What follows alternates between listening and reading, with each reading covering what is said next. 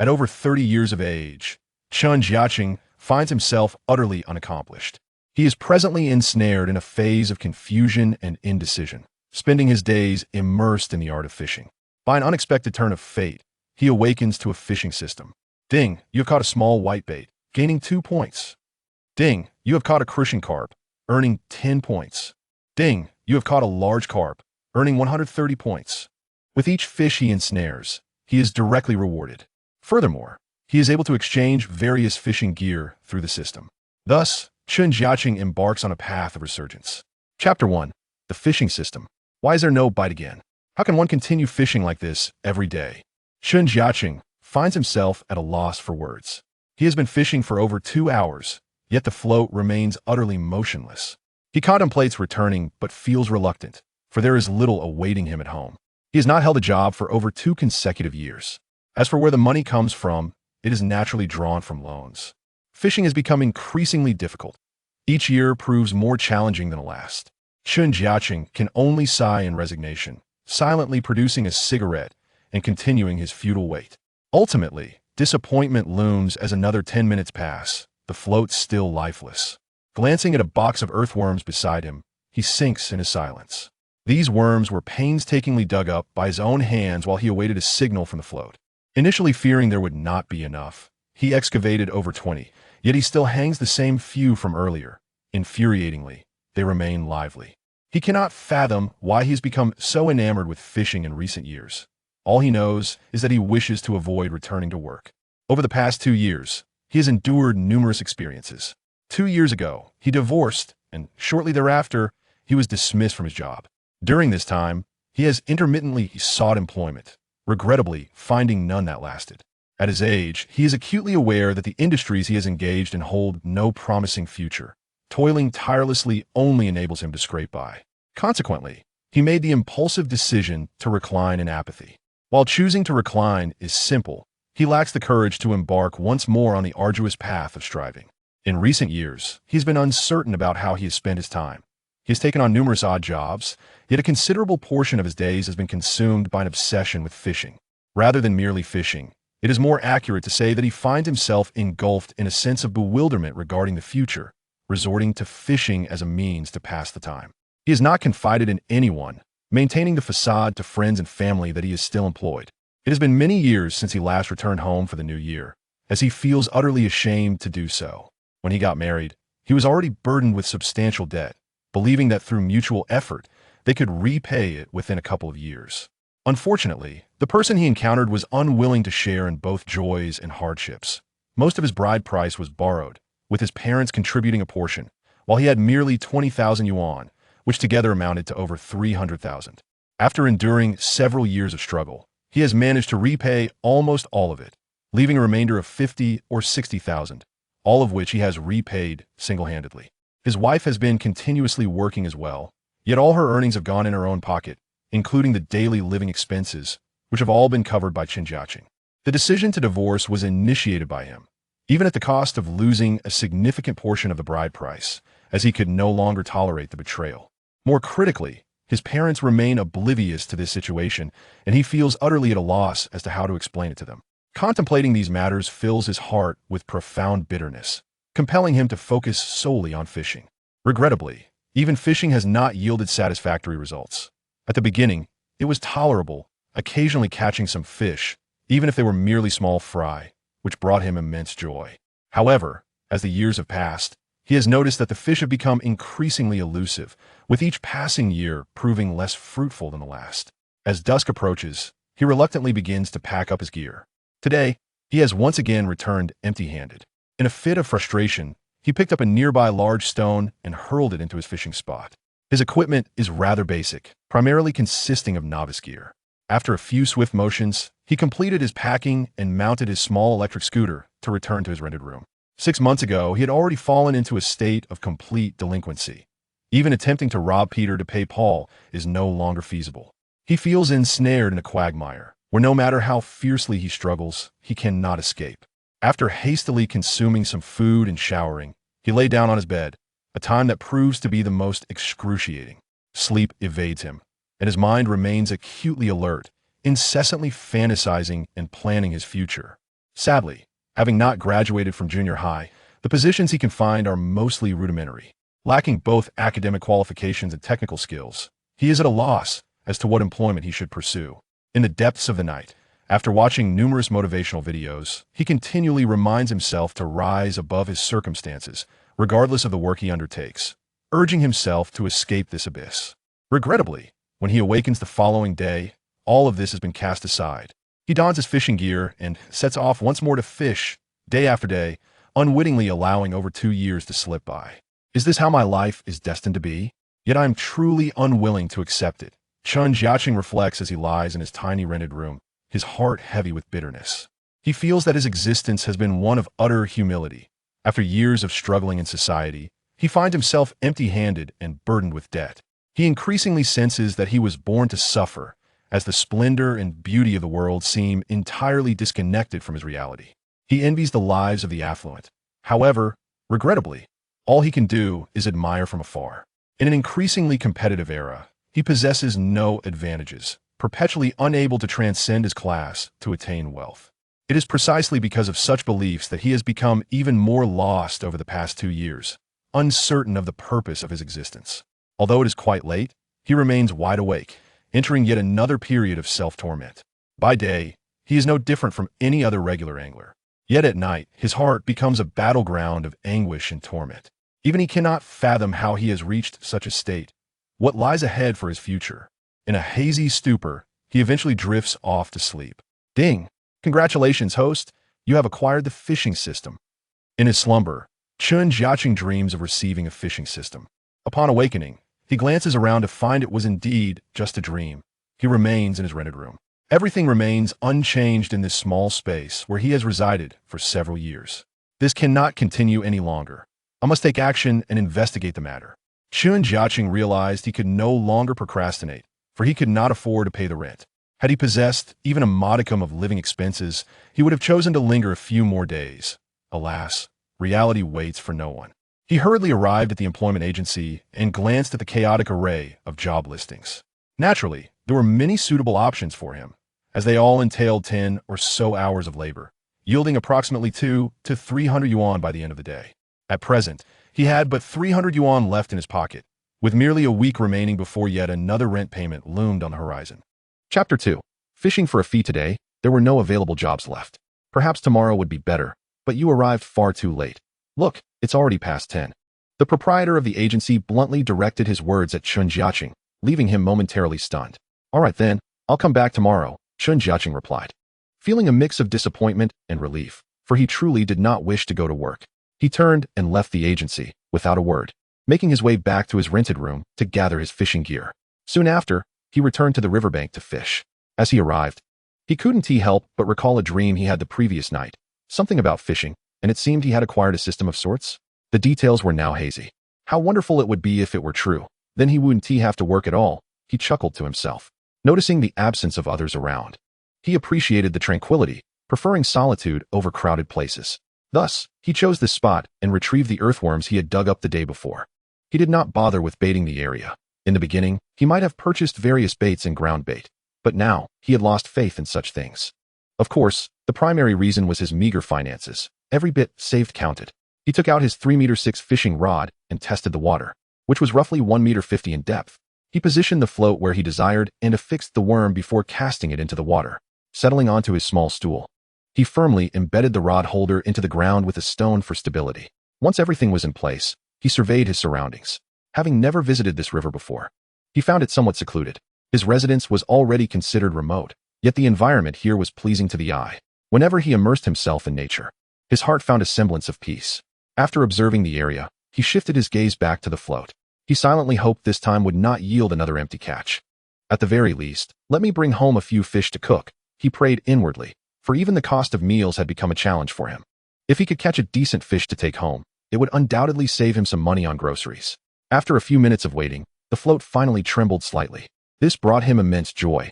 He fixed his eyes on it, but soon it ceased moving.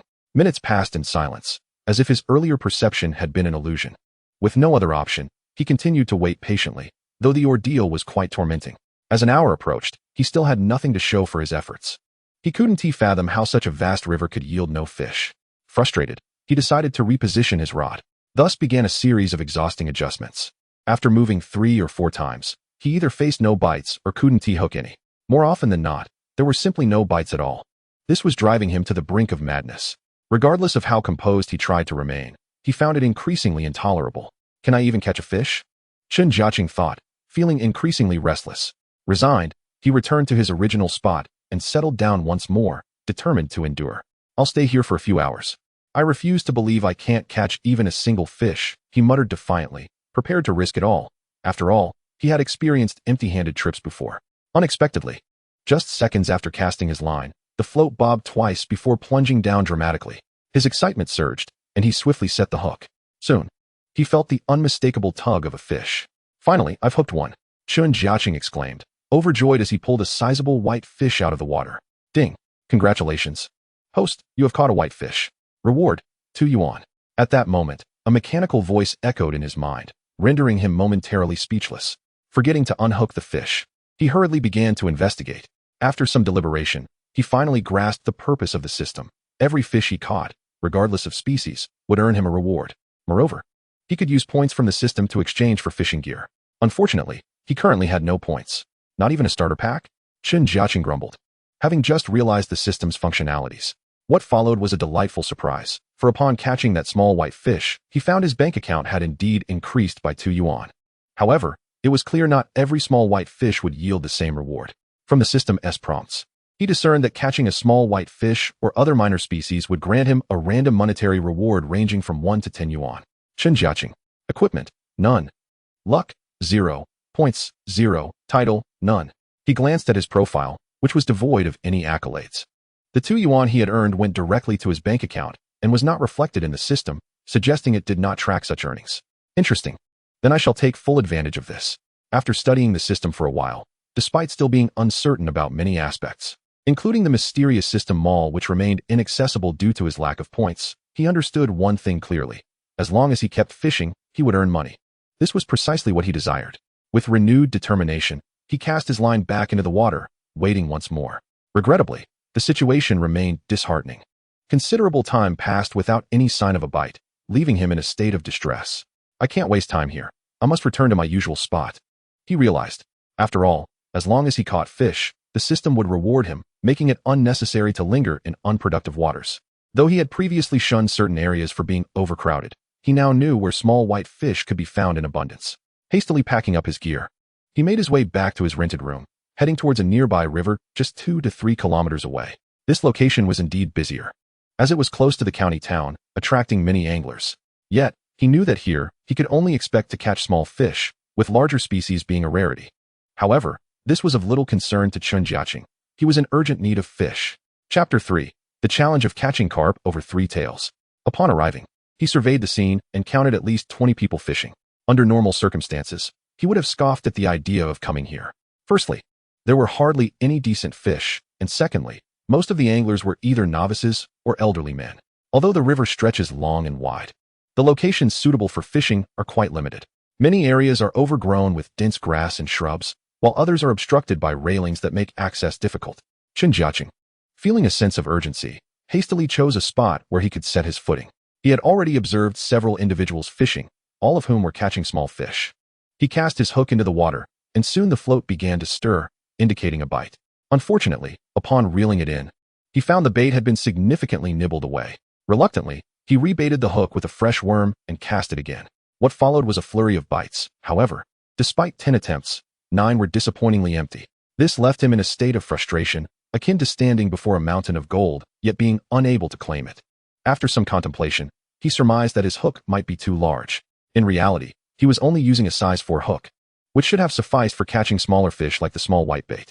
Yet, it was evident that many of the fish were mere minnows, such as the wheat ear and the ground tiger, which, though occasionally catchable, often eluded the hook. Setting down his rod, he approached the angler behind him to observe. To his surprise, he noticed the other fisherman was using remarkably tiny hooks. He had never employed hooks of such diminutive size before. He realized that such hooks were likely only available online. Who would sell such small ones in a physical store? In a moment of desperation, he offered the angler a cigarette, initiated a brief conversation, and, with some embarrassment, inquired about acquiring a few hooks. Fortunately, being fellow fishing enthusiasts. The man generously gifted him several along with a lump of bait. He advised that the small hooks would allow for better bites, as using worms might obstruct the hook. After expressing his gratitude, Chen Jiacheng returned to his chosen spot. Ding! He caught a small minnow, earning a reward of 8 yuan. It was undeniable that the smaller hooks were effective. He immediately began to catch fish with a significantly improved success rate. Ding! Another small minnow earned him 3 yuan. Chen Jiacheng was ecstatic. Each little fish could net him between 1 to 10 yuan. What angler wouldn't feel a rush of exhilaration? Those around him might have been even more frenzied. Is that fellow mad? It's just a few small minnows. Does he really need to be that jubilant? It was clear he had been fishing for too long, finding joy in the simplest of catches. Among the spectators, who were drawn by a nearby running track, many paused to watch the fishing enthusiasts. They observed Chen Jiacheng, grinning like a fool, laughing heartily after each minnow he caught, convinced he had lost his mind. Yet, the joy he felt was something only he could truly understand. With his newfound technique, he was catching small minnows at an impressive pace. Every cast brought a bite, translating directly into earnings.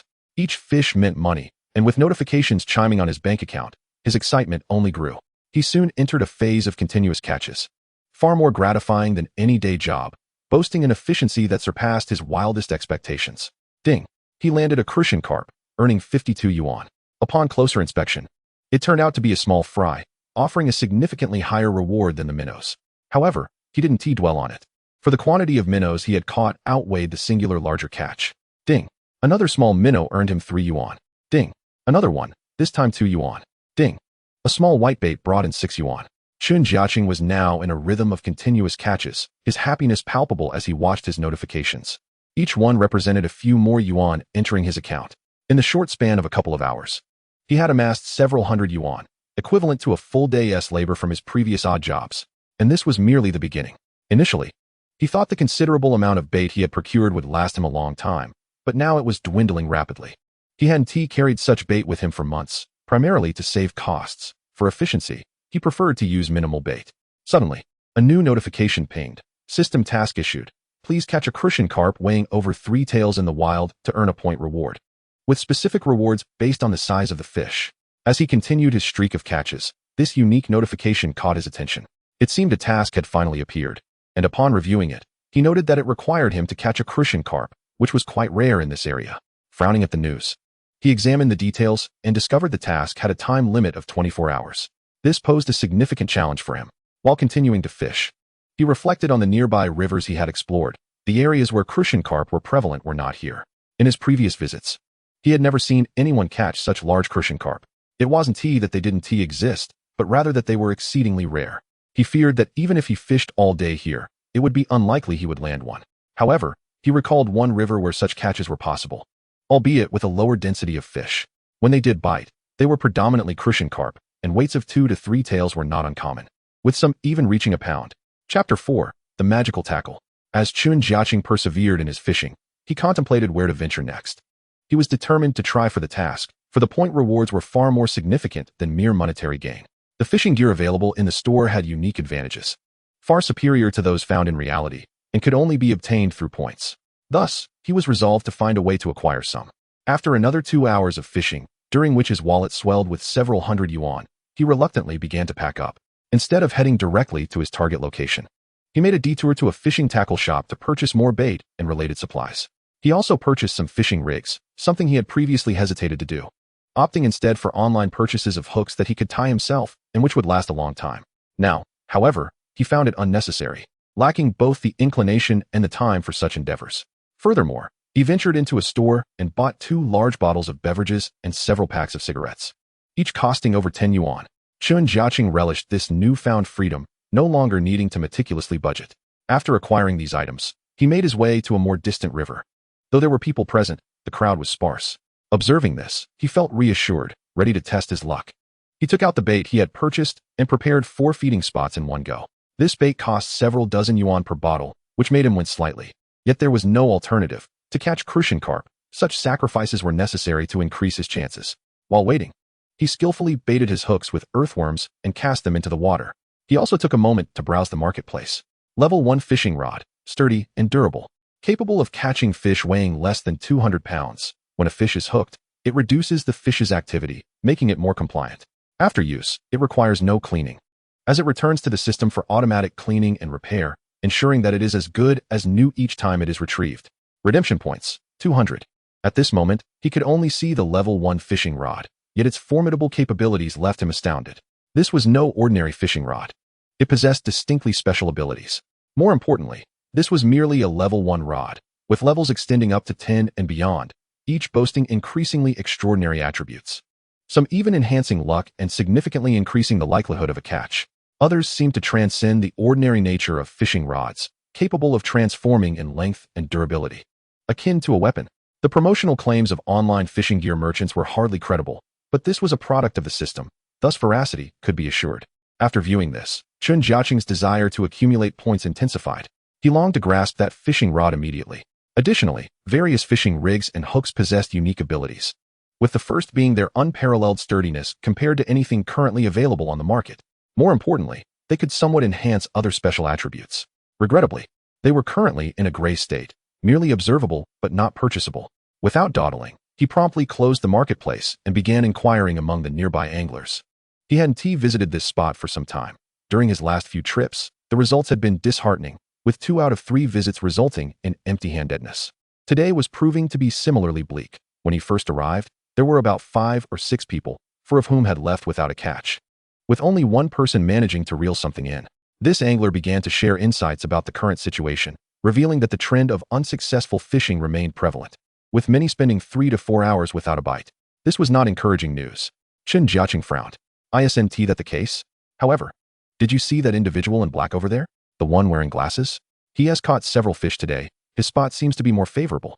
The fellow angler elaborated, indicating that there was indeed someone doing well.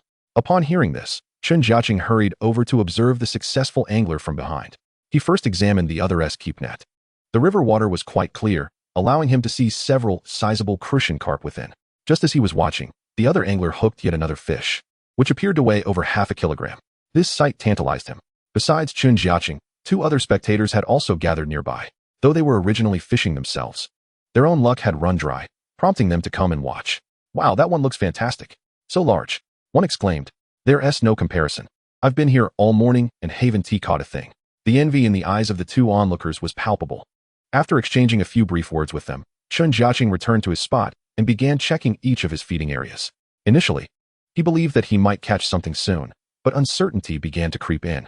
Nevertheless, with no other options available, he resolved to give it a shot, comforted by the fact that he still had over 20 hours left. In truth, he was still preoccupied with thoughts of those small fish, as they represented tangible money compared to points. Perhaps due to financial anxieties, he found himself thinking that if he exerted some effort, it wouldn't matter if he failed. He could always seek points later. Maintaining this mindset unexpectedly led to a fortunate outcome. Ding! He caught a carp and received a reward of 300 yuan along with a fishing rig. Chen Jiacheng had initially expected a crucian carp, but instead, he had reeled in a carp weighing over a kilogram. While 300 yuan was a nice bonus, the more significant reward was the fishing rig. He quickly checked the system marketplace to review the rig he had received. Level 1 fishing rig. Automatically becomes invisible upon entering the water, can tie hooks on its own. Possesses strong pulling power, prevents tangles and snags. If snagged, it will automatically disengage after 3 consecutive tugs, and each time it returns to the system marketplace. It can be repaired. Maximum length, 5 meters. Upon seeing this, a broad smile spread across his face. For an angler, this was nothing short of a miracle. He eagerly retrieved it from the system marketplace, holding it in his hands. It appeared distinctly different, showing a vibrant red hue. Chen Jiacheng submerged one end into the water. Then, a miraculous scene unfolded. He could see no line beneath the surface. Next, he took out 2 hooks, wrapping them with the line, and to his astonishment, the rig automatically coiled itself around them. Within mere seconds, the 2 hooks were securely tied. Even more astonishing, he had directly attached both hooks. He then produced another hook, repeating the earlier method, and soon had a 3rd hook tied as well. Notably, all these lines were interconnected, resulting in 3 lines extending from the end of the main line, all appearing identical in size. He then conducted a special test to ascertain just how strong this seemingly delicate line was. It appeared exceedingly thin, perhaps only a fraction of a millimeter. Chapter 5. Everything you need. Just ensure your points are sufficient. Chen Jiacheng proceeded to rigorously test his fishing rig. He deliberately pulled the hooks apart with considerable force, yet the line remained intact. It was worth mentioning that he had attached several large hooks for this test. He was thoroughly impressed. Now he had no fear of line breaks. Chen Jiacheng was immensely satisfied. After concluding his tests, he retrieved his fishing rod. Just as before, he needed only to wrap the other end of the line around the rod once, and it automatically secured itself. This would eliminate the risk of detachment. The only concern weighing on his mind was the fishing rod in his possession, a rather inexpensive item purchased for merely a few dozen yuan. Should he encounter an excessively large fish, the line would certainly hold, yet he feared his rod might snap. However, it was evident that such worries were unnecessary at this moment, as he was merely using small hooks to catch a few crucian carp. Once he accumulated enough points, he could easily exchange them for a superior fishing rod, capable of taming even the mightiest of creatures. With these thoughts swirling in his mind, he could no longer suppress his eagerness to fish and patiently began his attempts. Regrettably, the fish were not cooperating. After over an hour, he had only caught 2 small miscellaneous fish, adding a meager sum to his earnings. The shadow of a crucian carp remained elusive, observing others around him. He noted that apart from a bespectacled gentleman, nearly everyone else had also failed to catch anything. During this time, 2 individuals left, and 2 more arrived. He found it increasingly difficult to remain seated, as his stomach began to protest. Fortunately, he was within the county limits, allowing for food delivery services. Typically, he would seldom indulge in takeout, often choosing to save every yuan, as 30 or 20 yuan could stretch into several days' worth of meals. Now, he relished the opportunity to indulge, ordering a meal costing between 50 to 60 yuan. Soon, he would feast heartily. At this moment, Chen Jiacheng's spirits were quite buoyant. Although he had yet to catch a crucian carp, the joy from recently acquiring the system had yet to fade. With this new tool, he felt confident that with a bit of effort, becoming wealthy was well within his grasp. More importantly, this was merely the beginning. Once he possessed formidable fishing equipment, the troubles of unproductive fishing would be alleviated. What truly astonished him was the existence of high-level rods within the system that even boasted detection capabilities, enabling one to ascertain the number of fish lurking beneath the surface, within a range of several meters, or even dozens to hundreds. Alas, the points required for such equipment were exorbitantly high, leaving him in awe and yearning for what was beyond his reach. Nevertheless, he was content and, while awaiting his delivery, pondered how he could enhance his fishing success. He even retrieved another rod, measuring 5 meters and 4 centimeters, for he possessed only these 2 rods. One was rigged with bait, while the other bore a worm, and he settled down to wait patiently. Just as his phone rang, he initially thought it was his delivery arriving, only to discover it was a call from his mother. Their conversation was brief. Her message was clear. He should return home for the new year.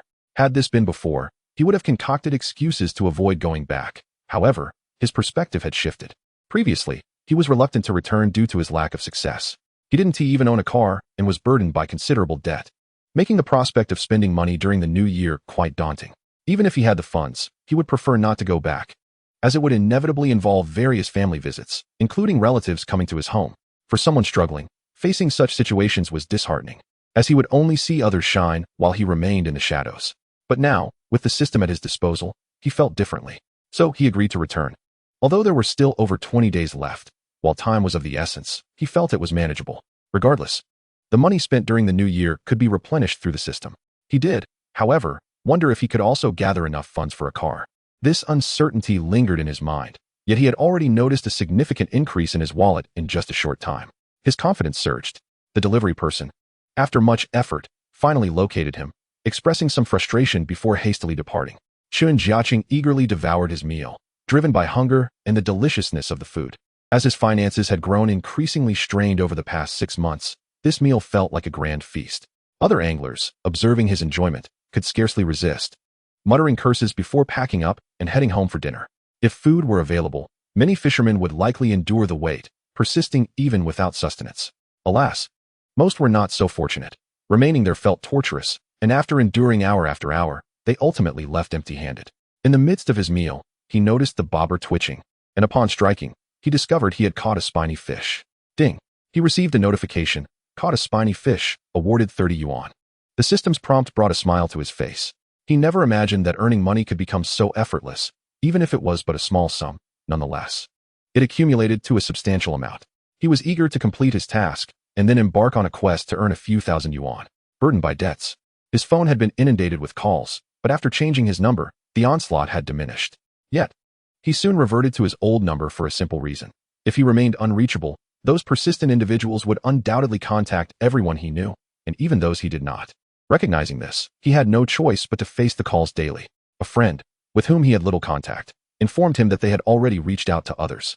Several individuals had received similar calls, and he had excused himself by claiming they were scam calls. It dawned on him that evasion was not an option, otherwise his situation would become widely known. Of course, if it truly became unbearable, he would not mind, as he had previously adopted such a mindset. However, he now placed greater importance on this matter. His credit was already tarnished, but with the system, he was unconcerned. After all, as long as he had money. These issues were trivial. The root of all his troubles stemmed from financial scarcity. The smile that had long eluded him re-emerged, genuine and heartfelt. Chapter 6. Has the fish become sentient? Hours passed with nary a crucian carp in sight, nor even a few small fish.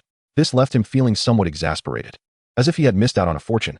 During this time, he had received numerous calls. In the past, he would have candidly shared his circumstances, admitting his resignation. However, now he found himself making promises to these callers. Previously, he would not have dared to do so, as he could not repay them, which would lead to endless disputes. Yet this time, he felt confident. After reassuring them, his desire to quickly earn a substantial sum intensified. The crowd around him gradually dispersed, and as evening approached, only the bespectacled gentleman remained, diligently fishing. Several anglers had hoped to try their luck after he departed, but regrettably, he showed no inclination to leave. Now, only Chen Jiacheng and the bespectacled man occupied the riverbank, and he harbored the same thought. He hoped to fish in the gentleman's favored spot once he finally moved on.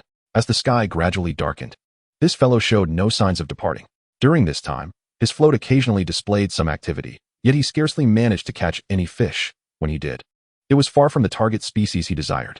At this moment, he lost interest in watching his float, picking up his fishing rod instead to try his luck at spots previously occupied by other anglers. As anticipated, the outcome was even worse than his own fishing hole. Devoid of any action. What a dreadful place. Why is fishing here so challenging? Chen Jiacheng couldn't help but voice his frustration. Unbeknownst to him, he had wandered next to the bespectacled man. Upon glancing over, he noticed that this fellow had likely caught over 20 sizable crucian carp, each weighing around 2 to 3 taels, with some exceeding a pound. The sight was utterly tantalizing, making him wish he could simply chase the bespectacled man away and claim this spot for himself. "Are you still here, brother?" the bespectacled man inquired upon noticing him nearby. "Oh, just a bit longer, and then I'll leave." "What about you?" Chen Jiacheng feigned nonchalance. "Oh, I'll be leaving soon too, just a little longer," the bespectacled man replied, continuing to focus on his fishing.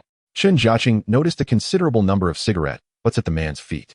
He offered him one while engaging in conversation, which lasted for a good 10 minutes before he returned to his own spot. At this point, Chen Jiacheng naively believed the bespectacled man's words, that he would indeed leave after a while. However, as darkness approached, that fellow showed no intention of departing. Realizing he had been duped, he understood that his objective was to endure a full 24 hours, which meant he had to persist. Besides, he felt he had even less chance of success elsewhere. Yet, before that, he needed to purchase some essential gear, as he planned to engage in night fishing. However, he needed to acquire some night fishing equipment first. Previously, he had been reluctant to spend money on such items, often relying solely on his mobile phone. After hastily organizing his belongings, he left his 2 fishing rods by the bank and reeled in his fishing line. He then bid farewell to the bespectacled man and proceeded to a nearby tackle shop to procure his gear. As soon as he departed, the bespectacled man suddenly experienced a black float.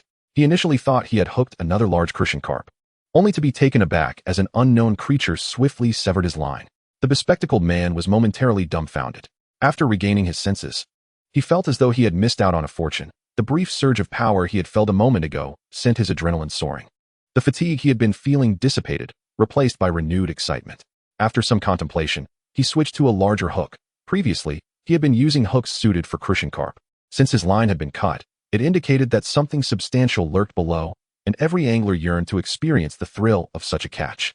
Having already caught numerous crucian carp, he felt it was worth holding out for another encounter with the elusive creature that had severed his line. He quickly reassembled his tackle and resumed his patient vigil. After several minutes, however, his float remained still, causing him to become restless.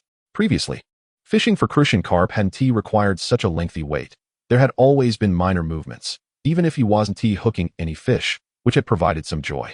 After waiting yet again with no sign of action, he reluctantly switched back to a smaller hook and line. As expected, it wasn't long before he felt a tug. Soon, he reeled in a crucian carp. Goodness, have the fish in this river turned magical? The bespectacled man couldn't help but vent his frustration. Yet, before he could continue his rant, his float sank again, and before he even had a chance to react, a heavy force yanked at his line. The sudden pull sent his adrenaline spiking once more. He had intended to play it cool, but the creature showed no mercy. Before he could lift his rod, his line was severed yet again. The bespectacled man was left utterly stunned. I refuse to believe in bad luck, he declared fiercely. Promptly switching to a larger hook and thicker line, he resolved to hold his ground, even if he didn't get a bite. He intended to wait several hours to uncover the mystery of what lay beneath. By the time he was ready again, Chen Jiacheng had returned. From a distance, he noticed that the bespectacled man had indeed not left, and he had equipped himself with a headlamp.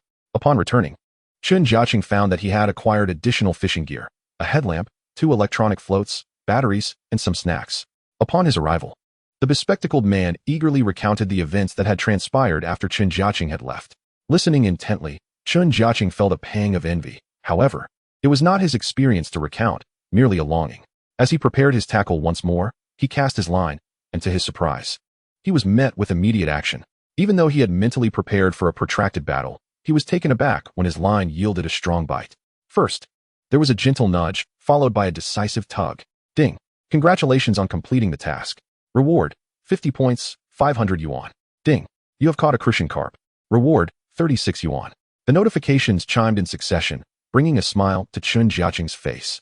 He had initially thought he would have to fish until the early hours to accomplish his task, yet now he had managed to complete it ahead of schedule. Moreover, he had earned over 500 yuan. Was this not a clear departure from his previous mundane existence? What could he purchase with the 50 points? He began to explore the options in the shop. Expensive items were certainly beyond his reach, yet there were plenty of affordable choices. For instance, various targeted baits were available. Crucian carp bait, specifically designed for crucian carp, will entice them if they are in the vicinity. Price, 20 points. Carp bait will attract all passing carp nearby. Price, 25 points. Grass carp bait, irresistibly enticing to grass carp. Price, 50 points. These commonly sought baits were all on offer. Additionally, there were other baits tailored for different species, though he paid little attention to those, as those fish were not frequently found in this area. Without a doubt, the baits obtained from the system were exceptionally effective, provided there were fish in the river nearby where he was fishing. Yet, this was hardly a challenge for him. After all, in such a vast river, how could there be a complete absence of fish? As long as he redeemed the bait and experimented with several spots, he was confident that his haul would be promising, especially given the bait's alluring properties.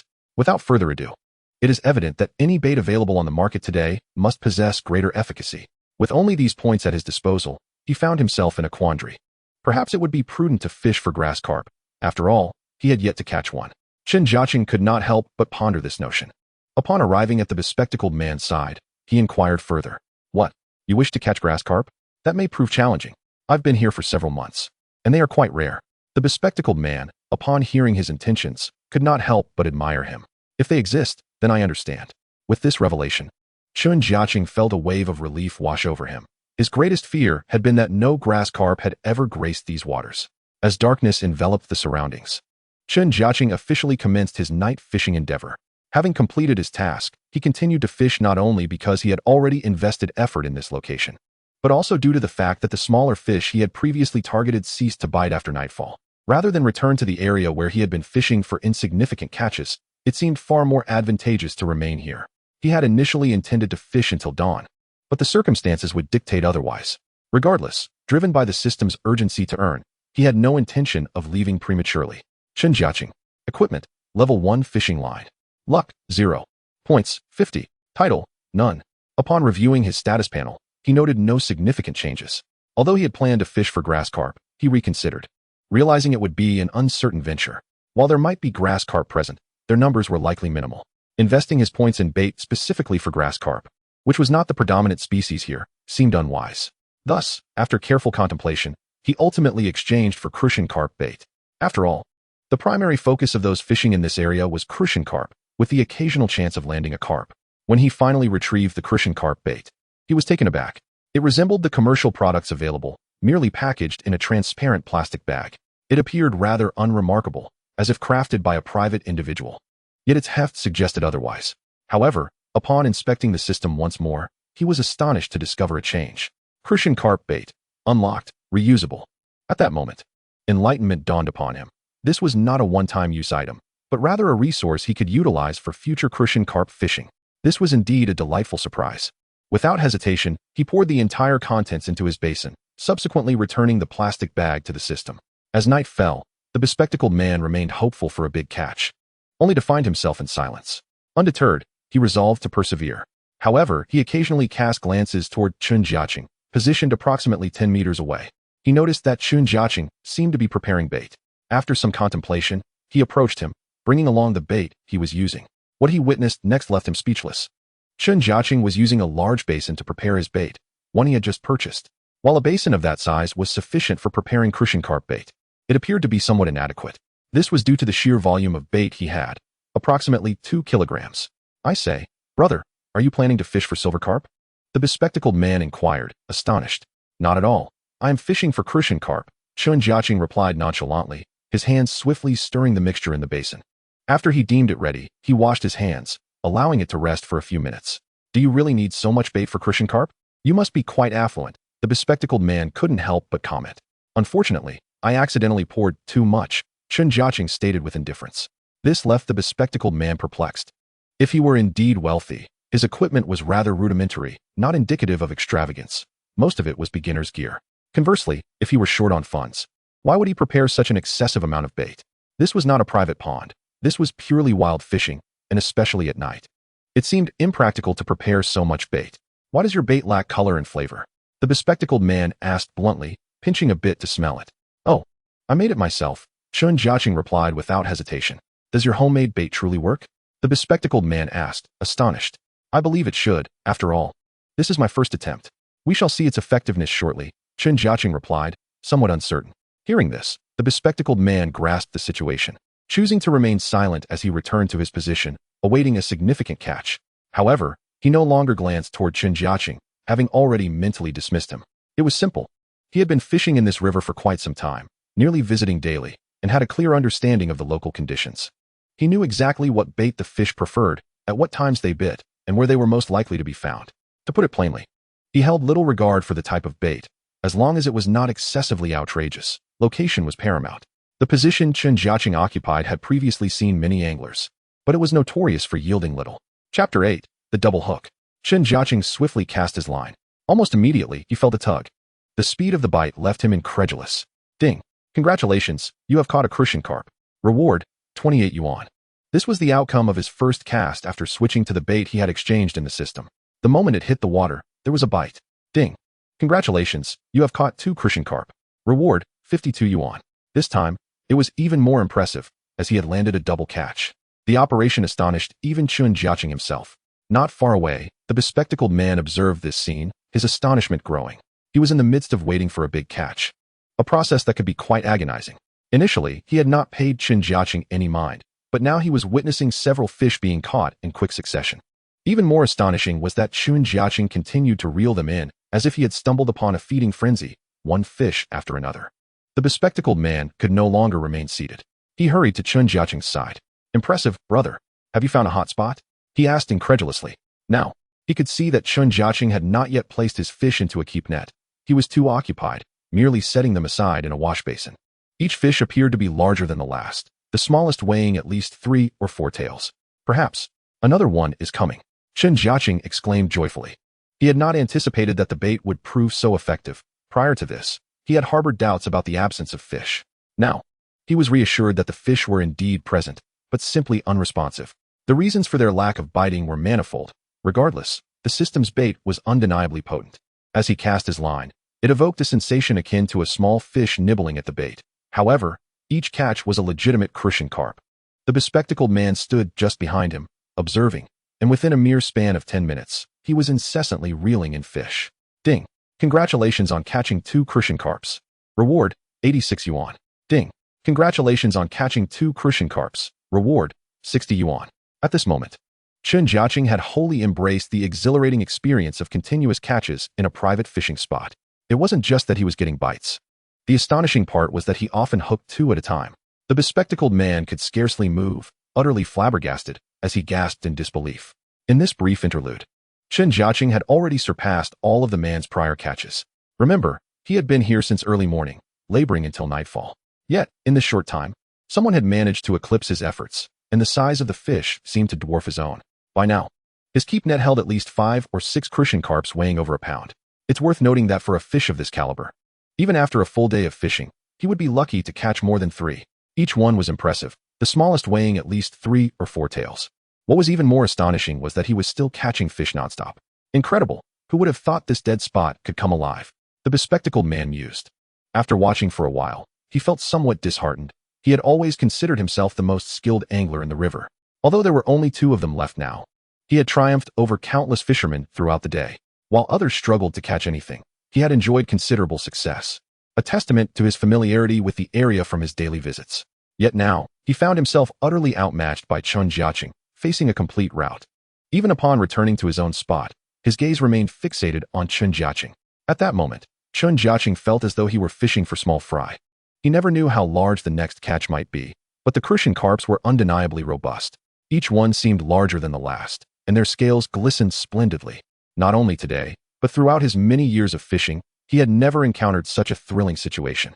Previously, a crucian carp over a pound had seemed like a mythical creature to him, something he had never experienced. He would have been elated with just a half-pound fish. This particular one was a bit smaller, weighing only 3 or 4 tails. Chen Jiacheng carelessly unhooked it and roughly tossed it into the keep net. Unlike his initial cautiousness, he had grown more relaxed as his catches increased. More importantly, there was simply no time to waste. Each cast resulted in a bite. The crucian carps beneath the surface seemed ravenous, and he could even see bubbles rising in his fishing spot, indicating that the fish had truly gathered, akin to water boiling, just waiting for him to feed them.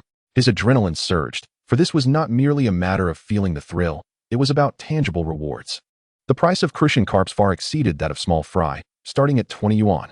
Within this brief period, he had already earned several hundred yuan. Thus, fatigue was far from his mind. If he wanted to rake in substantial profits, this was the moment to capitalize on it. He was determined to fish until dawn. For any angler, this was hardly a challenge. After all, as long as the fish kept biting, their endurance remained remarkably resilient. Not to mention, with the potential for even more rewards, he was undoubtedly filled with fervor. Before he realized it, dawn broke. His keep net was brimming, and he had even borrowed the bespectacled man's net. After a frenzied few hours of fishing in his initial spot, the fish activity began to wane. Not only did the bites diminish, but the fish also shrank in size. Fortunately, upon promptly changing locations, the previous situation of immediate bites returned, and they were all sizable crucian carps. He continued to alternate between several of his spots. By now, he had lost count of how many crucian carps he had caught, but his earnings had exceeded several thousand, nearing 10,000. Surprisingly, the bespectacled man had also been tirelessly at it, persevering for several hours into the night. Until he could no longer bear it, he switched to a smaller hook and line, intending to catch a few crucian carps. However, much to his dismay, the results were akin to before. He encountered frequent line breaks and failed to hook any fish. Once he switched back to the larger line, there was still no action. The smaller hook only led to line cuts, which frustrated him immensely. Chapter 9. The Relentless Struggle. Daylight had broken for quite some time. Now, Chen Jiacheng felt mentally fatigued after such an intense stretch of fishing, a sensation he hadn't experienced in a long while. Yet, he felt considerably reassured, especially upon glancing at his wallet, which filled him with confidence. It is no exaggeration to say that this brief period of effort would likely cover his living expenses for several months to come. He had experienced the exhilarating taste of rapid wealth accumulation. What astonished him further was that the bespectacled man seemed even more resilient. It was known that this fellow had arrived earlier, at least several hours before him. During the night, Chen Jiacheng noticed that while the bespectacled man occasionally dozed, he never truly fell asleep. He remained vigilantly guarding against the big catch. Yet, ultimately, his hopes went unfulfilled, and it left Chen Jiacheng incredulous that this man still had no intention of leaving, occasionally glancing his way. As the final hours approached, Chen Jiacheng's own catches dwindled. It appeared the local crucian carps were limited in number. After all, 2 large keep nets filled to the brim spoke volumes. "Aren't you leaving yet?" Chen Jiacheng inquired, as he began packing up his gear, raising his voice. "Oh, I'll leave soon," the bespectacled man replied, yawning. This time, Chen Jiacheng was not fooled by his words, for the man was seated motionless, showing no signs of departing. Fortunately, he no longer coveted the other's position, and after hastily gathering his belongings, he mounted his electric scooter and departed. After riding a few dozen meters, he turned to take a look. As expected, the bespectacled man had swiftly moved to his favored spots, attempting to fish. Witnessing this scene, Chen Jiacheng couldn't help but chuckle softly. He understood all too well why the man was reluctant to leave. He wished to fish in Chen Jiacheng's spots and see if he could catch a few fish. In any case, he felt completely satisfied. At this moment, his little electric scooter was burdened with 2 fishing nets. overflowing to the point where he could barely manage to secure them onto the vehicle. Two ends were even dragging along the ground. But there was little he could do about it. Before departing, he had generously gifted the bespectacled man at least 10 to 20 pounds of fish. He also exchanged contact information with him, promising to return the nets the next time he went fishing. Now he was genuinely exhausted. Yet he still needed to deal with the fish, which had become quite a headache. It was worth noting that if he had caught so many fish in the past, he would have been overjoyed. Now, however, the excitement had dulled significantly, as the balance in his wallet was what truly surprised him. He swiftly arrived at the entrance of the market, which was bustling with activity, filled with early morning shoppers eager to buy their groceries. Chen Jiacheng gritted his teeth, planning to test the waters here. As he carried his substantial catch, many curious onlookers approached him, even a few inquiring about the price of his fish. Prior to this, he had already inquired about the price of crucian carp inside the market. Those were all farmed fish, so he decided to sell his catch at the same price, despite the fact that his were wild. However, in order to expedite the sale and avoid lengthy discussions, he was eager to sell quickly and return home for some rest. Fortunately, the quality of the wild fish was undeniable, and coupled with his competitive pricing, he sold a considerable amount in no time. The influx of cash rejuvenated his spirits. Otherwise, he might have drifted off to sleep. By the time he finished selling everything, he was surprised to find that it was already noon. In a hurry, Chen Jiacheng made a trip to the supermarket, purchasing some food and other items, many of which he had previously hesitated to buy. Upon returning to his rented room, he quickly took a shower, grabbed a bite to eat, and burrowed into bed. Oddly enough, despite feeling utterly fatigued, he found it difficult to fall asleep immediately. As his mind was racing with thoughts, the first point that struck him was that everything felt somewhat surreal. Unable to resist, he opened his wallet and examined its contents closely. Upon seeing over 10,000 in his account, he finally felt a genuine sense of relief. After contemplating for a while, he eventually drifted off to sleep. This relentless effort had indeed broken records. Meanwhile, the bespectacled man had completely given up hope. The previous night, Chen Jiacheng had been reeling in fish nonstop, which had made him exceedingly envious. Thus, he resolved to wait until Chen Jiacheng left before trying his luck at the same spot. After enduring another half hour, he could only sigh in resignation, packing up his gear and leaving. Despite his short stature and slender frame, the bespectacled man still exuded a vibrant energy. This was, of course, because he had not been as fortunate as Chen Jiacheng in catching fish the previous night. Although he had put in considerable effort, he had managed to find some moments to catch a few winks, affording him a modicum of rest. It must be admitted that his enthusiasm was remarkable. He was truly a dedicated angler, having arrived earlier than most.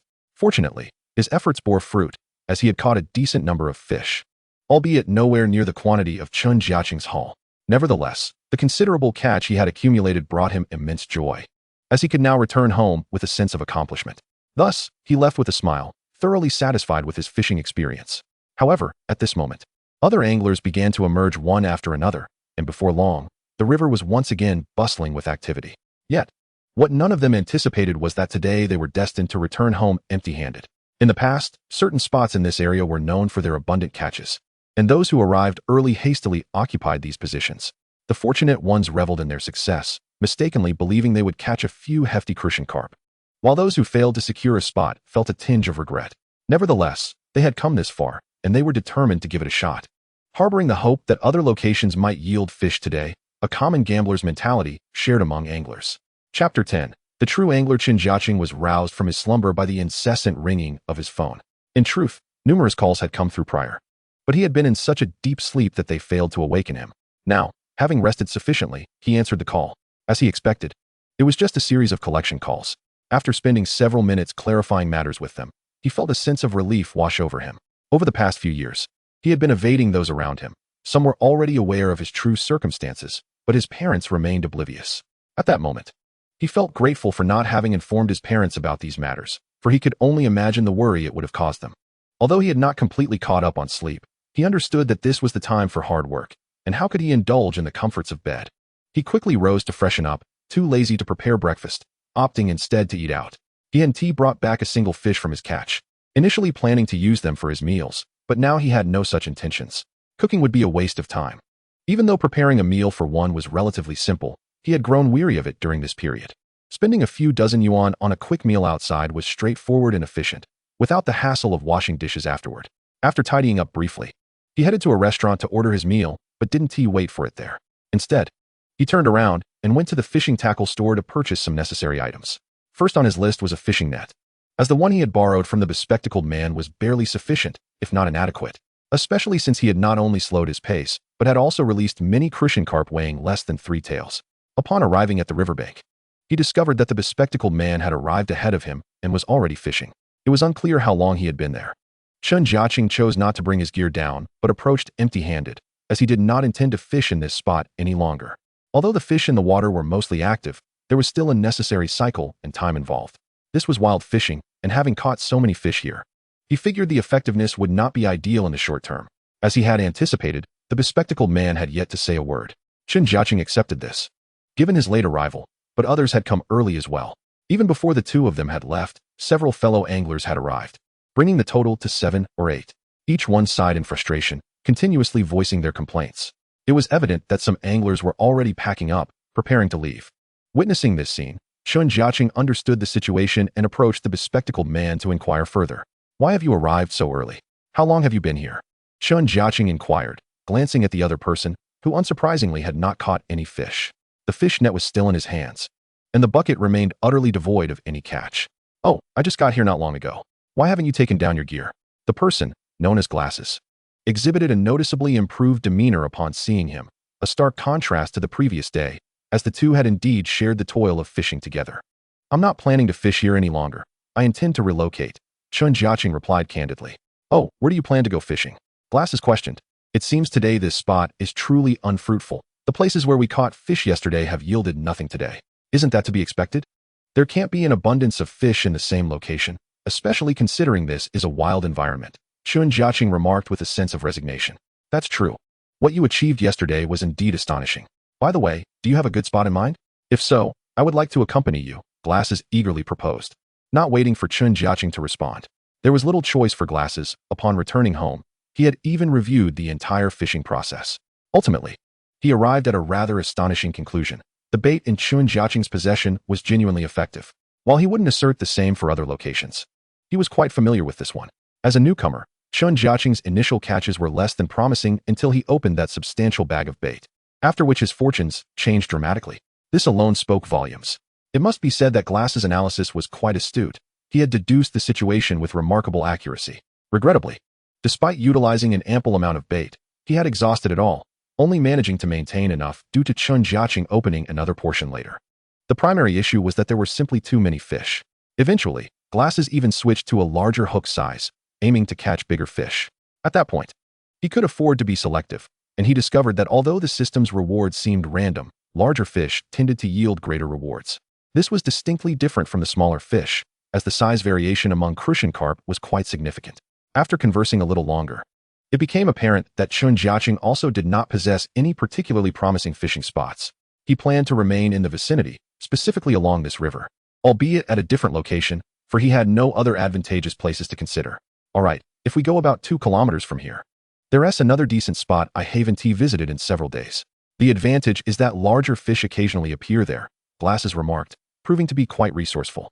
It was undeniable that he was a true fishing enthusiast. His commitment to the hobby far surpassed his dedication to work. In a month with 30 days, his attendance likely exceeded 28. He was intimately familiar with the surrounding fishing environments. Under Glass's guidance, Chen Jiacheng arrived at a new location that was noticeably quieter, being further from the county seat. He preferred such tranquil spots. The previous night had been an exception with only Glasses present. If he were to attract a crowd during the day as he had the day before, he would surely feel more constrained, wishing to avoid drawing too much attention to his fishing endeavors. After all, discretion is the mother of prosperity. He had no desire to be observed by a multitude of spectators, as that would render him uncomfortable. He was not a streamer reliant on popularity for sustenance. "This will do. These several spots should prove adequate. Let me point them out to you," Glasses said, demonstrating considerable initiative. Upon arriving, he even thoughtfully suggested several promising locations, revealing his comprehensive knowledge of the water's depth. In this instance, Glasses had learned from experience and directly approached Chen Jiacheng without any intention of preparing bait himself. "Do you have enough bait? Could you prepare a portion for me?" he asked without hesitation. Chen Jiacheng paused for a moment but quickly acquiesced. The reasoning was straightforward. Once he exchanged his points for this type of bait, he could use it indefinitely thereafter. Like before, he produced a large basin filled with a generous amount of bait. Upon witnessing the quantity of bait being prepared, Glasses couldn't help but smirk. He had not anticipated such a substantial amount dedicated to fishing for crucian carp. However, This time he was not overly astonished, as he was well aware that Chen Jiacheng had previously exhausted a considerable amount of bait. He understood that should the bites continue to be plentiful, even an abundance of bait would soon be depleted. Ding. System notification. Bait shared with others will only have 1/10 of its effectiveness. Just as Chen Jiacheng began distributing the bait to glasses, the system's alert sounded, momentarily catching him off guard. Nevertheless, he brushed it off, as it did not affect him directly. They commenced their fishing endeavor in earnest. This time, Chen Jiacheng chose not to prepare a bait bed. Rather, it was solely Glasses who did so. Glasses believed that the more bait beds he prepared, the more fish he would catch, as Chen Jiacheng had previously demonstrated. Initially, Glasses suggested that Chen Jiacheng prepare the bait bed, believing his would be particularly effective, given the success of the previous day, but Chen Jiacheng declined, indicating he did not require it. As the two cast their lines, Chen Jiacheng felt a surge of confidence. True to his expectations, just a few minutes after casting, on his third attempt, he hooked a target crucian carp, weighing around 3 taels. After this auspicious start, both he and Glasses brimmed with confidence. Glasses felt assured that his luck would soon improve, though he did not dare to hope for results as formidable as Chen Jiacheng's from the previous day. He would be content with even half that success. However, this was merely a fleeting hope. Following a series of catches by Chen Jiacheng, who landed 5 or 6 fish in quick succession, Glasses remained empty-handed. This left him restless, suspecting his choice of location, prompting him to swiftly relocate to another baited spot.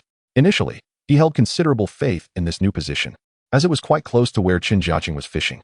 Yet, after another half-hour passed in disappointment, he found himself leaving once more. Meanwhile, Chen Jiacheng had hardly moved from his initial spot and had already caught 20 to 30 crucian carp in just over an hour.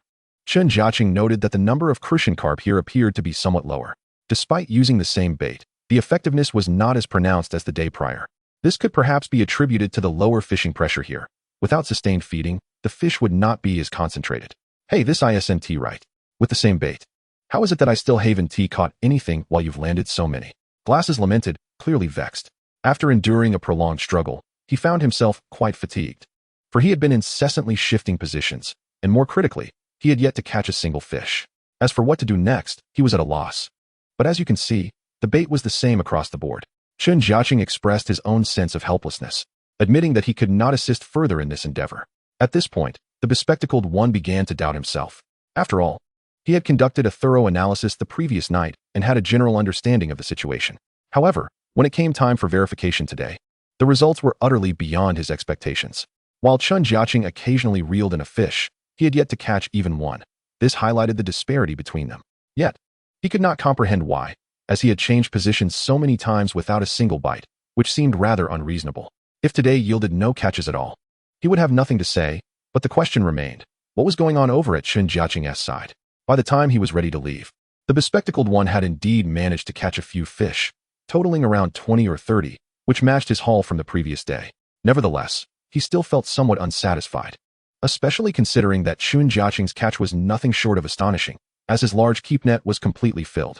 This stark contrast led him to realize that, without comparison, his own catch today seemed quite commendable. However, once compared, he felt as though he barely measured up to the Air Force. You truly excel, with the same bait. I have yet to reach even 1/10 of your success, he conceded reluctantly. Haha, I simply had the fortune on my side. I shall take my leave now.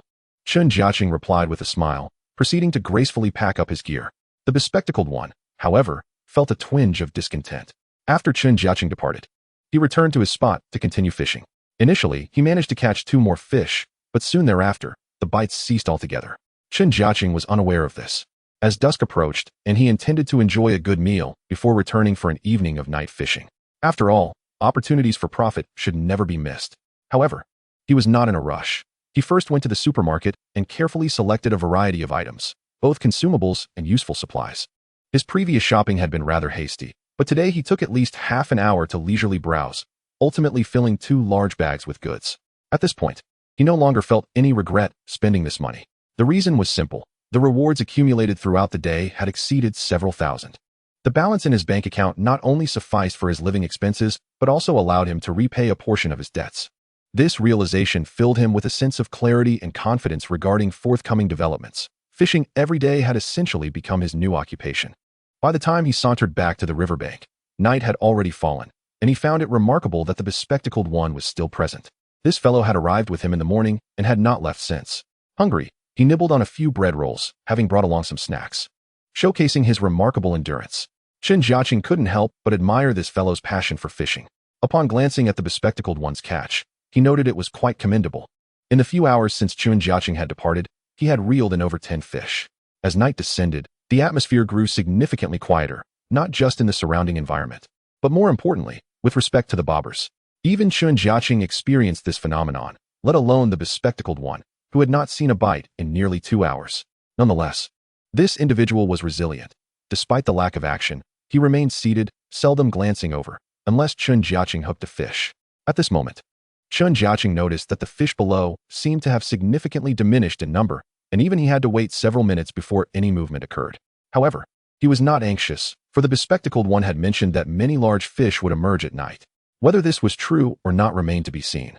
And tonight would serve as a perfect opportunity for validation. He had no intention of staying up all night, as he felt he wouldn't be able to endure it. When fatigue set in, he would simply return home. Their conversation was sparse, as both were inherently reticent individuals, only occasionally inquiring about the other's progress. Has it gone quiet now? Chen Jiacheng pondered, finding it somewhat unbelievable. He remained hopeful for the night, particularly in anticipation of catching larger fish. He had spent the entire day here, catching a few carp, albeit all of small size. He was well aware that landing larger fish would yield significant rewards. Even the crucian carp were rewarding, let alone other species. After a few more minutes had passed, he felt a slight movement in his bobber, though it was not very pronounced. Unsure whether it was a fish brushing against the line or nibbling at the bait, he chose to patiently observe and wait. At this moment, he bent down to light a cigarette, but his peripheral vision caught sight of his bobber turning red. Startled, he abandoned the cigarette and quickly raised his gaze, noticing that the bobber had all but disappeared. What an ambush! Chen Jiacheng reacted swiftly, seizing his fishing rod. Just as he lifted the rod, he felt a strong tug. The fish beneath surged forward with determination. In such moments, every angler's heart races. For the initial pull is crucial. If the fish bolts straight ahead, the line can easily snap, especially when one has yet to fully position their rod. More importantly, the fish underwater would not grant him any chances. Chen Jiacheng understood this well and quickly leaned to the side. Fortunately, his concerns were unwarranted. The line he was using was of superior quality, and his only worry lay with his fishing rod. Fortunately, this rod was a new purchase from a tackle shop. Had it been his previous rod, he would have felt uncertain. Ultimately, the rod bent dramatically under the strain. From a distance, the bespectacled one had shifted his gaze toward him. Initially seated quietly, upon witnessing Chen Jiacheng struggle with a sizable catch, he quickly rose and approached with a landing net. What is happening? Is it a big one? The bespectacled one queried eagerly, even more excited than Chen Jiacheng himself. Yes, it seems so, it's quite strong. Chen Jiacheng replied, finally stabilizing his grip. With the initial surge of the fish not leading to escape, he now stood firm. He remained composed, skillfully maneuvering the fish. When it exerted force, he would hold steady, and when it calmed, he would pull gently. After several waves of resistance, the fish's strength began to wane. At this juncture, Chen Jiacheng gradually exerted his force, reeling it closer to the bank and lifting it toward the water's surface. However, he was taken aback when the fish summoned some leftover vigor, struggling fiercely several more times before ultimately being pulled from the water. At that moment, he finally caught sight of the magnificent carp. At this moment, it obediently flipped onto its back, utterly devoid of strength. It was effortlessly scooped into the net. No longer struggling. This fish was no small fry. It likely weighed around 5 to 6 pounds. Only after his friend had netted the fish did he truly appreciate its substantial weight in his hands. What was once a vague silhouette beneath the water now became a source of envy when held aloft. Hold on, brother, let me snap a quick photo, he said as he produced his phone, capturing several images of the impressive carp. Afterward, he helped remove the hook and tossed it into the keep net. Haha, splendid. Finally caught a big one. I was worried you wouldn't catch anything and would claim there were none here, he exclaimed, seemingly even more delighted than his friend. How could that be? I'm not that kind of person, Chen Jiacheng replied, brimming with joy. This fish was a genuine reward, worth over 600 yuan. By the way, you can take this fish home with you. Consider it a treat, Chen Jiacheng generously offered. Having witnessed his friend's triumphant photo session, which seemed to boast that the catch was his, he thought it pointless to take it home himself, knowing selling it wouldn't make much difference. Oh, I couldn't possibly accept, but please do save it for me when you leave, his friend replied, initially feigning modesty before eagerly agreeing. After all, bringing home such a catch would certainly enhance his reputation, sparing him from the jibes of his friends and wife, who often teased him about returning empty-handed from his fishing trips. A 5 or 6 pound carp was indeed a commendable catch. Once he returned home, He could boast for a day or two. Naturally, he would embellish the size when recounting his tale to others. With the arrival of this carp, both men felt invigorated and confident. They resumed their patient wait, with Chen Jiacheng being the first to hook another fish. As night fell, the situation shifted dramatically. The crucian carp were nearly absent, but the carp came in a steady succession. Although Chen Jiacheng wasn't particularly fond of eating carp, the thrill of the catch was undeniable. The subsequent fish were not very large, each weighing between 1 and 3 pounds. His friend also managed to land one, weighing just over 2 pounds. There must be even larger ones here. What was the biggest you've caught here before? Chen Jiacheng inquired. Oh, there were some real giants, with many snapping lines and even breaking rods. But the biggest I've caught here was around 10 pounds, his friend replied, truthful in his claim. Having indeed caught such sizable fish before. In this instance, he refrained from embellishing, knowing that in front of Chen Jiacheng, he wouldn't dare inflate the truth. Chapter 13, The Water Piglet. Who understands family? Today, I hooked a carp weighing 17 or 18 pounds, simply a piglet. This was the caption of a post his friend shared on social media. Perhaps his selfie skills left much to be desired. But his fish photography was nothing short of impressive. What appeared to be a 7 or 8 pound carp was artfully transformed into a true behemoth in the images, looking convincingly like a fish weighing over 10 pounds.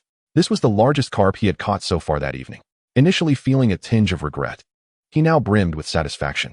The reason was simple. Although Chen Jiacheng had caught more fish than he had, none matched the size of his catch, providing him with immense inner fulfillment. How strange, it suddenly went quiet.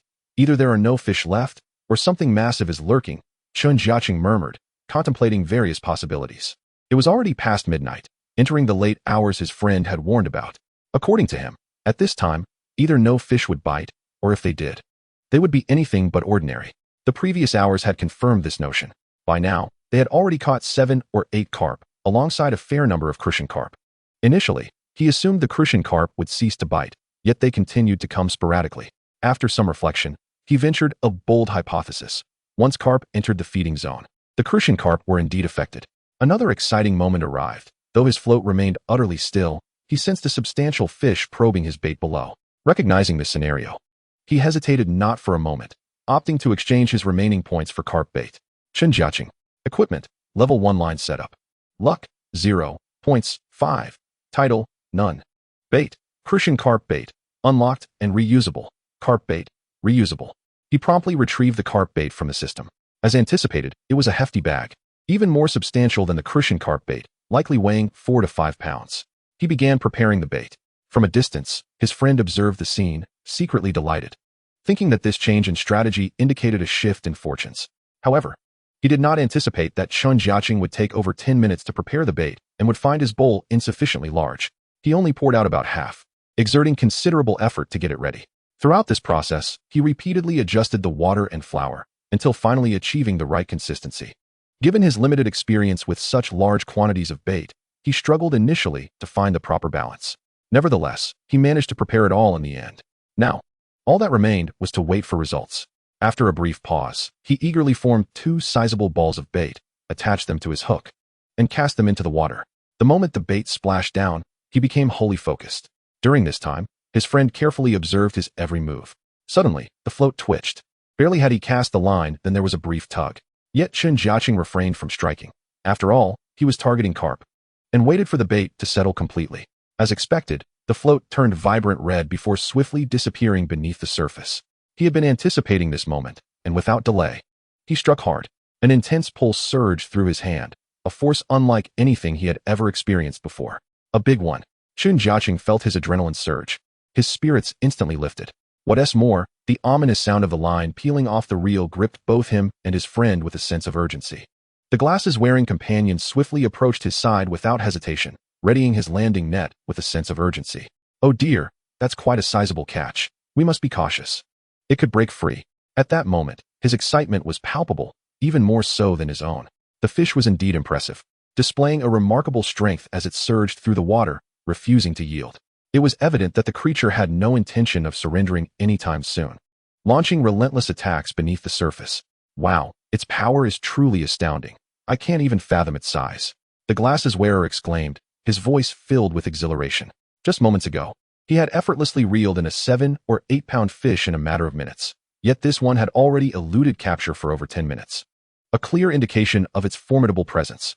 More importantly, Chen Jiacheng's technique for taming the fish was far more direct and aggressive, showcasing a swiftness that left the glasses wearer in awe. Several times, he feared the line might snap, yet it held firm.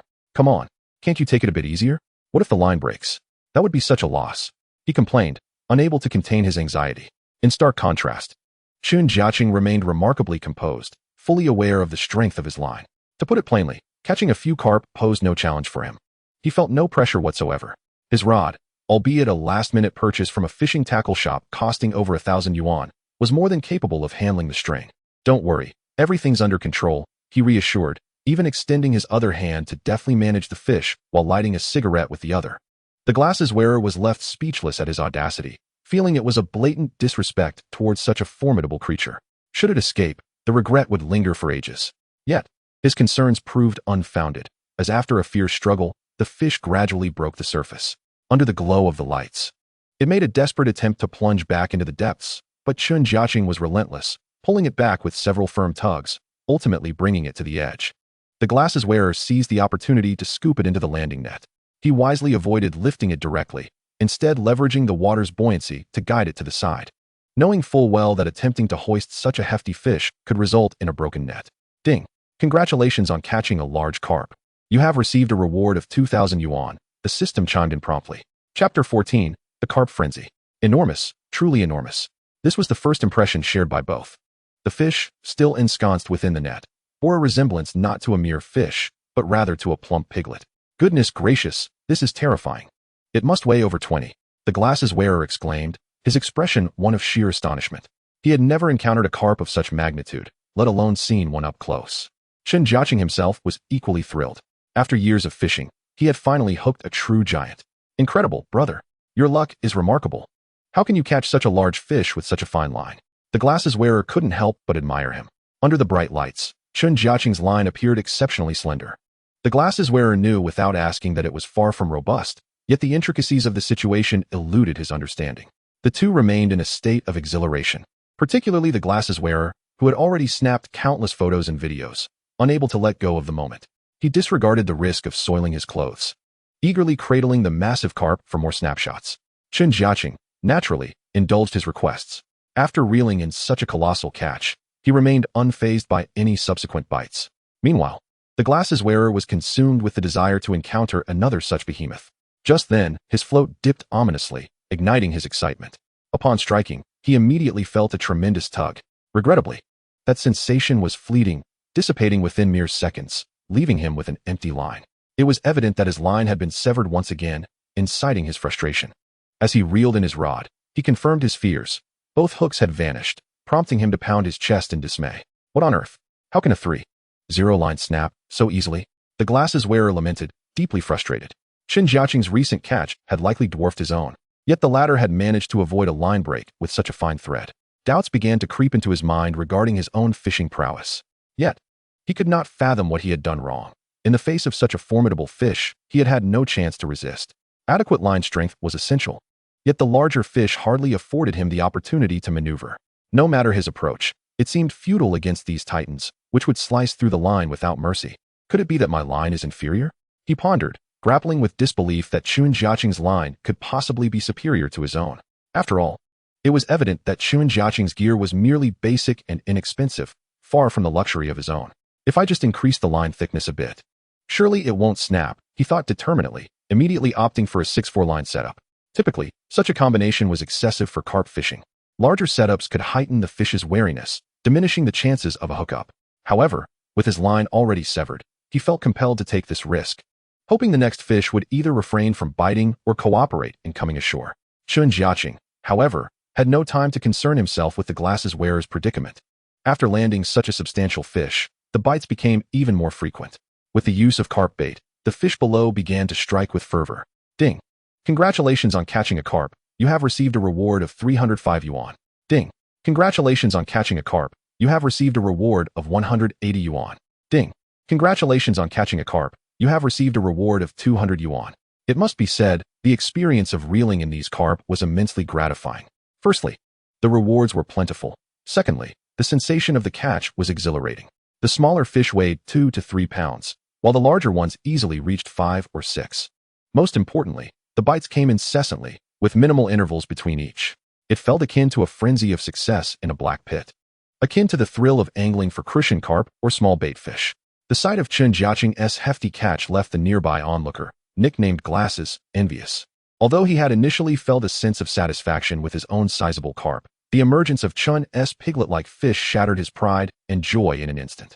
The adage comparison breeds contempt rang true, as his own catch paled in comparison, barely reaching half the size of Chen's impressive haul. This stark contrast ignited a fire of reluctance within him, as he vowed to reclaim his dignity by seeking a larger fish. Yet, he knew that such fortune was unlikely.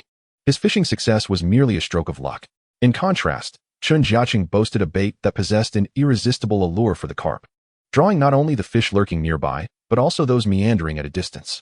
He was relentless, reeling in catch after catch, while Glasses watched with envious eyes. Chen's approach was both straightforward and forceful. Any fish weighing 3 to 5 kilograms was effortlessly yanked from the water, unperturbed by the possibility of a fish slipping off the hook. A few had indeed escaped, likely due to a lack of a secure hook, but Chen remained unfazed. As his focus was on the larger specimens he had successfully landed, the ordinary hooks he employed naturally came with a risk of losing fish. Had he exchanged for higher quality hooks from the marketplace, not a single fish would have escaped his grasp. Regrettably, such hooks were quite costly, and his current points balance was insufficient for redemption. Unbeknownst to him, his fishing line provided significant assistance. Beyond its remarkable durability, its stealthiness rendered it nearly invisible once submerged, deceiving even the most cautious and cunning of carp. Moreover, the potent temptation of his bait further diminished the fish's wariness. After several hours of relentless angling, as the clock neared 3 in the morning, Chen Jiacheng felt it was time to call it a night. He inquired about Glass's intentions, who, unsurprisingly, expressed his desire to wait until dawn. Very well, enjoy your time here. I'll refrain from casting again for now. Just keep an eye on things for me. And I'll return tomorrow, Chen stated. Glasses readily agreed, deciding to remain until Chen's return. Chapter 15. Finding someone to sell fish. The confines of his small room felt stifling, and the surroundings left much to be desired. Upon waking once more, Chen Jiacheng surveyed his cramped quarters, which, despite their lack of belongings, felt overwhelmingly suffocating. He had been residing there for quite some time, primarily due to the affordability of the accommodations. Today, however, he faced a more pressing matter. After sending a message to Glasses, he confirmed that his companion was still steadfastly fishing. While Chen was asleep, Glasses had managed to catch several fish, sending photographs to Chen, who had little interest in perusing them, opting instead to rise hastily. He needed to address the pressing issue of his fish haul, for while fishing posed no challenge, selling the fish was an arduous task that consumed both time and energy. By now, it was around 7 or 8 in the morning. He first visited the local market, inquiring with various fishmongers about purchasing his catch. However, it became evident that they held little interest in the fish he presented, primarily due to a lack of trust. When he claimed he could catch dozens, even hundreds of kilograms of fish daily, they regarded him with skepticism, as if his assertions were fantastical. This was a conservative estimate on his part. He refrained from overstating his abilities for fear of scaring them away, yet no one seemed willing to believe him. Naturally, his hopes of finding a collaborator quickly evaporated. After visiting several more stalls, he encountered the same distrustful response. Realizing that further time spent in this manner was futile, he noted that Glasses had suggested it was time to return home, urging him to do the same. Reluctantly, Chen headed toward the riverbank. At this point, Glasses appeared quite fatigued, but he had nonetheless enjoyed a commendable catch, thanks to Chen's bait. Although its effectiveness was merely a fraction of what Chen experienced, it still surpassed the myriad of boastful baits offered on the market. With such an advantage, Glasses had indeed fared better than usual. "Hey, you're here. I can't take it anymore. I need to catch some sleep," Glasses said, visibly relieved to see Chen arrive, as he too felt the weight of exhaustion after several hours of inactivity. Every angler knows that when the bites are plentiful, one remains unaware of their limits. "All right, this is quite a catch, but I'm unsure how to handle it," Chen sighed. He had filled 3 keep nets, with the third one nearly overflowing. "Fish, this is hardly a problem. If you trust me, I can take care of it for you," Glasses replied, astonished by the suggestion. To him, the challenge lay in the act of fishing, while selling the fish seemed a trivial matter, merely a question of price. It suddenly dawned on him. Having fished alongside Chen on 2 occasions, he had witnessed the latter's exceptional success, which undoubtedly necessitated resolving the matter of selling the fish. Unlike himself, who occasionally caught a few dozen fish, sufficient for a couple of meals, Chen was genuinely in the business of acquiring stock. "Can you help me with this? Or at least inquire on my behalf? I can't imagine how long it would take to sell all these fish myself," It's far too cumbersome, Chen urged, sensing that Glasses might have a solution. Of course, that is not an issue at all. Let me make a quick call, Glasses replied confidently. Chen felt a surge of hope as he observed the determination in Glasses' demeanor. His primary concern was how to swiftly offload the fish he had caught without wasting his precious time. After a brief conversation on the phone, Glasses hung up. Just wait a moment. My cousin is a fishmonger. I've informed him of your situation, and he'll be coming over shortly. As Glasses began to pack away his fishing gear, he eventually settled onto the grass nearby, succumbing to fatigue. Chen understood the toll of the lengthy fishing session on his friend. After all, even the strongest could not withstand such exhaustion indefinitely. Not feeling rushed, he decided to continue fishing, knowing that someone would be arriving soon. With everything prepared, he simply needed to mix some bait and cast his line. Following the previous night's frenzied success, the fishing conditions today were less favorable. He was left waiting for fish from farther afield to arrive, which naturally impeded efficiency. Nevertheless, Chen chose not to rush to a new spot, prioritizing the resolution of the fish-selling dilemma while simultaneously awaiting the arrival of Glasses' cousin. As he grew increasingly impatient while waiting, a van finally came to a halt at a distance from where the two were fishing. Chen Jiacheng swiftly roused his companion, Eyeglasses, who immediately recognized the vehicle as belonging to his cousin. Hello, are you the one selling fish? A robust man in his 30s stepped out, his stature markedly different from that of Eyeglasses. Indeed, I catch quite a number of fish daily. I wonder if you are interested in purchasing? Chen Jiacheng replied candidly. Let's have a look at the catch first, Wang Chong said. His name was Wang Chong, while Eyeglasses was known as Wang Gang. Initially, Wang Chong harbored little hope, but upon seeing the sizable haul in the nets, his spirits soared. As an avid angler himself, he often found solace by the riverside whenever he had the chance. He understood the plight of fishermen, especially those who fished in the wild. He could scarcely fathom how someone could catch so many fish in a wild setting. After meticulous inspection, he reluctantly accepted the reality. What do you think? Are you interested in buying? Chen Jiacheng inquired. At last, Wang Chong paused to consider. Of course, I am interested, but I'm curious about your asking price, he replied earnestly. Well, I'm not very knowledgeable about pricing, and all these fish are wild. Chen Jiacheng admitted honestly. I can tell they're wild. I've been in the fish-selling business for years. How about this? I'll offer you a few yuan above the market price, Wang Chong proposed. Chen Jiacheng, unfamiliar with the nuances of pricing, asked a few more questions. After some back-and-forth negotiation, they settled on a price. Chapter 16. A frenzy of fishing after witnessing his haul being taken away. A heavy weight lifted from Chen Jiacheng's heart. With the price agreed upon, he felt a newfound sense of liberation. He knew that with just a phone call, Wang Chong would drive over to collect the fish, alleviating the burden of transporting over 100 kilograms daily, which would otherwise pose a significant challenge.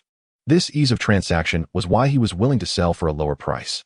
Once arrangements were finalized, he began to pack up his gear, not to abandon fishing, but to relocate to another spot. Eyeglasses had already departed, leaving him to continue alone. However, he found that fishing solo allowed him greater freedom. In contrast, Eyeglasses, though relatively taciturn, could not help but express his excitement each time he hooked a big fish, a common trait among anglers. Typically, Eyeglasses was a man of few words, rarely lingering on questions he did not understand after asking once. Nonetheless, being alone brought him a sense of comfort.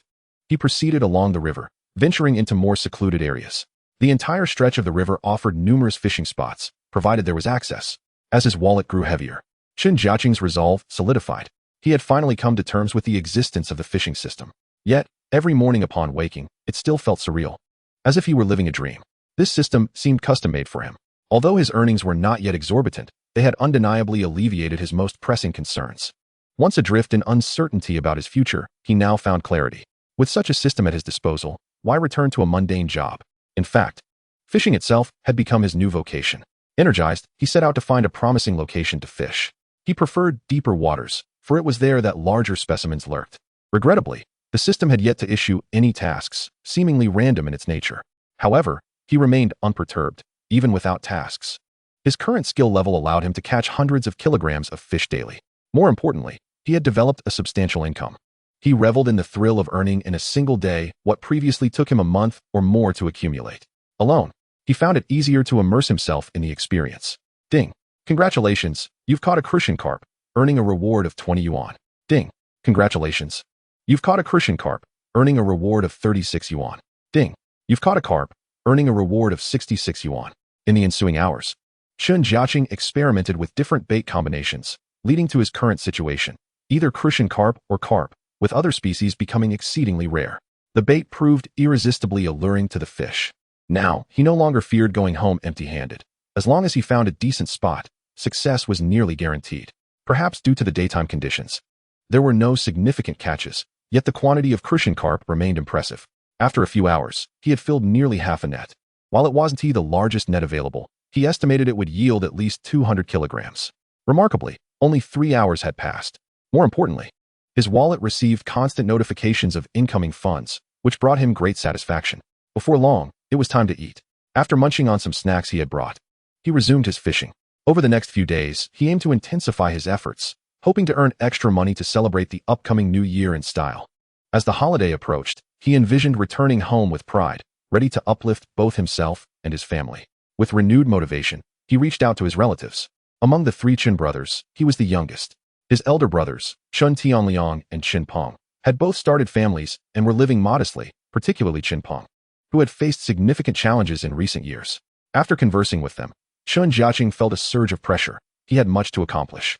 Not only did he wish to improve his own circumstances, but he also desired to uplift those around him. His parents, now advanced in age, were still toiling away, hoping to earn more to support their sons. He also contemplated his own situation. The impending divorce was an unavoidable reality he needed to confront. However, he took solace in the fact that his living conditions had improved significantly, making it likely that resolving this issue would not pose an insurmountable challenge. Setting aside his phone, he once again became engrossed in the task at hand. His singular focus now was to engage in a relentless pursuit of fishing, as it was the only means to alter the current circumstances. At this moment, Wang Gang appeared once more, a tenacious individual akin to an indomitable cockroach, displaying remarkable resilience. Moreover, he was a true aficionado of fishing. Even Chen Jiacheng could not help but admire the sheer fervor this man possessed for his pastime. After all, Chen could justify his own obsession as a professional obligation, whereas for Wang, it seemed purely a matter of passion. Chen Jiacheng had never inquired too deeply into Wang's personal circumstances, nor did he harbor much curiosity about them. Each time the two of them fished together, their conversations remained primarily focused on the act of fishing itself, with little room for superficial chatter. Regardless, Chen felt a deep sense of gratitude towards his companion, as Wang had alleviated his troubles with selling fish. Without hesitation, Chen eagerly recommended a well-prepared spot for Wang to cast his line. Prior to this, he had meticulously set numerous fishing locations, primarily to facilitate continuous movement, for only through such mobility could he ensure a steady yield. The fish population within any given area was finite, and even the most effective bait required a sufficient number of fish nearby to yield results. Chapter 17. What time are we fishing until today? Wow, brother, you've caught quite a haul, Wang Gang exclaimed, his envy palpable as he gazed at the fish in Chen Jiacheng's keep net. It's not too shabby, mostly small ones, Chen replied nonchalantly. Wang felt as though Chen was flaunting his success in front of him. Yet he could find no evidence to substantiate this suspicion. Without further ado, he hastily set to work in the spot Chen had recommended. Chen Jiacheng did not exaggerate. His catch for the day was commendable, yet he felt the sizes were somewhat lacking. This was largely due to his heightened expectations, having previously reeled in larger fish. In the past, a 3- or 4-tail crucian carp would have thrilled him, but now he felt rather indifferent. For him, only crucians weighing around a kilogram or more, or sizable carp, could truly ignite his interest. He had already encountered specimens exceeding 20 kilograms, rendering those of 3 to 5 kilograms mere trifles in his eyes. When he hooked one, he displayed no hesitation, reeling it in with a directness that startled Wang Gang from a distance. However, upon reflecting on the situation, Wang began to grasp Chen Jiacheng's mindset. After all, if he were to catch such a bounty, he too would likely be indifferent to a few smaller fish. With this realization, Wang felt invigorated, harboring newfound expectations for their fishing endeavors. Previously, he had fished alone, rarely engaging with fellow anglers. But there was something different about being with Chen Jiacheng. Perhaps it was the compatibility of their temperaments, or perhaps the sheer prowess of his companion that intimidated him. Despite years of fishing experience, Wang had never encountered someone quite like Chen. Each day he came to stock up on fish, which he found both enviable and aspirational. Consequently, he resolved to observe Chen closely, hoping to glean insights into his techniques. Little did he know that even if he were to master Chen's fishing prowess, he would ultimately find it futile. Moreover, Wang's own fishing experience surpassed Chen's by several years. In terms of skill and expertise, he was undoubtedly more seasoned. It was simply that he had encountered an exceptional talent. Thus, Wang often found himself lost in contemplation, pondering how Chen Jiacheng managed to achieve such success.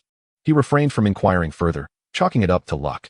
Yet, he could not fathom why, after so many years of fishing, He had never experienced such fortune himself. This perplexity weighed heavily on his mind, leading him to reflect deeply on his previous outings. Regardless, he resolved to diligently learn. Believing he still lacked the necessary finesse and dedication in his fishing endeavors, he aimed to learn from the enigma that was Chen Jiacheng, hoping to enhance his own fishing success. Without question, bait was a non-issue. He would procure it directly from Chen. By now, Wang had come to realize that his own homemade bait could never compete with Chen's. He had conducted numerous experiments to confirm this fact. With all preparations made, Wang began to fish while simultaneously testing his own hypotheses and insights. This location was notably more secluded, far removed from the county's hustle and bustle, nestled in the countryside. Furthermore, there were no major roads nearby. Even the path along the river was narrow enough to accommodate only electric bikes. This was a spot Chen had discovered. And although Wang had visited before, his previous attempts yielded little success. After several lackluster outings, he had abandoned the area, having never caught anything substantial. Yet today, his confidence surged, primarily due to Chen's presence.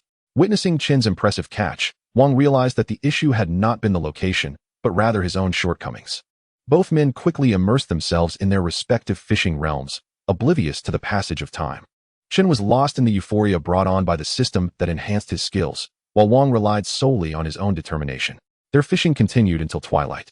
To Chen's surprise, Wang had even arranged for his cousin to bring them some meals, as Chen intended to have the day's catch returned for preparation.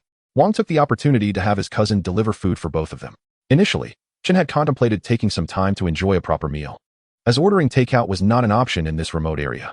This arrangement saved them considerable time and effort. "Brother, you are too kind," Chen expressed his gratitude. "What is wrong with that? Do you not wish to eat?" Wang replied nonchalantly, unpacking the food his cousin had brought. The two of them squatted on the ground to eat, a common practice among anglers. After all, being able to enjoy a meal in the wilderness was a luxury in itself. Many anglers would either snack on whatever provisions they carried or simply endure the hunger. Chen Jiacheng felt a bit under the weather. As mealtime approached, he found himself increasingly famished, struggling to withstand the hunger pangs. "What time is it now?" Wang Gang inquired proactively, as the sky gradually darkened, revealing their apparent reluctance to depart. Particularly for Wang Gang, who had set out quite late today. His focus and energy were solely devoted to the later hours of the night. Like Chen Jiacheng, he had little interest in the smaller catches. His aspirations were aimed at capturing the more substantial specimens. "It's hard to say. We can always head back when we're tired, as long as there are bites." Chen Jiacheng contemplated. Once they had satiated their hunger and thirst, the duo returned to their positions to continue fishing. Chapter 18, The Carp Nest. The night fishing officially commenced. The surrounding ambience was eerily silent, with even Chen Jiacheng's fishing activity dwindling. Yet he remained unperturbed. Such conditions were typical at night, though the bites may decrease. The size of the catch often increased. He wondered if this evening would yield any rewards. Wang Gang was situated a mere 3 to 5 meters away. Having arrived late, yet still managing to reel in a dozen crucian carp, an impressive feat for him. Had he been fishing alone prior to this, such a catch would have been unlikely. Despite his success, a tinge of apprehension lingered within him, a sentiment common among anglers. In unfamiliar surroundings, and at an unusual hour, uncertainty loomed until a fish was finally hooked. After a prolonged period of inactivity, even Chen Jiacheng had only caught 2 or 3 crucian carp in the span of an hour, as if they were in a closed-mouth period. Such moments were often the most arduous to endure, but fortunately, both were steadfast in their passion for fishing, having prepared themselves for a prolonged battle. "Will there be any unexpected surprises tonight?" Wang Gang asked. "Certainly," Chen Jiacheng replied with remarkable composure. Wang Gang's confidence began to swell upon hearing his tone. Previously, he often fished alone for hours, day or night, whenever the bites were plentiful. Now, with company, he felt a renewed sense of hope. As the clock struck 8:10 in the evening, the first significant target fish finally arrived. Chen Jiacheng successfully hooked an 8-pound carp. Following this auspicious start, the remainder of the night unfolded smoothly, with both anglers catching carp and crucian carp. Regrettably, Wang Gang's catches were consistently smaller and fewer in number, failing to reach even half of Chen Jiacheng's haul. Nonetheless, he was exhilarated. Such a bounty was rare and typically required extraordinary luck. Ding. Caught a carp. Reward, 66 yuan. Ding. Caught a crucian carp. Reward, 20 yuan. Ding. Caught a carp. Reward, 200 yuan. Chen Jiacheng was thoroughly satisfied. He relished every catch, regardless of species. This mindset was crucial during a night of sparse bites. If the fish were truly eager to bite, he might become selective, but fortunately, that moment had yet to arrive. As the evening progressed, the bites grew increasingly frenetic. Conversely, Wang Gang had ceased catching fish, while the activity around him intensified. The crucian carp were robust, often weighing over half a kilogram, though the larger carp had yet to appear, most weighing around 3 to 5 pounds, with crucian carp dominating the catch.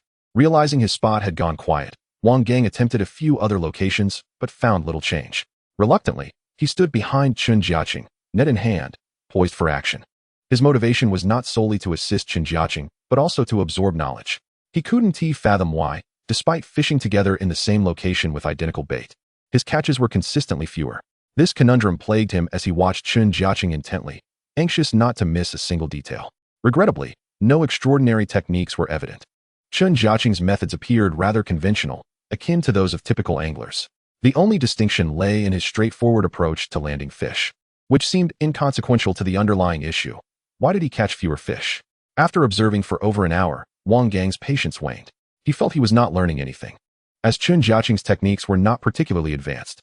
Losing interest, he hurried back to his own spot to continue fishing. As the night wore on, the bites diminished, yet the size of the fish increased. Chen Jiacheng noted that crucian carp had become scarce, giving way to a consistent presence of larger carp in the carp nest. Ding! Caught a carp. Reward, 360 yuan. A 7 to 8 pound behemoth brought him considerable reward.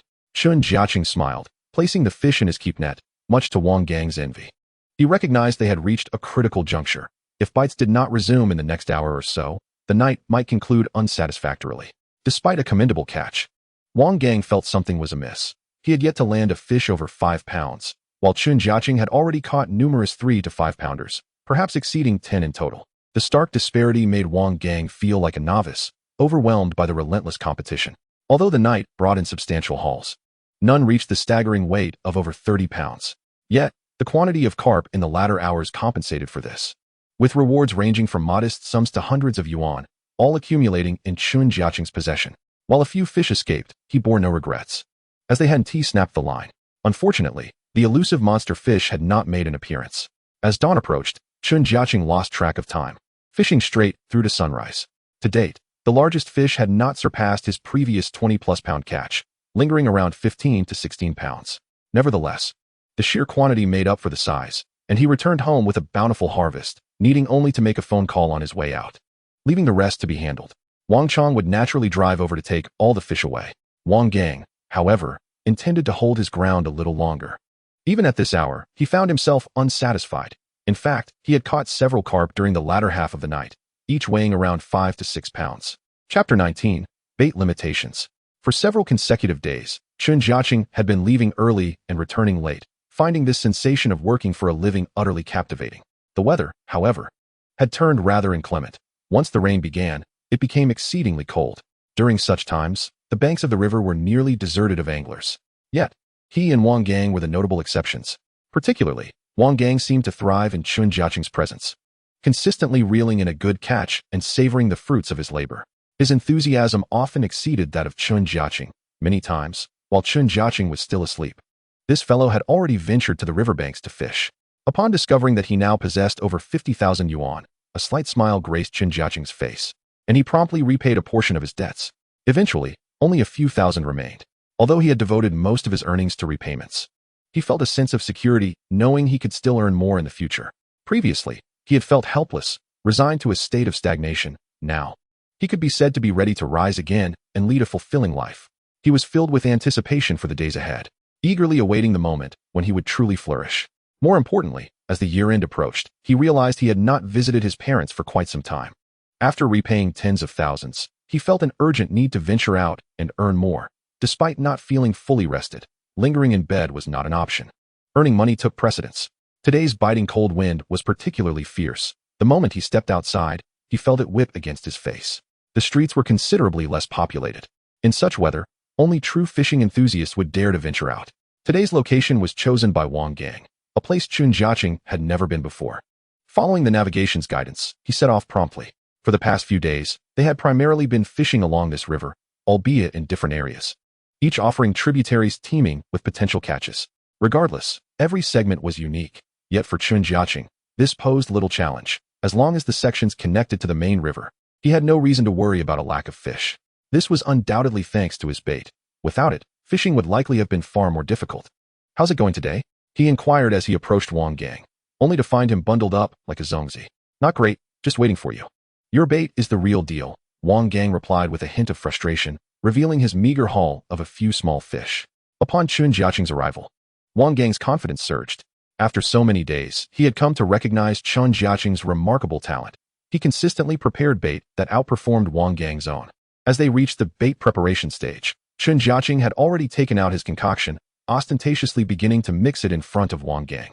This extraordinary bait was not unfamiliar to Wang Gang. He had witnessed its efficacy countless times, yet he remained perplexed as to how it was crafted. It stood in stark contrast to commercial products, and more importantly, it lacked any overwhelming scent. Instead, it bore only subtle fragrances, leaving him bewildered as to how such an unremarkable bait could captivate the fish below. Wang Gang's own bait yielded only a tenth of the success that Chen Jiacheng's did. Yet he could still discern that it surpassed any bait he typically used. Consequently, his enthusiasm for fishing during this period was entirely fueled by these superior baits. Wang Gang had contemplated purchasing some of these highly effective baits, yet he knew they were exclusively crafted by Chen Jiacheng. Rumor had it that the process was quite intricate. Nonetheless, he was immensely intrigued. Can't you make a bit more? Sell some to me, Wang Gang suggested. Don't be so formal. I'll give you a few bags. Chen Jiacheng replied, mixing a bit more before swiftly heading to his electric bicycle. Once there, he retrieved several bags of bait from the system, each bag notably heavier than those found on the market.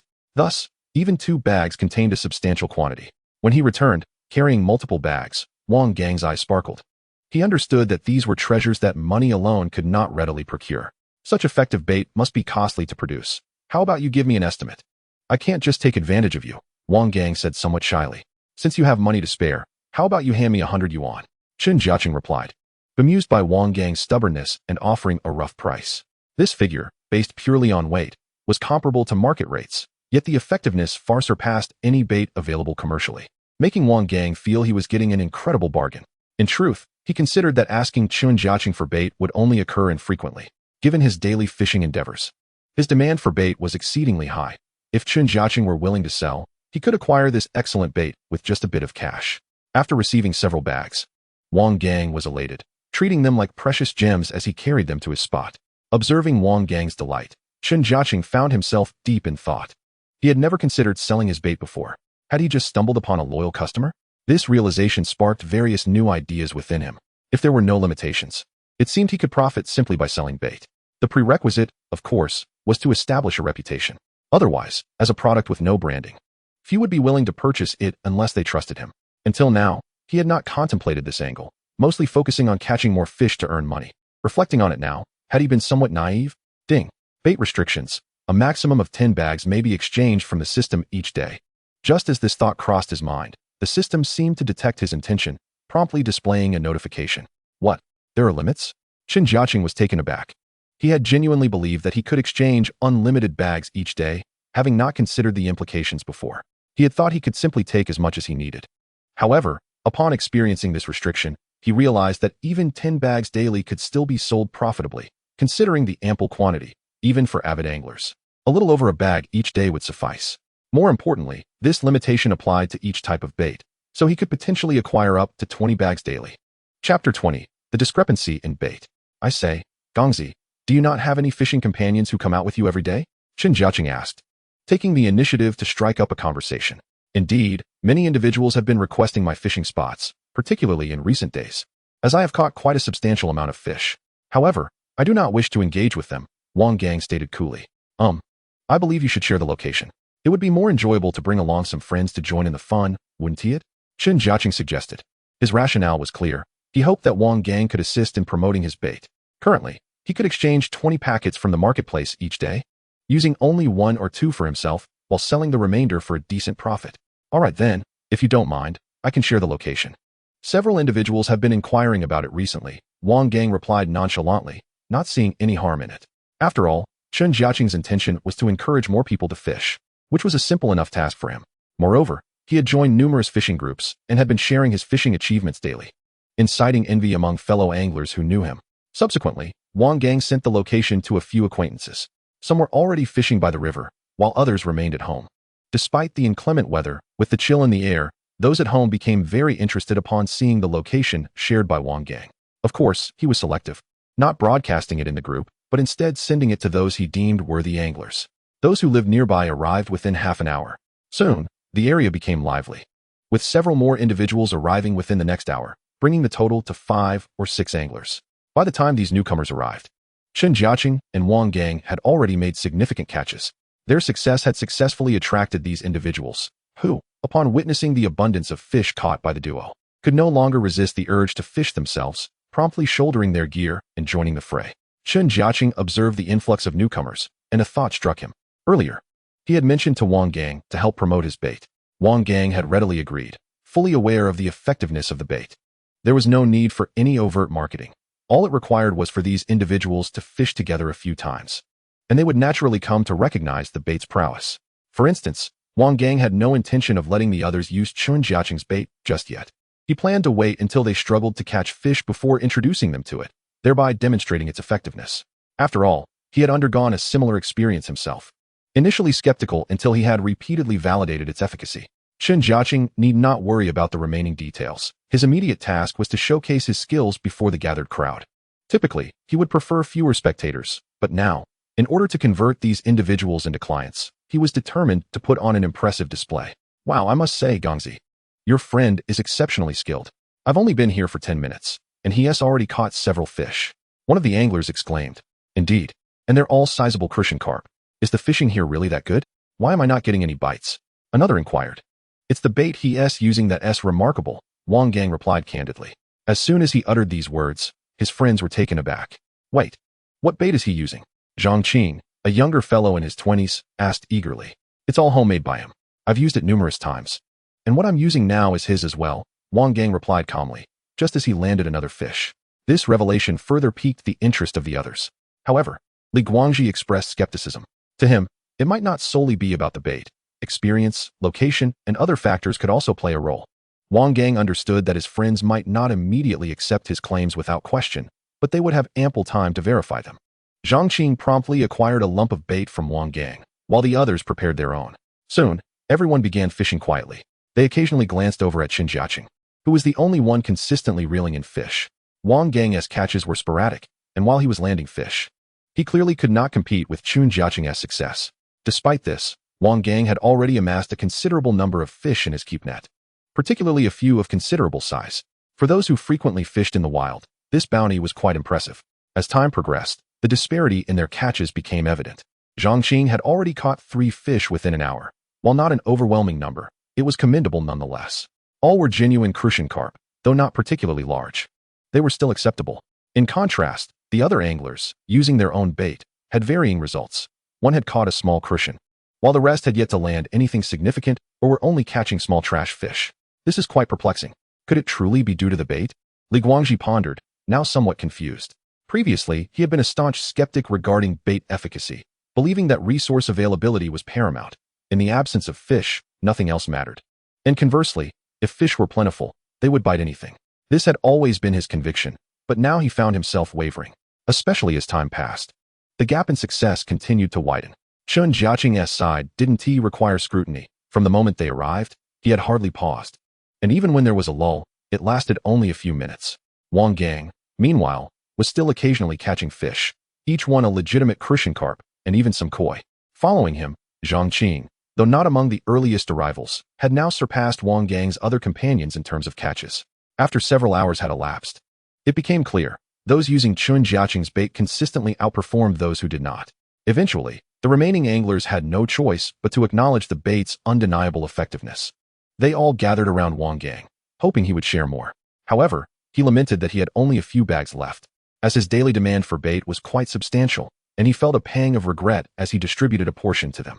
Witnessing his apparent reluctance to part with the bait, his friends were taken aback. After all, Wang Gang had previously made a name for himself as a generous figure. Now, they wondered why he seemed so reluctant to part with just a little of it. These are the thoughts of these individuals, yet after experiencing the efficacy of the bait, they began to comprehend Wang Gang's prowess. Indeed, it was impressive. Mere minutes after casting it, they were already reaping the benefits. Its effects were immediate and undeniable. The gap in effectiveness was substantial. Initially, I was skeptical, but this clearly illustrates the difference. Li Guangji, at this juncture, could not help but express his admiration. The group extolled the virtues of the bait in Chen Jiacheng's possession, directing all their focus towards the art of fishing. From a distance, Chen Jiacheng observed them, a subtle smile gracing his lips. However, he refrained from hastily offering to sell his bait. Instead, he patiently awaited their inquiries. He had no intention of pricing it at either a standard or exorbitant rate. Given its remarkable efficacy, it was only natural that it would command a higher price than what was typically available on the market. This was indisputable. There would, of course, be a distinction made between Wang Gang and the others. He might offer a discount to Wang Gang, while the rest would likely face a steeper cost. After all, he was not in the business of charity, but was simply looking to profit. Maintaining this mindset, he resolutely chose not to speak up. It wasn't long before the bait in their possession was entirely depleted. Wang Gang had only a few bags, and he was uncertain if he would have more tomorrow, so he needed to conserve it. Earlier, he had dispensed a generous amount. It was adequate for one person, but when divided among several, it proved insufficient. Gongzi, could you open some more? We've run out. One of them urged. Indeed, hurry up. This bait is truly effective. I just reverted to my own. And the bites have all but ceased. Zhang Qing and Li Guangji chimed in, urging Wang Gang to provide more bait. This put Wang Gang in a bit of a bind, but since they were his guests, he could not be overly stingy. Reluctantly, he decided to open another portion. Fortunately, the weight of one bag of bait was significantly greater than what was typically found on the market. He gritted his teeth and poured out a substantial amount, roughly the size of 2 fists, which they could share, thus prolonging their fishing. This is all you get. Use it sparingly. Once it's gone, I want to be opening more. Remember, this is quite expensive, Wang Gang said with a feigned seriousness. Oh, come now. It's just a bag of bait. I acknowledge its effectiveness, but can't we just purchase more? Li Guangji replied, somewhat incredulous. Huh, you're thinking too simply. This bait isn't available in shops. Wang Gang patiently clarified. It was then that everyone realized that Chen Jiacheng had crafted this remarkable bait himself. Such a useful concoction was naturally deemed more precious, especially after they learned it was unavailable for purchase elsewhere. Consequently, they became more judicious with their usage. They even heeded Wang Gang's advice, mixing in some of their own bait, albeit cautiously, fearing that adding too much might compromise the bait's efficacy. Ultimately, everyone desired to catch more fish. Without such measures, their future prospects would likely diminish. They were also apprehensive about running out of this exceptional bait and then facing a dry spell. Each individual harbored their thoughts and strategies. However, the extraordinary nature of the bait became increasingly evident over time. As mealtime approached, Wang Gang had his cousin deliver provisions, along with all the fish Chen Jiacheng had caught. Once the fish were revealed, astonishment washed over them. They had not anticipated that an entire large net would be filled to the brim. Goodness, this is beyond extravagant. I thought we caught only a couple. It was only when the net was drawn from the water that they truly understood what it meant to have a bountiful catch. It was blindingly impressive. Witnessing their incredulity, Wang Gang inwardly chuckled, though he maintained a stoic facade. After all, compared to them, he had grown somewhat numb to such spectacles. He recalled his own initial astonishment, which had diminished after repeated experiences. How about that? Now do you believe? The efficacy of this bait is truly remarkable, Wang Gang remarked. And it was as if a spell had been cast upon them. They were utterly convinced. After all, who wouldn't be stimulated by such a sight? Every angler yearns to catch more fish. The breathtaking scene before them only solidified their faith in Chen Jiacheng's bait. This was further corroborated as the hours passed. Initially, in the first couple of hours, everyone had used their own bait with dismal results, leading to the conclusion that today was not particularly favorable for fishing. Yet, once they employed Chen Jiacheng's bait, this notion was shattered. Now, their belief in Chen Jiacheng's bait was unwavering. They no longer harbored any doubts, at least for the time being, particularly after a few of them ran out of bait and immediately faced a lull in bites. It seemed the fish below were not at all interested in their offerings. Following this round of testing, they unanimously praised Chen Jiacheng's bait. 2 individuals had to leave due to prior commitments. Otherwise, they would have preferred to stay longer.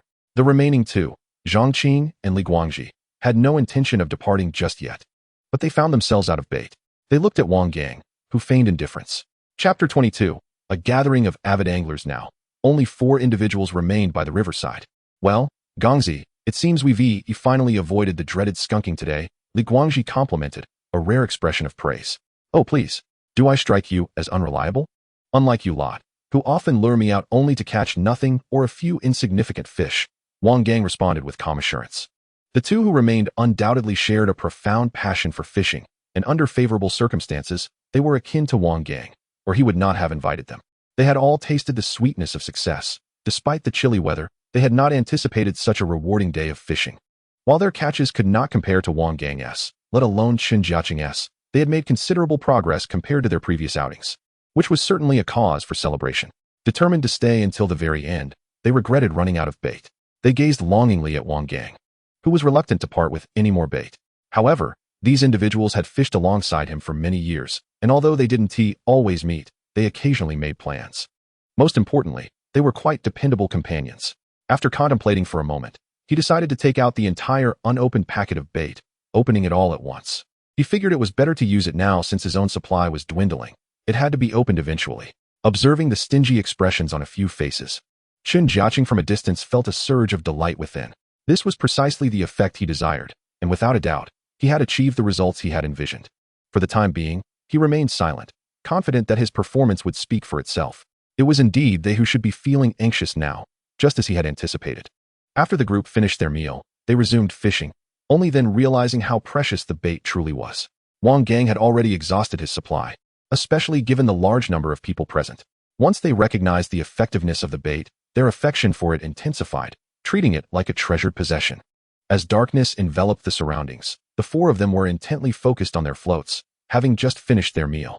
Wang Gang's cousin, Wang Chong, had brought an exceptionally lavish spread. True to his status as a businessman, one could easily surmise that such a meal would cost several hundred. Chen Jiacheng was uncertain whether it was Wang Gang or Wang Chong who had treated them, but it was evident that Wang Gang had taken care of their dining arrangements for the past few days, seemingly catering to Chen Jiacheng's needs, as Wang Gang often opted for light snacks instead of full meals. Upon reflecting on this, he feigned the need to return for some items, taking a ride on his electric bike, but in reality, he merely ventured a few hundred meters away to smoke a few cigarettes. Upon his return, he handed 2 large bags of bait to Wang Gang, leaving the others in awe. Was that really bait? Li Guangji's eyes sparkled at the sight. It had to be. Goodness, 2 entire bags. Without hesitation, Wang Gang quickly opened a portion, fearing it would soon vanish. Zhang Qing also chimed in with a suggestion. The additional 2 bags exceeded Wang Gang's expectations. He had not anticipated that Chen Jiacheng would return with bait for him. Thank you. I'll transfer the money to you, Wang Gang said, glancing at the bait at his feet, promptly pulling out his phone to make the transfer. By the way, do you have any more? If so, could you bring us a few bags? Zhang Qing inquired eagerly. I've run out at home, but if you want, I can arrange for more tomorrow, Chen Jiacheng replied. Noting that today's supply had not yet been fully utilized, he made this statement merely to tantalize their appetites, enhancing the allure of the bait. Moreover, several individuals present were already experiencing the benefits of his bait, not just those fishing on site. More importantly, they couldn't resist posting their catches on social media, even before leaving, showcasing their haul. These individuals had friends and followers, and upon witnessing the remarkable catches, fellow anglers were quick to inquire about their location, speculating that some fishing spot had suddenly become productive. While they refrained from divulging their location, perhaps awaiting Wang Gang's approval, they were aware that the issue was more about the bait than the geographical coordinates. After all, without first-hand experience of Chen Jiacheng's bait, how could anyone truly believe its efficacy? It must be said that the remaining 4 were exceptionally resilient. They fished until past midnight without anyone suggesting they should head home. The reason was simple. The day's bounty had made the others feel they had struck gold, even without any sizable catches to boast. The sheer number of substantial crucian carp emboldened their resolve to stay. Under normal circumstances, it was indeed quite late, yet they remained confident, firmly believing in Wang Gang's assertion that the fish grew larger as the night progressed. Fueled by this conviction, they were determined to persevere until the end. Unexpectedly, at around 1 in the morning, Wang Chong, Wang Gang's cousin, arrived. He had already caught a considerable number of fish and, having completed his own tasks, was eager to join. His arrival surprised even Wang Gang, considering his cousin owned a fish shop and employed 2 workers, yet he was still perpetually busy with numerous responsibilities. It had been a long time since the 2 had fished together. What brings you here tonight? And so late at that? Aren't you worried about what your wife might say? Wang Gang asked in surprise. What is there to fear? I don't have much on my plate tomorrow. I can afford to sleep in, Wang Chong replied, setting up his gear. Following Wang Gang's recommendation, he settled into a spot and began fishing. No one anticipated that the night would remain so lively at this late hour. It was clear that these were passionate anglers. Those with lesser enthusiasm would have long since retreated home to rest. Perhaps they were spurred on by Chen Jiacheng's presence. Chapter 23. The obsession of the angler. The period of inactivity had returned. During this time, not only did the others struggle, but even Chen Jiacheng found his results less than ideal. The bites were sporadic, sometimes occurring every 3 to 5 minutes. At times, even stretching to 10 minutes before a fish would take the bait. Nevertheless, compared to the others, his performance was remarkably impressive. At this juncture, the others could only watch as Chen Jiacheng showcased his skills. Particularly, the others began to feel as incredulous as Wang Gang had at the outset. Stop staring. You'll get used to it. This is just how he operates daily, Wang Gang remarked calmly, observing the envious expressions on their faces. The others exchanged glances between Wang Gang and Chen Jiacheng, still unable to fathom the situation. How was it possible that while fish were biting one after another for Chen Jiacheng, they themselves experienced such stillness? How could he remain so composed? As a result, they began to inquire, eager to uncover the reasons behind this disparity. Unfortunately, Wang Gang could not provide answers, only admitting to Chen Jiacheng's prowess. However, Li Guangji, Zhang Qing, and the others were not so easily convinced. They noted that they were all using the same bait, yet Chen Jiacheng's success was beyond comparison. Just like Wang Gang had initially done, they pondered the situation, seeking to uncover the truth, even going so far as to experiment to validate their theories. They shifted locations, altered their tackle setups, and exhausted every conceivable method. After a couple of hours of this, it was already quite late, and their lack of success left them feeling disheartened. At this moment, Wang Gang managed to reel in a sizable carp weighing 7 to 8 pounds. As the fish came ashore, the others were left astounded. Wow, impressive. Wang Gang, you've quietly landed such a big one. Li Guangji expressed his envy, remarking that Wang Chong had been fishing for several hours, catching only a few crucian carp. However, he felt content, fully aware of the bountiful rewards this location promised. It was precisely this knowledge that drove him to venture out to fish late at night, despite the limited time at his disposal. His objective was solely crucian carp. While he had an interest in carp, he understood the difficulty of landing a large one. For him, as long as he could catch a few crucian carp, the outing would be entirely worthwhile. At that moment, Wang Gang maintained a facade of calm, yet internally he reveled in joy, feeling that today he had finally regained his pride. He also recognized the advantages of having others join him in fishing. He was no longer a mere supporting character, but rather one of the protagonists. Although he could not match Chen Jiacheng in skill, in the eyes of his companions, he was undoubtedly a formidable expert. Consequently, the envious glances and exaggerated praise from others filled him with considerable satisfaction. His success in catching more fish was largely attributable to his experience, which allowed him to avoid many pitfalls that others encountered. He understood clearly that even if he used the same bait as Chen Jiacheng, it was best not to overcomplicate things. The fishhook should not be too large or too small. A balance was essential. Moreover, Chen Jiacheng had explicitly informed him that the bait came in two types, one for crucian carp and another for carp, both of which could be blended for use. Thus, he employed a combination of both, eliminating the need to target a single species. After utilizing Chen Jiacheng's bait, he found that nearly all his catches were these two types of fish. While other species were present, they were far less attracted. Today, due to the presence of many people, Chen Jiacheng felt particularly enthusiastic, especially given his substantial earnings. He was effectively advertising his bait. He understood that everything begins with small matters and must be grounded in fundamentals. At that moment, he refrained from hastily promoting his bait, choosing instead to allow others to appreciate it through their own experiences. Soon, dawn broke, and one of his keep nets was already full. Naturally, others could not compare to his success. However, relative to their previous catches, today had been remarkably fruitful. Thus, despite their fatigue, satisfied smiles adorned their faces. Wow, I can't believe it's already dawn, Li Guangji remarked. Shall we continue? Zhang Qing suddenly exclaimed, somewhat delirious with excitement. It was worth noting that although they had arrived later, they had already been fishing for several hours straight. Gangzi, when are you heading back? At this moment, Li Guangji felt a bit overwhelmed and decided to inquire about Wang Gang's thoughts. Me? Can you all compare to me? I could fish indefinitely, Wang Gang replied nonchalantly. Upon hearing his response, both Zhang Qing and Li Guangji's eyes lit up. However, Wang Chong was not quite as fervent as the others. In truth, he wished to continue fishing, but he had other commitments. Although today presented fewer obligations, he could not simply vanish. More importantly, if he were absent for an entire day, he would surely face his wife's wrath upon his return. With this in mind, Wang Chong hastily began packing up his gear, realizing he could not compete with these increasingly obsessed individuals. You all carry on. I must take my leave for now, but I'll return to help with the catch, Wang Chong declared as he approached Chen Jiacheng for a brief exchange before hurriedly departing. This area was inaccessible by car for several hundred meters, but it mattered little. For Wang Chong also had a tricycle. In fact, he had previously entrusted such tasks to others, yet he insisted on personally handling the fish hauling.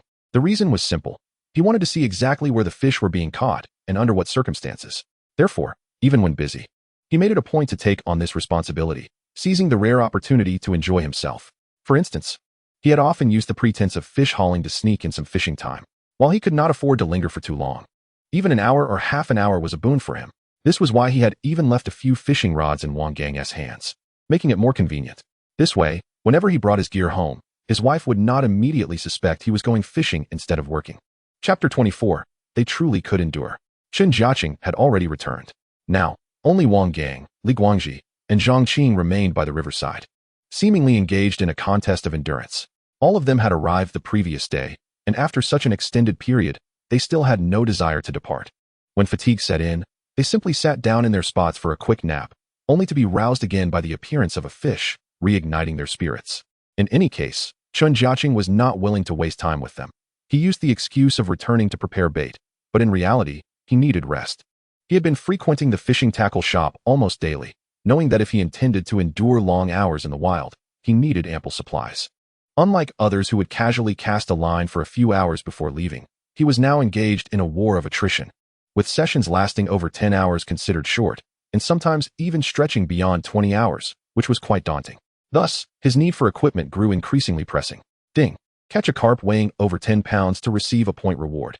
At this moment, the system's notification arrived belatedly, leaving him feeling somewhat exasperated. Seriously? It arrives now. And I've already caught several that exceed that weight. Chen Jiacheng exclaimed in frustration.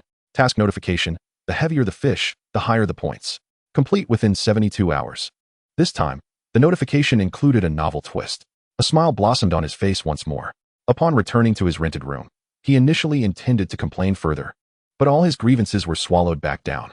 Delicious, Chen Jiacheng could only say. This notification simply indicated that within 72 hours, any carp exceeding 10 pounds could be submitted for the task, with the understanding that heavier catches would yield higher rewards. Compared to the previous task, this one offered greater flexibility, allowing submissions of 10, 20, or even 30 pounds, provided he could catch such sizes. Furthermore, the deadline had been extended to 72 hours. When Chen Jiacheng left, Wang Gang and the others were still by the riverbank, but he surmised they could not last much longer, having been awake for so long. However, it was certain that their fishing time would not be less than his. Thus, when he returned to the riverbank and messaged them, they would likely hasten to join him. His return was primarily motivated by a desire for rest, and, as a pretext, he claimed to be back to prepare bait, when in truth, he had exchanged all the bait from the system. Even yesterday, before midnight, he had surreptitiously redeemed the bait and brought it back to his rented accommodation. Today, he could redeem another batch, amounting to several dozen packets, which he neatly stowed in a snakeskin bag. At this moment, he felt that his little electric scooter was woefully inadequate. The space consumed by these bait packets alone was considerable, not to mention the additional fishing gear he had procured. He had equipped himself with 2 rods each of 3 meter, 4 meter, and 5 meter lengths, all of which were premium rods priced well over several hundred yuan. In the past, when finances were tight, he could only afford those inexpensive rods costing a mere few dozen yuan. Now, however, his daily expenditures amounted to thousands, and he no longer hesitated to splurge on quality. The tactile experience provided by these higher-end rods was indeed remarkable. It is noteworthy that once these shorter rods reached this price point, they may not be deemed the pinnacle of excellence. Yet they were considerably superior to the low-end options available on the market. Furthermore, every angler harbors a delusion that acquiring better equipment will inevitably lead to a more bountiful catch, thus fueling their anticipation for fishing. Aside from the initial 2 rods purchased at a tackle shop, he had acquired nearly all his gear from official online stores. After meticulously organizing his belongings, he mounted his scooter once again to seek out Wang Gang. This fellow had returned but had not rested long. Indeed, he had taken less time off than Chen Jiacheng. Yet, he had already set out early to scout for fishing spots. Chen Jiacheng could not help but admire this dedication, a level of commitment not easily matched by most. Following the location provided by his companion, he rode his scooter, fully loaded. He had even bought 2 straps to secure his gear. He consoled himself with the thought that he would upgrade his vehicle once he had more funds. In truth, he had already earned tens of thousands. But those earnings had all been devoted to repaying debts. With debts still looming, he dared not indulge in extravagant spending. After all, such behavior was imprudent. His plan was to settle his debts before pursuing any further expenditures. As of now, he had been changing his fishing locations almost daily. It was no exaggeration to say that with his methods, he could only fish in each area once. Otherwise, if he returned to the same spot, the yields would be dismally poor, at least halved. This was something Chen Jiacheng could not accept, and Wang Gang understood this as well. Hence, he diligently sought out new fishing spots each day. Fortunately for this seasoned angler, it was not a difficult task. There were easily dozens, if not hundreds, of fishing spots in the vicinity. Not to mention, there were still unexplored areas further afield. Currently, the focus remained on the entirety of the Huang River for fishing. It is important to note that this river stretched for hundreds of kilometers, providing ample opportunities for fishing over an indefinite period. Although not every area was suitable for casting a line, some parts had too swift a current, while others were simply inaccessible. There remained plenty of viable spots. To Chen Jiacheng's surprise, upon arrival, he found several individuals already present. Among them were 3 familiar faces from yesterday, along with a few unfamiliar ones. This was, in fact, Chen Jiacheng's intention. He had asked Wang Gang to promote his bait and encourage more friends to join in fishing. He had not anticipated that Wang Gang would return later than himself, yet arrive at the site earlier. Chen Jiacheng suddenly felt that, in comparison to these individuals, he was not a true angler. These people were truly dedicated. You finally made it. I was about to run out of bait, Wang Gang exclaimed upon seeing him. Chapter 25. The affluent ones. By now, it was around 4 or 5 in the afternoon. The late hour was due to their late departure and the need for rest. Chen Jiacheng had spent the first hour or so using pure carp bait. Upon arrival, he had allowed Wang Gang to take 5 packets of bait, with the remainder distributed among the others. Of course, all of this was purchased at a price. Wang Gang offered it at a discount, while others had to pay a premium, at least 20 yuan more per packet. This meant that, in reality, when compared to similar bait on the market of roughly the same weight, his pricing was slightly elevated. However, it did not reach the highest tier of pricing available. It could be classified as mid to upper tier. Chen Jiacheng deemed this price reasonable, although he contemplated increasing it slightly, mindful of others' willingness to pay, while also considering the need to enhance his own reputation. At present, the pricing was just right, as the group found it acceptable. Now was the time to validate his efforts. The newcomers remained oblivious to the unique qualities of his bait, and only through first-hand experience would they come to understand. Thus, the new arrivals were puzzled by Wang Gang and the others' enthusiasm for Chen Jiacheng's bait, given its relatively high price. Yet they clamored for it, as if it were a rare treasure. Before long, Chen Jiacheng found himself with fewer than 10 packets of bait remaining, which he intended to reserve for personal use or for the newcomers who might wish to purchase some later. While the newcomers initially showed little interest, it wouldn't be long before they mirrored the enthusiasm of Li Guangji and the others. More importantly, this time he had come with a purpose. Thus, his attention was less focused on Wang Gang and the others. Unlike yesterday, his primary aim was to catch fish, leaving little room for distraction. Consequently, his catch began to increase steadily. The smaller carp, weighing 1 or 2 jin, no longer held his interest. His goal was to reel in at least 10 jin.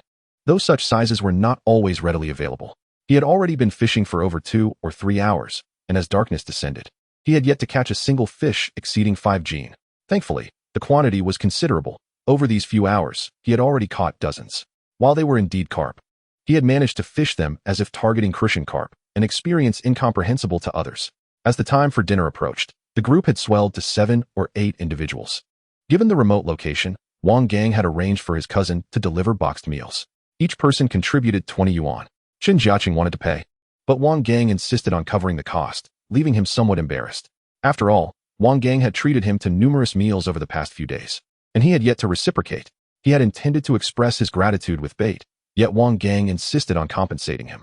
It turned out that Wang Gang not only sold fish, but also owned a restaurant. The lunchboxes were prepared by his own hands. Once again, he personally delivered them, driven by a simple desire to ascertain the quality of today's fare. It is worth noting that he had stealthily slipped out the previous night to fish for an entire evening.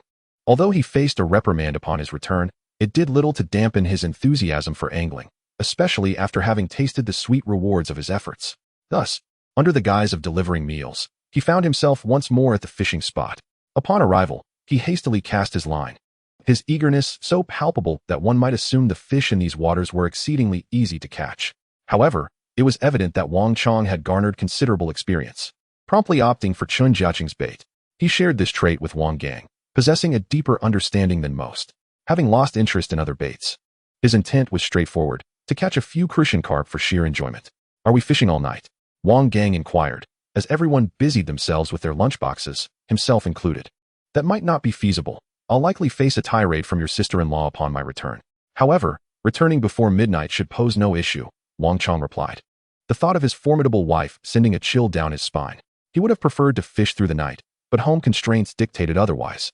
The allure of wild fish was undeniable. He had already received numerous commendations from satisfied customers, while he had taken to transporting a considerable catch from Chen Jiacheng daily. It was essential to recognize that these were genuine wild fish. Although not every patron could discern the difference, A select few were quite discerning. Though prices had seen a slight increase, the quality and appearance of the fish were compelling. He had even set up a massive aquarium at the entrance of his restaurant, showcasing the wild fish, which immediately caught the eye of many customers, generating substantial buzz for his establishment and boosting its popularity in recent times. Yet, with the uptick in business came the burden of increased busyness. In response, he hastily posted a notice at the restaurant's entrance, seeking to hire additional staff to alleviate some of the pressure. When the restaurant became bustling, it was truly daunting, leaving little room for secret fishing excursions. Some nights, they operated until 11 or midnight, and the following morning was always filled with a plethora of tasks to tackle. Why not just hire a few more people to ease your daily grind? Wang Gang suggested casually. If only I had your fortune. Sitting back and collecting rent each month, Wang Chang replied with a hint of envy. It turned out that Wang Gang was a landlord, raking in substantial sums in rent each month. Furthermore, most tenant issues were adeptly handled by his wife, allowing him the luxury of leisure to fish without financial worries. Wang Chang could not relate. He had poured years into running his restaurant, which had only begun to thrive after a difficult start. Let us wait and see. If business remains steady, I'll consider opening a larger establishment. For now, it's still too small, and hiring more staff wouldn't alleviate the workload, Wang Chang remarked.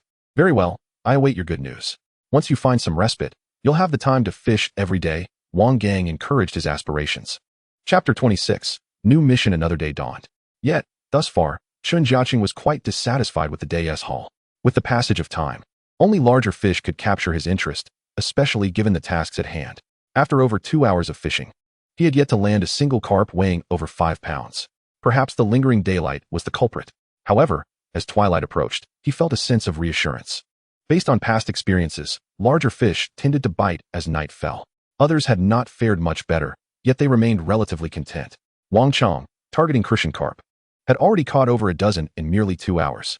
It was important to note that these were wild catches, and while smaller fish were common, some larger specimens had also been landed. In the wilderness, catching anything over 3 or 4 ounces was rare, with most weighing around 2 ounces. Yet for him, this was sufficient, as he merely sought a brief respite from his routine. The others shared a similar sentiment, aware that Chen Jiacheng had 2 types of bait. They understood that while everyone aspired to catch larger fish, the reality was that big catches were often elusive. Thus, to avoid a blank day and to increase their chances of seeing bites, they opted for the crucian carp bait, ensuring a more fruitful experience. In the first half of the outing, they primarily targeted crucian carp, planning to switch to carp bait in the latter half. This strategy was undoubtedly wise, ensuring both a steady catch and the possibility of landing larger specimens. Wang Gang, too, had caught some crucian carp, but felt he needed to fish for a couple more hours before switching to carp. As the 2-hour mark passed, the 2 anglers using their own bait began to realize the disparity in their success compared to those using Chen Jiacheng's bait. While they had managed to catch 3 or 4 fish, their sizes were somewhat disappointing. 2 others had not caught anything at all, having only experienced nibbles from smaller fish. Realizing the futility of their current approach, they hastily switched to Chen Jiacheng's bait, borrowing some from others in the vicinity. Their logic was simple. If this bait proved effective, they would procure some from Chen Jiacheng later. As darkness enveloped the area, seasoned anglers knew that this was the moment to anticipate larger catches. Consequently, conversations dwindled, and everyone focused intently on their floats, some lighting lamps in preparation for night fishing. Despite the chill in the air, it did nothing to dampen their enthusiasm. Chen Jiacheng, frequently landing fish, further heightened the excitement amongst the group. His success served as motivation, ensuring that no one harbored thoughts of leaving. Unbeknownst to them, however, Chen Jiacheng was compelled to work diligently during this period, needing to settle debts before returning home at year's end. In addition, it is imperative to retain a portion of savings, for without it, celebrating the new year would be a daunting prospect. Lacking funds would render one's return home less favorable than remaining in hiding, where others are oblivious to one's circumstances. Regardless of how frugally one attempts to live, expenses are inevitable upon returning home. Furthermore, the intricacies of social obligations and familial visits invariably incur monetary expenditures. These considerations, however, pale in comparison to the pressing debts weighing heavily on his mind. After tasting success, Chen Jiacheng became increasingly diligent. This evening, his sole focus remained on the bobber before him. As night descended, around 7 or 8 o'clock, there was no concept of a prime fishing window here. It was largely a matter of chance. These fishing spots were relatively secluded, far from the more frequented locations. Although he had visited those popular areas a few times, he preferred these tranquil settings. The reason was straightforward. Once a popular spot was fished, it would often yield no results for an extended period, rendering it unwise to return. Instead, he sought out these quieter locales, as they typically remained undisturbed for quite some time after his visits. Near the county town, there were several popular fishing spots. But after one visit a few days prior, they had yielded little since. It was not merely that the fish below were uninterested. There were, in fact, hardly any fish at all. Even if some outside fish ventured in, their numbers were limited, making recovery in the short term exceedingly challenging. This predicament had led to several consecutive days of inactivity in the spots he had previously visited, which was a torment for fellow anglers. After all, those popular fishing spots were not easy to fish, particularly in the areas close to the county town, where the catch was not abundant. The proximity simply made them more appealing.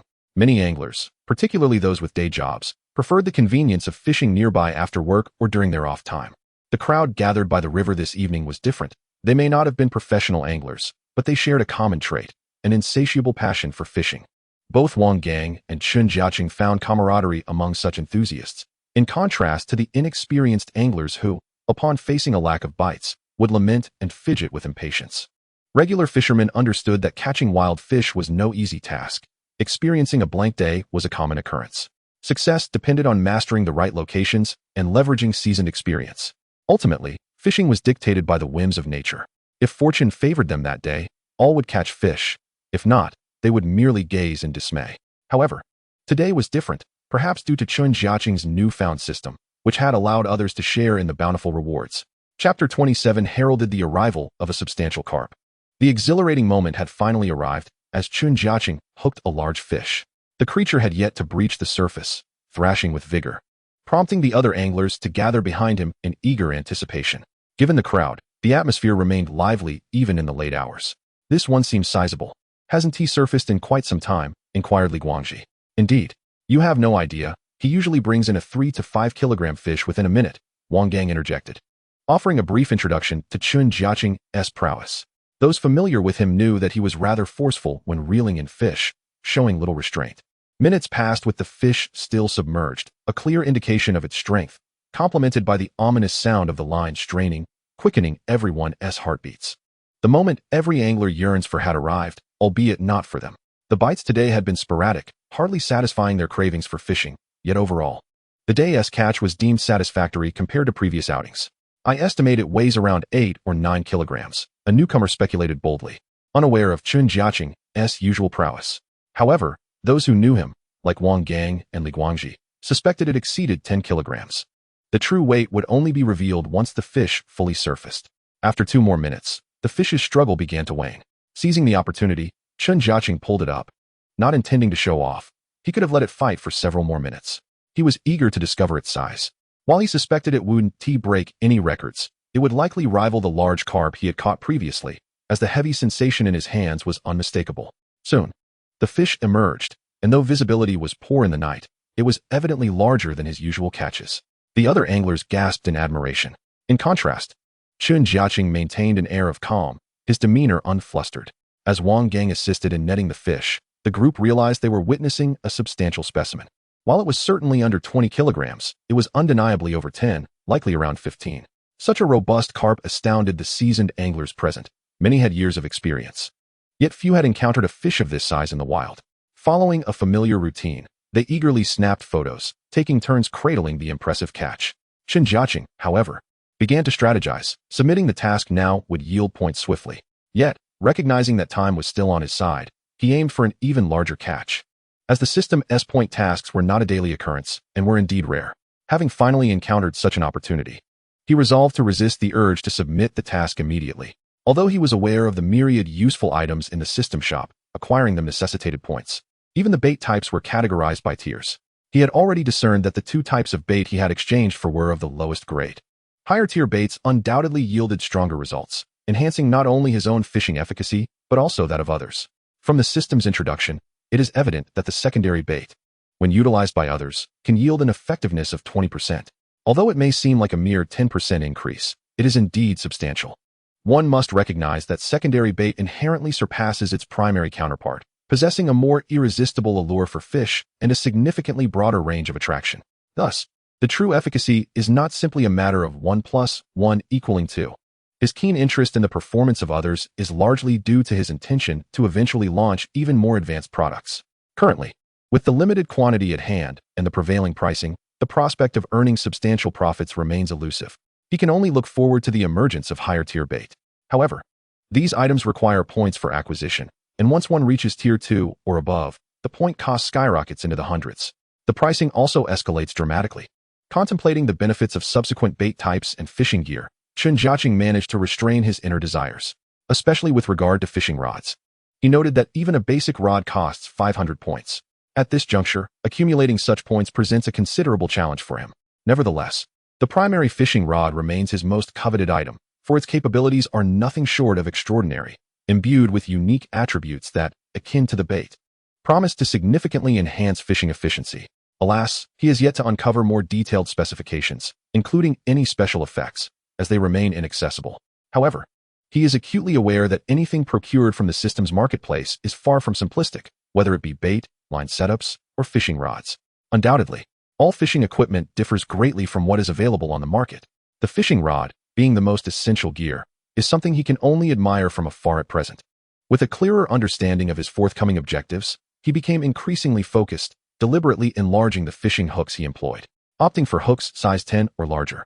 His intention was to eliminate the smaller fish, ensuring that any larger catches would not slip away.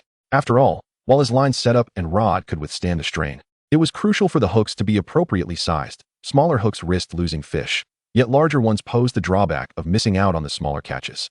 Typically, a balanced approach is advisable, as smaller fish also yield rewards. However, for the sake of his current task, his priority lay in targeting larger specimens. Consequently, as he enlarged his hooks by several sizes, the efficiency of his catches naturally diminished. In the latter half of the night, Chen Jiacheng remained vigilant for larger fish. Yet regrettably, those weighing between 10 and 20 pounds were exceedingly rare. He persevered until dawn, managing to reel in several carp, although none exceeded his largest catch. Nevertheless, he did not succumb to despair. If this location proved unfruitful, he could always relocate. Had it been before, he would have returned home to rest. But for the sake of the task, he resolved to push on. As for the others' fortunes, after a night of toil, it would be inaccurate to claim that everyone had reaped a bountiful harvest. However, judging by the expressions on their faces, it was clear that many were quite satisfied with their catches. Aside from Wang Chong and a few other anglers who left early, 4 or 5 individuals remained, including Zhang Qing, Li Guangji, and Wang Gang. Initially, they had assumed that Chen Jiacheng would be departing as well, only to find him continuing to fish. However, he planned to shift downstream by several hundred meters, as it appeared that the carp in the immediate vicinity had been nearly exhausted. He intended to try a new spot, and the others readily agreed, promptly gathering their gear to move. Interestingly, during the previous night, several anglers who had left had indeed returned to purchase the bait from Chen Jiacheng. The newcomers had witnessed the effectiveness of his bait and were eager to invest. For instance, after a night of indulgence, the supply of bait on hand was dwindling. Even if they had enough for the moment, what about tomorrow or the day after? It was well known among those present that they were avid enthusiasts, and naturally, they desired as much of the quality bait as possible. Wang Gang even had several unopened packs, feeling that it was still insufficient and wishing he could stockpile several tons. Yet, the limited nature of the bait made this impossible. During this time, some individuals grew weary and retreated to their vehicles for rest. Although the cars could not be parked right by the river, they were only a few hundred meters away. After a brief respite, they returned revitalized. This was a common strategy among these passionate anglers. While they might endure long hours outdoors, they would find moments to rest, rather than solely fishing without pause aside from meals. Such dedicated individuals were rare, yet they did exist. Had they considered changing locations? They certainly should, as the size of the fish caught seemed to be diminishing, coupled with a noticeable decline in bites. They decided to heed the advice of one angler who had been particularly successful. After relocating, they believed they might also experience fruitful catches. What were they thinking? They could never surpass his success, given that he was the one who had procured such exceptional bait. At this moment, discussions ensued among the group, as they busily prepared to move while simultaneously analyzing why Chen Jiacheng's catches stood head and shoulders above the rest. The disparity was staggering, with his total surpassing that of all others combined. This considerable gap prompted self-doubt among the others. They pondered whether they had erred in some way, leading to such an outcome.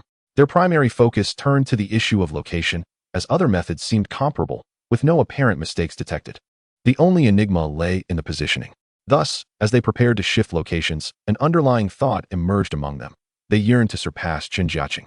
They were not superstitious, and apart from Wang Gang, the others were eager to take on the challenge.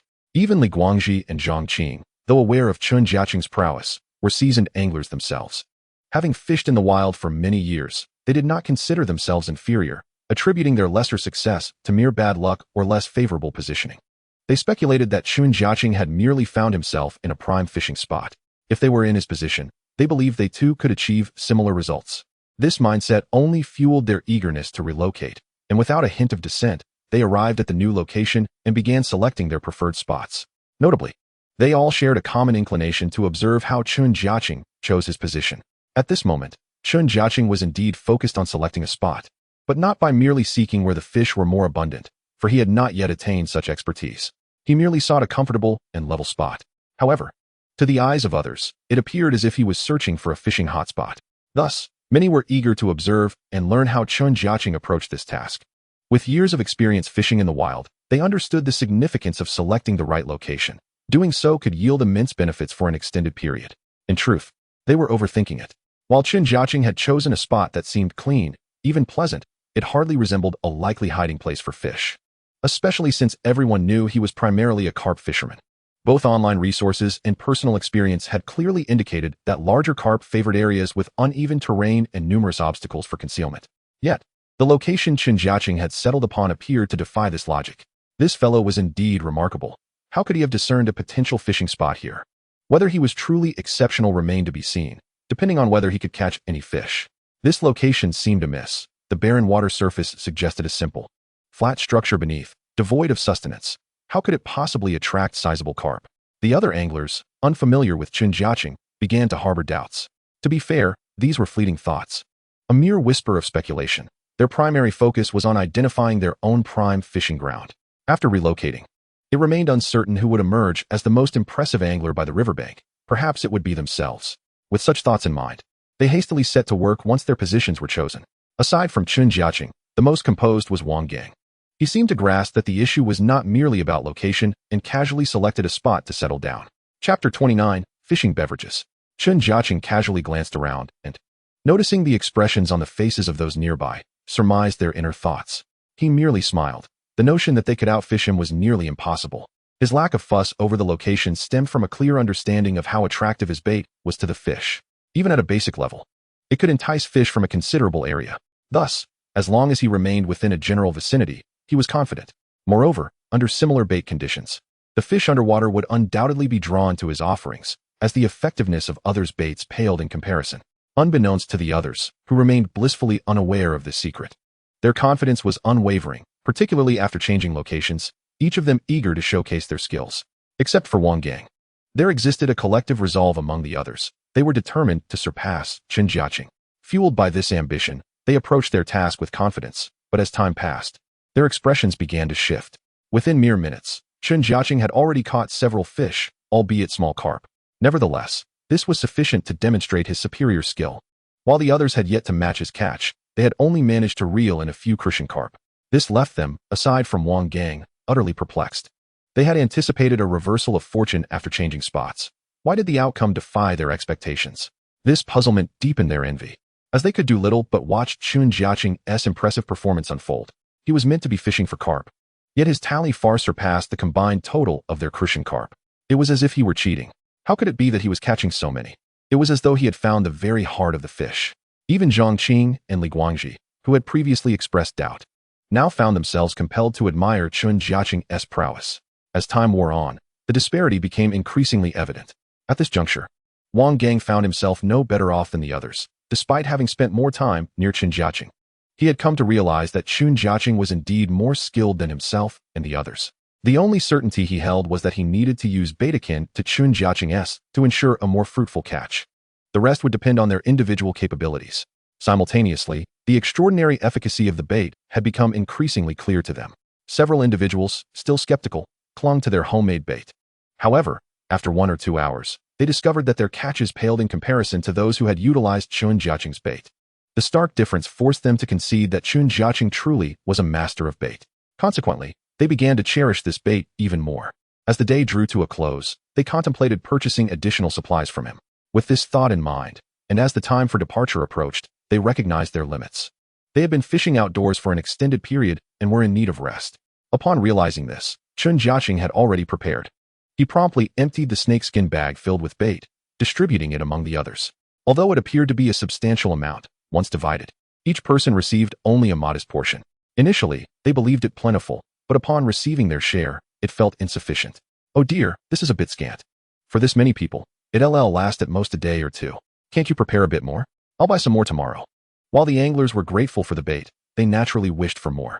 We'll see about tomorrow. For now, this is all we have. Chen Jiacheng bid farewell and rode away on his trusty donkey. The remaining individuals followed suit. Having battled here for so long, they were genuinely fatigued. Chen Jiacheng felt a profound sense of satisfaction. On his way back, he hummed a cheerful tune, despite his physical and mental exhaustion.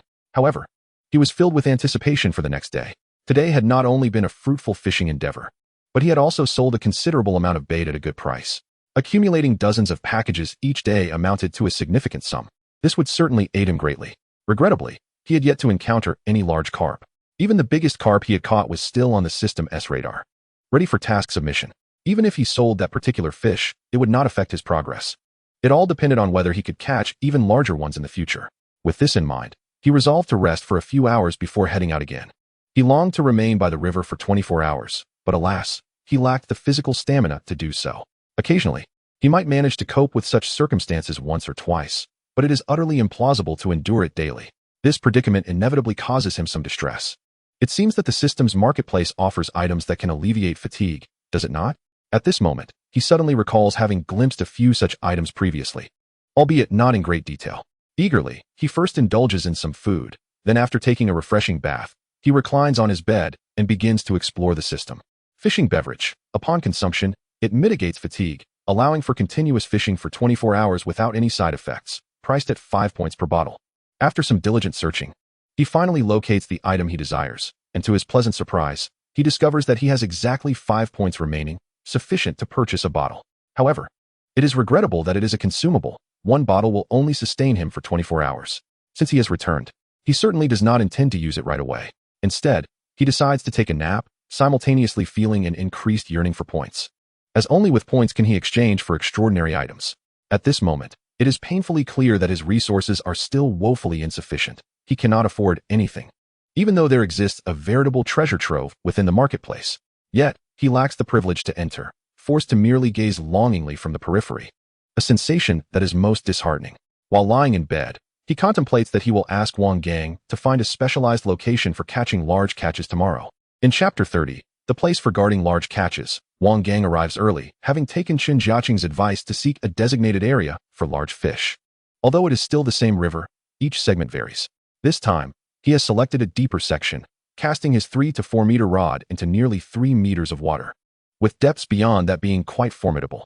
This location has previously yielded some colossal catches, albeit infrequently. However, it is certain that each catch was immensely large. According to his knowledge, this area had previously produced carp weighing 20 to 30 pounds, and not just one. Upon arrival, he is surprised to find a few individuals already present, as everyone is eager to guard against large catches. Unfortunately, even when 7 or 8 people show up each day, only a few manage to reel in substantial fish.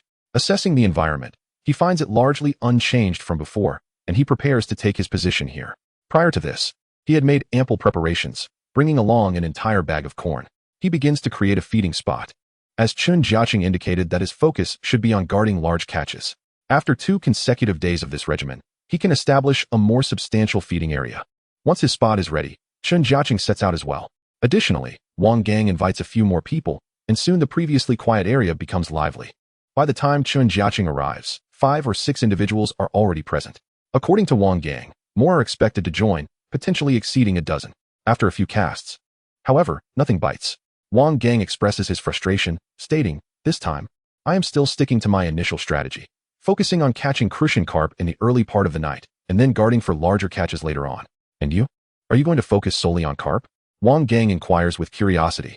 "Of course, I'm not interested in crucian carp these days," Chen Jiacheng replies matter-of-factly, then resolutely commits to his strategy. Observing his determination, Wang Gang cannot help but admire him.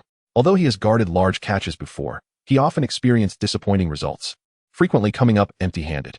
Thus, he has drawn his own conclusions. Prioritizing smaller fish ensures that at least some catches are made. Chen Jiacheng, however, is solely focused on his task. Why waste time on crucian carp when he could be aiming for a 30-pound carp that would reward him with thousands of points? He is eager to enhance his earnings, feeling as though he has reached a bottleneck. At the current pace, he could only manage around 10,000 a day. While this income is generally substantial, his debts loom over him, and he aspires to secure additional funds to return home, making his situation increasingly urgent. The only opportunity for breakthrough lies in the system's marketplace. By acquiring a few exceptional items, he could significantly amplify his rewards. With this goal in mind, he becomes intensely focused.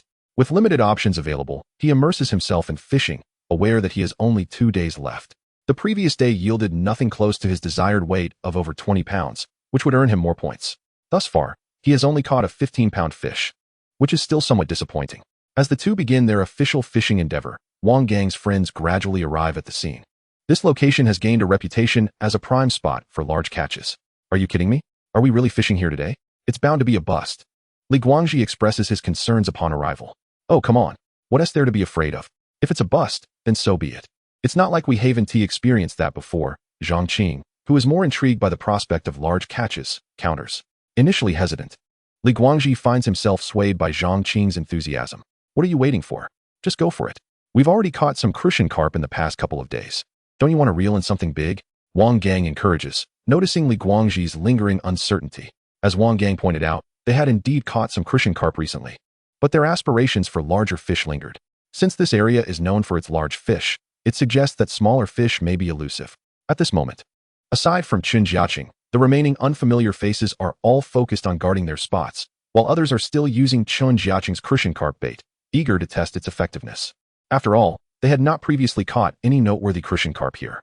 Observing their actions, the few seasoned fishers in the area find it rather peculiar. When newcomers arrive and see the riverbank bustling with people, they wonder aloud, is it possible that there have been some massive catches here lately? I haven't heard any rumors. But if that's the case, it explains the crowd. As more individuals arrive and witness the lively atmosphere, they feel a sense of urgency, fearing that the large fish might be caught by others. Consequently, they hurriedly search for spots to cast their lines. This is human nature. Whether the area is crowded or sparse, once out, most people are reluctant to return home. If there are fewer people, it's one thing, but with a crowd, they feel compelled to fish, operating under the assumption that more people indicates better fishing prospects. With this mindset, those arriving later, despite the crowded conditions, do not hesitate to cast their lines, merely adjusting their positions to sit a bit farther away. Aside from those who frequently frequent this place, those who visit infrequently are often unaware of which spots are particularly renowned. They can only haphazardly select a location to cast their lines. Naturally, not everyone who arrives here is intent on fishing. Some remain in a state of observation, hesitant to take action as they wish to ascertain whether the throng of people around them has any success in catching fish. Chen Jiacheng had long anticipated this scenario. By now, he was unperturbed by the possibility of exposure, for he was indeed fishing with integrity and had no qualms about others scrutinizing his methods. This, in fact, would significantly aid in the promotion of his bait.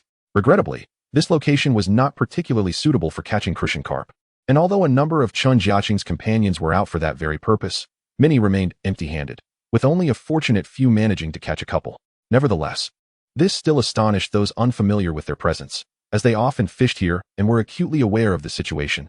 Crucian carp were virtually non-existent. How could newcomers have succeeded in catching a few? What astonished Chen Jiacheng even more was the sight of several anglers raising their phones to capture the moment.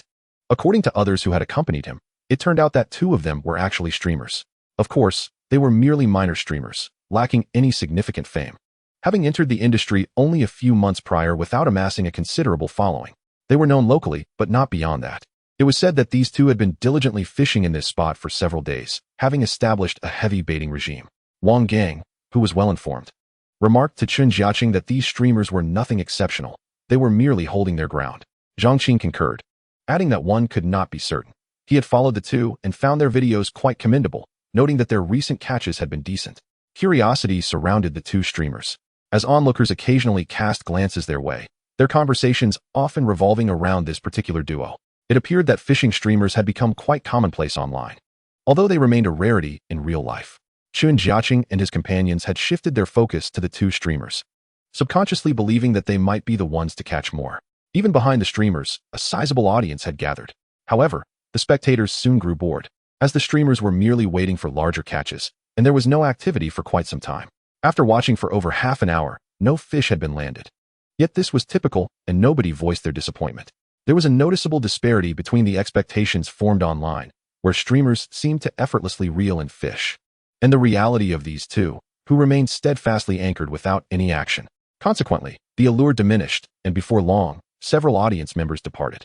Nevertheless, the two streamers were accustomed to such occurrences and continued to immerse themselves in their fishing experience, unbothered by the opinions of others. At last, Chen Jiacheng managed to catch a respectable fish, weighing approximately 3 to 5 pounds. As he reeled it in, envious gazes were cast around him. It was worth noting that this location was relatively bustling, populated not only by Wang Gang's group, but also by a number of individuals who regularly fished here. Unbelievable. This newcomer has such good fortune, and I don't recall seeing him here before.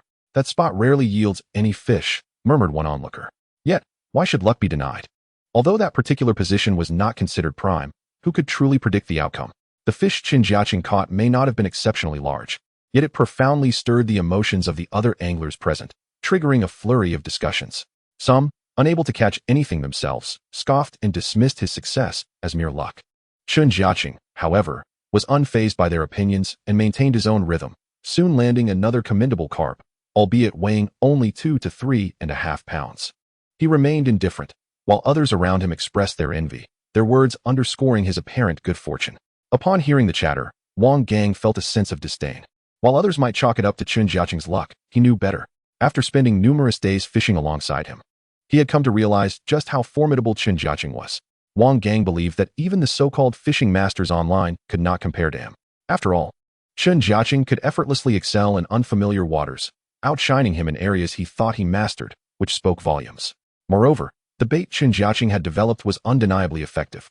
Unlike some anglers he had encountered before, who relied on peculiar methods or techniques that only worked in specific locations or times, Chen Jiacheng's bait was remarkably versatile, consistently outperforming market alternatives regardless of the circumstances. Wang Gang had verified this countless times. The reason he had invited so many people today was simply to allow them to experience the efficacy of this bait firsthand, rather than relying solely on verbal explanations. Those he had brought along in previous days had already begun to appreciate the remarkable qualities of the bait. If one did not utilize the bait in Chen Jiacheng's possession, it was indisputable that their success would be severely compromised. Conversely, employing it nearly eliminated the possibility of coming away empty-handed. This was the magic of it. As time passed, others began to catch fish as well. Surprisingly, it was Chen Jiacheng and Wang Gang's group, newcomers to this area, who seemed to be the most successful. What astonished others even more was that they were catching crucian carp, a species previously deemed absent from this location. Many had tried their luck here before, only to conclude time and again that no crucian carp existed in this region. Now, it seemed that Chen Jiacheng's group had shattered that misconception, prompting some habitual anglers to question their long-held beliefs and attempt to fish with crucian carp bait as well. After all, waiting for larger catches had grown tedious.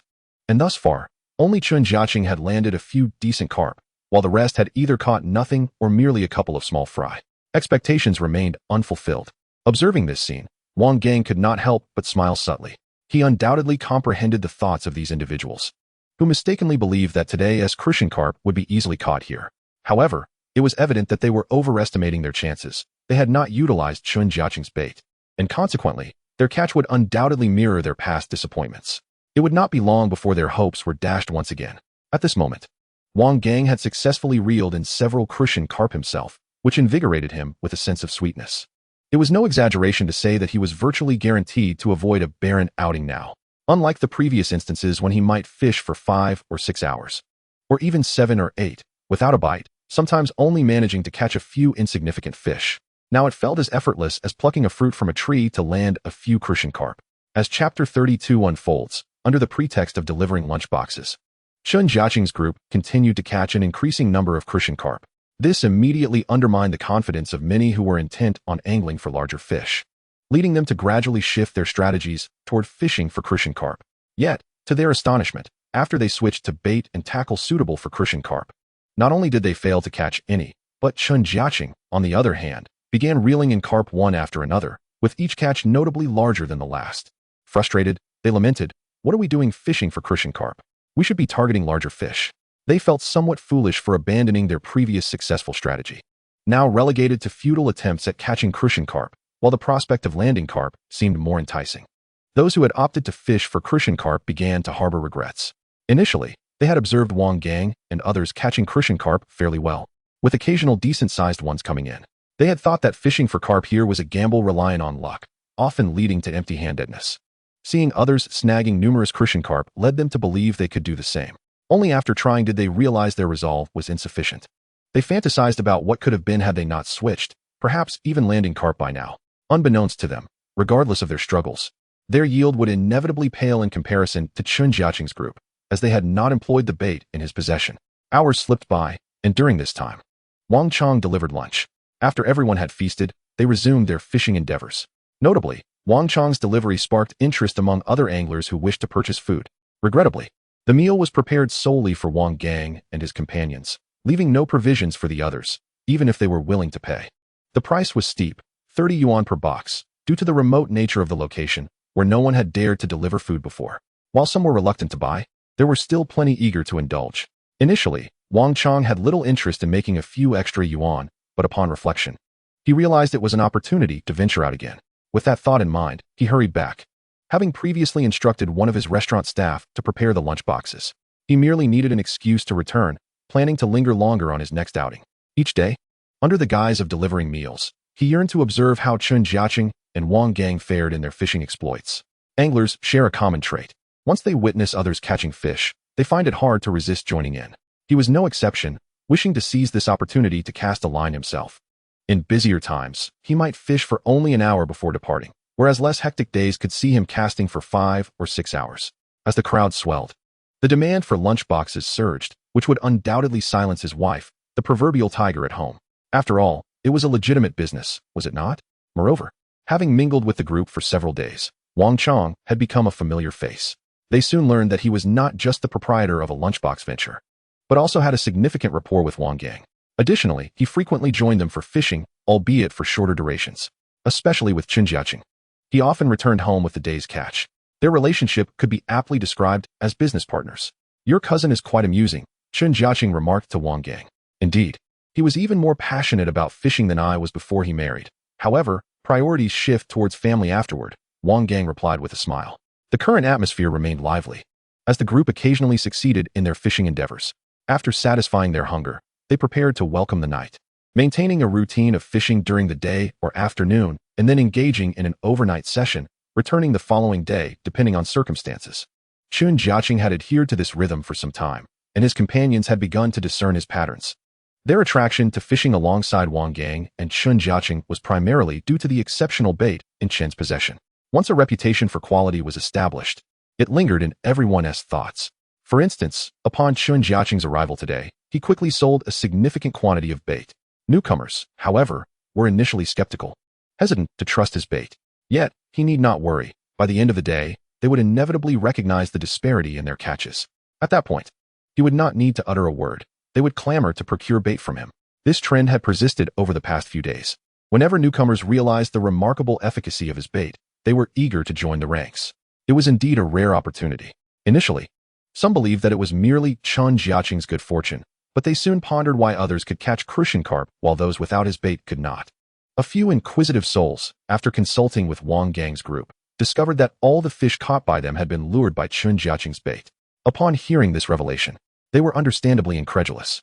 Yet, as they witnessed fish being caught one after another, their skepticism began to wane. Even those not in Wang Gang's group were attempting to catch crucian carp, under the impression that they should also succeed, having seen the success of Wang Gang's group. However, after several hours had passed without a catch, the disparity in bait became glaringly apparent. Though some felt a twinge of regret, they still allocated a portion of their bait for testing. For those reluctant to part with their bait, they could simply approach Wang Gang. At present, Chen Jiacheng had provided Wang Gang with ample bait, more than sufficient for his needs, often in a half-sell, half-gift manner. The intention was to encourage Wang Gang to draw in more customers. Wang Gang was more than pleased, as these moments filled him with a sense of accomplishment after years of fishing. It was only at this moment that he finally found a sense of presence.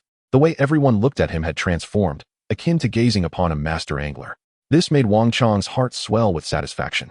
Chapter 33. The pretext for fishing. "Where are you going at this hour?" Liang Xiaohong inquired with a tone of reproach.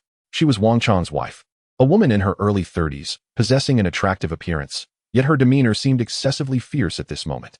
"I'm just delivering food," Wang Chong replied with remarkable composure. Although his face betrayed no signs of distress, internally he was in a state of panic, fearing that this formidable woman would prevent him from leaving. What food? Liang Xiaohong questioned skeptically. Well, look at this, Wang Chang said, presenting several large bags filled with a variety of food. As night had fallen, this was essentially a midnight snack, and the food had not even been ordered by anyone else. He had merely used it as a facade. Where are you delivering it?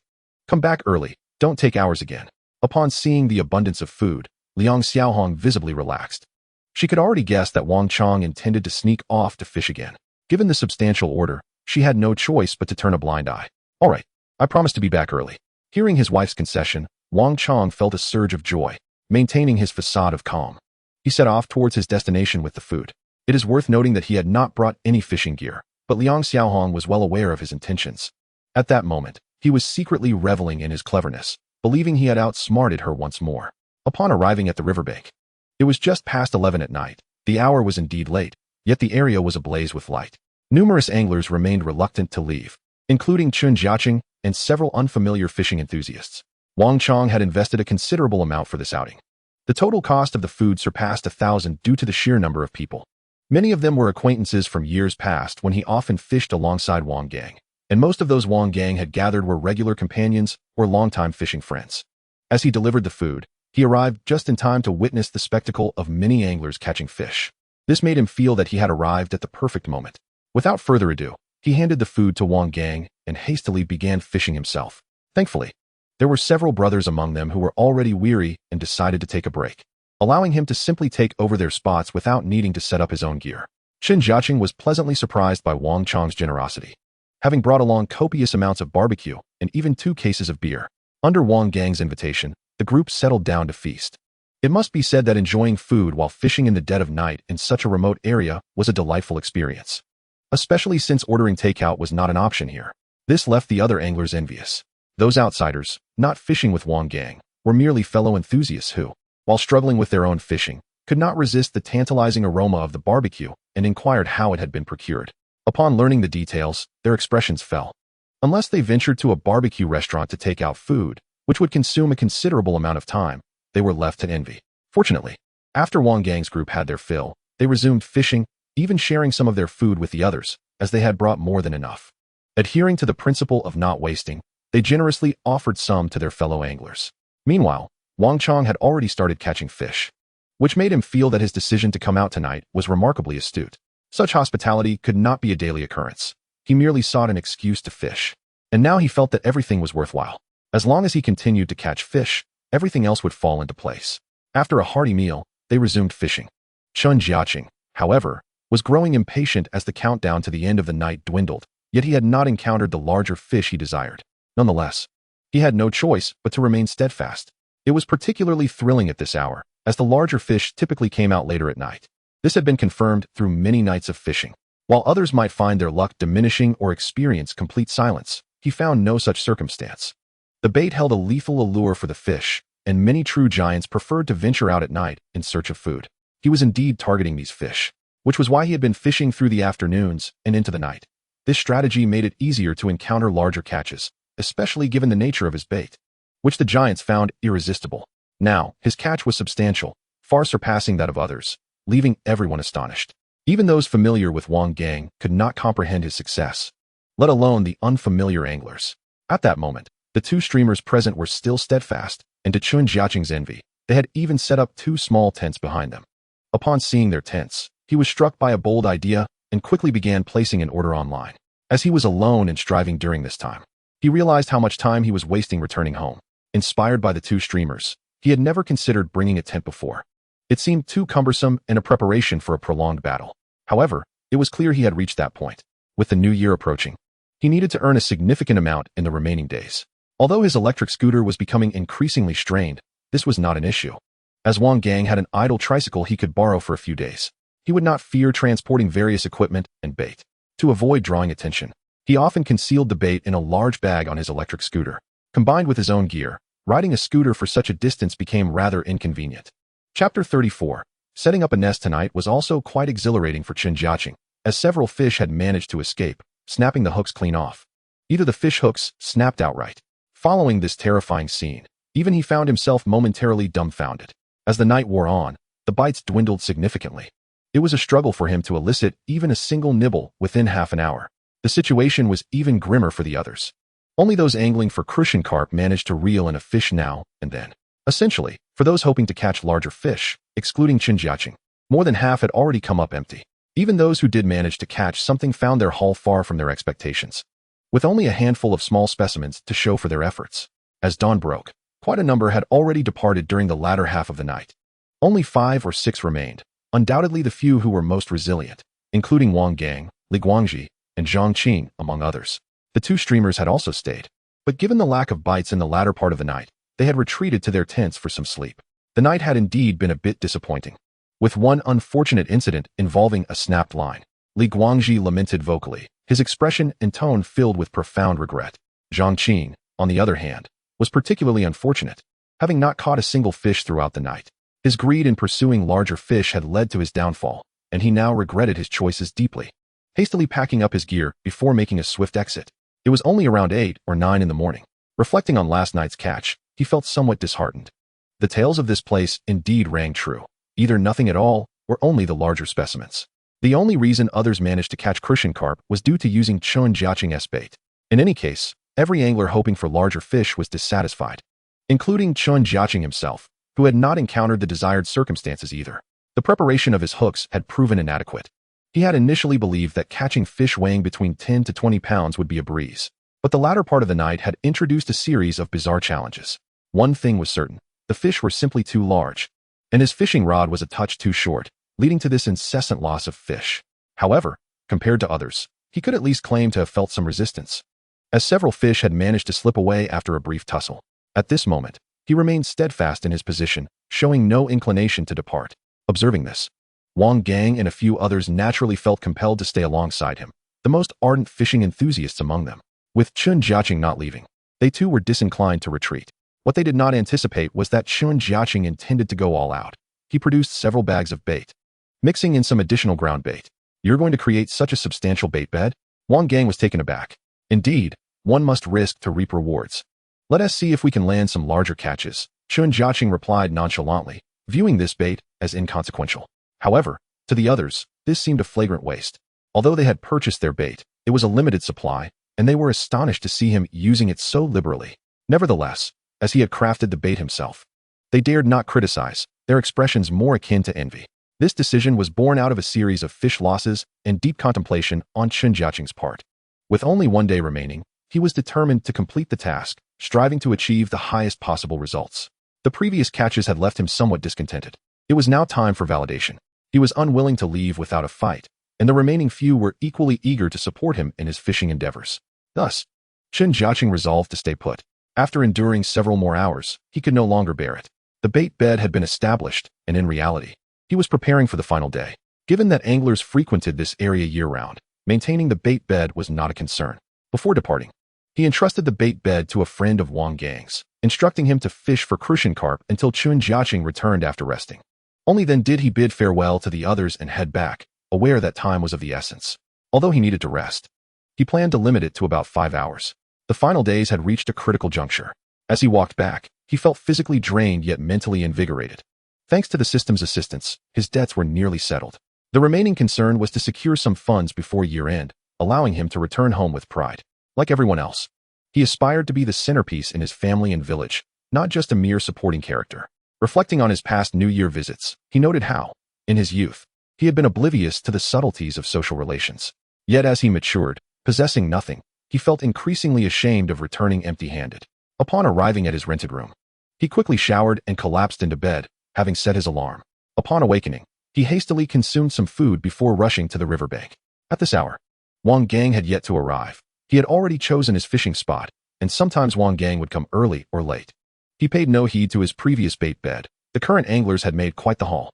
Initially targeting crucian carp, he was surprised to find carp stirring beneath the surface. Within a mere 5 or 6 hours, he had already caught 5 or 6 carp, and notably, their sizes were impressive, with some weighing between 3 to 5 pounds. This unprecedented success left him somewhat bewildered, but undeniably thrilled. "Brother, your bait bed is incredible. After years of fishing, I've never experienced anything like this." "Carp after carp," an excited angler exclaimed, sharing his fishing tales with Chen Jiacheng. Chen Jiacheng merely smiled in response. his emotions remaining largely unfazed. After all, such results were trivial to him and hardly worth boasting about. Nonetheless, he offered a few compliments to the fisherman before returning to his serious angling. Checking the time, he noted that only 13 hours remained for the system's task. During this period, he was determined to catch a large fish, preferably one exceeding 20 pounds. Chapter 35, The Big Fish Bites. After more than an hour of patience, just as the previous angler had experienced, the bites were plentiful, though regrettably, the sizes remained small. Chen Jiacheng had set his hooks large, yet the carp were insatiably greedy for his bait. They seemed oblivious to everything else, behaving as though possessed, continuously biting. This astonishing scene left the other anglers in a state of disbelief, for there were still others fishing in the area. Particularly, those two streamers frequently cast their gazes in this direction. It was not until he successfully reeled in a fish weighing around 5 to 6 pounds that the two streamers could no longer contain their curiosity and approached him directly. "Impressive, my friend. I see you've already caught over a dozen carp from this spot," remarked one of the streamers, a young man in his early 20s. His skin was deeply tanned from years of fishing, giving him an air of maturity beyond his years. "Just fortunate, I suppose," Chen Jiacheng replied with an air of calm. The streamer did not press further but instead stood behind him, keenly observing his techniques. He first noted that Chen was using bait, which, while not particularly surprising, was a departure from the corn that both streamers typically favored. They had thrown in dozens of pounds of corn to create a feeding ground. As this method was straightforward and effective, though they had experimented with bait, it seemed the carp here were not particularly interested in it. Witnessing Chen Jiacheng's success with bait sparked a flicker of inspiration within the streamer. As a streamer, he naturally wished to catch more fish to produce better videos and attract a larger audience.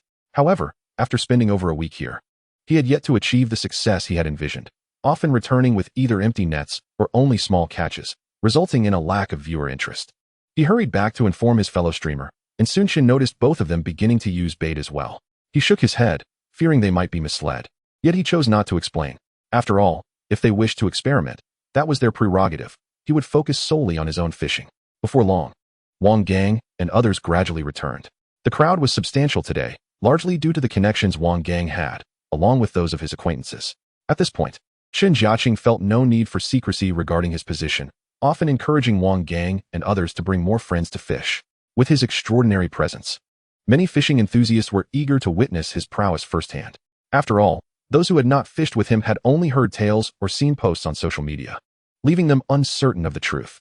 However, anyone who had fished alongside him was acutely aware of his formidable skills, and after witnessing it once, they instinctively gravitated to his side during subsequent outings. This was primarily due to the effectiveness of his bait. With the bait he provided, those fishing nearby found their catches significantly improved compared to their previous experiences. This undeniable success fueled their enthusiasm, resulting in an increasing number of anglers surrounding him. Of course, he was not familiar with many of them, and even during fishing trips, he seldom engaged in conversation with these newcomers. Yet, this mattered little to him. As long as they purchased his bait, he was content. Typically, Chen was quite reserved during fishing, speaking only with Wang Gang and a few familiar faces, rarely engaging with anyone else. Observing this fishing prodigy, those whom Wang Gang had brought felt a surge of confidence. More and more people began to admire Chen Jiacheng. It was impossible not to. Every outing resulted in him outperforming everyone else. His astonishing fishing prowess inspired awe among his peers.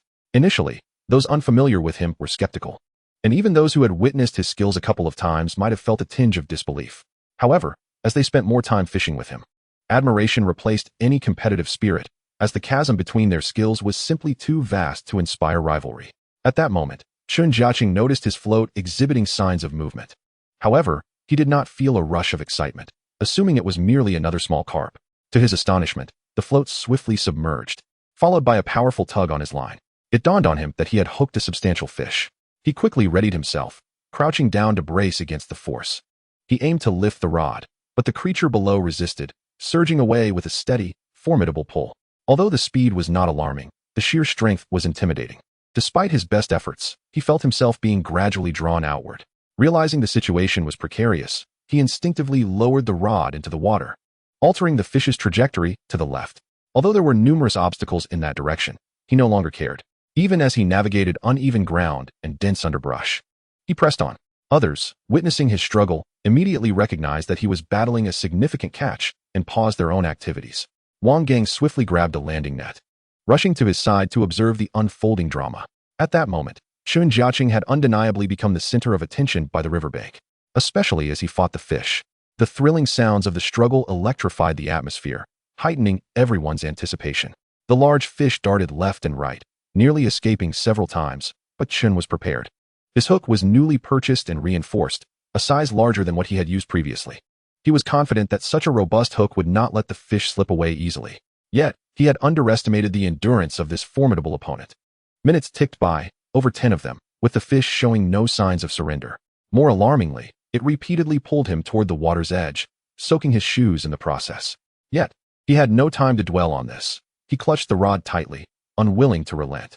The extended struggle drew the attention of onlookers, who had long since abandoned their own fishing endeavors, their eyes riveted on him, including those who had just arrived to witness such a breathtaking spectacle. Wow, is this for real? Did we come just in time to see someone battling a big fish? Exclaimed several anglers, who had just arrived with their gear, spotting Chen Jiacheng engaged in his intense struggle. The crowd's excitement was palpable. It must be huge. It's been over 10 minutes, and it still hasn't surfaced. Indeed. I'd wager it weighs at least 10 pounds, if not more. Another added, their enthusiasm infectious. Dare I say it could be 17 or 18 pounds. The surrounding crowd was even more animated than Chen Jiacheng himself. Although he himself did not catch any fish, merely observing was delightful. Even more amusing was the fact that many onlookers had taken out their phones to record videos. Not only the spectators, but even the two initially composed hosts were now visibly flustered, swiftly redirecting their filming equipment to focus on Chen Jiacheng. Of course, they did not film his face. They merely captured the process of him reeling in the fish. Chen Jiacheng, however, was unperturbed by the exposure. Nearby, a number of individuals assisted him under Wang Gang's direction. Due to the dense thicket obstructing his ability to maneuver the fish, Wang Gang and a few friends armed with knives cleared away the impediments.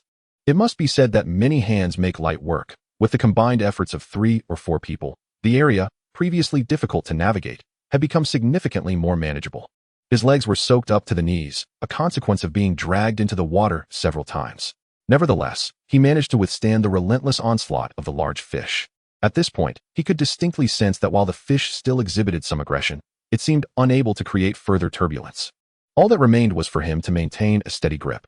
This time, Chen Jiacheng was cautious and vigilant, for he could perceive that should this fish surface, it would undoubtedly shatter his previous records. Moreover, it was highly likely to be the formidable fish required for his system's task. His score depended entirely on this one fish's performance. So far, he was satisfied. Even without it breaching the surface, its strength indicated it was exceptional. However, the fishing rod was somewhat short, and the surroundings were not particularly spacious. Branches loomed overhead, obstructing him. A 7 or 8 meter rod would have been unwieldy here. A 6 meter rod was just about manageable. Under the watchful and eager gazes of the crowd, the large fish finally began to emerge slowly from the water. The moment its massive head broke the surface, a wave of astonishment rippled through the onlookers. My goodness! It was nothing short of a monster. How could a carp be so enormous? Unbelievable. Until now, they had merely heard tales of giants from these waters. But today they were finally witnesses to one. The instant the fish surfaced, the crowd erupted in excitement. More crucially, a significant amount of time had passed since the fishing began, leading many who received news to rush over. It's worth noting that the river extended well beyond this stretch. Several hundred meters away, others were also fishing. Upon hearing the news, they hastily made their way here, resulting in a gathering of at least 20 to 30 people. The scene was bustling. Yet everyone's attention was riveted on Chen Jiacheng as he carefully drew the massive fish closer to the shore. Wang Gang, equally tense, cautiously maneuvered his large net to scoop up the fish. Despite having purchased a sufficiently large net, the fish's size was daunting. At least half of its tail remained outside the net, indicating a struggle to contain it. He proceeded with utmost care, gradually pulling it ashore. Fortunately, the fish's strength had been entirely depleted by Chen Jiacheng's efforts, and once it emerged from the water, it ceased to struggle, seemingly resigned. The moment it was dragged onto the bank, the crowd erupted into fervent discussions. For only then could they fully appreciate the fish's true form. A colossal carp weighing over 20 pounds. A flurry of photographs and videos ensued. Not only the onlookers, but even Chen Jiacheng could not resist capturing images of the magnificent fish. The astonishment exceeded all expectations. Wang Gang and his friends took turns lifting the fish for photos. For those wishing to take pictures, a fee of 5 yuan per person was announced in jest by Wang Gang. As the fish was finally secured, a notification chimed. Congratulations on completing the task. Earning 500 points and a reward of 20,000 yuan. The moment the fish surfaced, Chen Jiacheng knew it was the one. Although some time remained, he no longer wished to wait. for this fish was sufficient to meet his aspirations. Upon submitting the task, he received a gratifying reward of 500 points, reaching his expectations, along with an unexpected bonus of 20,000 yuan. Wow, brother, you're incredible. Such a massive fish. I wonder if I'll ever catch one in my lifetime, someone exclaimed. You're just being ridiculous. It's only 20 plus pounds. What is the big deal? Go ahead. Show me if you can catch one. Another retorted. That's nothing. Just go to any reservoir, and within a few days, you'll fulfill that easily. Opinions varied wildly, but even those who spoke disparagingly or attempted to belittle the achievement were merely expressing sour grapes for not being able to catch such a fish themselves. In any case, catching such a large carp in the wild was no ordinary feat. It was a stroke of true fortune. After securing the fish, Chen Jiacheng felt a wave of fatigue wash over him, especially after completing the task. He finally let out a sigh of relief, as the tension that had gripped him began to dissipate. Rarely had he sat down to rest without fishing. The crowd, recognizing his exhaustion, gradually began to disperse after the grand reveal of the fish. As they departed, they continued to discuss the monumental catch. For witnessing such a massive fish had left a profound impact on many. Those who had merely come to observe wasted no time gathering their gear, eager to return and try their luck. Chen Jiacheng's accomplishment had ignited a spark of anticipation among the local anglers, motivating them for their next fishing ventures. It was then that Chen Jiacheng opened the marketplace. Without hesitation, he exchanged for a level 1 fishing rod, a highly sought-after item for him at this moment. He had little interest in anything else. Chapter 37, Level 1 Fishing Rod. Dude, your pants are soaked. Do you want to change? Wang Gang reminded him. Yet Chen Jiacheng had no mind to consider changing his pants at that moment. Level 1 Fishing Rod. Increases luck by 5. Maximum length 63 meters. Freely adjustable. Reduces fish strength by 20%. Sturdy and durable. The rod's attributes were succinctly detailed, but undeniably, each time he retrieved it from the system, it felt brand new and remarkably resilient against damage. Eagerly, he extracted it from the system and pretended to retrieve it from his backpack, holding it up. It appeared rather dull in the dim light, yet he was filled with anticipation. There were no extravagant coatings or garish embellishments, merely a simple layer of black paint. Yet, the moment he grasped it in his hands, he felt akin to a swordsman wielding a legendary weapon. Almost instinctively, he swung the fishing rod as if it were a steel bar, striking a nearby sapling with considerable force. The diminutive tree, hardly more than 2 fingers in thickness, was brutally snapped in two. He then brought the rod close to his eyes for a meticulous inspection, discovering not even a faint scratch upon its surface. Without a moment's hesitation, he seized a large stone at his feet and brought it crashing down upon the rod. Upon another thorough examination, he found merely a few faint white marks. His reckless antics startled Wang Gang, who exclaimed, "What's the matter, my friend? Did you catch the biggest fish of your life and decide to call it a day?" Wang Gang queried, a hint of confusion in his tone. He genuinely feared that Chen Jiacheng might abandon fishing altogether. After all, having just begun to experience the true joy of angling, he dreaded the thought of reverting to his previous state. The mere idea sent a shiver down his spine. As the saying goes, it is difficult to shift from extravagance to frugality. Having savored the sweetness of success over the past few days, he reflected on how fishing used to be a torment rather than a pleasure. "No, I'm merely testing the quality of this fishing rod," Chen Jiacheng casually remarked, a sense of satisfaction radiating from him. Upon hearing this, Wang Gang breathed a sigh of relief and took a closer look at his own fishing gear, noting the absence of any marks, which he couldn't help but admire. "What material is this rod made from, iron?" he asked incredulously. "I'm not quite sure. It's a custom piece, not something you can find on the market," Chen Jiacheng succinctly explained. "No way, another special creation?" Wang Gang paused, his belief in Chen Jiacheng solidifying with each passing moment. Thus, when he heard this, he instinctively recognized it as a valuable treasure. However, his interest in fishing rods was not particularly pronounced, so he remained somewhat indifferent. At that moment, Chen Jiacheng noticed that the shop offered several types of fishing rods. Though all were classified as first tier, it was evident that his rod was among the more expensive options within that category. Suddenly, he became acutely aware of the chill emanating from his feet. "You should change your pants quickly. I brought 2 spare pairs for you," Wang Gang announced. Having driven there, he was naturally well equipped, carrying a plethora of supplies essential for a seasoned angler. "Thank you, I appreciate it," Chen Jiacheng replied as he took the car keys Wang Gang offered, intending to change before returning to the riverbank, his heart brimming with anticipation for the rod's forthcoming performance. Everything else was secondary. His 5-point luck had him pondering its potential impact. Surely, it would enhance his catch rate, wouldn't it? As he walked, he mused over this question. Yet all remained mere conjecture until he had the chance to test it. Having swiftly changed into dry pants, he returned to the riverbank, where he found fellow anglers buzzing with enthusiasm. The recent catch of a large carp had significantly boosted morale, creating an illusion that they, too, might reel in such a magnificent fish. Alas, such hopes were likely futile. Over the next half hour, Chen Jiacheng discovered that his fishing rod indeed lived up to his expectations. The feel of it was unparalleled, far surpassing any rod available on the market. It bestowed a remarkable lightness in his hands, yet remained incredibly sturdy. More importantly, the rod's unique properties diminished the strength of fish below, reducing their power by 20%, a seemingly modest figure, yet one that could prove substantial in practice. Just that slight margin could mean the difference between escape and capture. Even a 20-pound fish would likely be easier to reel in. Indeed, as he anticipated, the subsequent catches were increasingly compliant, their diminished strength rendering them docile. Notably, the luck factor began to manifest itself as well, while not overwhelmingly dramatic. He could sense the bites becoming more vigorous. With the passage of time, the effects intensified, as if the fish had congregated in a frenzy. This convergence of factors allowed him to catch large fish with the ease of reeling in small fry.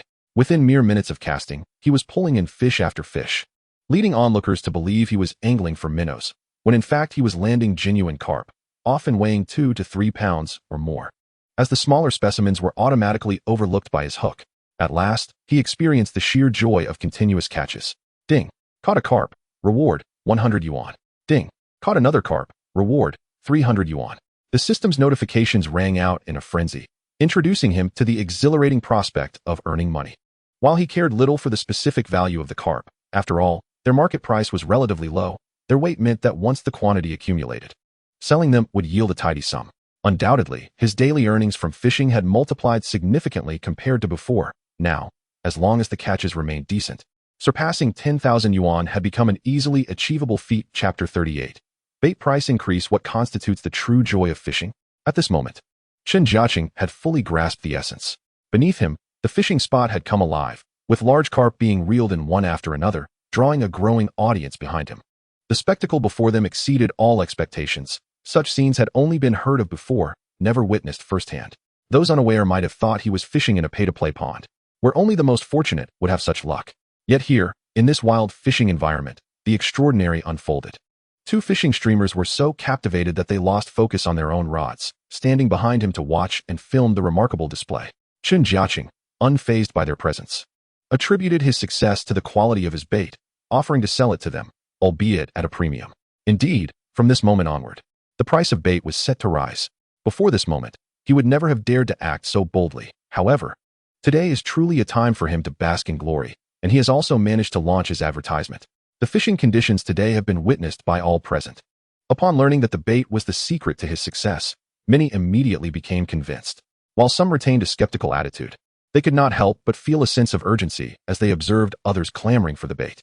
Each packet is now priced at a staggering 120 yuan, a sum that leaves many incredulous. After all, why should bait be so exorbitantly priced?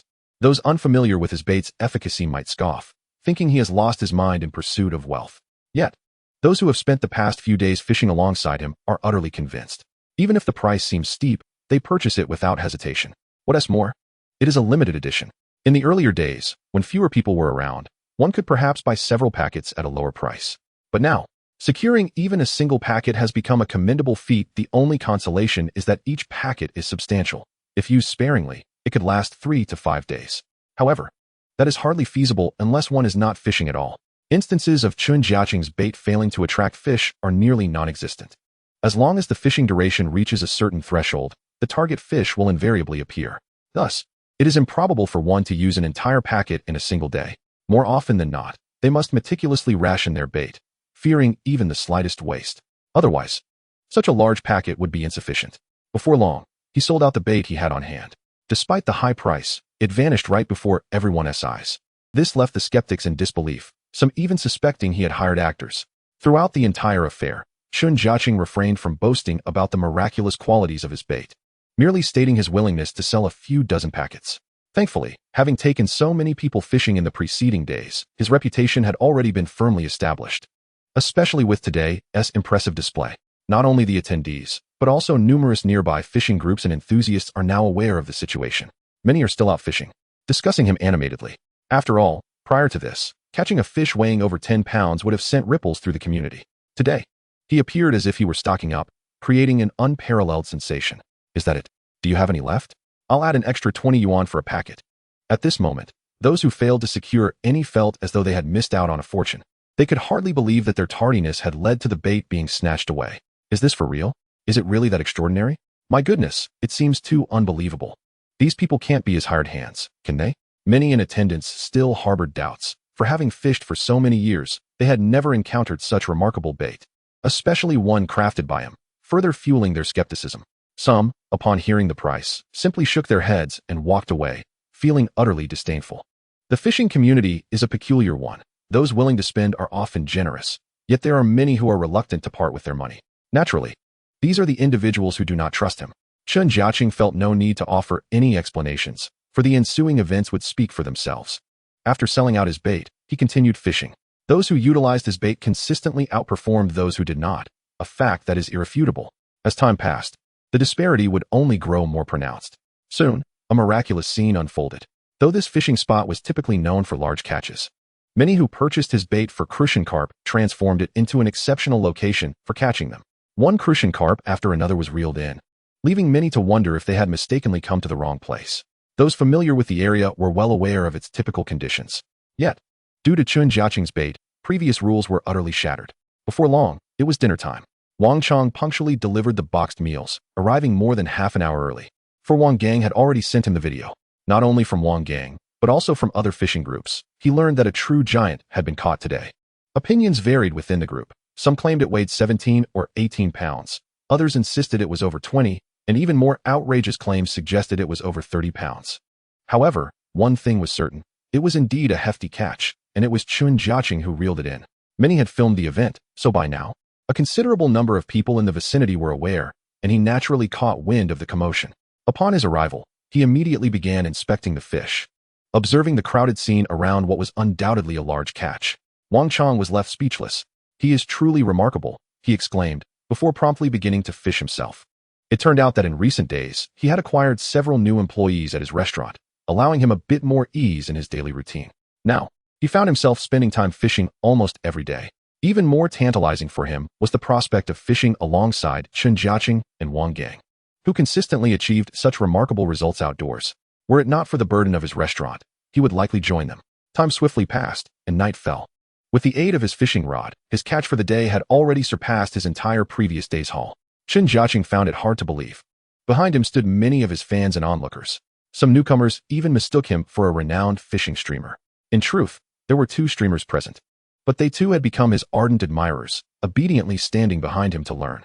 Chen Jiacheng, of course, did not dare to preach grand philosophies to these individuals, yet he could not ignore their inquiries. Ultimately, all discussions circled back to his bait. He had little else to impart, and after witnessing the results, they had no choice but to believe, for the evidence was irrefutable. Not only his customers, but also those who had not used his bait were now experiencing far less success. The reality was undeniable, compelling even the 2 streamers to acknowledge it. Initially, they would never have easily watched others fish, but now they felt they had truly encountered a master. "Bro, when are you coming back tomorrow? Can I reserve 2 packets? Don't even think about it. Did you not see what happened today? Everyone could only grab 1 packet. All right then, I'll add 50 yuan for a packet." The situation was both amusing and bewildering. The audience behind him was no longer merely spectators. Upon realizing the efficacy of the bait, they had begun to voice their bids, continuously raising the stakes. Chen Jiacheng found himself in a predicament, as the crowd had already swelled to such numbers. If he were to bring the bait tomorrow, it would undoubtedly be claimed by these eager individuals long before he could reach them. He regretted having set the price somewhat low, having underestimated the proclivity of these affluent individuals. While many were reluctant to spend exorbitant sums on bait, there were certainly enough who were willing to do so. It was evident that some among them were eager to purchase his entire stock. With those less familiar to him, he would, of course, sell at a higher price. But in reality, Wang Gang, Li Guangji, and Zhang Qing maintained their prior pricing, which was merely a few dozen yuan per package. To put it plainly, flipping the bait would yield a tidy profit of several dozen yuan. However, these individuals would not resort to such tactics. They were not in dire need of money, and naturally, they wished to keep the excellent bait for their own use. This very fact enabled Chen Jiacheng to ensure a daily sale of 1 package to them. As for the others, it would be a matter of first come, first served, and he would not disclose his arrival time to those he was less acquainted with. At most informing Wang Gang, having dealt with the throng behind him, Chen Jiacheng plunged into his work. As the night progressed, the size of the fish caught grew considerably, showcasing this particular phenomenon with great clarity. Fish weighing 3 to 5 kilograms were considered small, with catches frequently exceeding 7 or 8 kilograms and several surpassing 10. This provided him with a thrilling tactile experience, simultaneously evoking envy from those around him. Wang Gang had even begun to assist him in landing the fish. Unfortunately for him, his plans for a day of peaceful fishing had been repeatedly interrupted by Chen Jiacheng. The sheer number of large fish he was catching necessitated someone to help with netting them, and given Wang Gang's proximity, the task naturally fell to him. For him, this was a privilege. As Chen Jiacheng's prowess grew, Wang Gang had reaped significant benefits, a fact he would not soon forget. The most gratifying aspect was the sensation of fishing itself. After years of angling, he had never experienced such exhilaration. Particularly, the recognition and envy he garnered from others was an entirely novel sensation. Maintaining this rhythm, they fished until dawn broke the next day. During this time, Wang Chong had already harvested a substantial catch, filling 3 nets to the brim, collectively weighing several hundred kilograms, all accomplished by his own efforts. It was nothing short of astonishing. The gazes of others upon him were imbued not only with admiration but also fervor, akin to that reserved for a marvel. The average person could hardly fathom how such a bountiful catch could be achieved in a mere wild fishing expedition. The fish below seemed to line up as if on cue, resembling performers awaiting their turn. Not even Wang Gang could quite believe it. He was astonished to discover that Chen Jiacheng had become even more formidable. Could it be the fishing rod? Yet, that seemed improbable. Wang Gang had entertained such doubts, recognizing that the only change was Chen Jiacheng's new rod, distinct from his usual ones. However, as an angler himself, he understood that while a rod could influence results, it could hardly account for such extraordinary success. The fish continued to bite in a seemingly unbroken succession. However, all of this became moot once Chen Jiacheng departed, leaving the scene eerily quiet, with only a handful of individuals remaining to fish. Especially around his fishing spot, as he prepared to leave, several eager anglers awaited behind him, armed with their gear. They assumed quite simply that his spot was teeming with fish just waiting to be caught, and they believed that by following in his footsteps, they too could experience the thrill of the catch. Wang Gang had significant insight into this matter, having previously engaged in the practice of taking over fishing spots. He held other anglers' spots in low regard, but Chen Jiacheng's was different. He had made a point to take it on every time. Admittedly, the results were worthwhile, though not as spectacular as he had imagined. Nonetheless, there were certainly more fish there than in his own spot. Hence, Wang Gang had no intention of relinquishing it to others, even if some were acquaintances. He wanted to savor the experience himself first. After Chen Jiacheng's departure, Wang Gang settled into his former position, while those who had yet to leave kept a watchful eye, eager to see if he could replicate Chen Jiacheng's legendary success. Regrettably, he fell short of that lofty standard. A full half-hour passed, and Wang Gang managed to reel in a fish that was far from impressive in size. This surprised everyone, especially considering that just moments ago, Chen Jiacheng had been here, seemingly catching fish without pause. He had barely left, so how could another angler fail to achieve similar results? Many found this difficult to comprehend. As the narrative unfolds, Chen Jiacheng had secured a tent, allowing him to fully immerse himself in his fishing endeavors. He now dined and slept by the riverside, which proved exceedingly convenient. The outcome was a significant increase in his daily earnings. The bait sales reflected this trend. Initially, he had no intentions of raising prices, but the sheer volume of buyers compelled him to incrementally increase them. Even so, those who had tasted the sweetness of success were plentiful, and the wealthy among them did not flinch at the prices. Conversely, those unwilling to part with their money could only look on enviously, as the affluent saw no issue with the cost of his bait. Fortunately, the initial group of anglers who had accompanied him remained relatively unaffected by price hikes. Others, who were less familiar, had to contend with market-driven prices. This left him in a state of urgency, yearning for more bait, as the supply was still insufficient for his needs. Moreover, with daily limits on each type, he still managed to secure a commendable income. The price had now escalated to 200 yuan per package. "We're straying further afield," Wang Gang remarked, having just assisted Chen Jiacheng in transporting his gear and tent to the riverside. Given that he changed locations almost daily, this task proved somewhat cumbersome, as fishing in the same area consecutively would drastically diminish returns. "What is there to fear? You have a vehicle, and I'm grateful for your help these past few days," Chen Jiacheng replied. Wang Gang's assistance extended beyond merely transporting his belongings. He also helped with packing up. It was essential, as not only fishing gear was involved, but also personal belongings that had accumulated significantly. Relying on the previous small donkey would have required numerous trips. Moreover, now that he was living by the river, Wang Gang was filled with envy. Nevertheless, he remains a man with a family, thus he returns home each day. albeit the time he spends there for rest grows increasingly brief. In a short span, the riverbank became lively once more, with a throng of people arriving. Their attitude towards Chen Jiacheng has undergone a complete transformation. After witnessing his daily procurement of supplies for so many days, they have come to revere him profoundly. Consequently, this influx of individuals, regardless of their intent to purchase bait, yearns to behold the true fishing deity. Upon their arrival, Chen Jiacheng promptly displayed his bait, and one by one, they approached to make their purchases. There remained a restriction on the quantity one could acquire. Otherwise, some would buy several packets, leaving others without any. Although not everyone may secure their bait that day, the following day would afford them their turn, allowing for a temporary fulfillment of their demands. Yet, some must be prudent with their usage. Moreover, his burgeoning reputation has spread throughout the vicinity, with tales of his miraculous bait circulating widely. Even those who do not regularly purchase have retained fond memories of their prior experiences. Brother, why not consider live streaming? With your skills, I believe it wouldn't take long to amass a significant following through tips and recognition, suggested Zhang Qing.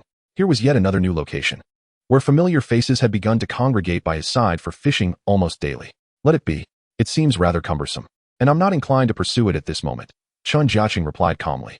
The joy of earning money has become a delightful experience for him. Just a couple of days prior, he had completely cleared his debts, a sensation that was exceedingly refreshing. Thus, with every passing day, his earnings have truly transformed into savings.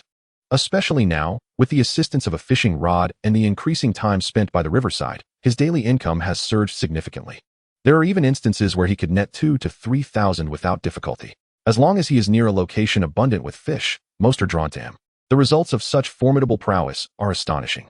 Although he has yet to enter the world of online streaming, Chen Jiacheng's fame has already spread throughout the area. Naturally, many have shared his exploits online, but absent first-hand experience, skeptics abound, dismissing him as a fraud.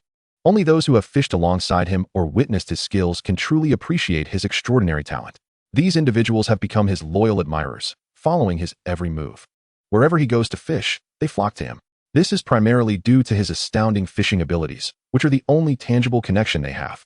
The prowess of online fishing masters remains uncertain in their minds, some believe, while others do not. Yet, Chen Jiacheng is undoubtedly the most remarkable angler they have ever encountered. After exchanging a few casual words with these individuals, Chen Jiacheng began to catch fish. This caused no astonishment among the onlookers. Rather, it was deemed entirely normal. Conversely, should he find himself in a particular area without a catch for an extended period, that would indeed be peculiar. Of course, there are occasions when such a scenario arises, perhaps due to a scarcity of fish nearby. In such cases, the only recourse is to swiftly relocate. It's vital to remember that this is the wilderness, and not every spot guarantees a bountiful yield. The key lies in discovering areas where fish congregate abundantly. This knowledge is thanks to Wang Gang, who is intimately familiar with numerous fishing locales in the vicinity. Truly, he is a seasoned angler. Amusingly, while Chen Jiacheng had no intention of venturing into online streaming, others have shown keen interest in filming him. They have taken to sitting behind him to commence their live streams, along with several who are filming videos. This is why many in the area have encountered him online, even though he has not posted any videos himself. However, it has inevitably led to greater recognition. Given the limited number of fishing streamers available locally, and the fact that those streamers have not garnered much attention, their daily catches have been dismal, preventing them from gaining a following. In contrast, Chen Jiacheng, despite not yet committing to this path, has already accumulated a considerable fan base. Remarkably, today a fishing streamer has personally come to seek him out. More intriguingly, she is a female streamer. Chapter 41. Where are the fish? The aroma of women. Chen Jiacheng maintained his rhythm, becoming increasingly engrossed in the experience, fully realizing the joy of earning money. Should he find himself in an unfruitful location with scarce fish, he would not hesitate to leave. After some time, it seemed less arduous than he had imagined, especially with the assistance of his friends. He and Wang Gang swiftly arrived at a new location. Now, they often sought out remote spots. Thus, those who came here were familiar faces, often comprising people who knew Chen Jiacheng. For him, it mattered little. These individuals might not catch many fish, yet they could become his loyal customers. Consequently, his prices have been driven up by waves of these people. Even if many cannot afford his bait, they enjoy trailing behind him to fish, akin to a fan following a star. While fishing enthusiasts may not pursue other celebrities, those with exceptional skills in the fishing community truly become idols to these admirers. Chen Jiacheng is now in such a position, unwittingly amassing a substantial following. Wang Gang shared their location, and soon numerous individuals began to make their way there. However, the first to arrive was a fishing enthusiast, surprising many. It was, in fact, a female fan. Strictly speaking, she is a streamer, yet she has become one of his fans. Early in the morning, Xiaoyu prepared herself and, upon contacting Chen Jiacheng and the group, promptly followed their directions to this location. She is an exceptionally beautiful angler, possessing striking looks, and has been in the community for over half a year. Regrettably, despite her beauty, many fishing enthusiasts remain indifferent. This is largely due to the subpar quality of her video productions. Xiaoyu enjoys fishing in the wild and occasionally ventures into the black pit type of fishing spots. However, regardless of where she fishes, if her catches are poor, the resulting videos are invariably unsatisfactory. Naturally, if one possesses considerable wealth, they could create an illusion of an idyllic fishing experience to deceive the audience. Regrettably, Xiaoyu did not belong to this group. She lacked both a supportive team and substantial financial backing, which hindered others from collaborating with her. By sheer coincidence, she stumbled upon Chen Jiacheng, particularly noticing that she frequently encountered this man in her feed. Naturally, this piqued her interest, prompting her to deliberately search for videos about Chen Jiacheng, only to discover that he was indeed a remarkable talent. Having joined several local fishing groups, she found that legends about Chen Jiacheng abounded. Faced with such circumstances, Xiaoyu resolved to investigate further today. Thus, when Xiaoyu appeared before Wang Gang and the others, the entire assembly gaped in astonishment. It was not just the single anglers who were captivated. Even those who were married and had wives hurried to curry favor with Xiaoyu. This was primarily due to the fact that many of them lacked charm, had they been more adept in that regard. It was likely that true fishing enthusiasts would not possess such a mindset. After all, for genuine fishing aficionados, the allure of women pales in comparison to the thrill of fishing. Hello, it's a pleasure to meet you. May I learn from you today? Xiaoyu politely inquired of Chen Jiacheng. Learn? We are all anglers here. I hardly deserve such praise, Chen Jiacheng humbly replied. Without further ado, Xiaoyu took a seat beside him and began to unpack her equipment. It must be said that as a female angler, she placed considerable emphasis on her gear, which was meticulously cleaned and maintained. Her attire and footwear were equally pristine, creating an illusion that she was not a typical fishing enthusiast. However, this was merely a misconception about Xiaoyu. Although she was a woman, she spent considerable time fishing each day, diligently protecting her skin. When engaged in fishing, she was fully equipped, yet her graceful figure was still evident. Regrettably, while Chen Jiacheng would have been inclined to interact more with such a beautiful woman under ordinary circumstances, he was currently focused on fishing. He needed to earn money. After exchanging a few casual remarks, he mostly directed his attention elsewhere, primarily due to his good fortune in catching fish. Xiaoyu, on the other hand, felt somewhat awkward. Perhaps it was because they were too close, and she could only glean scraps from his conversations. However, to Chen Jiacheng's surprise, Xiaoyu was quite satisfied despite this. Throughout the entire process, she wore a constant smile. Whether for the sake of the video or genuine joy, he could not tell, as his focus remained steadfastly on the task at hand. As he successfully reeled in fish after fish, Xiaoyu was utterly captivated. Originally, she had come merely to verify the truth, but in just over an hour, she was almost certain Chen Jiacheng was indeed a master of his craft. Amazing. This is the true essence of a fishing expert, Xiaoyu thought to herself, her attention increasingly fixated on Chen Jiacheng. With her beautiful eyes wide open, she intently watched his bobber, almost anticipating every movement with eagerness. What she envied most was how effortlessly Chen Jiacheng's catches came, in stark contrast to her own struggles. Xiaoyu refrained from live streaming because she feared it would exacerbate her awkwardness, with only a handful of viewers tuning in. Initially, she had experimented with a few live broadcasts out of curiosity, but the results were too uncomfortable, leading her to prioritize accumulating followers instead. Each day, she diligently fished and recorded videos, with her fishing durations gradually increasing. Having spent the earlier hours engrossed in observing Chen Jiacheng, she had barely had a chance to showcase her own skills. It was only now, refocused, that a fellow angler kindly offered her some bait. Thank you, but I have my own bait, Xiaoyu politely declined, noticing the angler's enthusiasm. Are you not aware? Do you know what kind of bait this is? The angler, surprised by her refusal, quickly elaborated. Is that so? Then I must give it a try. Thank you. Xiaoyu finally realized that she had previously heard about the bait's efficacy in videos, but had dismissed it as mere advertising. Moreover, it was other anglers who spoke highly of it. Chen Jiacheng had never boasted about his bait online. Wow, that's a big one, Xiaoyu exclaimed as she witnessed Chen Jiacheng reel in a substantial crucian carp, weighing over a pound. What's that? Just a little one, Wang Gang calmly explained beside her. Chen Jiacheng, remaining unfazed, continued to maintain his rhythm. Yet, Xiaoyu was genuinely astonished, realizing she had never imagined someone could catch fish of such caliber while angling in the wild. Had she not witnessed it herself, she would have been skeptical. Though she had watched numerous videos of Chen Jiacheng online, She had always suspected some degree of showmanship involved. At this moment, Xiaoyu comprehended what it truly meant to be outclassed. You are incredibly skilled. Even the renowned fishing masters pale in comparison to you, she asserted earnestly. I'm flattered, Chen Jiacheng modestly replied. Just then, he hooked another fish, this time a carp. Utilizing a mix of bait, he effortlessly attracted both crucian carp and carp as if they were rewards for his skill. What astounded onlookers further was his audacity to throw entire packages of bait into his spot. Witnessing this, others felt their hearts racing, for they were all too aware of the limited quantity of bait they could purchase daily. At that moment, Xiaoyu noticed her own bobber moving decisively. Her heart raced with excitement, and as she struck, she felt a heavy pull. Could it be? Am I really catching a fish? Xiaoyu thought, still in disbelief. Initially, she had come merely to observe Chen Jiacheng, expecting her fishing experience to be similar to previous outings, merely hoping to avoid a skunk. Once the fish was landed, however, Xiaoyu realized she had significantly underestimated the power of Chen Jiacheng's bait, having previously utilized her own bait with lackluster results. She was astonished to find that just minutes after switching to Chen Jiacheng's bait, she had successfully caught her first fish. It was indeed a substantial wild crucian carp, likely weighing around 4 to 5 taels. For Xiaoyu, such a catch was exceedingly rare.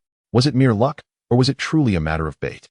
Xiaoyu couldn't help but ponder these thoughts internally. Regardless, the fact that she had hooked a fish was a delightful occurrence, causing her smile to broaden. Without wasting a moment, she swiftly prepared her bait for the next cast. This time, the wait felt slightly prolonged. Approximately 7 to 8 minutes had passed. Yet, fortune smiled upon her once more as she landed another fish, and it was yet another respectable crucian carp, comparable in size to the previous one.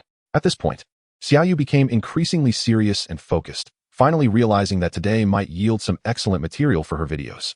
She quickly adjusted her mindset, aligning her phone with her float.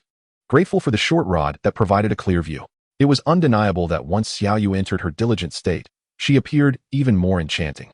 Her aura radiating a certain elegance. Her graceful figure by the riverside became a striking tableau, capturing the attention of several anglers who arrived later, who were pleasantly surprised to discover a stunning beauty fishing in their midst, occasionally casting glances her way. She had become, aside from Chen Jiacheng, the most alluring presence in the area. Moreover, the presence of such a captivating lady seemed to inspire the other anglers to fish with renewed vigor, as if they all desired to showcase their angling prowess before her. However, Xiaoyu remained indifferent to anyone but Chen Jiacheng. The other anglers' bait was largely similar to hers, and even if some caught more fish than she did, they paled in comparison to Chen Jiacheng's extraordinary skills. After just over 3 hours, Xiaoyu noted that her keep net contained a respectable haul of a dozen crucian carp.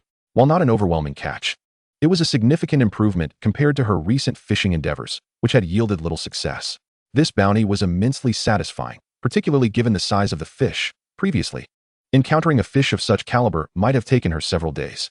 As mealtime approached, Xiaoyu contemplated briefly before hastily sending a message from her phone. Once that was done, she promptly returned to her fishing. Wang Gang observed that the enthusiasm among the anglers was notably high today, with less idle chatter than usual. Instead, they were intently fixated on their floats. Witnessing this, he couldn't help but chuckle inwardly, realizing that these men were keen to avoid embarrassment in front of the enchanting lady. After all, when it came time to showcase their catches, everyone wanted to impress her. The rarity of female anglers meant that interactions were infrequent, and many of these men typically wooed and fish alongside women. As for Chen Jiacheng, he felt little impact from the situation. A glance at Xiaoyu revealed that her skills were quite commendable, perhaps even more refined than his own, particularly in terms of attention to detail. Yet, in his eyes, these aspects were secondary. He was confident that no one could outfish him. Thus, he proceeded to demonstrate what true aggressive fishing entailed. Each time he hooked a fish, he showed no hesitation, pulling with raw strength. Those who had witnessed his technique were left utterly astonished, especially Xiaoyu, who was witnessing such brutal fishing for the first time in the wild. Mr. Chen, may I inquire what type of rod you are using? Xiaoyu couldn't resist asking, especially after he had just landed a fish weighing around 7 to 8 taels. It's a 1.9-meter rod, Chen Jiacheng replied. In truth, he had no systematic explanation regarding the rod's action. It was merely a matter of feel for him. Upon hearing the answer she sought, Xiaoyu felt a surge of disbelief. She could only speculate that he must be using a thicker line, otherwise, it would have snapped long ago. Chapter 43. The female streamer's affection at that moment. Chen Jiacheng was entirely focused on fishing, when unexpectedly, Xiaoyu approached him with a large bag. Mr. Chen, let's have a meal together. We can fish again afterward, Xiaoyu said graciously, opening the bag to reveal a selection of dishes. Chen Jiacheng was momentarily taken aback, while the other anglers nearby cast envious glances. Xiaoyu had not prepared enough for the entire group, only enough for 2 or 3 individuals, and surprisingly, it was another woman who had brought the food, clearly summoned by Xiaoyu. "Mr. Chen, it's a pleasure to meet you," Xiao Gu said, her face radiant with a sweet smile. She was Xiaoyu's close friend and had recently joined her in the video-making industry, serving as a sort of apprentice to Xiaoyu. "Don't flatter me. I'm hardly a master." Chen Jiacheng replied modestly, acutely aware of the envy from those around him. Dining in the company of 2 beautiful women in the great outdoors was a rare privilege. During the meal, the 2 girls peppered him with questions about fishing. They both felt that their videos were struggling to gain traction, primarily due to their insufficient fishing skills or experience. To their surprise, Chen Jiacheng was nothing like the aloof figures they had encountered in the industry. Having interacted with numerous well-known streamers, they often found them either too arrogant to engage or with ulterior motives, which left them feeling quite disillusioned. The stark contrast presented by Chen Jiacheng, a skilled angler devoid of arrogance, was refreshing. Especially once he entered a focused state of fishing, his concentration was unwavering. To the girls, he epitomized what a true master fisherman should be. Moreover, his astonishing catch left them questioning whether the other celebrated anglers in their circle could truly rival him. Although they might not have extensive knowledge of the larger streamers, they certainly possessed more insight than the average observer. Before the 2 of them had engaged in fishing, they had indeed sought out numerous streamers to collaborate with, all in a bid to enhance their own popularity. They were acutely aware of the tactics employed by other fishing streamers. To be frank, even those who were relatively skilled were not particularly exceptional when compared to Chen Jiacheng standing before them. Chen Jiacheng's fishing prowess had truly redefined their understanding of the craft. However, at this moment, they merely attributed his success to good fortune and a fortunate location. Yet, even this acknowledgement spoke to his discerning eye. After all, the ability to select prime locations is an integral aspect of fishing. Once they had satisfied their hunger, Xiao Gun naturally joined in the fishing endeavor, promptly utilizing Chen Jiacheng's bait upon Xiaoyu's suggestion. The reason they were able to procure such bait was that among their fellow anglers, 2 were admirers of theirs. One could say they were invited, or perhaps they had caught wind of the buzz surrounding the event, thus choosing to come along. Faced with myriad questions from the 2, Chen Jiacheng often found himself at a loss for responses, as it was hardly feasible to divulge the intricacies of his systematic approach. Therefore, most of the time, he merely engaged in vague philosophical discussions. Such topics were commonplace in the fishing community and could be found in abundance online. While they were often discussed, the actual effectiveness of these methods was rather scarce. However, the 2 girls remained oblivious, hanging on his every word and believing it all to be gospel. From the initial selection of a location to the choice of bait and other finer details, both girls were keenly attentive. According to Chen Jiacheng, it was essential to meticulously execute each step to ensure an increase in their catch, which led to their heightened seriousness in the matter. Particularly after employing Chen Jiacheng's bait, their haul indeed saw a significant improvement, surpassing their usual standards, primarily due to the fish biting readily. They became increasingly engrossed in the activity. The afternoon slipped away in the blink of an eye, a common occurrence for anglers who often spend entire days by the riverbank. Though dusk was approaching, the 2 girls had no immediate thoughts of returning. If it had been just the 2 of them by the riverside, they might have felt some trepidation. However, the presence of numerous fellow anglers assuaged their fears. Apart from those with genuine reasons to depart, many wished to linger, particularly due to Chen Jiacheng's influence. With the 2 girls now present, even some anglers who had previously intended to leave opted to stay. At that moment, Wang Chong arrived in his vehicle to collect the fish. Besides his catch, others were also able to gather their own, contingent upon the number of fish caught. Regrettably, aside from Chen Jiacheng, the others had rather limited success, with their hauls barely sufficient for personal consumption or gifting. They were not nearly as skilled, often managing only a few kilograms at best. Xiao Yu and Xiao Gu observed in awe as Chen Jiacheng's impressive catch was hauled from the water by several fellow anglers. The spectacle was nothing short of astonishing, leaving even those who had witnessed it countless times feeling an overwhelming sense of wonder. They struggled to comprehend how Chen Jiacheng achieved such results. Unquestionably, they could not inquire directly, as it seemed the online discussions held little relevance to their own experiences. Despite following the same conventional advice, they could not attain results comparable to his. This perplexity was the crux of their confusion. The 2 girls hurriedly documented this priceless moment, sharing it on their video platform. Many had done so before, yet, regrettably, those individuals were not streamers, but merely casual recorders. Although their current follower count was modest, it had grown to a small extent. In the ensuing days, Xiao Yu and Xiao Gu arrived punctually at their fishing spot each day. It must be said that since they began using Chen Jiacheng's bait, their catches had noticeably improved. While they could not compare their success to his, They undeniably experienced a breakthrough compared to their previous attempts. Like other anglers, after savoring the sweetness of fishing alongside Chen Jiacheng, they now approached each day with renewed excitement. No longer dreading the prospect of returning empty-handed. The anticipation surrounding their daily video recordings had also increased significantly. Naturally, their follower count began to rise. Little did they anticipate that just as they were sinking into a phase of uncertainty, contemplating a return to conventional jobs, they would encounter a turning point.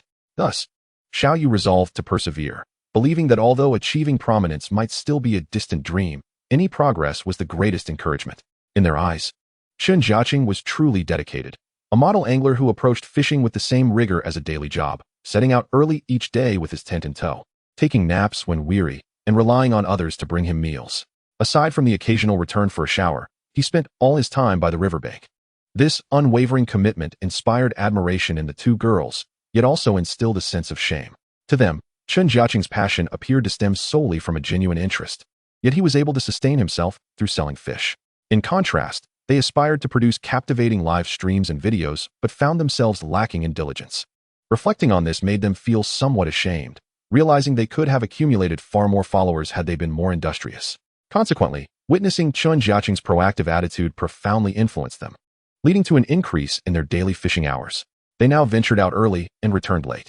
Coupled with Chen Jiacheng's bait, the quality of their video recordings had markedly improved, much to the delight of their growing audience. As dawn broke, the two girls were already packing their gear, ready to set out. They had even decided to share a living space, both to save on rent and to facilitate their fishing endeavors. Previously ordinary office workers, they had only recently transitioned into the media industry, hoping to capitalize on its emerging opportunities. However, reality proved far harsher than anticipated. Even after Xiaoyu had been in the field for over half a year, earning enough for basic living expenses remained a challenge, let alone amassing any significant income.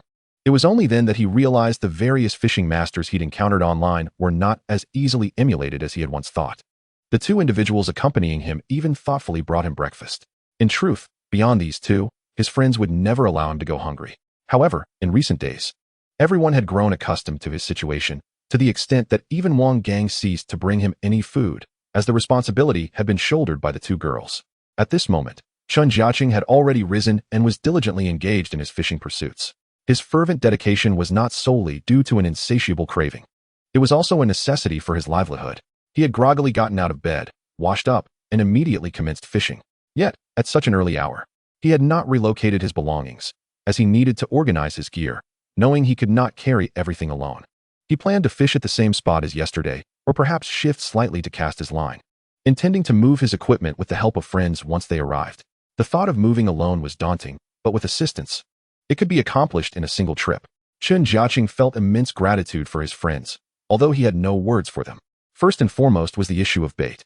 It only cost a few dozen yuan per packet, comparable to market prices. However, it was worth noting that his bait was currently selling for 200 to 300 yuan a bag in the market. Before embarking on his fishing, he checked his wallet and found he had over 50,000 yuan in savings.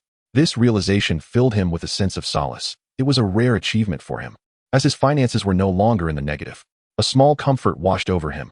This, he mused, was the essence of security. At his age, having no money left him feeling utterly vulnerable, especially considering he was already in his 30s and still single. He also thought of the two girls, which surprised him.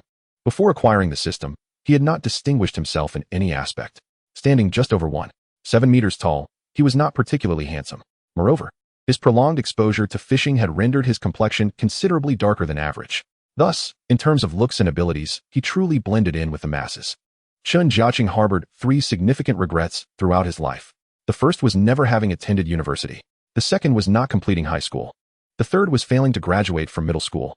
He had entered the workforce in his teens, yet time had raced by like a galloping steed. With days flowing like fallen blossoms, and with the dim glow of a cold lamp, the chill of pear blossom rain lingered. In the blink of an eye, he had reached this age, yet found himself with nothing to show for it, burdened instead by debt. Often, he would reflect on his journey with disbelief, pondering how he had ended up in such a predicament. Now that he possessed a system, he was determined to seize this rare opportunity to rise above his circumstances and no longer squander his life. He was truly weary of poverty. When Xiaoyu and Saga arrived at the riverbank, they found Chen Jiacheng, as usual, already fishing alone. Upon approaching him, they were astonished to see he had caught at least 20 to 30 kilograms of fish. Undeniably, Chen Jiacheng was exceptionally skilled. But his success was also a testament to his hard work. "Goodness, you are relentless. You've caught so many fish so quickly," Xiaoyu exclaimed, her face a mask of envy. "Ah, it's just average here. There aren't that many fish," Chen Jiacheng replied with a hint of regret. His words left not only the two girls, but also Wang Gang and others nearby speechless, as they found his modesty somewhat pretentious, feeling deeply disheartened. For Chen Jiacheng, this was not an act of pretense. In his eyes, today's haul was indeed less than what he had hoped for. "And where will you go next?" Xiaoyu asked eagerly. "Today is the last day. I will be returning to my hometown tomorrow," Chen Jiacheng revealed. "What? You're going home for the new year? By the way, where are you from?" Upon hearing this news, Saga was both surprised and disappointed, having only just spent a couple of days fishing alongside Chen Jiacheng. It felt as if she had only begun to savor the sweetness of companionship, only for him to announce his departure. "It's not far, just a couple of 100 kilometers. I should be back tomorrow. Today is my last day fishing here," Chen Jiacheng said with a tinge of regret. After all, having two beautiful companions was a delightful experience that left him feeling somewhat elated, despite the impending farewell. Upon hearing this news, the others were incredulous, bombarding him with questions to verify its truth. Chen Jiacheng assured them it was indeed true, and there was no need for deception. However, his departure raised concerns about how they would continue fishing and where they would source their bait. As soon as he shared this news, a wave of anxiety swept through the group, particularly among Xiaoyu and Saga, who had experienced the effectiveness of his bait over the past 2 days. Their daily video recordings had been exhilarating, yet they had not anticipated that this enjoyable experience was nearing its end. During the ensuing fishing session, everyone seemed somewhat distracted. Chen Jiacheng reassured them not to worry, he would send them bait in the future. For the time being, it was not a problem, but what lay ahead was uncertain. The atmosphere grew heavy, as no one wished for his departure. Fishing alongside such a master felt akin to being in the presence of an idol, an indescribable feeling enhanced by the camaraderie they had shared. Initially, many had aspired to surpass him, but as time passed, admiration transformed into fervent reverence. All good things must come to an end, and Chen Jiacheng had already prepared himself for this reality. After concluding the day's fishing, he took a rare moment to relax and invited Wang Gang and a few others, those who had initially accompanied him on his fishing journey, to join him. Naturally, Xiaoyu and Xiaogo were included as well, and they shared a meal at a restaurant. However, the atmosphere during the meal was somewhat somber, as everyone contemplated his impending departure. Especially since, according to him, he might not return for a considerable time. It was uncertain when they would next fish together. That day he indulged in some wine, a rare treat, and afterward, he returned home to rest. The next day, he awoke around 7 or 8 in the morning, having enjoyed a refreshing slumber that allowed him to wake naturally. Previously, he had rarely experienced sufficient rest, often roused from his dreams by the incessant blare of an alarm clock. However, all of this had been worthwhile. Shortly thereafter, Chen Jiacheng hailed a taxi and set off for the 4S dealership to retrieve his car. This was the fruit of his labor, especially considering the grueling days that had preceded this moment, where he had managed only 5 or 6 hours of sleep each night, dedicating the majority of his time to fishing. He had already selected his desired vehicle online, established contact with a salesperson, and negotiated the price. So all that remained was to settle the payment and drive his new car away. Though his funds were somewhat limited, he had managed to amass over 100,000, which was sufficient for purchasing a reliable mode of transportation. He had opted for an off-road vehicle, understanding that his future days would often be spent fishing by the river, making such a choice practical. It is essential to note that not every fishing spot is conveniently located near a paved road, thus he had prepared accordingly. The process of picking up the vehicle was seamless. After completing the payment and selecting his license plate, Chen Jiacheng drove the car directly to the base of his apartment building. After packing a few of his belongings, he set off for home. Although he had not yet vacated his apartment, he anticipated that he might do so soon, dependent on how comfortable he felt staying there. Throughout the journey, his spirits were remarkably buoyant, as he relished the fruits of his hard work, steering his own vehicle laden with his fishing gear. In truth, he possessed very few personal items, with most of his belongings consisting of fishing equipment. He had also discarded a number of unnecessary items, leaving the car feeling rather spacious. After acquiring the system, he had swiftly cleared his debts and obtained his own vehicle, a sensation that felt somewhat surreal.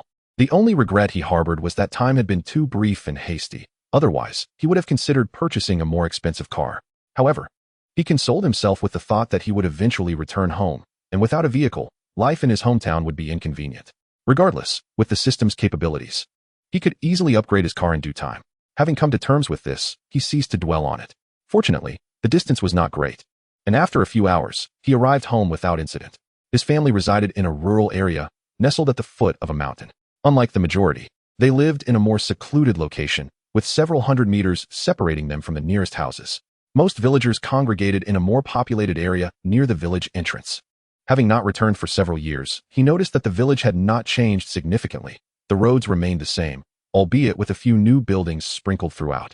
He was indifferent to who owned them, but the sight of the village's rivers rekindled his interest. Upon his return, his family was eagerly awaiting him for dinner. The warmth of familial affection enveloped him, stirring emotions that nearly brought him to tears after years of absence. The following day, he candidly revealed to his parents that he had gotten divorced. As he had anticipated, they struggled to accept this news. He refrained from delving into the specifics, merely stating that the relationship had faltered and they had deemed it best to part ways. Undoubtedly, this revelation was a blow to his family, who had never imagined their son would find himself in such a predicament. Despite his parents' protests, the reality remained. The next day, he began contemplating his fishing plans. For idleness was not an option. After purchasing the car, his finances felt rather depleted. He had spent a considerable amount on gifts for his family and essential supplies, leaving him with only a few thousand in his pocket, which instilled a sense of urgency within him. Ignoring his parents' admonishments, he reached out to his elder brothers, Chen Peng and Chen Tianliang. "Are you going fishing?" Chen Peng expressed disbelief upon hearing the news. After all, the entire family was still processing the implications of his divorce. And here he was, seemingly unfazed. Chen Peng couldn't help but think his brother was being rather carefree. Although others might be unaware of Chen Jiacheng's true circumstances, his brothers were well informed. They recalled that he had borrowed money from them previously, though he had since repaid it. In their eyes, their brother was over 30 and now divorced. They pondered what his future held. "Well, if you're intent on going, you might as well head to the reservoir. Other locations are quite distant.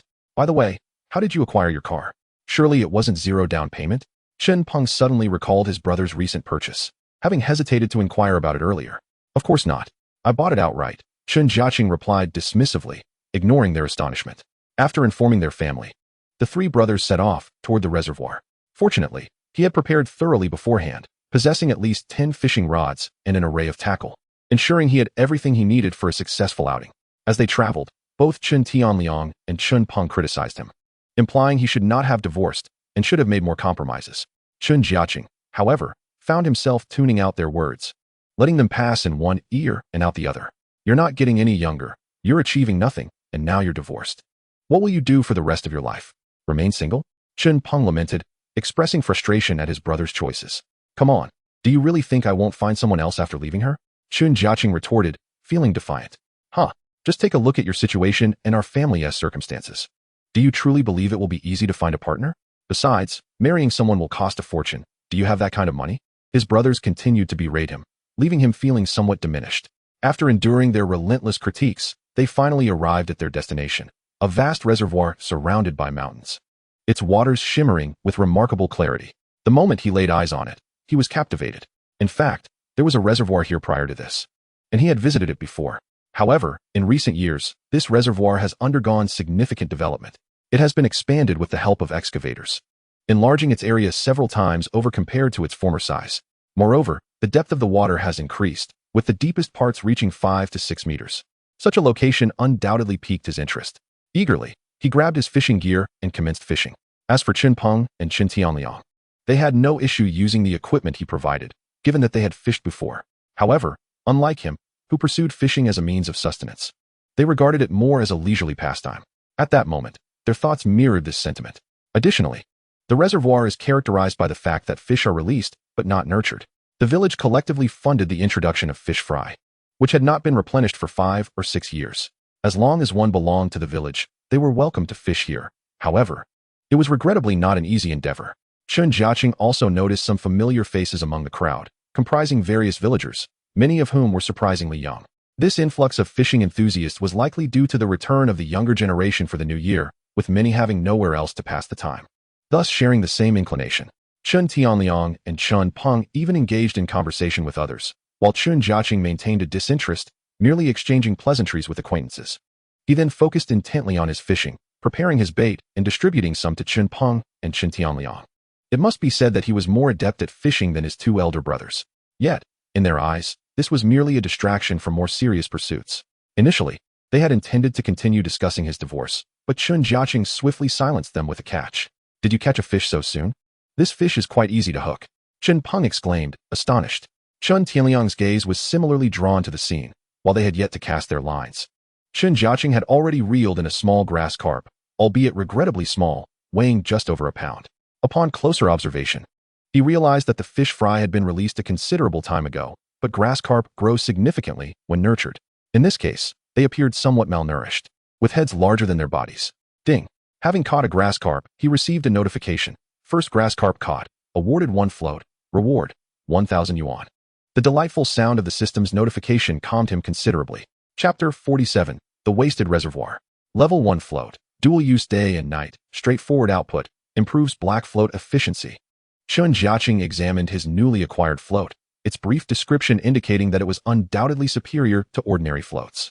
The latter part of the explanation puzzled him, as he would only discern its effectiveness after testing it. He promptly affixed it and began to use it. Chen Peng and Chen Tianliang employed his equipment to fish as well. These were new tools, including fishing rods that typically cost over 500 yuan. Their astonishment was palpable. Your rod seems rather expensive. I saw it online for around 700 to 800. Chen Peng inquired incredulously. It's not bad. That's about the price. And there's been a recent discount. Chen Jiacheng replied with calmness. In truth, these were fishing rods he had purchased prior to receiving the system's equipment. And many were scarcely used, practically new. I meant to ask, where did you get the money? Do you spend all your earnings on fishing gear? Chen Peng persisted in his inquiry, leaving Chen Jiacheng somewhat speechless. What amused him further was that his first catch turned out to be a grass carp. He had prepared a bait mixture for crucian carp, and under normal circumstances, those two species should have been the first to bite. Moreover, Chen Jiacheng had already recognized the unique properties of his bait. Although it was designed for those two fish, it did not imply that it lacked appeal for others. As long as fish were nearby, they could be tempted, albeit with less attraction compared to the market's standard baits. Their willingness to bite depended on their mood or condition. However, his targeted bait was different. When it encountered the intended species, regardless of their state or distance, they would be drawn to the scent and rush to feed. That was its remarkable quality. At this moment, he had little inclination to heed the chatter of his elder brothers. Fortunately, he was continuously catching fish, disrupting their attempts to delve deeper into those topics. The words they had intended to voice were swallowed back.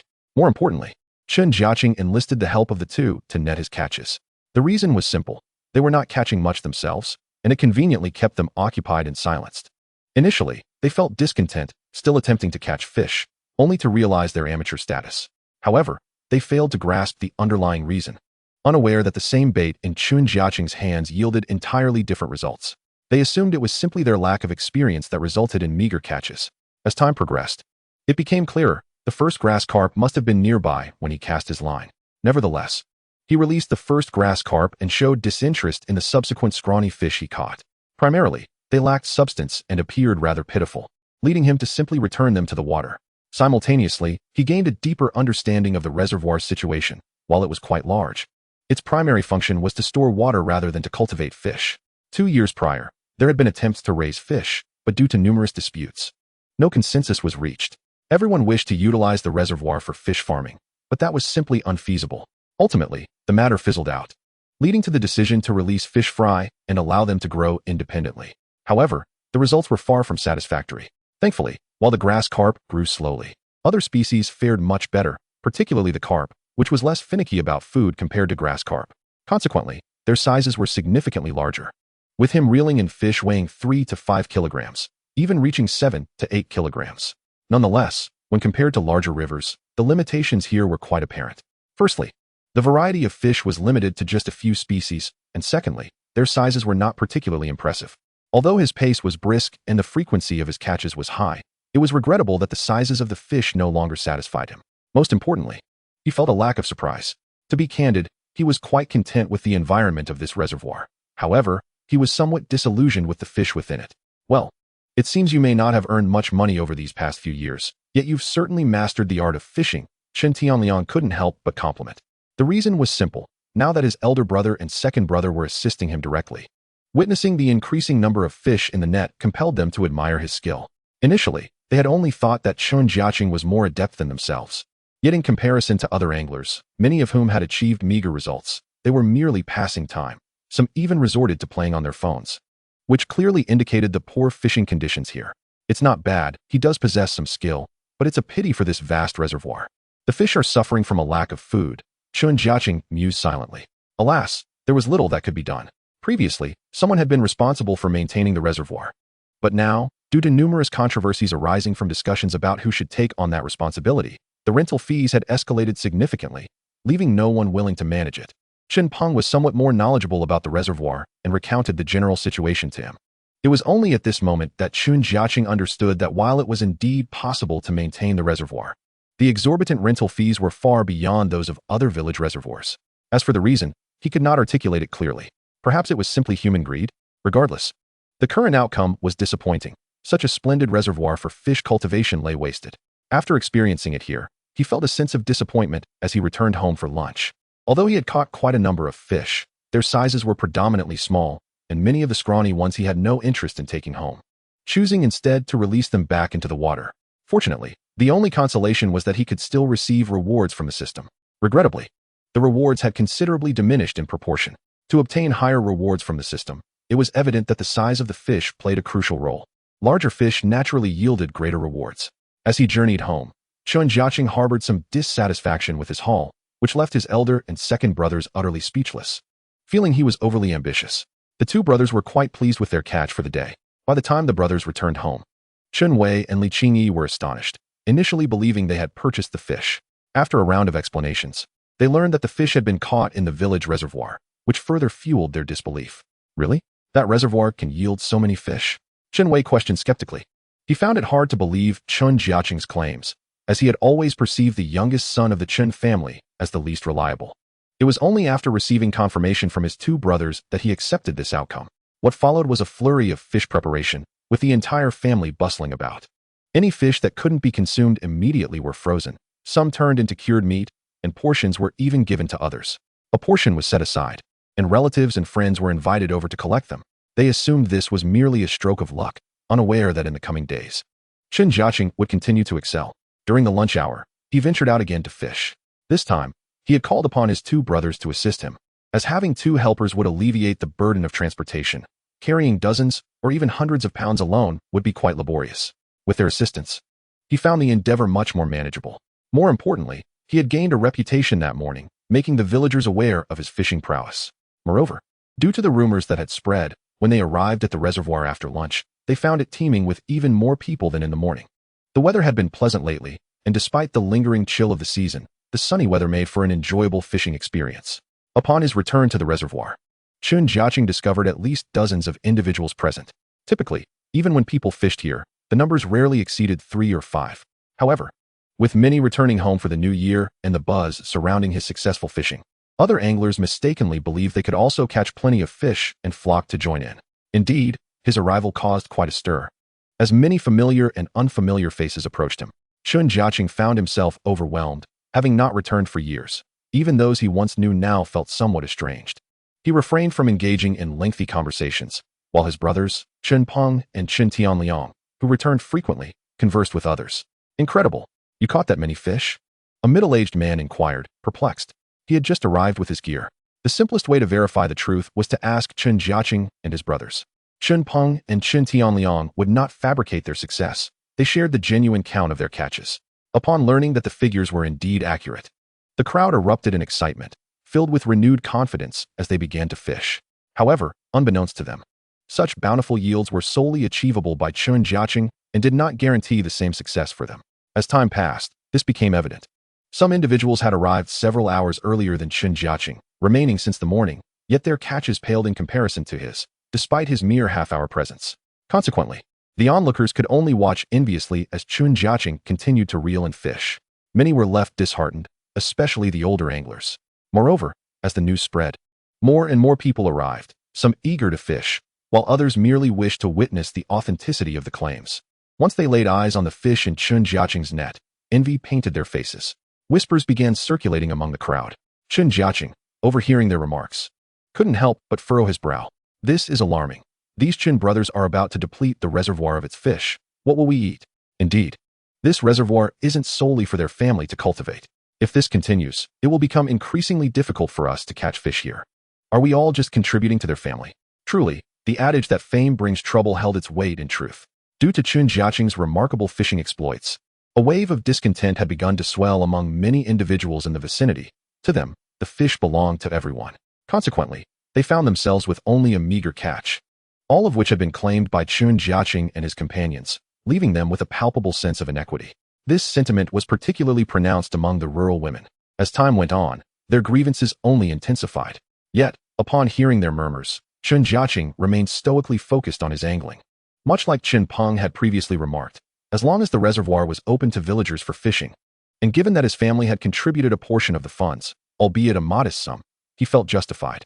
After all, the funds had merely been an amalgamation of small contributions from each household to purchase fish fry. The rules were clear. Those who could catch fish were meritorious, while those who could not must simply acknowledge their own shortcomings. Regardless of the words spoken by others, he chose to remain indifferent, enduring the mounting pressure from the crowd. He continued to fish until nearly 5 o'clock in the afternoon. The outcome was astonishing, a large fish net brimming with catch. While many had departed during the day, a significant number remained, not to fish but to witness the extent of his haul. At this juncture, all the fish remained submerged, concealed from view. And the only way to ascertain the quantity was to lift the entire net from the water, a feat Chen Jiacheng was determined to prevent. However, recognizing the time, he decided it was appropriate to return home for dinner, intending to resume his fishing afterward, a notion that had not crossed the minds of others, including his 2 brothers. His dedication stemmed from the fact that this was not merely a pastime for him. It had evolved into a means of earning a living. While some voiced their petty criticisms, those familiar with him refrained from openly expressing disdain. Among them were friendly neighbors who, at Chen Peng's behest, began distributing fish right on the spot. Upon returning home, Chen Jiacheng was taken aback to find a multitude of neighbors gathered, all drawn by the same curiosity, to see the bounty of his fishing endeavors. When his brothers unloaded the considerable haul, astonishment rippled through the crowd. Even Chen Wei and Li Qingyi were equally taken aback. The morning's shock had been substantial, yet the afternoon's catch exceeded all expectations. The elderly couple had spent their afternoon dealing with fish, having already distributed a portion but still retaining a fair amount. Now, an additional £100 had been amassed in just one afternoon, far more than they could possibly consume. With so many neighbors present, Chen Wei generously decided to gift away a significant portion of the fish. With an abundance at hand, he figured it a small price to pay. The delighted neighbors lavished him with praise, yet Chen Jiacheng himself remained unaffected. To him, this was merely routine. The fish in the reservoir, while plentiful, were not particularly impressive in size. The family soon found themselves bustling about, particularly with the approach of the new year, when the demand for fish surged in every household. Chen Wei had initially planned to clear their own fish pond for sale, yet with Chen Jiacheng's impressive haul, he realized that in just a day, his son had outdone the yield from their small pond, which he estimated contained merely a few £100 of fish, primarily grass carp weighing between 3 to 5 pounds. It was remarkable that his son's single-day's catch rivaled what had taken him months to cultivate. Of course, the majority of the fish caught were carp and crucian carp. While he had indeed caught a fair number of grass carp, many were underweight and had been discarded. Fortunately, the other fish remained marketable, especially during the festive season. This task could easily be entrusted to Chen Wei, who had experience in selling fish, albeit through middlemen, which, while convenient, did entail lower profits. For the time being, he decided to postpone his plans, opting to keep the fish in their pond. When mealtime arrived, the conversation naturally shifted to Chen Jiacheng's fishing prowess. While they had known of his interest in fishing, none had anticipated such skill. As the topic finally diverted from his divorce, Chen Jiacheng felt a sense of relief, akin to deploying a smokescreen to distract his parents. Dinner time was lively, especially with Chen Peng and Chen Tianliang, both of whom had started their own families and had children, yet still resided with their parents, making the space feel rather cramped. Although the house had sufficient rooms, it remained somewhat small. Neither Chen Peng nor Chen Tianliang had their own homes, and whether purchasing or building, both options required substantial funds, which were in short supply given their circumstances. At over 30 years of age, Chen Jiacheng's brothers, while not yet 40, were already in their mid-30s. In a joint effort with their spouses, one would expect them to have accumulated some savings by this stage. However, the high bride price posed a significant barrier. The eldest brother had managed to marry without incurring debt, thanks to his own savings and a little assistance from their parents. After 2 years, the eldest had saved enough to also marry a second wife. Yet as the years passed, and it came time for Chen Jiacheng to wed, he found himself in a precarious situation, with only 2,000 to 3,000 in savings, while bride prices had soared to over 300,000, a truly daunting reality. Nonetheless, despite the challenges, the family rallied together to help him amass the requisite funds. Thus, having married 3 wives in succession had inevitably drained the family's resources.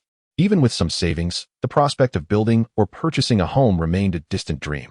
This encapsulated the family's true circumstances, and in comparison, other families within the village, though not affluent, seemed to fare better, particularly as they were not burdened with as many sons, especially in households with a greater number of daughters. The potential for wealth accumulation through them is no laughing matter. This phenomenon has led to neighboring families erecting increasingly grandiose homes, with opulent renovations becoming the norm. Consequently, while their houses have swiftly transformed into two-story marvels, they remain disappointingly plain, merely adorned with a coat of white paint. In comparison to the circumstances of others, the Chen family, particularly that of Chen Jiacheng, falls considerably short. Although initial contemplation revolved around the topic of fishing, it soon shifted to the matter of his divorce. After 2 days, the family had somewhat come to terms with it, albeit begrudgingly. Yet, one cannot linger in the past indefinitely. Now, his parents have begun to fret over the prospect of his next wife. Chen Jiacheng reassured them that such matters need not concern them, as they are secondary. However, this elicited a harsh reprimand from his family, not just from his parents, but also from his 2 older brothers and their wives, who joined in, leaving him feeling utterly disheartened. This time, he could not avoid the confrontation and had no choice but to endure their various admonishments. Particularly, his recent acquisition of a vehicle was met with vehement disapproval from his parents, who insisted that, regardless of his financial situation, he should prioritize serious matters like marriage over indulging in luxuries. Nonetheless, the advantages of owning a car were undeniably apparent. Although his parents expressed their discontent, it also brought a semblance of prestige to the family. After all, by now, nearly every household in the neighborhood possessed a vehicle, and lacking one appeared rather shabby. Chapter 50. Has fishing affected everyone's interests? In the following days, Chen Jiacheng became almost obsessed with fishing. After dinner, he ventured out again, bringing his 2 brothers along. Given his remarkable success in catching fish, his parents withheld their criticism, instead harboring a sense of anticipation for their return. However, the village was rife with discontent. Many residents approached the person responsible for the reservoir, voicing their grievances. The reservoir was a community resource, and fishing was ostensibly permitted for all. Yet, witnessing Chen Jiacheng's abundant catches incited jealousy among many. Even when they approached the village chief, there was little he could do, as the rules had been established long ago. No matter how envious others might be, they could only blame their own lack of skill. While 2 individuals might have been manageable, that evening, at least 7 or 8 people visited the village chief's home, urging him to confront Chen Jiacheng and implore the family to cease fishing. The village chief found himself in a difficult position. After all, offending people over such matters was precarious, especially when Chen Jiacheng had committed no wrongdoing. He was merely exceptionally skilled. Initially, he dismissed the first 2 complaints, but as the number of grievances grew, he began to feel overwhelmed, contemplating how to resolve the situation. Unbeknownst to Chen Jiacheng and his brothers, upon their arrival at the reservoir, night had already fallen. Fortunately, there was no one around, granting them a moment of relief.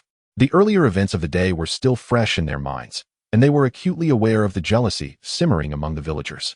Despite claiming indifference to the opinions of these individuals, acknowledging their envy was certainly not a trivial matter.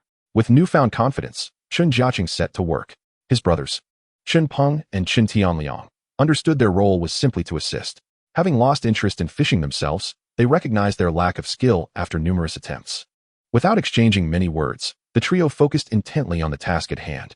Chen Jiacheng quickly proved his worth, reeling in the first fish within mere minutes, heralding a successful start. His motivation for night fishing extended beyond work obligations. He wished to ascertain whether larger fish lurked in the depths. The fish caught during the day had all been of similar size, mostly carp weighing between 3 to 8 pounds, with not a single one exceeding 10 pounds. This did not necessarily indicate a lack of larger fish. Rather, they were simply rare. After the first haul, the family's intention was to consume some and save the remainder. However, upon his return with another substantial catch that afternoon, their perspective shifted dramatically. Given the upcoming New Year celebrations, the demand for fish was high, and they realized they could sell the surplus for a decent profit, even if it was not as lucrative as grass carp. Thus, after the second batch was brought home, the family decided to keep most of the fish for sale, with plans for Chen Wei to personally take them to town rather than entrusting the task to someone else. Chen Peng and Chen Tianliang quickly caught on to the potential for profit.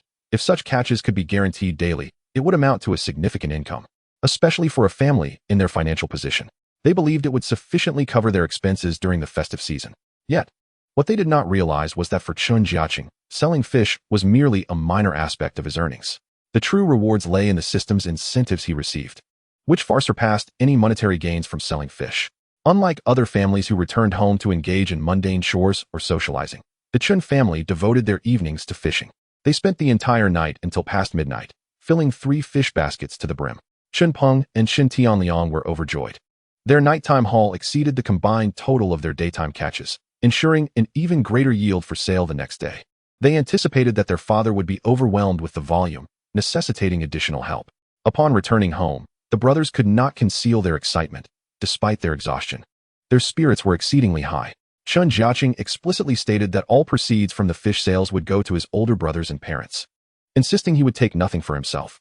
Although they were family, his brothers found it hard to believe that Chen Jiacheng genuinely regarded the money with such indifference, for his rewards from the system far outweighed any monetary gain.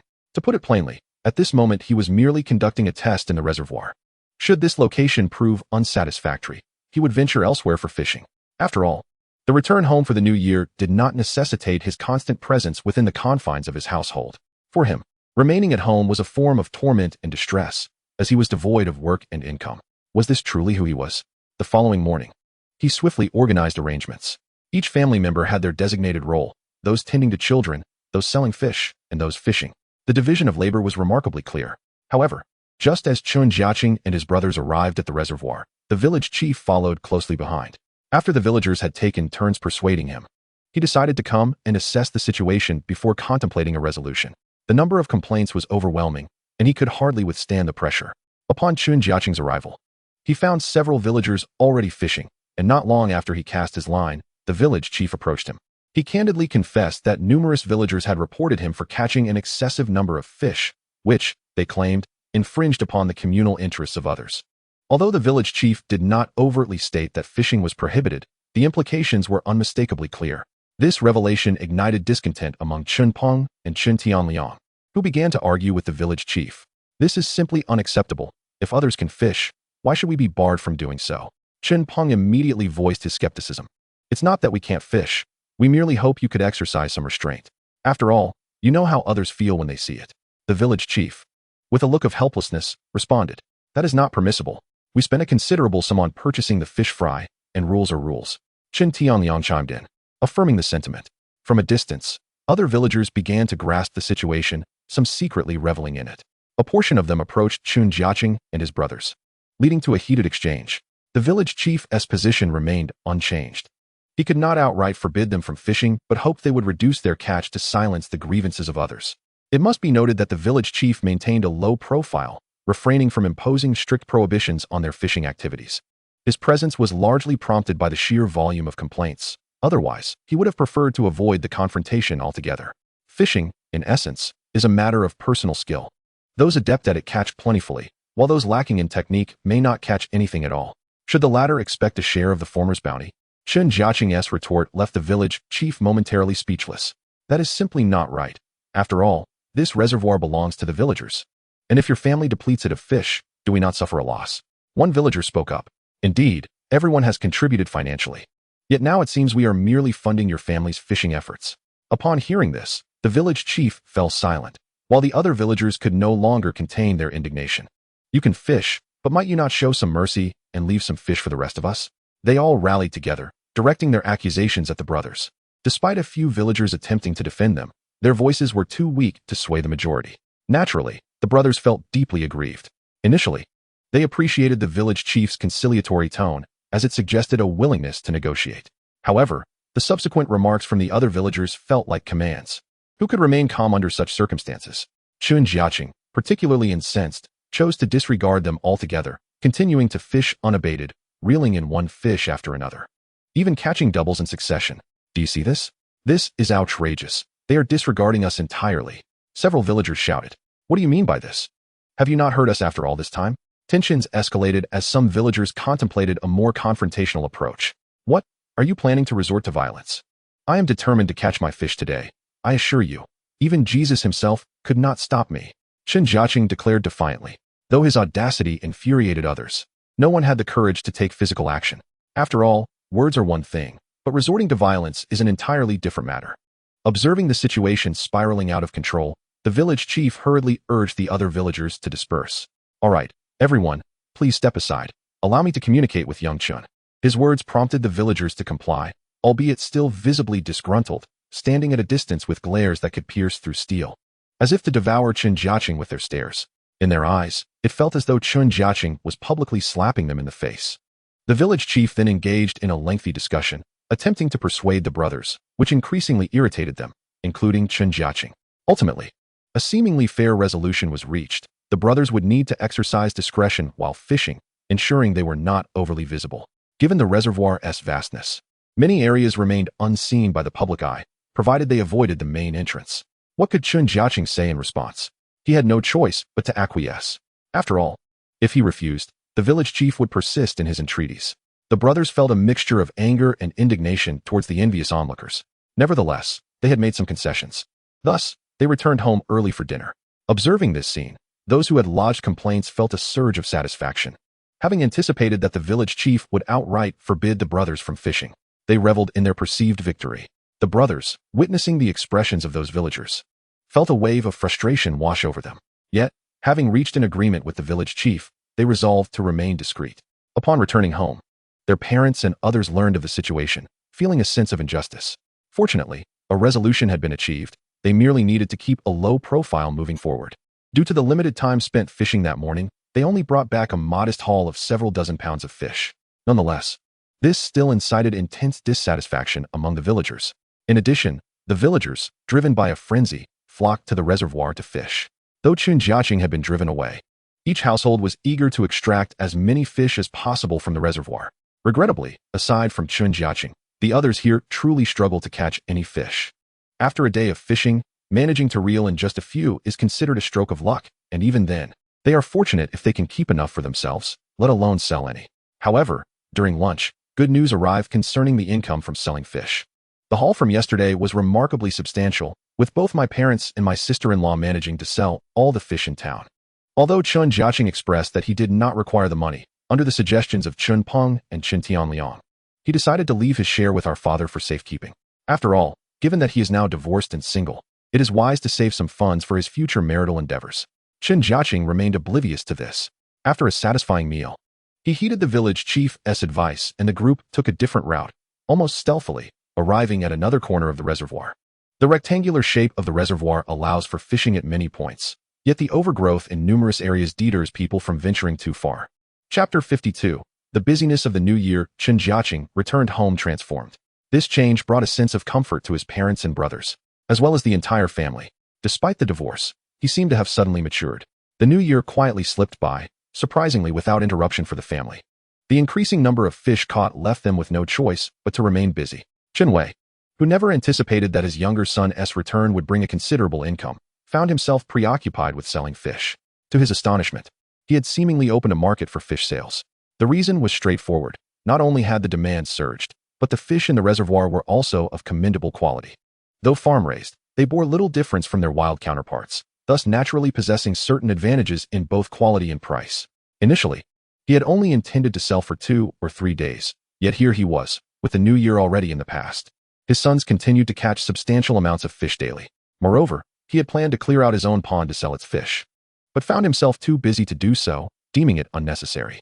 During this time, he even added more grass carp to the pond, which were actually the result of some undernourished fish he had previously caught. By now, Chen Jiacheng had grasped the situation of the reservoir. After several consecutive days of fishing, he had caught some weighing over 10 jin. However, the overall quantity remained insufficient, primarily due to the meager food supply in the reservoir. Those fish that managed to find food grew robustly, while the majority remained small, hindering their growth. Thus, he felt that the reservoir was underutilized. He even entertained the thought of leasing it, yet the prospect of doing so was fraught with challenges. Many others shared this ambition, leading to numerous disputes in the past, largely revolving around financial considerations. Everyone sought to lease the reservoir at a low price to cultivate fish, resulting in intense competition. However, if he were to raise the price, it would undoubtedly deter such aspirations. Villagers typically preferred to lease at a very low rate, raising fish for decent profits while supplementing their feed with homegrown grass to reduce costs, all while claiming their fish were purely grass-fed. At this moment, he had merely begun to entertain this idea, uncertain about the specific pricing. Regardless, he understood that overcoming collective opposition to secure the reservoir would not be a simple endeavor unless he was willing to invest significantly.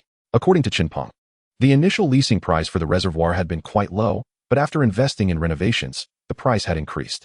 Yet, he was still in the nascent stages of this thought. as the timing was not yet ripe, and his available funds were limited. Although he had been diligently fishing, he only had around 20 to 30,000 yuan at his disposal, hindered by the limited number of fish and their unsatisfactory size. Now, he found himself contemplating venturing out for wild fishing. Of course, he could still enjoy the reservoir for a while longer, exhausting its fish supply before transitioning elsewhere. The clandestine fishing efforts of the brothers had not gone entirely unnoticed. Some villagers were aware of their activities and had even reported them to the village chief. However, as the brothers became more discreet, avoiding the gaze of others, the chief had little to say, dismissing any complaints brought to him. This incited considerable resentment among those who were envious. Initially, they believed the Chen brothers would refrain from fishing at the reservoir, reveling in their false certainty, only to discover that they still went. Curiously, many were baffled as to why they themselves could not catch fish despite their efforts. It was well known that while the older villagers had little fishing knowledge, many of those returning for the new year had extensive experience fishing elsewhere. Yet, upon their arrival at the reservoir, their catches were unimpressive, which they found utterly astonishing. After so many days, this had become evident. With only a few occasionally managing to catch 20 to 30 jin in a day, considered quite a success, yet still nowhere near the Chen brothers' achievements. This disparity fueled jealousy, leading some to wish to blacklist Chen Jiacheng and his siblings. However, they lacked the authority of the village chief and could only grumble behind their backs. The Chen brothers remained unfazed by the gossip surrounding them. Chen Wei continued to sell fish in town, grateful for the convenience of having a tricycle. He never anticipated that his youngest son would inadvertently create work for him. Following the usual pattern, he would typically need to take on odd jobs to supplement the household income, earning between 100 to 200 yuan a day, performing laborious tasks for those needing assistance after building projects. Although selling fish was also demanding, it was ultimately his own venture, inspiring Chen Wei with new aspirations to raise more fish and sell them in town himself. The consecutive days spent selling fish have greatly enhanced his experience, not to mention that he had already been raising fish for several years prior. However, before this, his efforts were more of a trivial nature, lacking any ambition for expansion or success. Today, Chen Jiacheng and his brothers ventured out early and returned late, often foregoing meal times, relying instead on family members to deliver food when the hour arrived. This arrangement significantly boosted their efficiency. Initially, during their first few attempts, the family believed it was merely luck. It was only later that they recognized the terrifying skill Chen possessed in fishing. It turned out to be a genuine source of income, allowing him to sell several hundred yuan in a single day, and on some occasions, even exceeding a few thousand. Chapter 53. Still not visiting relatives? Today, Chen Wei was selling fish in the town when he encountered several former co-workers. They chatted at his stall for a while before departing, revealing that they had found work and were eager to start, inquiring if he would join them. However, Chen Wei had no interest in returning to such menial labor. Rising early and returning only after dark for a meager profit of 1 or 200 yuan was hardly appealing. He politely declined their offer, indicating he would consider it later. Chen Wei began contemplating his own situation. In previous years, this time would signal preparations for seasonal work. While he personally did not need to seek employment, his sons and daughters-in-law were expected to earn a living. Little did he expect that with Chen Jiacheng's return, fishing had yielded remarkable results. This prompted deeper reflection on his part, though he remained uncertain about how long Chen Jiacheng could sustain his success, perhaps half a month at best. If so, it would represent a substantial income, equivalent to several months' wages for multiple individuals. Regardless, this daily revenue had certainly brought a sense of security to him and his family.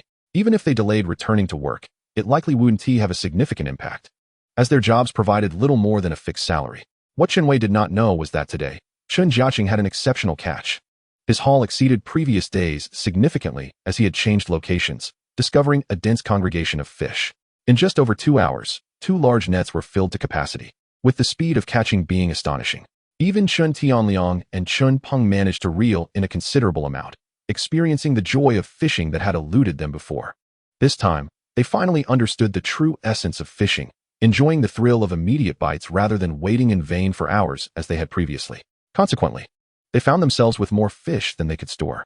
In desperation, Chen Jiacheng called his father to request assistance in transporting the fish. Chen Wei had initially wondered if the recent bounty would diminish, but unexpectedly, he found that he had only sold half of his fish, leading to a delightful surprise. He hurriedly hopped onto his tricycle to assist. Meanwhile, the wives of Chen Tianliang and Chen Peng had to leave one at home to care for the children, while the other rushed to town to help. Originally, the couple could manage well enough, but the sudden increase in catch overwhelmed them. With the necessity of both selling and processing the fish, time was undoubtedly wasted. However, as others provided this service, they could not afford to be left behind. After a couple of challenging days, they had become more adept at fish processing, alleviating some of the pressure. When Chen Wei arrived at the reservoir, it was evident that their catch had indeed exceeded capacity. The brothers worked together to load the fish onto the tricycle. At this point, there was no avoiding the exposure. As while there were many routes to the reservoir, transporting the fish necessitated driving right to its edge. Fortunately, enthusiasm for fishing had waned among the locals, and many were preparing for work, leaving little time for leisure fishing. They were busy with family visits, which were quickly wrapping up. In contrast, Chen Wei's family was solely focused on their fish endeavors. Initially, they had hoped to visit relatives during this period, but the overwhelming quantity of fish compelled them to prioritize profit. Consequently, they postponed invitations for others to visit, planning to revisit the idea in a few days. Unbeknownst to Chen Wei, relatives had begun discussing his situation behind his back, speculating that something must be amiss. He had openly explained to others that the fish were simply too plentiful, yet many remained skeptical. After all, could one not process enough fish over a span of several days? Just how many fish could there be? Additionally, those relatives were aware that the pond he managed was not particularly large. With a few helpers, they could easily handle the task in a day or two. Yet they had not yet mobilized for visits. As Chen Jiacheng and his brothers continued fishing at the reservoir, they were determined not to let envy from others deter them. They resolved to fish until they had nearly exhausted the waters. Initially, they had planned to enjoy a few more days of leisure fishing.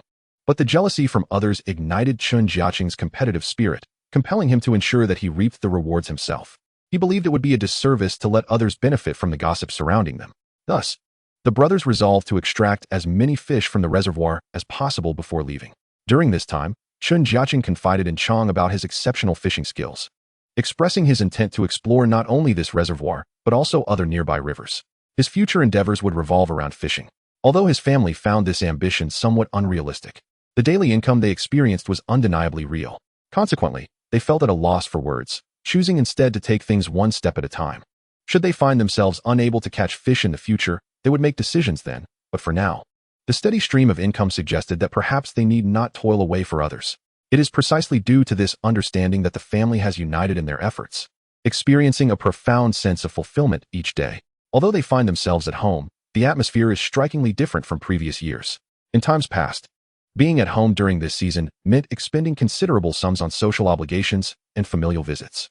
However, this year has unfolded entirely differently, yielding a steady stream of income instead. Chen Wei divided the earnings among his sons, keeping only a portion for himself, while the majority was allocated to them. For him, having aged, the motivation to work tirelessly stems not only from the desire to meet the daily expenses of himself and his wife, but also to provide for his sons. Fortunately, Chen Jiacheng's two sisters-in-law are quite content with the current circumstances, and as such, the family is pleasantly surprised to find this year's celebrations more grounded than ever before, largely due to the daily influx of earnings. Moreover, they cherish the time spent with their children, often daydreaming about Chen Jiacheng's previous musings on how wonderful it would be if this state of affairs could continue indefinitely, sparing them the need to toil under others' supervision and allowing them to remain close to their children, a source of immense happiness. Chapter 54. A moment of verification. The day has proven fruitful. After a day of labor, Chen Jiacheng and his companions have returned home for dinner. Typically, they do not return for breakfast or lunch, but they always gather for the evening meal. At this moment, the entire family is seated together, deliberating on the upcoming situation. The primary focus remains on Chen Jiacheng's perspective, as he is expected to make the decisions. While others hold a glimmer of hope, they find it somewhat unrealistic and can only await his pronouncement. Chen Jiacheng, well aware of his family's thoughts, had already conversed with Chen Peng and Chen Tianliang during their fishing escapades. He suggested that they need not seek outside employment any longer and could instead remain at home to sell fish together. Initially, upon hearing this, the two brothers regarded him as if he were delusional. Yet, as days passed and Chen Jiacheng consistently proved his assertions, they began to comprehend that perhaps this path was not entirely unviable. With such substantial daily catches laid before them, it was undeniable. Xiaocheng, can you guarantee such yields every day? Chen Wei inquired, unable to contain his curiosity at the dinner table. The others gazed at him expectantly. Of course. And this is merely a fraction. With the right locations, the yields can be even greater, Chen Jiacheng declared with unwavering conviction. I understand what you are all thinking. Many individuals have already ventured out to work. You need not do so. Simply stay at home and sell fish. Chen Jiacheng addressed his family with utmost seriousness. But is this truly feasible? Chen Jiacheng's sister-in-law responded with evident disbelief. Without a doubt, I intend to develop a long-term fishing venture from home, which naturally necessitates assistance. Chen Jiacheng replied earnestly. The family engaged in a lengthy discussion on this topic as they dined, and Chen Jiacheng's assurance of substantial yields instilled a sense of confidence in everyone. Let us observe the fishing conditions outdoors. If this reservoir continues as it has, it will eventually cease to yield fish, Chen Wei concluded decisively. He planned for the family to set out a bit later to see if Chen Jiacheng could catch fish elsewhere. If successful, they would indeed choose not to pursue outside work any longer. All eyes were on Chen Jiacheng's forthcoming harvest. Chen Jiacheng felt little pressure himself. After satisfying his hunger, he intended to proceed with his plans. Conversely, his family remained uncertain, apprehensive about whether their choice was wise and what awkward situations might arise in the future. Particularly Chen Wei and his wife, who, given their age, were more contemplative. Nonetheless, as agreed during their meal, they would take one step at a time. After enjoying their meal, Chen Jiacheng set off with a few of his brothers. This time, he aimed to demonstrate that fishing could indeed be successful outside and chose not to visit the reservoir.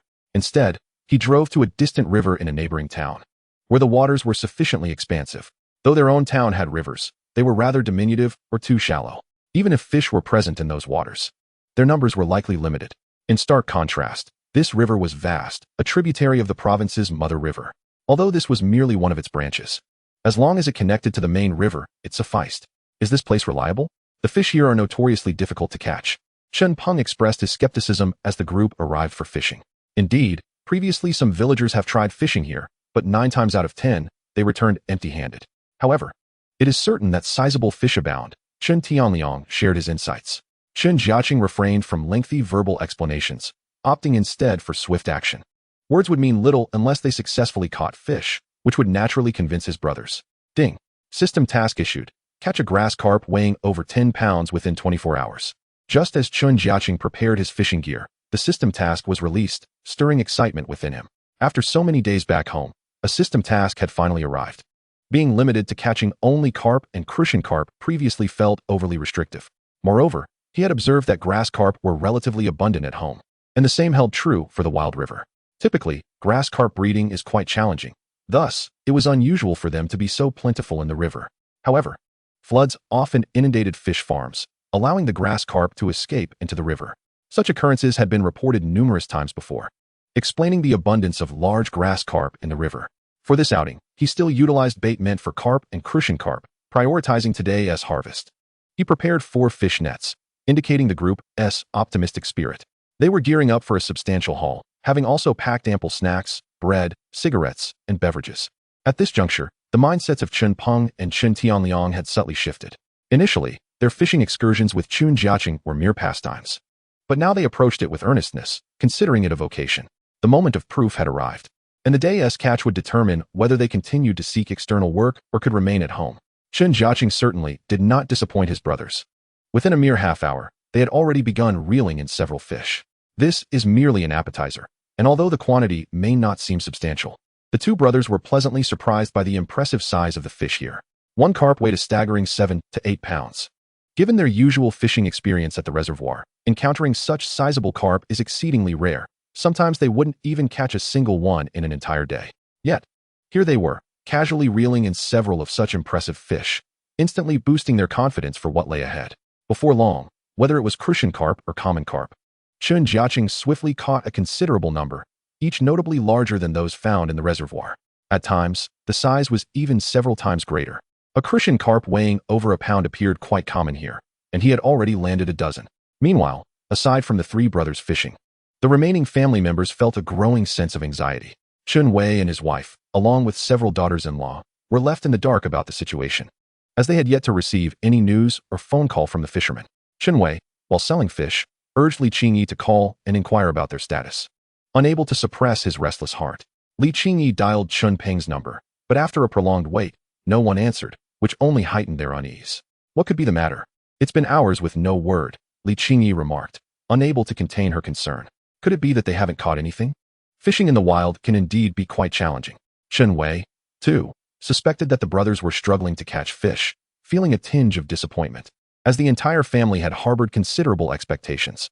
If they can't get through, let it be for now. We can discuss it later. Let's just finish selling these fish, he advised his wife.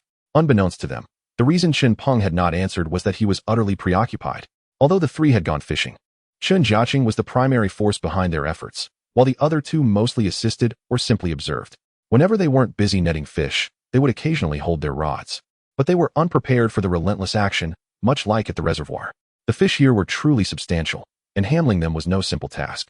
With 1 to 2 pound fish, Chen Jiacheng could easily haul them in without hesitation, but with the numerous 5 to 8 pounders, he had to patiently tire them out before bringing them in. This naturally extended the time spent reeling in each catch. Ding. Caught a carp. Reward, 165 yuan. Ding. Caught a crucian carp. Reward, 36 yuan. Hearing these notifications from the system made Chen Jiacheng's spirits soar. The fish here were larger than those in the reservoir, leading to significantly higher rewards, almost doubled. This newfound success filled him with excitement, as he felt on the verge of striking it rich. He was not fatigued by the number of fish he had caught. Rather, he grew increasingly exhilarated. His two brothers, equally engrossed, were oblivious to the ringing of their phones, entirely consumed by the thrill of the moment. They had never anticipated that Chen Jiacheng would be so successful in this seemingly barren fishing spot, continuously catching fish at an impressive rate. The sheer size of each catch left them in awe, and the unending stream of fish only heightened their joy. The scene was visually striking, as if the fish below were lining up to take the bait, ascending one by one.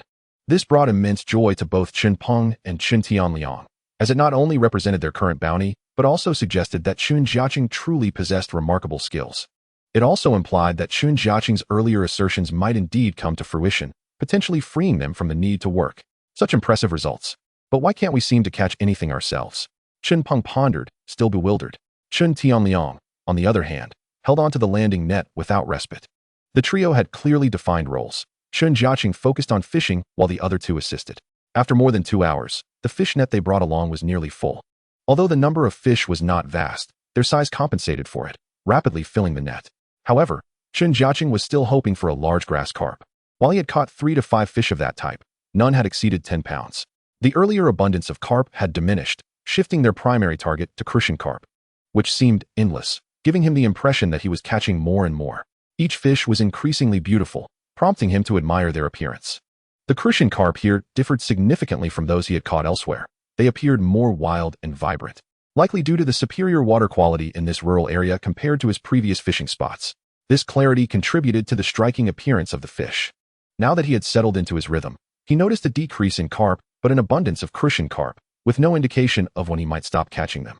Occasionally, he would net a grass carp or two, as well as some other species, but regrettably, most of the other fish were still too small. Nevertheless, he didn't have high expectations. He planned to fish here until his task was complete. His strategy was to catch as many carp and crucian carp as possible, saving the pursuit of larger grass carp for the evening. After all, he was mindful that if he didn't bring home a good catch, his parents might be anxious. He was determined to instill confidence in his family. Thus, the 3 brothers toiled diligently until evening. Typically, at this hour, they would return for dinner. But with the task at hand, Chen Jiacheng was reluctant to waste time. He suggested that his brothers take the fish back while he would bring the meal over, planning to fish late into the night. Although surprised by his suggestion, the two agreed, as they had followed this routine before. After all, the more effort they put in, the greater their earnings. Without further ado, they swiftly loaded the fish onto his vehicle and drove off, leaving Chen Jiacheng with only a net. Before heading back, he had already informed his family about the situation and requested them to prepare a meal. Even as Chen Peng and Chen Tianliang returned home, they had little time to spare and hurriedly finished their meal before rushing back out. When the brothers finally relayed the news to the family, they learned that their haul was even greater than before. A profound shock coursed through him, particularly when the fish were finally reeled in and laid before his eyes. The group realized that their previous estimations had been rather conservative. The sight of numerous large wild fish was undeniably striking.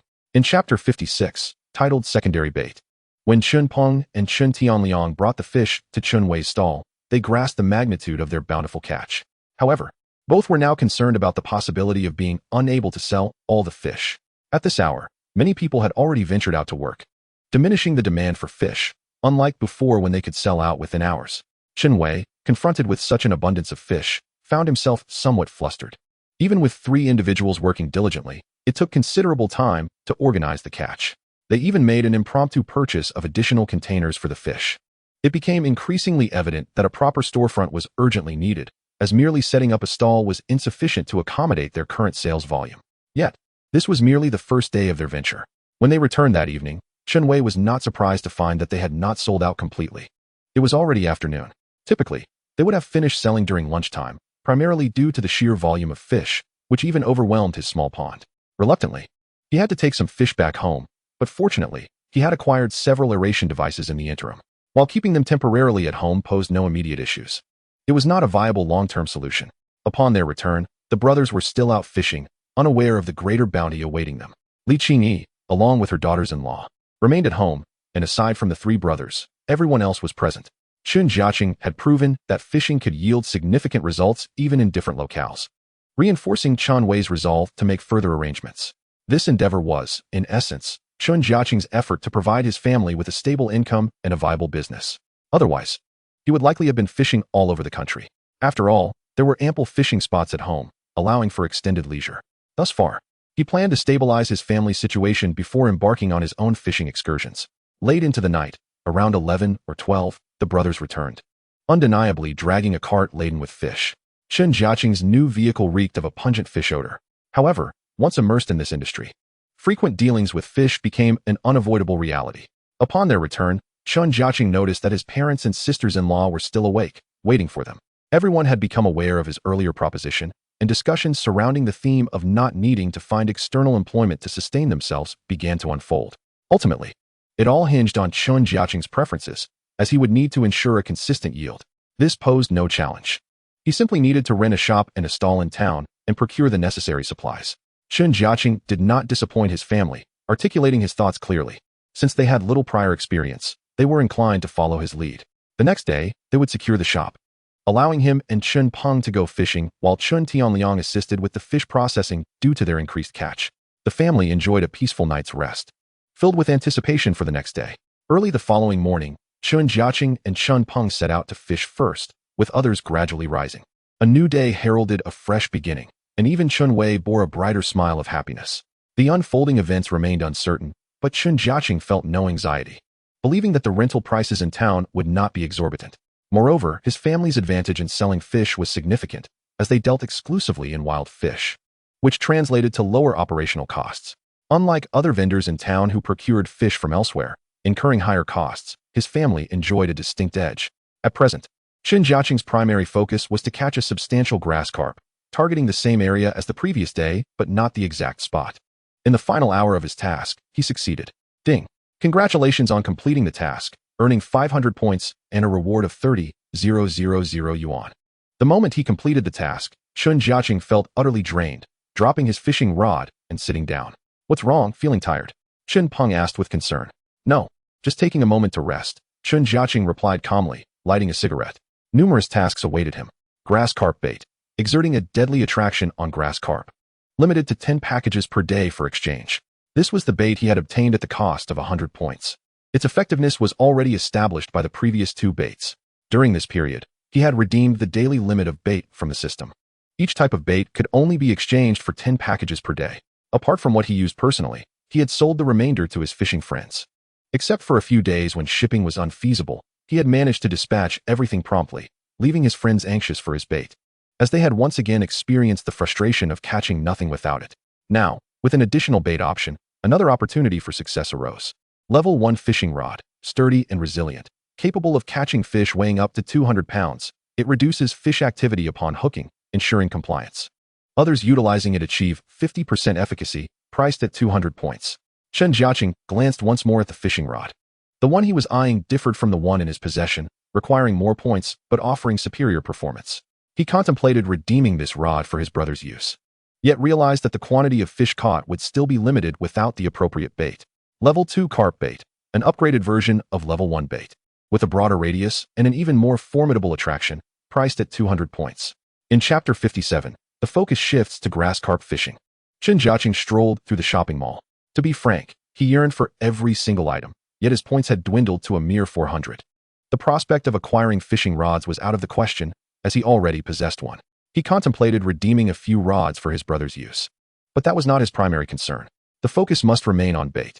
He thus opted to exchange for Level 2 crucian carp bait, as well as Level 2 grass carp bait.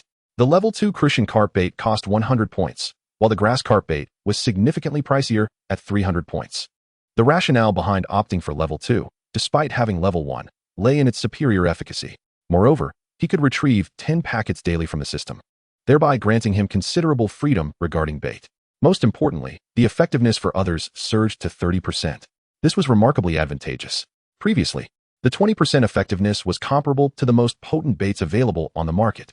Now, with the 30% effectiveness, he could easily surpass all baits currently found.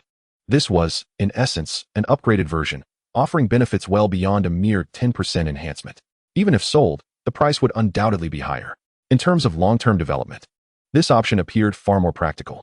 Furthermore, it was a consumable item for the long haul. He also harbored thoughts of selling bait in the future. Selling fish was feasible in the short term, but to sustain a large family and accrue substantial earnings proved insufficient. Chen Jiacheng. Equipment. Level 1 line set. Level 1 fishing rod. Level 1 float. Luck. 0. Points. 0. Title. None. Bait. Level 1 crucian carp bait. Level 1 carp bait. Level 1 grass carp bait. Level 2 crucian carp bait. Level 2 grass carp bait. Although he had acquired several types of bait, Chen Jiacheng still felt that his understanding and utilization of the system were merely the tip of the iceberg. He eagerly anticipated unlocking more features, but could only passively await the issuance of tasks. With the new bait at hand, he resumed his activities. Chen Peng, observing from a distance, found this perplexing. After all, right at their feet lay a large basin of bait that was already prepared and had not yet been exhausted. I'll be focusing on catching grass carp now, as they are larger and relatively popular in our countryside. Chen Jiacheng provided a brief explanation. Chen Peng, utterly unaware of the intricacies, simply accepted whatever was said. Chen Jiacheng pretended to rummage through his trunk, merely extracting the bait from the system. But if you use grass carp bait, won't that prevent you from catching other fish? Chen Peng voiced his confusion. It's not that other fish cannot be caught. Rather, the targeting is not as strong. Besides, grass carp are undeniably more effective, Chen Jiacheng elaborated. Chen Peng still struggled to comprehend this, and Chen Tianliang, standing nearby, shared the same sentiment. Although they believed grass carp to be more valuable, they speculated that wild grass carp were scarce. After fishing here for so long, they had only caught a handful, and both felt the prospects were dim. However, as Chen Jiacheng pointed out, they had seen far too many crucian carp and carp over the past few days. Even the occasional grass carp thrilled them immensely. For now, they could only hope to catch more grass carp. After all, they considered themselves mere novices in fishing, hardly anything more than outsiders. Under their watchful gaze, Chen Jiacheng utilized the level 2 grass carp bait, which had cost him 300 points. He brimmed with anticipation for the forthcoming yield. After casting for just a minute or two, he was soon met with a bite. To his disappointment, however, he reeled in yet another carp. Although surprised momentarily, he quickly understood. He had previously established numerous carp spots, mixing carp and crucian carp bait. Thus, the current spots were predominantly populated by carp and crucian carp, with grass carp being significantly fewer. After a few consecutive catches, he finally landed a grass carp, weighing around 5 to 6 pounds. Ding! Caught a grass carp. Reward, 236 yuan. Chen Jiacheng was immensely astonished by the value of this grass carp. Just one brought him over 200 in rewards. Beside him, Chen Peng and Chen Tianliang were equally elated. As time passed, the number of grass carp he caught continued to rise, with some smaller ones weighing 1 to 2 pounds, and larger ones even reaching 7 to 8 pounds. In their town, the price of carp was disappointingly low, even less than that of crucian carp. However, for Chen Jiacheng, the income from selling fish paled in comparison to the rewards from the system. With the shift in focus to grass carp, the system's rewards surged once again. Ding! Caught a grass carp. Reward, 562 yuan. Ding! Caught a grass carp. Reward, 666 yuan. During this period, he occasionally caught some carp and crucian carp. But even the 1-pound crucian carp failed to capture his interest, and he actively disregarded them. Only the grass carp could truly pique his curiosity. The level 2 bait was formidable. Even in an environment where grass carp were relatively scarce, he found himself in a continuous catching frenzy over the next few hours. Averaging 7 to 8 catches per hour was certainly impressive. After all, these were grass carp, which were relatively large fish. Particularly in a wild fishing scenario, he managed to achieve a yield reminiscent of catching crucian carp, with many struggling to catch this many. Chen Peng and Chen Tianliang, beside him, were grinning from ear to ear, convinced that Chen Jiacheng's decision was incredibly astute, and they scolded him for not utilizing the grass carp bait sooner. Chen Jiacheng could offer no explanation, merely stating that he had previously assumed there were few grass carp in the area, hence his oversight. When the group returned with their catch, the entire family was once again astonished. The haul had not only remained substantial, but had also increased significantly in weight, with the majority now being grass carp. This led Chen Wei and his wife to question whether he had fished in someone else's pond. After all, how could so many grass carp be caught in the wild? They remained unable to comprehend. Fortunately, with Qin Peng and Chen Tianliang as witnesses, they reluctantly accepted the outcome. Unbeknownst to the Qin family, their fishing exploits had drawn the attention of countless villagers. Seeing them sell fish in the market daily had ignited envy within many. Chapter 58. The Capture at the Reservoir. Rumors had already spread throughout the village, claiming that the Qin family was constantly stationed at the reservoir fishing, even bringing the matter to the village head, despite their lack of first-hand evidence. However, some villagers often observed Chen Wei selling a significant quantity of fish each day in the town. Consequently, they firmly concluded that the Chen family must have employed illicit methods to catch fish from the reservoir. It is important to note that such practices are strictly prohibited. Fishing is only allowed with rods, and netting is not permitted. The sight of the Chen family consistently reaping such bountiful catches had long ignited envy and resentment among the other villagers. Upon hearing this news, the village chief felt a mix of skepticism and concern. He knew Chen Wei to be a person of remarkable integrity, well regarded for his honesty in the village. Nevertheless, numerous villagers had come to him with complaints, compelling him to take the matter seriously. Although he recognized the jealousy fueling these accusations, he felt it necessary to ascertain the truth. With this thought in mind, he did not linger idly. Instead, he gathered a few individuals and proceeded to the reservoir to lay in wait.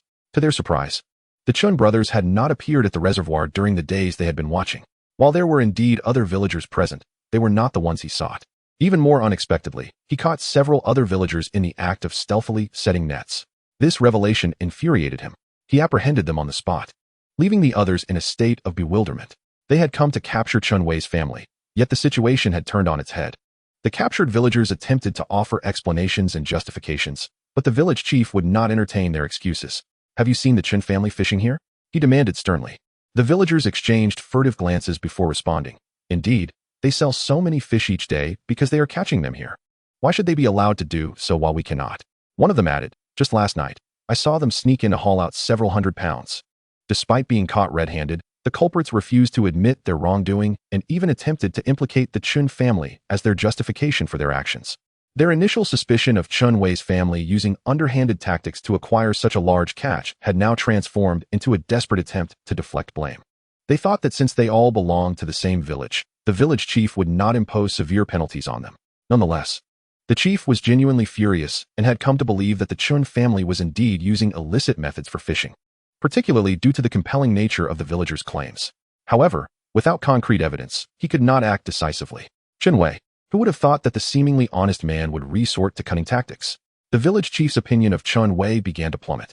At this moment, he thought to himself that even the most seemingly honest individuals could harbor deceitful intentions, their true selves hidden beneath a facade. Nevertheless, he knew he needed to obtain solid evidence. Just as he had apprehended these individuals with incriminating evidence, he intended to keep this information to himself until he could capture everyone involved. Determined to address the issue at the reservoir, the village chief had been troubled by the ongoing unrest since the return from the New Year celebrations. Much of the disturbance stemmed from jealousy among villagers, who continually brought complaints to him, causing him considerable headache. He resolved to put an end to this matter once and for all. Skipping meals, he remained vigilant at the reservoir. By the time noon approached, he successfully apprehended 2 more individuals. These 2 were even more despicable, having secretly brought batteries to the reservoir to electrofish. This enraged the village chief further. He quickly summoned his men to subdue them and confiscated their illegal fishing equipment. "Strange. Where are the Chen brothers?" one of the villagers remarked, a fellow resident. "I don't know. They might arrive later. Many people have reported seeing them at night." "Perhaps we should come back then," suggested another. "Let us station someone here to keep watch, discreetly, to see who else breaks the rules." After waiting for a considerable time, the village chief felt his patience wearing thin. After issuing these orders, he departed, leaving one person behind to monitor the situation. They would inform him immediately if any illegal fishing occurred. Meanwhile, he mentally recorded all those who had been apprehended, knowing this matter could not simply be brushed aside. The village chief's focus was particularly on the Chen family. Hearing from others that they only fished at night, he planned to keep watch that evening. However, the Chen family was innocent. During the day, aside from the brothers, the rest were busy selling fish in the town, preoccupied with their work. Furthermore, during the night, the brothers were out fishing, rendering them completely absent from the reservoir. This ultimately meant that the village chief would have a fruitless night. The outcome was that he did not catch the Chen family, but instead apprehended others engaged in illegal fishing. To his dismay, several of these individuals turned out to be the same ones who had reported Chen Wei. After waiting until the early hours of the morning without seeing the Chen family, The village chief began to doubt the veracity of the villagers' claims. Nonetheless, he resolved to continue his watch. He arranged for others to stay on guard while he returned home. Though he found little sleep that night, preoccupied with how to handle those he had apprehended, it was clear that some form of punishment was necessary, as they had violated regulations, yet he felt hesitant to impose overly harsh penalties. After all, he could not subject these individuals to legal proceedings. This dilemma weighed heavily on his mind. Moreover, the reservoir had been a source of various troubles not just recently, but for several years. The Chen brothers had been consistently catching and selling vast amounts of fish. Chen Wei had taken over a larger shop, aligning with Chen Jiacheng's vision. He intended not only for his father and family to sell fish, but also to open a fishing tackle store in the future.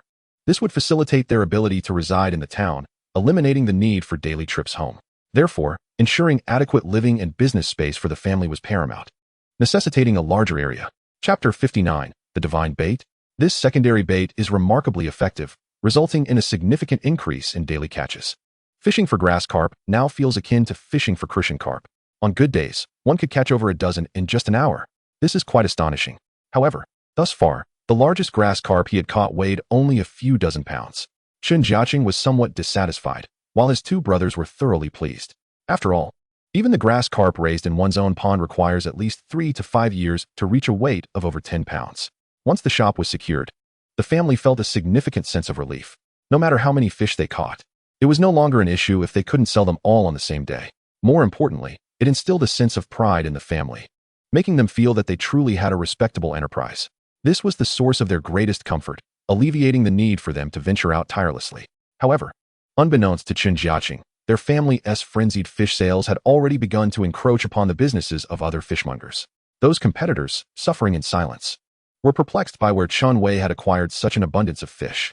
Selling at higher prices, he still managed to outperform them. To them, this was akin to a devastating blow. Yet what could they do? They could only lower their prices a bit to attract more customers. Maintaining previous prices would render their daily sales dismal. Having settled family matters, Chen Jiacheng finally breathed a sigh of relief. Yet, this was merely the beginning. As he still had to establish the fishing tackle shop, he diligently stocked up on bait, strictly controlling the quantity available to his friends outside. Most of it was stored in the shop rented in town, with the intention of having ample bait ready for sale upon opening. Upon returning home, he also needed to promote his bait. Thus, today he ventured to a well-frequented fishing spot, albeit somewhat remote. However, for anglers, any location yielding fish would quickly attract throngs, transforming it into a bustling hub. This place was indeed one of the most popular among local fishing spots, primarily due to the occasional appearances of sizable catches. Although there were days when no fish were caught at all, when they did appear, they were either substantial or completely absent. For fishing enthusiasts, this was the epitome of high-stakes fishing. Chen Jiacheng relished such challenges. Meanwhile, Chen Peng and Chen Tianliang found themselves somewhat out of their element. Having previously fished in secrecy to avoid being seen, they never anticipated that today, Chen Jiacheng seemed more concerned about being noticed. The brothers arrived quite early, yet they were still tardy compared to the other anglers. By the time they reached the spot, at least a dozen individuals had already staked their claims. It turned out that the prime fishing spots were limited to just 3 or 4, specifically those known for yielding large catches. Upon their arrival, Chen Jiacheng and his brothers refrained from engaging with the other fishermen. The others, noticing unfamiliar faces, instinctively assumed this fishing spot had been depleted. Recently, one angler had shared a video showcasing the area, causing word to spread to those living dozens of kilometers away, resulting in a flood of competitors vying for positions each day. This influx of competition was quite irksome for the locals. However, what could they do? They were simply driven by their passion and proximity to this location. Did these individuals not have jobs? Chen Peng, observing the multitude of fishermen, could not help but be astonished. More and more anglers continued to arrive. Who knew? Perhaps they were all affluent individuals. Chen Tianliang echoed his surprise, as both had previously engaged in fishing only as a hobby during their breaks from work. Now, they found themselves fully immersed in the fishing community. As he prepared his bait, Chen Jiacheng was, in essence, showcasing his prowess, or rather, marketing his product. Yet, rather than relying on mere words, he demonstrated his skill. The second-tier bait did not disappoint. Within an hour, he had already landed several fish, making it nearly impossible to avoid drawing attention. Notifications rang out. Ding. Caught a carp. Earned 140 yuan. Ding. Caught a grass carp. Earned 400 yuan. While the initial catches were modest, the subsequent grass carp weighed approximately 15 pounds. A delightful surprise for him so soon after arriving. Is that fellow mad? Such a massive fish? Surely this can't be right. He seems new here. Yet his luck is extraordinary. Indeed, this spot had been barren for days, making today's catches all the more puzzling to the other anglers. They were taken aback by Chen Jiacheng's fierce success, as he seemed poised to dominate the scene. Within just a short hour, while 9 out of 10 others remained empty-handed, he was landing only sizable fish, either carp or grass carp, which only served to ignite their envy. Some anglers, desperate for a bite, even approached to observe his technique. Upon seeing them, Chen Jiacheng felt a surge of joy. Everything was unfolding according to his expectations. Just like in the outside world, he didn't need to over-explain or elaborate. When asked about his success, he simply attributed it to the bait's efficacy. While some remained skeptical, he was more than willing to share a small portion of his natural bait for them to try, with results that would inevitably speak for themselves. Especially with the enhanced second-tier bait, its effectiveness surpassed that of the previous offerings. Even novices could quickly attract local fish with it. Thus, after more than 3 hours of fishing, several individuals had begun experimenting with his bait. As he had anticipated, within just half an hour, they successfully landed their first fish. This miraculous occurrence left others in awe, as they had never expected to encounter the legendary magic bait while fishing in the wild. As the morning progressed, it was time to assess the results. Those who had utilized Chen Jiacheng's bait had undoubtedly caught a few fish, while those who hadn't found themselves in a barren state. The astonishing efficacy of the bait left many incredulous. It was time for a buying frenzy. Chen Jiacheng divided his large bag of bait into 2 smaller ones. Even so, the total weight remained significantly higher than most commercially available bait packages. He priced his bait steeply, with half a bag selling for 150 yuan. Many considered him insane, yet the results were undeniable. Such remarkable effectiveness attracted a considerable number of willing buyers. At least 7 or 8 individuals at the scene had purchased his bait, while the remaining onlookers hesitated, unable to place their faith in its efficacy. They harbored an inkling of skepticism, convinced there must be some trickery at play. The outcome was that those who opted for his bait continued to reel and fish, each catch seemingly larger than the last. It was astonishing. No one had anticipated such an exceptional bait existed. The incredulity was palpable. Only after trying it did they grasp its incredible nature. I suspect you all are merely actors, for this bait is priced exorbitantly, far exceeding any other on the market. Numerous spectators were vocally praising it, while some who refrained from purchasing resorted to sour grapes, claiming it was overrated. They simply could not fathom that Chen Jiacheng's bait held such remarkable power. The crux of the matter was that the price rendered it unacceptable to them. Chen Jiacheng had never boasted about the superiority of his bait. He only presented it when inquired about his catches, asserting it was his exclusive creation. Notably, his catch was impressive: dozens of sizable grass carps, some weighing over 10 pounds. And countless koi filled his net to capacity.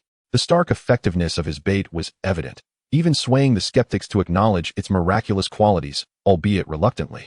As they were loath to invest such a sum, they intended to remain observant. However, Chen Jiacheng was not inclined to grant them much opportunity, opting instead for limited sales. Eventually, the last 2 bags were purchased, after which he decided to cease sales. Subsequent arrivals, upon learning of this outcome, felt an overwhelming sense of regret, as though they had missed out on a fortune, particularly during the ongoing fishing session. They witnessed those who had bought Chen Jiacheng's bait continually catching fish, while their own lines remained still. This stark psychological disparity was hard for them to accept. Moreover, as more individuals arrived, some were genuinely willing to pay, but they had arrived too late. Upon realizing the outcome, they lamented their missed opportunity, even willing to pay exorbitantly to procure some bait from others who had purchased it. An amusing scene unfolded. While Chen Jiacheng declared he would sell no more bait, those who had acquired half a bag began to resell portions at prices nearly equivalent to what he had charged. Chen Jiacheng, however, remained unfazed, although intermediaries profited. They inadvertently amplified his reputation and elevated the price to his advantage. After all, he had already sold a portion, and the subsequent transactions bore little consequence for him. The benefit was that more individuals would experience the allure of his bait. The scene began to mirror past occurrences. Chen Jiacheng found himself surrounded by a burgeoning audience. Despite the remote location and it being his first fishing expedition there, he exuded the aura of a master angler, leading others to mistakenly believe a renowned fishing expert was present. Upon arriving and witnessing the throng encircling him, many were astonished. Furthermore, numerous individuals shared videos and photos of him online, especially those showcasing the impressive catch. It is worth noting that just a week prior, only a few fish had been caught, which had attracted a modest number of anglers.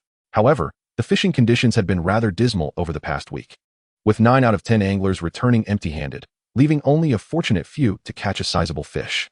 Chen Jiacheng had provided a lesson to all, including the fish in the river. As noon approached, some returned home for lunch, while others lingered, particularly those stimulated by Chen Jiacheng's success. Those who had purchased his bait were even less inclined to leave after catching several fish.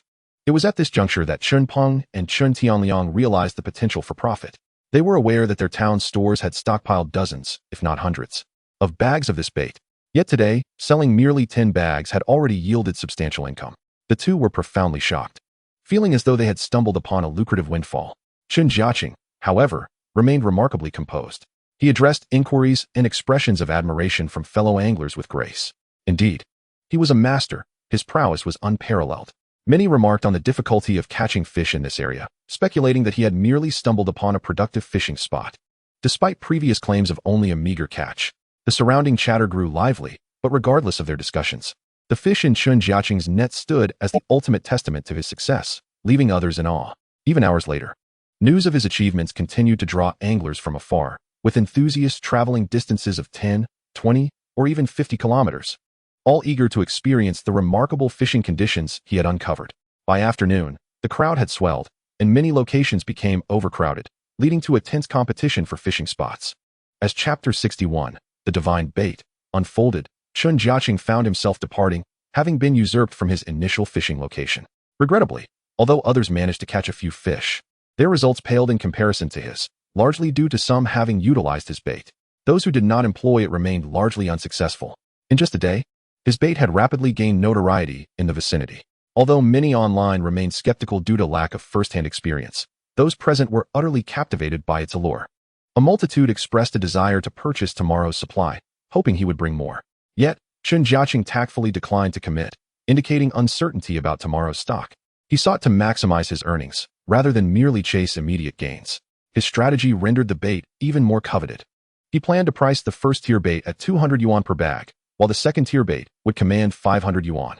As for whether these individuals can accept it, that ultimately depends on their own perspectives. Should they choose not to accept it, it matters little, for I possess only a limited portion of bait each day, with the excess being reserved as stock. Once my reputation spreads, there will certainly be plenty of affluent anglers eager to partake. After all, some affluent fishing enthusiasts are quite zealous. For them, anything that aids in their fishing endeavors is worth their investment. A fishing rod can range in price from several hundred to thousands, even tens of thousands of dollars. Why do so many wealthy individuals still opt for rods priced in the thousands? In truth, the distinction between a few hundred and several thousand, or even tens of thousands, often lies primarily in the tactile experience and handling. It does not guarantee that more expensive rods will yield a greater catch.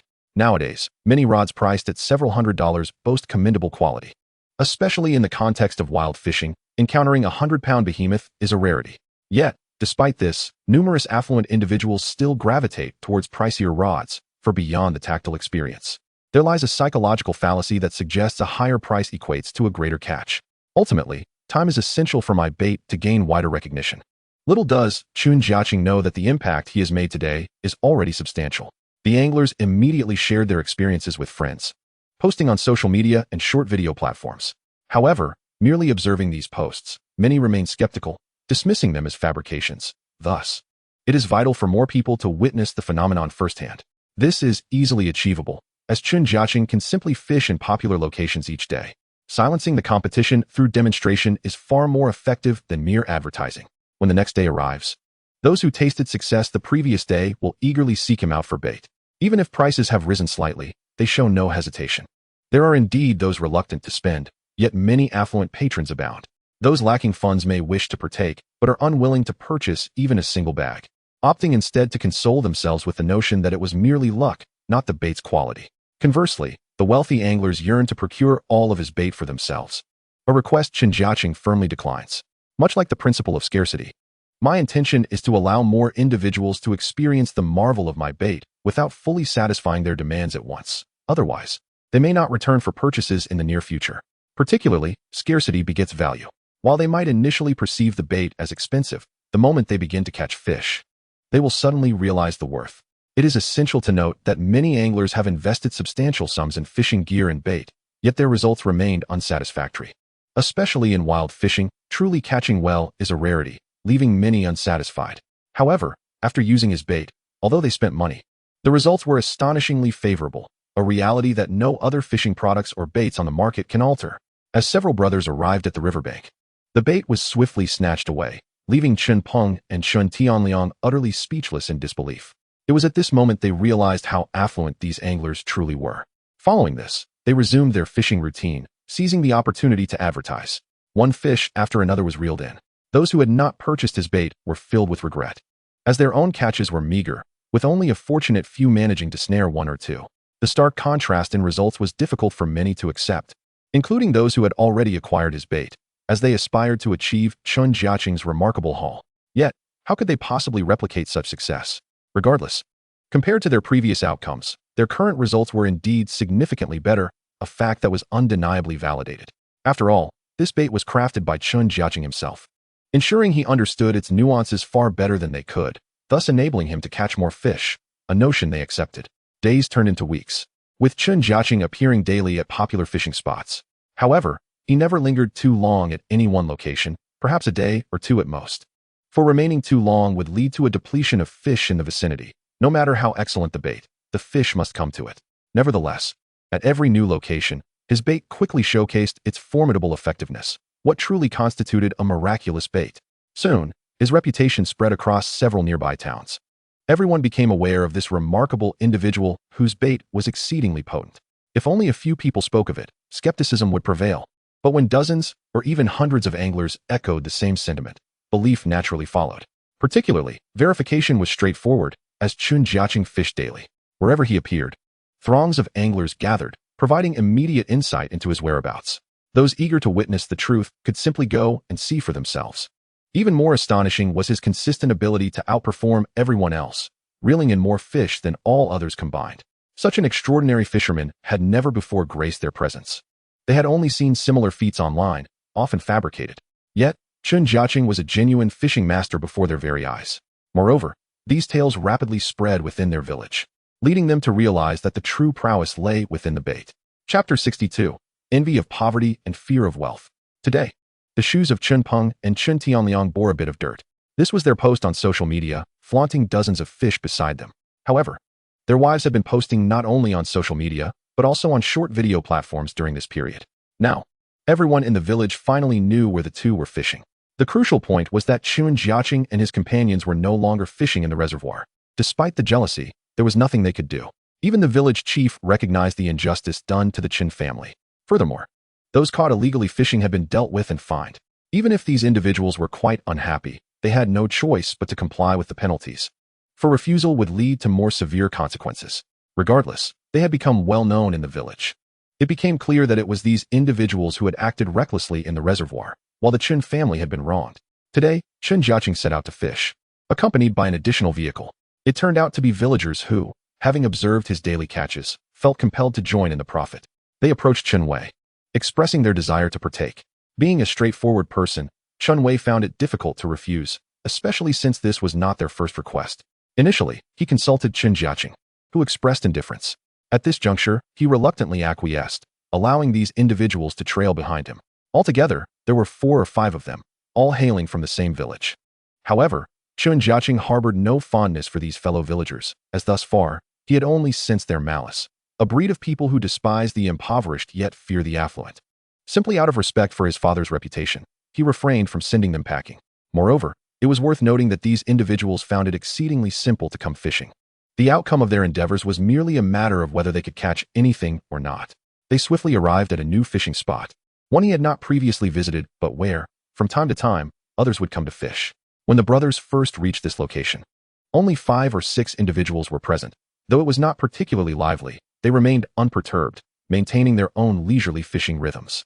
Indeed, it was not long before a throng of fishing enthusiasts flocked to the area. The once tranquil river surface quickly transformed into a bustling scene.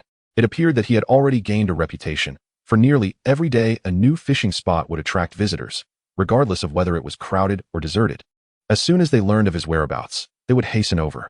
To facilitate this influx, Chen Peng and Chen Tianliang had even established several groups for these anglers. Once these fishermen discovered Chen Jiacheng's fishing location, they would promptly follow in his wake. These individuals constituted his clientele, akin to patrons, and they believed that by accompanying him, they would increase their own catch.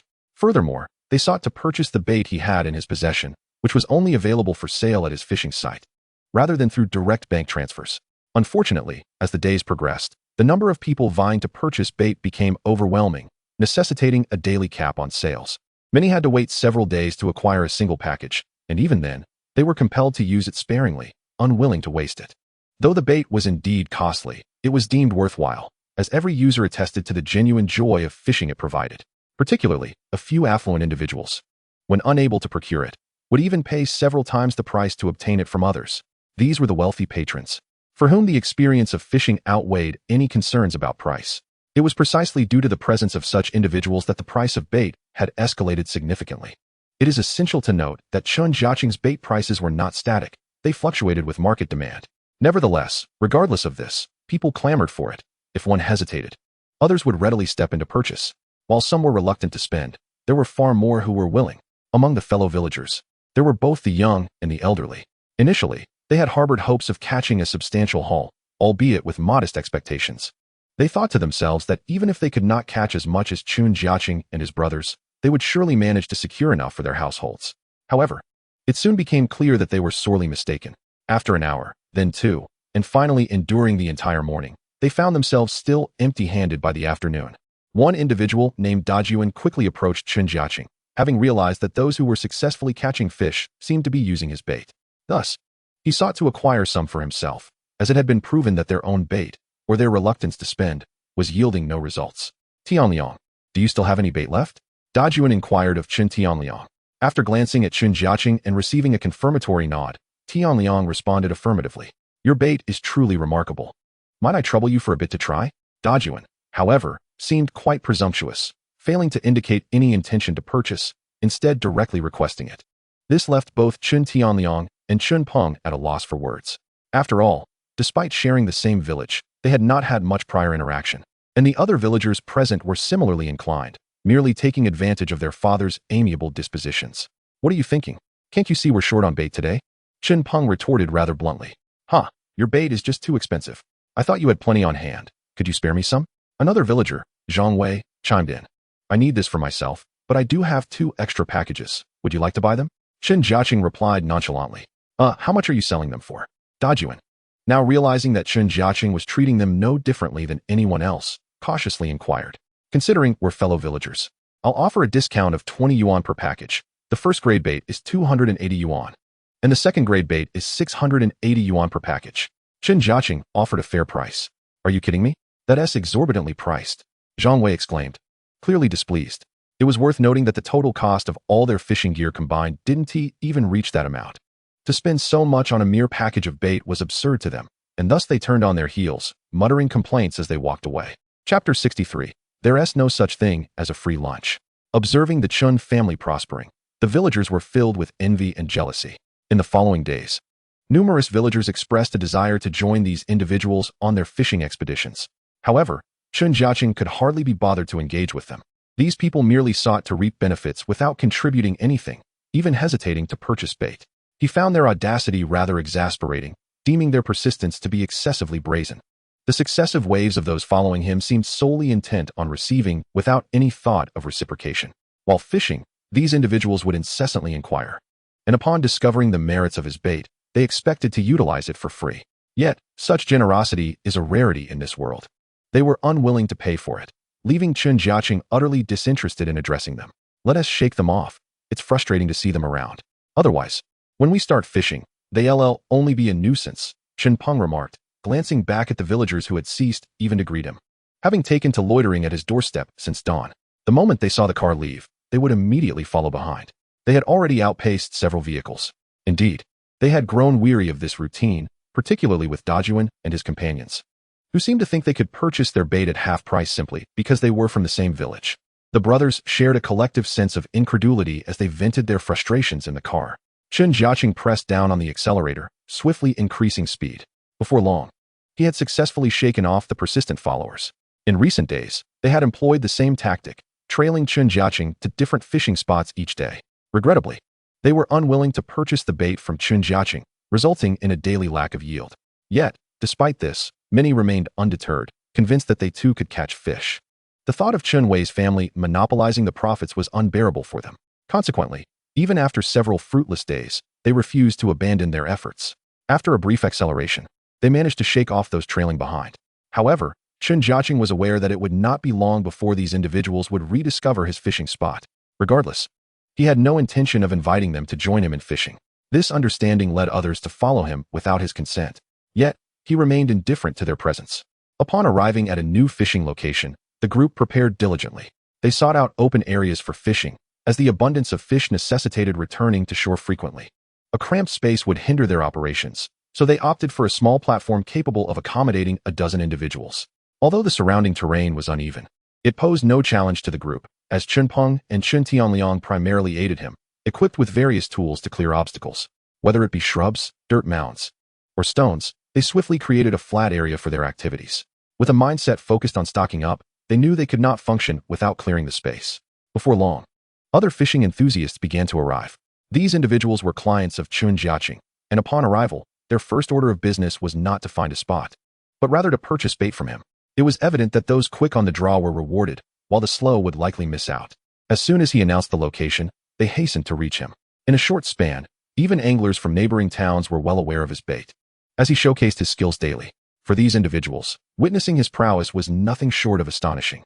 In light of such undeniable evidence, even the most skeptical among them found themselves compelled to part with their money. After all, the prospect of enhancing their fishing success was a temptation few could resist, particularly among the affluent, who were increasingly captivated by his bait. Some were even willing to pay exorbitantly for it. These were Chen Jiacheng's loyal customers. Yet he treated them all equally. The price he set on that day remained unchanged, and those wishing to pay more would have to acquire it from others. He also noticed a troubling trend. Some individuals merely sought to procure bait from him for resale. He harbored little regard for such opportunists. Once he discovered their intentions, he ceased selling to them, effectively marking them as untrustworthy. This was an unwise investment, as they would find it difficult to profit, let alone secure bait for their own use.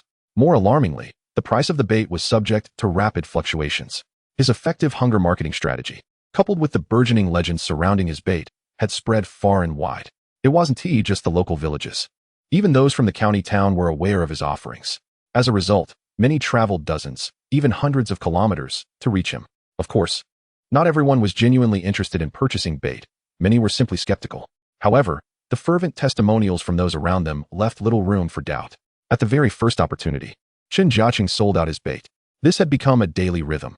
As soon as the anglers arrived, regardless of their success in fishing, they would first present him with a substantial sum of money. He now found himself with over 200,000 yuan.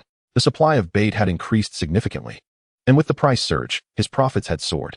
Yet, in terms of this newfound wealth, Chen Peng and Chen Tianliang could only look on enviously, as all of it was the fruit of Chen Jiacheng's labor. They remained in the dark regarding the source of his abundant bait, to which Chen Jiacheng simply attributed it to a friend's assistance. After all, he couldn't claim to produce it himself, especially not in front of his brothers, as they never witnessed him crafting the bait. Chapter 64, Gongzi arrives. Now, Chen Jiacheng found himself fishing further and further afield. Although many fishing spots existed, he could not linger in one area for too long. He was now circling around the Tianhe River, which meandered through his hometown and stretched over several hundred kilometers, attracting countless anglers. Chen Jiacheng held a particular fondness for the stunning scenery of his homeland. Although it was the same river, each segment offered a unique vista, and his presence had brought vitality to these locales. Unexpectedly, today he encountered a familiar face. During lunchtime, he and his brothers merely munched on some snacks and bread they had brought along. Yet, Wang Gang had sought him out directly, which genuinely surprised him. Upon seeing Gongzi again, Chen Jiacheng felt a surge of joy.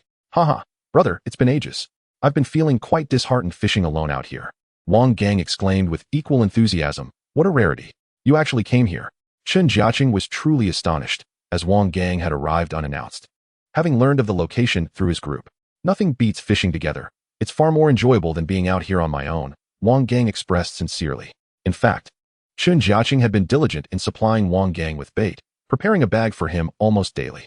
However, Wang Gang had many friends, especially those who had previously fished alongside Chen Jiacheng. They were well aware of the efficacy of his bait and would constantly pester Wang Gang for it upon learning he had a supply. This incessant demand had become quite bothersome for him, to the extent that even avoiding them was futile. Despite assuring them he hadn't been fishing, Wang Gang's acquaintances knew him well. As he often put it, I can forego meals and cigarettes, but I can never give up fishing. Thus, when he claimed he hadn't been out, they simply did not believe him.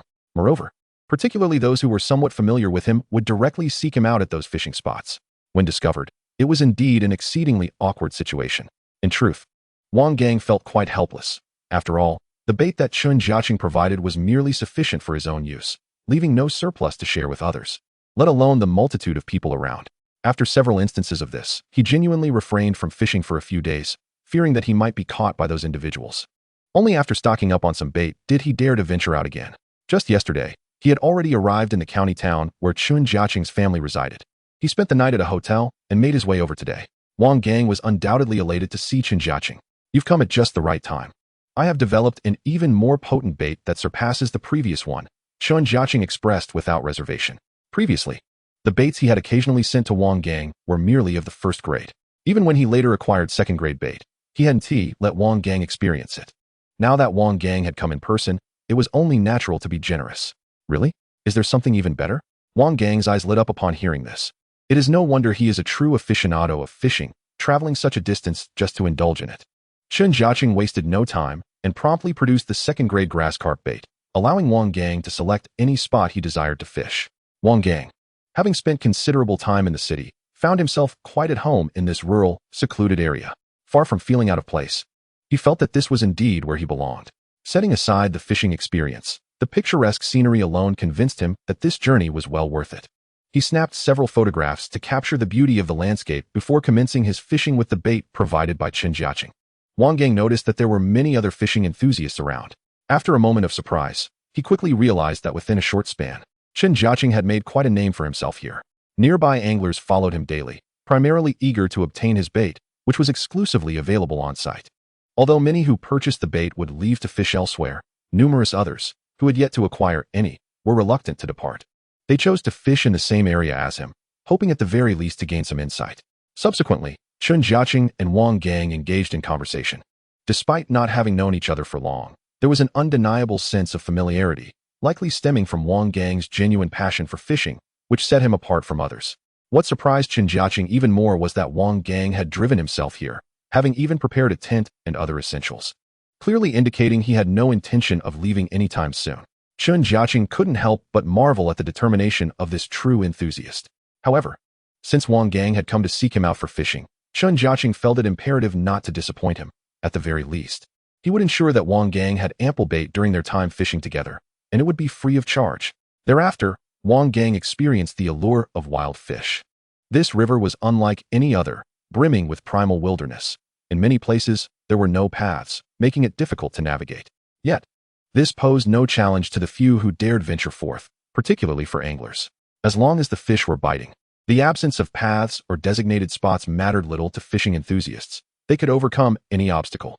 Thus, Chen Jiacheng accompanied Wang Gang for an entire afternoon of fishing until it was time for dinner. Naturally, Chen Jiacheng played host, inviting Wang Gang back to his home for a sumptuous meal. Initially, Chen Wei and his wife were delighted to hear that Chen Jiacheng had brought a friend, even speculating if it might be a girlfriend. Fortunately, both parents were exceedingly warm and welcoming. During dinner, Wang Gang shared several drinks with Chen Wei, while Chen Jiacheng partook modestly.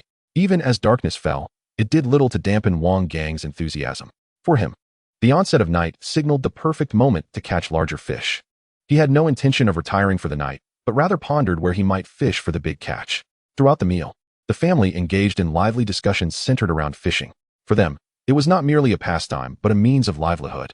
At that moment, Wang Gang realized that, with Chen Jiacheng's assistance, the family had managed to stay afloat without needing to venture out for work. Chapter 65, Supporting the Family Through Fishing. After graciously hosting Wang Gang, they once again set out for fishing, as he was indeed a professional angler. Other matters were of little concern to him. Fishing was his true passion. Understanding this, after their meal, Chen Wei advised everyone to exercise caution during their night fishing expedition. Thus, the group set off once more, fortunate to have the unwavering support of the two sisters-in-law, as every day brought in increasing profits. It is no exaggeration to say that their current income surpassed what they had earned from traditional jobs. This was merely the beginning of their earnings, as Chen Peng and Chen Tianliang were also learning the art of fishing. Initially, they had served primarily as helpers, but now Chen Jiacheng intended to cultivate their skills. With the aid of his bait, their catches began to improve, yet relying solely on this would not sustain a family. Hence, he needed to exchange for more systematic fishing gear. Unfortunately, the tasks set by the system were often elusive. Upon returning home, he received only one task. However, the solace came from the fact that daily fishing yielded rewards, which was a significant comfort. With newfound funds, he planned to enhance the rented stall, which was still in its infancy, as his father was reluctant to spend additional money. Simple renovations were in order to improve the storefront. Additionally, he aimed to acquire numerous shelves, fish tanks, oxygenation equipment, and other essentials for a comprehensive upgrade. All of this would undoubtedly accumulate to a considerable expense. Ding. System task issued. Catch a fish weighing over 50 pounds. The aloof system finally presented a task as Chen Jiacheng arrived at the riverbank in Xinjia City. He carefully reviewed the details, realizing that any fish over 50 pounds would suffice. This posed a significant challenge for him, as he had not caught such a large fish in quite some time. It was not due to a lack of skill, but rather the sheer luck required. One must understand that fish exceeding 50 pounds are rare in the wild. They are not commonly encountered. In contrast, he had successfully caught numerous fish weighing between 20 and 30 pounds. Given his considerable advantage, it was perplexing that he had yet to encounter a fish over 50 pounds. One can only imagine how difficult it is to find such a specimen in the wilderness. Fortunately, the river he was fishing in was rumored to harbor such large fish. Although that had been many years ago, the catch weighing a dozen or 20 jin is occasionally audible, yet those reaching 50 jin are exceedingly rare. Upon checking the time, I realized that this task would require a longer duration, extending to a full week. This revelation brought a sigh of relief. I feared that a shorter time frame would render the task utterly unattainable. With the task at hand, Chen Jiacheng could no longer gather a throng of people at his usual fishing spots, for he understood that the more extravagant individuals preferred tranquility. If he continued to attract crowds akin to a bustling marketplace, the larger fish would be reluctant to reveal themselves. To circumvent this predicament, he entrusted the bait to Chen Peng and Chen Tianliang, instructing them to sell it first before joining him at his fishing site. Thus, for the time being, his fishing locale was shrouded in secrecy, no longer made public. Coincidentally, this arrangement took effect from tonight. Upon hearing that he would be guarding large catches again, Chen Gang became even more exhilarated than Chen Jiacheng himself. Were it someone else achieving success, he might have harbored a hint of skepticism, deeming it fanciful. However, Chen Jiacheng had repeatedly demonstrated the feasibility of such endeavors through tangible results. Chen Gang brimmed with anticipation for Chen Jiacheng's performance that evening, perhaps even exceeding his own. This eagerness was precisely why he traveled such a distance to fish with him, even if he couldn't catch anything himself. Merely witnessing the thrill of Chen Jiacheng reeling in a big fish would be gratifying. Moreover, should they encounter a substantial catch, he would relish the opportunity to experience the sensation himself, an exceedingly rare delight. With this mindset, they commenced their formal fishing session. At this moment, the trio of Chen Jiacheng and the addition of Wang Gang comprised a mere 4 individuals. They sought out an exceedingly secluded spot, ensuring that no one else was present. Although it was nighttime, had Chen Jiacheng chosen to share their location, many would have flocked there to fish alongside them. Indeed, inquiries were circulating within their group. But Chen Jiacheng resolutely declared that he would remain at home for the next few days, intent on preventing any distractions from interfering with his pursuit of larger fish. As the hours unfolded, even Chen Jiacheng found himself somewhat vexed. While he had managed to catch several fish, none met his lofty standards, with some catches falling far short. This disparity left him feeling immensely frustrated. "Come on, man, I've already caught several weighing a dozen jin," Wang Gang lamented beside him. Fortunately, he too had landed a few fish, be they crucian carp, grass carp, or common carp. All 3 species were represented, creating a veritable banquet. It's worth noting that for others, even those with means, they could only afford a single type of bait, often sold in smaller, divided packages. Wang Gang, however, truly grasped the formidable nature of the bait, as his haul had significantly improved in a brief span, a remarkable feat for someone accustomed to wild fishing. Among those present, only Wang Gang understood the extent of Chen Jiacheng's bait prowess, having aided in its swift promotion. "To be honest, it's still a bit small for me," Chen Jiacheng replied candidly. He had no intention of feigning modesty, and Wang Gang recognized this. Nevertheless, it stung somewhat, for the small guys Chen Jiacheng referred to were, in Wang Gang's eyes, already substantial catches. Fortunately, this was merely the beginning. The night still held promise, and both men remained imbued with confidence, eagerly awaiting the bounties of the latter half of the night. Meanwhile, Chen Peng and Chen Tianliang were diligently engaged in their own fishing endeavors. Chen Jiacheng had informed them that they would need to rely on their skills to support their families, promising to provide assistance with fishing gear. Understanding this, the duo approached their task with utmost seriousness, and after utilizing Chen Jiacheng's bait, their success was commendable, certainly better than that of the average angler. The ensuing moments saw the 4 of them intensely focused, reeling in fish one after another, with those who caught a fish naturally assisting their companions in surpassing one another. In the following hours, Chen Jiacheng alternated between fishing and awaiting the appearance of larger specimens. Regrettably, after a night's labor, he had only managed to catch a fish weighing 2 or 3 dozen gene, still falling short of the coveted 50 gene mark. Yet he remained undeterred. After all, it was merely the beginning, and such colossal fish were inherently elusive. However, he couldn't afford to remain stagnant. Through diligent inquiries, he learned of a location notorious for its unproductive fishing, yet whispers of giant catches weighing 40 or 50 gene had circulated. Although this information was from the previous year, it was the only area nearby known for such substantial fish. Upon arriving, he was taken aback by the remoteness of the location, especially since no one was currently fishing there. This insight had been provided by a fan or client from his group. It was corroborated by the fact that many knew of the previous year's events. Numerous individuals had camped out in that area, which had once been bustling with activity. Several fish weighing 3 to 4 dozen gene had been caught, yet only a select few had succeeded after enduring months of waiting. Eventually, patience waned, and many abandoned this once promising spot due to the difficulty of fishing. Chen Jiacheng swiftly set to work, intending to establish a feeding ground, prepared to remain for several days. He meticulously mixed various baits and distributed them across the fishing spots. Wang Gang was once again left speechless, fully aware of the market value of the bait being used. It was as if Chen Jiacheng were unconcerned about the cost, lavishly tossing down bait weighing dozens of gene at a time, crafting 5 or 6 feeding sites in one go. Even Chen Peng and Chen Tianliang were taken aback, considering his approach somewhat reckless.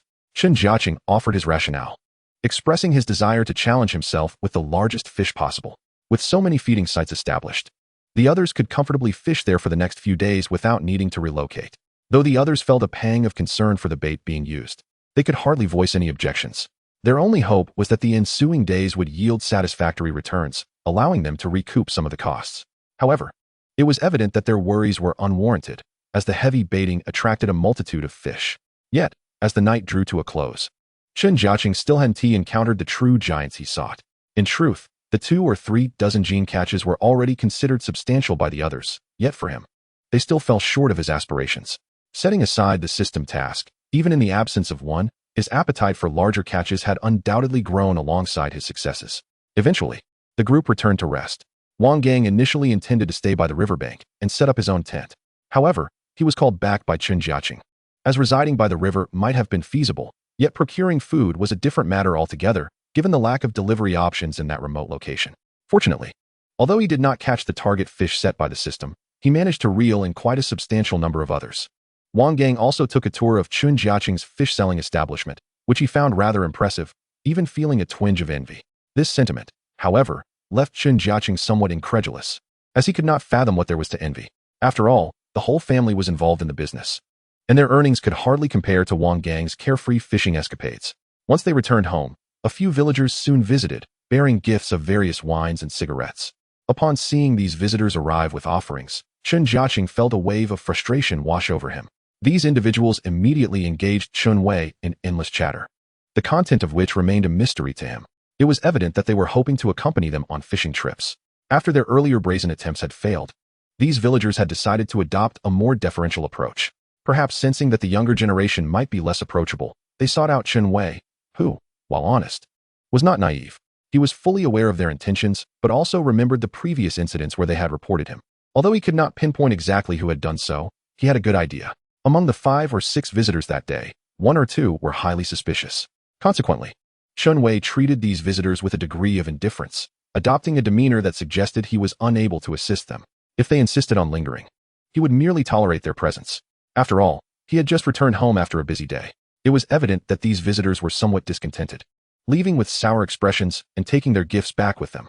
Chen Wei had no interest in their offerings, knowing full well that accepting them would incur obligations, leading to potential gossip should he fail to meet their expectations. He was not keen on inviting trouble into his household. Once the villagers departed, Chen Wei promptly recounted the encounter to Chen Jiacheng and his brothers, noting that they had wasted over an hour of his time. Their sole aim seemed to be to fish alongside them every day, even offering to pay tuition for the privilege. Chen Wei conveyed their intentions, but Chen Jiacheng dismissed the notion of accepting any tuition fees as utterly unnecessary. Indeed, he remarked that what they termed tuition could easily lead to a scenario where they might inadvertently starve their mentor. Thus, he instructed his father to decline any future requests from these villagers regarding fishing. Chen Tianliang quickly chimed in, expressing agreement. It was rare for the brothers and Chen Wei to share a unified stance, but they were all too aware of their improving circumstances and reluctant to complicate matters. As for Chen Jiacheng, his focus remained simple. He wished to teach his family the art of fishing and selling their catch. He had no desire to engage further with the villagers, knowing that their interest in joining stemmed solely from a desire to benefit from him. Chapter 67. How did you know I caught a big fish? What followed was a protracted endeavor, especially during the nights when Chen Jiacheng dedicated himself to fishing continuously. Chen Peng and Chen Tianliang returned home first, while he and Wang Gang continued their efforts by the river. His relentless spirit raised concerns among his family. Yet they ultimately allowed him to continue, as his physical state appeared robust. His dedication bore fruit, leading to an increasingly fruitful catch. As the weight of the fish increased, it was clear that the larger specimens would soon emerge from the well-baited waters. After several days of fishing the same spot, the smaller fish had mostly been caught, leaving only the larger ones to be reeled in. The smaller catches were entrusted to Chen Peng and Chen Tianliang, who dealt with them, while Chen Jiacheng focused on the deeper waters, where the bigger fish resided. Remarkably, Wang Gang managed to catch a fish weighing nearly 30 kilograms, which thrilled him for an extended period. He captured numerous videos and photos, eagerly sharing them on social media. As this was the largest fish he had ever caught in a natural setting after years of fishing, it was a source of immense satisfaction and pride for him. And whenever friends reached out, his first line was, "How did you know I caught a fish over 30 kilograms?" Since that moment, Chen Jiacheng observed with amusement as Wang Gang frequently engaged in phone calls, incessantly discussing his impressive catch. It was no surprise, considering that, for a true fishing enthusiast like Wang Gang, fishing was the paramount concern. After finally landing the biggest fish of his life, it was only natural for him to revel in the moment. As they fished, Wang Gang excitedly recounted his catch, claiming it was just over 30 kilograms. Chen Jiacheng couldn't help but smile, having heard from his father that Wang Gang's fish had actually weighed 28 kilograms. Yet, from Wang Gang's perspective, it was as if the fish approached 40 kilograms. True to form, he insisted that this was merely a rough estimate. It was a well-known quirk among anglers that the fish they caught always seemed larger in their tails than in reality. After Wang Gang finished boasting, Chen Jiacheng quietly caught a carp weighing over 20 kilograms, slipping it into the net without a word or any display of pride. His nonchalant demeanor starkly contrasted with Wang Gang's earlier excitement, leading Wang Gang to feel as if he had merely caught a humble little fish. "Isn't this a significant catch?" he thought, feeling a pang of disappointment at his friend's lack of enthusiasm. The contrasting attitudes of Chen Jiacheng and Wang Gang were remarkably vivid. While Wang Gang had just spent ages boasting to his friends, Chen Jiacheng remained unfazed, effortlessly catching a fish that was nearly as impressive as Wang Gang's. Wang Gang found himself in a state of helplessness, overwhelmed by a mixture of admiration and jealousy towards Chen Jiacheng, whom he perceived as a fortunate angler. It seemed as though his heart had grown numb in response to the latter's prowess. Indeed, it was true. A fish weighing over 10 or 20 pounds could be effortlessly reeled in by Chen Jiacheng in a matter of moments. In stark contrast, Wang Gang had spent a grueling 1 to 2 hours battling to catch the largest fish he had hooked the previous day. Not only was he exhausted from the struggle, but he also stubbornly refused assistance from others. In his own words, the moment he experienced the thrill of the fight, he knew that this fish would be the largest he had ever caught on his own. He was unwilling to let anyone else take over, even if it meant exhausting himself in the process. Now, in the stillness of the night, only two figures remained by the riverbank, Chen Peng and Chen Tianliang, who had spent the entire day fishing. They did not return home until well after nightfall. However, Chen Jiacheng was different. Ever since Wang Gang's arrival, he had been steadfastly stationed by the river. His family assumed he was merely accompanying this enthusiastic angler, but that was only part of the truth. More importantly, he was bound by a time-sensitive task and was not willing to squander precious hours. He had even brought a tent for rest, allowing him to sleep for a few hours before continuing his efforts. Fortunately, Chen Peng and Chen Tianliang were also engaged in fishing each day, alleviating concerns about food and lodging, as they would naturally bring supplies even if they did not return home. The distance to their residences was not significant, taking less than an hour to traverse, which they considered relatively close. At this juncture, their conversations dwindled. Unlike others who relished idle chatter, they often found solace in the quiet observation of their bobbers, only discussing matters when a fish was hooked or there was notable activity. Yet, Wang Gang found this dynamic intriguing. He preferred the company of those who spoke less and focused more on the art of fishing, rather than those who incessantly complained and vented their frustrations. It was precisely this demeanor that led him to regard Chen Jiacheng with a sense of admiration reserved for a true master. What was even more remarkable was that he had never witnessed Chen Jiacheng return empty-handed from a fishing expedition. "Brother, I have a few friends interested in your bait. Could you prepare some packages for me tomorrow?" Wang Gang suddenly inquired, having just boasted to his friends about the large fish he had caught. Inadvertently, he had also promoted Chen Jiacheng's bait, as many of Wang Gang's acquaintances were affluent individuals who trusted him. Upon hearing about the bait, they immediately expressed their desire to procure some. Certainly, no problem at all, Chen Jiacheng replied calmly, which alleviated Wang Gang's anxiety about potentially failing to deliver. In truth, his concerns were unfounded. It was merely a matter of selling a bit less to others, which posed no challenge for Chen Jiacheng. He merely needed to project an image of scarcity and demand for his bait, ensuring it maintained its high price. Despite the daily accumulation of numerous packages, the perception of limited availability was crucial for driving prices upward. Chen Jiacheng understood that his profitability would not stem from the quantity sold, but rather from the unit price. Even if he eventually acquired higher-grade bait, he could only afford to distribute 10 packages daily. This bait is truly effective. Xiao Yu and her friend Xiao Gu reappeared, venturing into an entirely unfamiliar fishing ground. Their popularity had surged significantly during this period, largely thanks to the assistance of Chen Jiacheng's bait. Although he had since departed, they had managed to amass tens of thousands of followers through the bait he had sent them. Initially hesitant, Xiao Gu was now resolutely determined to pursue a career in this field. They had numerous plans ahead, but the prerequisite remained the ability to sustain themselves. The early days had been arduous. Without sufficient income, they could not afford the luxury of fishing wherever they pleased, as was the privilege of more established masters. A solid financial foundation was imperative for such freedom. As their follower count increased, so did their income, which, compared to their previous struggles, had improved significantly. They had even managed to save a few thousand yuan after covering their daily fishing expenses and living costs. I heard there are even more powerful second-tier baits available. But unfortunately, they can only be purchased on-site, Xiao Gu remarked, her interest piqued. Upon hearing her friend's words, Xiao Yu immediately grasped her intentions. Are we considering seeking him out? She asked. That could work. Our follower count has increased tremendously, but we can't remain confined to just a few fishing spots. We must venture further, especially if he is willing to provide us with superior bait. That would enhance the impact of our videos significantly, Xiao Gu exclaimed, her aspirations evident. These words were meant for Xiao Yu, almost as a form of self-encouragement. After considerable discussion, they settled on a video plan. To capture better footage, they needed to secure more impressive catches. Truth be told, they had already acquired decent fishing techniques and experience, but fishing in the wild was often a matter of luck. The stability that Chen Jiacheng's bait provided was their greatest asset, and they were eager to seize this rare opportunity. Ding! You have caught a grass carp. Reward, 638 yuan. Chen Jiacheng effortlessly reeled in a grass carp, its golden scales gleaming brilliantly. Wang Gang watched with envy. He too had used bait for grass carp, mixing it with bait for carp and crucian carp, yet the abundance of grass carp paled in comparison to the other two species. On a good day, he might catch a few, but none could match the size of what Chen Jiacheng had just landed. As Chen Jiacheng surveyed his catch, he noticed that one of his nets was nearing capacity. Wang Gang had also caught over 10 pounds of fish and felt quite content. This was the joy of fishing alongside Chen Jiacheng. Otherwise, he often felt he had no worthy adversary in other locations. The key was to utilize Chen Jiacheng's bait. Only in the presence of Chen Jiacheng can he truly feel the sting of defeat and recognize his status as a novice. Yet, he revels in this sensation. During the time Chen Jiacheng returned, Wang Gang had been fishing in numerous locations, undeniably the most striking figure by the riverside, consistently catching the most fish. Over time, this success inflated his ego to an unbearable extent, and he realized he could not continue down this path. Thus, he sought out Chen Jiacheng, hoping for a much-needed dose of humility. Now, he finds himself fulfilled in this desire.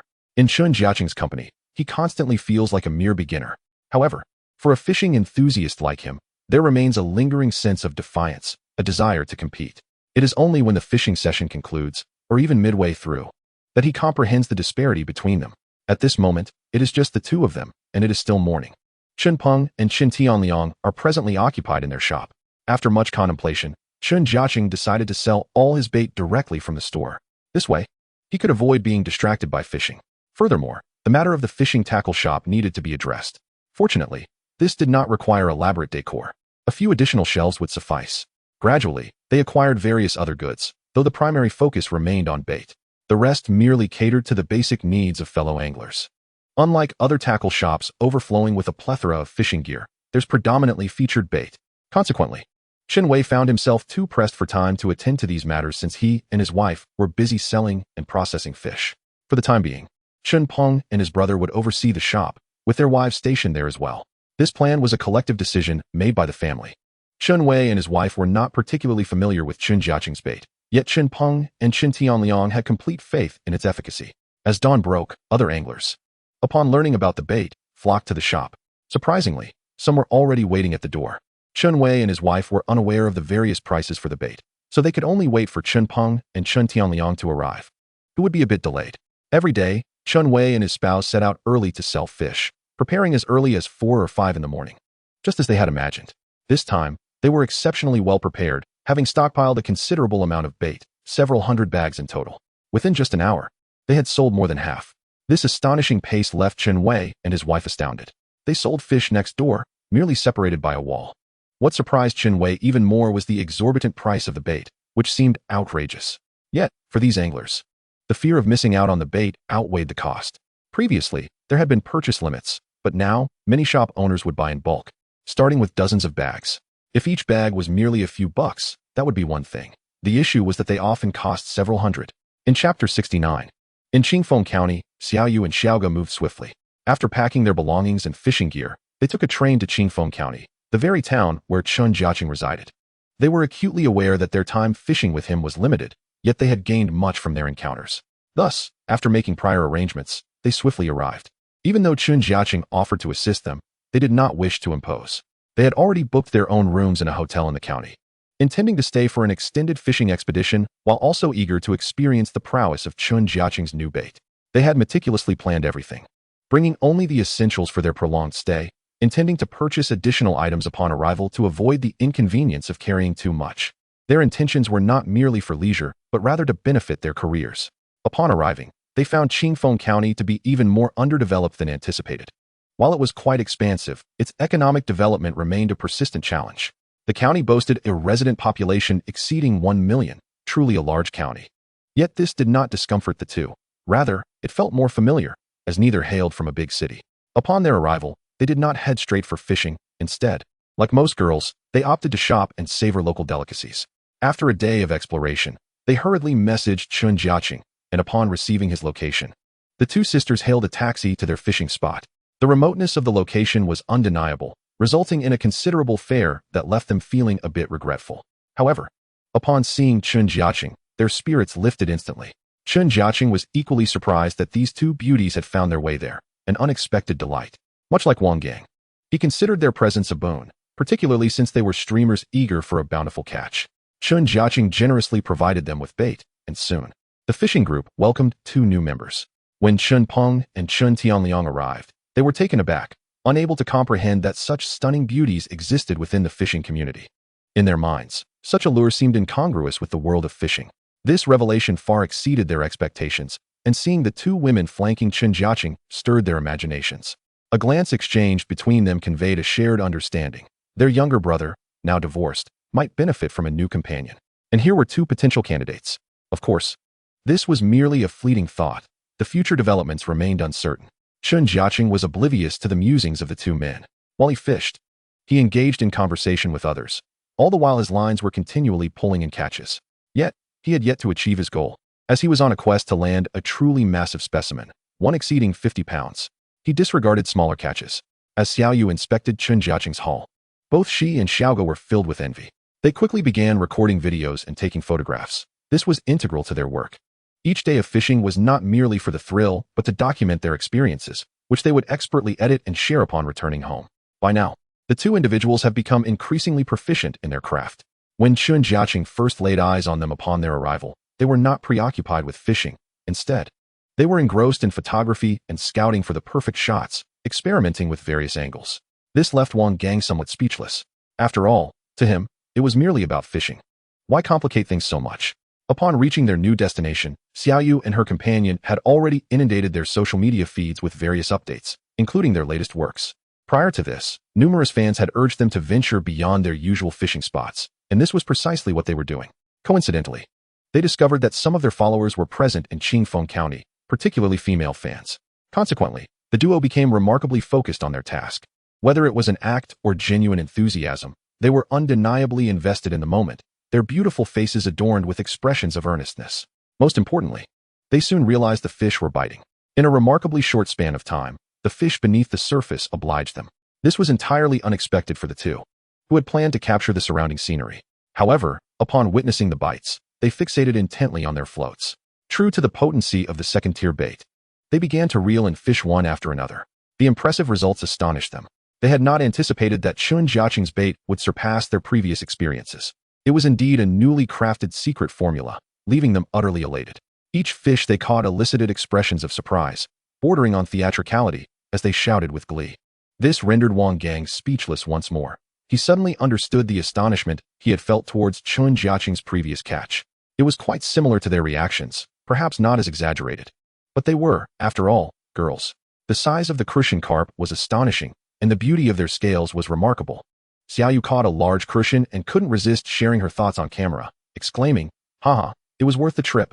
We've caught such beautiful fish in such a short time." Her companion, Xiao Gu, chimed in joyfully. They both felt that their excursion was well worth it, having already caught several fish in such a brief period. The footage they captured would suffice for a day's worth of content, yet they were acutely aware that this was merely the beginning. It was still afternoon, and upon learning that Chen Jiacheng intended to fish into the night, they were filled with excitement. Previously, they rarely fished at night, and even on the rare occasion they did, they would return early. However, with Chen Jiacheng accompanying them, they were determined to prolong their outing. As they prepared to leave, Xiaoyu and Xiao Gu felt a tinge of reluctance. Unfortunately, they realized their preparations had been somewhat lacking. Today had yielded numerous rewards, and they had caught plenty of fish. Given the rural setting, transportation was not readily available, so Chen Jiacheng offered to drive them back to the county. The fishing spot was over 20 kilometers from the county, not too far yet not particularly close either. During the journey, Xiaoyu, seated in the front passenger seat, expressed her gratitude. "Thank you for the trouble. Let me treat you to dinner later." Xiao Gu, in the back seat, reminded them, "What about supper?" Chen Jiacheng readily agreed. The two girls, feeling somewhat weary, unintentionally dozed off during the ride. When Chen Jiacheng arrived at the hotel and woke them, Xiaoyu exclaimed, "Oh dear, I'm so sorry for falling asleep. Let's go have a good meal before heading back to rest." Upon mentioning food, both girls' eyes sparkled with excitement. This naturally led to a discussion of various local specialties from Qingfeng County. Chen Jiacheng treated them to a barbecue, during which they engaged in lively conversation, predominantly centered around fishing. The girls were younger than Chen Jiacheng by about 5 or 6 years, which made him perceive them as relatively innocent, though perhaps this was merely a facade. At this moment, their mutual understanding remained limited. Nonetheless, their time together was pleasantly enjoyable. After their meal, Chen Jiacheng returned to the riverbank. Before he left, Chen Peng and Chen Tianliang had already departed for home, as they typically returned by 11 or midnight, unlike him, who had made the riverbank his second home.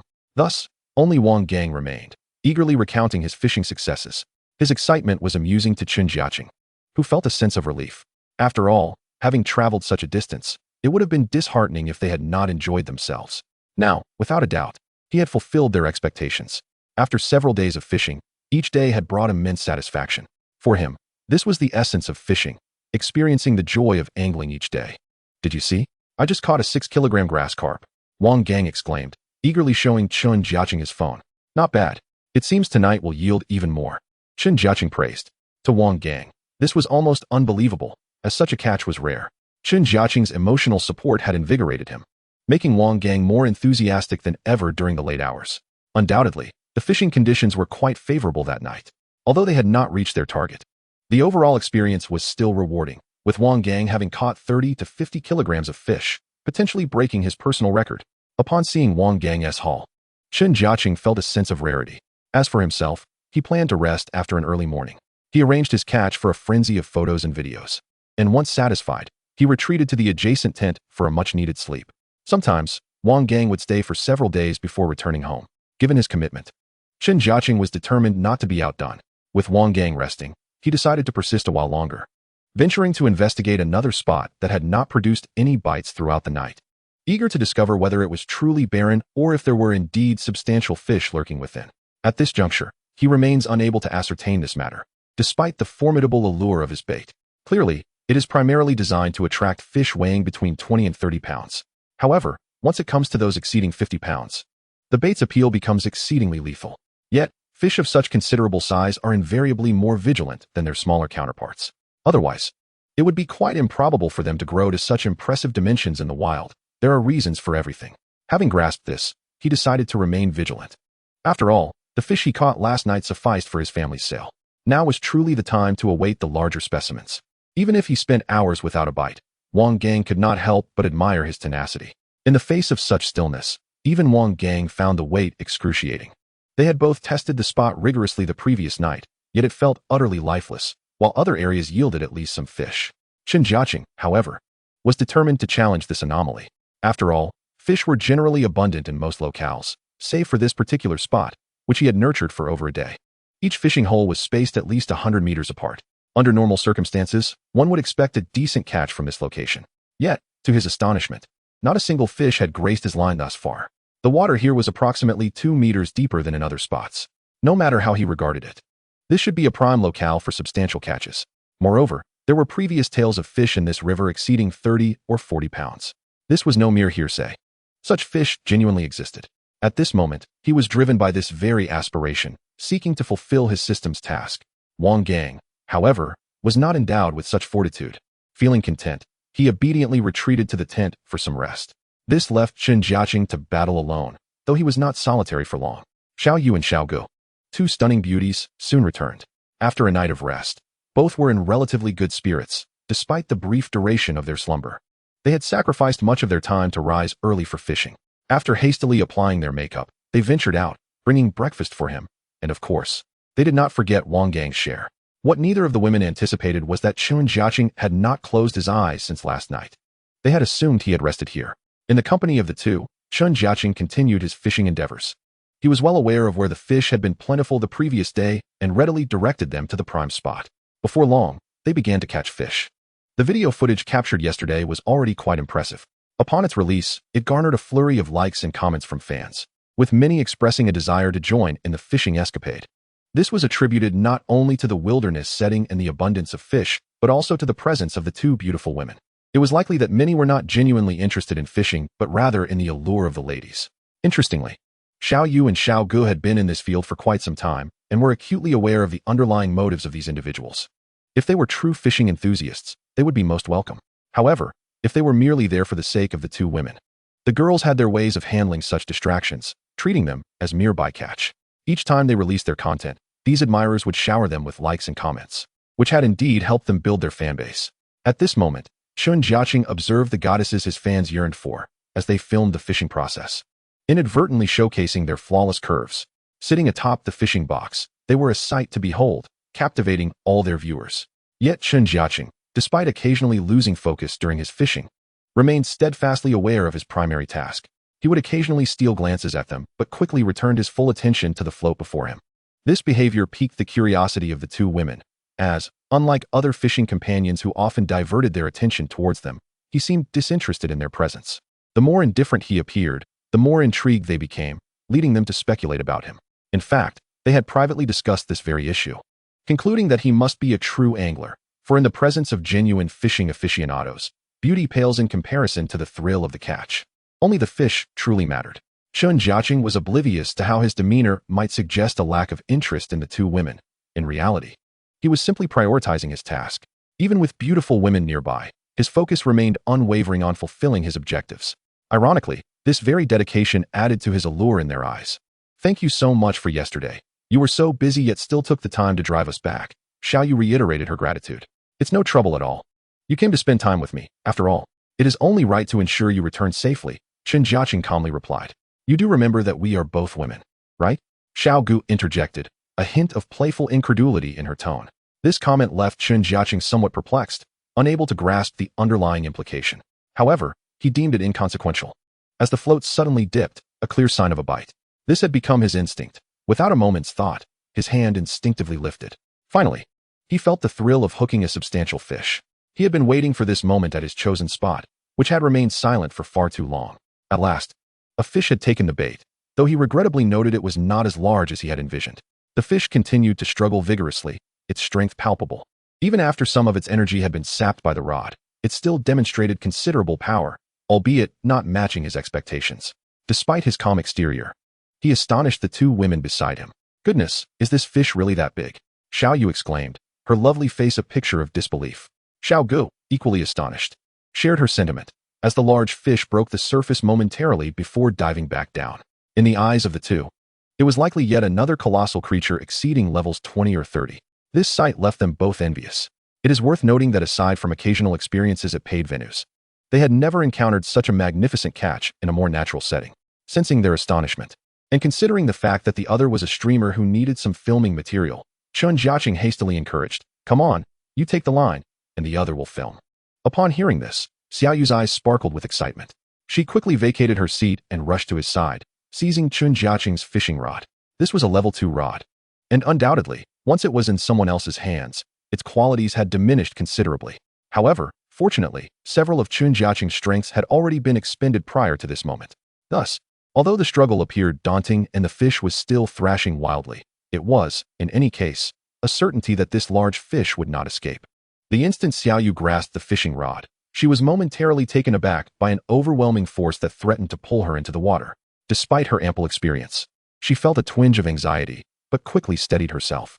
What followed was a fierce tug of war, with Saga capturing the entire spectacle on camera. On the other hand, Chen Jiacheng, wishing not to intrude on the frame, discreetly stepped aside, quietly observing Xiaoyu's efforts.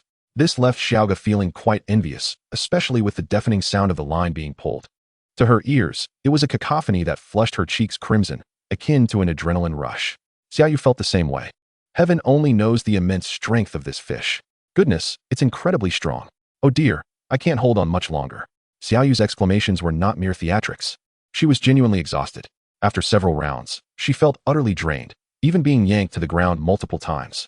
Yet, despite the fatigue, she clung tenaciously to the fishing rod, unwilling to let go. Unbeknownst to them, Chen Jiacheng stood behind, with a perfect view of Jiang Xiaoyu's exquisite figure. Her slender waist was clearly visible, and after battling the fish, many areas of her fair skin were exposed, leaving him with a thought, how remarkably fair. Chapter 72. The struggle with the fish. After a fierce battle, Xiaoyu naively believed the large fish was yielding. Yet, to her surprise, the fish surged with renewed vigor just as it came into view. This time, she was completely unprepared. Xiaoyu felt herself being pulled towards the water, and Xiaoga screamed in alarm, as neither of them could swim, and the consequences of being submerged would be dire. "Let go! Please let go!" Xiaoga shouted, her face pale with fear. In an instant, Chen Jiacheng sprang forward and wrapped his arms around Xiaoyu's waist. The suddenness of this action startled her, but fortunately, with another person's presence, the fish ceased its wild thrashing. The force pulling them outward came to an abrupt halt. Xiaoga, observing from the side, was equally bewildered. A rather comical scene unfolded, with Chen Jiacheng and Xiaoyu sitting on the ground, Chen Jiacheng still holding her tight. That was truly perilous. "Thank you for your help," Xiaoyu said, her cheeks flushed, acutely aware of his grip around her waist. She could feel the strength emanating from him, providing a sense of security, yet also an overwhelming shyness. Having never experienced such a sensation before, she felt electrified, unsure of how to react. "Mind your fish," Chen Jiacheng remarked as he noticed her grip loosening, quickly assisting her to her feet. "Oh, right," Xiaoyu replied, her mind momentarily blank, struggling to refocus on the fish. Meanwhile, Xiaoga had recorded the entire scene.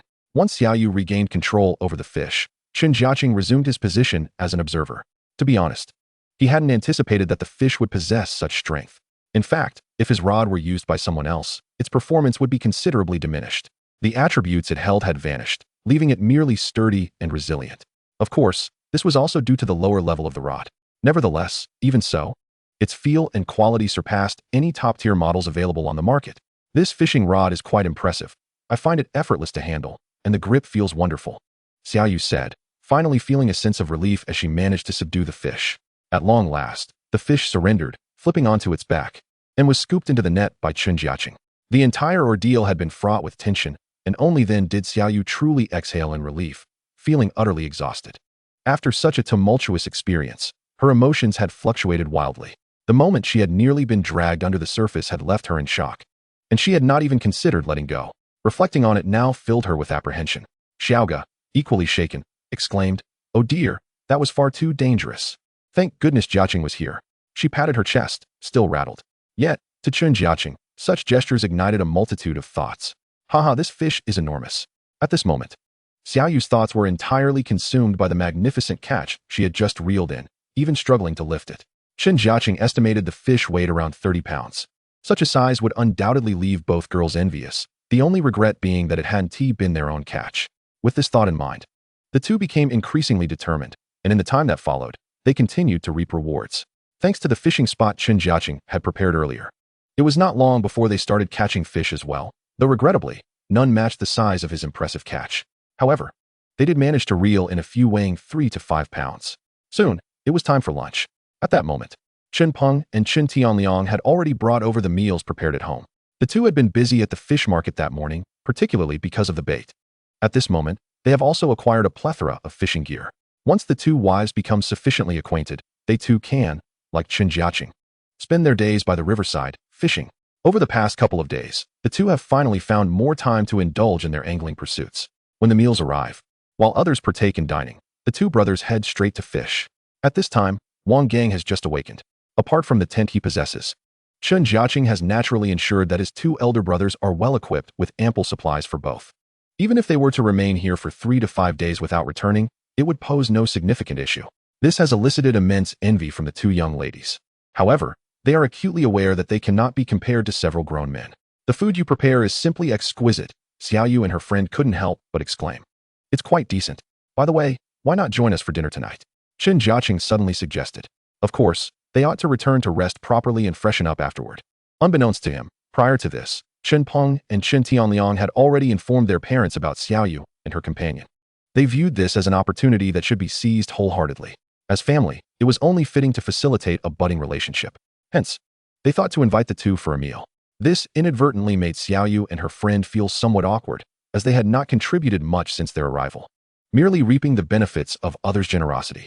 Although they agreed to the invitation, they exchanged glances filled with unspoken thoughts, understanding that they could not simply arrive empty-handed for dinner. Fishing here could be excused given their youth, but visiting someone else's home was an entirely different matter. Simultaneously, they were quite curious about what kind of family Chen Jiacheng hailed from, given his circumstances. After a hearty lunch, Chen Jiacheng retreated to his tent for a nap. Once he settled in, the two ladies began to whisper softly, cautious not to be overheard by the others nearby. In fact, they were deliberating on what suitable items to prepare at home. They also discussed their attire and appearance. The other men were oblivious to the thoughts of the two girls. On the contrary, Chen Jiacheng's elder brothers were incessantly inquiring about the two girls' various circumstances. Chapter 73. Growing followers with only 2 days remaining. Chen Jiacheng felt a twinge of urgency. Every night brought unexpected surprises. For instance, he had already caught several fish weighing over 30 pounds. Yet, in the context of completing his task, that seemed rather insufficient, leading to a sense of disappointment each time he reeled in a catch. To the two girls, his expression appeared as one of discontent, especially since they had yet to catch any fish exceeding 10 pounds. This highlighted a significant disparity. Conversely, while the girls also aspired to catch larger fish, they recognized the difficulty of such an endeavor, often focusing on smaller varieties instead. Surprisingly, the presence of more anglers had substantially increased their collective harvest. While catches weighing 3 to 5 pounds were inconsequential, the occasional haul of 10 or even dozens of pounds became commonplace. Chen Jiacheng promptly collected their catches, particularly from Wang Gang, who now consistently managed to reel in 20 to 30 pounds daily. However, it was evident that the others declined his generous offers, feeling that they had already benefited considerably from his assistance and thus could not accept monetary compensation for a mere few fish. Chen Jiacheng's bait was notably expensive on the market, yet he never charged them. Moreover, there was the matter of meals. For the past few days, it had been Chen Peng and Chen Tianliang who had brought provisions from home. They had even indulged in barbecuing, grilling the freshly caught fish. Surprisingly, the small fish, once caught and cleaned, could be quickly fried in oil, ready to eat almost immediately. Consequently, Wang Gang would occasionally fry small fish just for the sake of taste. Under the current circumstances, where there were various fish to catch, Wang Gang would previously have overlooked the small fish. Nevertheless, they found them quite enjoyable now. Easy to prepare and delightfully crispy. Such a lifestyle, without a doubt, was what everyone sought after, provided that one was financially comfortable. Wang Gang certainly had no need to elaborate, while the others depended on this for their livelihood. In this rhythm, staying here was undeniably pleasurable. Particularly for the two lovely ladies, Xiaoyu and Saga, their popularity and follower count had skyrocketed over the past few days. From being relatively obscure, they had garnered a modest level of fame. Xiaoyu's followers had surged to nearly 190,000, while Saga, having joined a bit later, had just surpassed the 100,000 mark. Both had their unique styles, yet their striking appearances were indisputable. Within the fishing community, their beauty was evident, though their fame remained somewhat limited. At this juncture, they needed to transform this situation. Finally, they had discovered a method to do so.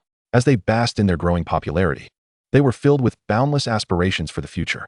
Nonetheless, their current income was merely sufficient to cover expenses.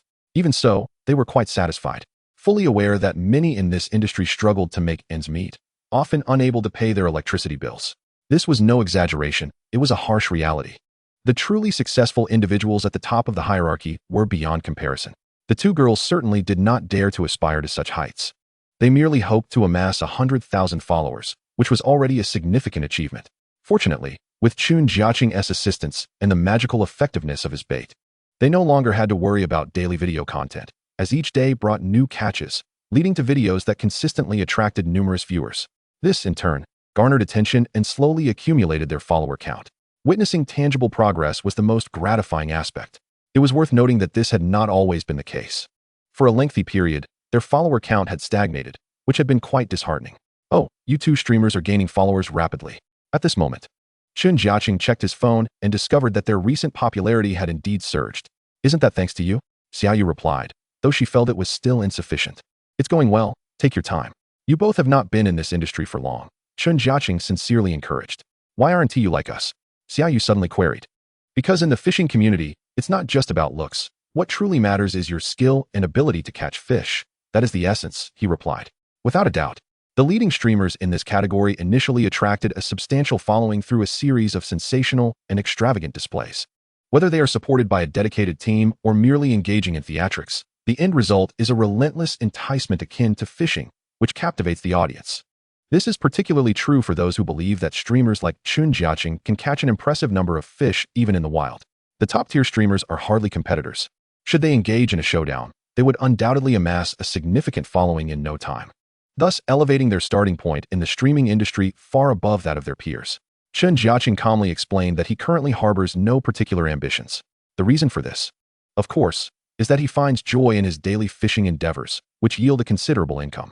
Perhaps, once he gains notoriety as a streamer, this income could multiply exponentially, even reaching staggering heights. However, such success would equally entail greater responsibilities. Moreover, as a public figure, he would likely find his freedom curtailed, a prospect that he does not desire. This is precisely the concern that weighs on his mind. Chen Jiacheng engaged in a myriad of discussions with the two young women regarding their respective professions. At this moment, his interest was not particularly fervent. Upon hearing his response, the two women refrained from pressing him further, feeling that his extraordinary talent was somewhat squandered. Nonetheless, this is merely a temporary phase. What the future holds remains uncertain, even to Chen Jiacheng himself. As their conversation drew to a close, it was time for a meal. At this juncture, everyone seemed to be working overtime, including the two young women, who were acutely aware of the rare opportunity before them. Each day brought ample fishing prospects, yielding more video footage and material, and they were reluctant to let this slip away. Thus, even though they needed to return in the evening, it would not be until at least 11 or 12 o'clock. Chapter 74. The subsequent arrangements in the final hours, Xiaoyu and Saga noticed that Chen Jiacheng had become increasingly dedicated and focused. The three of them scarcely engaged in conversation. As he sat alone, vigilantly guarding his spot, Xiaoyu and Saga dared not approach that particular area, for the waters there were excessively deep. The catch of crucian carp was minimal. They had lingered in that zone for quite some time, but regrettably, the results were not promising. In contrast, in the areas where crucian carp were plentiful, they occasionally encountered a fair number of carp and grass carp. This was a delightful surprise, given that the bait they utilized was a blend of three types. What a commitment, directly targeting the giants, Xiaoyu remarked. At this moment, the two young women were at least 100 meters away from Chen Jiacheng. Wang Gang was stationed at another location, also attempting to catch large fish, but he was hesitant to venture into Chen Jiacheng's waters, which were not only too deep, but also lacked any bites. He had spent 2 consecutive nights there, only to be met with disappointment, as he failed to catch a single fish. After using Chen Jiacheng's bait, one would typically expect to catch several fish throughout a night, and each would be of decent size. Yet, in that cursed area, even with Chen Jiacheng present, he had only managed to reel in 3 or 5 fish, albeit of considerable size, often exceeding 20 to 30 pounds. Wang Gang envied this, but regrettably, he could not fathom why he was unable to catch anything in that location. What they were unaware of was that Chen Jiacheng had only a little over 30 hours left to complete his task. Failure to do so would be a pity. Thus, he had no choice but to avoid the areas swarming with smaller fish. His hope of catching a fish weighing over 50 pounds felt rather bleak. Instead, he continued to cultivate his fishing spot, which had been nurtured for 3 or 4 days. It had indeed attracted several large fish, yet he had not yet reached his goal. However, He could sense the presence of substantial fish within his spot. They were simply not taking the bait easily. From the subtle ripples on the water's surface, he was able to make some deductions. Regrettably, his current fish tank lacked the sophistication to ascertain the underwater situation, so he had to rely on his intuition. In truth, his judgment was not misplaced. This fishing spot either harbored massive fish or none at all. In essence, only a few large specimens were rummaging about. At this moment, he found himself without better alternatives. Despite the considerable assistance he had received, such large fish were truly a matter of chance. He couldn't help but admire those who effortlessly caught 100-pound giants. While their successes were visible in videos, the extent of their sacrifices remained a mystery to most. They had no assistance whatsoever, relying solely on sheer perseverance, sometimes enduring 10 days, half a month, or even months in pursuit of their quarry. The most daunting aspect was that, even after such prolonged efforts, there was no guarantee of a significant catch, which was the most tormenting part. At this moment, he remained silent, intent on seizing every fleeting moment and not overlooking any detail. Although his float was motionless, he meticulously observed any signs on the water's surface. Regrettably, the water was tranquil, as if nothing lay beneath. Now, after 4 or 5 hours, he had not caught a single fish. In other fishing spots, this would have been inconceivable. Yet, here, it had become a reality. He had not experienced such a prolonged dry spell in quite some time, and this long-forgotten sensation was indeed disheartening, particularly for him, as he was accustomed to consistent bites. Nevertheless, beyond this, he had no better recourse but to remain vigilant in his spot. Furthermore, he yearned for a greater challenge. Over this period, he had caught a considerable variety of fish, both in quantity and size, yet had yet to achieve anything truly remarkable. After satisfying their hunger, the group resumed fishing. Fortunately, those present enjoyed a great deal of freedom concerning time. The 2 young women were no exception. Had it not been for their physical limitations, they would have wished to stay longer. They had even ordered a tent online, which would allow them more time to fish without the need for daily commutes back to the county town. Observing Chen Jiacheng's earnestness, the 2 women set aside their distractions and began to fish with renewed seriousness. Each had a mobile phone positioned behind them, recording their every move throughout the process. Yet, in the end, the actual video footage would only amount to a few brief minutes, making it crucial to capture captivating moments within that limited time frame. It must be said that everyone was quite dedicated, even Wang Gang, who was simply driven by his obsession. The remaining individuals were primarily motivated by the prospect of earning money. Particularly, Chen Peng and Chen Tianliang had moved past their novice phase and understood that in order to earn a living, they must rely on themselves. At this moment, Chen Jiacheng was back in his hometown, and already numerous friends had sought him out, a clear indication that he would inevitably venture out into the world. The 2 individuals were cognizant of the fact that they would ultimately have to rely on their own capabilities. Contemplating these realities, an inexplicable sense of urgency brewed within them. Although everything appeared to be progressing favorably, it was predominantly due to Chen Jiacheng's presence that things had stabilized. Presently, most of the rewards were still contingent upon Chen Jiacheng alone. This situation was untenable once he departed. The income they could generate would likely pale in comparison to what they had previously enjoyed, rendering their efforts scarcely more worthwhile than conventional employment. The collective enthusiasm among the participants invigorated the ambience, even though they were distanced by several dozen meters. One could discern the seriousness etched on everyone's faces, leading an outsider to mistakenly believe they were engaged in a competitive event. At this juncture, the location could not be disclosed. Should news of Chen Jiacheng or the 2 beautiful women present be leaked, it would surely compromise their peaceful fishing experience. The attendees were intensely focused, their eyes fixated on the bobbers before them, oblivious to all else. As nightfall descended, none of the group exhibited any inclination to depart. In fact, it was no longer just Chen Peng and Chen Tianliang returning for meals. Increasingly, their wives would bring food to them, thereby saving precious time. Moreover, Chen Wei was also learning to collect fish from others. By the early hours of the morning, only Wang Gang and Chen Jiacheng remained steadfast. Wang Gang, in particular, had recently been fervently pushing his limits, becoming addicted to catching larger fish. Previously, his attempts at guarding larger catches had yielded little success, but this time was different. Surprises awaited him frequently. Having tasted the sweetness of his newfound success, he spent nearly every night fishing for big catches, neglecting smaller ones altogether. The distance between the 2 men exceeded dozens of meters, yet they could still see each other as successes. However, both men now felt a sense of calm. As long as the rain did not become torrential, it would not trouble them greatly. Whenever one of them hooked a substantial fish, the other would promptly assist. This evening, Wang Gang had fared better, as Chen Jiacheng remained in the deep water hole, either catching nothing or landing fish weighing over 10 kilograms. This had become the hallmark of that fishing spot.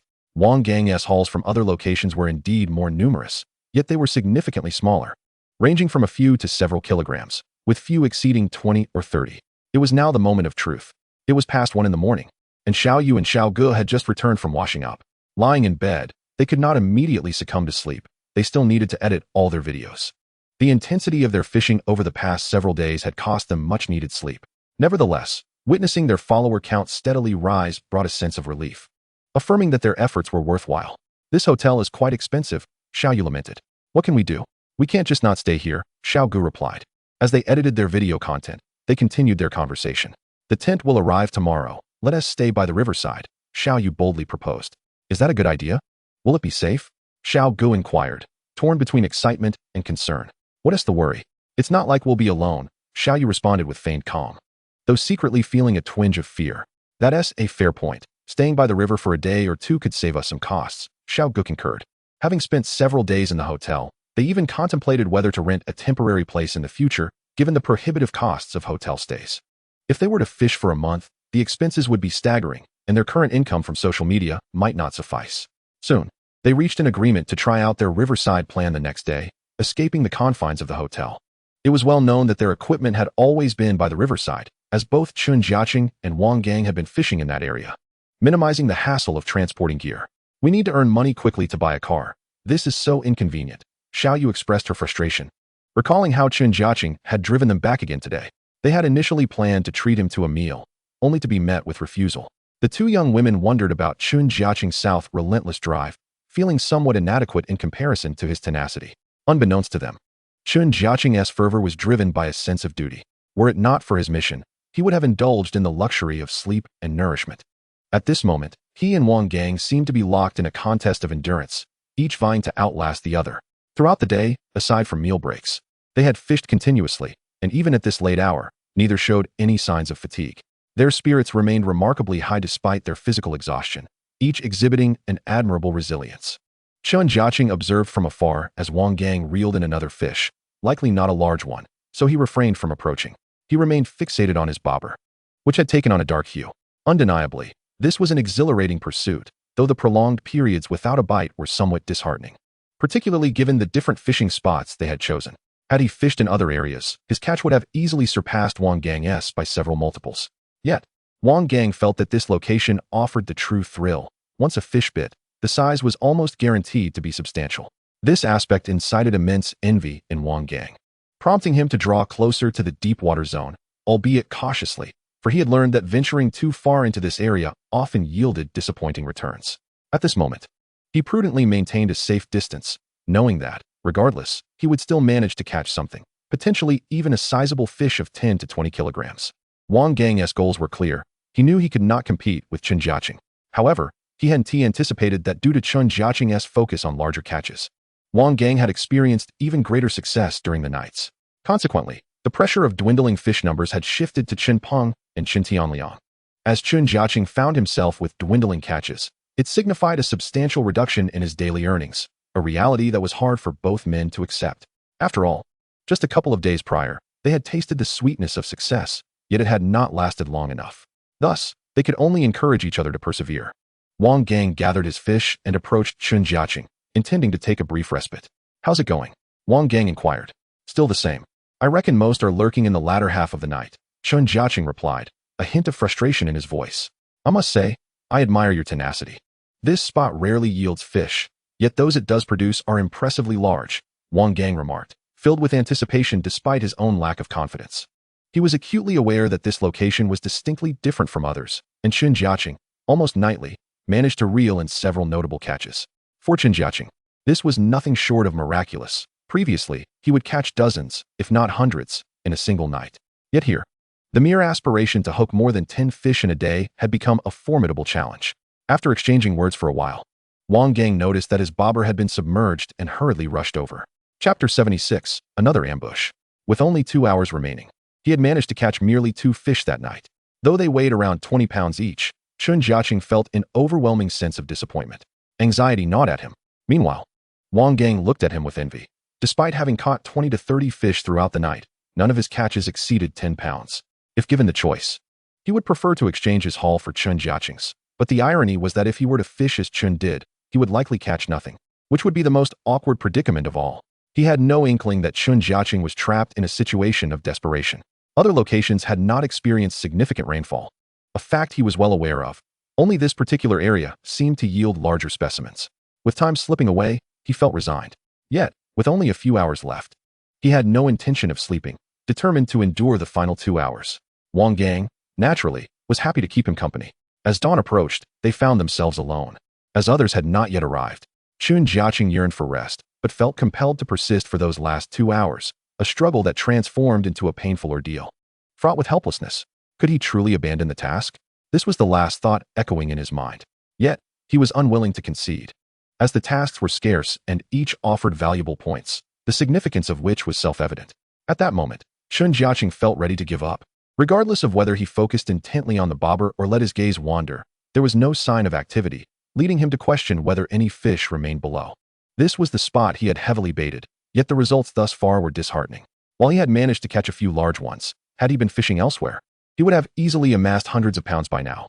As time wore on, he began to doubt the correctness of his decision, pondering whether he could have secured that 50-pound catch had he chosen a different location. A wave of regret washed over him for having squandered so many days. Initially, he had believed the task's duration was manageable. Even if it took 7 days and nights without rest, he was determined to catch the big fish. Now, he realized just how daunting the task was. Just as he was sinking into boredom and disappointment, and quite unconsciously, his bobber dipped.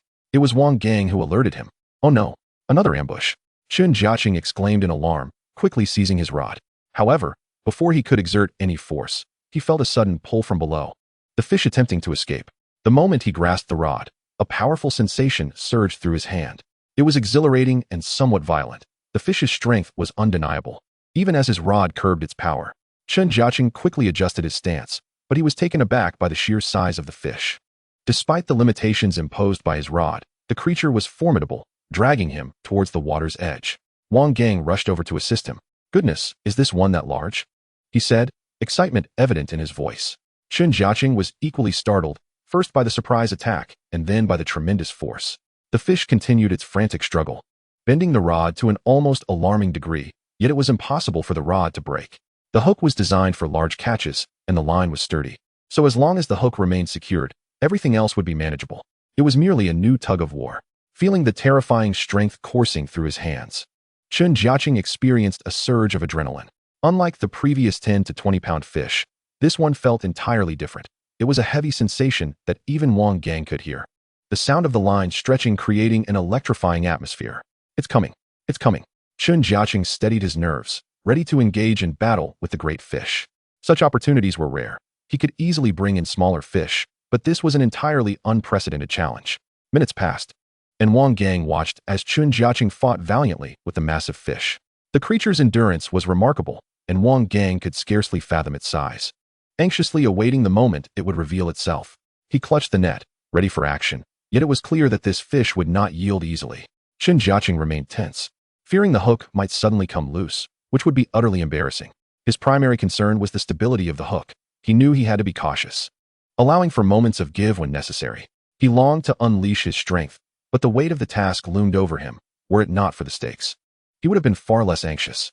Unlike the routine 10 to 20-pound catches, this was not a luxury he could afford. "You'll have to wait a bit longer," he thought, steeling himself for the struggle ahead. At this moment, Chen Jiacheng was directly pulling the big fish, slowly retreating several meters back. The large fish beneath the surface appeared to have relaxed somewhat, ceasing its frantic struggles.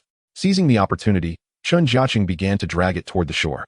However, they were still far from landing the fish. Chen estimated that it still possessed considerable stamina and was merely taking a brief respite. As he had anticipated, the distance he had just regained was swiftly reclaimed by the fish in a powerful surge.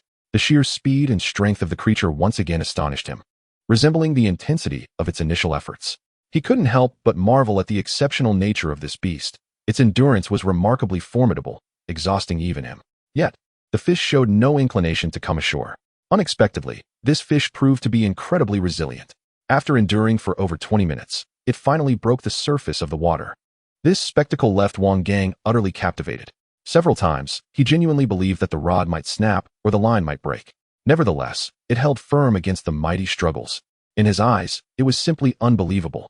Moreover, Up to this point, he had never seen Chen Jiacheng cut the line, which filled him with admiration, leading him to believe in Chen's exceptional skills. The fishing line Chen used appeared exceedingly thin, giving the impression that it would be inadequate even for catching crucian carp. Yet, he consistently managed to hook such sizable fish with this setup, leaving Wang Gang in a state of disbelief.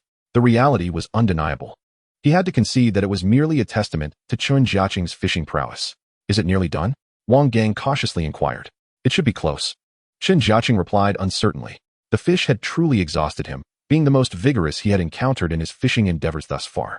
This was despite the fact that it had already been somewhat weakened, had his rod not possessed such strength. He doubted he would have managed to maintain control during the initial bout. Wang Gang, positioned nearby, was quite frightened, creating a rather amusing scene where both men recognized the extraordinary nature of the catch. They were left wondering what kind of astonishment would greet them once it was finally reeled in. Indeed, although the fish had yet to fully emerge from the water, it was still engaged in a desperate struggle. After numerous rounds of combat, it was gradually surfacing, revealing only a massive silhouette beneath the water's surface. The dawn had just broken. Had it not been for his concern over completing the task at hand, Chen Jiacheng would have gladly let Wang Gang assist him in reeling in the fish. How ferocious! Wang Gang exclaimed, his eyes brimming with envy. That must weigh over 40 pounds, he boldly predicted. We'll see. It hasn't fully surfaced yet, Chen Jiacheng modestly replied, aware that if it truly came up, it would likely exceed that weight. However, as the fish had not yet been fully landed, he refrained from boasting. Fortunately, they were drawing nearer to that moment. To their surprise, the two girls who had arrived at the scene happened to witness the grand unveiling of the fish. From a distance, they saw Chen Jiacheng skillfully maneuvering the fish, an image that undoubtedly ignited excitement within them. There was nothing quite like the thrill of that moment. Oh my! We arrived just in time to see him reeling in the fish, Xiao Gu exclaimed, her voice filled with excitement. The two girls quickly approached Chen Jiacheng's side, just as the magnificent fish broke the surface. What a colossal fish! Xiao Yu gasped, finally realizing the sheer size of the creature. It's unbelievable. How could he catch such a massive fish? Xiao Gu exclaimed, her mouth agape in astonishment. Even Chen Jiacheng was taken aback by the sight. With steady and powerful control, he guided the fish toward the shore. It must be said, this fish was remarkably tenacious. Having expended all its strength underwater, it now lacked the energy to fight back. Merely gasping weakly, its large eyes sparkled with vitality, and upon seeing the group, it appeared somewhat flustered, yet utterly drained, with only its fins weakly flailing. The sight was undeniably endearing. The two girls were captivated, especially by the sheer size of the fish, which now lay on the ground, measuring over a meter in length. The visual impact was astounding. Frankly, even in paid fishing venues, few had ever caught such a large specimen. Given that those places rarely yielded fish exceeding 50 or 60 pounds, most of the attendees had only dabbled in fishing for sport, lacking a genuine sense of fulfillment. It's enormous. It wouldn't even fit in a pot, Wang Gang suddenly remarked. Upon hearing his comment, the fish struggled a couple of times, but it was already on the ground. Oh dear, this fish looks so pitiful, Xiao Gu suddenly commented. It's just so large, it appears full of life. Xiao Yu added with a sigh. Ding. Congratulations on completing the task. You have earned 3,000 points and a reward of 200,000 yuan. Amidst the excitement of those around him, Chen Jiacheng emerged as the true victor of this occasion. Though the fish itself paled in significance compared to the rewards it brought him, the magnitude of the prize was daunting. Goodness, just how large is this? Xiao Yu exclaimed, gently stroking the magnificent fish. It turned out to be a grass carp. Estimations based on visual observation were tricky, as few had encountered a fish of such size. It should weigh over 50 pounds, right? Wang Gang speculated, though he was uncertain. His fishing experience was extensive, but it primarily revolved around smaller catches. After years of fishing, he had never encountered a specimen of this magnitude. Moreover, grass carp were exceedingly rare in the wild, and he had never specifically sought them out, leaving him in the dark regarding their nature. Everyone was busy speculating. Even Chen Jiacheng was unsure. We'll find out once we weigh it when we get back. For now, let us not kill it, he suggested. That sounds good. Killing such a large fish would be a shame. Let's keep it for now, Xiao Yu proposed. Indeed, such a large fish is hard to come by, especially one that is completely wild, Xiao Gu concurred enthusiastically. In fact, for fish of this size, the norm was to release them back into the water, especially in fishing streams and live broadcasts. The reason Chen Jiacheng chose otherwise was that he intended to take this first large grass carp home for proper care, at least for the time being. Choosing not to sell it, after successfully catching the fish, he finally exhaled a sigh of relief, and more significantly, he was directly rewarded with 200,000. This truly constituted a rather impressive income.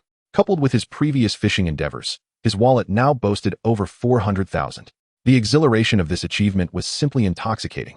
Of course, in comparison to his points, this was merely a modest sum.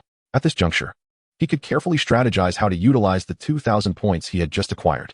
Chapter 78. The Face of the Store. Subsequently, those present began documenting the large fish, with some recording videos and others taking photographs. Almost everyone took turns. Even Chen Jiacheng could not escape this frenzy. Once everything was settled, he felt no hesitation. Fatigue washed over him, and he promptly succumbed to sleep. After all, having endured such extended hours, even the most resilient could not withstand it. During the task, he had spent at least 17 or 18 hours daily engaged in fishing. Exhaustion compelled him to rest for a few hours within the confines of his tent. At that moment, he even lacked the time to converse with the two lovely ladies. After organizing the large fish, all that remained was to wait for his two brothers to transport it back. For the time being, it would be kept in the shop as a sort of attraction, but it would not be sold to the public. Upon seeing Chen Jiacheng retreat to sleep, the others erupted into fervent discussions, particularly the two sisters, Xiaoyu and Saga. Their admiration for Chen Jiacheng reached new heights, as they had never anticipated he could catch such a substantial bluefish in the wild, especially given that he had not caught a single one prior. Now, to their astonishment, he had landed such a large specimen, sending their hearts racing. This incited envy among everyone. Although they had not caught it themselves, the two girls could certainly utilize it as material for their videos. However, they were completely unprepared for the immense reaction that followed once they shared the news. Fans were enraptured, especially upon discovering the river from which the fish had come. The fan base of the two girls exploded in excitement. The reason was simple. Many local anglers recognized the area from the sisters' video. More importantly, Chen Jiacheng had completed his task, rendering him no longer in hiding. Hence, he warmly welcomed everyone to come. It was yet another opportunity to enhance his fame. However, at this moment, he was still asleep and had yet to announce anything. Nevertheless, some nearby individuals had already recognized him and were starting to make their way over. When Chen Jiacheng finally awoke, the lively atmosphere took him by surprise. As he unzipped the tent, he was greeted by the bustling scene along the riverbank. Upon closer inspection, he noticed many unfamiliar faces, not recognizing most of them. Moreover, a large crowd had gathered around Xiaoyu and Saga. He could not discern whether these individuals genuinely wished to fish or were merely eager for interaction with the lovely ladies. He had indulged in a rare period of rest, sleeping for 6 or 7 hours, which left him feeling somewhat fatigued upon waking. However, the enthusiasm of the fishing enthusiasts soon revitalized him. After satisfying his hunger and thirst, he resumed fishing, restoring the previous lively atmosphere. Unlike before, he found that the presence of Xiaoyu and Saga drew more attention, leaving him somewhat overshadowed. Given that the bait was now being sold in the shop, his popularity had diminished significantly. Only a select few were aware that those baits had originated from his own hands. Consequently, many regarded him merely as one of the anglers, without further consideration. This, in turn, afforded him a greater sense of tranquility. At this moment, he did not crave the buzz of attention. His baits sold out daily, leaving him unconcerned about other matters. "Brother, you've finally awakened." Wang Gang quickly approached him, eager to showcase his catch. It turned out he had risen hours earlier to fish. Chen Jiacheng felt a twinge of disappointment, as a multitude of anglers had now gathered. At least 20 or 30 of them, drawn in by the two ladies. Naturally, this did not allow for the same level of comfort as before. Many of the prime fishing spots had already been claimed by others. However, it was unreasonable to prevent these individuals from fishing. "So how is my catch?" Wang Gang asked, lifting his catch bag, which appeared to weigh around 10 kilograms. "Not bad," Chen Jiacheng replied with calm composure. Wang Gang hurriedly resumed his spot, seemingly anxious to protect his place. The reality was that not every spot was suitable for fishing anymore. With so many people now present, many locations had been occupied. Chen Jiacheng planned to continue fishing here for the day and leave in the evening. Having already spent several days in this area, it was nearly fished out. Unexpectedly, the bluefish he had caught weighed an impressive 63 pounds. It was currently being kept in the shop, and many were astonished to see such a large fish. Several inquiries about its price were made, but regardless of their sincerity, the answer remained the same. It was not for sale. It seemed merely a gimmick. Every potential buyer or passerby could see the magnificent fish at the shop's entrance, naturally attracting some business. "How enviable. I wonder when I will catch a true giant," Wang Gang mused. Looking around at the other anglers, it was apparent that few had made substantial catches, primarily because many had not used Chen Jiacheng's bait. Even those who purchased bait from his shop did not venture here. They were more interested in Xiaoyu and Saga. Anglers often harbored a sense of vanity, wishing to catch numerous fish to evoke envy, especially from the two beautiful ladies, which was a shared sentiment among many fishing enthusiasts. Unfortunately, These individuals lacked the prowess to achieve such feats, and at this moment, they were no match for the two girls. This left many seasoned anglers in disbelief. Despite many being unfamiliar with the area, they had previously fished the river, albeit not in this section. Yet, Xiaoyu and Saga, who hailed from afar, had outperformed everyone. Of course, Wang Gang was the exception. He was now the most dapper angler by the river, but regrettably, as a male angler. His allure did not hold the same weight. Instead, he attracted endless teasing from other anglers, who remarked that he had merely ridden on a stroke of luck. Fortuitously, Wang Gang found himself at a prime fishing spot. Naturally, he had no intention of elucidating this to others, especially since their murmurs were largely behind his back, infused with veiled remarks. In Chapter 79, Can an Empty Hook Catch Fish? Level 2 Fishing Rod. Reduces fish strength by 50%, adds 10 to luck. Priced at 2,000 points. Level 3 Bait. Exhibits a formidable allure to all fish species, priced at 1,000 points, with a 45 effectiveness for others. At this moment, Chen Jiacheng was seated at his designated spot, fishing, yet his thoughts were predominantly immersed in the marketplace. The items he had chosen were the result of careful contemplation. With the freshly acquired points, he was determined to make expenditures. Armed with these two extraordinary tools, he felt as though fishing would unveil an entirely new realm for him. Indeed, reality aligned with his expectations. After exchanging for these items, he refrained from immediate use. Instead, he opted to return home to rest properly. This time, not only did he bring Wang Gang for a meal, but also the two young ladies, which delighted his family immensely, prompting them to extend a warm welcome. This, however, left Xiao Yu and Xiao Gu somewhat embarrassed, as it was their first visit to Chen Jiacheng's home. They had prepared beforehand, purchasing a plethora of items. Why bring so much? Chen Jiacheng inquired, bemused. Initially, he had intended to pick them up, yet they had opted to take a taxi instead, having gone out to procure numerous goods. It's nothing, just some novelties. We've taken advantage of you quite a bit recently, Xiao Yu replied. The items they purchased included gifts, children's toys, snacks, and a myriad of other things, creating the impression they had spent a considerable sum. Afterward, Chen Jiacheng took the two young ladies for a stroll around the vicinity of his home, eventually ascending the nearby hills. By the time they returned, the meal was prepared. To his astonishment, Wang Gang exhibited remarkable fish filleting skills. In his own words, he was a professional fish butcher. This revelation left Chen Jiacheng incredulous, as it seemed incongruous with Wang Gang's identity. While he and the two young ladies were out, Wang Gang was busy preparing fish at home. Both the young ladies and Wang Gang understood that, henceforth, fishing would heavily rely on Chen Jiacheng, as the joy he brought was something non-fishers could hardly comprehend. Chen Jiacheng did not disappoint them. After a hearty meal, the group set off once more, eager to explore new locations.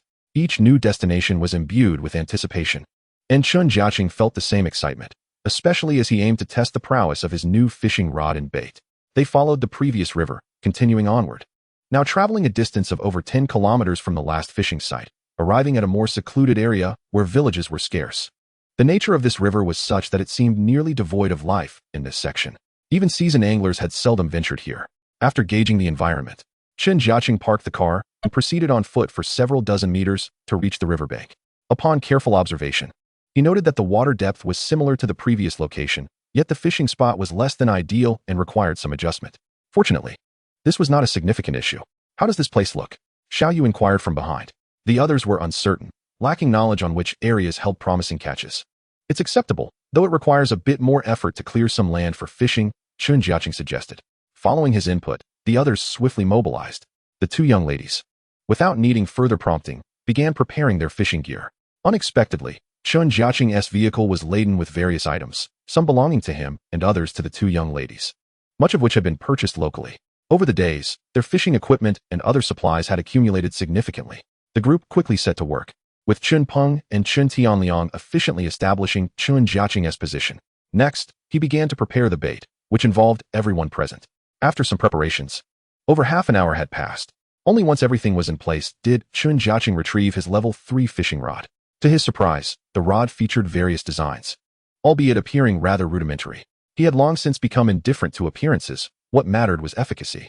He assembled his line, regrettably realizing he had no additional points, or else he would have considered purchasing a level 2 line. The float was affixed, and he began to prepare his bait. Who could have anticipated that during this very process, the float suddenly darkened, an abrupt and striking occurrence. Chen Jiacheng paused momentarily, aware that his hook was bare. Nevertheless, he would not squander this opportunity. With a swift motion, he struck, landing a fish. To his astonishment, the fish exhibited little resistance, likely due to its small size.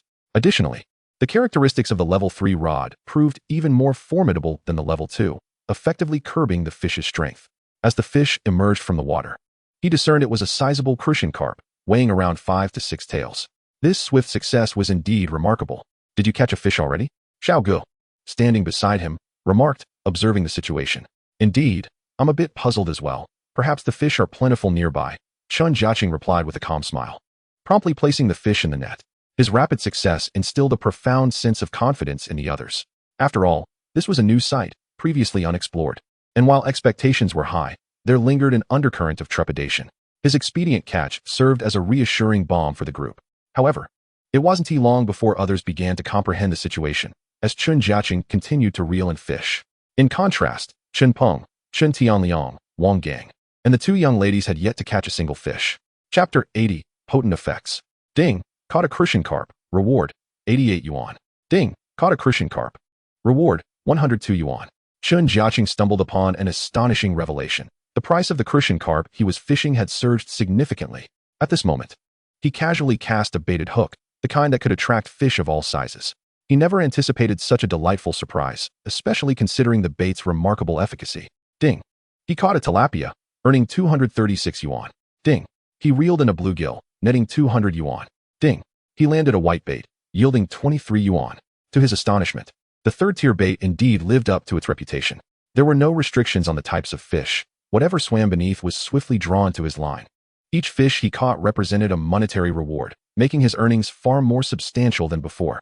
In an instant, he felt an overwhelming passion for fishing, as if he had just discovered the most significant pursuit of his life. "Wow, it's quite rare for you not to be fishing for big ones today," remarked Xiaoyu, puzzled. "Indeed, just a few days ago, you were catching nothing but large fish," Xiaoga concurred. Even Wang Gang found it somewhat surprising, as in their eyes, Chen Jiacheng seemed destined for catching big fish. He often landed dozens, if not hundreds, of sizable catches daily. The sight of his success was undeniably enticing. Unfortunately, for everyone except Chen Jiacheng, the chances of catching large fish had significantly diminished. "Isn't it curious that the fishing conditions here seem notably better?" Wang Gang observed a distinct difference. Having fished for just over half an hour, he had already caught several crucian carp and carp, along with various other species. Many locally common, yet modestly sized fish had also been reeled in, species rarely seen elsewhere, larger than whitebait, and strikingly beautiful. Even Xiaoyu and Xiaoga noted that the fishing was evidently more fruitful here. "It appears we found an excellent spot today. The catch rate is remarkably high," Xiaoga exclaimed in surprise. At this moment, everyone became captivated by the activity of their own fishing floats, momentarily diverting their attention from Chen Jiacheng. They collectively discovered that fishing today was unusually smooth, with more bites and higher catch rates for everyone. Soon, the group was immersed in their own fishing worlds, unaware that Chen Jiacheng had secretly switched everyone's bait to the third tier. This premium bait could only be exchanged for 10 packets, but its potency was unparalleled. Not only did its effectiveness enhance Chen Jiacheng's results, but it also significantly improved the outcomes for others. After utilizing the third-tier bait, the others experienced the true joy of fishing. It was indeed astounding. In just half an hour, each person had caught a considerable number of fish. "My goodness, this is incredible. The bait seems different today," Xiaoyu suddenly remarked. "Yes, Jiacheng, did you change the bait again?" Xiaoga inquired eagerly. "Indeed, it's an entirely new upgraded formula," Chen Jiacheng announced loudly while reeling in another catch. At this moment, everyone was spaced out more than 5 meters apart. If others were experiencing remarkable successes, Chen Jiacheng's achievements were nothing short of terrifying. In that brief half hour, he was continuously hooking fish. Although everyone had witnessed such scenes numerous times, the sight remained awe-inspiring. More importantly, even his own haul today was considerably impressive. Initially, they believed the fish here were exceptionally plentiful, only to realize now that it was the bait that had changed. For those present, Chen Jiacheng's bait had become almost revered, and no one had anticipated this quiet yet significant upgrade. The extraordinary results left everyone astonished and somewhat incredulous. Soon, others began to experience the same remarkable fishing success. Everyone exhibited immense excitement. Even novices, those who had never fished before, could reel in numerous catches after using his bait. Once cast, the fish would quickly bite the hook.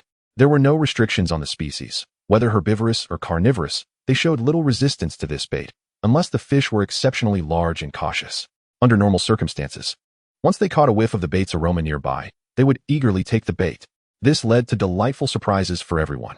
Each cast resulted in swift action on their floats, and fortunately, the majority of the catches were legitimate fish.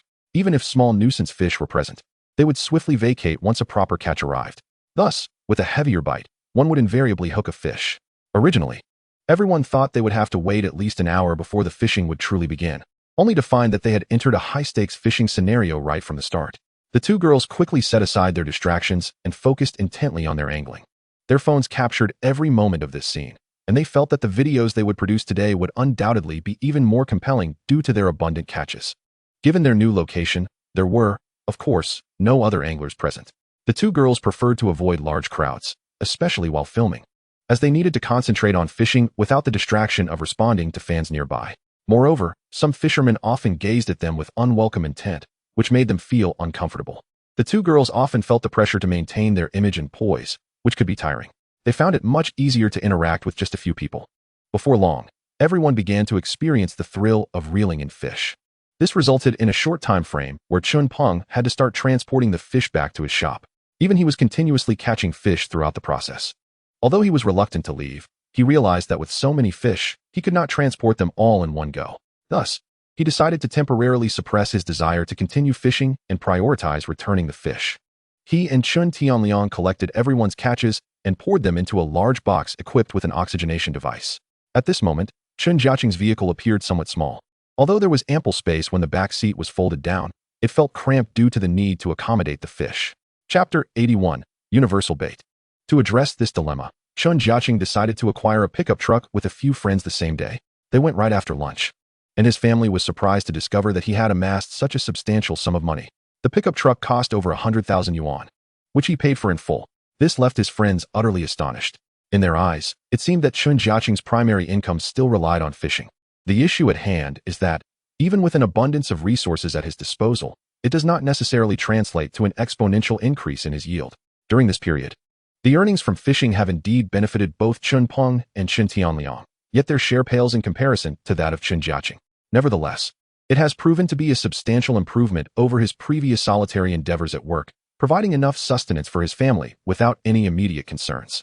This is all made possible by the astonishingly fruitful results that Chen Jiacheng brings in on a daily basis. As the morning fishing session came to an end, and after purchasing a brand new pickup truck, Chen Jiacheng returned to the fishing spot. During this interlude, his phone buzzed with numerous messages from two young ladies and Wang Gang. It turned out that the new bait was remarkably effective, leading to a significant increase in their catches. They had sent him videos of the larger fish they had caught along the way. Upon his return, he was greeted with an impressive haul of fish in everyone's keep nets. "This is absolutely incredible. You're truly remarkable," exclaimed Xiao Yu, her face beaming with excitement. Compared to the others, the two young ladies appeared even more exhilarated, as this would enhance the visual impact of their videos. Were it not for the ongoing filming and recording, especially considering the surrounding environment, some fans might have suspected they were merely putting on a show. Nonetheless, the reality of fishing in the wild, coupled with such extraordinary yields, would undoubtedly bolster their popularity. "Oh dear, how can I possibly part with you now? This bait is simply phenomenal," Xiao Gu chimed in excitedly. In contrast, Wang Gang remained silent, engrossed in his own fervent fishing. Upon realizing the new bait's efficacy, he became even more determined, and aside from Chen Jiacheng, he had caught the most fish. At this juncture, Chen Jiacheng had returned alone. His two older brothers had taken the truck back home to show others, while he preferred to focus solely on fishing, especially with the recent surge in rewards. This indicated that his daily income could multiply significantly. Soon, the group was once again fervently engaged in fishing. Once they settled into this rhythm, time flew by as they continuously reeled in fish. Each participant wore expressions of joy and excitement, having not experienced such a thrill for an extended period. They reveled in the sensation of discovering a productive fishing spot in the wild, with fish biting one after another. As they continued to fish, fatigue began to set in, for they had scarcely taken a break and dared not squander a moment, as fish lined up below, waiting to be caught. Chen Jiacheng also observed the other situations. The bait proved to be significantly more potent, at least ensuring that they had ample catches with virtually no lull in bites. Yet, in comparison to the larger fish, their sizes still fell short, and occasionally smaller fish would cause a disturbance. In his case, such interruptions were rare, as the bait attracted larger fish from a broader range, leaving the smaller ones at bay. Eventually, Chen Jiacheng and his family began to stock up. Despite having lost a considerable amount of time today, their catch surpassed that of the previous days. However, as the afternoon wore on, they noticed a decline in the number of fish around them, resulting in a need to wait for bites. Anticipating this scenario, Chen Jiacheng had foreseen the depletion of fish in the vicinity and suggested they relocate. It was merely a matter of moving a few dozen meters away. He communicated this to the others, who promptly followed suit. Before shifting their gear, they had tested the waters with their fishing rods elsewhere, and just as Chen Jiacheng had predicted, moving slightly further away resulted in immediate bites. This revelation filled everyone with excitement, prompting Fei Fei to swiftly relocate from her spot. When dinner time arrived, the group, usually inclined to either enjoy a hearty meal or return home to eat, found their minds preoccupied with discussions about the day's fishing fortunes. The new bait had reached a remarkable level of effectiveness, shattering the participants' previous notions. Especially for Xiao Yu and Xiao Go, they were astonished to discover such powerful bait actually existed. It was utterly illogical, a true game-changer. Consequently, many in attendance caught species of fish they typically could not, leading to a significant increase in their overall haul. It is no exaggeration to say that the total catch for the day equated to 2 or 3 times more than usual. This was even with Chen Jiacheng and his brothers losing valuable time. Otherwise, their yield would have been even greater. This bait is simply miraculous. The group could only exclaim in awe before plunging back into the fervor of fishing. This also allowed Chen Jiacheng to breathe a sigh of relief. The emergence of this level 3 bait had greatly benefited his family. After some calculations, he realized that as long as there was a steady supply of level 3 bait, even without his direct involvement, his brothers could fish daily and still sustain the family without much concern. This realization alleviated his burdens, allowing him to feel a sense of ease and dispelling any previous pressures. He had previously relied on his father to sell fish for others, but now he felt that such arrangements were unnecessary, as purchasing fish would only increase costs. Moreover, the quality of fish caught in the wild would far surpass those sold in stores, which could even affect the shop's reputation. Chapter 82. Enhancing Harvests. Next, Chen Jiacheng began conducting tests. He aimed to determine how much Chen Peng and Chen Tianliang could catch daily, excluding his own hauls and considering the yields of others. After the first day of testing, he discovered that their combined efforts, utilizing his bait, barely reached around 100 pounds. While this weight was commendable, it was insufficient for a livelihood solely based on fish sales, especially with a large family to support and factoring in rental costs. It became evident that more advanced bait or upgraded fishing rods were necessary. Chen Jiacheng contemplated this as he considered his fishing rods. At this moment, an additional rod has come into play, specifically the first-level fishing rod that was previously utilized. It is now rendered unnecessary for him, and he intends to directly pass it to Chen Peng. This will enhance their chances of catching fish significantly. Furthermore, there lies the issue of both individuals' techniques and experience. While they have matured to a certain extent, they still lack the finesse that comes only with extensive practice. This will save considerable time and improve their efficiency in fishing. Over the course of a day, the cumulative gains are not insignificant. However, it appears to still be insufficient. Chen Jiacheng contemplated the need to properly equip both individuals with fishing rods and tackle. Presently, he only has one extra rod. And although a first-level rod offers more aid compared to those available on the market, its impact is not overwhelmingly pronounced. Fortunately, the bait plays a crucial role in this endeavor. Thus, in the short term, he cannot afford to leave behind the primary source of income from home, as he is the one primarily responsible for generating substantial earnings. It is the existence of this income that ensures he can sustain his family and still have a surplus after costs are evenly distributed. Naturally, this only accounts for the income from fishing, not to mention the bait, which he prepares entirely on his own, with his family merely assisting in selling it. Therefore, the majority of the profits are saved by Chen Wei, allocated solely for his use. His 2 brothers and parents do not partake in any share, with Chen Jiacheng occasionally offering a small wage to one of them. Consequently, the total income still appears somewhat meager, necessitating gradual effort to improve. At this juncture, Chen Jiacheng reflected on the efficacy of his second-level fishing rod. Over the course of the day, his haul had seen a significant increase, yielding at least an additional 100 pounds of fish. The consequence of this was the necessity to frequently change locations, as a single spot could not produce such a bountiful catch consistently. The fish population in each area remains finite. Occasionally, there may be a larger quantity, allowing for extended fishing sessions lasting several hours or even a day or 2. However, to guarantee a higher income, one must continuously shift locations. Fortunately, he does not need to worry about depleting the fish stocks anytime soon. Despite the presence of many anglers, and although he and his companions have become quite proficient, there remains a lack of alternative methods to capture the wild fish. Thus, in the near term, there is no concern regarding the depletion of fish. Moreover, Although he is constantly changing locations, he has verified that returning to a spot after some time yields similar results. While it may take a week to restore a location's previous state, with a bit more time, the other fish will naturally return to their former haunts. Not to mention, the stretch of the Tianhe River at home is sufficient for his family to fish for quite some time. He estimates that, within a short span, 3 to 5 years, there will be no issues. After all, it is not as if they are catching several tons in a single day. At this moment, he shifted his focus to the others. Comparatively, Chen Peng and Chen Tianliang's catches were, quite frankly, inferior to those of Wang Gang and even the two young ladies. After all, the fishing experience of others far surpasses that of his two brothers, many of whom have been angling for several years.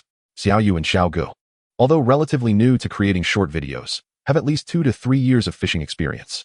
Under similar conditions with the same bait, they genuinely possess a significant advantage, as their efficiency in detecting bites and landing fish is consistently superior to that of Chen Peng and Chen Tianliang. Fortunately, these are merely temporary challenges. With the passage of time, both will naturally enhance their skills. Moreover, they have come to treat this as their own world, leading to a growth rate that exceeds that of ordinary individuals. For instance, during the day, both are preoccupied with fishing, and upon returning home in the evening, they do not rest idle but instead watch relevant fishing videos. Previously, it was merely a pastime. Now, it has transformed into a learning endeavor. Haha, today has been absolutely exhilarating. I never imagined I could catch so many fish, exclaimed Xiaoyu cheerfully as mealtime approached. The others echoed her sentiments, as they found themselves unaware that it was already time to eat. The day's success was attributed to the use of new bait, resulting in a dramatic increase in their haul. Given these circumstances, no one was inclined to spend time dining out. Instead, they opted to have their families deliver meals. This included Chen Peng and Chen Tianliang as well. This new bait is extraordinarily effective, Xiaogu remarked in genuine admiration. Wang Gang remained silent. Yet the smile on his face spoke volumes about his satisfaction with the bait used today. After all, it was an upgraded bait, and the smiles on everyone's faces were a testament to their contentment with the day's catch, which had surpassed previous records. This was not merely due to changing locations. It was solely the result of the bait. Where shall we fish tonight? Wang Gang suddenly inquired, clearly invested in the matter. Upon hearing this, Xiaoyu and Xiaogu expressed keen interest. Over time, the two had been returning home later and later, often staying up until 2 or 3 in the morning. Of course, the downside of this was that they were now leaving later in the day than before, as they typically ventured out around 6 or 7 in the morning. However, due to their increasingly late returns, they were no longer rising early. Additionally, it is worth noting that, regardless of the circumstances, women tend to take a bit more time for personal routines. In contrast, other male anglers appear more willing to endure all but the fishing itself. As the day came to a close, the clock struck midnight. At this moment, Chen Jiacheng glanced at his balance and was astounded to discover it had multiplied several times over. He had earned at least 70 to 80,000. This astonishing efficiency left him in disbelief. The main factor behind this was the substantial enhancement of the system's rewards, primarily attributable to the rod. It was only now that he comprehended the true meaning of luck. It was not merely about increasing the catch rate. Rather, it significantly augmented the monetary value of each fish caught, which is far more critical. The previous first-level rod had indeed provided some increase, though he had not paid it much mind at the time, mistakenly believing it was due to a system upgrade. It was only now that he grasped the reality of it. Simultaneously, he took stock of Chen Peng and Chen Tianliang's catches since he had provided them with his first-level rod. Indeed, their results had improved considerably compared to before, yielding at least several dozen pounds more throughout the day. What astonished him further was the realization that others using his rod could also benefit from increased rewards. Of course, this could not compare to his own performance, yielding only about 20% of the benefits. However, this was already quite commendable. It implied that as long as he exchanged a few more fishing rods, he could allow more people to utilize them, thereby enabling him to earn money through their labor. Upon learning this news, Chen Jiacheng was beside himself with joy. This meant that even if he decided to retire from fishing, he could still earn money effortlessly while reclining. This fishing rod is exceptionally effective. You must safeguard it for me, and I shall retrieve it for use tomorrow, Chen Peng said, reluctantly returning the rod to him.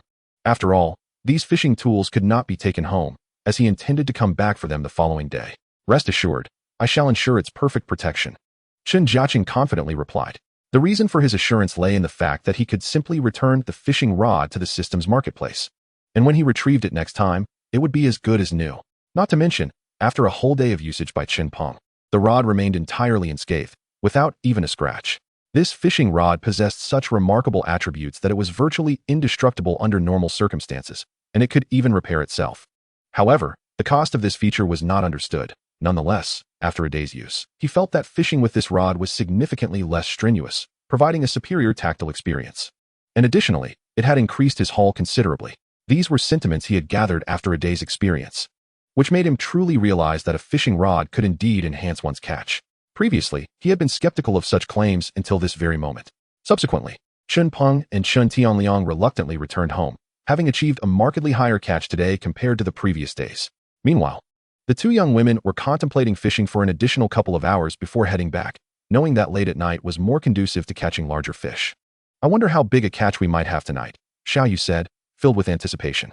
It all depends on your luck, who knows? It could be as heavy as 20 pounds, Chen Jiacheng teased. Oh, come on. I'd be more than satisfied if I could catch a fish over 10 pounds. Xiao Yu replied, lacking confidence, as she had never caught a fish over 20 pounds in the wild, and had only managed to encounter fish over 10 pounds on a couple of occasions. How could she dare to harbor such lofty expectations, especially since she had only been fishing for a few hours? After a hearty meal, the group rested for a while before resuming their endeavors. It was only after stopping that they began to feel fatigued. While actively fishing, the adrenaline kept them exhilarated, and they hardly noticed their tiredness, often overlooking it. However, this was not an issue. As soon as the fishing rod was back in hand, and the bobber began to move again, their spirits would be reinvigorated. Having fished throughout the day and engaged in several hours of evening fishing, everyone was still brimming with anticipation for the upcoming fishing session. The fresh bait promised different rewards. During the day, not only had they caught more fish, but the sizes were also comparatively larger. What would the night bring? Perhaps the most eager among them was Wang Gang. Recently, he had caught a considerable number of crucian carp and other small fish, but now he was in pursuit of larger catches, those weighing 20 to 30 pounds. The group resumed their fishing ardently. It was quite rare to see the two young women so determined. However, their night fishing gear was somewhat lacking. Much of it was borrowed from Chen Jiacheng. And in addition, the two ladies needed to prepare more items for the night, which might not necessarily assist in fishing but were merely for personal use. For instance, they needed special preparations for their clothing and footwear. Unlike Chen Jiacheng, who never fussed over such details, the girls were somewhat hurried and Han Ti made ample preparations. They were primarily curious to see what effects fishing late into the night might yield. Ultimately, they were not disappointed. The third-tier bait was no joke. Even when used by others, it significantly amplified the effects, resulting in a threefold increase in productivity. Before long, the group began to catch fish, and indeed, the sizes surpassed those of the day. Without a doubt, Chen Jiacheng was the first to catch a fish, landing an appetizer weighing around 5 or 6 pounds. In the following hour, he managed to catch several more weighing 3 to 5 pounds. Wang Gang, not to be outdone, caught a few himself, albeit slightly fewer in number, yet he was pleased with the size. During the day, the focus had been more on quantity, whether crucian carp or other species, with a balanced approach to size. However, as night fell, their priorities shifted. Their thoughts were now on truly substantial catches. The two young women, too, felt compelled to increase their line strength and switch to larger hooks. At this juncture, they began to catch a few fish as well, primarily carp. At this point, they were not surprised, given that they had already caught quite a few carp in the river over the past few days. Unless the fish were of considerable size, they could not muster enough excitement or exhilaration.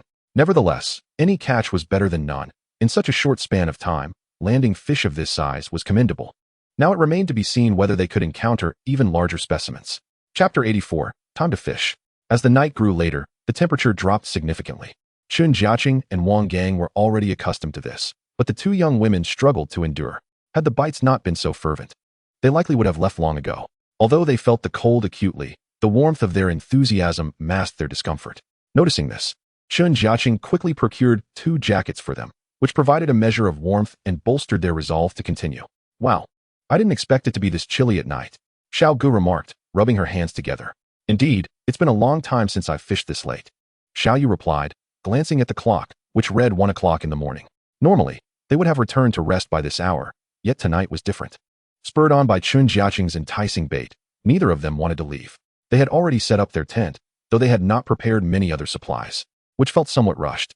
We're not going back tonight. The tent is already set up, Xiao Yu declared. This surprised Chen Jiacheng, as just earlier at dinner, they had mentioned wanting to rest. The bites are just too good. I can't bear to leave, Xiao Gu exclaimed excitedly. The two young women could hardly have anticipated such a bountiful harvest while fishing in the wilderness tonight. To grasp the fruits of their labor at this moment, one must realize that the catches of both individuals during the day had already been taken back. All these were procured during the night.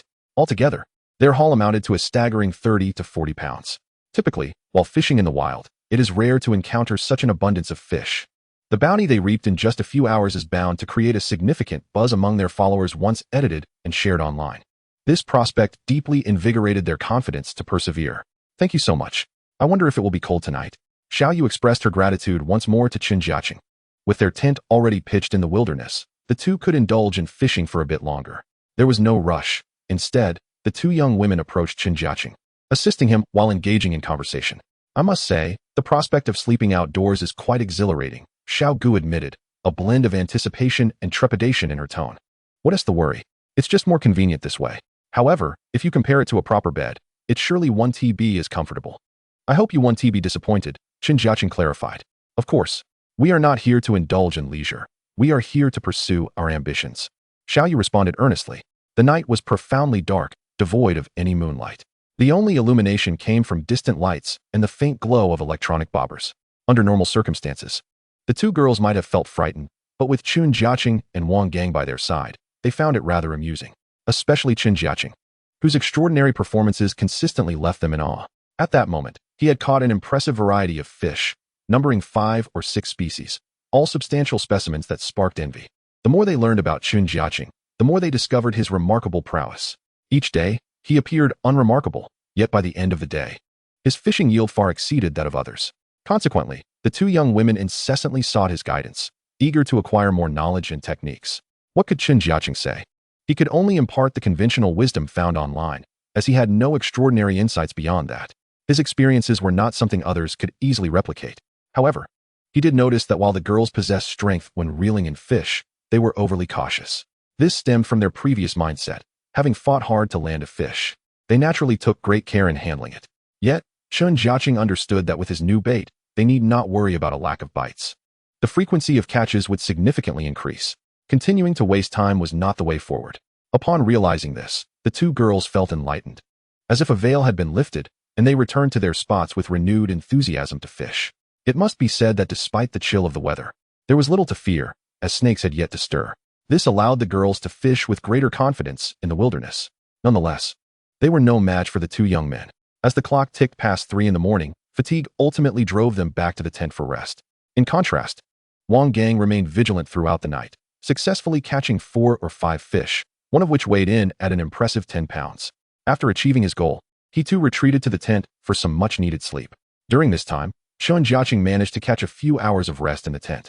But he was determined to endure longer than the others, finally returning to sleep as dawn broke.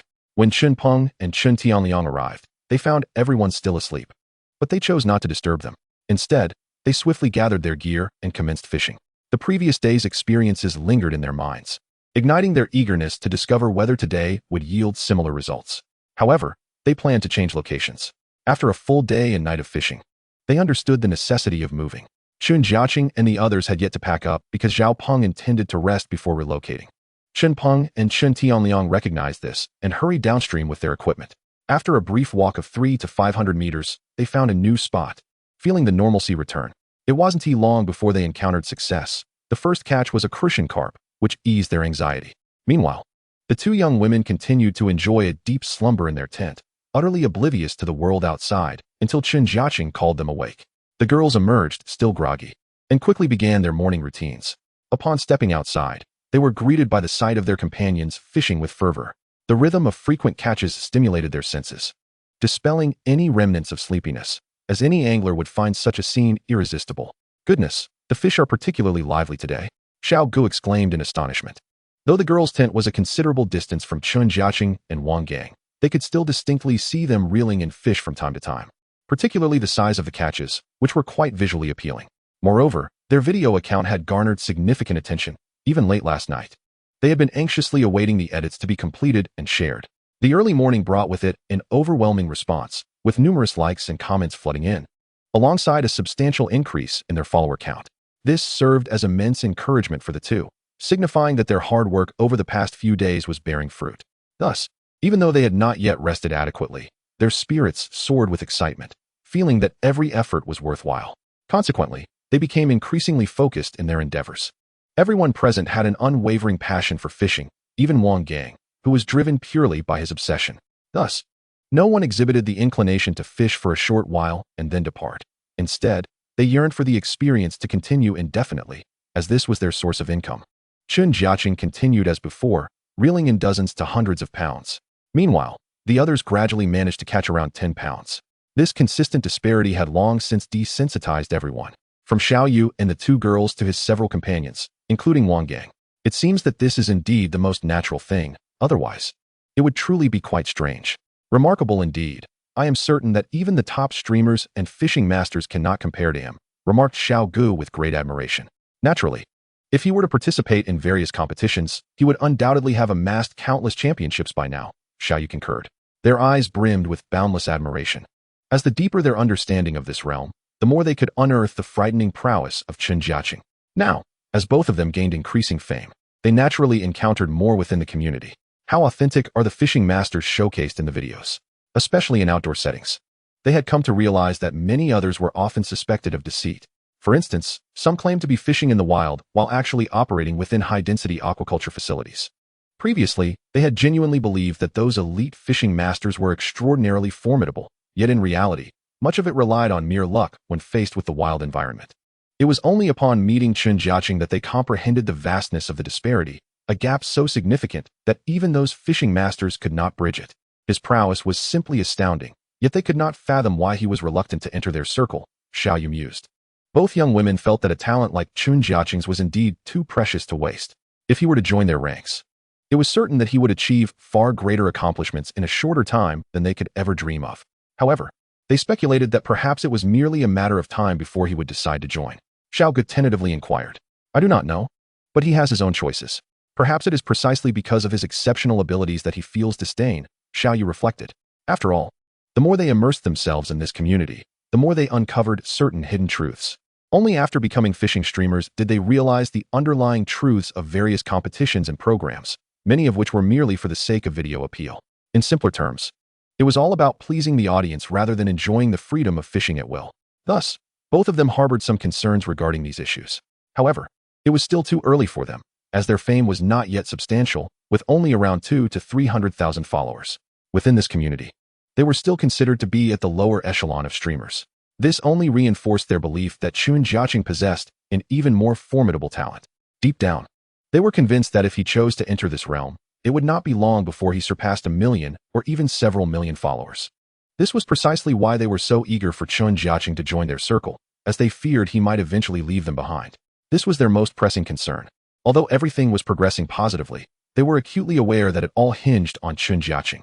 Once they were separated from his bait, they feared that everything would revert to its original state, revealing their true selves. Under such circumstances, their progress might visibly decline, or they could even regress. After all, merely broadcasting live every day or uploading videos would not guarantee a continuous influx of followers. Many individuals who were uninterested would remain indifferent, even if they stumbled upon their content.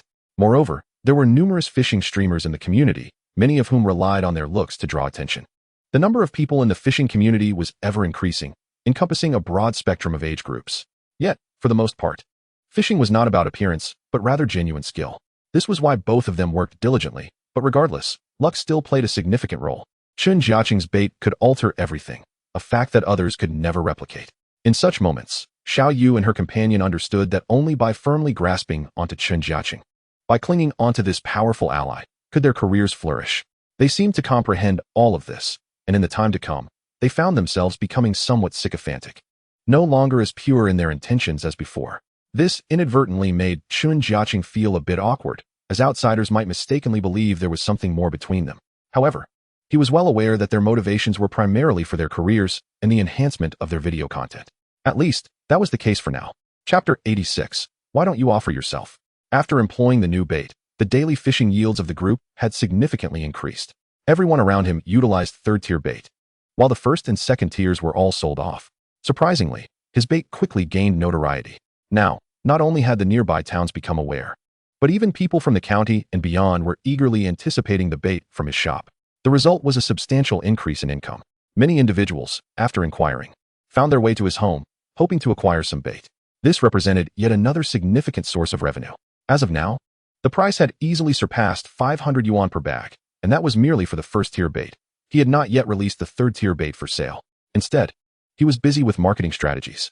For instance, he divided a large bag of third-tier bait into at least 5 or 6 smaller bags for display in his shop.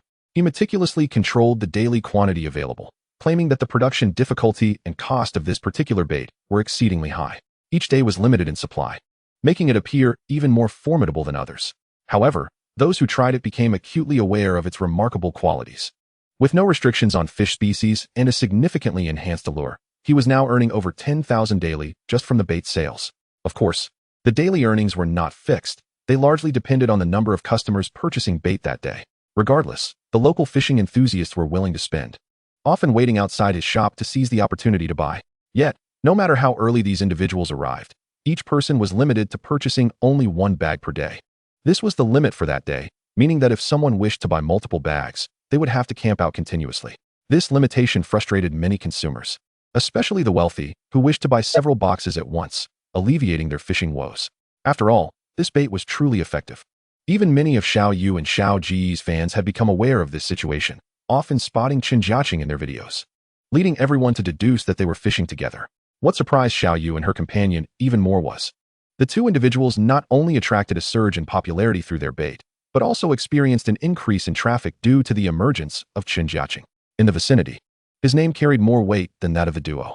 Frequently appearing at bustling fishing spots, he demonstrated a commanding presence and rhythm that captivated onlookers. Naturally, local anglers became acquainted with him, recognizing the formidable fisherman he was. Incredible. I feel like he has more fans than the two of us combined, remarked Xiao Yu from within the tent. At that moment, she and Xiaoga had just wrapped up a full day of fishing. Despite their exhaustion, they persevered, determined to refine and edit their video content for release. During this time, they also took a moment to review the performance of their previous works. To their surprise, numerous fans had left comments discussing Chen Jiacheng's bait or even inquiring about him directly under their videos. Let us see what this fan has to say, Xiaoga exclaimed, pulling out her phone and presenting it to Xiao Yu. Upon glancing at the screen, Xiao Yu burst into laughter. A bold fan had dared to ask whether Chen Jiacheng was Xiaoga's boyfriend. Oh dear, these fans are something else. Can you imagine how awkward that would be if he saw it? Xiaoga whispered, knowing that Chen Jiacheng was still out fishing while they were momentarily resting in the tent to finish editing their video before heading back out. Well, if he were your boyfriend, you wouldn't have to worry about fishing anymore, Xiao Yu teased. Oh please, why don't you suggest he is your boyfriend? And do you honestly think he'd be interested in me? Xiaoga pondered aloud. Haha, with your beauty, of course he would. Why not just throw yourself at him? That way, I could mooch off his bait more openly, Xiao Yu joked. And why don't you offer yourself up?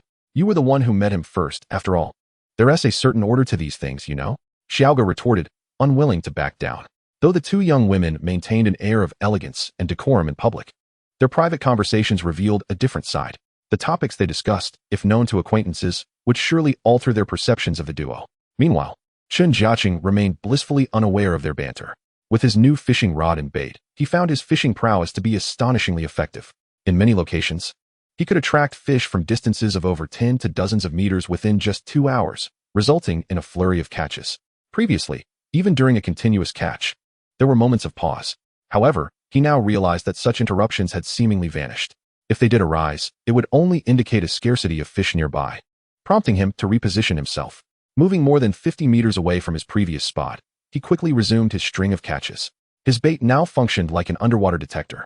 If fish were in the area, they would bite, and if not, he'd simply relocate. This significantly heightened the intensity of his fishing efforts. At that moment, he sensed another bite, indicating that the fish below had mostly been caught, leaving only a few stragglers. Yet, as soon as he shifted to a new location, fresh schools of fish would inevitably appear. With his well-honed fishing gear and experience, he no longer needed to prepare an array of equipment like most anglers. He relied solely on one type of bait and his secondary fishing rod, eschewing the cumbersome preparations that often accompanied fishing trips. Chapter 87. It cannot be said that he was quick. Chen Jiacheng once again relocated, selecting a spot that was difficult to navigate. While others were preoccupied, he was the only one frequently changing positions, though not as often as he. Without troubling anyone, he took out some cleaning tools and spent a brief 10 minutes organizing his area for easier fishing. Once everything was in order, he affixed his bait and cast his line. As soon as the bait hit the water, he felt a tug. Chen Jiacheng smiled gently, lifting his rod slightly as the sensation of a catch coursed through him. Ding! Caught a crucian carp. Reward, 80 yuan. He grinned, swiftly placing the fish into his keep net and preparing for his next cast. Impressive. Caught a fish on the first cast, Xiao Yu exclaimed from a distance. Even though she had witnessed this spectacle countless times, it never ceased to amaze her. Chen Peng and Chen Tianliang were currently engrossed in their own fishing endeavors. Their spots teeming with fish, leading to a state of continuous catches, a rare occurrence indeed. It seems we've truly found a prime location today, Chen Peng remarked, reeling in a sizable crucian carp. Indeed, it's even better than yesterday's spot, Chen Tianliang replied, a broad smile illuminating his face as their haul steadily increased. This referred to the two brothers' collective catch, excluding Chen Jiacheng's individual success. The fish they had caught were now sufficient to meet their parents' daily sales needs. Although it was a stretch, they had reached a point where they could sustain their family through fishing. Their family had abandoned all other pursuits, relying solely on fishing for income. It was a bold challenge, and at this moment, the two brothers felt a profound sense of stability. Despite the daily fatigue, their newfound passion for fishing revealed that it was not as arduous as they had once imagined. Rather, it was filled with joy, a stark contrast to their previous experiences of often returning empty-handed. Now, their only concern was whether their catch would be ample for the day. Failing to catch any was simply not an option. Their actions revealed a marked improvement in skill compared to their earlier attempts. While others might engage in fishing as a mere hobby, the brothers were resolutely committed to making a living from it. Unexpectedly, they had also entered the realm of short video creation, fully aware that while this endeavor might be challenging, they were already out fishing. In the realm of streamers, there exists a multitude of individuals following a similar path. One might ponder how others have achieved their success. Ultimately, the endeavor merely requires an investment of time. It is simply a matter of filming with several smartphones. The outcome of whether they can flourish depends on the individual development of both parties involved. This notion has been suggested by Chen Jiacheng, who harbors concerns that once he departs to fish elsewhere, his two companions may find it challenging to rely solely on their previous gains. While they might manage to sustain their livelihoods, the prospect of substantial earnings seems rather unrealistic. Chen Jiacheng himself is not particularly invested in this venture. After all, earning 30 to 50,000 daily has become effortless for him. In contrast, the two young women, Xiaoyu and her companion, merely catch a few fish each day, relying on their video content and Weibo income, which pales in comparison to his own effortless catches. Moreover, they do not even need to expose themselves to the public eye. Recently, even Chen Jiacheng has found himself affected by this phenomenon. Whenever they venture into conspicuous areas frequented by anglers, the moment Xiaoyu and her friend post their videos, eager fishermen swiftly converge upon the location, often arriving on the very same day. If they wait until the following day, the situation becomes even more chaotic, rendering fishing nearly impossible. Despite their attempts to conceal certain spots, these individuals still manage to locate them with remarkable speed. Should the location be shared publicly, an overwhelming crowd would soon gather. This surge is attributed to the increasing number of fans the two young women have garnered. Since their arrival in Chen Jiacheng to fish with him, their fanbase has multiplied significantly, allowing them to truly experience what it means to be famous. At this moment, Xiao Gu, while tending to his float, noticed Chen Jiacheng skillfully reeling in a fish. Xiaoyu, catching sight of this, immediately stood up and hurried over. Although the two girls had previously been quite close to him, Chen Jiacheng had now shifted his position. By the time Xiaoyu arrived, he was almost pulling the fish from the water. Upon seeing its size, Xiaoyu was filled with envy, for it weighed at least 7 to 8 jin. It was astonishing that such a catch could be made in such a brief span of time. No wonder you can catch so many fish every day. Your speed is remarkable, Xiaoyu exclaimed in awe. What do you mean by speed? Chen Jiacheng replied, somewhat bemused. You're the one who is fast. Why not try being us for a while? Xiaoyu innocently remarked, seemingly not grasping the essence of his words. Remember, don't say I'm fast next time. How would you know if I am? You've never tried, Chen Jiacheng added, feeling slightly disgruntled as he tossed the fish into his catch bag. He had no interest in photographing such a sizable catch, despite its striking appearance, which Xiaoyu found regrettable. Fortunately, she had managed to capture a brief video earlier, albeit not very clearly. All right then, I won't call you fast anymore, she said with a smile as she prepared to leave. Chen Jiacheng suspected that her remark was intentional. As soon as Xiaoyu returned to her spot, she and Xiao Gu began whispering conspiratorially, occasionally glancing at Chen Jiacheng's position and sharing secretive laughter, leaving him curious about their conversation. Ignoring their antics, he continued his fishing. Each bite was a thrilling black float, a dream come true for every angler, promising a catch with each dip. However, Chen Jiacheng remained unfazed. Unless the fish was particularly large, he felt no stirrings of excitement within. Chapter 88, the title of Carp Slayer. Ding. A carp caught. Reward, 230 yuan. Ding. Congratulations on acquiring the title of Carp Slayer. As Chen Jiacheng calmly placed a carp into his catch bag, an unusual notification from the system appeared. Title, Carp Slayer. Additional rewards for catching carp. He scrutinized the brief message, realizing that this title was quite significant. After all this time, he had finally activated one. Surely, it must mean greater financial rewards, he mused, though he sensed there was more to it than met the eye. He proceeded to test it out. Ding! A carp caught. Reward: 1,360 yuan. Soon, he reeled in another carp, albeit a small one weighing just over a pound. Yet the reward was astonishingly high. This is incredible. Chen Jiacheng exclaimed in delight. He continued fishing, discovering that carp were plentiful, with occasional catches bringing in significant rewards. Ding! A carp caught. Reward: 3,698 yuan. Chen Jiacheng was once again astonished. This carp was not particularly large, around 3 pounds, yet it yielded an impressive reward. It felt as if he had unlocked a new realm of possibilities, realizing that this was the correct way to utilize the system. In the following moments, he eagerly anticipated more carp.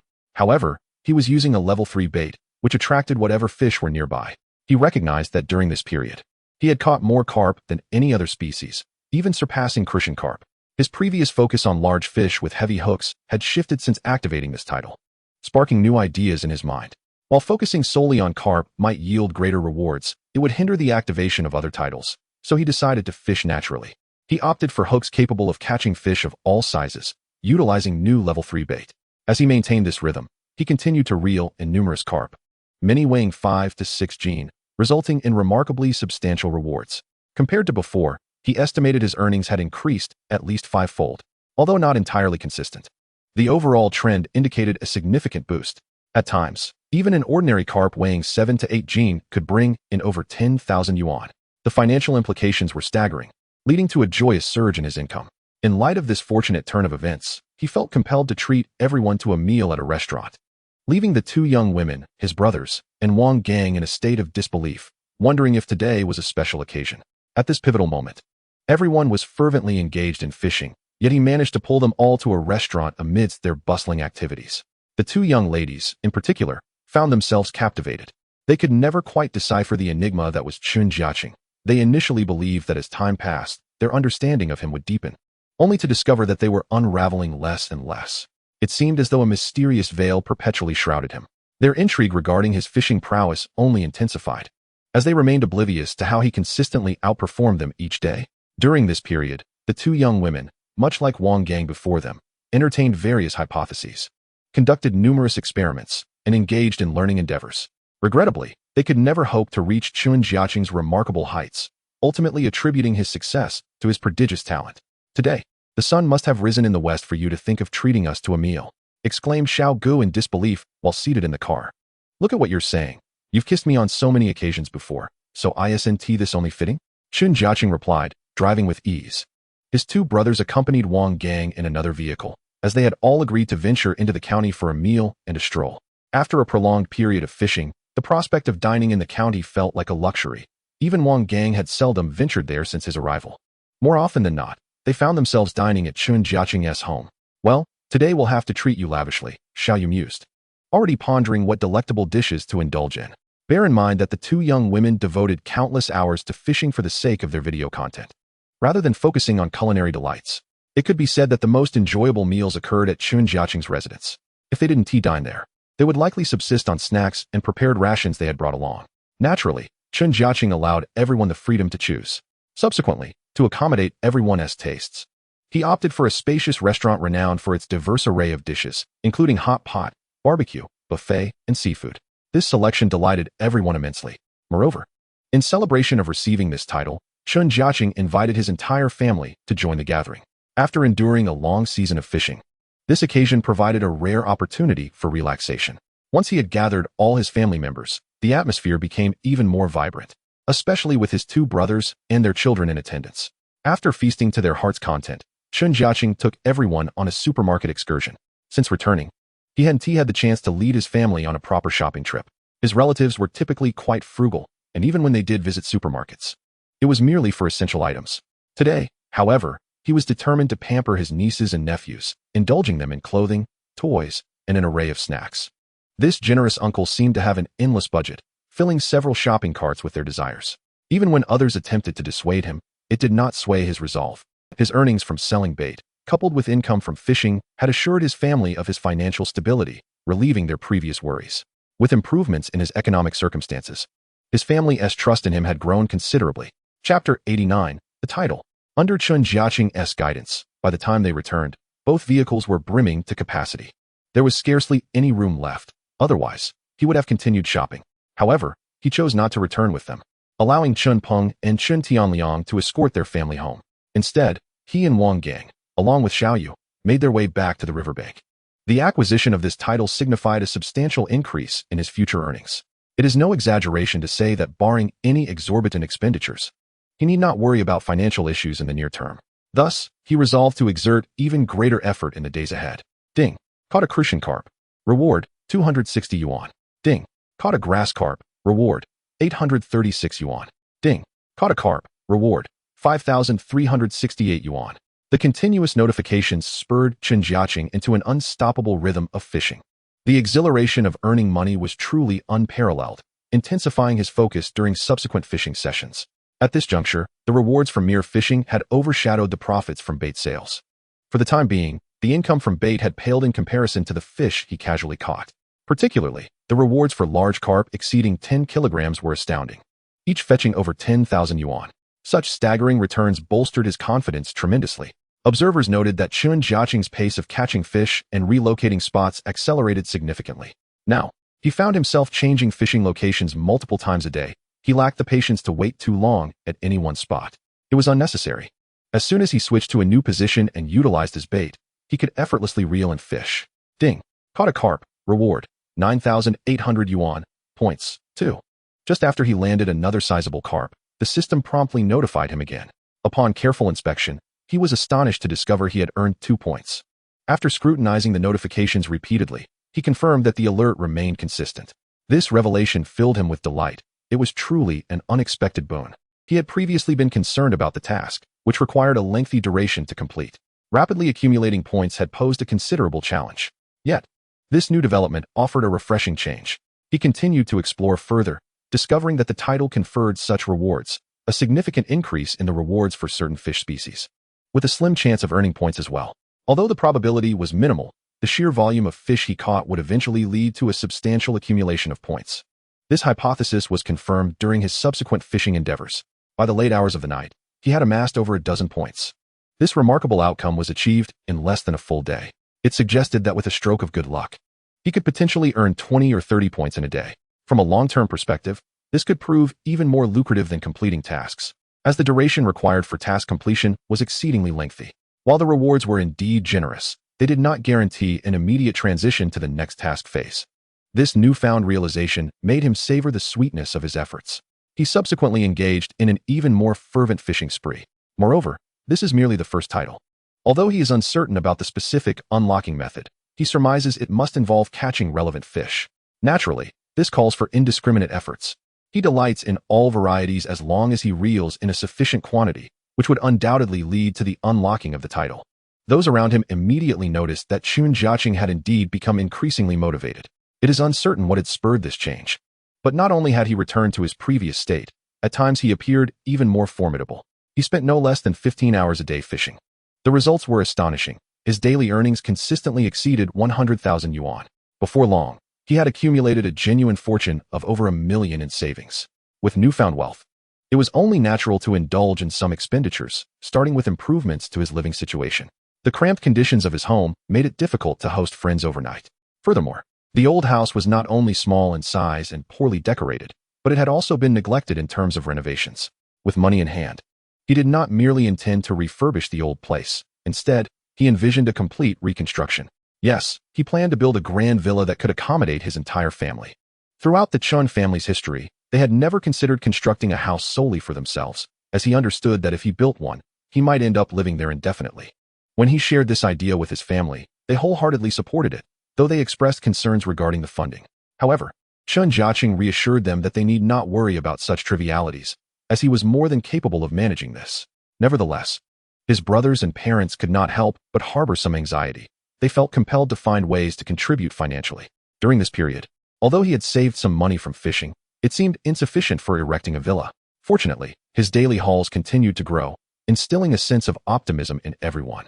At this rate, within a few years, he could indeed realize his dream of a grand villa. Yet, Chen Jiacheng was not inclined to wait that long. He promptly handed over the funds to his father, entrusting him with the responsibility of overseeing the project, confident that it would come to fruition within the next year or two. With real money laid out before him, Chen Wei felt a surge of confidence. Soon, the family began taking steps toward this goal, promptly contacting construction teams and finalizing blueprints to commence work. They would build a magnificent villa behind their current home, which would eventually be demolished to create a vast courtyard. For the time being, they would have to continue residing in their existing house, as there was no alternative. With money secured, there was little left to worry about. Chen Jiacheng entrusted all financial management to his family after contributing his share. He spent the next few months in close proximity to home. During this time, he not only reaped substantial monetary rewards, but also accrued valuable points. As he continued to catch more fish, the likelihood of earning points increased, and remarkably, he unlocked multiple fish-related titles. Chapter 90 also saw improvements. Chen Jiacheng. Equipment. Level 1 line set, Level 2 line set, Level 1 fishing rod, Level 1 float, Level 2 fishing rod, Level 3 fishing rod. Luck. 65. Points. 0. Titles. Carp Slayer, Koi Slayer, Grass Carp Slayer. Bait.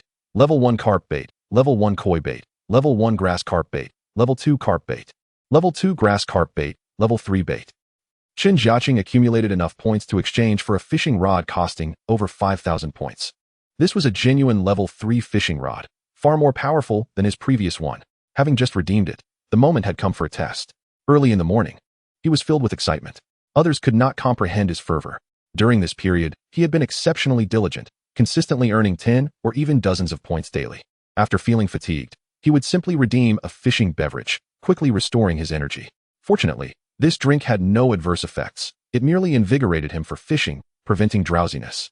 Just as he felt fatigue creeping in, he downed another bottle. He then baited his line and cast it into the water. To his utter astonishment, within mere moments of his bait sinking less than half a meter, a large black float appeared. A massive fish was pulled from the depths. Weighing around 7 or 8 pounds, it posed little resistance in his hands.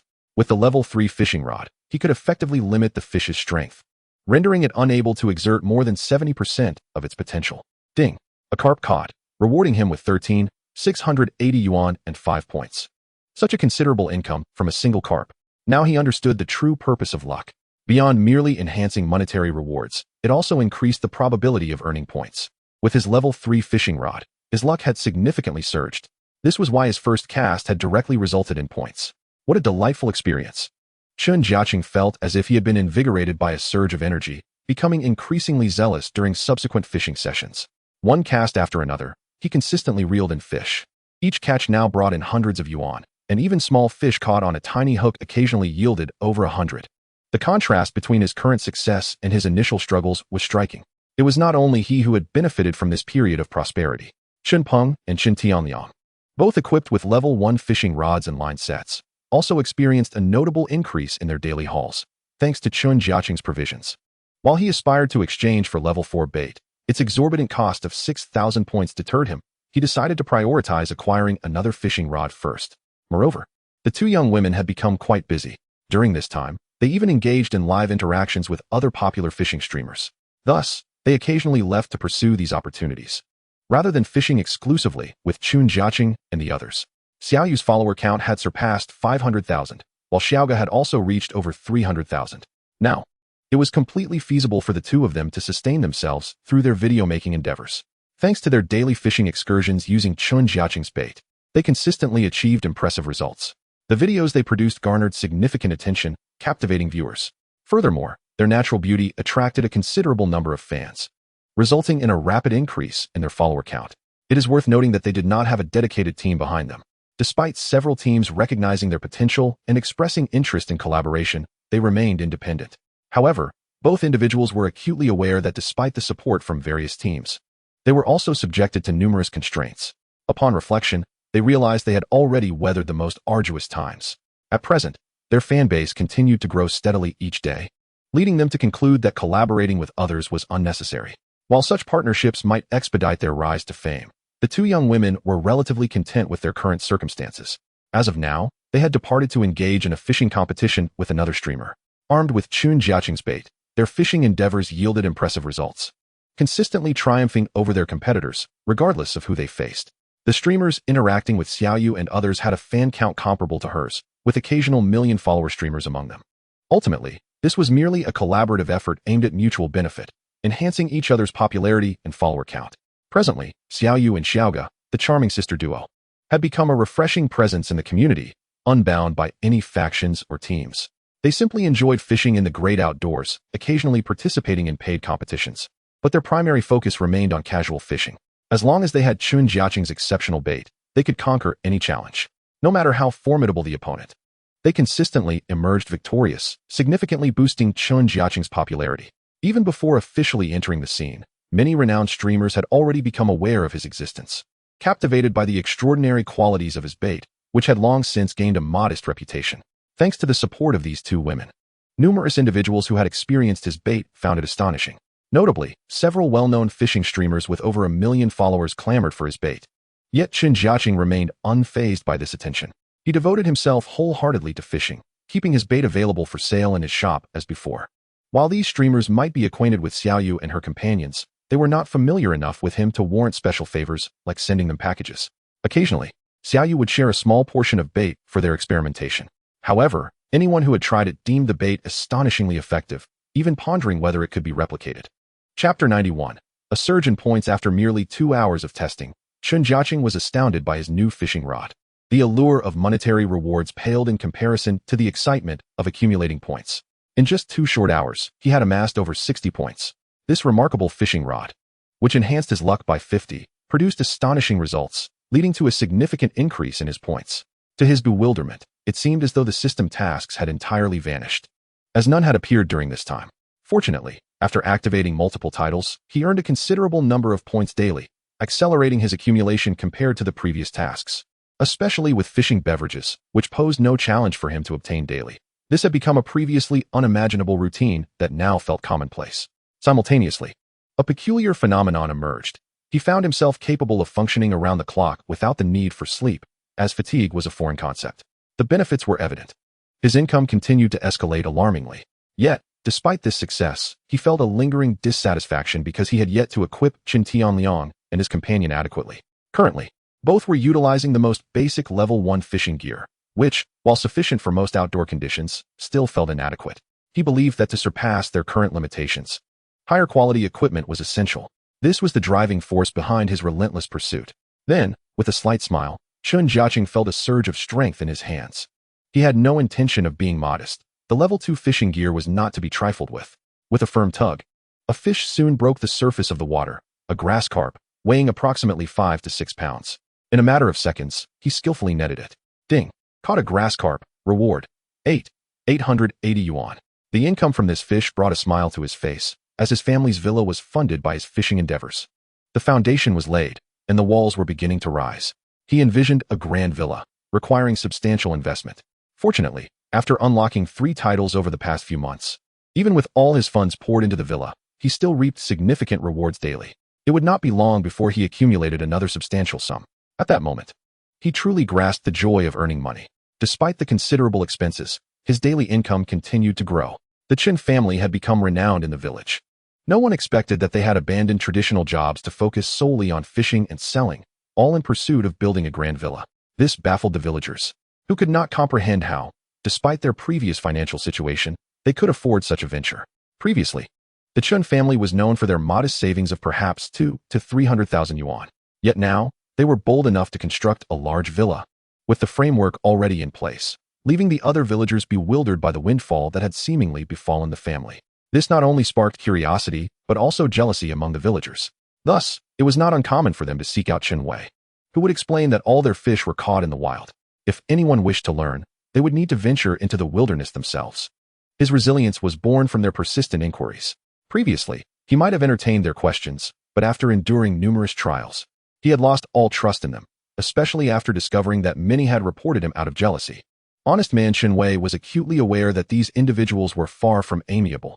Although they greeted him with smiles, they were, in reality, treacherous characters concealed behind their genial facades.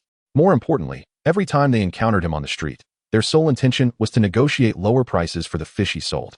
Despite Chen Wei already offering them a discount, they remained unsatisfied, lamenting that his prices were exorbitant. Such behavior stemmed from the villagers, while those from neighboring communities seldom caused trouble. After being repeatedly betrayed by his fellow villagers, Chen Wei's fondness for them had all but evaporated. Previously, he might have been lenient, considering their shared ties, but the reality had brought him nothing but pain time and again. To make matters worse, some were still relentless in their pursuit of uncovering the secret behind the Chen family's wealth. They simply could not fathom that fishing was the source of their fortune.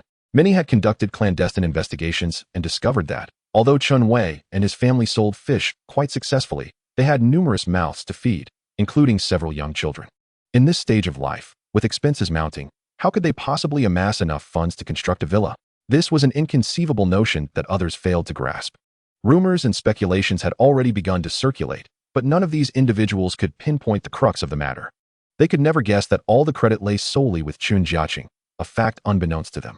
At that moment, Chen Jiacheng was tirelessly casting his line. Under his relentless effort, each day heralded a new breakthrough, leading him to fish in every nearby river, now venturing farther afield, having already surpassed 30 kilometers from home. Fortunately, this distance was manageable, and the areas where he had initially fished were showing signs of recovery. After such a lengthy hiatus, the fish had begun to return. However, it was undeniable that his fervent fishing had significantly depleted their numbers, as he was now reeling in hundreds, if not thousands, of pounds daily with ease. In many instances, in the wild, it remained quite challenging to restore resources to their peak levels in a short time. Chapter 92. The Old Fishing Expert? Alas, it still lacked excitement. It was far more entertaining to accompany him. Xiao Yu and Xiao Gu conversed in the car, having just concluded an interaction with another streamer, only to find it garnered little response. This was primarily due to the streamer possessing a modest following, even inferior to their own. Yet, everyone sought to collaborate with streamers boasting larger fan bases, but those with more followers often had their own set of values or requirements, making it difficult for newcomers to gain acceptance. Their recent video collaboration had been published for several days, yielding negligible results. They realized it had been a complete waste of time. Thankfully, thanks to the bait provided by Chen Jiacheng, their situation remained stable, with steady, albeit less vigorous, growth in followers. While their haul looked commendable, it paled in comparison to the astounding catches of Chen Jiacheng, with a staggering disparity between their successes. Under such pressure, they could only ride on Chen Jiacheng's coattails, as it was his remarkable catches that captured the attention of their audience. Although many initially met his claims with skepticism, as subsequent videos emerged, viewers gradually recognized the authenticity of his achievements. Chen Jiacheng often faced challenges from fans seeking to verify his accomplishments, but they invariably returned disheartened. And as word spread, more individuals became aware of the extraordinary prowess of this fishing virtuoso. Each fishing expedition culminated in a bountiful haul, an astonishing ability that left many in the community astounded. Notably, even some moderately famous streamers had begun to take notice of Chen Jiacheng, yet he had yet to enter their circle, leaving them to rely on Xiao Yu and Xiao Gu for contact. This connection inadvertently heightened the attention on the two young women, as anyone wishing to see Chen Jiacheng had to follow them, thus unexpectedly boosting their popularity. How frustrating to have wasted so many days traveling such distances, Xiao Gu lamented. The earlier collaborations had yielded some growth in followers, but subsequent attempts had been increasingly disappointing. They had aimed for more prominent streamers, only to find themselves overlooked. Initially, they had hoped for at least 20 to 30,000 followers, only to discover that many of those numbers were inflated. Even when some streamers went live, their audience was far less engaging than that of Xiao Yu and Xiao Gu.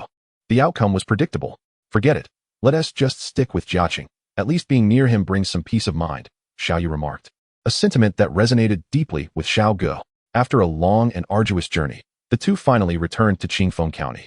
They felt an inexplicable warmth upon their return, perhaps sensing that this place marked a new beginning. It was here that their journey alongside that man commenced, allowing them to officially enter this realm and become self-sufficient. With their spirits uplifted, they sought out Chen Jiacheng. At that moment, he and a few friends, including Wang Gang, were secluded in a remote area, fishing. The absence of other anglers did not strike the two women as odd. On the contrary, it felt entirely normal. You two are finally back. Chen Jiacheng greeted them with a faint smile. Oh, don't mention it. It was dreadfully dull out there. Fishing with you is far more enjoyable, Xiao Yu exclaimed, promptly venting her frustrations. Well, you said that would help boost your popularity, didn't it? How did it turn out? Chen Jiacheng inquired. Just mediocre. It's far better to simply follow you and fish, or to ride on your popularity, Xiao Gu replied, visibly disheartened. The two young women then settled beside him, preparing to fish while recounting their recent experiences. During this time, they could only watch as Chen Jiacheng effortlessly caught fish, one after another, before their eyes. This exhilarating spectacle compelled them to hastily cast their lines, and after spending time alongside Chen Jiacheng, they found there were no rivals to contend with in the great outdoors. During this period, several streamers were consecutively invited for a fishing competition. Ultimately, the two goddesses emerged victorious, particularly because the bait they utilized was provided by Chen Jiacheng. The effectiveness of this bait was truly extraordinary, allowing them to outclass the others effortlessly, rendering any comparison utterly futile. How did you catch so many more? Xiao Yu exclaimed in astonishment. Chen Jiacheng, in plain sight, effortlessly reeled in a 7 to 8 pound carp, leaving both women utterly stunned. As only a few minutes had passed since they began, even the two had yet to prepare for serious fishing, while Chen Jiacheng continued to catch fish one after another. It's not bad here. There are plenty of fish, Chen Jiacheng remarked calmly, devoid of any hint of arrogance. I'm really impressed by you, the beautiful Xiao Gu said with a touch of envy. During this time, the two ladies also checked on the others' catches, which, unsurprisingly, paled in comparison to Chen Jiacheng's. However, their own results were quite commendable, particularly for Chun Peng and Chen Tianliang. Their fishing hauls had been steadily increasing over this period. The others were unaware that the fishing rods used by the two were also provided by Chen Jiacheng. Although they were merely of a basic level, the effectiveness they brought was still significant, granting them a notable advantage. Consequently, the two managed to outpace the others in their daily hauls, considering that prior to this, their catches were not even comparable to those of the two ladies, including Wang Gang. Remarkably, over this period, it was evident that both Chun Peng and Chen Tianliang had rapidly surpassed the two goddesses and Wang Gang in their catches. This left the others bewildered. While Chen Jiacheng's prowess could be understood, the sudden skill of his brothers raised questions. Was it a matter of genetics? Was Chen Jiacheng's father also an avid angler? How could these brothers excel so remarkably in fishing? Chapter 93, The Prominent Streamer. Today, a particularly notable figure arrived, Jiacheng, a fishing streamer boasting over 3 million followers. He approached Xiao Yu, expressing his desire to fish alongside her for a few days. In truth, his primary motivation was to utilize Chen Jiacheng's bait, which he had heard much about and had been corroborated by numerous fans. Thus, driven by curiosity, he made his way here today. Had it been anyone else, Xiao Yu would not have readily shared her location. However, for this heavyweight streamer, she held great respect. Prior arrangements had been made with Chen Jiacheng beforehand. Soon, a group of 7 or 8 people arrived, his team, comprising professional photographers and various assistants. Upon witnessing this scene, Xiao Yu and her companion couldn't help but feel a pang of envy, as such a setup was typically reserved for those who had achieved fame or possessed a solid economic foundation. Jiacheng's team was, of course, assembled by him post-fame, hiring professionals to manage the logistics of his fishing endeavors, allowing him to focus on the sport while delegating trivial matters to others. Upon his arrival, Jiacheng's immediate focus was not on Xiao Yu and her friend. After all, several of his female assistants were already quite stunning. Yes, all his assistants, including the photographers, were women. He first surveyed the other anglers before honing in on Chen Jiacheng, whose prowess he had seen numerous times in Xiao Yu's videos. Moreover, he had tested some of Chen Jiacheng's bait through his own channels, and the results were nothing short of miraculous, which motivated his visit, not merely to engage with Xiao Yu. Upon noticing the arrival of this prominent streamer, Xiao Yu quickly approached to brief him on the situation. With fewer than 1 million followers, she was still somewhat overshadowed by his impressive following of over 3 million, making him a well-known figure in the fishing community. I can't believe you actually came. Let me introduce you to some good spots, she said enthusiastically. Jiacheng reciprocated her politeness, aware that both of them were under the scrutiny of cameras, as both streamers were conscious of their public personas. After exchanging courteous pleasantries, Jiacheng swiftly located his chosen spot, which Xiao Yu had recommended. At this moment, Xiao Yu and Xiao Gu were nearby, occasionally appearing in his videos. Fully aware that associating with a prominent streamer could significantly enhance their own visibility and follower count.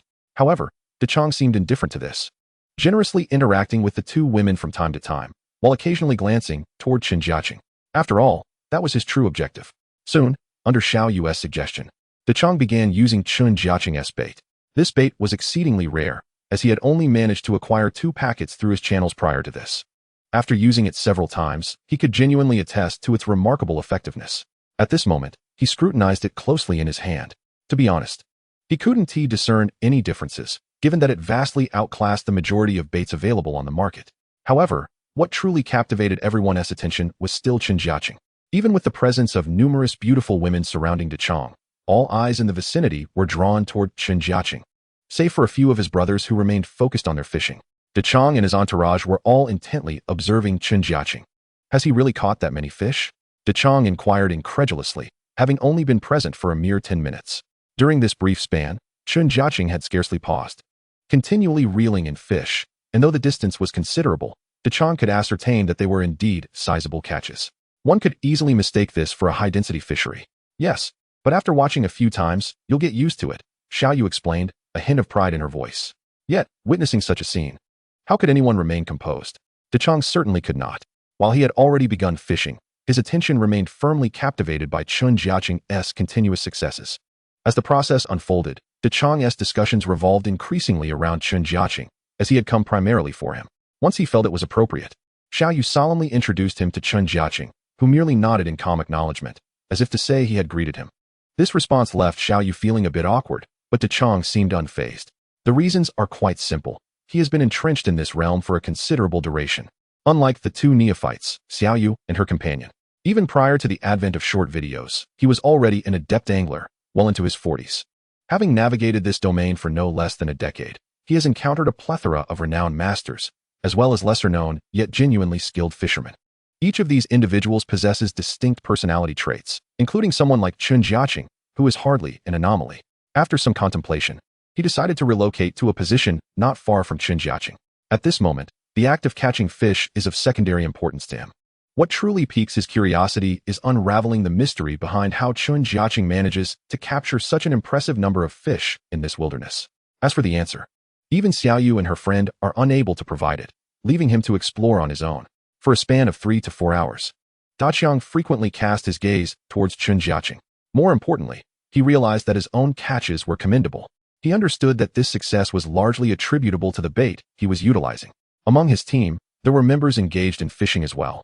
Yet they were relying on commercially available baits, which yielded less than satisfactory results. One person even ended up with nothing, while another managed only 2 or 3 small fish. In contrast, Jiacheng, using Chen Jiacheng's bait, had already reeled in over 10 fish, including several weighing 5 to 6 pounds. This is indeed the wilderness.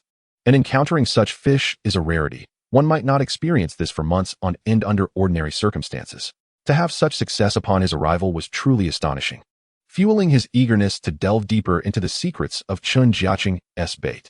As mealtime approached, Jiacheng, true to his role as a team leader, showcased his capabilities.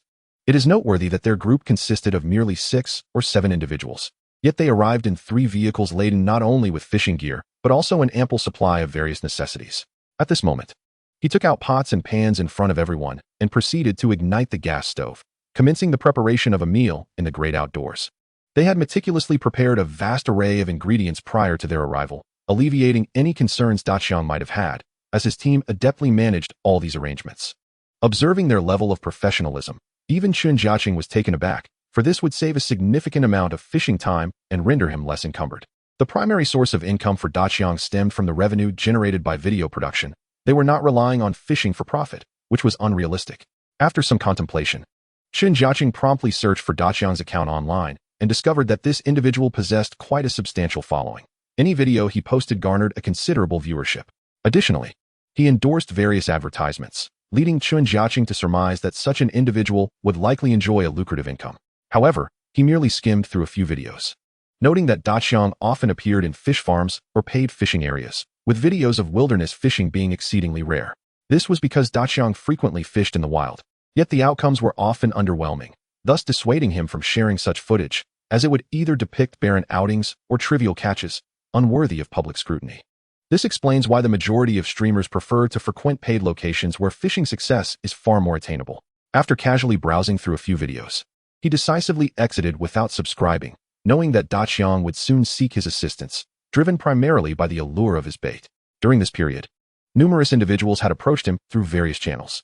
To be frank, while he was willing to accommodate those who traveled from afar, he would only do so a couple of times. He had a constant supply of bait on hand, as his shop was stocked with large packages that he divided into smaller ones for sale, albeit at exorbitant prices. Yet, this did not dampen the enthusiasm of avid anglers. Given that Jiacheng was a prominent streamer, financial concerns were likely not an issue. It merely depended on how much he was willing to pay. Should the offer be generous, Chen Jiacheng would gladly oblige, selling him more bait. As expected, under Jiacheng's team's stewardship, a sumptuous feast soon materialized. It turned out that his team excelled in this aspect as well. Their group was not solely focused on video production. They were equally adept in practical matters of daily life, which had become content for their videos. A professional photographer documented the entire process, ensuring that the edited video would attract considerable attention from their audience. Daqiang's team was highly experienced, executing these tasks with remarkable efficiency. Soon, everyone gathered to partake in the meal, and Daqiang also brought along an array of beverages. After a few rounds of drinks, he began to express his needs. As anticipated by Chen Jiacheng, Daqiang was indeed after the bait. Master Chen, might you have any surplus bait available? I would be willing to purchase it at a premium. Daqiang humbly inquired, raising his glass towards Chen Jiacheng. Chen Jiacheng, of course, did not put on airs. That is agreeable. I do have some stock available, he replied calmly. Upon hearing this, Daqiang exhaled a sigh of relief, for his greatest fear had been traveling such a distance only to leave empty-handed. That would have been a profound disappointment, not only for himself, but also for Xiaoyu, Saga, and the rest of Daqiang's team.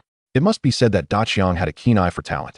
The individuals accompanying him were undeniably attractive, and any one of them would likely rival Xiaoyu in appearance. This made for a visually pleasing gathering, even prompting Chen Jiacheng to wonder where Daqiang had sourced such a plethora of beautiful women.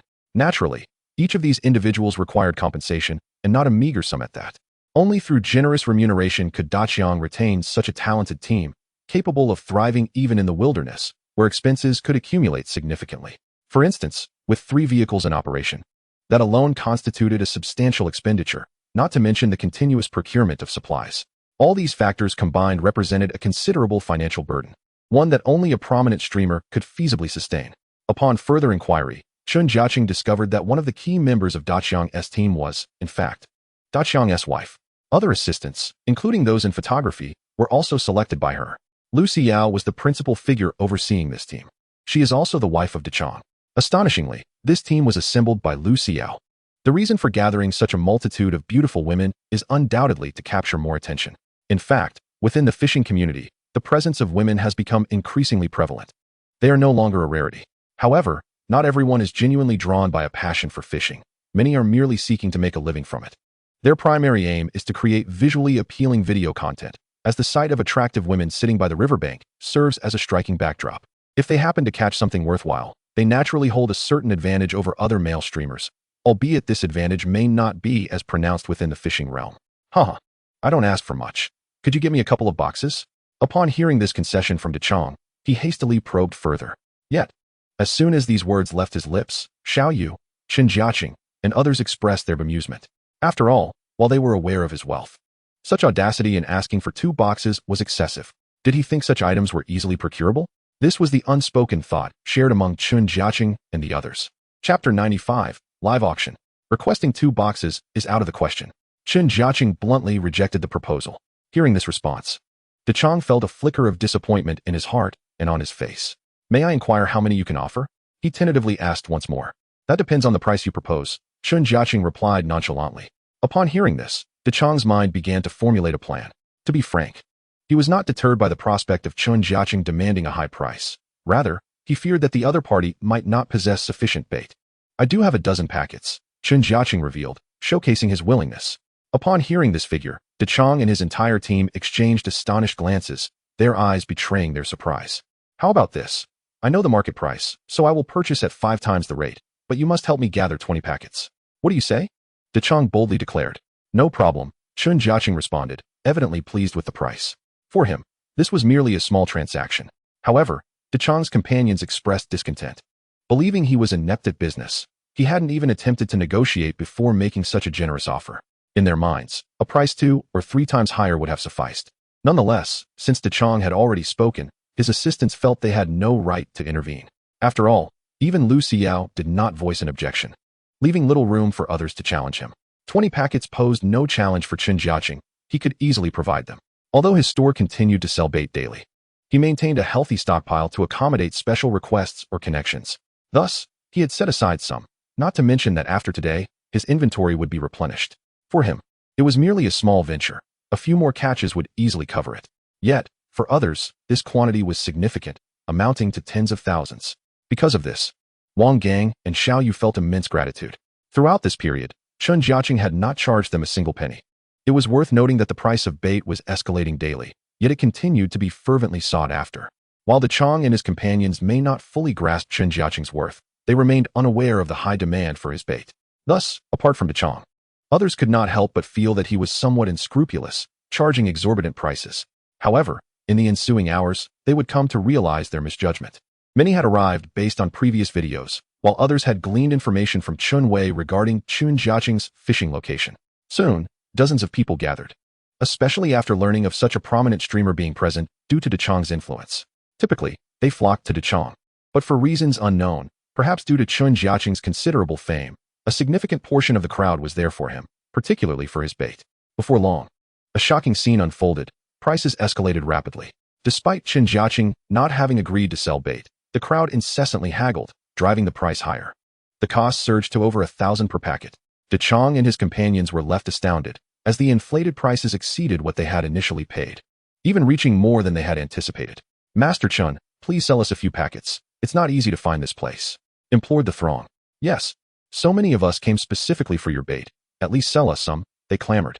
This group departed, still unwilling to relent, fervently raising their offers. Their enthusiasm completely eclipsed Jiacheng, whose own notoriety had previously commanded attention. Wherever he went, he was the center of attention, given his standing in the fishing community. Most fishing enthusiasts recognized him, and upon seeing him on site, naturally desired to take photos or share a moment with him. Yet, at this moment, it was not that he was being overlooked. Rather, the reality starkly contrasted his expectations. The majority of attendees were primarily focused on Chen Jiacheng's bait, rendering Jiacheng somewhat invisible. This turn of events left Jiacheng's entire team incredulous.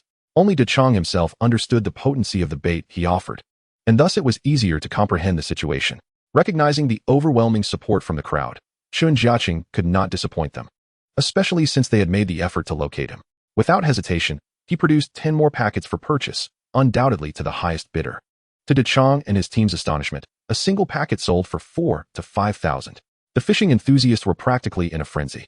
It is important to note that this was not a trifling sum of $4 to $5, but rather a significant amount that was not easily accessible. For many, this represented a month's income. Yet in the presence of these frenzied fishing aficionados, it seemed like mere pocket change. Their rationale was simple. Despite the small quantity, they could use it sparingly, ultimately leading to the genuine joy of fishing. This spectacle astonished even Chen Jiacheng, let alone the others. Those who found their way here were undoubtedly willing to spend money. Otherwise, they would not have gone to such lengths to track him down. Moreover, the standard price for his bait had already neared 1,000 per packet. It has indeed been quite some time since these individuals have been fervently competing for the bait.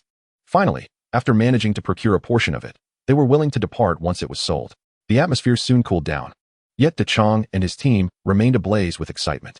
They were acutely aware of the considerable advantage they had just gained. They had purchased such a substantial amount of bait at a price significantly lower than what resembled an auction moments before. This implied that even if they were to resell it directly, they would reap a considerable profit. Notably, Jiacheng had just acquired 20 packets. However, he was far too astute to be foolish. Naturally, he intended to keep the good stuff for himself, especially since he was a fishing streamer. Chapter 96 serves as a lesson. The next step was to utilize it. Although he had spent a significant sum, Jiacheng experienced the true joy of wild fishing. This was merely a preliminary experience. What mattered more was the immense benefit it would bring to his career.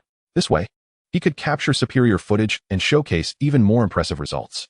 At this moment, he felt his desires had been fulfilled, as the plethora of videos, still unedited, clearly surpassed previous quality by a considerable margin. In a situation where Jiacheng had ample resources, he did not need to return after fishing for just half a day like others. In fact, he found it hard to leave, and even though night had fallen, he soon retrieved his night fishing gear. Having tasted the efficacy of this bait, he wished to remain by the riverbank, desiring nothing else. As darkness fell, the enthusiasm among everyone was palpable. Chen Jiacheng was akin to a leading sheep, zealously casting his line and spurring others into a frenzy. Fortunately, his brothers and Wang Gang were already accustomed to such antics. Only Jiacheng and his team, witnessing such a formidable wild fishing competitor for the first time, struggled to concentrate on their own fishing, their attention wholly captivated by him. In this vibrant atmosphere, everyone exhibited remarkable enthusiasm. Jiacheng even naively contemplated whether he might surpass Chen Jiacheng by catching more fish than him. Fortunately, he refrained from voicing this thought, for that would surely invite swift humiliation. His fishing fortunes were decent. By nearly midnight, Jiacheng had already caught at least 50 to 60 pounds. Such prowess was undeniably impressive. Even with the assistance of excellent bait, his skills and experience in other areas were equally remarkable. He was indeed a seasoned angler. Regrettably, he soon realized that not only was he unable to keep pace with Chen Jiacheng, but that every other participant present, including the 2 female anglers, was equally proficient. He noted that their catches appeared to surpass his own. The remaining competitors, including Wang Gang and Qin Peng, had also outdone him significantly. Chen Jiacheng's astonishing tally was beyond comparison, rendering any comparison futile. His catch was an astounding 10 times greater than Dechang's. It was at this moment that Dechang truly grasped the extent of Chen Jiacheng's prowess, which exceeded his expectations tenfold. Prior to this, he had merely attributed the disparity to the quality of the competitor's bait, yet how could this be explained? Under identical conditions, and with the same bait, Jiacheng's haul eclipsed his by more than tenfold. This experience revealed to him the reality of the adage, there is always someone better, and beyond the horizon lies even greater talent. What astonished Dechang further was the realization that, aside from himself, everyone else was equally capable. Even the two female anglers had continued fishing well past midnight, showing no inclination to leave. He could not help but admire their indefatigable spirit. Yet, amidst this fervent atmosphere, he could not afford to retreat easily. Thus, he chose to stay and accompany his companions, unwilling to depart. After all, compared to others, he had his own team and ample supplies. He could not simply walk away. With the support of his team, the advantages were undeniable. Whatever was lacking could be swiftly gathered on site. Therefore, his task was to focus solely on fishing, while others would manage the remaining affairs. Moreover, their conditions were even more favorable, with 2 camper vans among their vehicles. Thus, should fatigue set in, they could sleep comfortably in their vehicles. Technically, they possessed specialized fishing vehicles capable of accommodating a larger array of fishing gear and live fish, allowing for prolonged fishing excursions. Whether for a few days, or even up to 2 weeks, they had prepared extensively before their arrival. Thus, despite the late hour, not a single person present harbored the desire to leave. It was as if they were all engaged in a friendly competition. In truth, each individual had their own reasons for remaining and continuing to fish. Ultimately, they were all striving for their own ambitions. This was equally true for Chen Jiacheng. The others were no exception, save for one, Wang Gang. Observing the lively atmosphere that evening, he was resolute in showcasing his skills before the crowd. While he could not surpass Chen Jiacheng, he was entirely confident in outshining the others. Indeed, under most circumstances, Wang Gang's catches exceeded those of all participants save for Chen Jiacheng. His experience was unparalleled. Even when faced with less favorable conditions, he swiftly adapted and adjusted his techniques. Originally, everyone had anticipated a fierce competition at this location. However, he soon realized that others were beginning to change positions. It was evident that the fish below had become less active. Strictly speaking, they had likely been caught already, leaving only a scant few. The others were unwilling to wait any longer. Dechang, however, remained unaware. He noticed a decline in bites in his own area and initially attributed it to the onset of night, believing that many fish had ceased feeding. He thought that perhaps this was the moment for the fish to bite, and he was reluctant to leave, thinking that he might still catch a big one. With such thoughts in mind, he was even more hesitant to depart. Yet, the others were acutely aware that future catches would only diminish. This was the nature of the bait. When fish were present in the vicinity, they would be drawn in immediately, unlike the previous situation where they were guarding larger catches. This was the distinctive quality of Chen Jiacheng's bait, a fact Dechang failed to comprehend. Even Wang Gang kindly attempted to advise him. But he remained steadfast in his own judgment, confident in his extensive fishing experience over the years. Seeing his demeanor, Chen Jiacheng and the others realized he was likely unwilling to heed their counsel. He merely smiled faintly from the sidelines, allowing him to fend for himself. Under the guidance of Chen Jiacheng, everyone swiftly relocated over several hundred meters in one go. It became clear to everyone why their equipment appeared rather rudimentary. Chapter 97. The Spectacle of Observation. It was exhilarating, truly exhilarating. Dechang, noticeably fatigued from the early hours of the morning, exhibited an unexpectedly vibrant spirit. He had never anticipated that he would continue fishing for such an extended period. Overcome by drowsiness in the early hours of the previous night, he had rested for approximately 2 to 3 hours within the RV. Yet, even in his dreams, he found himself fishing for large catches, which rendered him unable to sleep any longer, prompting him to rise once more. Unwittingly, he had fished until dawn, a feat that had previously seemed nearly impossible. As a seasoned angler, he understood that fishing was not merely a matter of will. Maintaining a regular routine was far more crucial for enduring effort. Although he sometimes spent extended periods waiting for large fish in a single spot, he always ensured to rest adequately in between. Let us see how many we've caught. Dechang instructed his assistant beside him. Soon, with the aid of Lu Xiao and a few others, they brought forth his haul. The fish in the keep net splashed and flopped about, presenting a spectacular and lively sight, a mix of large and small fish. Primarily, there were grass carp, and crucian carp, among others. Occasionally, there were some local specialties as well. Nevertheless, one thing was certain. This was indeed an astonishing catch. Next followed an extensive photo session, exploring various angles, lasting at least 10 minutes. With such a bounty, it was honest to say that Jiacheng had rarely encountered anything like it in the wild over his many years of fishing. Elated, he promptly instructed those around him to prepare breakfast as he was eager to continue his efforts. After a night of toil, Chen Jiacheng's personal earnings had surpassed 300,000. This astounding efficiency was incomparably greater than before. He was no longer troubled about the funds needed to construct his villa. Rather, he eagerly anticipated its completion. Additionally, the expansion and renovation of the town's shop had commenced, and he had already begun hiring staff. The reason was simple. The catch was simply too abundant. With so many fish caught daily, it was impossible for just Chen Wei and a few others to manage alone. At this moment, Chen Jiacheng was in a similar situation. He used his remaining points to equip Chen Peng and Chen Tianliang with fishing rods and lines, upgraded to a secondary level. Upon reaching this level, even others using them could achieve commendable results, ensuring a significant increase in their yields. Completing these tasks allowed Chen Jiacheng to finally breathe a sigh of relief, which explained why he had been so overwhelmed in recent days. Jiacheng had been stationed here for several days, and this period had been immensely beneficial for his career. He had often been criticized for only fishing in high-density aquaculture ponds. However, these days had allowed him to proudly showcase his skills. Daily live streams in this wild environment made it abundantly clear which location he was in, particularly as dozens, even hundreds, of spectators gathered to watch. Amidst such a bustling scene, Chen Jiacheng and the others did not shy away, while Jiacheng took the opportunity to promote the extraordinary quality of Chen Jiacheng's bait. With all these assists, Chen Jiacheng's bait gained significant recognition within the fishing community. Previously, only locals or a few minor streamers were aware of its potency. However, after Jiacheng's promotion, it rapidly became renowned in the fishing world. Is there really this many people? Wang Gang exclaimed as he emerged from the tent, utterly astonished. A glance around revealed a sea of heads, and he could hardly believe such a lively gathering could occur in such a remote outdoor setting. At that moment, Chen Jiacheng was still fishing, now accompanied by a growing number of fans. Yes, these were indeed his fans. His following was no less than Jiacheng's. At least in the present crowd, most attendees, upon learning of his remarkable skills, became increasingly curious about him. After all, Jiacheng frequently appeared in videos, and everyone knew him well. In his videos, he openly acknowledged that his success in the wild was largely due to Chen Jiacheng's bait.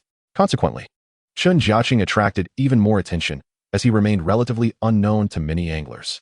Amidst the throng, many posed fervent questions to him. At first, he responded, but soon he requested that they refrain from asking him directly. If they desired bait, they should purchase it from his shop. He could indulge a few individuals, but with dozens, if not hundreds, surrounding him, he simply did not have enough bait to go around. Thus, he declined outright. Furthermore, he could not fully concentrate on fishing due to the overwhelming presence of onlookers. After some contemplation, Chen Jiacheng decided to halt his activities, unable to endure the spectacle any longer. It felt as if they were competing in a tournament, and to evade the crowd, he had no choice but to cease fishing temporarily. Even Jiacheng was unaware of the influx of fans at that moment. Most of his followers were primarily online, or those he encountered at paid events. Yet here he was, in the wild, in the remote Qingfeng County, with such a large gathering of people, something he had not anticipated. Given the overwhelming scene, only Jiacheng could handle the situation. As a well-known streamer, he thrived in such environments, and the higher the exposure, the better. Chen Jiacheng, however, was overwhelmed by the atmosphere. After conferring with others, they decided to relocate, loading all their equipment into vehicles and distancing themselves from the area. He knew that his fame was secured for the day, but he did not wish to fish under the scrutiny of so many spectators, as it felt rather peculiar. Xiao Yu and Xiao Gu reveled in the scene, as their livelihood depended on such popularity. Relying on Jiacheng's charisma and Chen Jiacheng's appeal, they swiftly gained a significant number of followers. Once they departed, Wang Gang and Chen Jiacheng finally exhaled in relief. It was terrifying. With so many people here, how can one even fish? Wang Gang remarked, still shaken. Chapter 98. The Great Crucian Carp. Business at the shop was thriving. Chen Wei had finally begun to embody the role of a boss, transitioning from a state of confusion to one of ease. He had even hired 2 assistants to help sell fish. The entire shop now spans over 100 square meters, a feat previously unimaginable for fish vendors in this town. However, with the frenzied pace set by the Chun family in selling fish, they swiftly outperformed their competitors. Wild fish, surprisingly, cost only a few more coins than those available in the market, leaving little room for others to survive. Thus, many were forced to shut down. Ding. Caught a crucian carp. Reward, 390 yuan. Ding. Caught 2 crucian carps. Reward, 832 yuan. After repositioning, the notifications of incoming payments began to ring out incessantly. This thrilled Chen Jiacheng, as each time he entered this state, he seemed to forget everything else, becoming oblivious to the world around him. Earlier, amidst the throngs of people, he had been unable to fish freely, and though he had not cast his line for long, he had already made quite an impression. Now, having changed locations, the surroundings were significantly quieter. Only he, Chen Pengcheng, Wang Gang, and a few others remained to fish. Xiaoyu Saga and Daqiang were still at the spot where Chen Jiacheng had previously been, several kilometers away. Jiacheng chose to fish downstream from his earlier location, having gradually moved further down the river over an extended period, now reaching a neighboring town. Each time he arrived at a new spot, it heralded promising catches. Ding! Caught a white-eyed mullet. Reward: 3,688 yuan. To his astonishment, he soon hooked a large white-eyed mullet, estimated to weigh around 3 kilograms. Typically, it is not difficult to catch these fish with bait, but they are generally not of significant size. The larger ones are nearly impossible to reel in with a hand pole unless one employs a specific technique and uses corn as bait. However, he did not resort to such methods. His bait was far from trivial. Any fish nearby would eagerly come to nibble, resulting in an unexpected yet delightful surprise. It is worth noting that white-eyed mullets over 3 kilograms are relatively rare in the wild. Usually, such fish do not venture close to the shore. Given that his pole was only 7.2 meters long, it was quite a feat to land such a catch. This was indeed a remarkable occurrence. Wang Gang, witnessing this spectacle beside him, was nearly wide-eyed with disbelief. He had yet to accomplish many of his own challenges, such as catching a grass carp weighing over 20 kilograms or a bluegill weighing 30 to 50 kilograms. Thus far, he had only managed to catch one large carp, an endeavor that felt like ages ago. He yearned for another opportunity, yet luck was often elusive. Wang Gang had grown accustomed to catching a few dozen kilograms in a day, but larger fish truly depended on fortune. Up to this point, he felt he was falling short compared to Chen Jiacheng, not merely in total catches, but also in the size of individual fish. I couldn't perform well with so many people around earlier, he remarked, somewhat audaciously. Chen Jiacheng, however, saw through his pretense. Come now, you weren't bothered by those people. You just saw that the bites were scarce there, so you were eager to leave. Evidently, the fishing area they had occupied previously needed a change after a long night. Daqiang was reluctant to switch spots, having persevered until the early hours. Although his catch had been decent, he had wasted considerable time. The fish in the latter part of the night were few and far between, merely trickling in from a distance. Had he relocated sooner, he could have attracted all the fish in the vicinity, a testament to the nature of bait. Even when informed of this trait, he remained skeptical, trusting his own judgment. Having fished in that spot since the afternoon, he was unwilling to relinquish it easily, convinced that the prime time for large catches would arrive later in the night. Daqiang was known for heavily baiting a new location, which explained his reluctance to leave after just a few hours. He preferred to stay for an extended period. Now on the third day, as fans began to depart, he finally breathed a sigh of relief, wearied by the experience. While fishing, he had to engage with his fans, taking time for photos and autographs, which was part of the responsibilities of a prominent streamer. Xiaoyu and Saga envied him, as the number of fans drawn to them paled in comparison to Daqiang's, which was at least several dozen times greater. They quickly packed their gear and made their way to Chen Jiacheng's location. Had it not been for the need to manage their fans and maintain their image, they would have likely rushed over much sooner. Despite the occasional bites they experienced, it was far from the thrilling results that a change of location could yield. Daqiang's reluctance to leave meant that his fans remained clustered around him. When Jiacheng departed, he made it clear that he was heading back, which meant no one followed him. Had they known he was off to fish at a new spot, he could have easily taken some fans along. Finally done with that. I'm exhausted, Xiaoyu exclaimed, setting down her gear, fatigue evident in her voice. Earlier, she had engaged actively with her fans to uphold her image and popularity. She had even participated in activities like fishing alongside them, all in the name of her career, though her interest in such engagements was minimal. Indeed, it's quite tiring, especially since most of them are his fans. We hardly have any, Xiaoga lamented. Chapter 99, such a meager haul. Among the wild fish, Chen Jiacheng held a particular fondness for the white-eyed mullet, perhaps due to its rarity. More importantly, he had yet to unlock the title associated with this species. Consequently, the rewards he received were comparatively lower than for other fish. He realized that even with this lesser reward, white-eyed mullets commanded higher prices. If he were to catch one of equal weight that had already unlocked its title, the rewards would be staggering. However, he knew that he needed to strive harder to complete this challenge. Others were similarly focused, each with their own obsessions or challenges to fulfill. In the interim, when the goal had not yet been attained, none were inclined to depart easily. When lunchtime finally arrived, Daqiang made his appearance. The throngs of fans he had just encountered had delighted him immensely. Although many had come primarily for Chen Jiacheng, it nonetheless brought him a considerable influx of popularity, a consequence he had not anticipated. Initially, his intention had simply been to laud the prowess of the bait, yet unexpectedly, it had garnered him a significant following, predominantly due to their prior familiarity with Chen Jiacheng's bait. Moreover, the foundational mass of the audience was already substantial, aside from the locals. The news regarding Chen Jiacheng had also spread widely across the internet. It was curious that he had not released any works, and his account remained in a confidential state. Yet countless videos discussing him had emerged, drawing numerous likes and comments. Among them, Xiaoyu and Saga were particularly direct, having rapidly risen to fame thanks to Chen Jiacheng. "This is all thanks to you, you superstar," Daqiang expressed his heartfelt gratitude to Chen Jiacheng. At that moment, the assistants behind him no longer dared to claim that his bait was overpriced, given the immense assistance provided by Chen Jiacheng, setting aside the popularity he brought. Even more importantly, the video effects captured using his bait were astonishing. Although they were fishing in the wild, the catches were extraordinary. This utterly shattered preconceived notions about Daqiang's fishing prowess, as he had previously only been able to fish in high-density farms. Admittedly, this was not entirely the case, for often, even when venturing into the wild, one could return empty-handed, and any videos produced would garner little viewership. Criticism would ensue, with remarks like "a master is nothing special." In those moments, Daqiang felt genuinely wronged. After all, weren't most fishing masters in the industry fond of fishing in paid locations? While there were instances of successful catches in the wild, the actual yield was often meager. Without a bountiful haul, regardless of one's mastery, one would still face harsh criticism, which was the crux of the matter. Thus, many, concerned for their image and reputation, would frequently opt for high-density fishing spots or prepare bait in advance for the wild, waiting until the big fish were biting before filming their videos. In any case, it was certain that the true prowess of a master in the wild, while superior to that of an average person, was not significantly so. Ultimately, it was contingent upon resources.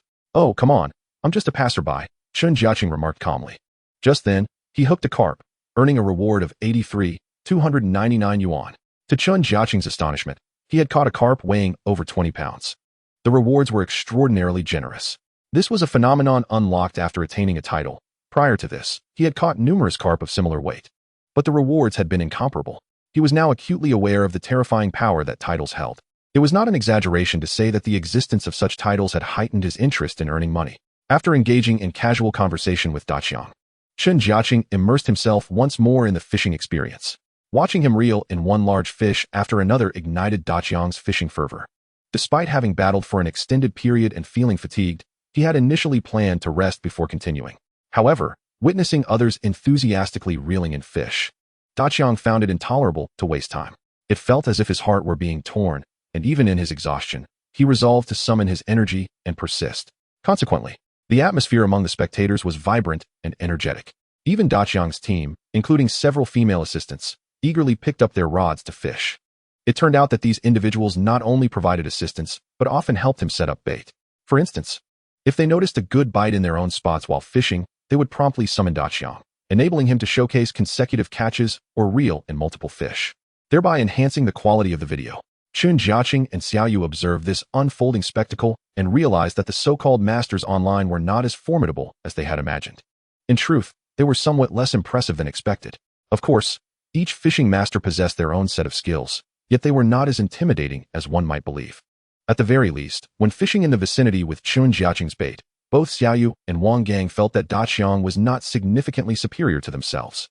The reality was that he had amassed a vast following, and the accumulation of fans was not solely based on fishing skills. Numerous factors played a role. For Xiaoyu and her companion, it was clear that this industry was not as easy as it seemed. Fishing was merely a fundamental skill. The remaining components involved additional operations, marketing strategies, and so forth. Only when all these elements were executed effectively could one be deemed a true influencer, capable of attracting a substantial following.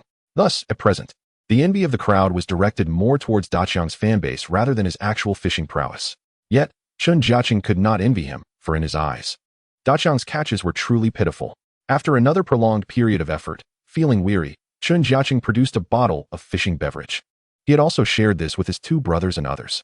The effects were remarkable, reducing fatigue by half. Even so, this was already extraordinarily impressive. After all, who had ever consumed such a concoction? It appeared unremarkable on the outside, devoid of any packaging. Who could have imagined that drinking it would stave off fatigue for an extended period, leaving one alert and energized? Most astonishingly, it had no side effects and posed no harm to the body. Initially, the crowd was skeptical, but as time passed, they quickly began to appreciate the benefits it provided. It allowed them to remain more focused and enduring throughout the fishing process. Hours slipped by, and even the two young women found their breaks dwindling. In their eyes, they were at the peak of their careers, in a crucial period of effort, and how could they afford to be lazy? They were eager to fish around the clock, for they possessed many other favorable conditions at that moment. Whether it be the fundamental skills, the bait, or the fishing equipment, all these elements have reached an unparalleled level of perfection. What remains now is the steadfastness of one's resolve, which will inevitably attract a greater following. Chen Jiacheng intends to conclude today's fishing endeavors and venture to a different county tomorrow. The rationale behind this decision is to challenge himself in new territories. Presently, he feels unburdened, for his companions Chen Peng and Chen Tianliang have seen considerable earnings from the fishing gear he provided. This has granted him peace of mind, as his primary concern is to ensure his family's stability, alleviating any worries. Undoubtedly, he has achieved this in just a few short months. His entire household now relies on fishing for their livelihood. Previously, this notion was met with skepticism, even from the villagers. But what a transformation has occurred in such a brief time. The family business is flourishing, and they have even built a villa.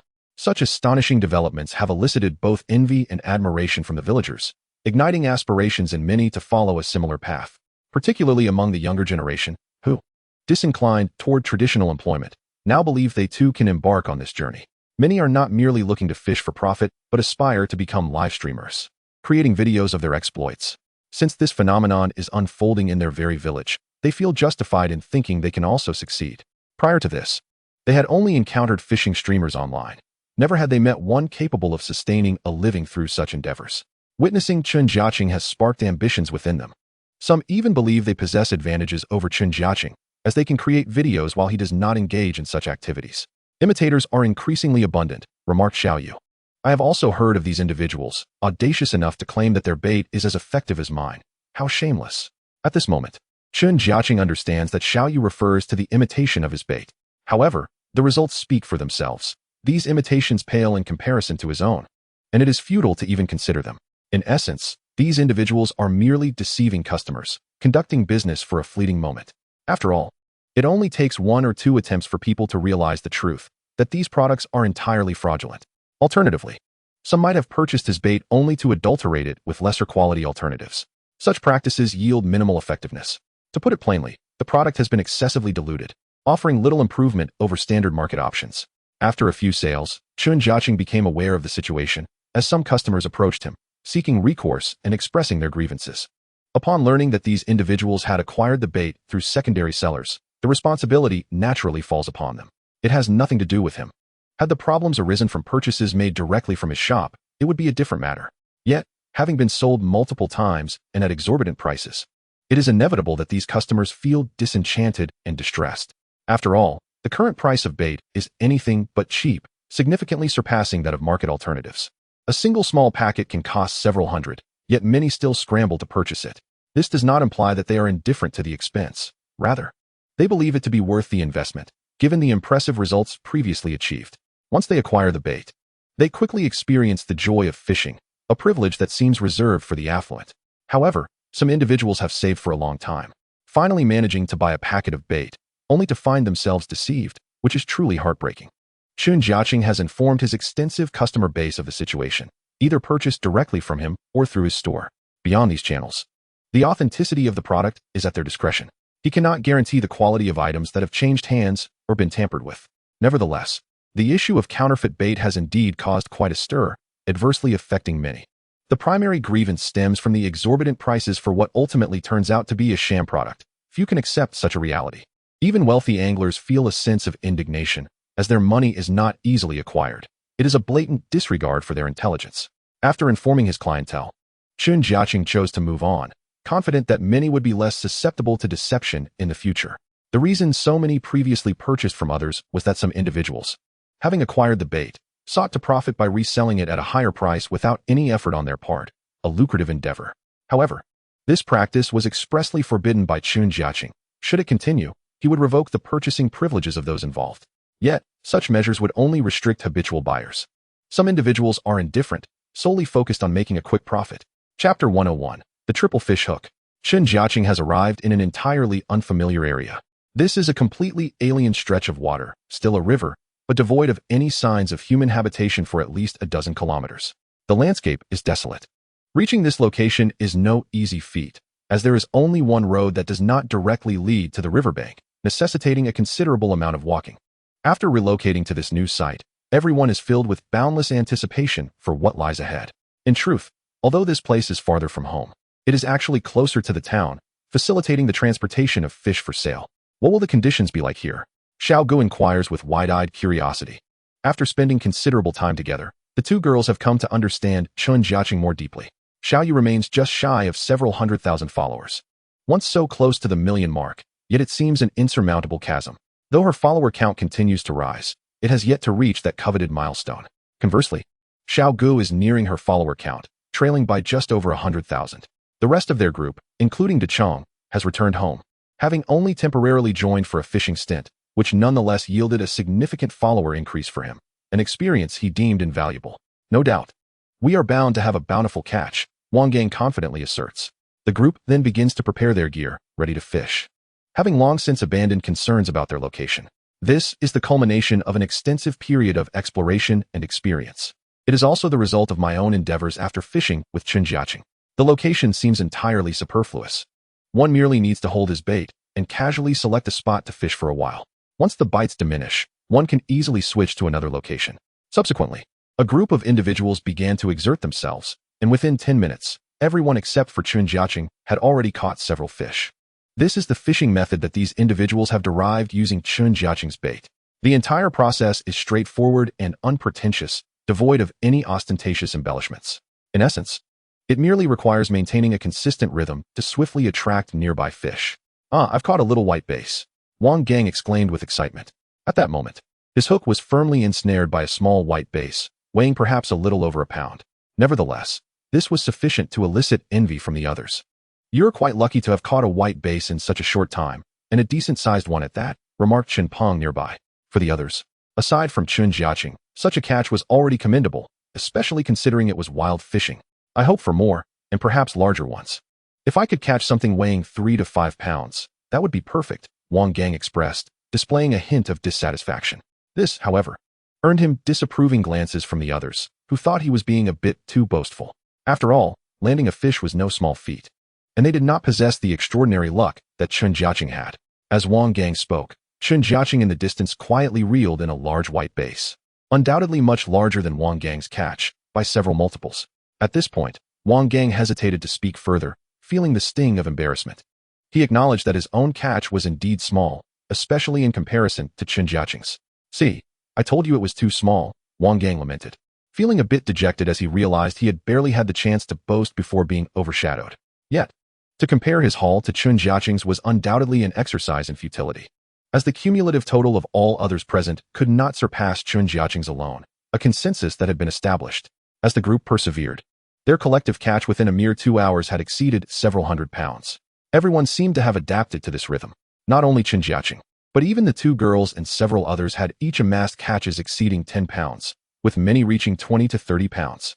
This speaks to the remarkable efficacy of Chen Jiacheng's bait. He had only equipped Chen Peng and Chen Tianliang with the necessary gear, which had resulted in a significant transformation. Previously, the two were not as proficient as the two girls and Wang Gang, yet now they had surpassed the others by a considerable margin. This improvement was attributable to the rods, lines, and floats provided to them. Over this prolonged period, Chen Jiacheng's score had been steadily increasing. He had even upgraded his hooks to a higher grade, significantly enhancing the chances of landing fish without the risk of losing them. The hooks he had provided to Chen Peng and Chen Tianliang were still the initial grade, yet even these had proven beneficial for others. The combined effects of these enhancements resulted in astonishing efficiency. Consequently, both Chen Peng and Chen Tianliang had emerged as adept anglers, even in the presence of Xiao Yu and Wang Gang. How is it that their entire family excels at fishing? Xiao Gu whispered to Xiao Yu beside her. Perhaps it's in their genes. They are all fishing enthusiasts, Xiao Yu speculated. Wang Gang, too, was puzzled. After all, not long ago, even Chen Jiacheng had not been his equal. Yet now, at times, the two girls could match his catches. Overall, they were still slightly inferior to him. Given his longer experience and greater stamina, which provided him with a significant advantage during such lengthy fishing sessions. After all, with ample stamina, one naturally catches more fish. This was something the two girls could not compete with and could only compensate in various other aspects. However, unbeknownst to them, no matter how hard they tried, without the assistance provided by Chen Jiacheng, both in terms of bait and equipment, they would forever remain unable to surpass Chen Peng and Chen Tianliang. Not even the most skilled anglers could contend with them. This was a stark reality. Many novice streamers had come before, only to meet the same fate. Chapter 102. Evening Punishment. Does your family possess such exceptional fishing genes? Xiao Yu directly inquired of Chen Jiacheng. Indeed, what do you ask? Do you wish to partake? Chen Jiacheng retorted, leaving Xiao Yu blushing.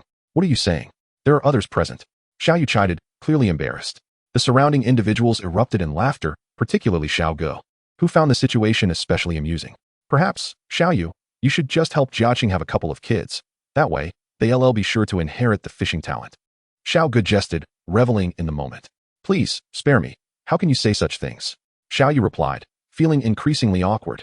Faced with so many people, she found it hard to respond. Now was mealtime, and everyone was certainly ready to eat. The meals were all prepared by Chen Jiacheng's sister-in-law. With the addition of 2 young workers in the shop, the family no longer needed to be as busy as before and often found themselves with free time. Thus, they could enjoy home-cooked meals daily and even place orders for whatever they desired. This arrangement allowed Xiao Yu and the 2 girls to indulge in considerable culinary delights during this period. Sigh, spending time fishing with you all has made us gain weight. Xiao Yu lamented, despite her slim waist still appearing quite trim. Oh, come on, how much meat do you even have? Chen Jiacheng replied, somewhat exasperated. As for Chen Peng and Chen Tianliang, they had completely transformed into emotionless fishing automatons, devouring their meals voraciously before rushing back to fish. This period marked a time of rapid growth for the two, who had just begun to savor the joys of fishing. They were unwilling to waste a moment, especially since both had families to support. In contrast to the others, the 2 individuals exhibited a heightened sense of seriousness and focus. Importantly, the joy of fishing was integral to their experience. At this moment, their mindset remained unchanged, still unable to fathom the idea of earning a livelihood through fishing. They were acutely aware that, in the early stages, they heavily relied on Chen Jiacheng. Thus, it was imperative for them to prove their worth. They could not depend solely on him. Moreover, a nagging intuition lingered in their minds, foretelling that Chen Jiacheng would eventually depart, leaving them bereft of support. Fortunately, up to this point, the assistance Chen Jiacheng had provided was substantial. With the various equipment they had acquired, their fishing yield significantly improved, an advantage unmatched by others. Henceforth, it was essential for the 2 to dedicate themselves more diligently, putting in extra hours each day to fish. They needed to traverse multiple locations. Thus far, they typically shifted spots about 3 times in a day. On occasions when conditions were particularly poor, they might need to relocate 4 or 5 times. These spots were not fixed, but it was certain that the fish population in any given area was always finite. Once they had fished out of vicinity, they had to swiftly change locations, lest they find themselves with diminishing returns. While others were still dining, the 2 had already resumed their fishing endeavors. Their dedication was such that even Wang Gang felt overshadowed. Strictly speaking, Wang Gang had become somewhat complacent recently, preoccupied with catching larger fish to complete his own challenges. Yet he had not succeeded. Enough of your idle chatter. I must get back to fishing, Xiao Yu declared, hastily finishing her meal before making her swift exit. Throughout the meal, Xiao Ge had incessantly made jokes, causing Xiao Yu to blush and vowing to seek retaliation later that night. What is the rush? Did I strike a nerve? Xiao Ge, still oblivious to the gravity of the situation, continued her banter, unaware of the impending retribution awaiting her. In the presence of others, especially Chen Jiacheng, Xiao Yu felt compelled to maintain her composure, often refraining from voicing her thoughts. She resolved to confront Xiao Ge later that night, harboring a fierce determination in her heart. Regardless of the circumstances, she was resolute in ensuring that Xiao Ge would not escape unscathed. Chen Jiacheng, oblivious to the internal musings of the 2 girls, regarded their exchanges merely as playful banter. Once he had settled all his affairs, he leisurely resumed his fishing. Indeed, he had returned to a normal rhythm. The recent period of relentless effort had propelled his worth beyond $1 million. This was no jest. With such substantial funds at his disposal, he felt a newfound sense of security, even approaching fishing with less fervor than before. There was no longer any need for such intensity. He could afford to rest and enjoy himself, knowing that as long as he maintained a steady pace, his wealth would not diminish. Ding! He caught a carp, earning 9,658 yuan and 2 points. His first cast yielded an immediate surprise, garnering points right away. The rewards for a single fish varied greatly, For instance, a carp typically fetched at least 1,000, sometimes even exceeding 10,000, depending on the fish's size. He had accumulated a considerable number of points, but chose to reserve them for higher-tier exchanges, only utilizing the lower-tier rewards for his two companions. As for other items, including equipment, he had no desire to share them beyond his immediate circle. The rationale was simple. While providing assistance to others could be beneficial, he deemed it unnecessary. He felt it sufficient to offer them bait, as sharing equipment often led to complications regarding ownership and credit. Consequently, he took it upon himself to customize and embellish the fishing rods belonging to Chen Jiacheng and Chen Peng, as well as his own. His intent was to obscure their true origins, presenting them instead as generic brands purchased from the market. The effectiveness of these rods remained an enigma to others, who perceived them as unremarkable. Even Wang Gang and Xiao Yu, who frequently fished alongside him, had no inkling of the rod's secrets, merely believing them to be sturdy. Chapter 103. Just you wait. The afternoon slipped away swiftly. To everyone's surprise, Xiao Yu also experienced a notable catch today. In this current context, a successful haul was markedly different from before. Previously, catching a few fish weighing 3 to 5 pounds would constitute a minor success. However, now, anything less than 20 pounds hardly warranted mention. Over the course of the afternoon, Xiao Yu managed to reel in approximately 30 pounds, including a hefty carp weighing over 10 pounds and several grass carps weighing 5 to 6 pounds.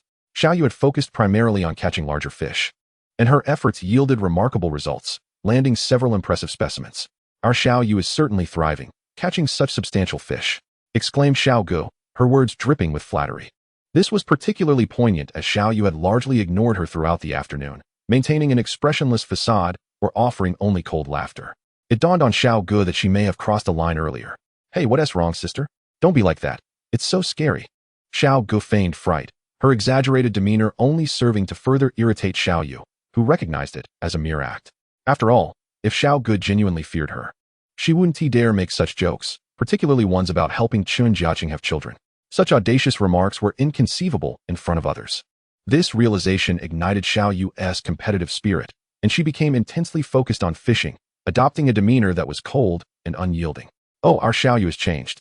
She has become increasingly ruthless, Xiao Gu remarked, fishing while throwing in her jests.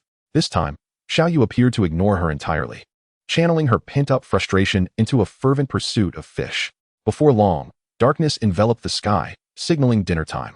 This time, Xiao Yu had the foresight to take some dishes and discreetly move to a different spot to eat. Primarily, I wished to avoid the idle gossip from Xiao Gu, to spare myself any embarrassment. After satisfying our appetites, we resumed our fishing endeavors. The ensuing moments were rather monotonous, with no one engaging in conversation. Chen Peng and Chen Tianliang resembled automatons, devotedly fishing for nearly 24 hours a day, save for mealtimes. This relentless pursuit was undoubtedly aided by Chen Jiacheng, who generously provided them with a specialized fishing beverage. This concoction proved remarkably effective. After consuming a single bottle, one felt invigorated. In fact, its benefits extended beyond mere fishing, alleviating fatigue in various endeavors, a truly rare find. Consequently, our harvests at home saw a significant increase, leading to a flurry of activity. As the night wore on, it was the two girls who succumbed first to fatigue. They had set up their tent beforehand, sharing a single space, while the others opted for separate accommodations. Oh dear, I can't hold on any longer. I'm off to sleep, Xiao Gu exclaimed, hastily packing away her fishing rod before retreating to the tent.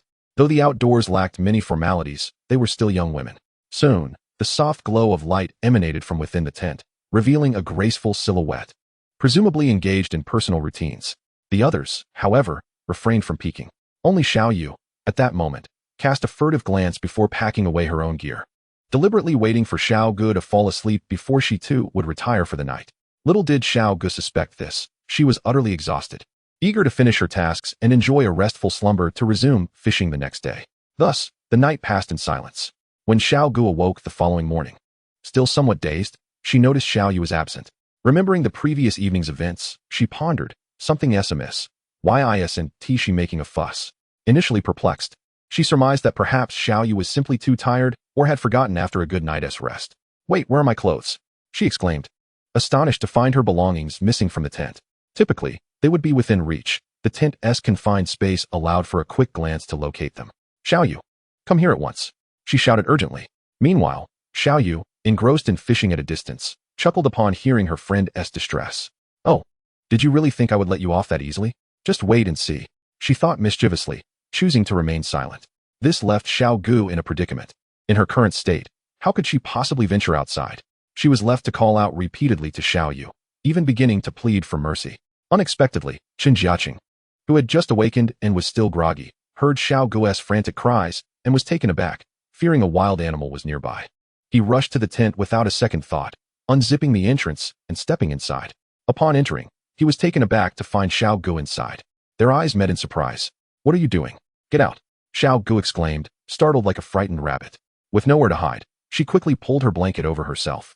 "My apologies for the intrusion," Chen Jiacheng said, casting a few sheepish glances before exiting. He furtively scanned the surroundings to ensure no one had noticed before hastily departing. Xiao Yu, unaware of the unfolding situation, noticed the sudden silence from her friend and wondered if she had simply grown tired of calling out. Upon returning to the tent, she was astonished to find Xiao Gu quietly nestled in her blankets, blushing deeply. "Oh my, the sun is rising in the west. Why aren't you calling out anymore?" Xiao Yu inquired, unable to suppress her curiosity, only to be met with a roll of the eyes. "Look at what my dear friend has done. She has made off with my clothes." Xiao Gu replied, exasperated. It was indeed this close friend who had orchestrated her earlier embarrassment. The reality of the situation was one she dared not share with Xiao Yu, lest she become the subject of ridicule. Thus, she resolved to bury this mortifying incident in her heart and feign nonchalance as she dressed and prepared to go fishing. However, throughout the day, her demeanor was noticeably subdued, contrasting sharply with her usual lively self. She often stole glances at Chen Jiacheng, who remained focused on his fishing and appeared oblivious to the girl's behavior. In truth, he felt a slight blush creeping to his cheeks, uncertain of how to address the earlier awkward encounter. Nevertheless, an apology was necessary, though the timing was tricky, given that Xiao Gu and Xiao Yu were together, making it difficult for him to approach. More significantly, he noticed that Xiao Gu had not disclosed the incident to Xiao Yu, which only fueled his curiosity about her intentions. The others remained unaware of the subtle dynamics between Chen Jiacheng and the girls, wholly absorbed in their own fishing endeavors. Xiao Yu once again contemplated collaborating with other streamers. Recalling that her previous partnership with Dechong had yielded significant benefits, including an increase in followers, she was now on the hunt for suitable partners. Dismissing smaller streamers who merely sought to capitalize on her popularity, the disparity in their appeal was evident, a common phenomenon in the fishing community. It was crucial to find someone of comparable stature for a successful collaboration. "Let us search carefully. We can't afford to waste any more time or money on unreliable prospects," Xiao Gu chimed in. Recognizing the importance of their future endeavors and the potential pitfalls of previous, unproductive collaborations. To seek collaboration with those individuals from afar is a considerable endeavor, particularly when smaller streamers lack the clout to arrange accommodations or meals, not to mention the expenses incurred for activities such as fishing, which must all be borne by oneself. For prominent streamers, these concerns are merely trifles. However, lesser-known streamers do not possess such resources. Often, arrangements fall short of expectations, leaving them perpetually dissatisfied with the outcomes. Conversely, when a leading figure like Dechong is invited, even if accommodations are secured, he insists on fishing in the wilderness. Certainly, when collaborating with individuals of such caliber, all else becomes secondary. On another front, Chen Jiacheng finds himself increasingly content with his gains. As his points steadily accumulate, he has now amassed over 1,000. After outfitting himself and his brother with a complete set of top-tier fishing gear, he has invested a significant amount of points. This was a necessary undertaking, as peace of mind eluded him otherwise. He now aspires to exchange for higher-grade bait or rods. Yet, the points required for the next tier are staggering, having multiplied exponentially, making them unattainable within a few months. Hence, he resolves to gradually save points while also redeeming some for fishing-related beverages, which enhance his prowess without excessive depletion. He dismisses lower-tier items, save for offering them to others, though he has no intention of doing so yet. Not even for the two girls nearby, or Wang Gang, does he entertain such thoughts. He believes that revealing this information to too many people would be detrimental, as he would then need to offer explanations. A prospect he wishes to avoid. More importantly, once others become aware, the news would inevitably leak, leading to a frenzy akin to the competition for his bait. Particularly among anglers, he has encountered numerous truly formidable individuals, some of whom have achieved financial independence, unexpectedly engaging in this fishing community. Daily, they fixate on his bait, willing to pay exorbitant prices to procure it from others, purely for the thrill of experiencing a unique fishing adventure. "I sincerely apologize for this morning. I did not anticipate your reaction," Chen Jiacheng whispered as he approached Xiao Gu discreetly. "It is quite all right. I understand it was unintentional," Xiao Gu replied. Her cheeks slightly flushed as the morning's events lingered in her mind, an indelible memory. "You do not hold it against me?" Chen Jiacheng inquired, astonished. What would be the point of blaming you? You cannot take responsibility for me, Xiao Gu replied earnestly, leaving Chen Jiacheng at a loss for words. After a brief silence, he murmured, you have a splendid figure, close to her ear, before swiftly retreating. This left Xiao Gu blushing profusely, marveling at his audacity. Instead of feeling anger, she experienced a hint of delight, especially as she covertly observed Xiao Yu, relieved to find that she had not noticed their exchange. Xiao Yu was preoccupied with relocating her position, completely oblivious to the clandestine conversation. Throughout the fishing excursion, Xiao Gu had consistently kept an eye on Chen Jiacheng. Had he chosen to ignore the incident, she would have felt irritation. Yet, after their brief exchange, an inexplicable joy filled her heart. As the morning unfolded, everyone enjoyed considerable success, their satisfaction evident, thanks to the premium bait provided by Chen Jiacheng. Regardless of skill level, even the least experienced could reel in a fair catch. Anyone with an affinity for fishing could appreciate the joy it brings. An amusing scene soon unfolded under Xiao Yu's watchful eyes as she noticed her friend behaving oddly, frequently stealing glances at Chen Jiacheng. What are you looking at? Have you taken a liking to him? Xiao Yu teased, seizing Xiao Gu when she caught her in the act. Oh no, what are you talking about? Xiao Gu stammered, caught off guard and eager to explain. However, Xiao Yu was well aware of her friend's penchant for flirtation, and the momentary embarrassment only served to confirm her suspicions. You sly girl, don't deny it. I see you have developed a crush, Xiao Yu retorted, recalling how Xiao Gu had previously expressed interest in Chen Jiacheng. Enough of this. I'm busy with my fishing. Xiao Gu feigned distraction, adjusting her float as an excuse. Yet, Xiao Yu was relentless, demanding the truth about her feelings for Chen Jiacheng. Oh no, a big fish.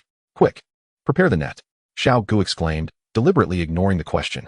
This ruse successfully diverted Xiao Yu's attention, and upon closer inspection, they realized that indeed, the catch was substantial.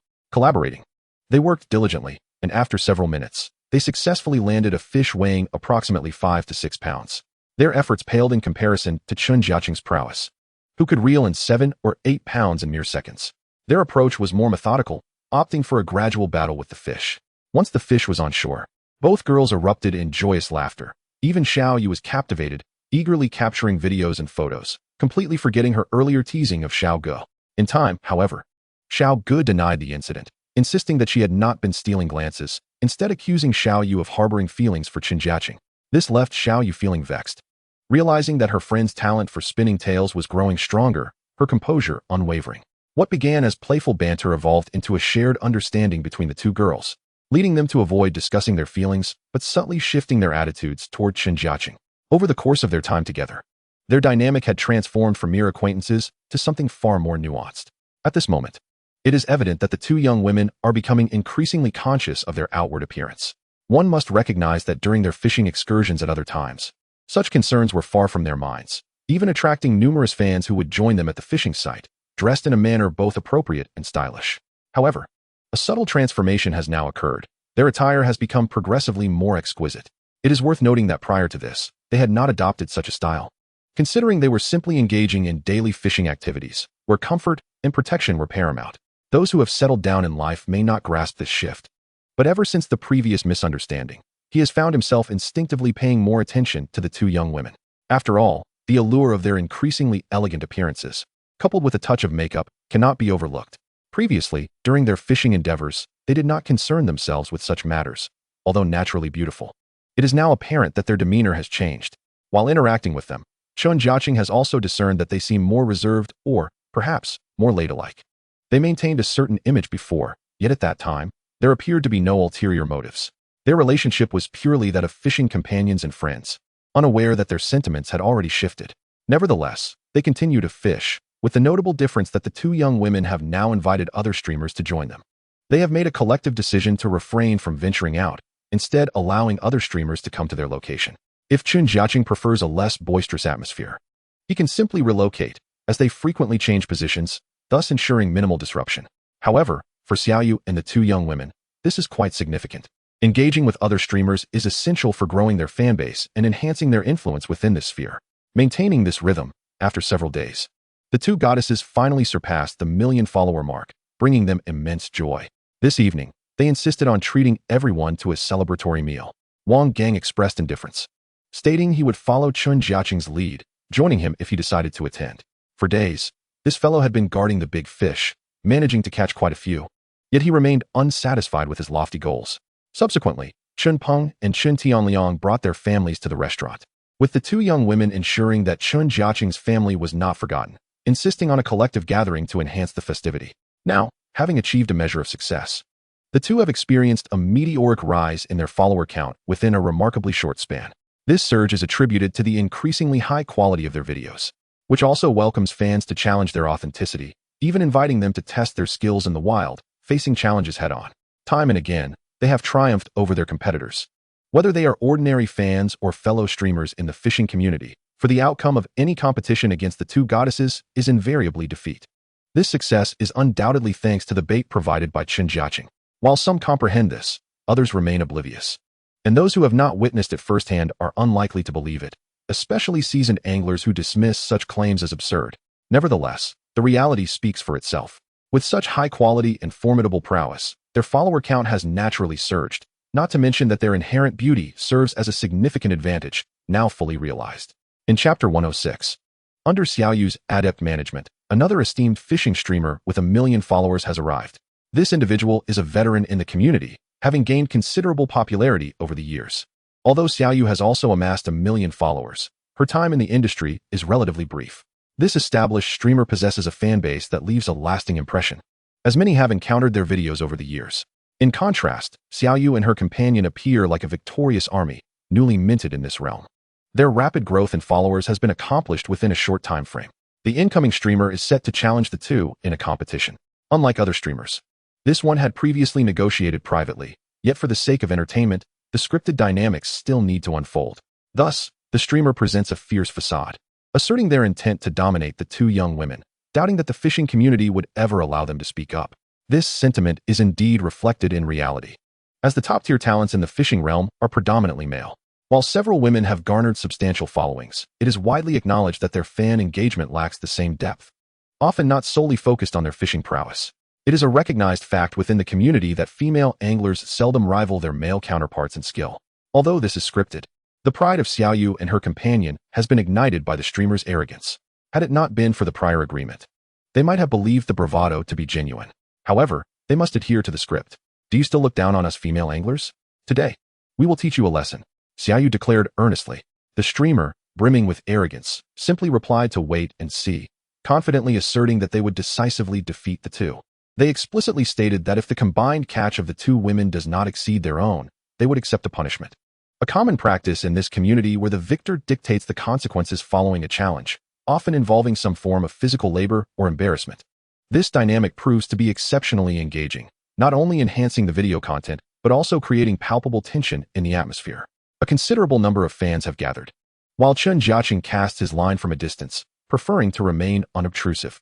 He finds contentment in earning money while keeping an eye on the unfolding events. Positioned at a distance, he has chosen a secluded spot, allowing him to observe others without drawing too much attention.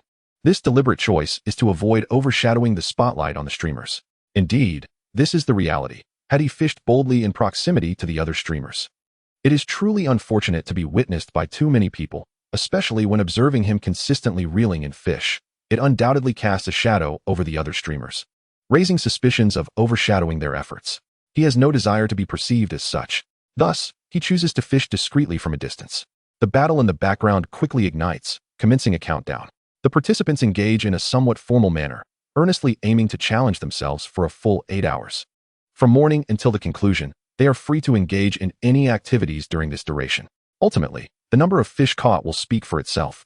This particular streamer is unlike others, as fishing in the wild is a commonplace endeavor for him. Moreover, he is skilled in both private ponds and wild fishing. If the catch proves sparse in the wild, he simply seeks out a private pond for better prospects. Of course, it is important to note that fishing in paid locations does not guarantee success, but with his numerous fans, he is well informed about the most renowned spots. Thus, he can swiftly head to these locations and catch a significant number of fish. As the competition unfolds, a considerable gathering of onlookers forms, comprising fans from both sides.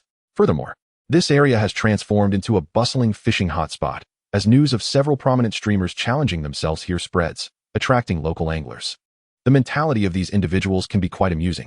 Simply put, they believe that their familiarity with the area gives them an advantage, and with a few streamers live streaming, they wonder if they can stand out among the crowd. Consequently, not only amateur enthusiasts flock here, but also other smaller streamers seeking to seize this rare opportunity to showcase their skills and make a lasting impression, perhaps even hoping to carve out a niche for themselves in the world of streaming. However, their aspirations may be somewhat naive. Just a mere 10 minutes into the competition, the disparity in skill becomes evident. The two girls, Xiaoyu and Saga, waste no time in reeling in several fish, genuine crucian carp, no less. Surprisingly, even the streamer who came to challenge them manages to catch a few as well. This unexpected turn of events leaves Xiaoyu and Saga uncertain whether their competitor possesses true skill or merely good fortune. After all, they rely on bait. But what does he depend on? This remains a mystery, yet it is clear that he possesses some level of competence.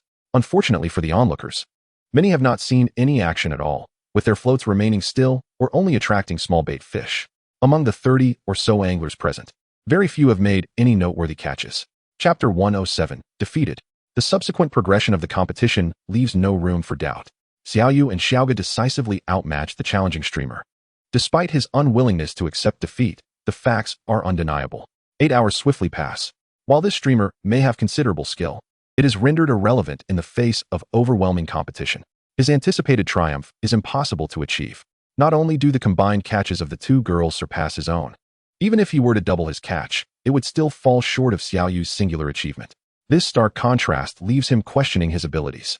Initially, he had adopted a brash demeanor for the sake of entertainment, underestimating the two girls based on his 2 years of fishing experience, believing his prowess far surpassed theirs simply because they are women. However, he never anticipated such a humiliating defeat. This entire encounter will inevitably be edited into a video for his personal account, leaving him somewhat embarrassed. Nevertheless, after some reflection, he comes to terms with it. Recognizing that wild fishing is unpredictable, he often competes with others, but that does not guarantee victory every time. Ultimately, luck plays a significant role, and he merely assumes that the girls had a fortunate day. For now, consider this round yours. What punishment do you have in mind?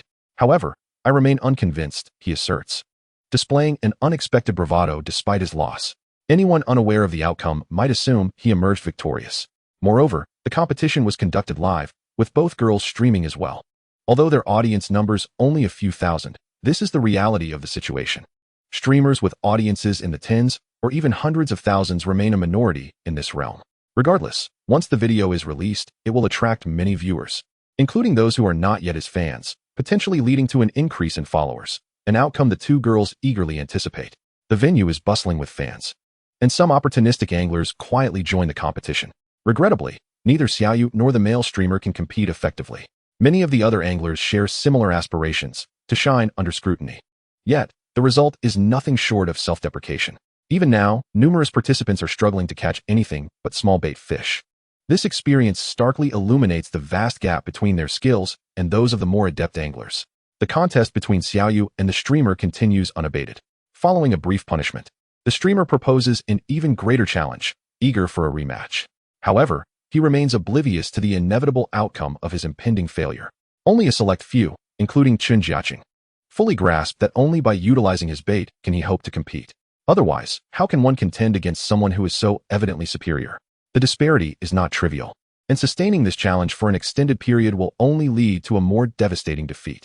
After some arrangements, the streamer takes a moment to recuperate, accompanied solely by his assistant, a photographer, lacking the grand entourage that some streamers boast. This is a common configuration among many streamers, as it not only conserves resources but also reflects their own limitations. After all, not every fishing streamer has a substantial team behind them. Fortunately, Xiaoyu and her companions have secured accommodations nearby. The streamer's unwillingness to accept his defeat stems primarily from his belief that he has suffered due to unfamiliarity with the area, a considerable disadvantage indeed. After experiencing it firsthand, he had a sense of certainty within, feeling that he would soon be able to triumph over the two opponents. Little did he know, this was merely a figment of his own imagination. When the next competition arrived, he would realize that he would only suffer a more crushing defeat. Beside him were Chen Peng and Wang Gang, who, without needing to glance, already knew the outcome. However, the few of them certainly would not disclose these secrets to one another. Since the other party was so obstinate, they decided to wait until the opponent was fully willing before revealing the bait secret. Only then would the revelation hold greater credibility. Disclosing it now would likely be met with skepticism. Maintaining a mindset of mere spectatorship, Chen Peng and his group needed only to occasionally check in, while spending the majority of their time fishing. Chen Peng and Chen Tianliang also joined the fray. Unlike the others, they had not yet garnered much fame. having only recently amassed a modest fan base of around 10 to 20,000. Their brief tenure and lack of experience in various aspects hindered their progress, leaving them in a state of learning. Nevertheless, interacting with other streamers proved immensely beneficial, despite the absence of immediate financial returns. They believed that with the fishing gear provided by Chen Jiacheng, their rise to fame was merely a matter of time. After all, compared to others, they already possessed a significant advantage, ensuring a harvest, which was crucial, especially in the fishing community. It was merely a lack of popularity at this juncture, after all. New streamers like them often face skepticism, even when they caught plenty of fish. Any explanations offered would seem feeble. Among the fans present, regrettably, very few had come specifically for them. Even if some recognized them, upon arrival, they would inevitably compare them to other streamers. Chen Peng and Chen Tianliang lacked both reputation and allure, making it implausible for these onlookers to approach them for conversation. In fact, there was already considerable energy surrounding the two online, and they had begun to establish their presence in the fishing community. Yet, due to their newcomer status, others showed little interest. Conversely, those with greater renown attracted attention more readily, which was the primary reason for the struggles faced by new fishing streamers. With little popularity, when fans and fellow anglers arrived, they often ignored them. Chapter 108. Welcome to call out the fakes as one streamer departed. The nearby anglers gradually began to leave as well. Naturally, a few remained, unwilling to concede defeat without having caught anything. They yearned to persist, hoping for a breakthrough. However, this wish was destined to be in vain, as the coming hours would reveal the true nature of cruelty. As night fell, the bites grew scarce, a common occurrence in outdoor fishing. At night, small fish were typically less active. Observing these individuals sitting idly, Wang Gang kindly suggested that they need not continue their vigil, as they were unlikely to catch anything.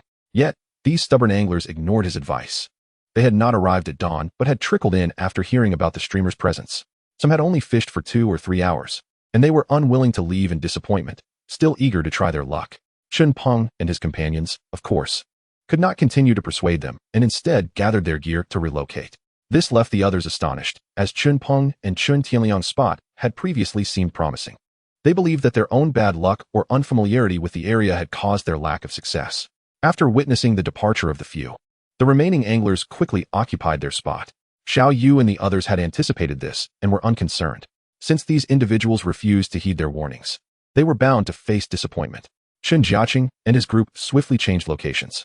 However, rather than fishing immediately, they opted to initiate a barbecue. Alongside food, beverages were also essential. He had increasingly learned to savor life, having previously been consumed by work. Now, it was time to eat and rest. With little concern for wasting time, this transformation in mindset was likely due to reaching a plateau. The initial thrill of acquiring the system had faded, and everything seemed to return to a normal state of mind. Thus, apart from Chen Peng and Chen Tianliang's slightly more proactive demeanor, the others were not as diligent. At that moment, everyone gathered to enjoy a barbecue, which became one of their shared delights. After all, preparing their own meals in the wilderness at night was a unique experience, particularly for the two girls, who, under normal circumstances, would never have dared to be so carefree in such a setting, had grown accustomed to the night over this period. They began to appreciate the joy it brought. This change stemmed from their fishing experiences, and for reasons unknown, they had also developed a newfound fondness for the night, perhaps due to the higher chances of catching large fish after dark. Over time, they had come to understand the true joy of fishing, with satisfactory catches becoming a daily occurrence, something every angler yearned for. After thoroughly enjoying a barbecue for at least 2 hours, if it had been any other time, both Chen Jiacheng and the two girls would have deemed it a waste. Yet now, they all recognized that success in this field relied on persistence rather than fleeting bursts of excitement. Their earlier excitement had stemmed from just having tasted success and entering a phase of rapid growth, but now that fervor had cooled somewhat, while still filled with anticipation. They understood the importance of taking breaks to sustain their efforts over the long haul. Tonight, I must catch a giant fish, Wang Gang proclaimed, his confidence surging after a hearty meal. Give it a rest. How many nights have you said that, only to be humbled the next day? Chen Jiacheng replied, exasperated. Not this time. I have a feeling tonight will bring in a big one. Wang Gang insisted, unwavering in his conviction. The appearance of the situation even led several others to mistakenly believe that the opponents could indeed catch such sizable fish. However, it must be acknowledged that during this period, Wang Gang, that fellow, has managed to reel in quite a number of large catches, far surpassing the tally of Xiao Yu and her companion. The reason for this disparity is rather straightforward. Xiao Yu and her partner often opt for a balanced approach, targeting both small and large fish. Given this strategy, Encountering excessively large fish frequently results in snapped lines and lost catches. Conversely, if one were to solely pursue larger specimens, the bites would become infrequent, rendering the experience tedious and diminishing the visual appeal of their videos. Thus, their recent endeavors have been primarily focused on a mix of sizes, ensuring a steady stream of bites and, consequently, a more exaggerated display in the videos. It truly resembles fishing in a high-density aquaculture pond. The sole vexation for the two young women at this juncture is the skepticism from numerous fans who suspect them of deceit. This skepticism is not unfounded, as there are many other female anglers within the community, some of whom are quite renowned streamers, but have been exposed for resorting to fish stocking or fishing in high-density farms, misleadingly labeling it as natural fishing. Once this was revealed, these female streamers' reputations crumbled, and it became evident that most of their previous videos were fabricated. Of course, this does not imply that they cannot thrive in this circle. It merely tarnishes their reputation. Nevertheless, having established a foothold in the community with a substantial fan base, any repercussions they face are unlikely to obliterate their prospects entirely. After all, fishing is not exclusively confined to wild waters. Xiao Yu and her companions' recognition is still modest. Despite their authenticity, they have encountered considerable skepticism, primarily because the results showcased in their outdoor fishing videos seem implausible. I have just released a video, and several anglers have expressed their intent to challenge us, Xiao Yu declared. In an effort to quell this annoyance, she publicly disclosed their location, inviting these individuals to come forth and verify the truth. Chapter 109, A Slap in the Face. Upon seeing Xiao Yu boldly reveal her location, the skeptical anglers swiftly set off. Naturally, these were predominantly locals, and upon discovering that they were merely 20 kilometers away, they deemed the distance quite manageable. Thus, they rallied together under the cover of night, forming a group of at least 7 or 8 individuals. Despite the late hour, they arrived at Xiao Yu's location. Upon meeting, there were no pleasantries exchanged. These individuals came with a mindset of skepticism, and thus had little to say. The fishing commenced immediately. These challengers did not merely come to spectate. They brought their own fishing gear to partake in the experience. For added excitement, they even wagered with Xiao Yu, convinced that the two women would surely fare worse than themselves in this outdoor fishing endeavor. Being locals, they believed they held a considerable advantage compared to outsiders like Xiao Yu, who, despite having become familiar with the area, lacked the extensive experience of these local anglers. Observing the challengers' persistent doubt, the two young women were determined to showcase their skills and decisively prove them wrong. Their aim was to outfish the skeptics and deliver a resounding rebuttal through their abundant catches. Chen Jiacheng, however, remained unimpressed, as the challengers were not particularly skilled. They were merely ordinary individuals, and their lack of prowess could not pique his interest. It was evident that these challengers would ultimately face a dismal defeat. Indeed, within a mere half hour, Xiao Yu and Xiao Gu had established a significant lead, having already caught several kilograms of fish. This exceeded their expectations, as they had not anticipated such a fruitful outcome from a randomly chosen spot. To ensure fairness, the initial spot selection had been conducted through a mutual draw, a process to which the challengers readily agreed, understanding it was necessary for impartiality. Once everything was settled, the competition officially commenced. However, the 6 challengers soon found themselves astonished to discover that, within the first half hour, over half of them remained empty-handed. In stark contrast, Xiao Yu and her companion continued to reel and fish one after another, leaving the challengers in a state of distress. Although the challenge was set for 8 hours, the unexpected outcome took them aback. The prowess of the two women had caught them off guard. Yet, they attempted to reassure themselves, reasoning that there was still ample time left to turn the tide. As the next hour, 2 hours, and even 3 to 4 hours passed, the challengers' situations did not improve. The one individual who had managed to catch a few fish was still nowhere near the hull of Xiao Yu, and the rest were almost entirely unsuccessful. 2 challengers had yet to land a single fish, plunging them into despair. Meanwhile, Xiao Yu and Xiao Gu, feeling a bit fatigued, were enjoying a barbecue with Chen Jiacheng and others, seemingly unfazed by the challenge at hand. This could be perceived as a blatant insult to their challengers. Yet it was a consequence of the latter's own doubts about the two women's abilities, which they had expressed fervently in the comments section, declaring their intent to expose them. As the two women finished their meal, they resumed fishing. Even after all the time spent, none of the challengers managed to surpass either of the women, nor did they even come close to matching half of their catch. As the competition stretched on for 4 to 5 hours, many challengers began to contemplate giving up. The lack of action was too disheartening, with the bobbers remaining motionless for extended periods. They even attempted to change locations, but regrettably, the fishing conditions were not as fruitful as they had hoped. This was a common reality in many outdoor fishing scenarios. Without locating the fish, success was elusive. As the night wore on, several challengers ultimately conceded defeat, opting to leave in the middle of the night, unable to bear the humiliation any longer. They simply could not comprehend the vast difference in outcomes. The two women had effortlessly chosen their spots right under their noses and even allowed the challengers to select theirs first. Once the competition concluded, the outcome was undeniably clear. The collective achievements of all challengers paled in comparison to those of the two young women. This scene was meticulously documented by both Xiao Yu and Xiao Ge. After the challenge, they dedicated themselves to an elaborate editing process, presenting all the factual results.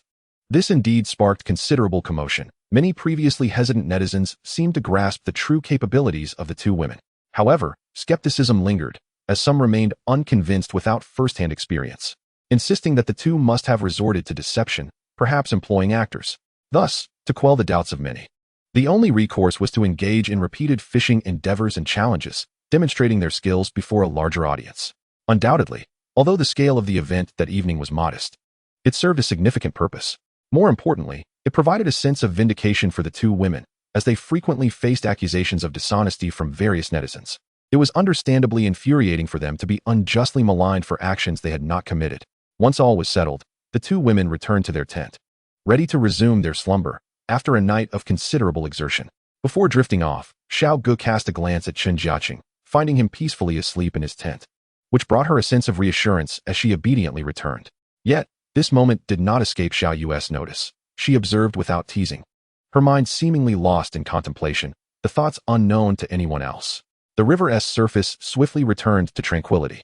In Chapter 110, Chen Jiacheng arrived at one of the pay-to-fish locations. His purpose for visiting was straightforward. He had received an invitation. The reason for this was the proprietor's excessive arrogance. Although he regularly stocked the waters with fish, they rarely bit, leaving anglers discontented and vocal in their grievances. Chen Jiacheng was aware that fishing in such venues would not yield rewards from the system, having tested this theory on several occasions. Thus, he usually refrained from such outings, as they seemed devoid of merit. The rewards from fish caught during wild fishing far surpassed those sold to the proprietor of a black hole. His visit was primarily encouraged by Xiao Yu and her companions, aiming to stand up for their fans. Several fans had endured significant losses at this fishing ground, returning home in frustration after numerous visits. However, upon reflection, they recognized the prowess of Xiao Yu and her group. Chen Jiacheng, indifferent, treated it as mere amusement, intending to teach the proprietor a lesson. Through the analysis of fellow anglers, it became clear that the proprietor was excessively unscrupulous. When few patrons were present, the fish were more inclined to bite, creating a facade of abundance. Yet, during holidays or peak times, the fishing was dismal, with barely any bites, leaving anglers disheartened. This unfortunate reality had adversely affected many fishing enthusiasts. Despite their declarations of never returning, the bitterness from previous losses lingered, prompting them to seek out Xiao Yu. A group quickly arrived at the fishing venue, which boasted a decent area of about 20 acres. In the vicinity, it was considered one of the larger fishing grounds, having gained popularity a few years prior due to its size. However, in recent years, patronage had dwindled, primarily due to the proprietor's unscrupulous practices. After the change of ownership, it seemed as though the new proprietor had no intention of fostering a long-term business relationship. Many anglers, after their initial visit, vowed never to return. Nevertheless, the saying willing to gamble, willing to lose was not a mere jest. The risks of fishing in such black holes were real. At that moment, the proprietor was reveling in his good fortune, as a number of naive individuals had been drawn to the site, along with others seeking to confront him. These newcomers invariably left disheartened, despite their vocal complaints, unable to alter the reality of their financial losses. After purchasing a ticket, the only reward they received was profound disappointment, a sentiment only those familiar with the perils of black holes could truly understand. Today, Xiao Yu and her sister planned to teach the proprietor a lesson. Upon noticing the influx of patrons, the proprietor was visibly delighted, feigning warmth and hospitality. Though to the discerning eye, his demeanor reeked of insincerity, as his reputation for dishonesty was well known. Xiao Yu did not engage in excessive pleasantries. Instead, she underscored the rules of engagement, emphasizing that once a ticket was purchased, refunds were not an option. The proprietor boasted that whatever the anglers could catch was theirs to keep. This was precisely the assurance Xiao Yu sought, having secured his promise. She felt confident he would not attempt to renege, especially with a substantial number of fans in attendance. Some spectators, aware of Xiao Yu's intentions to confront the proprietor, gathered to watch, eager to witness the unfolding drama without participating themselves. Little did they know the formidable presence of Chen Jiacheng. He had brought along his entire team, including his two brothers. In fact, Chen Peng and Chen Tianliang had a distinct advantage here, as the density of fish in these waters was notably higher. This implied that the fish they caught could far exceed their catches in the wild. The reason they had refrained from frequenting such places was due to their notorious fishing methods, which few proprietors could withstand for long. After several rounds, they typically left the proprietors completely devastated. Thus, in the earlier stages, they had honed their skills through wild fishing. Now, they were ready to showcase their prowess, and the proprietor would soon learn the true meaning of ruthlessness. The atmosphere was charged, with numerous supporters cheering them on, united in their shared goal of bringing the proprietor to tears. However, achieving such a feat would not be an easy endeavor, a sentiment echoed by the other anglers. Fortunately, Chen Jiacheng and his companions did not disappoint. Wow, are they already catching fish?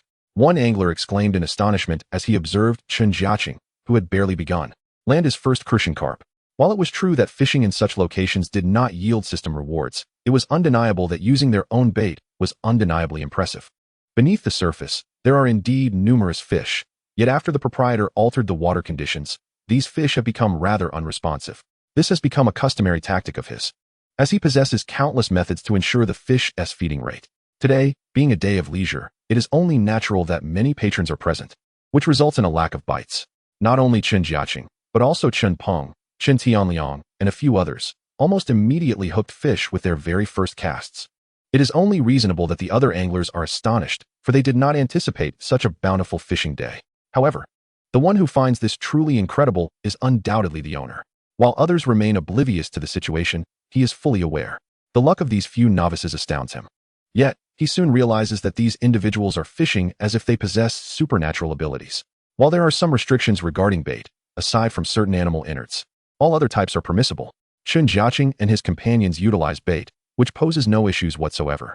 The rods are limited to a length of no more than 7.2 meters, and everyone adheres to these regulations. Thus, it is time to witness their true prowess. In just over half an hour, the proprietor's complexion turned pale.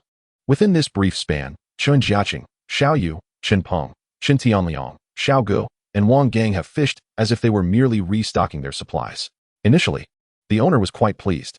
The ticket sales for today had significantly surpassed previous days, largely due to Chen Jiacheng and his entourage, who brought along a number of fans. Some fans, seeking entertainment, decided to purchase tickets to join in. Consequently, this group, totaling over 30 individuals, contributed to an unexpectedly prosperous day for the owner, bringing him immense joy, as he anticipated a profitable day ahead. However, who could have foreseen that merely half an hour into the event, he would no longer be able to muster a smile? While the others had minimal success, which was anticipated, the remarkable performance of Chen Jiacheng and his crew was entirely unexpected. From the start until now, they have not ceased their relentless catching, maintaining an uninterrupted flow of fish. It is important to note that they purchased tickets for 8 hours of fishing. With less than an hour elapsed, the proprietor's heart feels as if it may burst. The other fans, witnessing this spectacle, feel a sense of catharsis, especially those who did not purchase tickets. They are all too aware of the proprietor's notorious reputation, as their past experiences have often left them empty-handed. Today, it seems, someone is finally avenging their losses. Catch a few more, and we shall finally have our moment of triumph. They cheer, urging the group on to compel the owner to plead for mercy. Some fellow anglers, upon realizing they could not catch anything themselves, have even ceased fishing altogether to cheer for Chen Jiacheng and his companions. At this point, the owner can no longer feign amusement. His expression is one of profound discomfort. He feels as if he has swallowed something bitter. Regret washes over him. Perhaps allowing these individuals to fish was a mistake. Yet, as a business owner, how could he possibly refuse customers? Each day, he hopes for an influx of patrons to maximize his earnings. Little did he anticipate that his overly shrewd tactics would provoke such ire among these skilled anglers. He cannot fathom how they are outpacing him, as he knows all too well the adjustments he made to the water conditions. Under normal circumstances, the fish should be quite uncooperative, yet these individuals seem more familiar with the environment than he is. At this moment, Chen Jiacheng and his friends are experiencing what it truly means to have a bountiful catch. Incredible, boss. The fish here are practically leaping out of the water, they exclaim, reveling in their fortune. Nearby, other anglers engage in banter, further aggravating the owner. Yet he maintains a stoic facade, hiding the turmoil within as each fish caught translates to a loss of income for him. If this pace continues, he anticipates significant losses today. However, he reassures himself that he has been sufficiently unscrupulous in the past.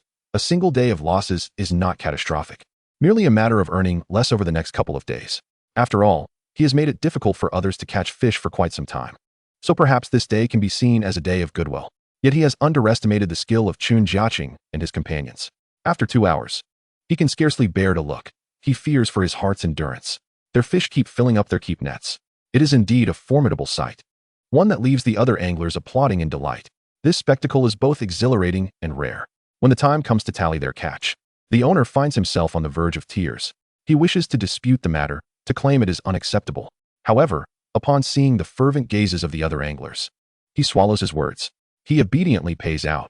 The total far exceeds what he had anticipated, surpassing his earnings of at least the past 2 weeks. This is no mere 2 or 3 days' worth of income. A satisfying sense of vindication washes over the crowd. The other anglers, apart from the owner, revel in the triumph. The owner, with a stern expression, remains silent. He cannot be faulted for lacking fortitude. Despite the significant losses, he displays no inclination to plead for mercy. For Chen Jiacheng, it seems they have not caught enough. Ultimately, they even summon a proper fish transport vehicle to haul away their bounty. Witnessing this scene, the fans are in awe of Xiao Yu's prowess. They swiftly transition from mere online supporters to fervent admirers. They enthusiastically share the tale with friends and fellow anglers, resulting in a noticeable increase in followers for Xiao Yu, as well as for Chun Peng and Chen Tianliang. Meanwhile, everyone realizes that Chen Jiacheng's bait is truly extraordinary. After all, if they can catch so many fish in the wild, it stands to reason that in these high-density stocked ponds, it is a veritable weapon. It effectively addresses the issue of unresponsive fish, making it the bane of fishery owners.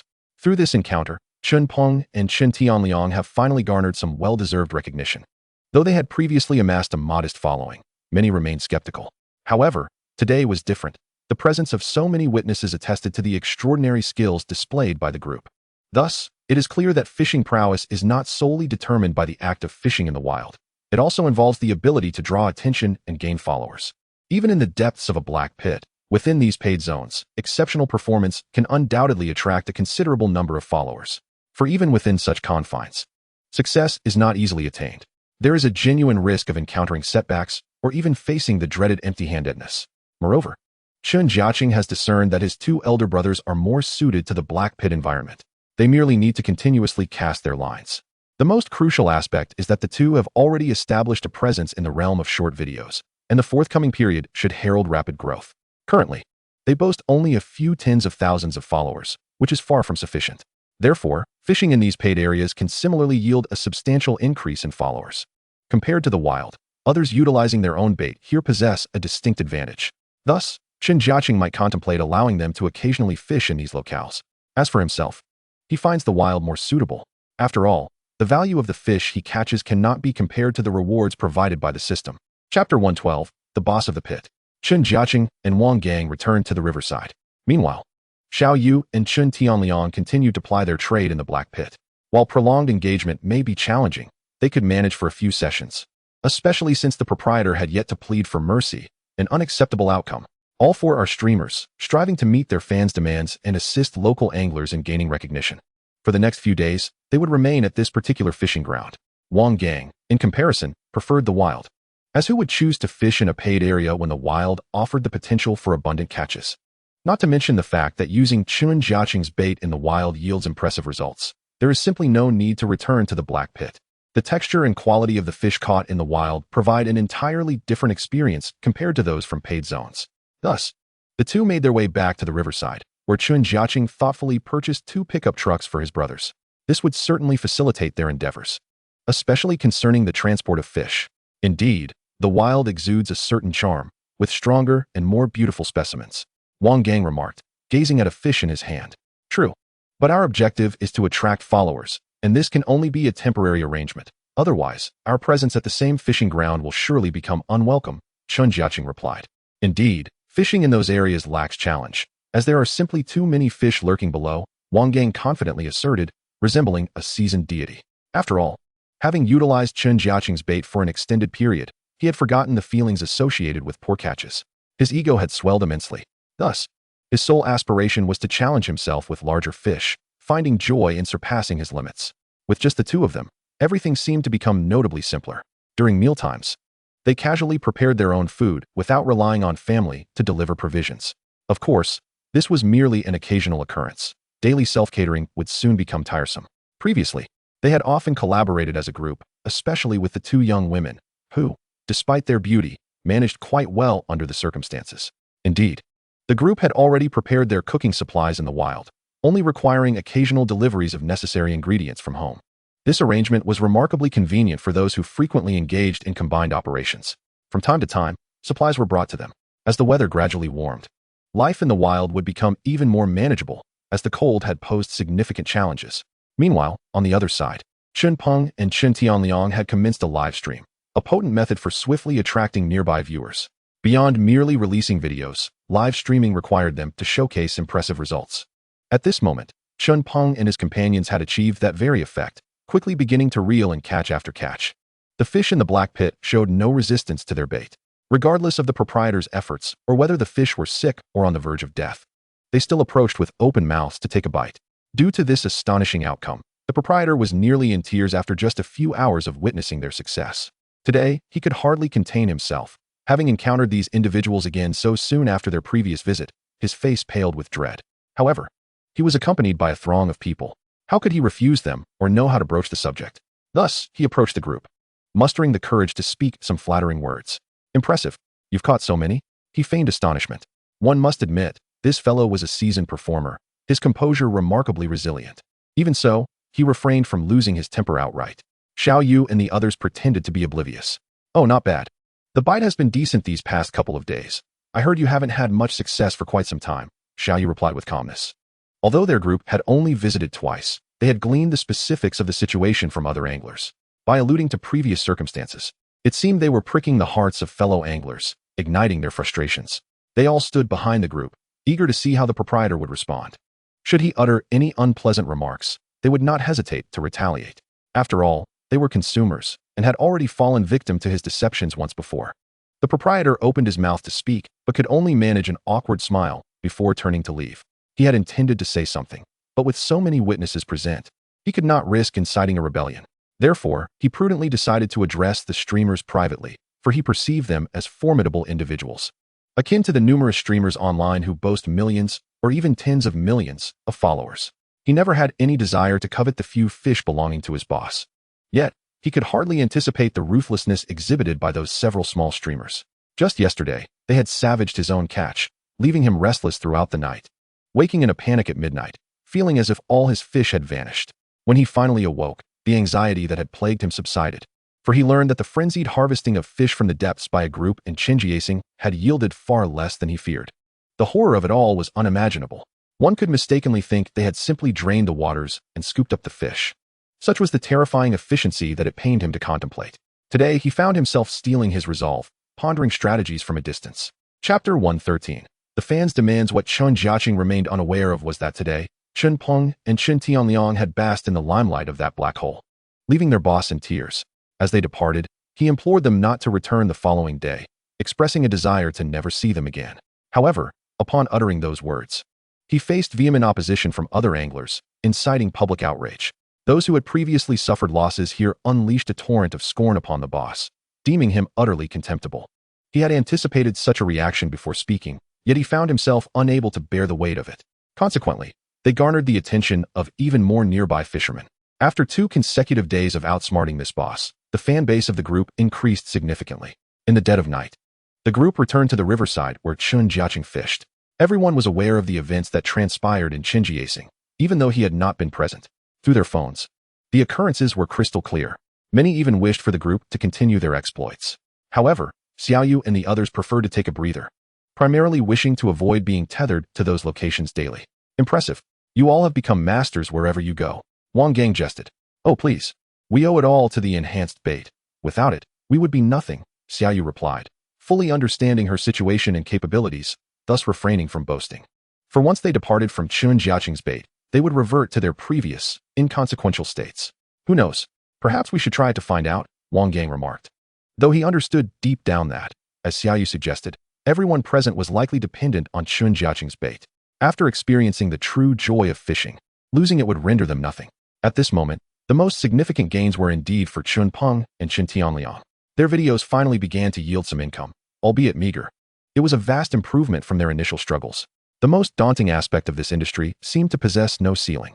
With individual efforts and potential, it was conceivable to earn tens or even hundreds of thousands annually. Previously, Both had understood their lack of uniqueness, but their exposure had taught them much. Stepping into this realm unveiled its challenges, yet with Chen Jiacheng's assistance, they enjoyed considerable advantages over others, whether in the wild or in paid venues. Upon arriving at these locations, they simply needed to fish in abundance, and the fish would eagerly bite at their hooks, an elusive dream for many. Every angler visiting paid fishing spots aspired to be the most notable catch of the day. However, this was contingent upon luck and positioning, which made the difficulties faced by Xiaoyu and her companions all the more apparent. Remarkably, after 2 consecutive outings, they had left the boss in disarray. Their formidable prowess spoke volumes, and the local anglers now recognized their strength, promptly following them.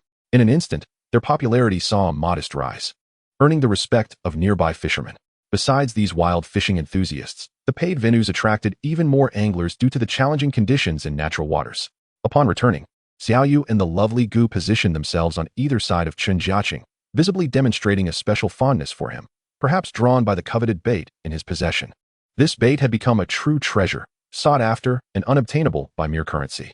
For an extended period, he had generously supplied it to them at no charge, a luxury others could only dream of. Thus, both women felt immense gratitude towards him, even to the extent of wishing to offer themselves in return. Of course, this was merely a fanciful notion within their minds. Now, they felt increasingly dependent on him. Should they lose access to this bait, they could hardly fathom the struggles that would ensue. Fortunately, they had established a solid foundation. As their fan base grew, they became busier, dedicating substantial time to nurturing their relationships with followers. Chen Peng and Chen Tianliang, too, found themselves occasionally checking their phones while fishing, merely to monitor the views, likes, and comments on their released videos. The comments section had become an area of utmost concern for them. Thankfully, the current outlook was promising. Although their fame was modest, they had at least made a name for themselves among fellow anglers. Regrettably, both felt that their viewership was still insufficient, far from their expectations. Yet, in reality, their achievements were commendable. Breaking into this circle and achieving such success in a short span was no small feat for others. It might take a year or more just to reach a fan base of over 10,000. This phenomenon was the norm for most ordinary individuals entering this industry, far from the imagined ease of becoming a streamer with millions of followers. Often, merely sustaining oneself became a challenge. Chen Jiacheng's 2 sisters-in-law witnessed their husband thriving day by day, filling their hearts with joy. They experienced an unprecedented sense of stability and security. Prior to this, they had harbored doubts about whether one could truly prosper through fishing, even believing that making ends meet was a struggle. However, within just a few months, they had proven everything through action, demonstrating that fishing could indeed yield success, much like the narratives proliferating online, though they were undoubtedly the fortunate ones. As they fished, the group began discussing their plans for visiting another black hole the following day. Inevitably, after filming several videos, an overwhelming resonance was sparked among the fans, with many expressing a desire to witness the true prowess of a select few. Some urged them to challenge a particular boss, while others sought to engage in a competitive showdown. As the clock struck midnight, only Wang Gang and Chen Jiacheng remained steadfast in their vigil, for the others needed to conserve their energy for a confrontation with the boss the following day. Chen Jiacheng, however, did not possess the luxury of abundant fishing supplies. He could only afford to share sparingly with a select few, as he needed to preserve his points. Chen Jiacheng. Equipment. Level 1 line set, Level 2 line set. Level 1 fishing rod, Level 1 float, Level 2 fishing rod, Level 3 fishing rod, Level 2 hook. Luck, 65. Points, 1963. Titles, Crucian Carp Slayer, Carp Slayer. Grass Carp Slayer. Bait, Level 1 Crucian Carp Bait, Level 1 Carp Bait, Level 1 Grass Carp Bait, Level 2 Crucian Carp Bait, Level 2 Grass Carp Bait. Level 3 Bait. Upon reviewing his points, he felt a profound satisfaction, realizing that he was close to unlocking the next level of fishing rod, which filled him with hope. The current Level 3 rod in his possession had already proven to be a formidable asset, functioning almost like a lethal weapon.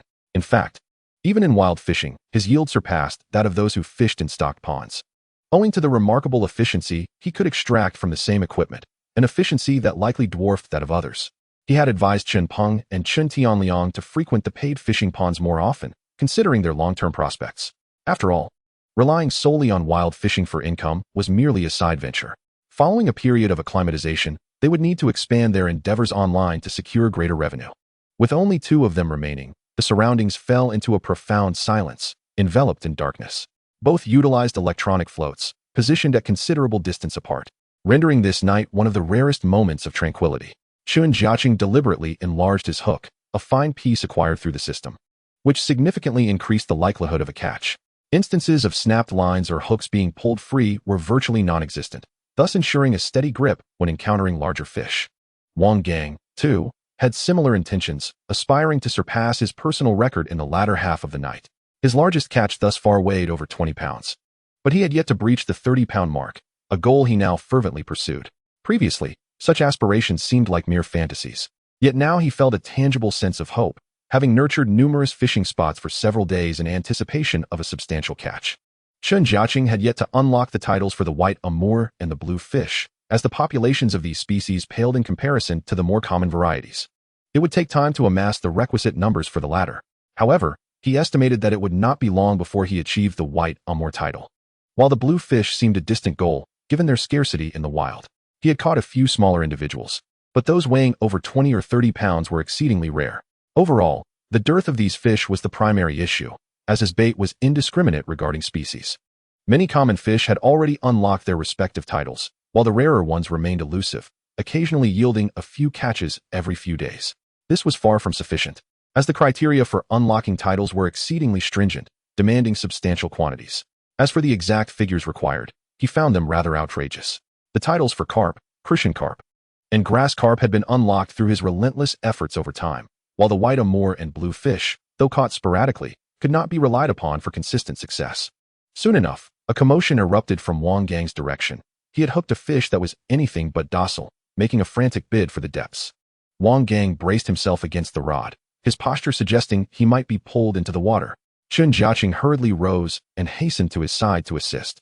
That one seemed substantial, Chen Jiacheng mused, peering into the inky depths, where nothing was discernible. Yet, the sounds and the force emanating from below commanded their utmost attention. As time progressed, the struggle below intensified, and Chen Jiacheng found himself increasingly concerned that Wang Gang's line might not withstand the strain. However, Wang Gang had prepared thoroughly, employing a robust line set designed for larger catches. Yet, this did not guarantee safety, as the opponent's gear could not be compared to their own.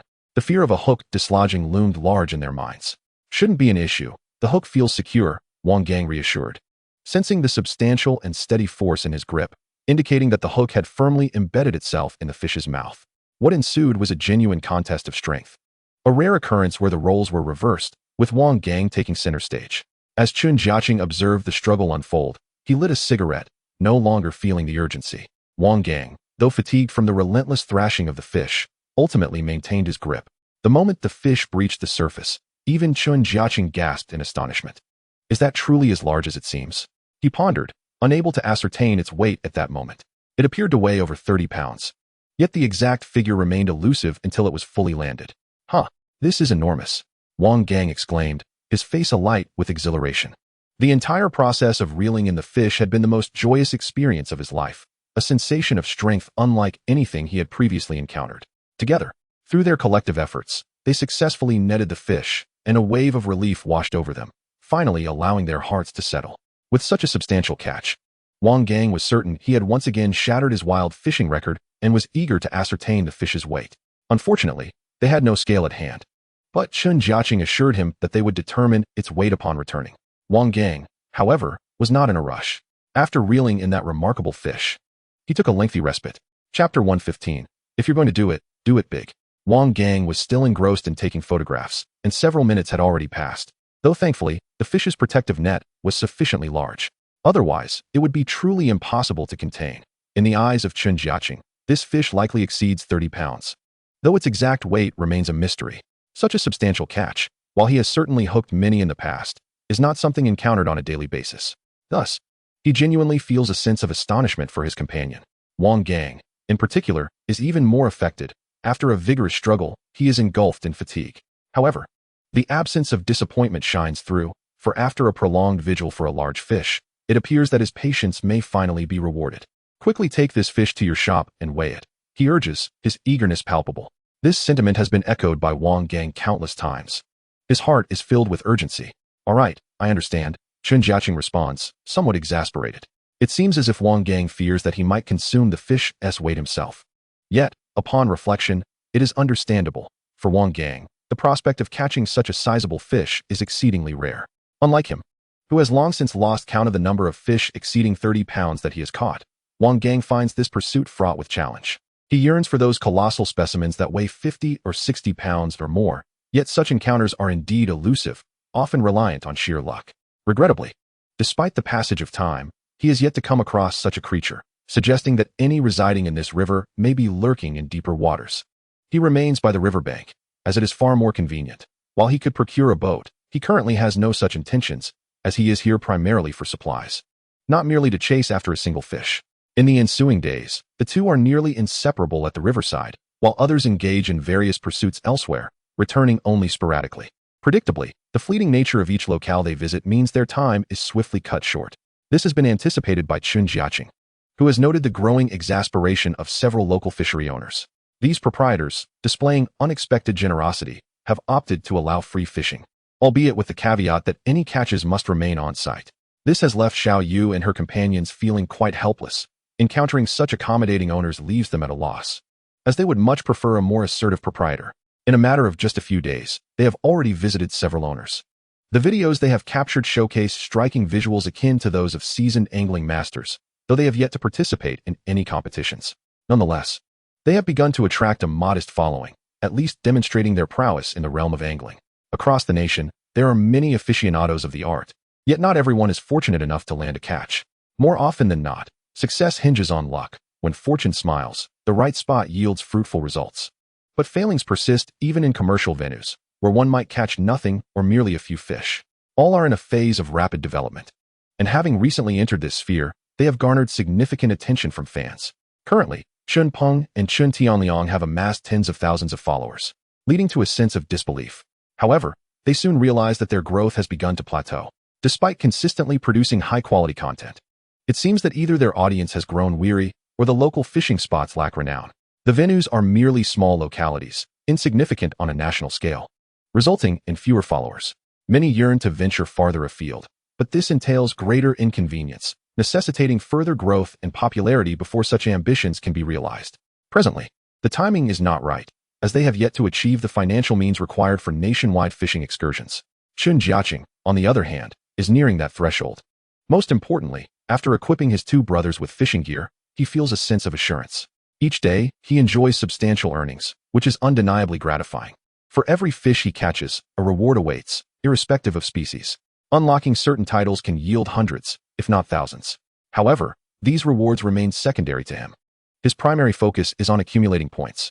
Indeed, as the affluent often claim, once one possesses ample wealth, it becomes akin to a mere string of numbers. In the wilderness, he feels invincible.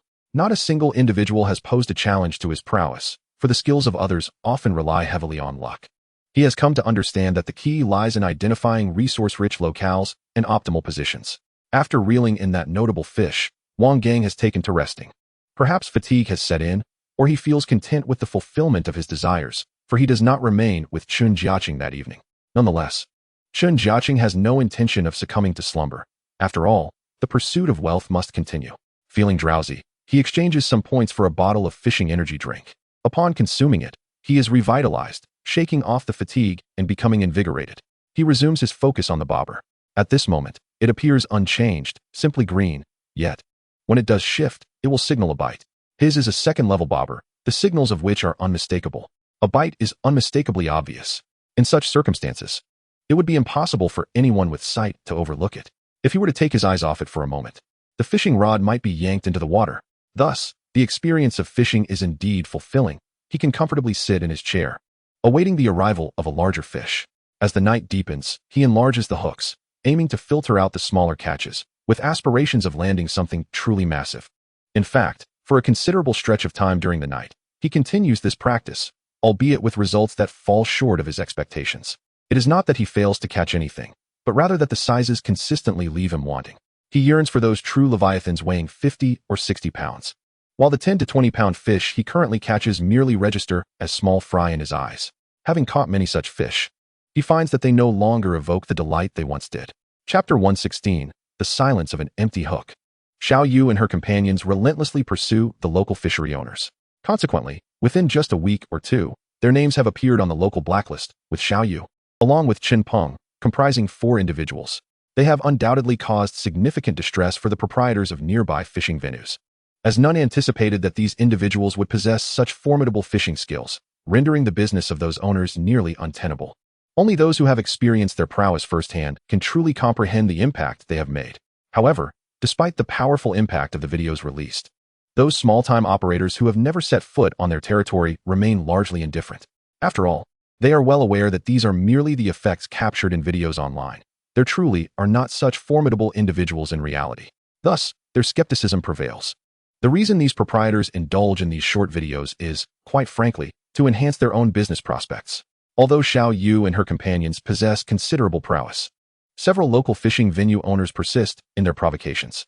They have publicly posted videos challenging anyone with genuine skill to come and test their mettle on their turf. Faced with such demands, Xiao Yu and her associates find themselves overwhelmed, as there are indeed numerous fishing operators in the vicinity, perhaps a few dozen in total.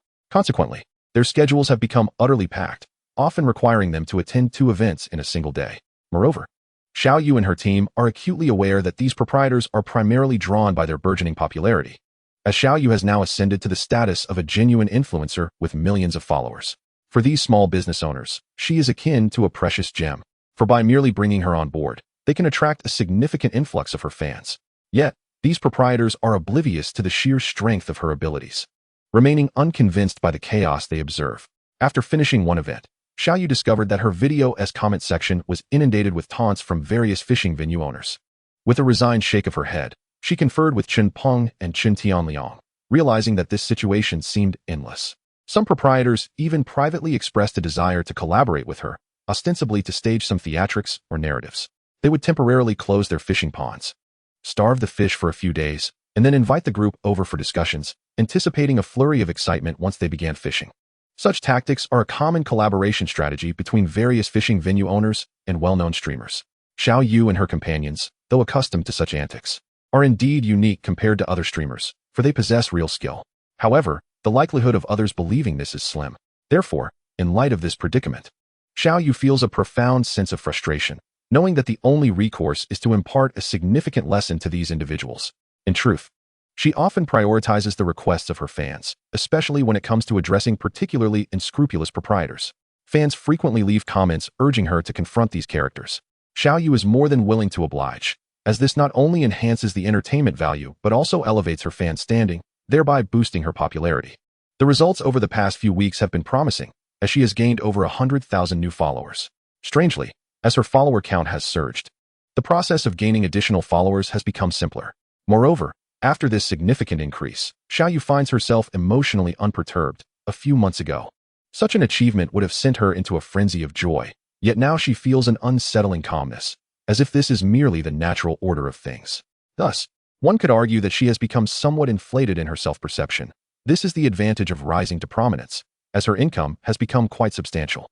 Previously, even basic sustenance was a concern, yet now she can easily earn over 10,000 a month, and this is without aggressively pursuing sponsorships. The bulk of her income stems from simply sharing videos, which starkly contrasts with the experiences of many others. Currently, she has no intention of seeking sponsorships. As her popularity still feels precarious, she plans to reassess this in the future. Chen Peng and Chen Tianliang have seen a comparatively slower growth in their follower counts, lagging behind the 2 female streamers. Their posting frequency is not as staggering, likely due to their male identities. Nevertheless, they have managed to accumulate over 200,000 followers, enabling them to generate respectable income that rivals a modest salary. When confronting the proprietors, the primary expenses are merely travel and admission fees. However, these are trivial concerns, for by the end of the day, regardless of how many tickets they purchase, the returns are bound to be multiplied. The group has now ventured into another notorious fishing venue.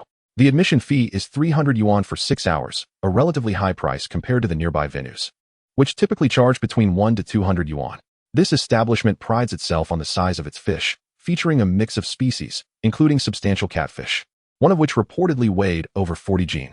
This allure has drawn numerous anglers, yet they often find themselves frustrated, as the venue owner, eager for profit, ensures that the big fish remain elusive by the end of the day. Many leave without even a glimpse of the larger fish, having only seen one that was caught over 2 weeks prior. In recent times, the venue has seen a steady influx of visitors, with at least 20 to 30 patrons daily, which is impressive considering its somewhat remote location. Upon arrival, The first order of business is to engage in a contest of wills with the owner. Both parties maintain a facade of overt hostility, with the owner exuding an air of condescension towards the group. I have seen plenty of small streamers like you, all claiming they will outfish me. Yet they leave in silence, their bravado extinguished. It must be said that the owner possesses a remarkable gift for oratory, leaving Xiao Yu and her companions momentarily speechless. Just don't shed any tears later, Xiao Yu retorts with unwavering confidence. Chapter 117, Stocking the Fish Pond. The exchange is both amusing and somewhat disingenuous. Chen Jiacheng observes the videos released by Xiao Yu and her group, finding them rather entertaining. Initially, the fishing venue owners appear overly confident, but once the day concludes, they are left lamenting their losses, thoroughly outmatched. Observing the comments from viewers adds to the amusement, helping him understand why so many are eager to confront these proprietors. After all, the thrill of the chase remains appealing. Consequently, the group continues to experience a surge in followers. Meanwhile, Xiao Yu and her team, having finalized their agreement with the owner, have commenced their fishing endeavors. A dozen fans have already gathered on site, drawn by their presence, though the number may seem modest. In such a remote location and within such a short time frame, it is quite commendable, especially when compared to the massive streamers boasting millions of followers online. Upon arriving at each location, the number of attendees swelled into the hundreds, possibly even thousands. Although Xiao Yu and her companions had not yet reached such outrageous figures, it was well known that more would arrive in due time. After learning which fishing venue a few streamers had chosen, they made their way over. Though this would take some time, Xiao Yu, however, had no intention of waiting for others. After purchasing their tickets, they plunged straight into the action. Much like before, they cast their lines and immediately hooked double catches, a routine occurrence, especially given that, from what could be observed, the fishing conditions in Jiansong were far from stagnant or unfavorable. Could it be? Are the fish truly this aggressive today? Exclaimed a passerby, astonished by the scene before him. Without a moment's hesitation, he hurriedly sought out the owner to purchase a ticket. At that moment, the owner was primarily engaged in collecting tickets and had yet to witness the spectacle involving Xiao Yu and her group. He was aware that as streamers, they must possess some skill. However, this was his fishing ground, and he was confident in his authority over it. Moreover, Xiao Yu had attracted a portion of customers, which made him feel as though she were a veritable deity of fortune. If only more individuals like her would frequent his establishment, it would surely lead to greater profits. Yet, it became evident that perhaps he had rejoiced too soon. Although Xiao Yu and her friends brought a surge of energy to the venue, resulting in a significant increase in ticket sales, he still could not shake off his unease. After only half an hour, he approached Xiao Yu to assess the situation, and he was nearly overwhelmed with disbelief. In that brief span, the quantity of fish caught by Xiao Yu and her companions was alarmingly impressive. The sheer chaos of their continuous catches left him astounded, particularly as all four were reeling in fish simultaneously. How could the fishing be this fruitful today? It was reminiscent of the exceptional conditions from previous days, yet none of the other anglers had experienced such relentless success. The sight was nothing short of breathtaking, not just for the owner, but for many other fishermen present. Good heavens, this is utterly astonishing. Is this some sort of performance? Others murmured, perplexed. Yet, the reality remained that others were indeed fishing as well, and it was perplexing that the four of them were positioned so far apart. Many onlookers, predominantly those unfamiliar with the venue, were left in disbelief. Those who frequented the location understood that occasionally, a few skilled anglers might have a remarkable day, but it was unheard of for anyone to maintain such a relentless streak from start to finish. For the other fishermen, this was nothing short of terrifying. Numerous individuals began recording the event on their phones, inadvertently providing free publicity for Xiao Yu and her friends, who embraced the attention wholeheartedly. Their sole focus now was to showcase their prowess and capture the interest of a wider audience. As time finally drew to a close, the owner exhaled a sigh of relief. However, upon witnessing their haul, he was nearly rendered unconscious by the sheer magnitude of it. When the fish were pulled from the water, he realized he would soon be left with an empty pond. The uproar this created among the other anglers was monumental. As they rushed to document the spectacle, is it even possible to catch this many? They wondered in awe. Truly, the disparity in skill is astounding. Those witnessing the scene felt a chill run down their spines. More significantly, many who had yet to cast their lines mistakenly believed the fishing was exceptionally fruitful that day, prompting them to seek out the owner for tickets. The owner's previously disheartened mood began to lift ever so slightly, especially as more and more people arrived, drawn by the miraculous turn of events. Unbeknownst to him, Xiao Yu and her companions were indeed his lucky stars. Despite incurring some losses due to their earlier presence, the influx of 50 to 60 new patrons made it seem as though he had ultimately profited. As evening approached and Xiao Yu's group departed, a considerable number of individuals continued to buy tickets, though their luck was far less favorable. Had it not been for Xiao Yu and her friends, they might have had better success. However, with the four of them having fished with such fervor and no new fish introduced that day, the outcome for the remaining anglers was decidedly dismal, with over half leaving empty-handed. Chapter 118. Are they skimming off the top? While Xiao Yu and her group were engaged in their fervent fishing, they inevitably encountered those unscrupulous owners. It became evident that many proprietors opted to stock their ponds heavily while simultaneously ensuring the fish were unresponsive. Today, they encountered a particularly dubious character, whose promotional videos suggested an abundance of fish, yet in reality, very few could be found in the pond. Responding to their fans' requests, Xiao Yu and her companions decided to investigate this venue, where the fees were exorbitantly high, yet only a handful of sizable fish were actually present. Upon arrival, Xiao Yu was taken aback to discover the fishing conditions were far from optimal. After all, this was a fishing pond. Such circumstances were nearly inconceivable. The only plausible explanation was a severely depleted fish population. The group exchanged glances, their mutual astonishment evident. After all, encountering such a situation in a premium-priced venue was unprecedented. Is this owner truly so unscrupulous, charging such high fees for so few fish? Xiao Gu exclaimed in disbelief. I saw the messages in the group. It appeared as though they had stocked a massive quantity of fish. Chen Peng chimed in, yet the group remained cautious of their burgeoning suspicions. They began to seek evidence, and upon reviewing the videos, they indeed discovered several highly suspicious anomalies. Each video showcasing the release of fish reveals distinct nuances upon closer inspection. This is far from the actual location. Such an audacious proprietor is a rare sight for these individuals. Naturally, they felt compelled to deliver a stern lesson. Meanwhile, the other anglers lamented their misfortune, attributing their lack of success to bad luck, never considering the possibility that the pond itself might be problematic. Many who fish in such places often blame their own luck or their choice of position, rarely contemplating the fish within the water. In truth, the situation is frequently as they suspect. There are indeed fish present, but they simply refuse to bite, and today, they encountered an unusual circumstance.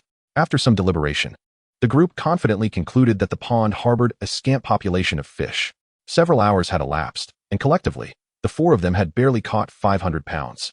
Given their formidable skills, if the fish were plentiful, they would have easily surpassed 1,000 pounds.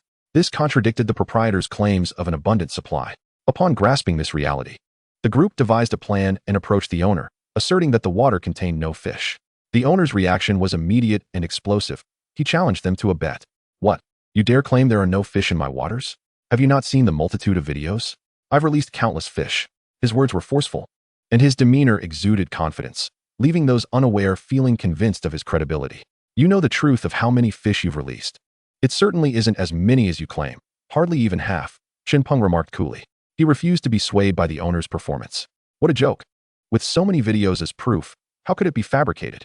If your skills do not match up, do not blame others. The owner, instead, mocked them. Although the other anglers wished to support their claims, they found themselves uncertain whether the issue lay with the fish or their own lack of skill or fortune. Since the establishment's opening, few had fared well. Ironically, they were astonished that Xiao Yu and his companions had caught a substantial amount, which would typically be regarded as a remarkable feat. Yet, who would have thought that these individuals, who had fished the most, were now dissatisfied? This left the others feeling utterly speechless, as they would have been quite content with the catches of the four, each reeling in around 100 pounds. Believing they had done well. You can forget it. I know the situation here. There are hardly any fish, Chen Tianliang interjected directly. This time, the owner was visibly displeased, adopting an aggressive stance. Fine, since you all insist there are none, how do you explain your catches? He was astonished to see the quantity of fish the group had managed to land. To him, it seemed impossible, for he knew precisely how many fish he had released. He estimated that at least half had been caught by them. While he felt a pang of regret, he was determined to teach these audacious anglers a lesson. This only proves that we typically catch more. It merely signifies that your pond is devoid of fish. Chen Peng firmly maintained that the pond was lacking in fish. After years of mounting frustration, the owner finally unveiled his trump card.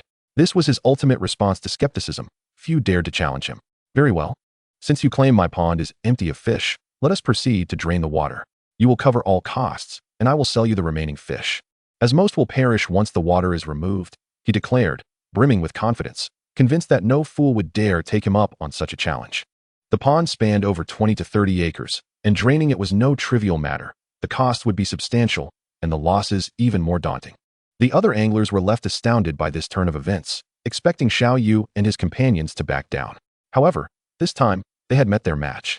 Prior to this, Chen Peng and his friends had thoroughly discussed the potential outcome, planning for the moment the owner might issue such a challenge. They resolved to confront him directly, knowing full well he would be the one unable to maintain his composure. Draining the pond, you say? But what if you truly do not have as many fish as you claim? Chen Peng persisted in his assertions. He adopted an air of hesitance, feigning a lack of confidence. The owner, seeing this demeanor, felt assured of his victory. What if my fish are indeed as plentiful as I profess? He retorted, exuding false bravado in an attempt to intimidate them. Chapter 119, The Compensation Dilemma. Then let us drain it. Chen Peng's declaration left everyone speechless. The other anglers, captivated by the unfolding drama, momentarily forgot about fishing. They were now waiting for the conclusion of the spectacle. In the meantime, arrangements were made to contact the water removal team. The owner, sensing the situation escalating beyond his control, felt a pang of anxiety, though he maintained a composed exterior. Seizing a moment of privacy, he approached Chen Tianliang. Brother, your actions are rather unscrupulous. You've caught so many fish yet still doubt my integrity? His tone softened, revealing his unease. He had never anticipated encountering such tenacious individuals willing to challenge him so fiercely. Oh, what good are your words? I've already made arrangements. The water removal team is en route, Chen Peng replied with calm assurance. Upon hearing this, the owner's expression shifted dramatically. What about the other anglers still fishing? What shall we do? He attempted to redirect the conversation, eager to quell the rising tension. That can be easily managed. There is still limited time left for the others. And we can wait until the last one finishes. We will have a record of the fish caught. Xiaoyu interjected, adding fuel to the fire. The owner could no longer maintain his composure, as he realized his adversaries were serious. How could he not panic?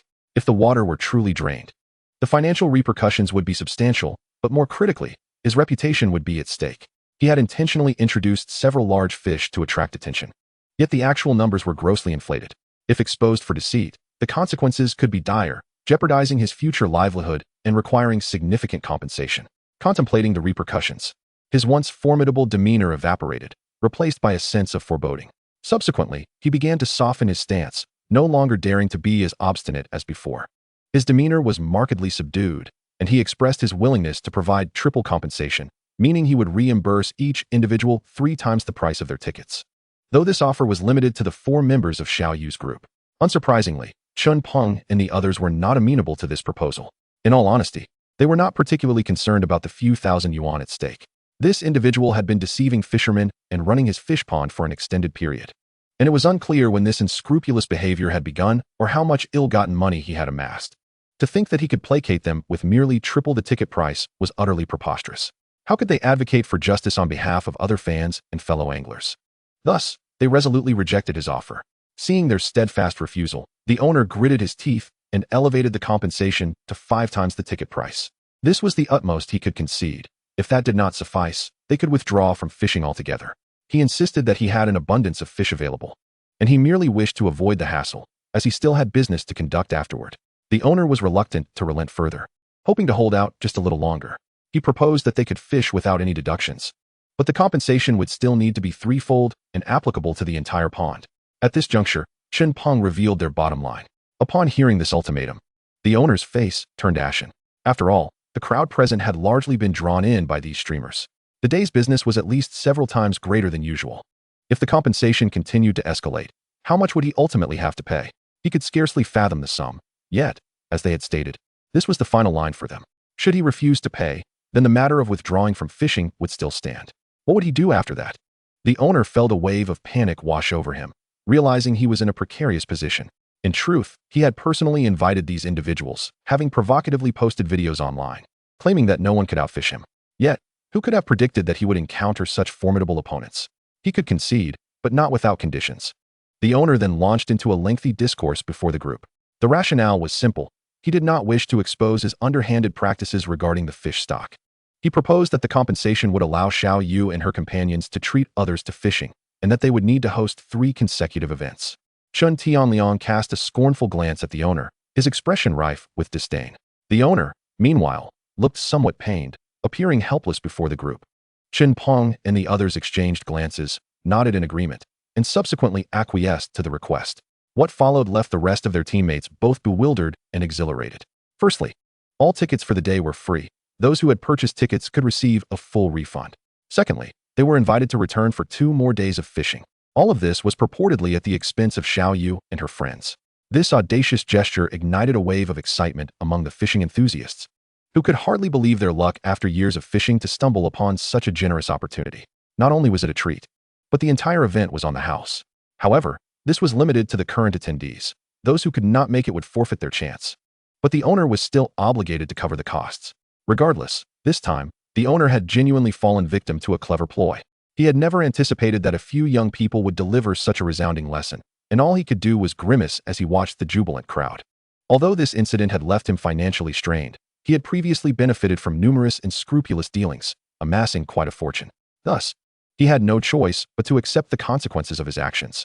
Simultaneously, Chen Jiacheng and his companions made it abundantly clear that if he dared to repeat such misconduct in the future, they would no longer entertain any negotiations. The owner could only manage an awkward smile. Though he had yet to admit it outright, both parties understood the unspoken truth. He had indeed deceived them, and there were not nearly as many fish as he had claimed. The other anglers remained blissfully unaware of the underlying truth, perceiving the group as exceptionally generous. They promptly followed the streamers, becoming their fans. This was merely the audience present. However, the news spread rapidly among the fishing community, informing everyone that these streamers were remarkably benevolent. In the days that followed, Xiao Yu and her companions continued to engage the owner, and notably, they incurred no expenses. They could keep all the fish they caught, and the owner was compelled to stock the pond further. Recognizing that he had lost control of the situation, the owner could only acquiesce to their demands. The following day, in front of the group, he brought in several truckloads of fish to replenish the pond. By the time Xiao Yu and her friends returned, they were eager to relay the entire saga to Chen Jiacheng. "Is this really happening?" Chen Jiacheng exclaimed, taken aback by the audacity of the owner. Beside him, Xiao Gu eagerly recounted the entire sequence of events, leaving little room for Xiao Yu to interject. The group spent several days at the fishing grounds, effectively exhausting the owner emotionally. When it was time for them to leave, the owner was overjoyed, as this meant he would not have to pay out any compensation. Initially, he believed that reimbursing the ticket prices would suffice, but the daily earnings from the fish caught were also substantial. He had been short of fish, and in the following days, he would have to continue sourcing more to maintain his stock.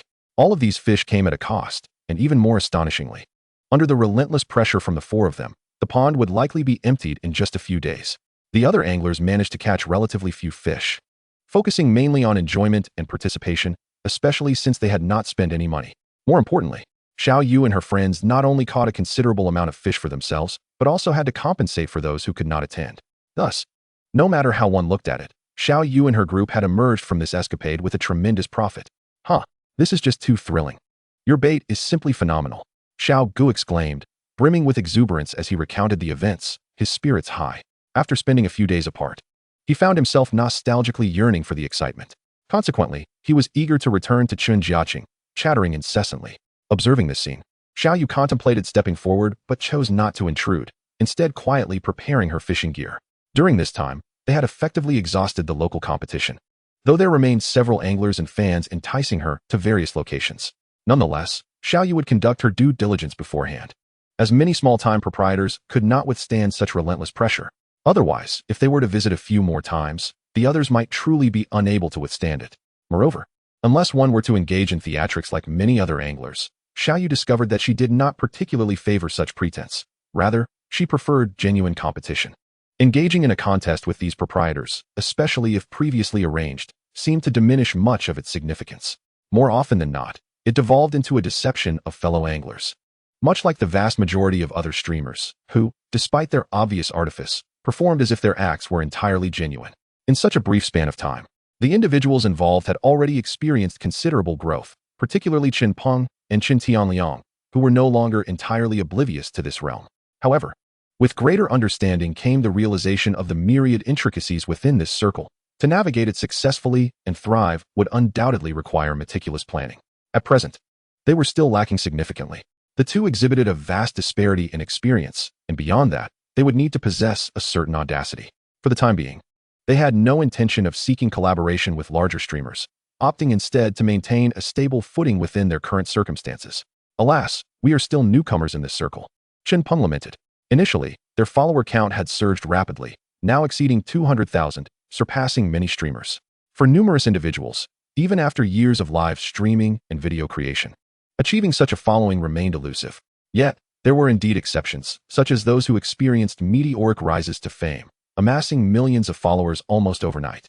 Yet, such individuals were exceedingly rare. The notion of achieving sudden stardom is far from straightforward. More often than not, many labor for an extended period, only to find their aspirations unfulfilled.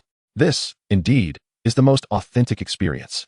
Following this, they engaged in extensive conversation, acutely aware that their achievements were largely attributable to Chen Jiacheng's bait. Once distanced from his bait, they would likely find themselves indistinguishable from the average passerby, struggling to ascend from the lowest rungs, with no clear indication of when they might truly emerge. Now, however, they had also attained the status of million-level streamers, a notion that had once seemed utterly inconceivable. Xiao Gu expressed a sense of satisfaction, noting that she had entered this industry 6 months later than Xiao Yu. Thus, she considered herself exceedingly fortunate, having encountered Chen Jiacheng shortly after her entry. Consequently, she had achieved the status of a million-level streamer in such a brief time. Now, she was increasingly attentive to her image and privacy, for with a growing fanbase came an array of new concerns. The volume of daily private messages was overwhelming, rendering it impossible to keep up, with the majority proving trivial. While there remained a number of individuals genuinely seeking collaboration, the two were hesitant to engage with them, as their experience was scarcely greater than that of Chen Peng and Chen Tianliang. At best, they were adept at filming and editing videos, yet beyond that, they now faced the various pressures that accompany being a streamer. Moreover, they had intentionally begun to reduce their interactions with numerous acquaintances. It was unavoidable. Upon witnessing their newfound fame, former friends sought to learn from them, wishing to accompany them in their endeavors. Yet, both felt they were still in the early stages of their journey, ill-suited to teach others. Naturally, they opted to decline, but to their surprise, even after refusing, these individuals harbored lingering resentment, some even spreading unfavorable remarks behind their backs. These represented some of the challenges and headaches they encountered, particularly from older relatives and friends, who, upon seeing their rise to fame, inundated them with calls and messages, eager to maintain closer ties. This left the two feeling quite helpless, especially considering that these same individuals had previously dismissed them, ridiculing them from the shadows. The cold words they had endured during their initial struggles were plentiful. Yet, once fame arrived, the narrative shifted entirely, and these individuals transformed into apparent allies. Chapter 121, The Fish Begin to Bite. The crowd grew restless. It turned out that early in the morning, a large assembly had gathered. Chen Jiacheng, having just awakened, opened his eyes to find so many people present. They had discovered this spot through the videos posted by Xiao Yu and her companions. This did not come as a surprise, as such occurrences were entirely normal. Without further ado, it was clear they would need to relocate. After all, they had fished here for an extended period the previous day, and the remaining fish were few. Thus, with the arrival of so many individuals, it was only natural to depart. This left those who had come feeling somewhat disappointed, as many anglers inexplicably preferred to congregate around these streamers. Some wished to witness the streamers' prowess, while others simply sought to challenge them, believing their own wild fishing skills surpassed those of the streamers, attributing success solely to luck. They all yearned for a moment of recognition before the cameras, yet regrettably, these lesser figures would find their wishes unfulfilled, as the streamers would not grant them the opportunity. Even Chen Jiacheng sometimes struggled to comprehend why these passers-by were so eager to perform. After all, if they truly desired to engage in this profession, they could simply do so themselves, yet they seemed reluctant. Instead, they preferred to follow the streamers, hoping to outshine them and attract attention along the riverbank. Once the group had packed their belongings, they set off once more. Their choice leaned towards proximity to the main road, as this was more convenient. After all, when the fish were plentiful, transporting them became a physically demanding task of great importance. For instance, in just over 2 hours since their arrival, their collective catch had already exceeded 1,000 pounds. Of course, this was the total sum for all involved. Chen Jiacheng accounted for the lion's share. His skills had become increasingly formidable. Even upon arriving at this location for wild fishing, he began to reel in fish with remarkable frequency. Such a spectacle would surely astonish those unfamiliar with the scene. However, for those present, it had long since ceased to be extraordinary, not only Chen Jiacheng, for they too found themselves catching fish with the bait provided. Consequently, they had little time or inclination to focus on Chen Jiacheng's exploits. Regardless, each time they arrived at a new spot, a sense of anticipation filled their hearts, eager to see the size and quality of the fish caught there. As the temperature gradually rose, Chen Jiacheng began to contemplate targeting larger fish. There was no particular motive behind this. He simply sought the joy that comes from fishing for such species. It is time to fish for silver carp, Chen Jiacheng remarked calmly, noting the recent abundance of these fish.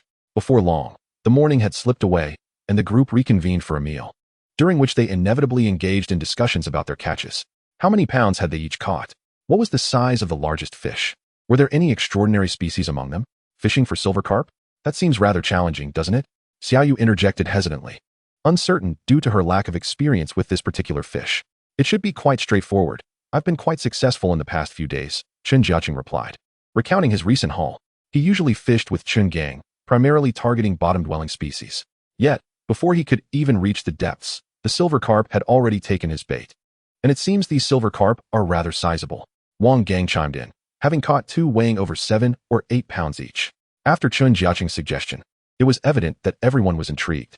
Thus, they set out to experiment that afternoon. Unlike other species, fishing for silver carp primarily involved maintaining a consistent rhythm. In a mere 30 minutes, Chen Jiacheng had already landed several, each weighing an impressive 5 to 8 pounds, evoking envy among his peers. Shortly thereafter, Wang Gang managed to catch one as well. Although it was a white silver carp, it too weighed around 5 to 6 pounds. One by one, the others began to reel in their catches, whether they were white or patterned. This time, the focus was purely on the tactile sensation of fishing. As long as the fish were sufficiently large, the experience was gratifying. After 2 hours of fishing, Chen Jiacheng finally hooked a fish exceeding 10 pounds. At this point, he sensed that the bites had intensified dramatically. They had entered a frenzy, akin to catching small trash fish. Each time the line dipped, it was as if they were guaranteed a catch. Such exhilarating circumstances stirred excitement among the others, who were also experiencing bites, albeit less consistently than Chen Jiacheng. The disparity in their success only fueled their competitive spirit, compelling them to increase their fishing frequency. However, at the outset, it was undeniably labor-intensive. The effort required was vastly different from bottom fishing, demanding considerable arm strength. After just over an hour, Xiaoyu and her companion felt the strain. Although they were using 6-meter-3 rods, their casting lacked precision. Even Chen Pengcheng and Chen Tianliang, wielding 7-meter-2 rods, struggled to maintain accuracy. Chen Jiacheng, despite his superior equipment, also felt the fatigue. As someone with significantly more advanced gear, he recognized his advantage. Otherwise, he knew he would not fare much better. He had no prior experience fishing for silver carp, but luck was on his side as he continued to catch fish with ease. Each time, the line would dip dramatically, signaling another catch. The fish would thrash vigorously in their attempts to escape, but after several attempts, they would exhaust themselves before finally being brought to shore. Chen Jiacheng had grown accustomed to this struggle. Fortunately, his rod prevented the fish from showcasing their full strength. Even when they did exert themselves, the sensation transferred through his rod was significantly diminished, making even the largest fish feel like mere small catches in his hands.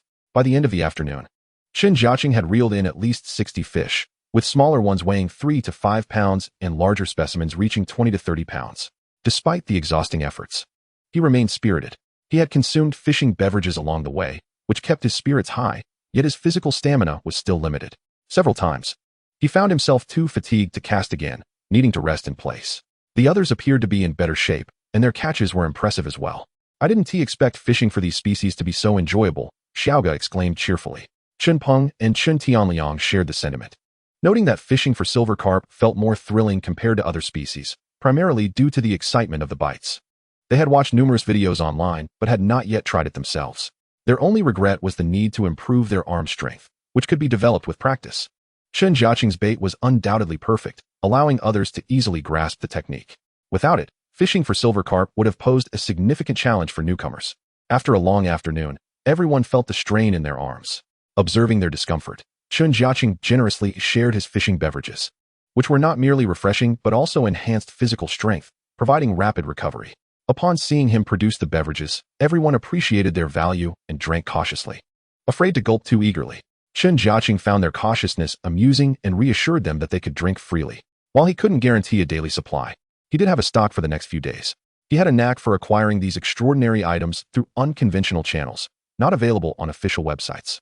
Thus, he felt no need for further explanation. They simply accepted his offer. With the addition of his fishing beverages, everyone's physical condition improved significantly. After just a few sips, a refreshing sensation washed over them, alleviating muscle soreness and fatigue. Over time, these sensations would diminish completely. With such substantial support, fishing became increasingly fruitful, even at a high intensity, allowing the two women to persevere. They found it hard to believe, as it felt remarkably astonishing. Although they were using only 6-meter-3 rods. For seasoned silver carp anglers, that was merely a short rod. However, for the two young ladies, this presented a formidable challenge. Previously, they had only utilized such rods to catch large fish. never having experienced the thrill of a high-frequency reel. As they cast their lines, an overwhelming sense of pride surged within them. The video had already showcased their newfound capabilities, demonstrating that they could indeed reel in a silver carp single-handedly. This newfound prowess inevitably inflated their confidence, a notion they had never dared to entertain before. Haha, now we can also be considered proficient in casting with finesse, exclaimed Xiao Gu with exuberance. Indeed, Xiao Yu concurred, her joy apparent. At that moment, their seemingly delicate frames appeared to harbor immense strength. It is worth noting that they had been reeling for 2 to 3 continuous hours, experiencing the true essence of divine power. This beverage is exceptionally delightful and remarkably potent, Wang Gang remarked, savoring the fishing drink while offering his insights. Undoubtedly, it resembled bait, but one could argue it was even more precious, as it was obtained through a one-time points exchange. Unlike regular bait, which refreshes daily, this was a rare find. With such resources at their disposal, one could easily excel in fishing competitions. Chen Peng, too, began to contemplate this aspect. His mindset had undergone a significant transformation, no longer fixated solely on immediate gains. He had discovered that merely profiting from fishing was a rudimentary approach. Having ventured into the realm of short videos and the fishing community, he realized that simple fishing for profit was the most basic and direct method. However, numerous alternative strategies existed, and recently, the two brothers had been diligently brainstorming. They were striving towards this direction, slowly accumulating fans, while also considering participation in various competitions. The substantial prizes associated with national tournaments were enticing. Yet their immediate goal was to engage in local fishing contests. These events might only offer prizes in the thousands, perhaps even exceeding 10,000, but for the duo, this still constituted a significant sum. It is essential to recognize that they were under considerable economic pressure, as both had families to support. Fortunately, Chen Jiacheng had been shouldering the burden, alleviating some of that stress for them. However, this state of reliance was gradually dissipating, as both felt the need to rise independently rather than depend solely on Chen Jiacheng. Thankfully, their aspirations were clear, to thrive as streamers and compete in various events. They had already begun scouting opportunities, accompanied by Xiao Yu and Xiao Ge. Simultaneously, Xiao Yu expressed her desire to participate in nearby fishing competitions and sought Chen Jiacheng's opinion. What are the prize amounts for these competitions? Chen Jiacheng inquired, clearly invested in the matter. Not too little, ranging from thousands to tens of thousands, depending on the scale of the organizer and the number of participants. Xiao Yu replied thoughtfully. She then pulled out her phone to display information about local fishing competitions. This looks quite interesting. We should definitely give it a try, Chen Jiacheng asserted. Although he had primarily fished in the wild without pursuing fame, participating in these competitions presented an excellent opportunity for recognition. He could leverage this chance to bring along some of his friends, thereby boosting their popularity. The group was pleasantly surprised by his swift agreement, as they had imagined he preferred the solitude of wild fishing. After all, he had only visited pay-to-fish ponds a few times and had shown reluctance to return. Of course, if it weren't for attracting fans and garnering attention, he likely wouldn't have favored such venues. Are you truly on board with this? Xiao Yu asked incredulously. Of course. Why not seize the opportunity for a prize? Besides, isn't this a splendid chance for you all to gain recognition? Chen Jiacheng replied matter-of-factly. Everyone felt a warm glow in their hearts, as this was undoubtedly for the sake of their professional futures.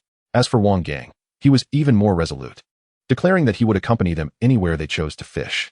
The group joyfully resolved to register for the competition the following morning. They discovered that a fishing event was set to occur just over 30 kilometers away, lasting 3 days and considered one of the larger competitions in the vicinity.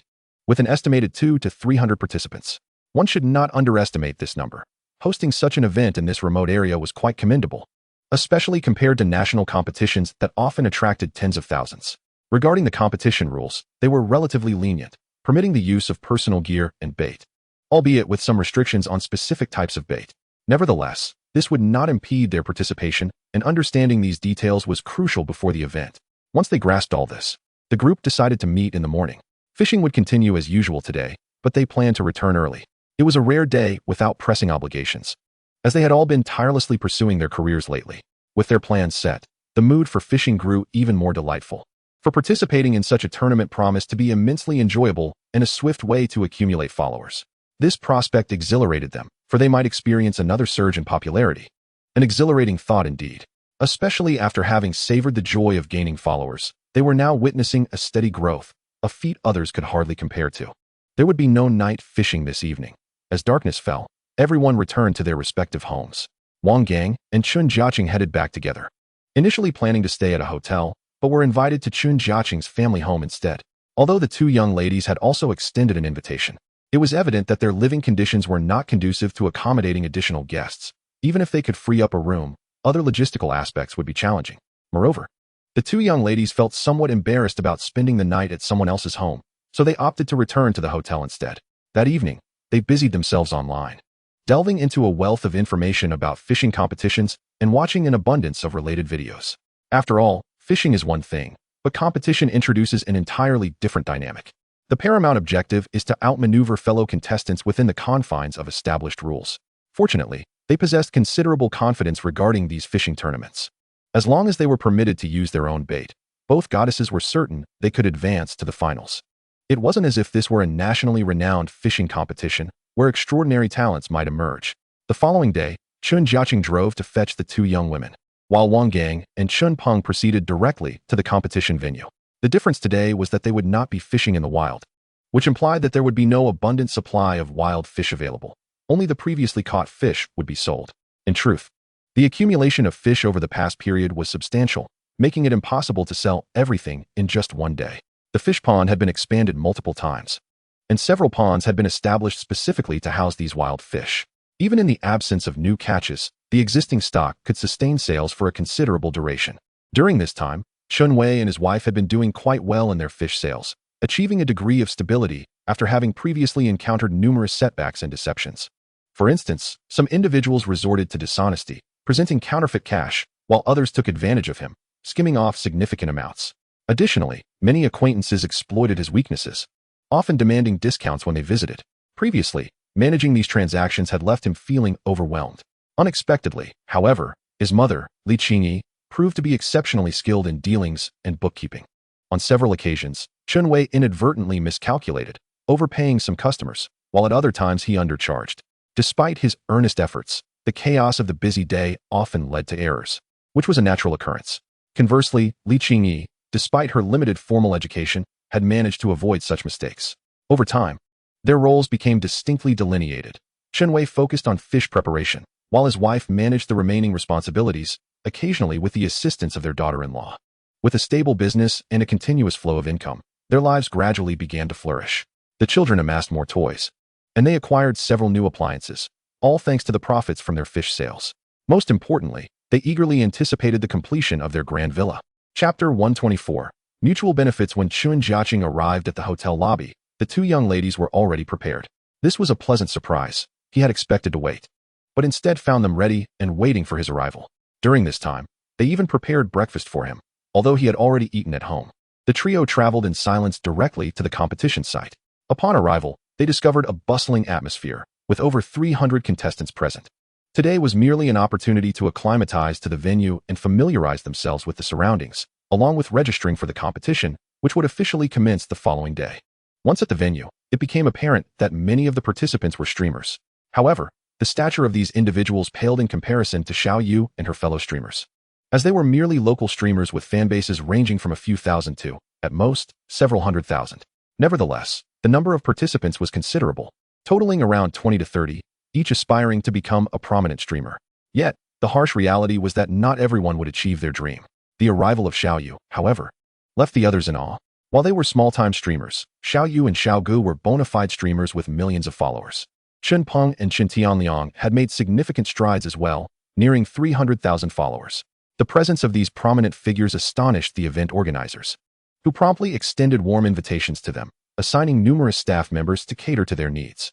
The rationale was simple: the higher the level of the streamer, the more advantageous it was for the organizers, as it could attract greater viewership and revenue. The organizers were eager to disseminate this exciting news to others, aiming to draw in more participants before the final day of registration.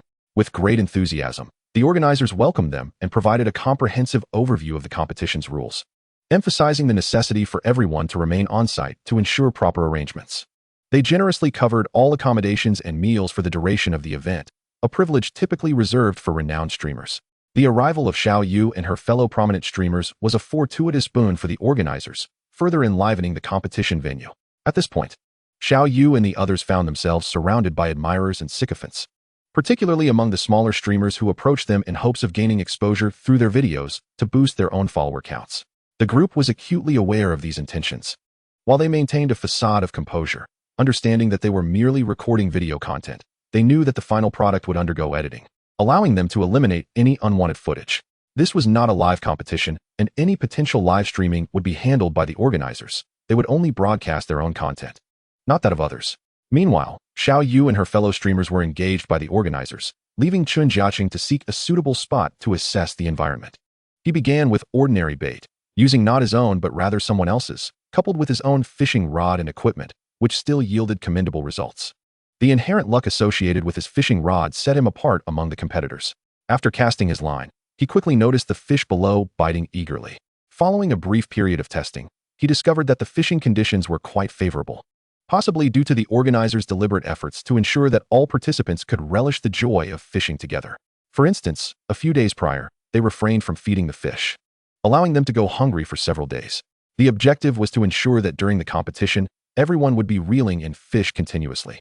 This would not only enhance the experience, but also create a more striking visual effect. The organizers of such a competition, of course, had profit in mind. The ensuing experience proved to be quite remarkable. Presently, Chen Jiacheng is confident that, even without his own bait, he can surpass over 90% of the participants. This is an achievement he believes can be realized even under less than favorable circumstances. However, since it is a competition, he naturally aims for first place. At this moment, he observes Xiaoyu and her companions, under the organizer's recommendation, beginning to fish as well. The results are, of course, self-evident. Xiaoyu and her friends dare not stray from Chen Jiacheng's bait. Aware of the impending competition, Chen Jiacheng has deliberately prepared extra bait for everyone, always at the ready. What the organizers did not anticipate was the formidable strength of these few individuals. After watching for a while, they were left astounded. Initially, they had contemplated intervening to help these participants catch more fish, only to realize that their assumptions were misguided. Given the prowess of these individuals, if they could perform at this level during the competition, they would undoubtedly be contenders for the championship. Xiaoyu and her friends certainly expected this. After all, it would be peculiar if they lacked such skills. Subsequently, under the organizers' arrangement, they switched to several different spots to continue their attempts. Indeed, as before, they cast their lines and immediately received bites. It is worth noting that many others were also fishing in the vicinity, including members of the organizing staff, who reported that the catches today were merely average, not as frenzied as anticipated. Meanwhile, Chen Jiacheng continued to fish, only to be forcibly escorted to a nearby hotel for a meal. This is the charm of a prominent streamer. Even the organizers felt compelled to win him over, despite his modest following of merely 1 million fans. However, the organizers themselves were not particularly powerful. For Xiaoyu and Saga, they were already regarded as significant figures, naturally deserving of special treatment. Xiaoyu and Saga understood the organizers' intentions, which were primarily motivated by their popularity. Their participation in such a competition was similarly aimed at increasing their exposure. Both parties were essentially fulfilling their own needs. Neither owed the other anything. And since they sought to curry favor, Xiaoyu and Saga were willing to accept this goodwill. Ultimately, both sides were satisfied. It remains to be seen how the competition will unfold. Chapter 125, An Undeniable First Place. On the day of the competition, the atmosphere was incredibly lively. In addition to the contestants, there were numerous spectators present, friends and family of the participants who came to show their support. The organizers were certainly pleased to witness this, as a more vibrant crowd was advantageous for them. In reality, the organizing entity had little to do with fishing. Their primary business did not revolve around it. Rather, the owner, a fishing enthusiast, had orchestrated this event for promotional purposes. Even the venue was merely a temporary rental. However, this did not concern the participants. After paying the registration fee, those who made it to the finals would be rewarded according to their standings. The first place prize was a direct cash reward of 30,000 yuan. Chen Jiacheng was unfamiliar with the second place prize as his sights were solely set on first place. He hardly glanced at the other rewards. After navigating through some tedious preliminary selection processes and checks for prohibited items, the competition officially commenced. The organizers had also engaged many staff members for oversight and live streaming. Naturally, special attention was given to Xiaoyu and Saga, as the organizers were astute enough to recognize their status as the main draw. Occasionally, the camera would shift towards them, while footage of other contestants was scarce. However, as the competition began, a significant disparity became evident. From start to finish, Chen Jiacheng and his companions maintained a continuous catch. Was there a mistake? Their positions were exceptionally favorable. Yet, they had tested those spots yesterday, and they were not supposed to yield many fish. This was perplexing. According to yesterday's patterns, while other locations were consistent, these particular spots were uncertain, yet daily conditions could change. At this moment, The staff also noted this remarkable peculiarity. Xiaoyu and Xiaoga, despite being two female streamers, drew the highest attention, particularly as their fishing efficiency surpassed that of their peers significantly. While others might catch one fish, they could reel in 5, 6, or even dozens. This astonishing scene captured everyone's attention, especially since it was being broadcast live. Shortly thereafter, Xiaoyu noticed a surge in her streaming audience. Typically, a few thousand viewers tuned in, but today, the numbers skyrocketed to over 10,000. This surge was undoubtedly due to the organizers' efforts. Although they lacked significant strength, they had a solid fan base that attracted many onlookers. Soon, the crowd recognized the two captivating women. Oh, this female streamer seems unfamiliar. She must be new. She already has over 1 million followers. It appeared she possessed considerable skill, as others around were not performing nearly as well. The chat in her live stream was ablaze with activity, allowing Xiaoyu and Xiaoga to relish the joy of heightened popularity. In contrast, Chen Peng and Chen Tianliang found their live streams rather dismal, with one garnering just over 100 viewers and the other around 300. The reality was that the two were relatively new to the scene, having only recently entered the industry. Most of their followers were individuals they had encountered in real life. Unlike the two women, who had built a certain foundation and naturally attracted substantial traffic, the two men found it challenging to capture viewers' interest, especially in such a well-known fishing competition, which was only a localized event. A nationwide competition might have significantly bolstered their visibility. Thus, despite their impressive skills, the attention they drew remained largely limited to the on-site audience. Other competitors, witnessing the duo's astonishing success, felt a pang of anxiety but were helpless to match their pace. The most unfortunate were the nearby competitors. Using Chen Jiacheng's bait, it was evident that they were at a distinct disadvantage, effectively silencing all those around them. At the onset, those with swift hands managed to snatch a few fish, albeit in a rather sluggish manner. However, as the competition progressed past its midpoint, the contestants situated near Chen Jiacheng found themselves nearly immobilized. This was not only true for Chen Jiacheng, but also for Chen Peng, Chen Tianliang, Xiaoyu, and Xiaoge. Indeed, any competitor in proximity to this group seemed to have fallen into a dismal predicament. It was utterly unexpected for many, particularly those participating in a fishing tournament for the first time, to face such disheartening circumstances, a complete absence of catches. This meant that a significant number of those seated nearby had not even managed to reel in a single fish by the end of the event. Such a terrifying display left even the organizers in astonishment. Some began to question whether there was some underlying conspiracy at play. Yet, the organizers felt unjustly accused, for it was their inaugural hosting of such an event, and they strived to maintain fairness. They had no intention of engaging in any underhanded dealings.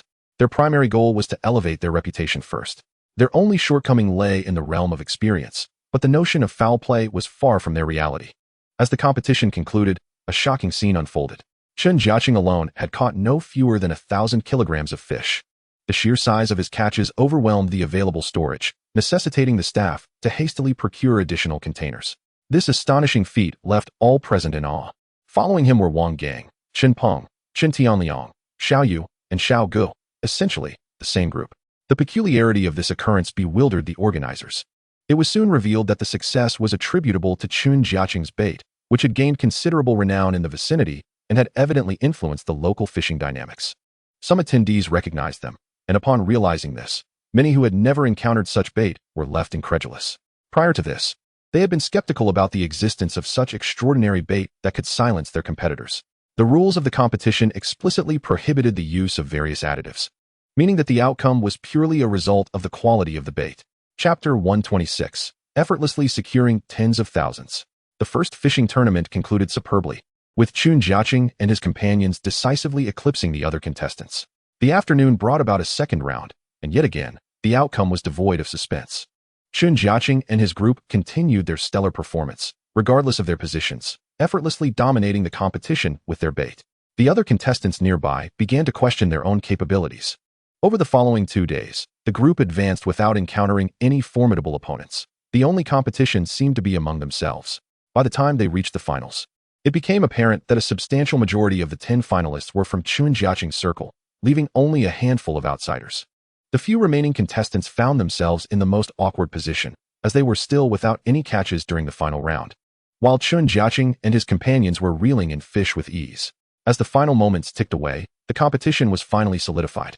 Standing on the podium, Chen Jiacheng calmly accepted his trophy, while all of his companions came forward to receive their awards. In essence, The accolades they garnered were a direct result of their collective effort, all stemming from the use of his bait. Upon realizing this, the other contestants erupted into a frenzy, eager to procure his bait. Even the organizers were taken aback, questioning whether such miraculous bait truly existed. Those who had never witnessed it were skeptical. However, the contestants, particularly those who had been in close proximity to Chen Jiacheng's group, could attest to the extraordinary efficacy of the bait, which had left them questioning their own skills. Chen Jiacheng showed little inclination to promote his bait, hastily descending from the podium after accepting his rewards. He preferred to avoid the limelight, leaving the opportunity for his companions, Chen Peng, Chen Tianliang, Xiao Yu, and Xiao Gu, who were streamers and relied on such moments to enhance their visibility. Given their impressive standings in the competition, the organizers naturally focused their attention on them. Chen Jiacheng and Wang Gang had already stepped down and were now observing the crowd, which was fixated on them. Soon, individuals approached, inquiring about the bait. Chen Jiacheng reiterated that purchases could only be made at his store. He was aware that this was not his domain and that the organizer's event was not intended for personal advertising. However, this only intensified the curiosity of many, eager to experience the purported potency of his bait. Those who had never even heard of it before were now profoundly intrigued after learning of its remarkable attributes. Yet not everyone had the opportunity to acquire it. The times had changed, his bait was now in high demand, and stock shortages were a common occurrence. A far cry from the days of lacking customers. Later that evening, the organizers insisted on treating everyone to a meal. At the table, the 4 streamers were undoubtedly the center of attention, along with a few other fishing streamers, totaling several dozen participants. This gathering was merely an effort to bolster their popularity. As for Chen Jiacheng, he simply came for the meal, maintaining his low-profile demeanor even as the first-place winner. His unassuming nature made him appear somewhat aloof, leading others to focus their attention on Xiao Yu and her companions. Xiao Yu sought to leverage the presence of these individuals to enhance her own popularity. Although they were all relatively minor streamers, their sheer numbers could help her gain a few followers. It was this intention that motivated their participation, otherwise, they would have been preoccupied with fishing. Fishing is an activity that demands time, and while others preferred to fish during the day, adhering to a more regular lifestyle. Xiao Yu and her friends understood that they were in a period of rapid growth. Their efforts now would lay a more robust foundation for the future. If they followed the path of other streamers, they might find it challenging to continue gaining followers after reaching a certain point, prompting them to adopt a more conventional fishing routine. However, as long as they exerted themselves a little more, they could attract a larger audience. Thus, at this moment, there was no room for complacency. They needed to strive for greater achievement. After these individuals joyfully concluded their meal, they directed their attention to several streamers, who reciprocated their interest. It is difficult to ascertain who emerged victorious or defeated, as the competition ultimately hinged on the loyalty of the fans. To put it plainly, success is contingent upon one's own strength.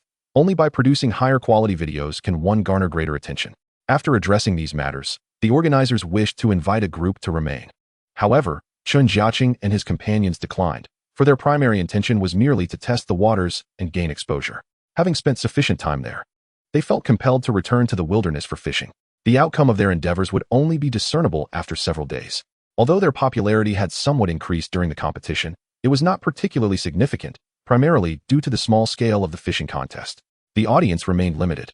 Yet this was inconsequential, as the event served as a moment for everyone to hone their skills. It was merely an opportunity to experience what a true fishing competition entailed. After all, even Chen Jiacheng had never participated in one before. Upon experiencing it, he found it rather lackluster, devoid of substantial enjoyment. Given the absence of rewards in fishing, everything else seemed trivial to him, save for the meager prize of a few thousand yuan. Frankly, if he caught a larger fish, he could return home directly without all this fuss.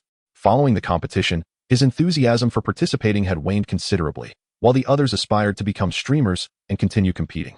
Naturally, they could choose not to participate. However, joining would be more advantageous for their burgeoning popularity.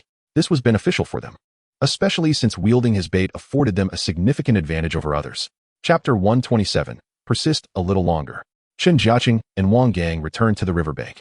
To his astonishment, the previous competition had unexpectedly elevated his popularity, as he had secured first place. Fortunately, he chose not to publish his videos. Otherwise, he would be inundated with obligations. He noticed that Chen Peng and the elderly Chen Tianliang were increasingly invested in their careers, which naturally intensified the pressure. They spent their days glued to their phones, constantly interacting with fans, responding to comments, and editing videos, activities that consumed considerable time and energy. In his view, entering this line of work had drastically reduced their fishing time and focus. Wang Gang shared his sentiments. He had no interest in filming videos and merely sought to relish the thrill of fishing. Thus, the two of them were akin to pure-hearted anglers. At this moment, they were quietly relishing the process of fishing for larger catches. It must be said, they had grown numb to the state of continuous bites. Instead, the lack of activity was particularly noteworthy, especially in a spot where few fish had been caught. For instance, Wang Gang discovered what appeared to be a new fishing hole, yet he had only managed to reel in a few small fish. This situation suggested either an abundance of small fish with no larger specimens present or the existence of true giants lurking below, scaring off the other fish. This realization filled him with excitement, as it hinted at the possibility of encountering larger fish. At the very least, the odds pointed to that conclusion. Acknowledging this, Wang Gang became increasingly focused, even as the bites ceased. Paradoxically, he felt more exhilarated, perpetually preparing for a struggle with a substantial catch. However, he was taken aback when 2 hours passed without any action, leading him to question whether fish truly inhabited this location. He wondered if his assumptions were erroneous and if there were simply no fish present, but logically, the conditions nearby should not have yielded such results. As he had fished in many nearby spots, each time he changed locations, he typically managed to catch at least a few dozen pounds of fish without issue. Yet, this particular spot seemed utterly devoid of life. Meanwhile, Chen Jiacheng on the other side was consistently landing large fish. Ding! He caught a fish worth 2,366 yuan, earning him 2 points. A 1-pound fish was effortlessly reeled in by Chen Jiacheng, who barely glanced at it before tossing it aside like a small bait fish, casually tossing it into his nearby fish net. To him, such a catch was inconsequential. Even 5-pound fish were commonplace for him. While many might consider landing a fish over a pound in the wild a notable achievement, for him, it was hardly distinguishable from catching small bait fish. Wang Gang, witnessing this, felt his mouth twitch but refrained from commenting. At this juncture, he contemplated whether to change spots again. However, having invested over 4 or 5 hours in this location, he was reluctant to abandon it, still holding out hope for a larger catch. Yet, the absence of bites was increasingly disheartening. Fishing is often characterized by uncertainty. No one can predict when the fish will bite or when their choices will prove correct. Wang Gang found himself in a state of indecision, unsure of what to do. He felt an urge to leave, but was also hesitant to do so. A common affliction among anglers who secretly harbor fantasies of landing a significant catch that would justify their efforts. On the other hand, Chen Jiacheng was in a frenzy, catching one moderate-sized fish after another, each weighing between 3 to 5 pounds. Upon witnessing this, Wang Gang could no longer contain himself and, in exasperation, chose to abandon the spot he had guarded for so long. What a wretched hole. I've wasted so much time here. Wang Gang fumed, hastily packing up his gear and relocating to another area. Meanwhile, Chen Jiacheng noticed that the bites in his own spot were dwindling. This indicated that the fish population beneath the surface was diminishing, prompting him to decisively gather his gear and move to the location Wang Gang had previously occupied. In fact, he had employed such tactics numerous times before. Often, if a fishing hole harbored large fish, their wariness would prevent them from biting immediately. Even with his bait, larger fish exhibited a level of caution and awareness far beyond that of smaller ones. Wang Gang's spot, therefore, was of particular interest to him, as he was no longer afraid of a lack of bites. A dearth of action could signify the presence of truly formidable creatures. His prior experiences had consistently indicated that such notable catches, often weighing over 30 or 40 pounds, typically originated from these types of locations. Grasping this, he promptly moved to the new spot, and from a distance, Wang Gang observed this unfolding scene. Suddenly, he felt a pang of regret for leaving. He had a premonition that perhaps he would not catch any big fish by staying there, but with Chen Jiacheng present, the situation was markedly different. Previously, similar events had unfolded multiple times. Each occasion he departed, not long after, Chen Jiacheng would reel in substantial catches from his spot. During those moments, Wang Gang would be filled with envy and self-reproach, lamenting why he hadn't stayed a little longer. Yet, on the other hand, when the bites were scarce, he found it nearly impossible to endure the wait. At this juncture, he could only fish while anxiously observing the situation on Chen Jiacheng's side, hoping for a big catch, yet feeling a twinge of concern. Wouldn't that just be a slap in the face if a big fish appeared? It was indeed a rather contradictory mindset, but regardless, the distant Chen Jiacheng would not indulge him. After guarding his spot for over 10 minutes, he realized there was little difference from before. With no bites for several minutes, it suggested either a lack of fish or the presence of something truly massive lurking below. The actual outcome remained a mystery, and Chen Jiacheng could only continue to wait to find out. After approximately 20 minutes, a sudden bite occurred. Chapter 128, Have Your Grandfather Come. It was as abrupt as ever. Chen Jiacheng, caught off guard by the enthusiasm, scarcely had time to prepare before his float plunged. Upon closer inspection, he realized it was not a figment of his imagination. Fortunately, his hand had remained poised on the fishing rod. Almost instinctively, he pulled upwards with force. Immediately, a wave of power surged through him, fierce and overwhelming, invigorating him. Was it a big one? Wang Gang, noticing that Chen Jiacheng had yet to raise his rod, persisting instead in a visibly strenuous manner, understood everything. It must be substantial, he thought. Though Chen Jiacheng maintained an outward calm, internally, he felt a flicker of excitement. The sensation of power was still sufficient for him. The fish, in a frenzy, darted deeper into the water. However, it was unaware that his second-tier line setup was not merely robust. It was no exaggeration to say that even if the fish swam 30 meters away, the line could accommodate such length. Indeed, it was that formidable. Of course, it required adequate strength to handle it. Inadequate strength meant these fish were unworthy of such a challenge. Only those weighing 50 to 60 pounds or more could qualify, like a rubber band. The deeper the fish swam, the more arduous the struggle became. The second-tier hook, once ingested, would secure itself like a detonating hook, making escape impossible due to the multiple angles of its lips. At this point, the hook, once swallowed, would latch onto the fish's lips with an unyielding grip. What followed was a tug-of-war, but fortunately, his fishing rod was no weakling. Even if the fish could exert its full strength, it was still far from half of its potential. Yet, despite this, it was proving to be quite a challenge. This confirmed the fish's considerable size. After all, a fish weighing over 20 pounds felt as light as a few pounds in his hands, hardly causing a stir. Thus, the subsequent actions were straightforward. Chen Jiacheng quickly summoned his strength, raising the rod with determination. It was imperative to exert force. After applying his strength, the rod bent into an exaggerated arc. Wang Gang couldn't help but admire how striking Chen Jiacheng appeared at that moment. Only Chen Jiacheng understood the true durability of his rod. If he truly had the power to break it, that would be remarkable. But sadly, he did not possess such formidable strength. So the fish was inevitably destined to be caught, albeit with a longer struggle ahead. After about 10 minutes, Wang Gang watched with bated breath, unable to fathom the size of the fish. When it finally broke the surface, he was utterly astonished. Its massive head left no doubt. It was no smaller than his own. This was preposterous, such a large fish. As the creature was hauled onto the shore, it lay there exhausted, having expended all its strength in the earlier struggle. Ding! Caught a green fish. Reward, 236, 975 yuan. Points, 20. Chen Jiacheng was more concerned with the reward. This single prize had exceeded 200,000 yuan, indicating the immense size of the fish. It did not disappoint him. He estimated it to weigh over 50 pounds. Wang Gang was consumed with envy. After all, such a large fish represented his lifelong pursuit. He had never caught anything of this magnitude, even in paid venues, let alone in the wild. It was truly enviable, and he regretted not having persisted a little longer. At that moment, he wished to strike his thigh in frustration. This confirmed that his earlier judgment had been correct, yet he had ultimately succumbed to the lack of bites and left. Of course, this was merely his current sentiment. In reality, had he continued under those circumstances, he might not have landed a catch either. After all, the fish he could catch, Chen Jiacheng could too. But not vice versa. This fact had been validated time and again. Thus, he was only lamenting verbally, for deep down, he understood that even if he had held on until now, it might not have guaranteed a catch. Grasping this notion eased his mind somewhat. Yet he still felt a tinge of embarrassment. The disparity between his expectations and reality was vast. Especially at that moment, he silently vowed that there would be future opportunities. And he, too, wanted to catch a fish weighing over 40 or 50 pounds.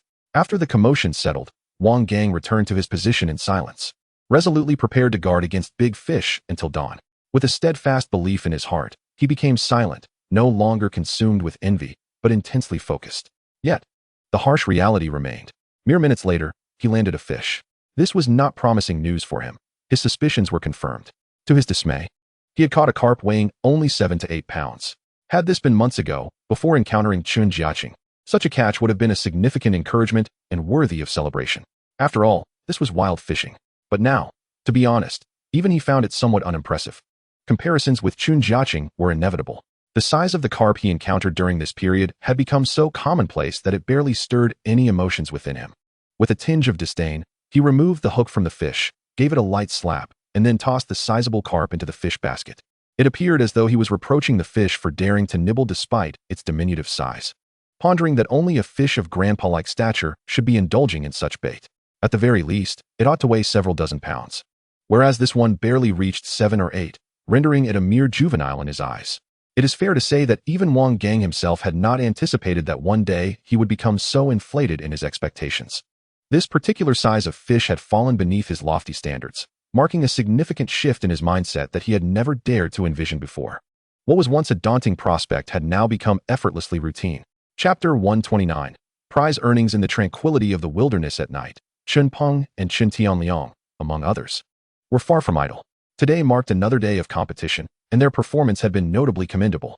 Although they could not compare to the two lovely ladies, Xiao Yu and her companion, they certainly excelled in contrast to many novice streamers. The prowess they exhibited on the competition stage left everyone in awe. The four of them participated in the contest, consistently securing all top four positions. This was their third consecutive fishing tournament, despite its modest scale. Their repeated successes had garnered them fame across several nearby counties, attracting a notable following of fans. While they might not yet be recognized on a national scale, this was merely a fledgling stage for a group of aspiring individuals. Their enthusiasm for participating in various competitions had surged, especially with the enticing prospect of a substantial prize pool. Currently, their income was not solely reliant on selling fish, as many catches during competitions were often returned to the water, resulting in minimal earnings. Their primary source of revenue stemmed from creating videos and the prize money from competitions. Although they had begun to receive minor advertising offers, their relatively modest fame rendered such endeavors somewhat unseemly. Thus, Chen Peng and his companion chose to postpone this pursuit until their popularity increased, ensuring that their fans would not be left disillusioned. Conversely, Xiao Yu had begun to embrace diverse advertising opportunities. With a following exceeding 100,000, her advertising revenues were quite significant, allowing her to enjoy a taste of prosperity. It was only at this juncture that they began to accept advertisements, having witnessed numerous peers falter due to mismanaged endorsements. After careful consideration and research, they agreed to endorse certain products. Given their current popularity, these advertisements often fetched thousands, and in more generous cases, could reach six figures. For two individuals who previously struggled to make ends meet, this transformation was nothing short of monumental. They had experienced a radical shift, discovering the joy of earning. No longer burdened by financial concerns, this newfound affluence led to several young women indulging in shopping sprees at nearby malls, purchasing clothing and other items without the previous need to be frugal. Entering a mall now meant a liberating spree of purchases. However, the burden of returning home with numerous shopping bags was exhausting. After amassing some wealth, they even purchased a small vehicle, enhancing their convenience. This was an unimaginable feat just a short while ago, as they never envisioned themselves rising to the ranks of million-level streamers in such a brief period. Often, they found it difficult to grasp the reality of their situation, feeling as though they were trapped in a dream, fearful that awakening would revert them to their former struggles. Their current lifestyle was one they had longed for, but never dared to dream of achieving. Initially, they believed that a lengthy tenure in this industry was necessary to make a name for themselves. However, with the support of Chen Jiacheng's bait, everything seemed to have become remarkably straightforward. This bait was a veritable game-changer. Regardless of the competition or opponents encountered, they consistently secured top positions. Luck played little role in their success. Even when drawing unfavorable positions, they still managed to be among the top contenders. Thus, the champions, runners-up, and third-place winners were invariably claimed by their team. Each competition was a resounding triumph, and anyone unfortunate enough to sit adjacent to them was likely to face calamity, often silenced by their prowess. Recently, the four of them had rapidly risen to prominence, their follower count surging in a short span. Their appeal primarily attracted those who enjoyed fishing in paid venues. They occasionally filmed outdoor fishing videos, leveraging both approaches to draw in a sizable audience. The most crucial aspect remained the live demonstrations, as many were initially skeptical of their claims. More often than not, they needed to showcase their skills in front of an audience, necessitating their participation in numerous competitions. This was the reason for their busyness. They attended nearly every fishing competition in the vicinity, particularly those of larger scale. Traveling too far was currently impractical, a suggestion from Chen Jiacheng. Considering that their primary income still relied on these activities, they could not afford to take risks like others, as they had families to support. Currently, Chen Wei sold fish caught by Chen Jiacheng and Wang Gang, and thankfully, the yield from their catches was more than sufficient. Their efforts had resulted in an increasing revenue stream from their videos, surpassing their previous fishing earnings, albeit still not comparable to Xiao Yu and her companion. This disparity stemmed partly from their shorter time in the spotlight and, of course, from Xiao Yu's undeniable charm. Without skill, mere beauty would not suffice in catching fish. However, once they honed their techniques, their attractiveness became an added advantage. Many prominent streamers had begun to take notice of Xiao Yu and her partner. Primarily due to their rapid follower growth, which had reached over 130,000 and continued to climb daily, sometimes by the thousands or even tens of thousands.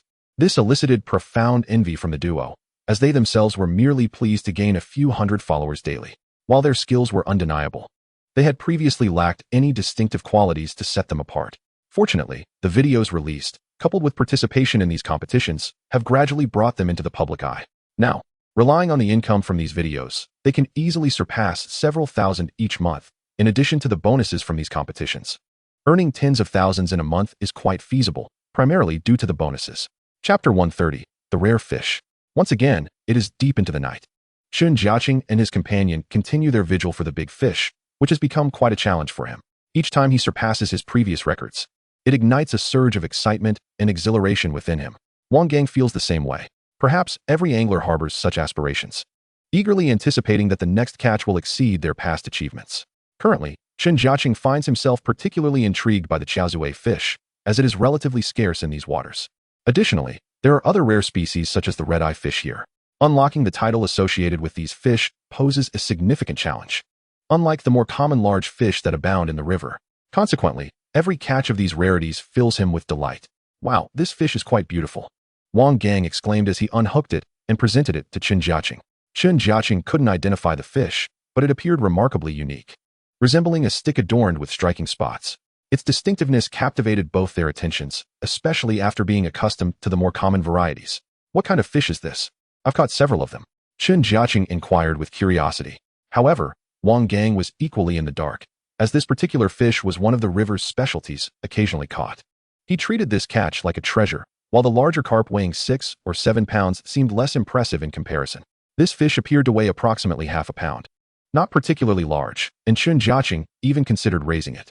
In fact, he had previously caught many unusual fish, all of which he was currently nurturing. His circumstances had improved significantly. Not only had his father established several fish ponds, but the family hotel also offered more than just fish, including ornamental and pet fish. This was the primary direction he aimed to advocate and develop. Although the market for such items in the small town seemed rather bleak, he viewed it merely as practice. Once the timing was right, he intended to shift the market focus and sell in the county town. The reason for remaining in the town was simply that conditions had not yet stabilized. Once everything was in order, other matters would naturally fall into place. I still prefer this type of fish, Wang Gang remarked with a sense of pride, as if he had finally redeemed himself, especially in front of Chen Jiacheng. Of course, but the numbers are quite sparse. It takes me quite a while to catch a few, Chen Jiacheng admitted, a hint of envy evident in his expression. Wang Gang felt even more triumphant. He analyzed the characteristics of this fish and even conducted online research for related information, but the understanding he could gain remained limited, primarily due to the inability to recall its scientific name. A search online revealed several similar varieties, making it impossible to determine exactly which one it was. However, it was certain that due to its rarity, the price would not be cheap. This became their greatest source of enjoyment, as they aspired to catch these elusive fish daily. As they continued fishing, the unusual species did not make an appearance until dawn, though numerous larger specimens did show up, many reaching 20 to 30 pounds. However, such sizes no longer satisfied their appetites. In the ensuing hours, they patiently awaited a catch that would truly satisfy them. When the bobber darkened, Chen Jiacheng decisively lifted the rod. Initially, he could not gauge the size of the fish. It felt strong, though he was uncertain whether it was merely playing or lacked strength. After a few seconds of stabilization, the fish began to exert its force. Naturally, he hoped for a powerful struggle, as it signified a larger size. Yet, this fish was peculiar, giving him an ambiguous sensation, as if it were something extraordinary on the other end. After a moment of contemplation, he began to apply force. As expected, the fish soon began to fight back. A smile broke on his face, for this indicated that the fish had some size to it, though he remained uncertain of its exact dimensions.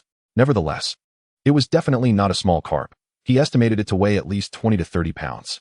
After a brief struggle of 5 or 6 minutes, the fish surfaced, confirming his suspicions of it weighing around 30 pounds. This size did not particularly stir his emotions, yet it was acceptable, akin to catching a small crucian carp during a typical outing. He considered it decent, though it did not evoke awe. Maintaining his composure, he placed the fish in his keep net. Wang Gang merely raised an eyebrow, indicating that neither of them was particularly invested in this catch. Instead, the capture of a rare fish would elicit their admiration and thorough examination, becoming their greatest source of enjoyment. Although it was just the two of them, they found a profound sense of peace in their solitude, preferring the tranquility over the company of others. They were cautious about revealing their location. Chen Jiacheng had become somewhat of a local celebrity. Many knew of his remarkable bait, granting him a level of fame comparable to some minor streamers. Fortunately, he had gradually faded from the videos of Xiaoyu and others. It was unavoidable. Frequent appearances in their videos would spark various discussions, leading to misunderstandings. Numerous incidents had already occurred, with countless online users making unfounded claims, labeling him as Xiaoyu's boyfriend or even husband. Similar situations had also arisen in Xiao Ji's videos. He himself did not mind, but for the two girls involved, it likely had a more significant impact. Chapter 131. From start to finish, continuous fishing. Chen Peng and Chen Tianliang, the two brothers, wreak havoc in the competition arena.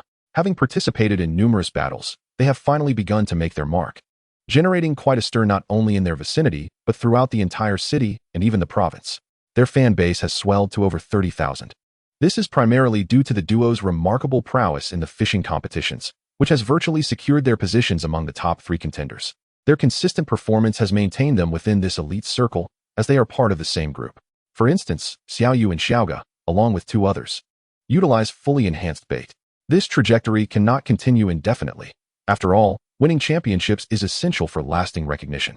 After some deliberation, the 4 decided to part ways temporarily, thereby increasing their chances of securing more championships. Xiaoyu remains paired with Xiaoga, while Chen Peng teams up with Chen Tianliang, effectively splitting into 2 pairs to participate in various fishing events across nearby counties. The objective is clear: to maximize their championship wins. Amidst this competitive atmosphere, Chen Peng and Chen Tianliang enthusiastically pursued their prize money, particularly as larger competitions yield more substantial rewards, with many now offering sums exceeding tens of thousands.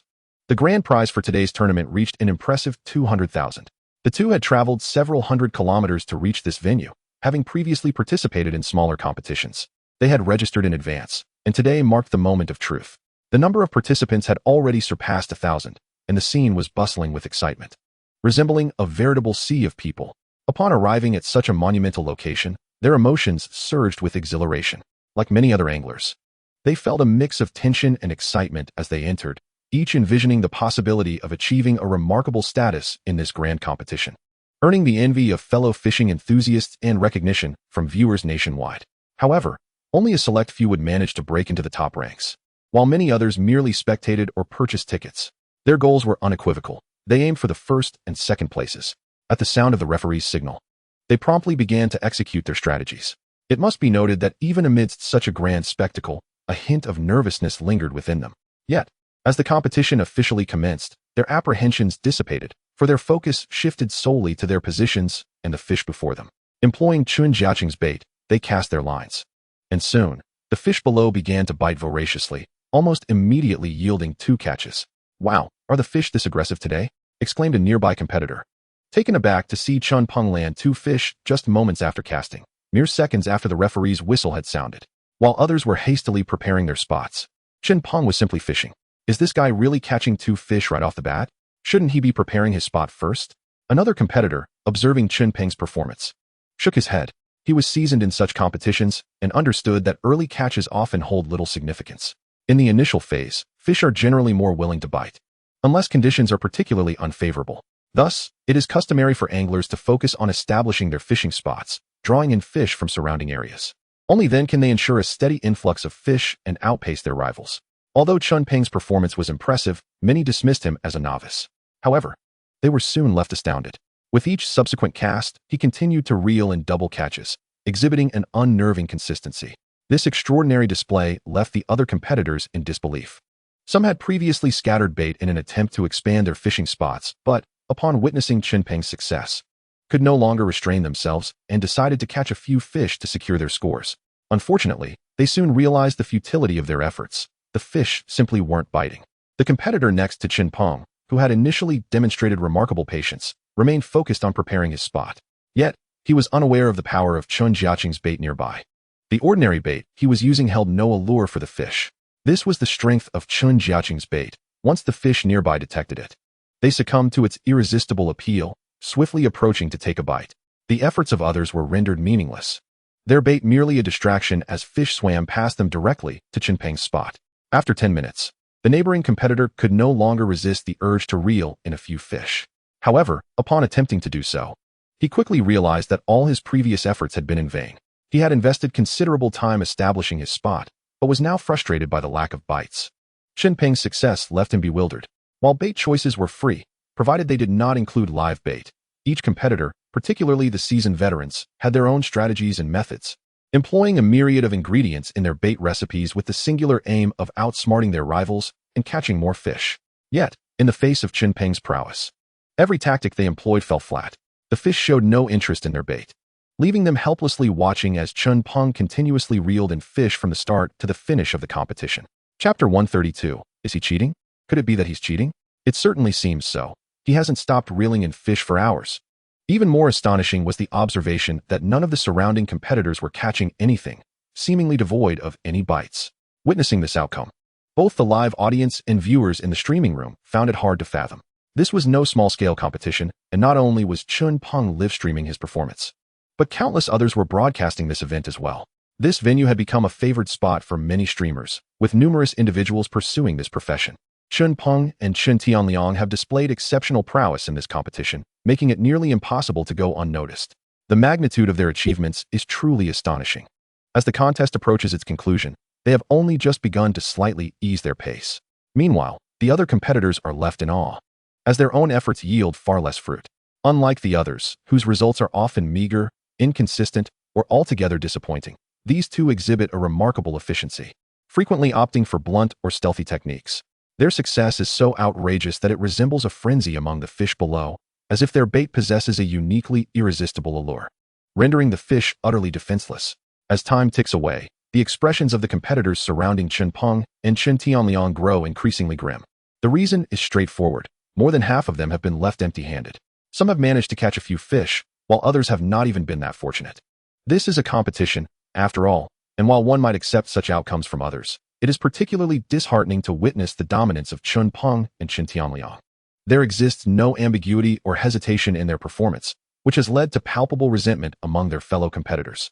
Several participants openly suspect that Chen Peng and Chen Tianliang may be engaging in dishonest practices. Others share this sentiment, and when the competition concludes, the judges regard the pair with a mix of scrutiny and doubt. While no one directly accuses them of cheating in their presence, the glances and behaviors speak volumes. In light of this situation, the event staff are understandably cautious. With an increasing number of suspicious minds, including those within their own ranks, they meticulously inspect the two competitors. Their equipment appears remarkably rudimentary compared to that of others, giving the impression that they are novices rather than seasoned competitors. The simplicity of their gear suggests they are not here for serious competition, but rather for a casual fishing experience. In truth, their bait is sourced from Chen Jiacheng, devoid of unnecessary complexity. Unlike others who blend multiple types of bait, sometimes exceeding a dozen varieties, Chen Peng and Chen Tianliang rely on a straightforward approach.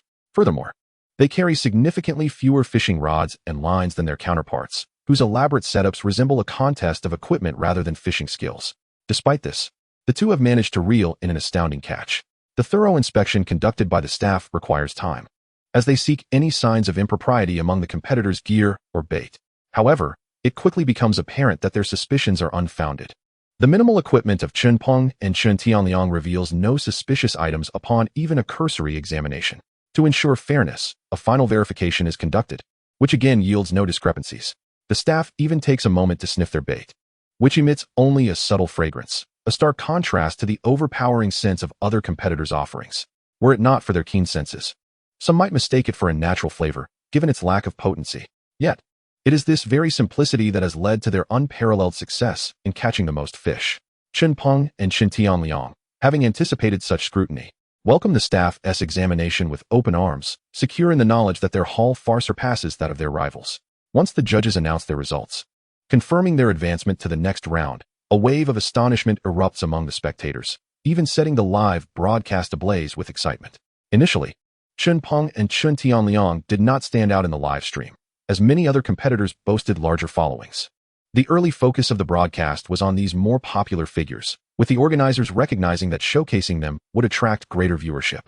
However, as Chen Peng and Chen Tianliang's remarkable catches began to accumulate, the audience's attention naturally shifted towards them. With ease and certainty, they secured victory in the contest. They lingered for a moment to observe the dismal outcomes of their fellow competitors, especially those in close proximity, who appeared to have suffered a stroke of bad luck, unable to even land a single fish. Meanwhile, Those in more fortunate positions caught a few. Yet their achievements paled in comparison to the bounty of Chen Peng and Chen Tianliang, who had amassed more than double the haul of their nearest rivals. This outrageous disparity left the judges in utter disbelief. Regardless, the two competitors successfully advanced to the next round, and as they packed their gear, they were approached by a few fans. Their captivating performance in the live stream had garnered attention from the audience, prompting some to seek photographs with them. Now, they had truly stepped into the realm of influencers. Chen Peng and his brother were taken aback, pleasantly surprised to find themselves with fans. They readily agreed to engage with their admirers, relishing the newfound recognition. In Chapter 133, the duo faces accusations of cheating, a recurring theme that they now approach with a sense of calm. All they need to do is cooperate with the officials during the inspection, as their fishing equipment is minimal and transparent. Under fair and just circumstances, there is no possibility of false allegations against them. Ultimately, the results confirm that both competitors have adhered to honest practices in their fishing endeavors, validating their standings. This revelation astonishes their fellow competitors, as the brothers did not merely secure their top positions through one contest. They achieved consistent victories through repeated encounters with their peers. Anyone who has fished near them can attest to the awe-inspiring nature of their skills. Throughout each competition, those seated beside them often find themselves in a state of despair, questioning whether any fish exist in the waters at all. While Chen Peng and Chen Tianliang continue to reel and fish without pause from the beginning to the end of each event, with an almost overwhelming display of prowess. They secured the first and second places, leaving many competitors in sheer disbelief. Consequently, once the event concluded, a multitude gathered around them. Some were genuine admirers, while others were merely curious about the secret recipe behind their bait. From their perspective, it seemed extraordinarily impressive if they could replicate it. Winning such competitions would be a mere formality. The Chen brothers, however, exhibited no reservations, openly attributing their success to the efficacy of their bait. Yet, this coveted formula was not so easily obtainable. The throngs present longed for it, but they were only able to distribute a limited quantity. Those fortunate enough to receive it soon recognized its remarkable potency, eagerly commencing their own tests, while many others remained skeptical. The rationale was straightforward. The competitors were all highly skilled anglers, utilizing various common bait types available on the market, merely adjusting the proportions and combinations. Furthermore, there existed a subset of anglers with profound insights into bait formulation, possessing unique recipes that yielded commendable results. However, the efficacy of these methods was invariably contingent upon consistent conditions. Fish behavior, after all, cannot be dictated by mere wishful thinking. Thus, many seasoned anglers found their purportedly effective strategies only applicable under specific circumstances and could not achieve the remarkable results exhibited by the Chen brothers in every competition. Many onlookers, intrigued, decided to observe how those who received the bait would validate its effectiveness. Not only the spectators, but also the event organizers and numerous staff members were eager to ascertain the truth behind the brothers' bait. As the competition had concluded and the majority had departed, only those genuinely fascinated by the brothers' bait remained. The fortunate recipients returned to the previous competition site, choosing random spots to test the bait, for it was essential to evaluate its performance across multiple locations. They utilized the bait provided by Chen Peng, and indeed, the results were astonishingly favorable. Regardless of their chosen positions, techniques, or rod lengths, the outcome was consistently the same: a bite upon casting, with the fish striking deeply. This astonishing spectacle unfolded before the crowd, leaving no doubt. If earlier victories could have been attributed to mere luck, this meticulous testing yielded uniformly impressive results, which was truly astonishing. This revelation sent the crowd into a frenzy, further elevating the reputation of Chen Jiacheng's bait. Given the considerable scale of this fishing tournament, the duo's ability to dominate was utterly unsurprising. The extraordinary nature of their bait was swiftly elevated to legendary status among anglers. After concluding their business, Chen Peng and Chen Tianliang wasted no time in claiming their prize money and proceeding to the next competition. Many competitors shared similar ambitions, participating in a series of nearby fishing tournaments, creating a timeline that aligned closely. It was not uncommon for them to encounter familiar faces from previous events, a reality that the Chen brothers had grown accustomed to. With each successive tournament, their knowledge deepened, and they no longer found themselves as uninformed as before. Their objectives were crystal clear: to pursue the lucrative prizes. The allure of these rewards was undeniable, often amounting to thousands. And the brothers could no longer rely solely on selling fish for income. This had become one of their primary sources of revenue. The remainder of their earnings came from producing videos. Thus, they were fervently drawn to competitions with substantial prizes. As the greater the reward, the more it captured their attention. Naturally, higher stakes tournaments demanded a greater investment of time and energy, with many spanning several days. Yet, this was inconsequential to them, for within this time frame, they could relish the joy that such competitions brought. More importantly, they could attract the attention of fellow competitors and online viewers, converting them into fans, which presented a rare opportunity for exposure. Adhering to their previous strategies, they continued to register for larger-scale events. As they participated in tournament after tournament, the prizes accumulated impressively, resulting in a significant surge in their popularity. The brothers were undeniably formidable, and their familial bond only served to amplify their prowess. In the fishing community, it was almost impossible not to gain recognition, as many online followers became increasingly curious about their unique bait. Those who became their fans eagerly urged them to expedite their offerings. Chapter 134. Journey to Tiancheng. Ding. A carp caught. Reward. 6,398 yuan. Successfully securing a carp into his catch, Chen Jiacheng felt an overwhelming sense of satisfaction. At this moment, his balance had exceeded 3 million yuan. This was a figure he had previously dared not to dream of, now quietly resting in his bank account. Even after accounting for the expenses of building a villa, the main structure of the villa had been fully erected, and they were now entering the renovation phase, which would entail another significant expenditure. However, for him, this presented no challenge. Revenue flowed in daily, albeit inconsistently, with particularly fortunate days yielding tens of thousands. The transformation in his material conditions was staggering. His home was now replete with furnishings and appliances. Yet, he still procured an array of high-end items. Furthermore, he ensured that his nieces and nephews lacked for nothing, indulging them lavishly. This allowed him to experience the joy of spending, though, ironically, he spent little on himself, as he had few personal desires. The bulk of his expenses were directed towards fishing equipment, which he had exchanged for points within the system. This had always been his primary expenditure, but now it had become his least costly investment. As for food and drink, while they were significantly more expensive than before, they paled in comparison to his current income, rendering them trivial. Wang Gang observed these changes keenly. Regardless, it seems that this young man is increasingly amassing wealth, a fact that has left him perplexed. After all, it appears that apart from his daily fishing excursions, Chen Jiacheng's primary source of income likely stems from bait sales. However, upon further reflection, he finds solace in the realization that the price of his bait has become remarkably exorbitant. He has been utilizing it without charge, yet in the marketplace, among unfamiliar individuals, it is not merely a matter of affluence to procure such items. Often, one must rely on connections.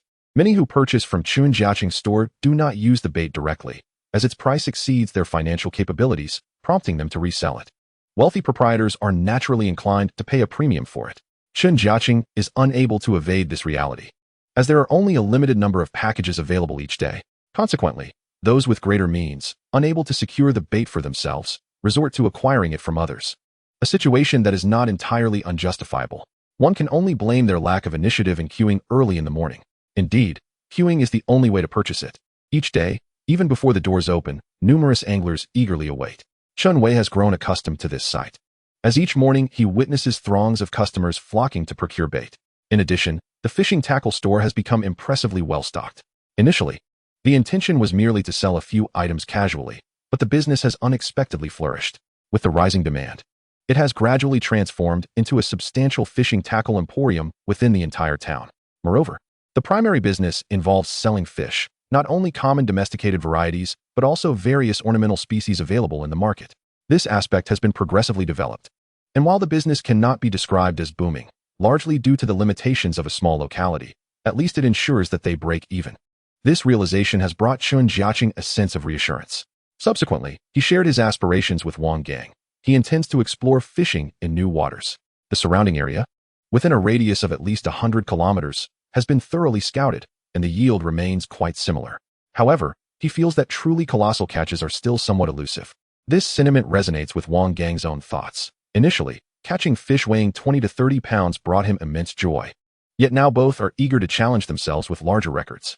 Thus, they must seek out a different river, having primarily fished around the main river for an extended period, with occasional ventures to smaller reservoirs.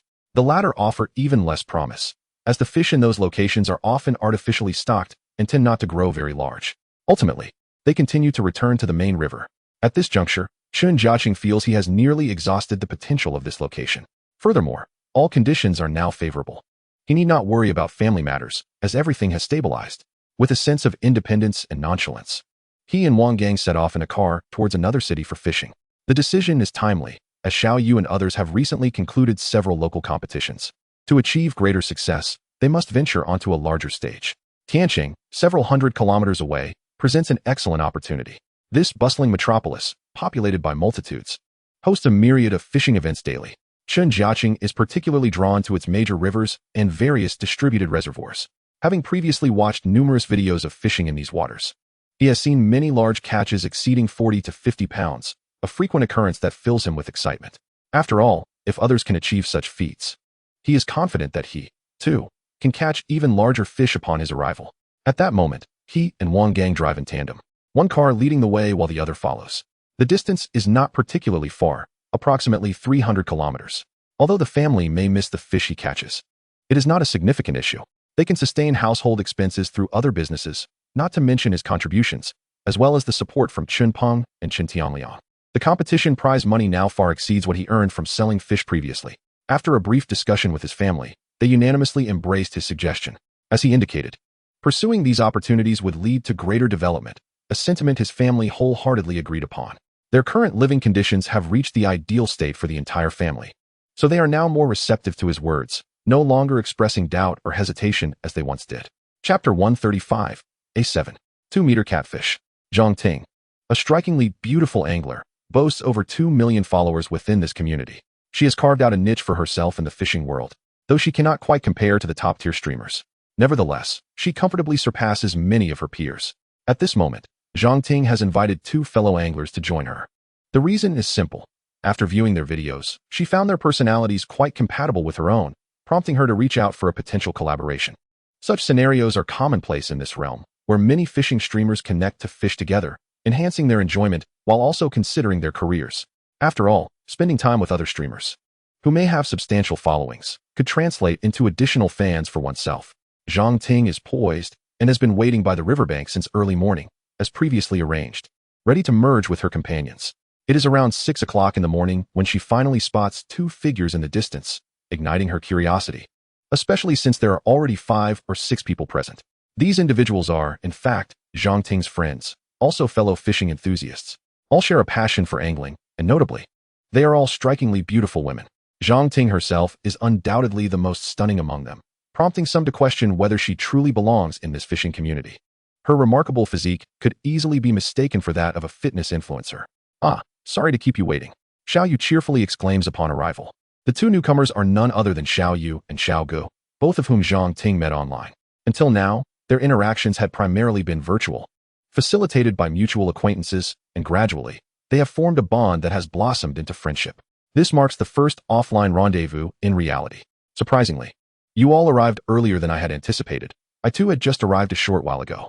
At this moment, Zhang Ting warmly and graciously spoke, and after a brief exchange of pleasantries among the group, they swiftly delved into the matter at hand.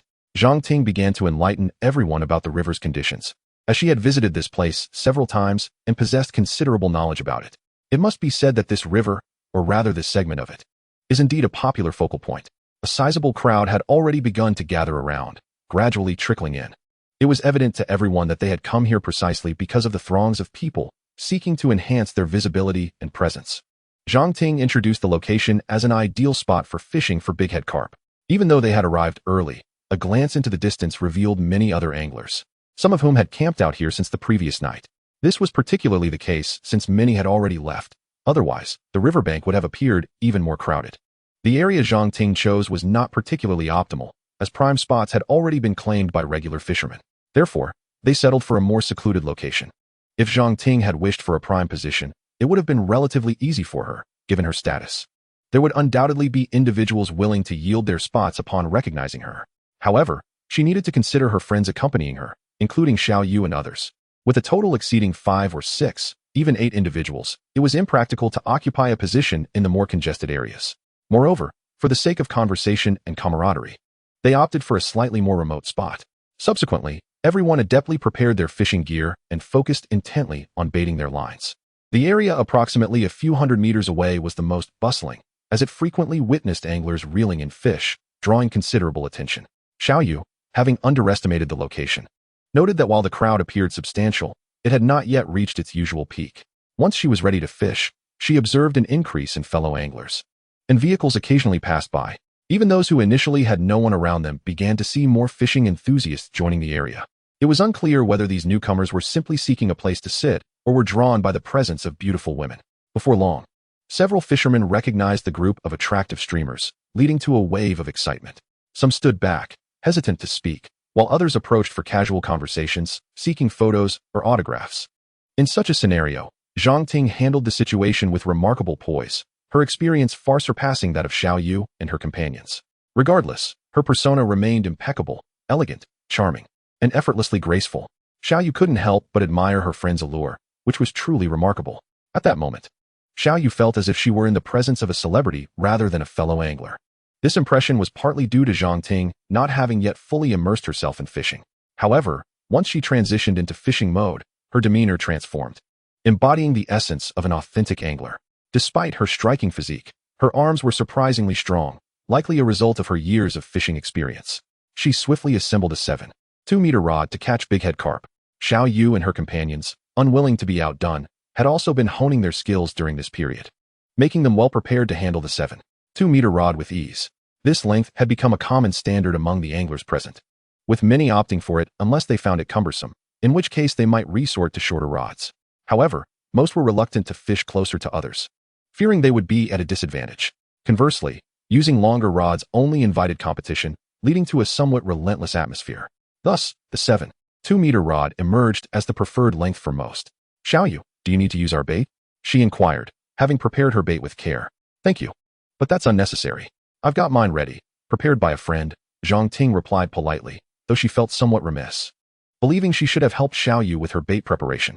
However, noticing that Xiao Yu's bait was packaged unusually in transparent bags, she expressed her curiosity. This bait seems rather peculiar. Why is it in such transparent packaging? You might not know this, but it's our secret weapon. We'll rely on it for our catch today, Xiao Yu replied, feigning mystery. Upon hearing this, Zhang Ting paused momentarily before realizing that this must be Xiao Yu's unique concoction. She was not particularly surprised, as it was common for some individuals to prefer their proprietary recipes, even if most anglers utilized commercially available baits. Ultimately, these were merely mixtures, and the effectiveness was likely to be comparable. Zhang Ting's assessment of the situation was informed by her experiences. While she didn't fish here daily, she had visited several times. The success of one's fishing often depended on luck and the choice of location, as well as the day's fishing conditions. Little did Zhang Ting anticipate that Xiao Yu's bait would soon astound all the anglers present. Initially, no one paid much attention to Xiao Yu and her friends. However, within a mere 5 minutes, Xiao Yu hooked a large fish, leaving Zhang Ting and her companions utterly astonished. Wow, did you get a bite so quickly? And right away, Zhang Ting exclaimed, startled, as a friend nudged her to look. She turned just in time to see Xiao Yu skillfully reeling in her catch. Even more astonishingly, before Zhang Ting could utter another word, the nearby Xiao Gu also landed a fish. This spectacle left Zhang Ting in disbelief, her beautiful face reflecting pure astonishment. Without hesitation, she set down her rod, abandoned her spot, and grabbed a large net in anticipation, standing ready just behind the two, as they were separated by two anglers. Thus, at this moment, they abandoned their initial strategy of enticing the fish and decided to focus on reeling in their catches first. My goodness, you all are incredibly skilled. Did you really catch fish so soon after arriving? Zhang Ting asked, her disbelief palpable. Haha, the bite here is quite decent. But it primarily owes its success to the bait, Xiao Yu replied joyfully, with her already enviable figure accentuated by the act of reeling in fish. She caught the attention of several anglers behind her, who were drooling at the sight. Initially, they had intended to come and observe the fish. But who could have anticipated such unexpected rewards? Upon their arrival, the sight of numerous beautiful women sitting in a row piqued their curiosity, resulting in a small crowd gathering behind them. Before even commencing their fishing, Zhang Ting and Xiao Yu had already taken photographs with some of these admirers. After all, these individuals were fans, having followed them and now unwilling to miss the chance to appear in their livestream. In no time, Xiao Yu and her companions successfully landed their fish, each weighing approximately 5 to 6 pounds. While not particularly large, the rapid success served to significantly boost the morale of the group. Not only Zhang Ting, but also her friends, now more fervently casting their lines, seemed as though they too would soon land a catch. However, to Zhang Ting's dismay, after casting her line over a dozen times, the float in her spot remained unresponsive, indicating no fish had ventured into her baited area. Undeterred, she resolved to persevere, believing that her spot might be too small or that she needed to cast her line more frequently. Meanwhile, in the distance, Xiao Yu and her companion simultaneously hooked another fish. This extraordinary occurrence left not only Xiao Yu but also the other anglers nearby in awe. After all, they had only just arrived, and within a mere span of 10 minutes, they had managed to catch 2 fish. Such occurrences were rare, typically reserved for a select few, and usually in the most productive hotspots. Anglers familiar with the area knew well that the section where the female streamers were fishing was considerably less fruitful compared to the prime locations a few hundred meters away. Yet, astonishingly, this seemingly inconspicuous spot had already yielded 4 fish. Even anglers situated hundreds of meters away could not help but turn their attention towards this surprising scene. However, due to the distance, they could only discern the presence of a few rare female anglers, all of whom appeared to be in good shape, yet were focused solely on their own fishing endeavors. As Xiao Yu and her companion landed yet another fish, they drew the gaze of the majority around them. Zhang Ting could only imagine how wonderful it would be to catch a fish herself, offering her a sense of solace amidst her anxiety, as she feared the possibility of not even getting a single bite. Meanwhile, her friends began to share their catches. Of course, Zhang Ting was left with only Xiao Yu and her companion by her side, as the others lacked the skill to catch anything substantial. Even when someone did manage a bite, it was often a mere shadow of a fish. This left them in a state of uncertainty, pondering whether it was genuine or merely a nuisance from small fish. Only when the rod in their hands transmitted a significant tug could they find peace. Yet, this wait extended into a torturous half-hour. During this time, Xiao Yu and her fellow anglers managed to catch over 5 or 6 fish each within just 1 or 2 hours. Such efficiency and speed evoked envy among the other anglers. By now, Zhang Ting was beginning to suspect that it was indeed the bait that made the difference, rather than merely Xiao Yu and her friend being fortunate enough to land in a favorable spot. Chapter 137, The Sacred Ground of Carp and Catfish. In the Liu family river section, anglers formed a vibrant spectacle, with their figures dotting the landscape for miles, visible even from the sky. Rows of cars lined the riverbank, creating an impressive sight. The lively atmosphere and bustling energy made one wonder if they had stumbled upon a tourist attraction. Besides the genuine anglers, many had brought family members along to observe the proceedings. Furthermore, with such a large gathering, the matter of sustenance became significant. With no restaurants in the vicinity, this was of little concern. Many individuals had set up stalls selling boxed meals, even cooking on site. This has become a hallmark of the area, wherever there are anglers. Food and drink are never in short supply. After a morning of effort, Xiao Yu's haul was quite impressive. Meanwhile, Zhang Ting had only caught 2 fish, a normal yield, consisting of 1 white and 1 patterned. Though not particularly large, it must be noted that not every spot in the area was teeming with fish. Just a few hundred meters away, others had caught 5 or 6. Yet, Zhang Ting felt a pang of frustration, pondering why Xiao Yu and her friend had collectively caught over 20 fish. Their success seemed even more remarkable than that of those in prime positions. This bizarre phenomenon was hard to fathom, yet it was indeed the reality. Within such a brief time, Xiao Yu and her companion had truly begun a streak of catches. Behind them, a crowd of at least several dozen to 100 had gathered to watch. Fortunately, Zhang Ting also benefited from her sister's radiance. Although she possessed a higher individual popularity, it was Xiao Yu and her friend who were currently the center of attention. Inadvertently, they attracted numerous spectators. As fishing streamers, they naturally garnered the audience they desired. "Oh my, you all are so impressive," Zhang Ting exclaimed in admiration. "Haha, it's primarily the bait's merit," Xiao Yu replied with glee. One cannot deny that Tiansheng is a hotspot for fishing. Upon arriving here, it seemed like an unequivocally wise choice. The sheer number of people, evidenced by the throngs of anglers, attested to this fact. The river was alive with the silhouettes of fishing enthusiasts, leading one to think a national fishing tournament was underway, given the sheer concentration of anglers. As the afternoon approached, more people began to arrive, eager to take advantage of the prime fishing window before 5 o'clock, knowing that opportunities would dwindle thereafter, following the river's established patterns. From 10 in the morning until 3 or 4 in the afternoon is the prime time for fishing. This period is characterized by an abundance of catches. It is noteworthy that the bounty for Xiao Yu and her companion is nearly overflowing. The size of the fish is quite impressive, with smaller specimens weighing around 5 to 6 pounds, while the larger ones can exceed 20 pounds. Even with just 5 or 6 fish, they appear exceedingly cramped in the fish basket. However, one cannot deny that the spectacle is rather magnificent.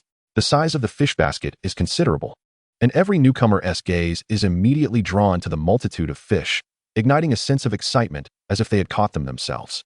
When mealtime arrives, it is unexpectedly delightful to see several enthusiastic fans insisting on treating the female streamers to a meal. It turns out that many individuals are actually living and preparing food in the vicinity. These people comprise a mix of casual passers-by and fellow streamers, and they are resolute in not charging for their hospitality. Naturally, They are also seeking to boost their visibility, yet this arrangement proves remarkably convenient for the anglers. Consequently, despite the throngs of fishermen along the riverbank, mealtime poses no significant challenge, as a considerable number of individuals have effectively taken charge of feeding the masses. This practice has emerged as a recent trend over the past 2 years, and only those popular fishing spots enjoy such treatment. After all, had the crowd been sparse, these streamers would not have ventured to these locations to garner attention. Particularly, the more aloof streamers receive even greater privileges from those preparing meals, which explains why Xiao Yu and her companions were invited before they concluded their fishing. Without hesitation, they accepted the invitation and dined with their hosts before returning to their fishing spots. At this juncture, the onlookers had multiplied, mostly comprised of friends who had come to enjoy the day without fishing themselves. Beyond the fishing zones, the area boasts splendid scenery. The river water is crystal clear, and in the shallower sections, many have removed their shoes to frolic barefoot. This shallow water area is indeed a favored playground for many. Conversely, the deep water section is bustling with activity, with anglers concentrating their efforts there, each one fervently casting their lines during this golden window of opportunity. Regardless of whether they are catching fish or not, everyone exerts themselves immensely, driven by the enthusiasm sparked by those around them who are reeling in their catches. Overall, this remains an excellent fishing spot. Otherwise, such a congregation of people would not occur, fueled by the sporadic successes that electrify the atmosphere. Those who come to fish are primarily drawn by the prospect of reeling in silver carp, and each angler's casting speed seems to surpass the last. Gradually, the area surrounding Xiaoyu became populated with other fishermen, eager to witness the high catch rate, and thus unable to resist the urge to join in. They presumed that today would yield plentiful fish, leading them to settle beside Xiaoyu and her companion, resulting in a steadily growing crowd. Surprisingly, despite this being a less than ideal spot, it had attracted dozens of individuals, all influenced by Xiaoyu's success. Regrettably, these newcomers were unaware that this area would soon experience a significant drop in catch rates. The first cast of Chapter 138 resulted in a fish. At this moment, Xiaoyu and her companions were met with many envious glances. Additionally, Chen Peng and Chen Tianliang, who had traversed mountains and rivers, finally arrived at this location. Initially, they did not head straight here, but rather participated in a nearby fishing competition before making their way. By the time they arrived, evening was approaching, and many fishermen had already begun to leave. However, there were still numerous anglers en route or just arriving. This fishing paradise is indeed astonishing, as it witnesses activity around the clock. Yet, the majority of the crowd congregates during the day, particularly from late morning to mid-afternoon. As the hour wanes, the numbers dwindle, and many spots become available. Incredibly, due to Xiao Yu and her companion's influence, even the more secluded areas gained attention, as their continuous success attracted a significant number of onlookers, while the usually bustling prime spots now appeared surprisingly vacant. Prior to this day, such a phenomenon would have been unimaginable, but many were mistakenly led to believe that the fish were concentrated in Xiao Yu's vicinity. Thus, when Chen Peng and Chen Tianliang finally arrived, they fortuitously found positions in the prime area. The two first approached Xiao Yu to inquire about the situation. After learning the gist of it, Xiao Yu recommended they settle in that section. Once they departed, Zhang Ting turned to Xiao Yu, asking about the two newcomers. "Oh, they are friends. I spent quite a long time fishing with them back in their hometown. In fact, the bait we use is concocted by their younger brother." Following this, Xiao Yu introduced Chen Jiacheng with great enthusiasm, leaving Zhang Ting astounded. After spending the better part of the day together and engaging in numerous discussions about various masters and streamers within their circle, Xiao Yu's interest remained lukewarm. However, Zhang Ting contemplated that given their successful haul today, it remained uncertain whether they could maintain this streak of luck or if it was merely a fortuitous day. By the end of the day, Zhang Ting had managed to catch about 5 or 6 fish, which is considered commendable for this location. This aligns with the psychological target of many anglers, who often hope to catch around 5 or 6 fish during their outings. Naturally, not everyone is content, as some are fortunate enough to reel in a dozen or even 20 fish in a day. However, these quantities are rare and largely dependent on the fishing spot. Many anglers find themselves in a state of empty-handed, catching only 1 or 2, which reflects the norm among the fishing community. Alright, since you say this bait is so remarkable, I must give it a try. At this moment, Zhang Ting was finally swayed by Xiao Yu's enthusiasm. She decided to personally test the bait to see if it truly possessed such exceptional qualities.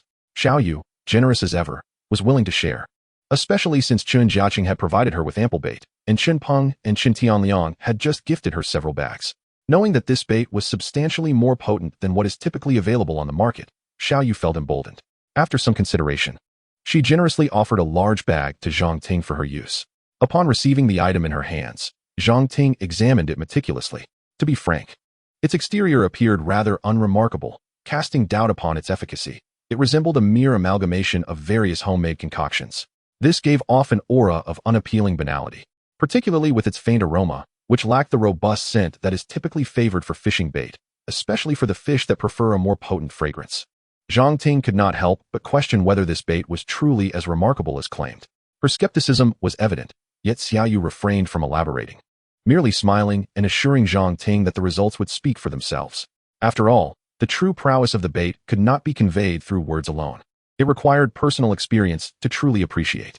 Having already spent a considerable portion of the day fishing, Zhang Ting had no doubts about her location. It was fundamentally similar to previous spots. All that remained was to ascertain the efficacy of the bait. Crucially, within the span of an hour or two, Zhang Ting noticed that the bites had ceased, and as was customary, the challenge of catching fish escalated at this hour. At this point, she resolved to exhaust the bait she had on hand, contemplating a temporary retreat should it run out. However, this was merely a fleeting thought, for her perspective would soon shift. When she finally employed the bait provided by Xiaoyu, Zhang Ting did not harbor high expectations. To her astonishment, after casting her line for the first time with the new bait, she sensed a subtle tug. "Oh, did I just feel something?" she exclaimed in surprise, quickly placing her hands firmly on her fishing rod, adopting a stance ready for action. This was the preparatory work necessitated by the promise of fish beneath the surface. After all, the timing of the strike was crucial, especially with species like the silver carp, where a fleeting moment could mean the difference between success and failure. Barely had she finished her thought when she suddenly felt a robust pull. The thrill surged through her, and with a rush of adrenaline, she struck decisively. "I got one," Zhang Ting exclaimed joyfully. Her friends around her were equally astonished, as they had not anticipated that she would hook a fish so swiftly after switching baits.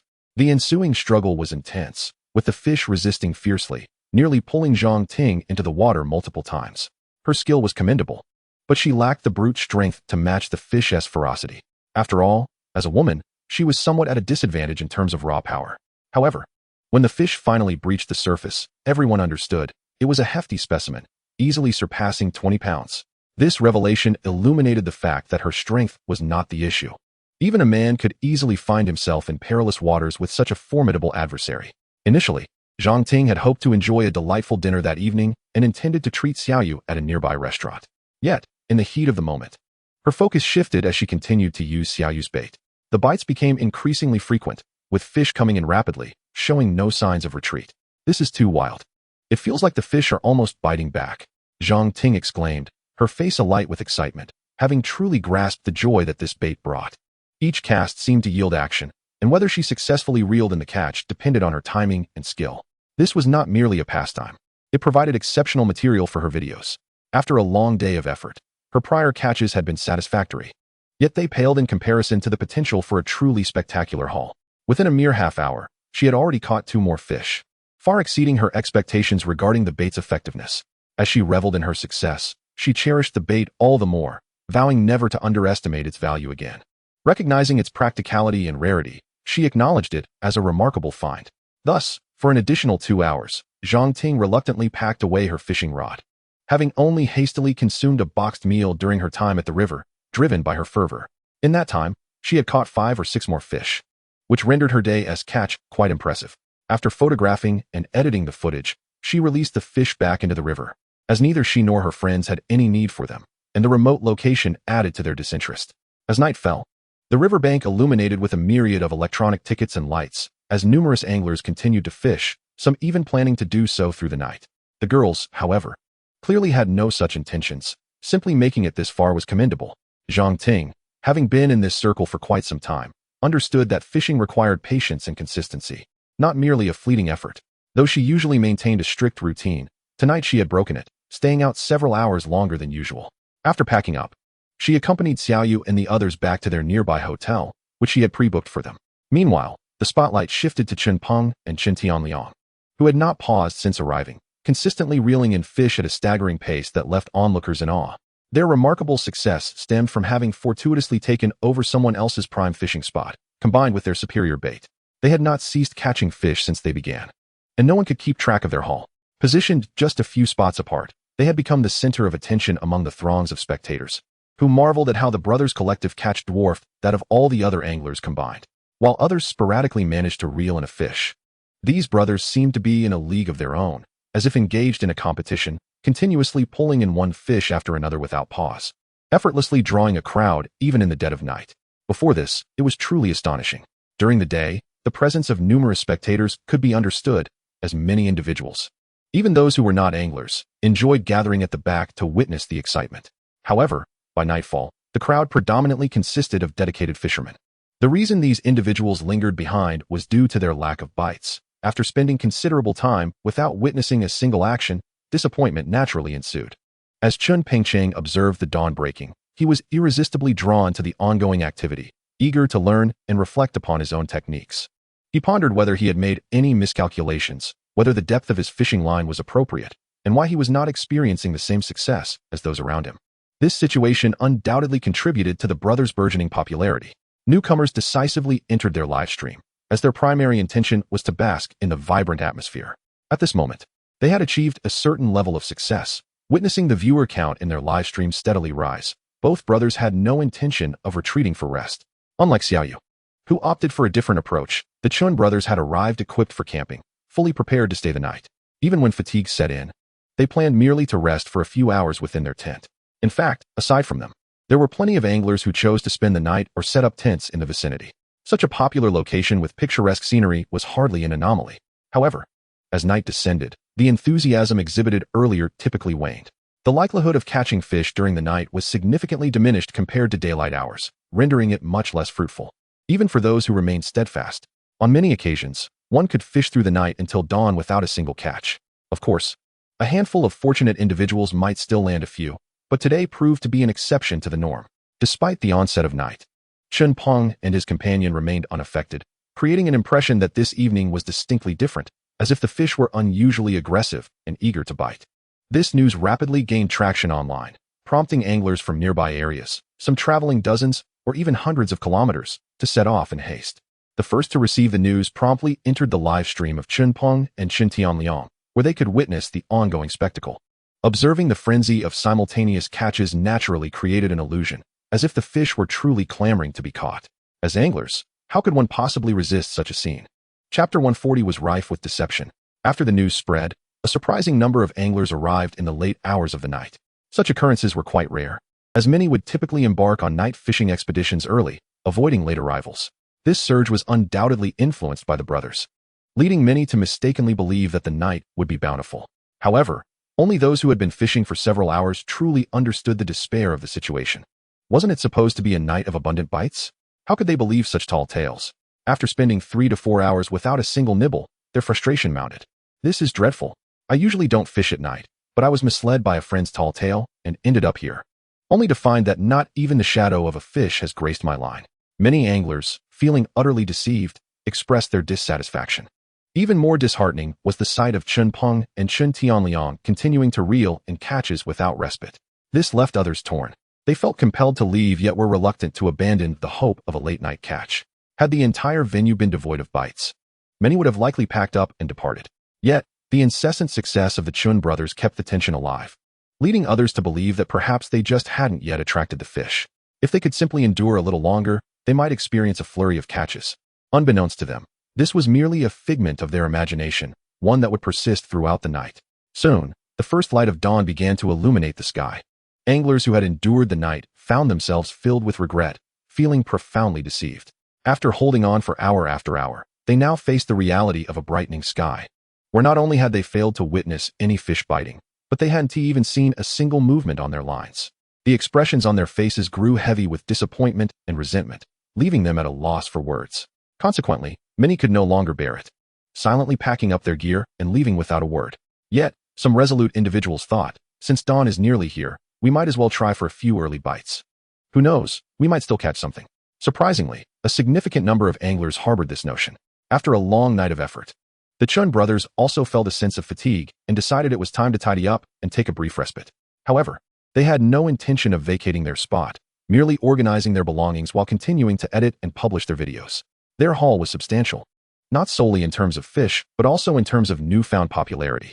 The previous night marked their first attempt at an overnight live stream, and they were pleasantly surprised to discover that a considerable number of night owls were indeed active, tuning in to watch fishing content despite the late hour. This proved to be a bountiful experience for the two, as many viewers were generous with gifts, a testament to the wealth of the fishing community. Certainly, their continuous success in catching fish played a pivotal role. Had they remained empty-handed or encountered a lack of bites, interest in their stream would have undoubtedly waned. The brothers soon realized the exceptional impact of their live stream, as it was a prime location for catching silver carp, renowned for its allure among anglers.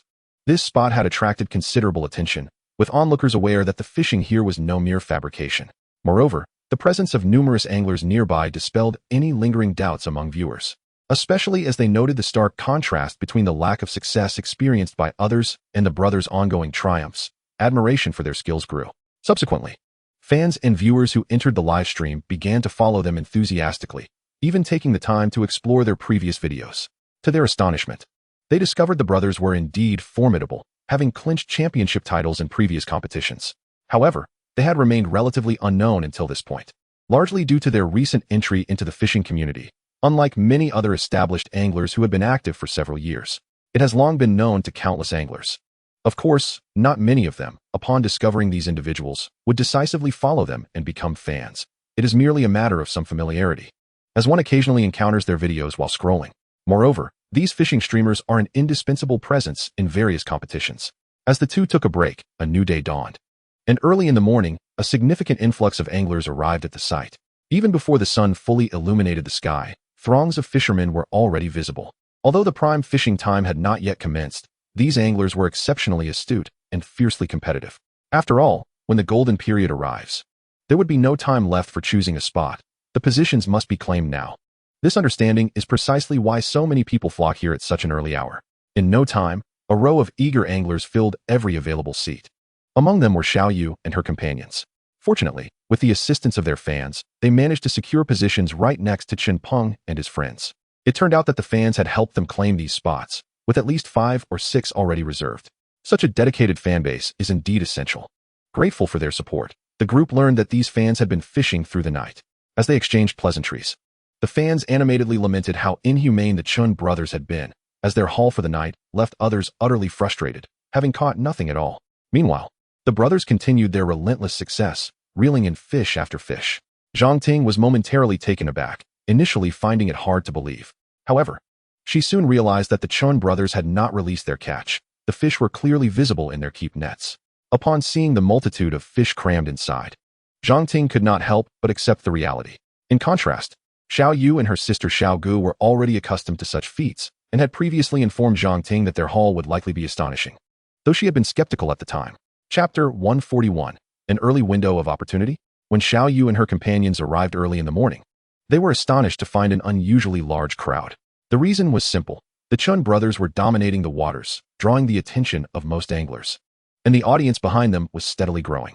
After battling through the night, several of their keep nets were brimming with fish, a display of prowess that left everyone present in awe. "This is incredible. It's my first time witnessing someone catch so many fish in this river," one onlooker exclaimed. "Indeed, I've never seen anything like it. Surely over 30 fish caught by a single individual?" Another added. "This isn't fishing, it's a wholesale operation." The crowd erupted in gasps of astonishment, revealing the profound impact of the brothers' success on those watching. Their achievements during the night extended beyond mere catches. They had garnered a significant following. The duo had risen to fame on this river, streaming their exploits live, with viewership increasing as the night progressed. No one could have anticipated that so many anglers would remain awake at such an hour. Not only were there online viewers, the offline crowd of anglers was equally captivated. Many had been fishing nearby without any luck, and witnessing the Chen brothers' continuous success gradually drew their focus away from their own lines. Those who had been struggling with no bites lost interest entirely and gravitated toward the duo, leading to the throng of spectators that surrounded them. Uninformed observers might have thought a million-follower streamer was fishing there. However, it is not unusual for high-profile streamers to frequent this hotspot, as renowned figures occasionally grace the waters. Yet, their popularity often stems from their fame rather than their skill. Unbelievable. Even those million-follower fishing streamers likely couldn't achieve such results, one spectator mused. "I remember watching a few streamers catch a dozen fish here, and that was impressive." The crowd buzzed with excitement, creating an atmosphere of lively chatter. Seizing the opportunity presented by this surge of interest, Xiao Yu and Xiao Ge stepped into the brothers' vacated spots, initially intending to fish elsewhere. They found themselves in this popular location, which the brothers graciously relinquished for their much-needed rest. The rationale was simple. Even if Xiao Yu had fished in a different area, she could still catch plenty of fish. However, given that they were using the same bait, it ultimately came down to location. The more productive spots yielded more fish and more bites. Additionally, they had a substantial audience behind them, composed of live spectators. Once they began fishing, as long as they showcased their skills, it was only natural that they would attract attention. This was indeed a rare opportunity. After the brothers vacated their spots, Zhang Ting found herself selecting a position several spaces away. This was also facilitated by the fans, as the group had not originally planned to be there. They merely seized the moment. With so many onlookers, it was time for the performance to commence. Zhang Ting had come to trust Xiao Yu's bait, so she decided to use it right away. To everyone's delight, she did not disappoint. Initially, there were concerns that the fish would be less cooperative with a new angler in the mix. However, who could have predicted that the results would still be astonishing? As soon as Xiao Yu began fishing, she was reeling in fish one after another at an efficiency that rivaled, if not surpassed, that of the Chen brothers. This was largely due to the brothers' exhaustion after a long night, while Xiao Yu and her companions were fresh and ready to seize their moment. The crowd continued to swell, as many eager anglers arrived early, hoping to secure prime positions. They anticipated that when the golden hour arrived in the afternoon, they too could reel in several fish. However, many anglers were shocked to witness someone catching fish right away upon arrival. This was simply unbelievable, especially for those who frequented this river. They understood the established patterns of fishing here better than others, recognizing that the golden hour typically adhered to a strict timeline. There was hardly any deviation, at least not in the short term. Yet today was different. It felt as though the sun had risen from the west, as if the window of opportunity had opened prematurely. This was the question lingering in the minds of all the newly arrived anglers. Without a doubt, the fervent fishing activity of Xiao Yu and her companions here has intensified the excitement of the newly arrived anglers. At this moment, these individuals are behaving as if possessed, disregarding all protocols, hastily scrambling to secure their positions. What followed was a terrifying scene. This location, already bustling with activity, frequently witnesses fierce competition for spots. Yet, remarkably, it was still only just past 7 in the morning, and the area was already brimming with eager fishermen, virtually shoulder to shoulder. It seemed as if the fish here were under some divine decree, as if they were simply waiting to be caught. The enthusiasm of the anglers was utterly ignited, particularly after Chen Peng and his friends had multiple successful catches, soon followed by Xiao Yu. If it were just one person, it might have been bearable. But now there were 3 individuals reeling in fish simultaneously. This led others to believe that a prime fishing opportunity had arrived, stirring excitement within their hearts. However, the harsh reality was that, despite the apparent success of Xiao Yu and her friends, a closer inspection revealed that among the dozens of other anglers, not a single one had managed to catch for quite some time. The newcomers, casting their lines with increasing fervor, were pulling in larger and larger fish. And some were so impatient they resorted to baiting directly by hand. They watched Xiao Yu and her friends reel and fish incessantly, their own anticipation growing, fearing that the fish would be snatched away by others. Yet, despite their frenzied efforts, the outcome was predetermined. The anglers situated next to Xiao Yu, Zhang Ting, and the others were astonished to discover that they had not even had a nibble. They were well within casting distance, even tossing their rods directly into the girls' baited spots, just a stone's throw away. Chapter 142 closed its doors on them. Hurry up, the fish in the river will be all gone, they exclaimed. Isn't it too early? The prime time hasn't even arrived yet. Surely we can just wait for a friend's spot. But that sentiment was outdated. The window of opportunity had already opened early this morning, as anglers were reeling in fish left and right. As word spread, more and more fishermen rushed to the scene, frantically gathering their gear. Indeed, upon arrival, they found a veritable sea of people, the turnout more overwhelming than ever before. The initial successes of Chen Peng and the girls had been widely broadcasted online, creating a sensation.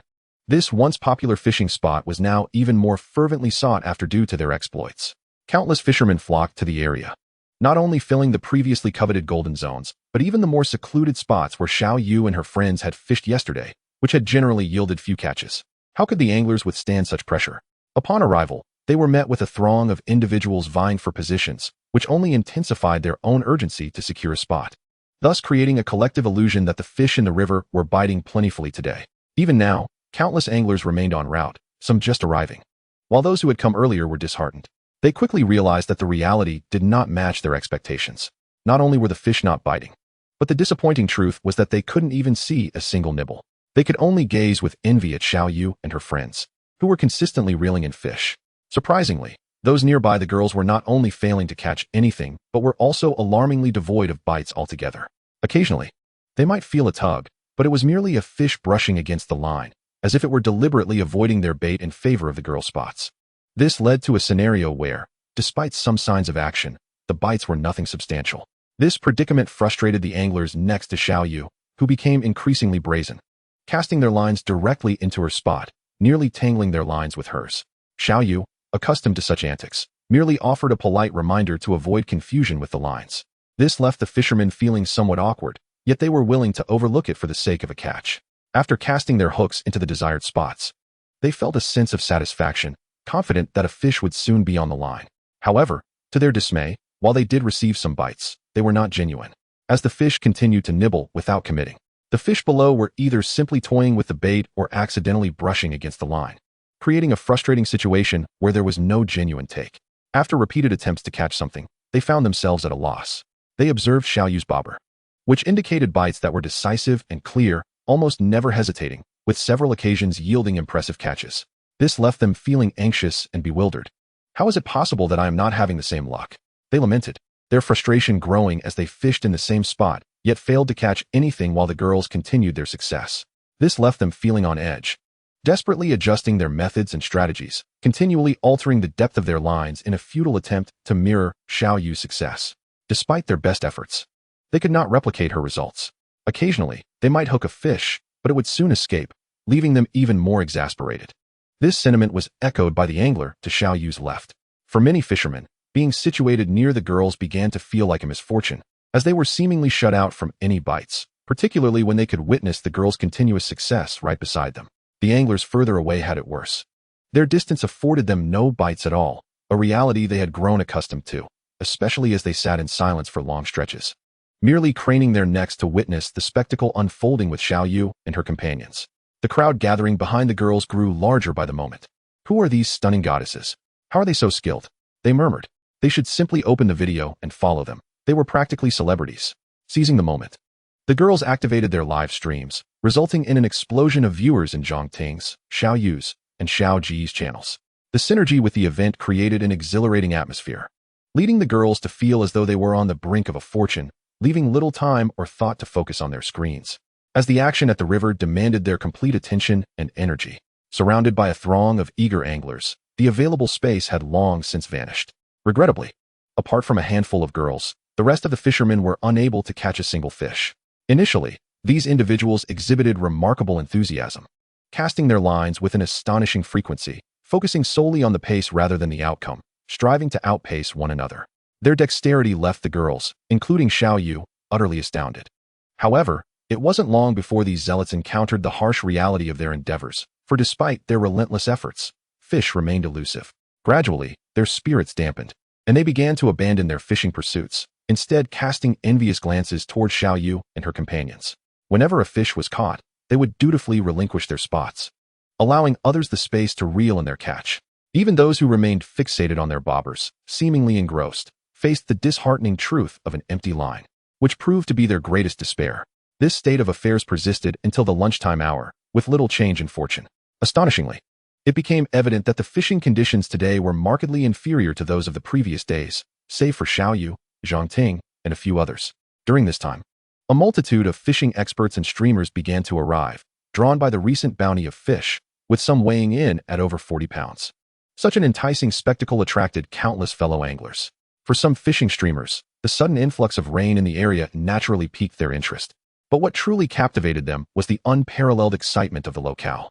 It is worth noting that across the nation, there exist many renowned fishing spots. Yet this particular region had recently surged in popularity. This phenomenon caught the attention of various streamers, as popularity is their lifeblood. Both large and small streamers flock to where the crowds gather, seeking exposure, especially beneficial for lesser-known streamers. Consequently, many streamers hastened to this location upon receiving the news. In no time, the scene had transformed. It was no longer just the previous anglers, but now a multitude of streamers, each accompanied by professional photographers capturing the moment. Several streamers had entire teams assisting them nearby. Such sights were no longer novel to the onlookers, as this venue had previously hosted countless streamers over the years. Many were merely returning to familiar waters for another fishing experience. Nevertheless, regardless of the prowess these new arrivals possessed, they were destined for disappointment today. As the fishing conditions were genuinely poor. Isn't it said that the fish here bite voraciously? How is it that I have yet to see a single nibble? I've been casting for over 3 hours, grumbled one angler. I've been here since dawn, casting for 7 or 8 hours and used 5 or 6 bags of bait. The fishermen vented their frustrations, utterly astonished by the unusually dismal fishing conditions, which starkly contrasted the online hype. This led many to leave empty-handed. Infuriated by the lack of bites after hours of waiting, a situation that tested their patience. Fishing for silver carp is undeniably labor-intensive, but under normal circumstances, the effort can be rewarding. In the current scenario, however, despair loomed large. Yet, amidst the gloom, Xiao Yu and her friends continued to shine brightly. Chen Peng and Chen Tianliang emerged from their tent, taken aback by the unexpected popularity of the spot.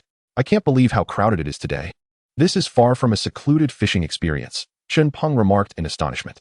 Chen Tianliang, equally bewildered, noted that even during their previous competitions, they had never encountered such a crowd.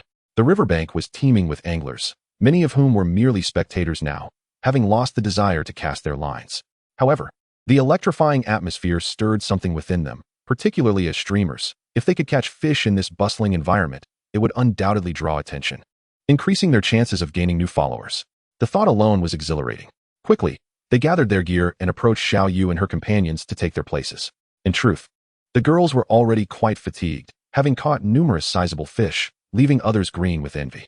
Many anglers harbored dreams of reeling in a fish weighing over 30 pounds. A challenge not easily met, especially under such heavy rain. While most had come to catch silver carp, many were novices, still learning the ropes. Yet, under favorable conditions, the fishing could be bountiful, allowing everyone to enjoy success. Sadly, although resources were present, the bites were scarce, compounded by the weather and other factors. Despite the crowd, the number of catches remained disappointingly low, leading to rising frustration among the anglers. Voices of discontent grew louder as more fishermen began to curse the abysmal fishing conditions. But what could be done? It was beyond their control. This is ridiculous. The fish should be biting. Well, I'm handing it over to you now. I'm done for the day, Xiao Yu declared wearily, her graceful silhouette capturing the attention of numerous anglers. The presence of several beautiful women at the scene was indeed a sight to behold, leaving many unsure whether they were admiring the fish or the ladies, or perhaps both. Regardless, the girls' remarkable success in fishing stood in stark contrast to the stagnation of others, an undeniable truth that left many nearby, feeling humiliated and wounded. They had never anticipated being outshined by such strikingly beautiful girls, and so thoroughly at that, a painful reality for many anglers. However, this was merely the beginning. Contrary to expectations that once the girls stepped back, the subsequent anglers would not replicate the previous spectacle of watching them fish, the reality proved to be quite the opposite. They were gravely mistaken, for those who took the stage next were even more formidable. Revitalized from their rest, Chen Peng and Chen Tianliang unleashed their prowess once more. Despite the time indicating a lull in activity during the afternoon, it appeared as though the fish had just begun to bite. In the hands of these two individuals, fish were being caught incessantly. Some onlookers were astounded to discover that, from the beginning until now, an unfathomable number of fish had been pulled from the water, all by just a select few. Meanwhile, the vast majority of the other anglers could only watch in envy as this spectacle unfolded, unable to catch a single fish themselves. This left many feeling incredulous. However, the advantage of the building was that, whether it was a few girls or Chen Peng and his companions, the number of fans was steadily increasing. These spectators were eager to uncover the truth, and the simplest way to do so was, of course, to follow these individuals directly. They began to revisit the previous videos and works of these personalities. When Chen Jiacheng finally arrived at the side of Xiao Yu and her friends, he was taken aback by the scene before him. A row of streamers occupied the area, and aside from the few girls he recognized, there were many unfamiliar faces. Just from their silhouettes, it was evident that these individuals possessed commendable physiques. However, their faces remained obscured, as most had taken considerable precautions to avoid sun exposure and tan their skin. Upon his arrival, Xiao Yu and her companions were visibly excited. The reason was simple. The bait he had provided was already depleted. Even Chen Peng and Chen Tianliang had only a little left. Consequently, their fishing efficiency had naturally diminished significantly. The bait in use consisted primarily of a small portion from Chen Jiacheng, with the majority being a mix of other baits. Fortunately, even in this diluted form, it outperformed the baits used by the others. Yet, it still fell short compared to the pure bait from Chen Jiacheng. Thus, the rhythm and efficiency of their fishing had settled into a leisurely pace, catching roughly 1 fish per hour. Nevertheless, This was enough to elicit envy from the other anglers. The fishing conditions had been exceptionally poor in recent days. Many who came here either left empty-handed or were fortunate to catch 1 or 2 fish. The overwhelming majority hadn't even had a nibble, which was the most disheartening aspect of the experience. "Oh, you finally arrived," Xiaoga exclaimed, more excited than anyone else. Rushing to his side, nearly ready to embrace him. It was unclear whether her eagerness stemmed from a desire for his bait or something else entirely. Meanwhile, Zhang Ting and her companions were joined by another streamer, Xieli Juan, who had recently become part of their group, along with a few other assistants accompanying them. They certainly made for a visually appealing sight, a lineup of beautiful female streamers. It must be said that these individuals possessed considerable advantages in this industry. Given their striking appearances, "You must be Mr. Chen. It's a pleasure to finally meet you," Zhang Ting said as she approached Chen Jiacheng, eager to greet him. This was due to the fact that, under the promotion of Xiaoyu and her friends, Zhang Ting and her companions had experienced the prowess of his bait firsthand. This had led to the rapid depletion of Xiaoyu's supply. Otherwise, had it only been the two sisters using the bait, they could have easily waited several more days without issue. Chen Jiacheng was certainly aware of their desire for his bait and did not hesitate to lead them to his trunk, which was brimming with bait. This was, of course, the supply he had previously prepared and stored there. He and Wang Gang had driven to this location in separate vehicles, and while they wouldn't dare to say much about the other items in their cars, they had at least a few hundred packets of bait. To put it into perspective, this was a substantial quantity. If converted into other baits available in the market, it would likely amount to several times more. Upon seeing such an abundance of bait, the beautiful streamers' eyes lit up, their confidence soaring. "Today, I'm going to fish like never before. I want to sleep a wink tonight," Xiaoga declared dramatically. "Oh, please. You say that every day, but you always end up being the first to sleep," Xiaoyu chimed in, revealing the truth. "That was then, this is now. Now that we have ample supplies, how could we possibly hold back? Previously, I just wanted to conserve some bait," Xiaoga replied nonchalantly. The girls quickly grabbed Chen Jiacheng's bait without hesitation, filling a large basin before swiftly returning to their fishing spots. The surrounding spectators, including other viewers and fans, watched intently. Given their status as streamers and their beauty, a large crowd had already gathered around them. They observed the scene unfold, curious about Chen Jiacheng's identity, speculating whether he was yet another streamer. In the distance, Chen Peng and Chen Tianliang were reaching the end of their fishing session. They had been battling for quite some time and were now feeling fatigued. However, their recent endeavors had yielded significant results. Their popularity had surged, especially after spending time with these streamers, leading to an unprecedented increase in their fan base. This was undoubtedly bolstered by their continuous success in catching fish, which they then edited into videos and shared online, drawing the attention of many. Upon witnessing the lively atmosphere, Wang Gang could no longer contain himself. Feeling an itch to join in, he quickly sought a spot. At that moment, Zhang Ting and a few other streamers' assistants willingly relinquished their positions. It turned out that they often occupied these spots to fish during their downtime. Given the competitive nature of the environment, prime fishing spots were highly coveted. In recent days, they had placed great value on this, allowing familiar faces to take over when they arrived. Consequently, this benefited Wang Gang and Chen Jiacheng, while the positions of Chen Peng and Chen Tianliang were covered by a few assistants. After all, this area could be considered a golden fishing spot. If no one was present to guard it, one could easily lose it to others eager to claim it. Even though the fishing had been lackluster lately, the area remained bustling with activity, attracting countless individuals who continued to flock here. Thus, it was evident that the peak had yet to be reached. With the number of people still on the rise, Chen Jiacheng had driven several kilometers along the riverbank before arriving, passing numerous vehicles of fellow anglers, a testament to the sheer magnitude of the situation. At that moment, Chen Jiacheng found himself seated beside Xiaoga. With his arrival, she became even more attentive and focused, keenly aware of her image. Zhang Ting was the first to notice this change, though she already had a considerable fan base. The fact that they were live streaming and filming intensified her awareness of her presentation. However, since Chen Jiacheng's arrival, Zhang Ting had distinctly observed that Xiaoga had transformed, her voice now softer, gentler, and more refined. Zhang Ting cast a curious glance at Chen Jiacheng, and to be frank, he bore an unremarkable appearance with no striking features. The only aspect that genuinely astonished Zhang Ting was the bait he wielded. It was undeniably effective, having become an indispensable item for her over the past few days. Chapter 145, The Remarkable Angler. During this period, Chen Jiacheng had been quite successful in catching bighead carp. However, for him, it was often about striking a balance. The effectiveness of his bait diminished significantly in the hands of others, yet its efficacy was strikingly pronounced when utilized by him. Once he secured his position, all that remained was to keep reeling in the catches. The first few fish he landed were indeed substantial bighead carp. Some were white, others mottled. And within half an hour, he had already pulled several in. This astonishing spectacle left all present utterly flabbergasted. Could it be that this lad was simply fortunate? How many fish were lurking in his spot? It was almost beyond belief. It was utterly outrageous. He had indeed claimed a prime location. Onlookers erupted in exclamations of awe and admiration. Even after he hooked a fish, many were vocally cheering him on. However, these spectators were clearly overestimating the situation. These fish weighed merely around 10 pounds, which to him seemed quite large, but in Chen Jiacheng's eyes, they were merely small fry. Such trivial creatures could hardly escape his grasp. Both his line and hooks were formidable and designed to withstand considerable resistance.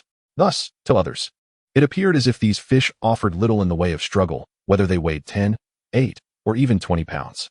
Then came the moment for his personal showcase. Upon his arrival, others finally grasped the true meaning of awe and mastery. Even Shen Peng and his companions were mere novices in comparison. Although Xiao Yu and a few other girls were also catching fish at a steady pace, they were overshadowed by his remarkable speed and efficiency, which surpassed theirs by an immeasurable margin. After using his bait, Xiao Yu and her friends could also attract fish quickly, but their efficiency paled in comparison. At times, they would even come up empty-handed or be snagged. Moreover, each fish that took the bait did not yield easily, often putting up a considerable struggle before being brought to the surface. Yet, what was the situation with Chen Jiacheng? Could it be that he managed to reel in a fish weighing over 10 pounds in less than a minute? It was utterly absurd. Was he somehow cheating? How could the fish he caught be so compliant, seemingly lacking any fight? The spectators were left in awe at this extraordinary display. It felt surreal, as if the fish below were mere actors. Time and again, they would take the bait before it even reached the designated depth. As many observed that his hooks were often seized by fish before they could settle. And even more astonishing was the fact that these fish offered little resistance, making every catch remarkably smooth. To the onlookers, it appeared as if these were simply dead fish, devoid of any will to resist. The results were astonishing. Within an hour, he had caught more than a dozen sizable fish, including several large white perch and even grass carp. Although he was ostensibly fishing for bighead carp, he seemed to have also lured in other species, catching them off guard. This unexpected turn of events had not crossed the minds of others, who had not anticipated such occurrences. Furthermore, many who were not particularly fond of targeting bighead carp found their resolve strengthened by witnessing this spectacle, deciding to aim for other fish instead. It was undeniable. While most had come with the intent to catch bighead carp, the past couple of days had been dismally unproductive, leading many to abandon hope and resistance. Yet, witnessing Chen Jiacheng's frenzied success rekindled the flickering embers of hope within those who had yet to catch anything. It was as if a flame ignited in their hearts, fueling their desire and fantasies that persistence would eventually yield fish in their own spots. With this newfound determination, the surrounding anglers seemed to be inexplicably inspired. Many, despite having fished for several hours without a single bite, should have logically given up by now. Yet, seeing Chen Jiacheng reel in fish after fish invigorated their spirits. An extraordinary sight unfolded as these individuals, akin to competitors in a race, wore expressions of tension and urgency. They felt that if their rhythm faltered, they would miss out on catching fish. If they could reel in quickly enough, success awaited them. Chen Jiacheng had inadvertently instilled a profound illusion among the others. Particularly, those fishermen nearby could hardly contain their excitement upon witnessing this spectacle, their eyes gleaming with envy. Unable to resist, they began gravitating closer to his position. Chen Jiacheng, however, was unfazed by this. He had anticipated such behavior. He was merely here to test his skills, not fully exerting himself. In truth, he was only practicing, while others remained unaware of his true mindset. From the surface, he appeared utterly composed. Each fish he reeled in failing to disturb his inner tranquility. Ignoring the astonished and excited crowd around him, he remained focused on his own rhythm of fishing. At last, he hooked a fish that required some finesse to reel in, a moment that astonished onlookers. Initially, they were unaware of his capability, but after observing for a while, it became clear to them. A fish weighing a dozen pounds took longer than usual to surface, signaling a significant challenge. However, after just 2 or 3 minutes, though stronger than the others, it ultimately succumbed, having only managed a brief struggle. Finally, the large fish broke the surface, its impressive size strikingly breathtaking. Many nearby anglers could swear they had never encountered such a colossal specimen in the wild. Yet, Chen Jiacheng remained remarkably composed. Unlike the other girls who grew increasingly excited and cautious with each catch, for him, it was all about efficiency and brute strength, having already accumulated enough catches to leave others in the dust. To the other anglers, he appeared almost monstrous as he relentlessly reeled in one fish after another. This exaggerated display was witnessed by many, etching the image of this exceptionally skilled angler into their memories. Remarkably, he was not even a streamer. Chapter 146, A Life of Leisure. A couple of vehicles were parked by the riverbank, mostly ordinary private cars. But there were also quite a number of genuine fishing vehicles present. Undoubtedly, this fishing vehicle has been specifically designed for Jiayu Island, rendering it exceedingly convenient. For instance, each of the Chen brothers possesses one. This not only fulfills the requirements of fishing, but, more importantly, eliminates the need for setting up tents. Chen Jiacheng has just assisted two of them in acquiring such vehicles. To him, it is merely a trifling matter. In fact, on a good day, his earnings might surpass these expenses. It is noteworthy that the rewards have been increasingly generous of late, thanks in no small part to the merits of his titles. A large bluefish weighing 30 to 40 pounds can directly yield rewards amounting to hundreds of thousands. Currently, he is also aiming to unlock titles for catching the sharp-toothed fish and the silver carp. Without these titles, the rewards pale in comparison to those earned upon unlocking them. For instance, a silver carp weighing around 10 or 8 pounds might only yield a financial reward of approximately 1,000, or at best, a few thousand. However, once titles are unlocked, rewards can easily exceed several thousand, or even reach tens of thousands. The amounts are not fixed. Yet it is undeniable that having titles significantly enhances the rewards. This is the current situation. Recently, he has been fervently fishing for silver carp. Yet the conditions required to achieve his goal are exceedingly stringent, leaving him unable to fulfill them in the short term. This is precisely why he has ventured to this location. The river near his hometown also hosts a fair number of silver carp, but when compared to this place, it is truly a case of a small fry against a giant. After all, even the length and width of the river are vastly inferior to those of the Tianhe. This location is renowned as a paradise for silver carp fishing, with countless catches made here each year. Yet, even so, the silver carp in this river seem inexhaustible, as if they could never be fully fished out. The primary reason for this is undoubtedly the river's ample width. Moreover, these fish are naturally inclined to roam in search of food, exhibiting considerable mobility. Additionally, the presence of numerous philanthropic anglers likely contributes, as many prominent streamers frequently purchase fish fry to release into these waters. Chen Jiacheng wholeheartedly supports such endeavors. Before departing, he also released a substantial quantity of fish fry into the river back home, valued at over several hundred thousand. For him, it is merely a few days' worth of rewards. Yet it represents a significant number of fish fry. As long as they grow successfully, even a small portion will provide immense rewards for fishing in the future. After all, resources in the wild are scarce, and without substantial releases, the state of wild resources may deteriorate year after year. This was a sentiment he harbored during his previous fishing excursions. At that time, he envisioned that if he ever became prosperous while still engaged in fishing, he would certainly release a large quantity of fish fry, not necessarily expecting to fish them upon maturity, but simply hoping to enhance the experience for other anglers. At this moment, he stands out as the most notable figure in this river. Over the course of several days, he has gained nationwide recognition, truly creating a sensational impact. The popularity of this fishing spot has surged, largely due to his remarkable catches, which have once again elevated his fame. Countless streamers have flocked to this place, drawn by the allure of his popularity. Chen Jiacheng harbors no intention of promoting this location, yet his achievements serve as the most compelling advertisement for it. It is akin to an invisible advertisement, igniting excitement among countless anglers who have heard the news. Naturally, there are also those who have been lingering here for several days prior, most of whom are enthusiasts of silver carp. However, during these past few days, aside from silver carp, Chen Jiacheng has also caught a variety of other fish, such as bream, sharp-toothed fish, and bluefish. The diversity and sizes of the catches have exceeded his expectations, which in turn has attracted numerous individuals eager to fish for these species. Originally, the area was not so crowded, but his continuous success with both bluefish and sharp-toothed fish has stimulated interest, offering anglers more options beyond merely fishing for silver carp. His efforts have opened up exploration for these species. Others have begun to arrive, yet the reality is that fishing for these species is not as easy for them, as they lack Chen Jiacheng's prowess. There is, however, an abundance of carp in the area, a phenomenon that existed prior to his arrival. As for the other species, while they occasionally appear, they are notoriously difficult to catch. Yet, Chen Jiacheng, as a living testament to success, draws attention regardless. Common fish such as bluefish, sharp-toothed fish, and even grass carp and bream are all present here, and each encounter evokes a sigh of longing from those who witness his catches, as they represent the dreams of many anglers. The streamers are now well aware of Chen Jiacheng's reputation, and strictly speaking, they owe him a debt of gratitude. After all, his remarkable catches have significantly elevated the profile of this location, a boon for the streamers. It has become impossible to quantify how many individuals come here to fish each day. However, it is certain that those selling lunchboxes and bottled water have made a handsome profit, while the streamers enjoy even greater gains. Many of these streamers, seeking to build rapport, often treat fellow anglers to meals. Although such generosity is common, it still cannot satisfy the immense fishing community, inadvertently benefiting the small vendors selling lunchboxes and bottled water. There is no conflict between the two parties, despite the availability of free meals. The portions provided by the streamers are unlikely to adequately feed the throngs of people. This is, in fact, a deliberate measure to maintain harmony. After all, if they were to accommodate hundreds or even thousands of people, it would adversely affect the businesses of others. Such arrangements allow for peaceful coexistence, as everyone is merely trying to make a living.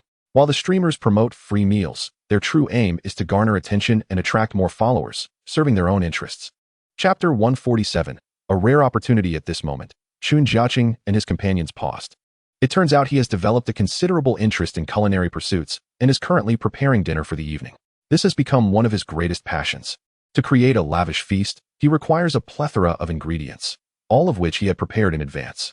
Others are preoccupied with fishing, as most are streamers, including Chun Peng and Xiao Yu.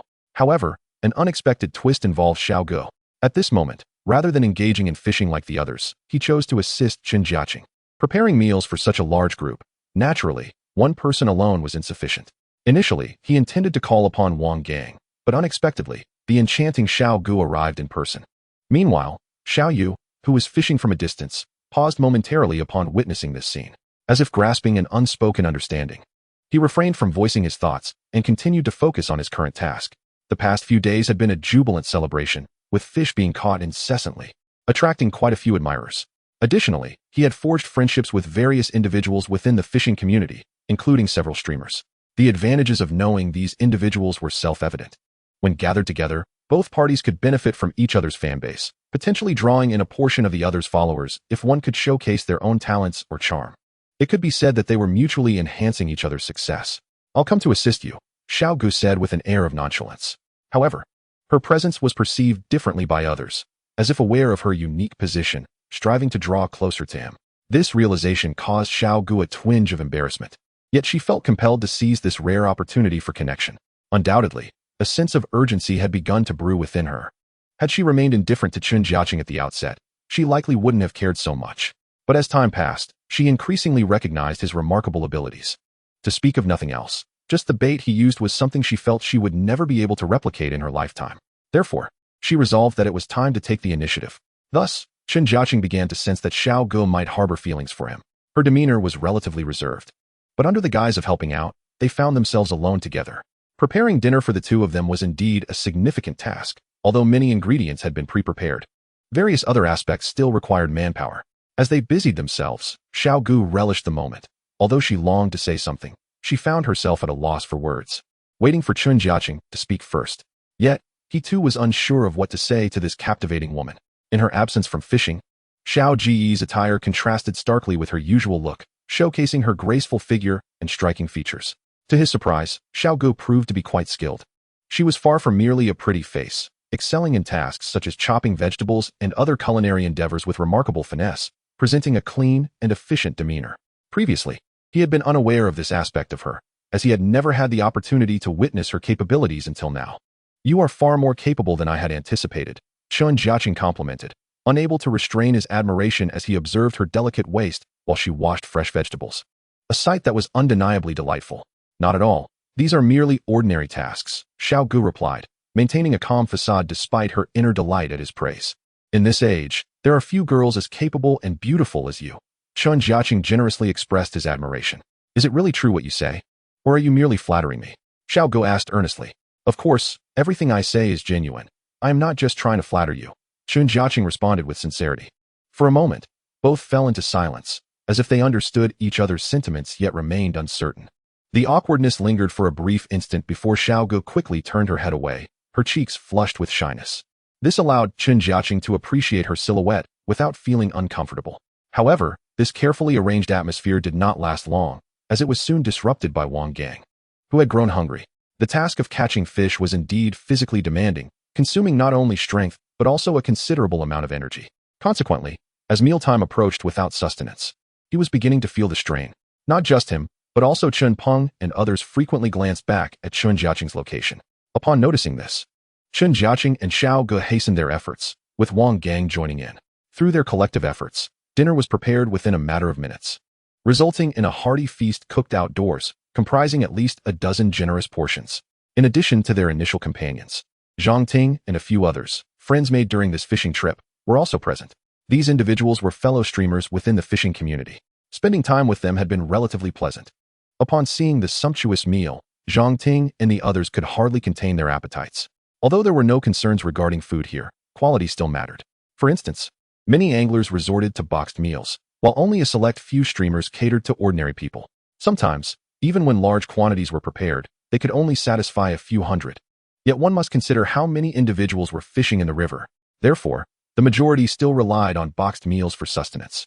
Nonetheless, several streamers who specialized in lifestyle content invited a few friends to join them for a meal. However, today, it was Chen Jiacheng who took the reins in the kitchen.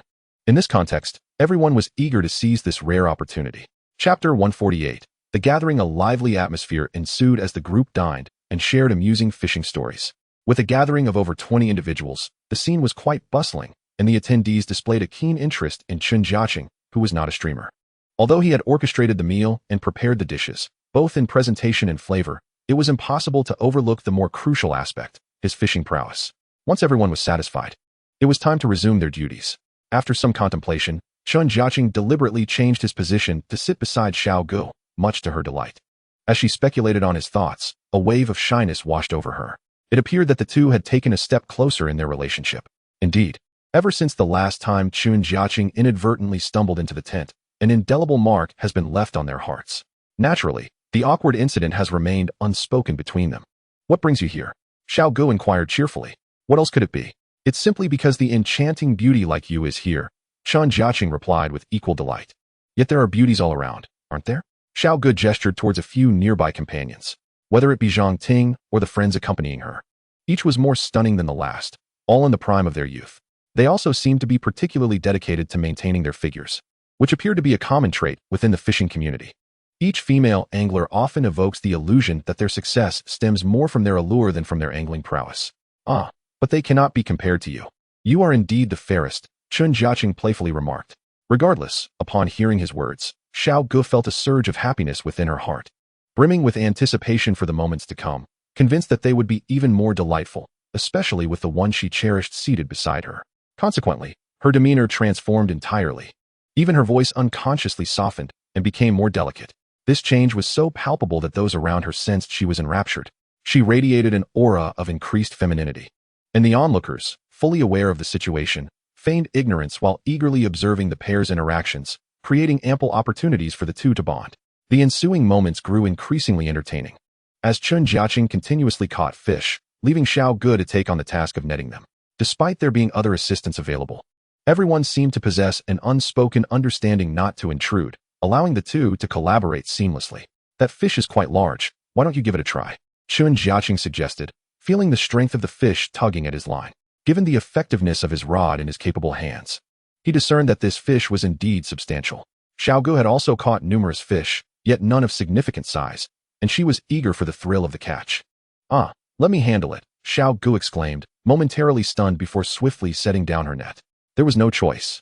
Assisting in netting the fish seemed to leave her with little time to spare, especially as Chen Jiacheng's catches were relentless. Be cautious, this fish possesses considerable weight, Chen Jiacheng cautioned. Yes, I will, Xiao Ge replied gently, already being exceedingly careful, yet still somewhat bewildered as a sudden surge of force jolted her upon gripping the line. She felt her delicate form nearly being pulled into the river, but Chen Jiacheng was quick to act, wrapping his arms around her waist. Xiao Ge gasped in surprise. Yet thankfully, she maintained her balance.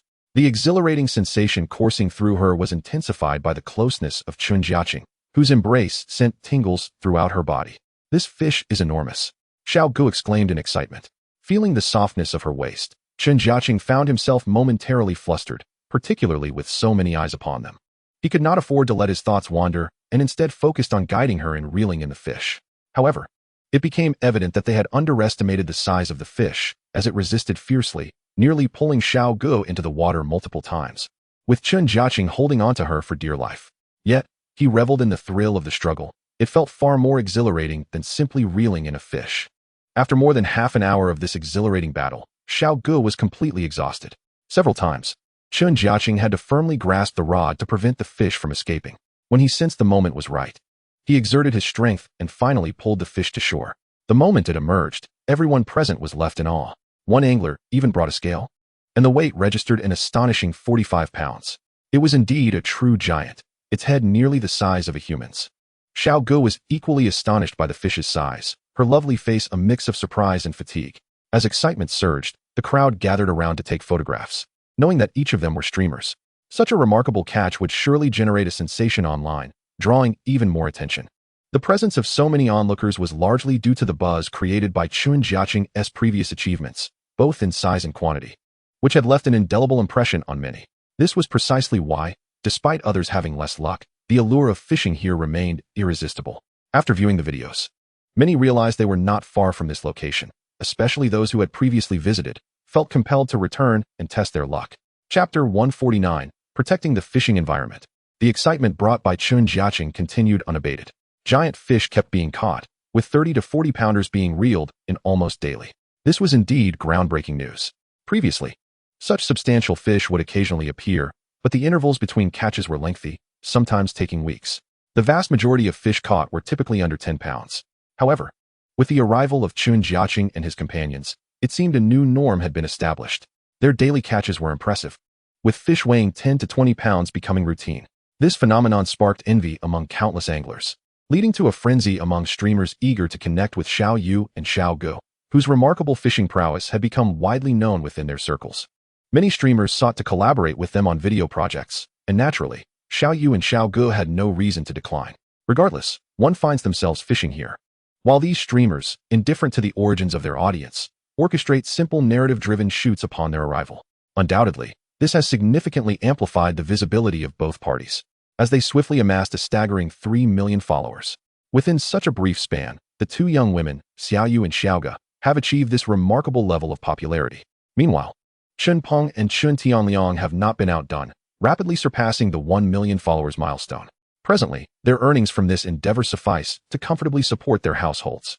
Surprisingly, many did not anticipate that this location would become their launchpad to fame, especially considering the brevity of their stay.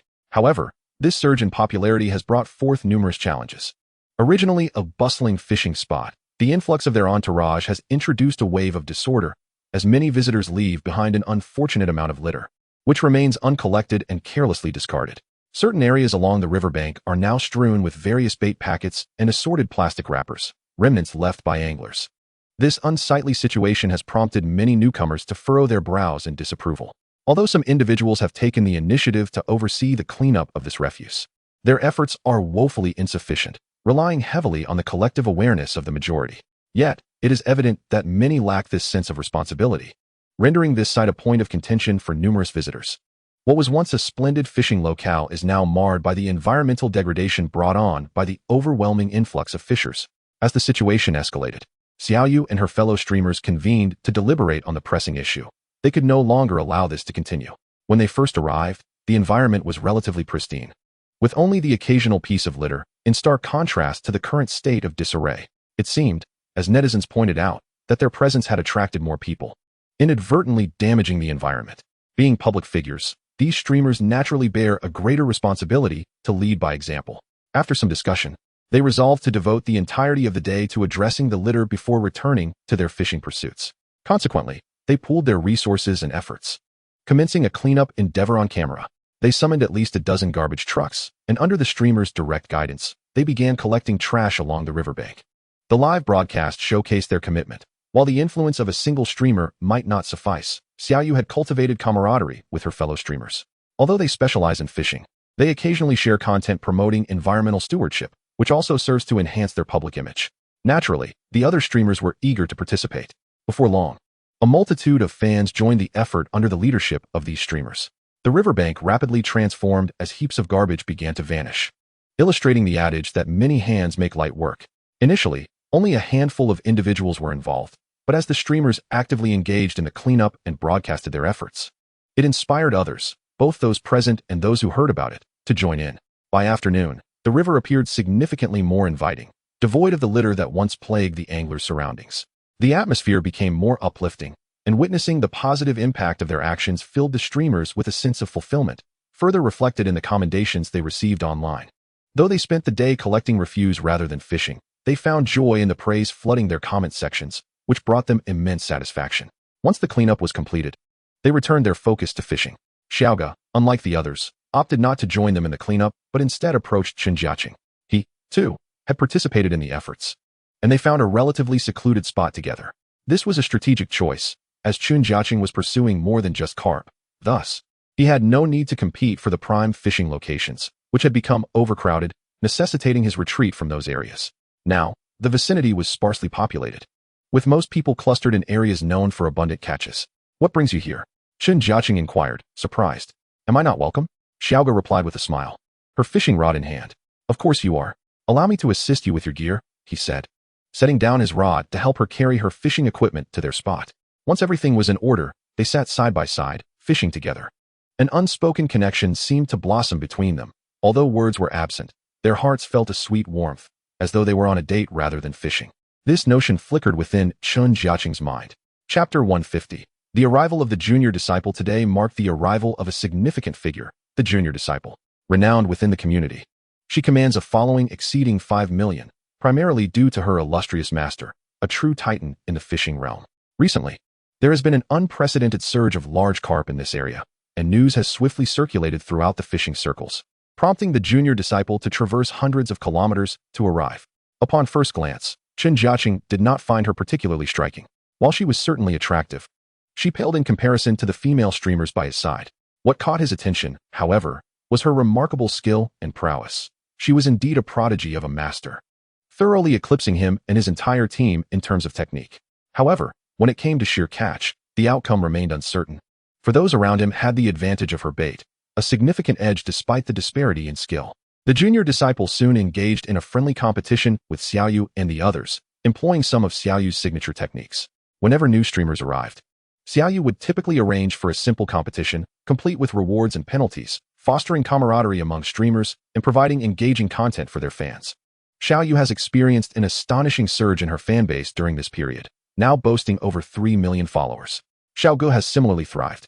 Beyond their remarkable beauty, their success is undoubtedly bolstered by the enticing bait provided by Chen Jiacheng, which guarantees that every daily quarrel yields considerable rewards. The finest bighead carp are, of course, the fruits of Chen Jiacheng's expertise. Yet, aside from him, Xiaoyu and her companions also exhibit exceptional talent, consistently reeling in over 20 to 30 pounds of large fish each day. In this setting, the likelihood of returning empty-handed is virtually non-existent, and they are among the brightest stars on the river. It is precisely this prowess that has attracted numerous streamers eager to collaborate with them. As one of the representatives of the superhuman, Xiao Shimi is particularly favored by her mentor, who relishes such endeavors. Upon hearing the news from this venue, she hastened to arrive, spending 4 to 5 hours making her way here without pause, immediately shouldering her equipment to commence the competition. The preceding narrative had already been meticulously orchestrated, and now a palpable tension filled the air, leaving spectators bewildered. It turns out that prior to their showdown, both had exchanged bold declarations online, asserting their superiority and vowing to settle the score here. Fans from both sides engaged in heated debate in the comment section, each claiming that their preferred streamer was the strongest. This left Chen Jiacheng somewhat exasperated, as some of the drama felt overly contrived, with elements being half-truths. Yet, regardless of this, netizens were more than willing to buy into the spectacle. This is why many streamers, before becoming acquainted or collaborating regularly, often adopt such a combative demeanor initially. It is merely a means to orchestrate some drama. In reality, these streamers generally coexist harmoniously, devoid of any deep-seated grudges or the rivalry one might expect. To put it plainly, they are all here for the sake of popularity and their respective careers, with no substantial animosity in existence. Nevertheless, the narratives woven by these individuals can create an illusion of genuine rivalry, leaving the uninformed to believe in its authenticity. At this moment, Xiao Yu and Xiao Shimi have officially begun their competition. Both are intensely focused, regardless of how the earlier narrative was crafted. Today's outcome will determine who catches more fish. Although the stakes entail only minor penalties for the loser, both competitors approach the contest with utmost seriousness. Meanwhile, Xiao Gu sits beside Chen Jiacheng, positioned at a distance from the action. Initially, Xiao Shimi had invited Xiao Gu to join the competition, but regrettably, she was preoccupied. As she and Chen Jiacheng were seated closely together, fishing. From afar, one might mistake them for a couple enjoying a romantic date, deliberately avoiding the throngs of other anglers to fish in a secluded spot. Upon closer inspection, it becomes apparent that two anglers are hidden nearby, albeit in somewhat suggestive postures. It appears that Chen Jiacheng is teaching Xiao Gu the intricacies of fishing, discussing well-trodden topics that she already comprehends. Yet, Xiao Gu feigns the demeanor of a dutiful pupil, allowing him to guide her through the process, occasionally even letting him help her manage her catch. After indulging in this hands-on experience, Chen Jiacheng finally relinquishes his grip on the fishing rod. At this moment, Xiao Ji's cheeks are flushed, which Chen Jiacheng finds utterly enchanting. Despite their modest haul, the two are not particularly focused on fishing. Their attention seems primarily directed at one another. In stark contrast, Xiao Yu and Xiao Shimi are locked in a fiercely competitive struggle. This marks Xiao Yu's first encounter with such a formidable opponent. Previous collaborators, even those of considerable skill, pale in comparison to Xiao Shimi. Moreover, it is significant that her rival is also a female with such impressive capabilities. For instance, while Zhang Ting, now a good friend of Xiao Yu, possesses considerable popularity, her fishing techniques have shown room for improvement. In their prior contests, Xiao Yu emerged victorious without any doubt, largely thanks to the quality of her bait. However, Xiao Shimi is equally adept, and she does not falter from the outset. Instead, the two are evenly matched, each catching fish in turns. The competition is set for 8 hours, and both maintain a steady pace, not rushing but rather enjoying the rhythm of the contest. As they enter the third hour, both competitors unleash their full potential. The fish become increasingly agitated, and fortuitously, the conditions for fishing prove favorable today. The likelihood of landing a catch across the river has significantly surged. That Xiao Shimi is quite impressive, Chun Peng remarks from a distance, to which Chun Tianliang nods in agreement. They have witnessed enough to recognize that ordinary passers-by cannot compete with the likes of her. Though it may be wild fishing, skill and technique still play critical roles. The disparity between them and others is evident when compared to Xiao Shimi. Of course, such commendation is merely surface level. After all, they do not possess the formal training and scientifically sound fishing techniques that others might have. They have, in essence, operated with a slight advantage. Equipped with the comprehensive gear and bait curated by Chen Jiacheng, allowing them to dominate the waters. Xiao Yu's daily catches do not measure up to their bountiful yields, making them ruthless harvesters of the bighead carp, consistently among the top fishermen in this locale. When assessing the day's haul, one need only observe these two, as Chen Jiacheng often targets different species, and he has not yet broadcasted his videos, thus garnering less attention than the two competitors. In contrast, the Chen brothers thrive on this spotlight, consistently fishing in the most visible spots. Although Xiao Yu and Xiao Shimi are currently embroiled in their competition, they inadvertently draw a crowd of fans. Yet it seems Chun Peng and Chen Tianliang have entered an unspoken rivalry of their own, reeling in fish at a pace and efficiency that outstrips the two women. This naturally piques the curiosity of onlookers. Who are those two? They seem even more skilled than these two streamers. They wonder, are they new streamers? Yet their prowess is undeniable. Xiao Yu and Xiao Shimi are formidable, but it appears they may pale in comparison to these two.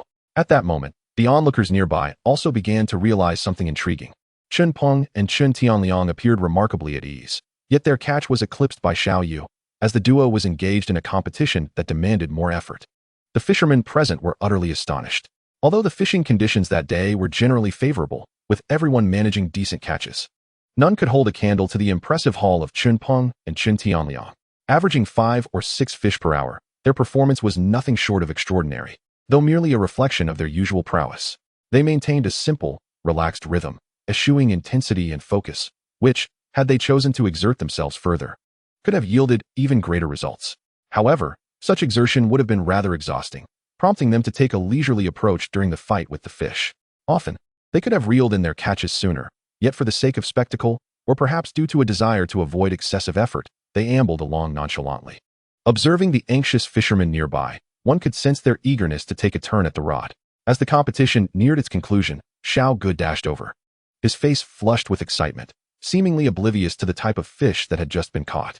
"Wow, you both have caught so many," he exclaimed in astonishment. It was at this moment that Xiao Yu noticed Xiao Ji's arrival. Throughout the competition, he had been absent for quite some time, leaving Xiao Yu to wonder what he had been up to. "I thought you had gone off to date some guy. Why are you only showing up now?" Xiao Yu remarked, somewhat exasperated. "Oh, come on, I was just trying to catch a big fish," Xiao Gu responded, a hint of guilt in his tone. However, Xiao Yu was preoccupied with thoughts of her junior sister and chose not to engage further. Next came the time for tallying their catches. Both had managed to reel in a significant number of fish, to the point where one or two individuals could hardly manage the haul. It was important to note that this was the result of a full 8 hours of fishing. First up was the junior sister's catch. To everyone's surprise, she had pulled in over 30 fish in one go. The smaller ones weighed around 3 to 4 pounds, while the larger ones exceeded 10 pounds. Yet, she was acutely aware that she had lost the competition. In the initial phase, their performances were evenly matched, but as the later stages unfolded, her ability to catch fish diminished. The bite had slowed, and despite a solid start, her efficiency waned significantly, resulting in only a few fish caught in the latter half. In stark contrast, Xiaoyu had been relentless from start to finish, ultimately surpassing her junior sister with a remarkable lead. It was then that everyone noticed Xiaoyu had an additional fish bag, which was entirely inadequate to contain her catch. Only then did the results of the competition become apparent, rendering any comparisons moot. Your skills are incredible. This is the first time I've witnessed such talent in fishing. The junior sister praised sincerely. More importantly, Xiaoyu was a female angler whose prowess made the junior sister ponder whether even her master would stand a chance against her. Nonetheless, the junior sister attributed Xiaoyu's success to mere luck on that particular day. Regardless, she had lost the match, and quite decisively at that. Had the competition lasted 4 hours, she mused, victory would have surely been hers. Following this were some group photos, celebrating the impressive catches they had made. The junior sister felt the fishing conditions here were exceptionally vibrant and quickly summoned her fellow disciples. It was still early spring, yet the fish were already exhibiting such fervor. It was well known that her entire sect had a penchant for fishing for these species. With the fish already biting, they could not afford to miss this golden opportunity. The junior sister had several other skilled disciples accompanying her, each one more accomplished than the last. They were in their prime and, being true masters, commanded attention wherever they went. In comparison, the junior sister felt her skills paled somewhat against those of her peers. Subsequently, the junior sister and Xiaoyu engaged in other interactions, such as preparing dinner together. Meanwhile, Chen Jiacheng was too preoccupied to join in on these activities. He had just pulled the shy Xiaogu away to a secluded spot for some fishing. Chapter 152. There's no worry, there's still time. Prompted by his fans, Chen Prung took note of several intriguing videos. A number of fishing streamers were audaciously challenging him in their videos, even taunting him in the comments section. They proposed a high-stakes PK match, wagering hundreds of fishing rods. The stakes were high, with the winners promising to gift their catches to their fans. His followers, eager for a spectacle, were urging him to accept this challenge. For the past few days, he had been diligently fishing. But now he found himself confronted by these reckless challengers. Upon reviewing their follower counts, he discovered they were on par with his own, each boasting a substantial fan base. What struck him as particularly unusual was that such seasoned streamers would engage in such mindless provocations. Typically, it was the lesser-known streamers, those with tens of thousands of followers, who resorted to such tactics to attract attention. This left Chen Peng bewildered. After all, these individuals were supposed to be notable figures within the community. Yet they were behaving in such an absurd manner, which understandably irked him. Their taunts often carried a hint of insult, and he had previously refrained from responding simply because he had not seen their provocations. In their eyes, he was intimidated, suggesting that he doubted his abilities compared to theirs and feared losing the competition.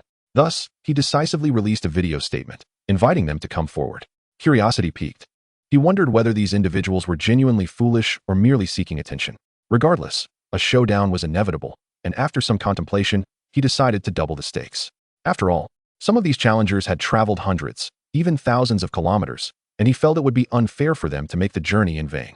Once this video was published, it sent his fans into a frenzy, eagerly anticipating the competition and envisioning his triumph over these challengers. Consequently, it sparked considerable commotion online, drawing significant attention from many fans. It is precisely for this reason that, in the ensuing hours, these individuals began to cultivate eager anticipation. And they were not kept waiting long. By the following day, 3 streamers appeared without delay. They explicitly challenged the brothers Chen Feng and Chen Tianliang. The fans, reveling in the spectacle, were particularly enthusiastic as there were tangible benefits at stake. Should victory be claimed, hundreds of fishing rods would be bestowed upon the fans. A veritable windfall, considering that a single rod could easily fetch a market price of 200 to 300 yuan or more. While the odds of winning may not have been guaranteed, the sheer quantity offered a glimmer of hope. After all, they had not invested much to begin with. It is this psychological leverage that encourages streamers to engage in various wagers. In reality, the true victors are invariably the streamers themselves, even in the event of a loss. It merely represents a trifling fraction compared to their overall gains. By the next day, a substantial crowd had amassed around the competition venue. Fans had already staked their claim to prime spots, with at least 7 to 10 positions occupied by their collective presence. These were coveted positions, and as the time for the PK approached, many willingly made room for the competitors. Unlike previous instances, where proximity was nearly guaranteed, this arrangement would prevent any awkwardness during the competition. When the two sides finally met, the air was thick with tension, each utterance laced with provocation and a hint of disdain, as if to imply a certain superiority over one another. This charged atmosphere was precisely what the assembled fans yearned to witness. And so, amid the swelling anticipation, the competition officially commenced. Both teams had prepared meticulously. They were free to deploy any secret weapons or unique techniques they had developed for this personal fishing endeavor. It was evident that these streamers had invested considerable thought into their bait. The preparation process appeared exceedingly intricate, as each individual had their own research and strategies, each seeking to infuse their bait with an overwhelming aroma, as if such potency would render their opponents speechless. My goodness, this is ruthless, one might exclaim. Over 5 or 6 types of additives had been employed. Surely such intensity must yield results? Would these fish truly be enticed by such concentrated scents? The audience, observing the elaborate bait preparation, could not help but be astonished, for they recognized that some of these mixtures were incredibly valuable, with market prices soaring into the thousands. Yet, despite this, the competitors showed no restraint, aggressively pouring their concoctions into the mix. The onlookers felt a rush of apprehension as they estimated the value of just one tray of bait to exceed several hundred yuan. This was unfathomable, especially when one considers that a typical packet of bait usually costs just a few dozen yuan. These individuals had audaciously inflated the cost. As if to silence Chen Feng and Chen Tianliang, the brothers exchanged glances, unable to suppress their disbelief at the lengths to which these competitors had gone. They were curious about the true efficacy of such elaborate bait. What if their own carefully crafted concoctions were outmatched? At this thought, a faint smile crept onto their lips, each understanding the other's silent contemplation. The ensuing moments would surely be entertaining. Indeed, within a mere half hour, both Chen Feng and Chen Tianliang had already caught 1 or 2 fish. In stark contrast, the 3 streamers had yet to land a single catch. This situation left the streamers feeling rather embarrassed, as the reality diverged significantly from their expectations. There was still time, they reassured themselves. But even that became a source of torment, for what lay ahead would be a true test of endurance. The competition proved to be riveting. Yet the unfortunate reality was that these accomplished streamers remained empty-handed despite 2 hours having elapsed, with only 4 hours allocated for the contest. They had already surpassed the halfway mark without a single fish to show for their efforts. The irony was palpable. Their excessive use of additives had rendered them ineffective. Had they not been so reckless, one might have assumed the river was devoid of fish. The audience's jeers cut through the atmosphere like daggers, piercing the hearts of the streamers. These individuals, accustomed to selling their expertise on bait and fishing techniques, had built their reputations on the premise of their knowledge and the efficacy of their products. They had successfully convinced many to invest in their various offerings. Yet, in this moment of practical application, they faced a humiliating defeat, one that shattered their image and reputation online. No one anticipated such a stark contrast between expectation and reality. Previously, the prowess of Chen Feng and Chen Tianliang had been well acknowledged by viewers, who believed that even if they did not win, they would at least avoid a disgraceful loss. But now, the situation was utterly unbelievable. They had relied on the excuse of having time, yet that window was rapidly closing. Their expressions shifted to one of concern, a palpable anxiety etched on their faces. Despite one among them maintaining a facade of calm, the harsh reality persisted. They were still at 0 catches. How could they reconcile this with themselves, let alone face the multitude of fans and online viewers? The reality was immutable. One streamer contemplated surrender, overwhelmed by despair, as the trio had hardly glimpsed a single fish between them. The torment of this PK competition was evident. They felt as if they were imprisoned in their own seats, suffering under the weight of their predicament. The earlier bravado had transformed into a stinging slap of reality, resounding loudly in their ears. Each passing second became a test of endurance, as they watched the clock wind down, powerless to alter their fate, and resigned to the unfortunate outcome of remaining empty-handed. Such a scenario was unfathomable prior to their arrival. 3 individuals challenging 2, only to face utter defeat. Moreover, it was an utterly disastrous defeat. Prior to this, Chen Peng and Chen Tianliang had promised their 2 brothers that the challenge would be based on their collective harvest. Yet, they had vastly overestimated these individuals. The entire venue fell silent.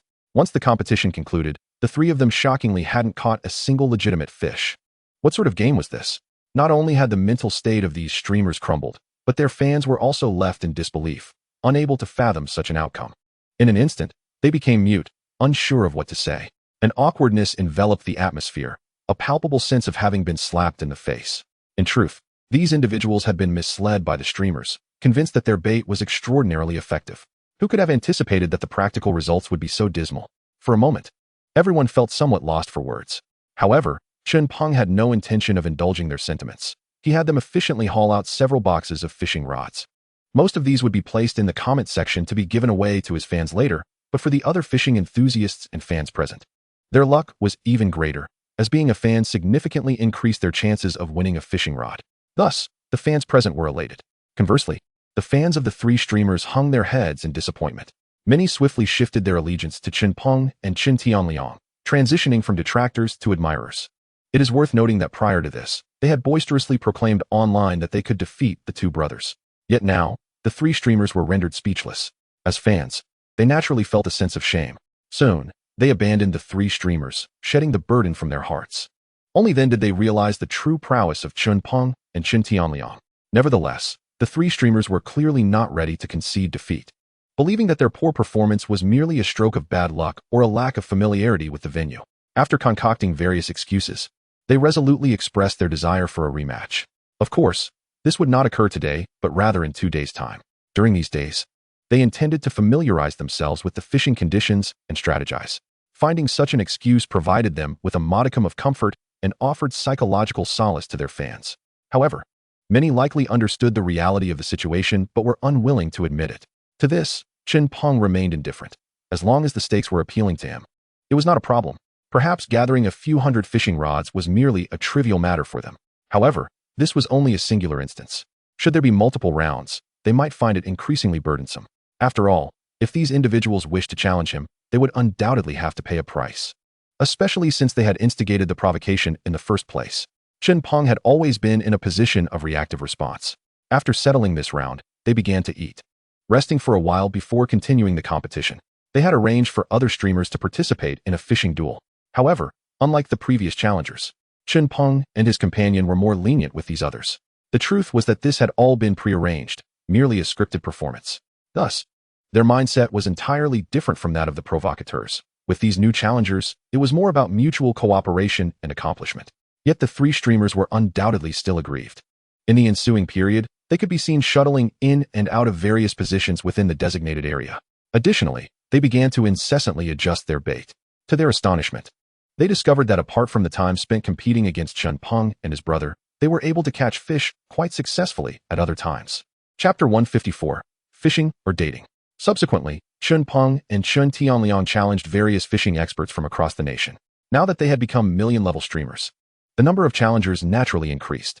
Several companies even sought to recruit them, but thus far, the two had no intention of joining any other teams. While they could potentially expand and grow stronger, it would come at the cost of their current freedom. Instead, they were quite satisfied with their rapidly escalating popularity. Regardless of the fishing experts who came to challenge them, the end result was always the same: defeat in the Northwest. Furthermore, their presence brought more than just simple betting rewards. It was also about popularity. Xiao Yu and Xiao Gu were in a similar situation. However, Xiao Gu had recently been absent from many appearances, seemingly spending more time with Chen Jiacheng. Occasionally, Xiao Yu would catch glimpses of Xiao Gu and Chen Jiacheng secretly embracing in corners. Meanwhile, Xiao Yu felt a twinge of discomfort during this time, unsure of how to express her feelings. After all, she had been the one to know Chen Jiacheng first. How had it come to this, with her best friend entangled with him? This left Xiao Yu perplexed and somewhat saddened, akin to a cherished doll being snatched away. Thus, she channeled her frustration into determination, focusing all her attention on competitions and challenges with other streamers. This led to a fearsome effect. Fueled by this newfound strength, Xiao Yu became an unstoppable force, welcoming challenges from skilled competitors nationwide, irrespective of gender. It is noteworthy that as a female angler, she had yet to experience defeat against many renowned male anglers. In fact, her popularity and follower count surpassed that of many male counterparts. Yet when they arrived, they too faced defeat. Such formidable prowess propelled Xiao Yu's popularity to surpass 5 million.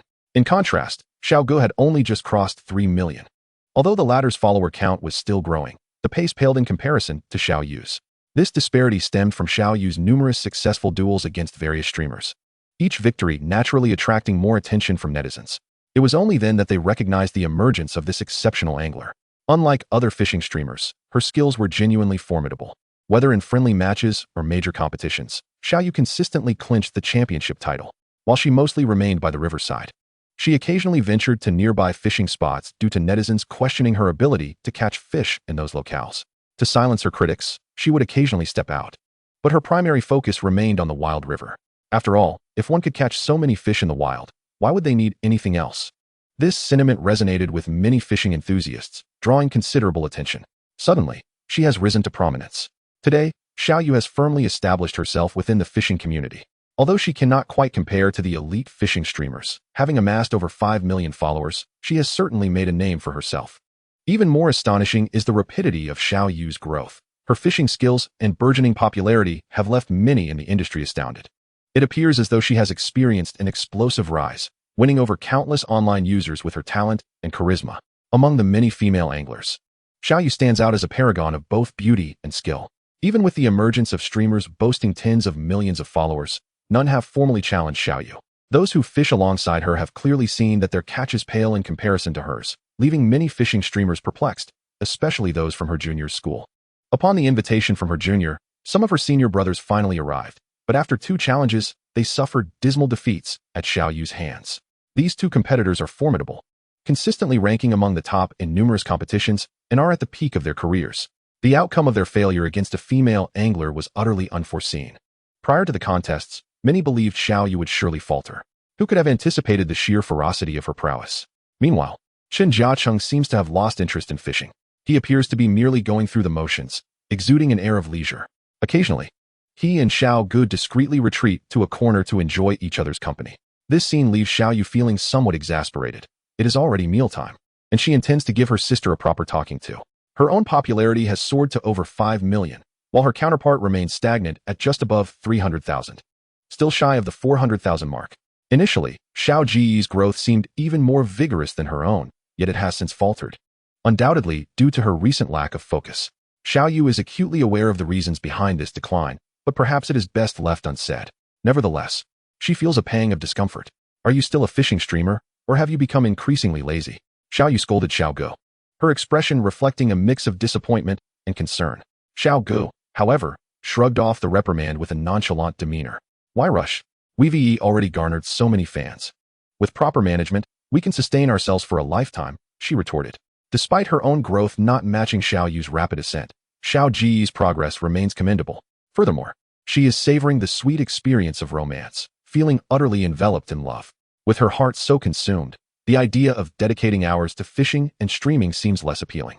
Yet, even amidst this bliss, Xiao Gu feels an overwhelming sense of happiness, believing this to be the life she has always desired. If only she could maintain this balance in both her career and love life. She feels she has reached the pinnacle of existence, a thought that once seemed unfathomable, especially when she previously worried about her future and monthly expenses. Now, everything has changed dramatically, alleviating her burdens in one fell swoop. As they engage in conversation, Chen Jiacheng arrives. Upon seeing him, Xiao Yu huffs in displeasure and falls silent, adopting a sullen demeanor. In stark contrast, Xiao Ji's face lights up with a playful smile as she effortlessly approaches Chen Jiacheng and links her arm with his, exuding an intimacy that leaves Xiao Yu feeling discontented. With a cold huff, Xiao Yu buries herself in her meal. At this point, Chen Peng and Chen Tianliang have also distanced themselves from the dining table, mingling with other streamers, as the influx of fellow anglers has led them to form new connections. This, however, alleviates pressure on any one individual streamer or caterer. After all, with newfound strength comes an entourage of friends, all eager to associate with one who has gained prominence. Understanding that mutual support is essential for their respective careers, they graciously accept the goodwill of their peers. The atmosphere at the dinner table feels somewhat strained. Xiao Gu seems to sense Xiao Yu's discomfort, perhaps fearing that her close friend might steal her man. Throughout the meal, she subtly asserts her claim, ensuring it is clear that they are now an item. Watching this unfold, Xiao Yu feels increasingly disheartened yet helpless, hastily finishing her meal before rushing off to fish again. Others, like Zhang Ting and her assistants, remain oblivious to the intricate emotional dynamics at play, as their shared interest in fishing overshadows all else. However, Zhang Ting's curiosity about Chen Jiacheng continues to grow, particularly regarding the bait he provides. Having experienced its extraordinary efficacy over the past several days, she realizes that she can only procure a limited amount from Xiao Yu. Regrettably, she must ration it, as excessive use is not feasible. This leads to a sense of dissatisfaction. She can only afford to use a small portion daily, which necessitates mixing in a substantial amount of commercially available bait to ensure she has enough for her fishing endeavors. Unfortunately, the effectiveness of the mixture pales in comparison to the original, but it is still significantly better than what others can achieve. On the other hand, Xiao Yu enjoys complete freedom in her bait usage, allowing her to vanquish competitors effortlessly, a fact that Zhang Ting fully comprehends. As Xiao Yu's fan base inches closer to surpassing her own, Zhang Ting cannot help but marvel at the advantages that come with having a supportive partner. Despite her willingness to purchase bait from Chen Jiacheng, she finds herself left behind, having only managed to procure a few bags from him in the early days, mistakenly believing it to be readily available. This misconception led to her extravagance, sharing her bounty with friends and fellow streamers, unaware of the true scarcity of the resource. The advantages are palpably evident, primarily in the expansion of 1's social network. Furthermore, numerous accolades have been bestowed upon me, even leading to a substantial recovery. Yet, who could have anticipated that just a few days later, this abundance would gradually diminish, leaving me with but a mere trickle each day? In this regard, Zhang Ting's regret is profound. Had she known that such resources were so scarce and invaluable, she would have exercised restraint, thus prolonging her supply for at least several months. Regrettably, much of what she had has already been squandered on favors for others. Thus, Zhang Ting is now enveloped in a deep sense of remorse, feeling that she should not have been so reckless, particularly with her friends and those who previously benefited from her generosity. Daily, they seek her out, hoping to acquire more of the precious bait. The dilemma lies in the fact that even obtaining it for herself requires considerable effort, leaving no surplus for others. More distressingly, this bait is unattainable with money, which adds to Zhang Ting's frustration. Consequently, she must now rely on Xiao Yu, hoping to share the limited resources available from either Xiao Yu or Xiao Gu, which can temporarily satisfy her needs but leaves little for anyone else. Nonetheless, having these supplies has undeniably facilitated Zhang Ting's career, a fact that cannot be overlooked. Xiao Yu, why are you eating so quickly? Zhang Ting inquired, somewhat puzzled, as the two resumed their positions to fish. I'm on a diet and don't want to eat too much, Xiao Yu casually replied. Her mood had been quite somber lately, as though a heavy stone lodged within her heart. Yet, she felt uncertain about whom to confide in. Previously, she and Xiao Gu shared an inseparable bond, but since Xiao Gu became involved with Chen Jiacheng, an unspoken barrier had emerged between them. Xiao Gu was undoubtedly aware of Xiao Yu's feelings for Chen Jiacheng, even if Xiao Yu had never openly admitted it. Xiao Gu often joked about it, teasing Xiao Yu with the notion that if she didn't cherish her feelings, she might act first. However, Xiao Yu often dismissed these comments as mere jest. Who could have predicted the rapid progression of their relationship? In truth, everything stemmed from that fateful day when Xiao Yu took Xiao Gu's clothing. It was that incident that brought Chen Jiacheng into Xiao Gu's life, leaving an indelible impression upon him. Thus, everything unfolded seamlessly. Only Xiao Yu felt caught off guard, as if completely unprepared for the turn of events. At that moment, she felt an emptiness within, struggling to muster any enthusiasm for fishing, which no longer excited her as it once did. Why do you seem downcast these past few days? Is it a matter of health? Zhang Ting asked with genuine concern, stirring a warm current within Xiao Yu's heart. Although she had reached a notable level of popularity, she was also grappling with various vexations, including encounters with individuals she found deeply unpleasant. Nevertheless, the advancement in her career remained a tangible truth, largely thanks to Chen Jiacheng. Hence, in Xiao Yu's mind, other matters were secondary, a mere trifle. Yet, the fact that her closest friend had become involved with Chen Jiacheng left her feeling estranged, as if she had lost someone dear. Zhang Ting, though only recently acquainted, had become a pleasant companion, likely due to their similar experiences and current collaborative endeavors. During this time, Zhang Ting had imparted much knowledge and skills to Xiao Yu, who was still a novice in the world of streaming, unlike Zhang Ting, who had been in the industry for years. Despite Xiao Yu's rise in popularity, she still craved the wisdom and insights that only experience could provide. Nothing much, just feeling a bit down, Xiao Yu confessed candidly. They continued to fish leisurely as she shared her inner turmoil with Zhang Ting. It was at that moment that Zhang Ting finally comprehended the situation. Initially, Xiao Gu had been a constant presence, and these past few days, Zhang Ting had mistakenly believed she was merely fishing elsewhere. In truth, Xiao Gu was secretly dating Chen Jiacheng. Moreover, the revelation that Xiao Yu harbored feelings for Chen Jiacheng took Zhang Ting by surprise, yet upon reflection, it made sense. Although Chen Jiacheng was not part of their circle, the significance of his bait to a fisherman was undeniable. Zhang Ting realized that one could not judge a person solely by their outward appearance. Having been immersed in the fishing community for so long, Zhang Ting was well aware of the intricacies of bait. However, after utilizing Chen Jiacheng's bait, she remained unable to decipher its secrets, even consulting experts in the field who could not replicate it, though outsiders might not grasp its exceptional qualities. Zhang Ting understood all too well, perhaps even better than Xiaoyu, the remarkable capabilities of this bait. Now, Zhang Ting finally grasped the underlying reasons behind everything. It was indeed a matter of the heart. Of course, such sentiments might seem exaggerated, as nothing significant had transpired between them. Yet, it is a universal truth that any woman facing such dilemmas would undoubtedly feel troubled. Even Zhang Ting found herself at a loss for words, advising Xiaoyu to focus her attention on her career, for that was the essence of a woman's foundation. Once a career is established, other matters tend to fall into place. Xiaoyu understood this, yet found herself momentarily ensnared in her feelings.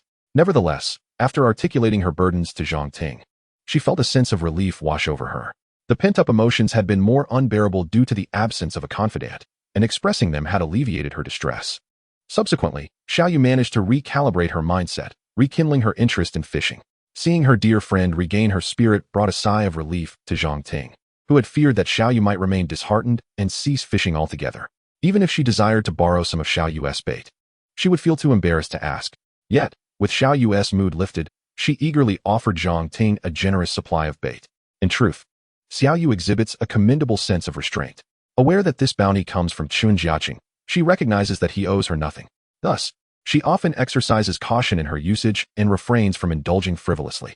Nevertheless, despite her moderation, Chen Jiacheng generously provides her with ample bait daily, amounting to no less than 3 large bags. Prior to this, Xiaoyu had no intention of preserving any of it, as she would typically deplete her supply each day. She simply needed to fish according to her rhythm and frequency.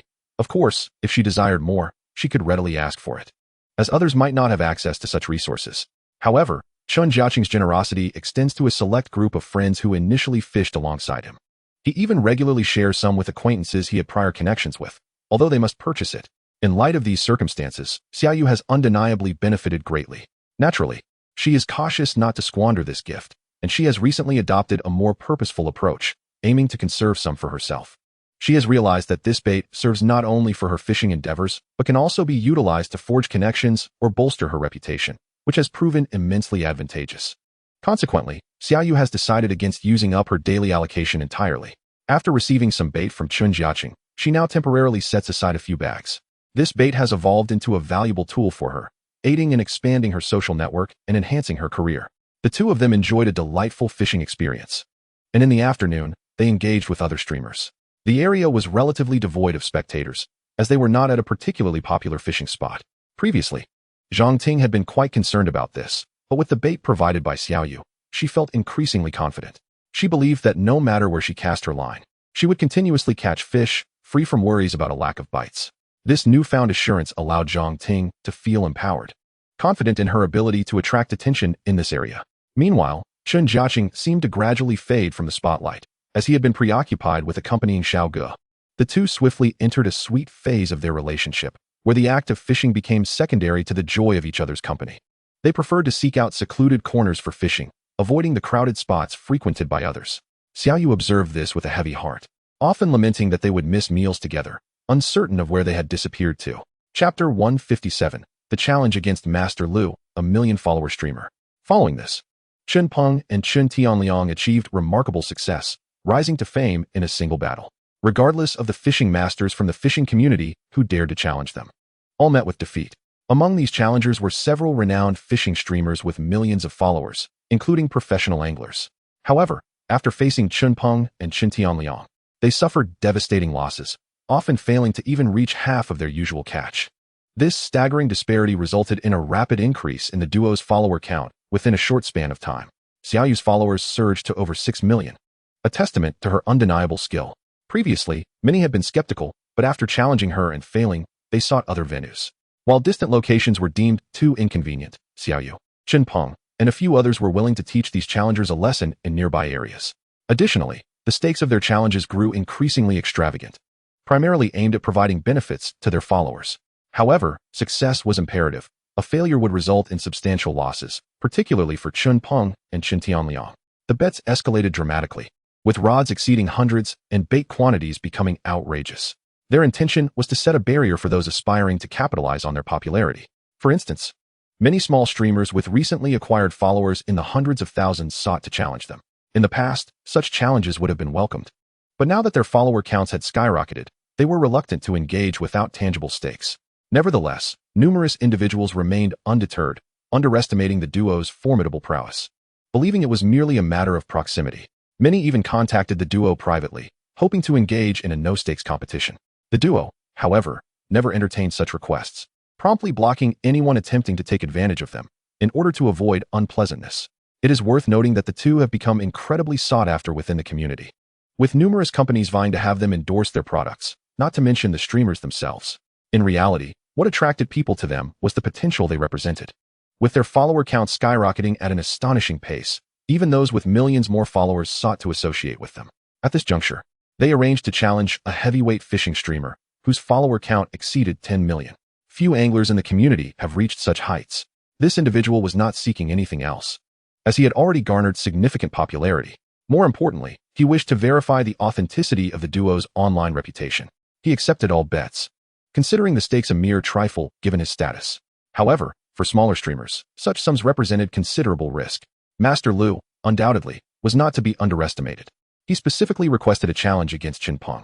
Meanwhile, Chen Tianliang was engaged in a competition with another high-profile streamer, though this opponent paled in comparison to Master Lu.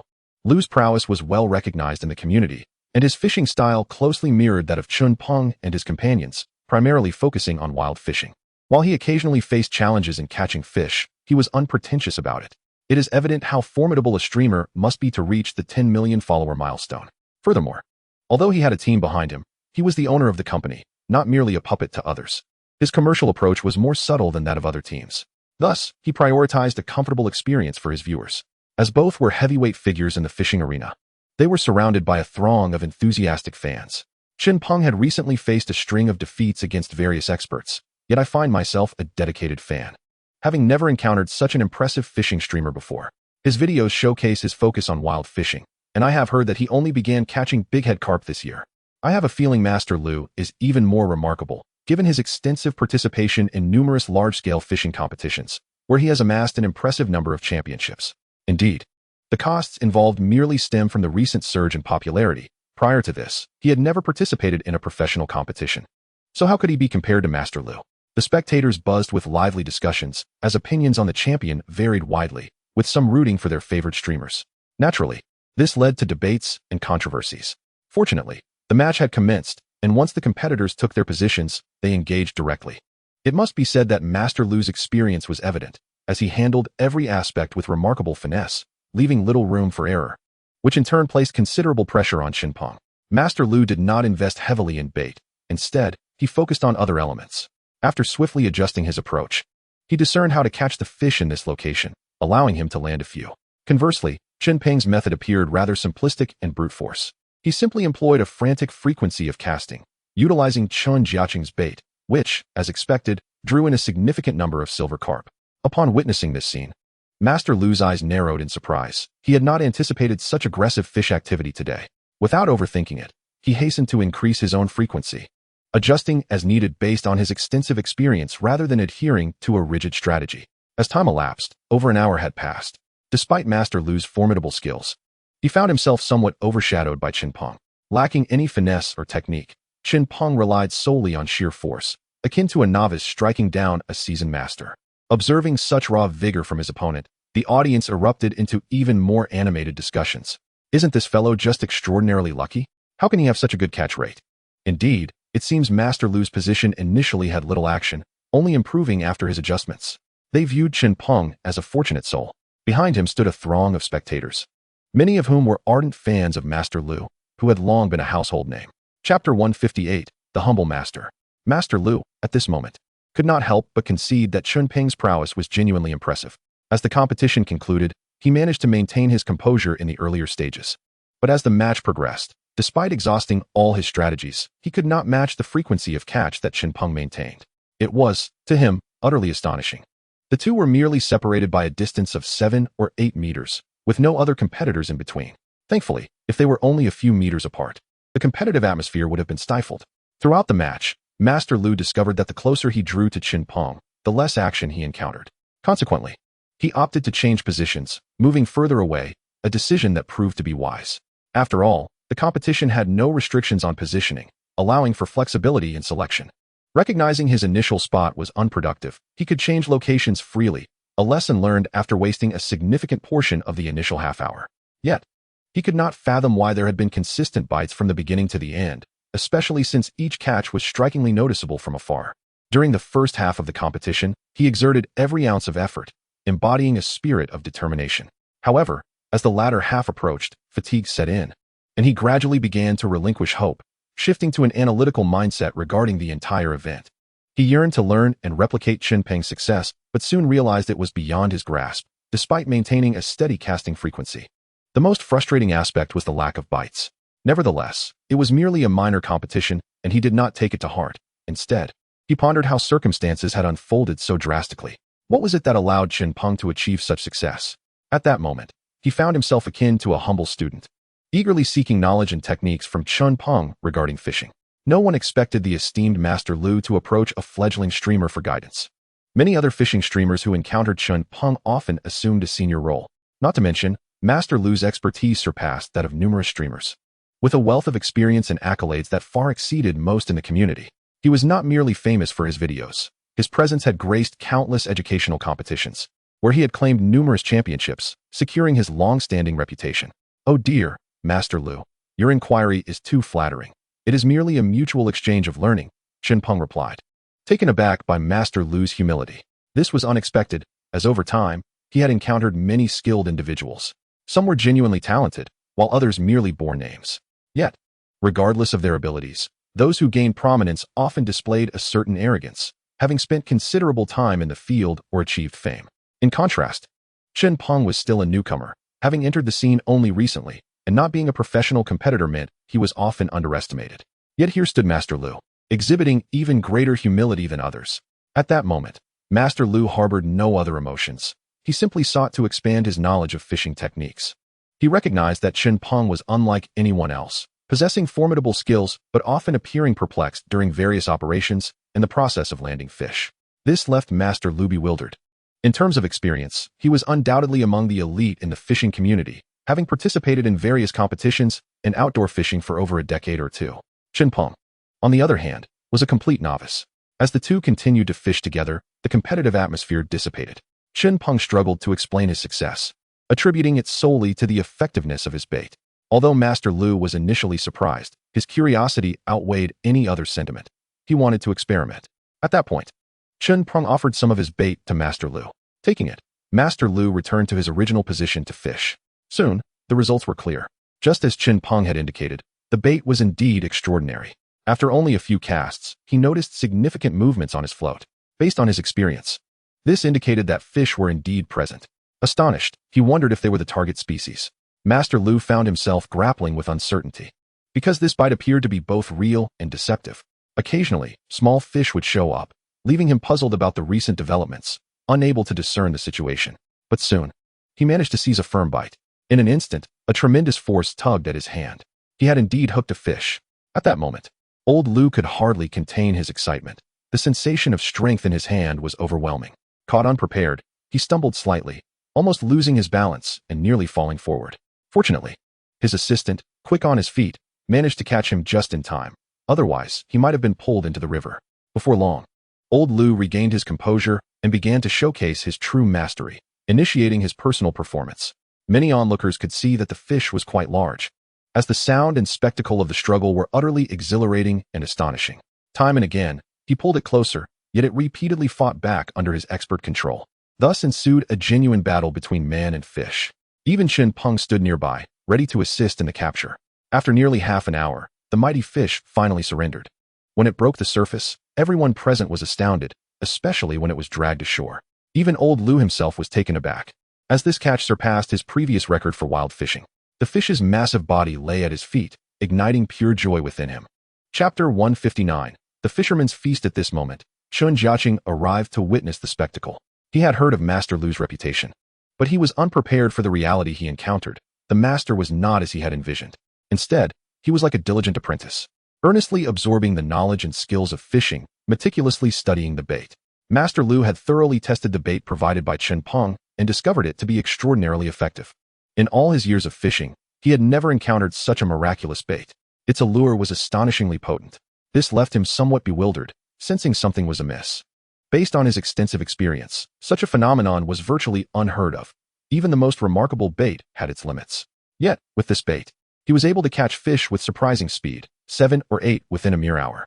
Such a fishing condition was a rare occurrence in the wild, but with this bait, it seemed to manifest effortlessly, often to an even more terrifying extent. As dusk approached, he confirmed this incredible reality. Old Lu, thoroughly captivated, toyed with the bait in his hands, eager to deduce its composition. After careful examination and prolonged observation, he noted significant differences from most baits available in the market. Crucially, he understood that this was not merely a bait for silver carp, as Chen Jiacheng had informed him. During this time, he had also gathered other corroborating evidence of this fact. However, he needed to employ the method of catching silver carp, which naturally increased the likelihood of such catches. As mealtime approached, Chen Jiacheng and his companions received numerous invitations to dine. However, Old Lu preemptively gathered everyone together. Upon learning that others wished to invite Chen Jiacheng and his friends to dinner, Old Lu decided to unite the group. It turned out that he was well acquainted with most of them, unlike Chen Jiacheng and Chen Tianliang, who had only recently entered this circle. Old Lu had been mingling in this community for many years, having established good relationships with various well-known streamers and others deeply involved in fishing. Soon, a large group congregated at the restaurant, and Chen Jiacheng was invited as well. The rare presence of Xiao Yu, Xiao Gu, and several female streamers, including Zhang Ting, added to the gathering. They reserved several large tables, as the number of fishing enthusiasts was quite substantial. Besides these well-known streamers, most attendees brought along assistants or photographers, totaling around 40 to 50 people. In past gatherings, Old Lu would have been the center of attention, with others vying for his favor. However, today was distinctly different. Everyone gravitated towards Xiao Yu, Chen Jiacheng, and a few others, as they had firsthand experienced the wonders of the bait they used. During toasts, many were directed towards these individuals, particularly in appreciation of their bait. Fortunately, Chen Jiacheng managed to divert attention, as most attendees were unaware that the bait originated from him. Thus, he found himself in the position of a bystander, enjoying the feast with Xiao Gu, indifferent to the other guests. In truth, he had come primarily for the sumptuous meal, having grown somewhat lazy and lacking the time and energy to prepare his own food in recent days. Frequently, he simply joined others for a meal, especially with Xiao Yu and the other women, eliminating any concerns about dining. If all else failed, he could easily settle for a takeout box. Consequently, his recent diet had significantly declined. While many lifestyle streamers appeared to showcase impressive meals in their videos, the flavors often fell short of expectations when tasted.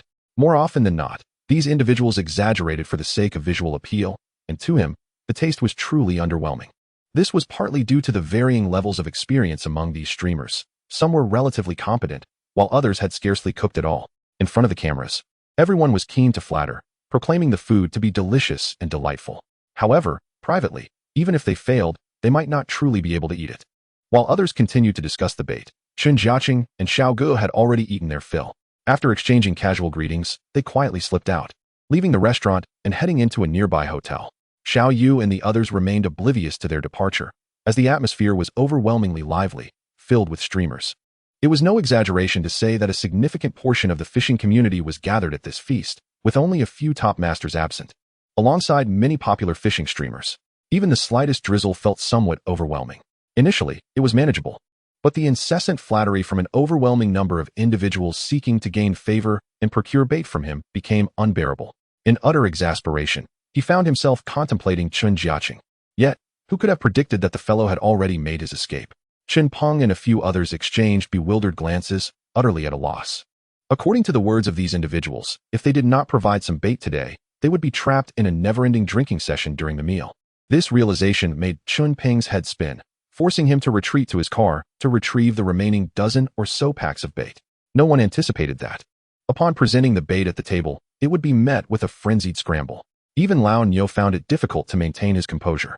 Watching as the bait was swiftly snatched away, leaving him filled with regret, he lamented that he should have disregarded his status and reputation, joining the others in the fray. Fortunately, Chen Jiacheng had privately considered this and discreetly provided him with a few packs. Upon hearing this assurance, he felt a sense of satisfaction. Chapter 160, Expanding Connections with Bait. At this moment, Xiao Yu was quite tipsy. Thankfully, Xiao Gu, feeling somewhat uneasy, had sent Chen Jiacheng back, while he himself remained in the hotel, reluctant to move. In this scenario, he felt as though he were intoxicated, having consumed some alcohol himself. Given his limited tolerance, he was now feeling rather dazed. Before leaving, he had instructed Chen Jiacheng and Chen Tianliang not to let Xiao Yu drink too much. But with so many fishing streamers present, it was inevitable. Not only Xiao Yu, but even the two grown men, Chen Peng and Chen Tianliang, were thoroughly inebriated. When he returned to the gathering, many were already so drunk they could barely stand. Particularly, the stunning Zhang Ting, who usually exuded grace and poise, was now sprawled across the table, her alluring figure and fair skin tantalizingly visible. Chen Jiacheng could not help but feel parched at the sight. However, his immediate priority was to ensure the two women were well taken care of. With the assistance of the waitstaff, he managed to help everyone into cars and sent them off to the hotel. After settling everything, he felt a wave of fatigue wash over him. At that moment, Xiao Yu and Zhang Ting lay in bed, and after confirming that all was well, he closed the door to their room and stepped out. In fact, remaining just next door, observing their state, it seemed unlikely they would awaken anytime soon, and he too needed to rest. He returned to his own spacious bed, where Xiao Gu was sound asleep, completely unaware of his return. By the time everyone awoke, it was already the following morning. Xiao Yu and Zhang Ting felt as though they had missed out on a fortune. They had recorded numerous videos with those individuals the day before, and now was the moment to witness the reactions. They hurriedly opened their accounts to check, and indeed, the response was remarkable. Not only Xiao Yu, but everyone had experienced a surge in popularity, primarily due to the collaboration with the streamers the previous night. They had effectively established themselves within the fishing community, which had previously only known a small portion of their audience. Now they were quite renowned in this circle, especially after the extensive promotion from the other streamers. This had allowed them to shed their status as newcomers. The group was elated, feeling invigorated and ready for action. The next crucial step was to capitalize on this momentum, to continue fishing tirelessly every day as their popularity soared. Other streamers shared the same sentiment. Xiao Yu and her friends appeared as a fresh force, rapidly entering the spotlight, with their bait proving exceptionally effective. Consequently, those streamers devised myriad strategies to obtain some of the bait from the group. Although only a limited supply was revealed, acquiring even a small amount would enable them to orchestrate specific scenarios at optimal times, subsequently producing high-quality videos that would capture the attention of many fans and online viewers. They could leverage this bait to create compelling content, further enhancing their renown, or even use it to compete in various fishing tournaments, provided they were not restricted in doing so. Had so much time truly passed? Xiao Gu awoke, feeling as though dawn had broken. At that moment, Chen Jiacheng was still in the room, exercising. Noticing his well-defined physique, Xiao Gu swiftly embraced him.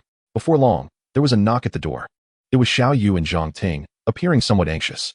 They had seen a flood of comments on their videos, urging them to continue their competitions. However, as soon as Xiao Yu entered, she sensed an unusual aroma in the room, one she could not quite place, having never encountered it before. Especially upon observing her dear friend's flushed complexion, she suddenly understood, feeling a wave of embarrassment wash over her, and she quickly exited. Soon after, the group reassembled by the river, each selecting their opponents to commence the day's endeavors. For Xiao Yu, this was no longer merely a hobby. It had evolved into a pursuit of her career. Thus, every invitation was made with careful consideration, typically involving streamers whose popularity matched her own. Engaging in a PK with individuals of this caliber was essential for enhancing her own fame. In addition, numerous smaller streamers sought collaboration, offering various incentives, such as an array of perks. This was the price smaller streamers had to pay to partner with larger ones, unless they were particularly admired. They had to provide sufficient benefits to entice them.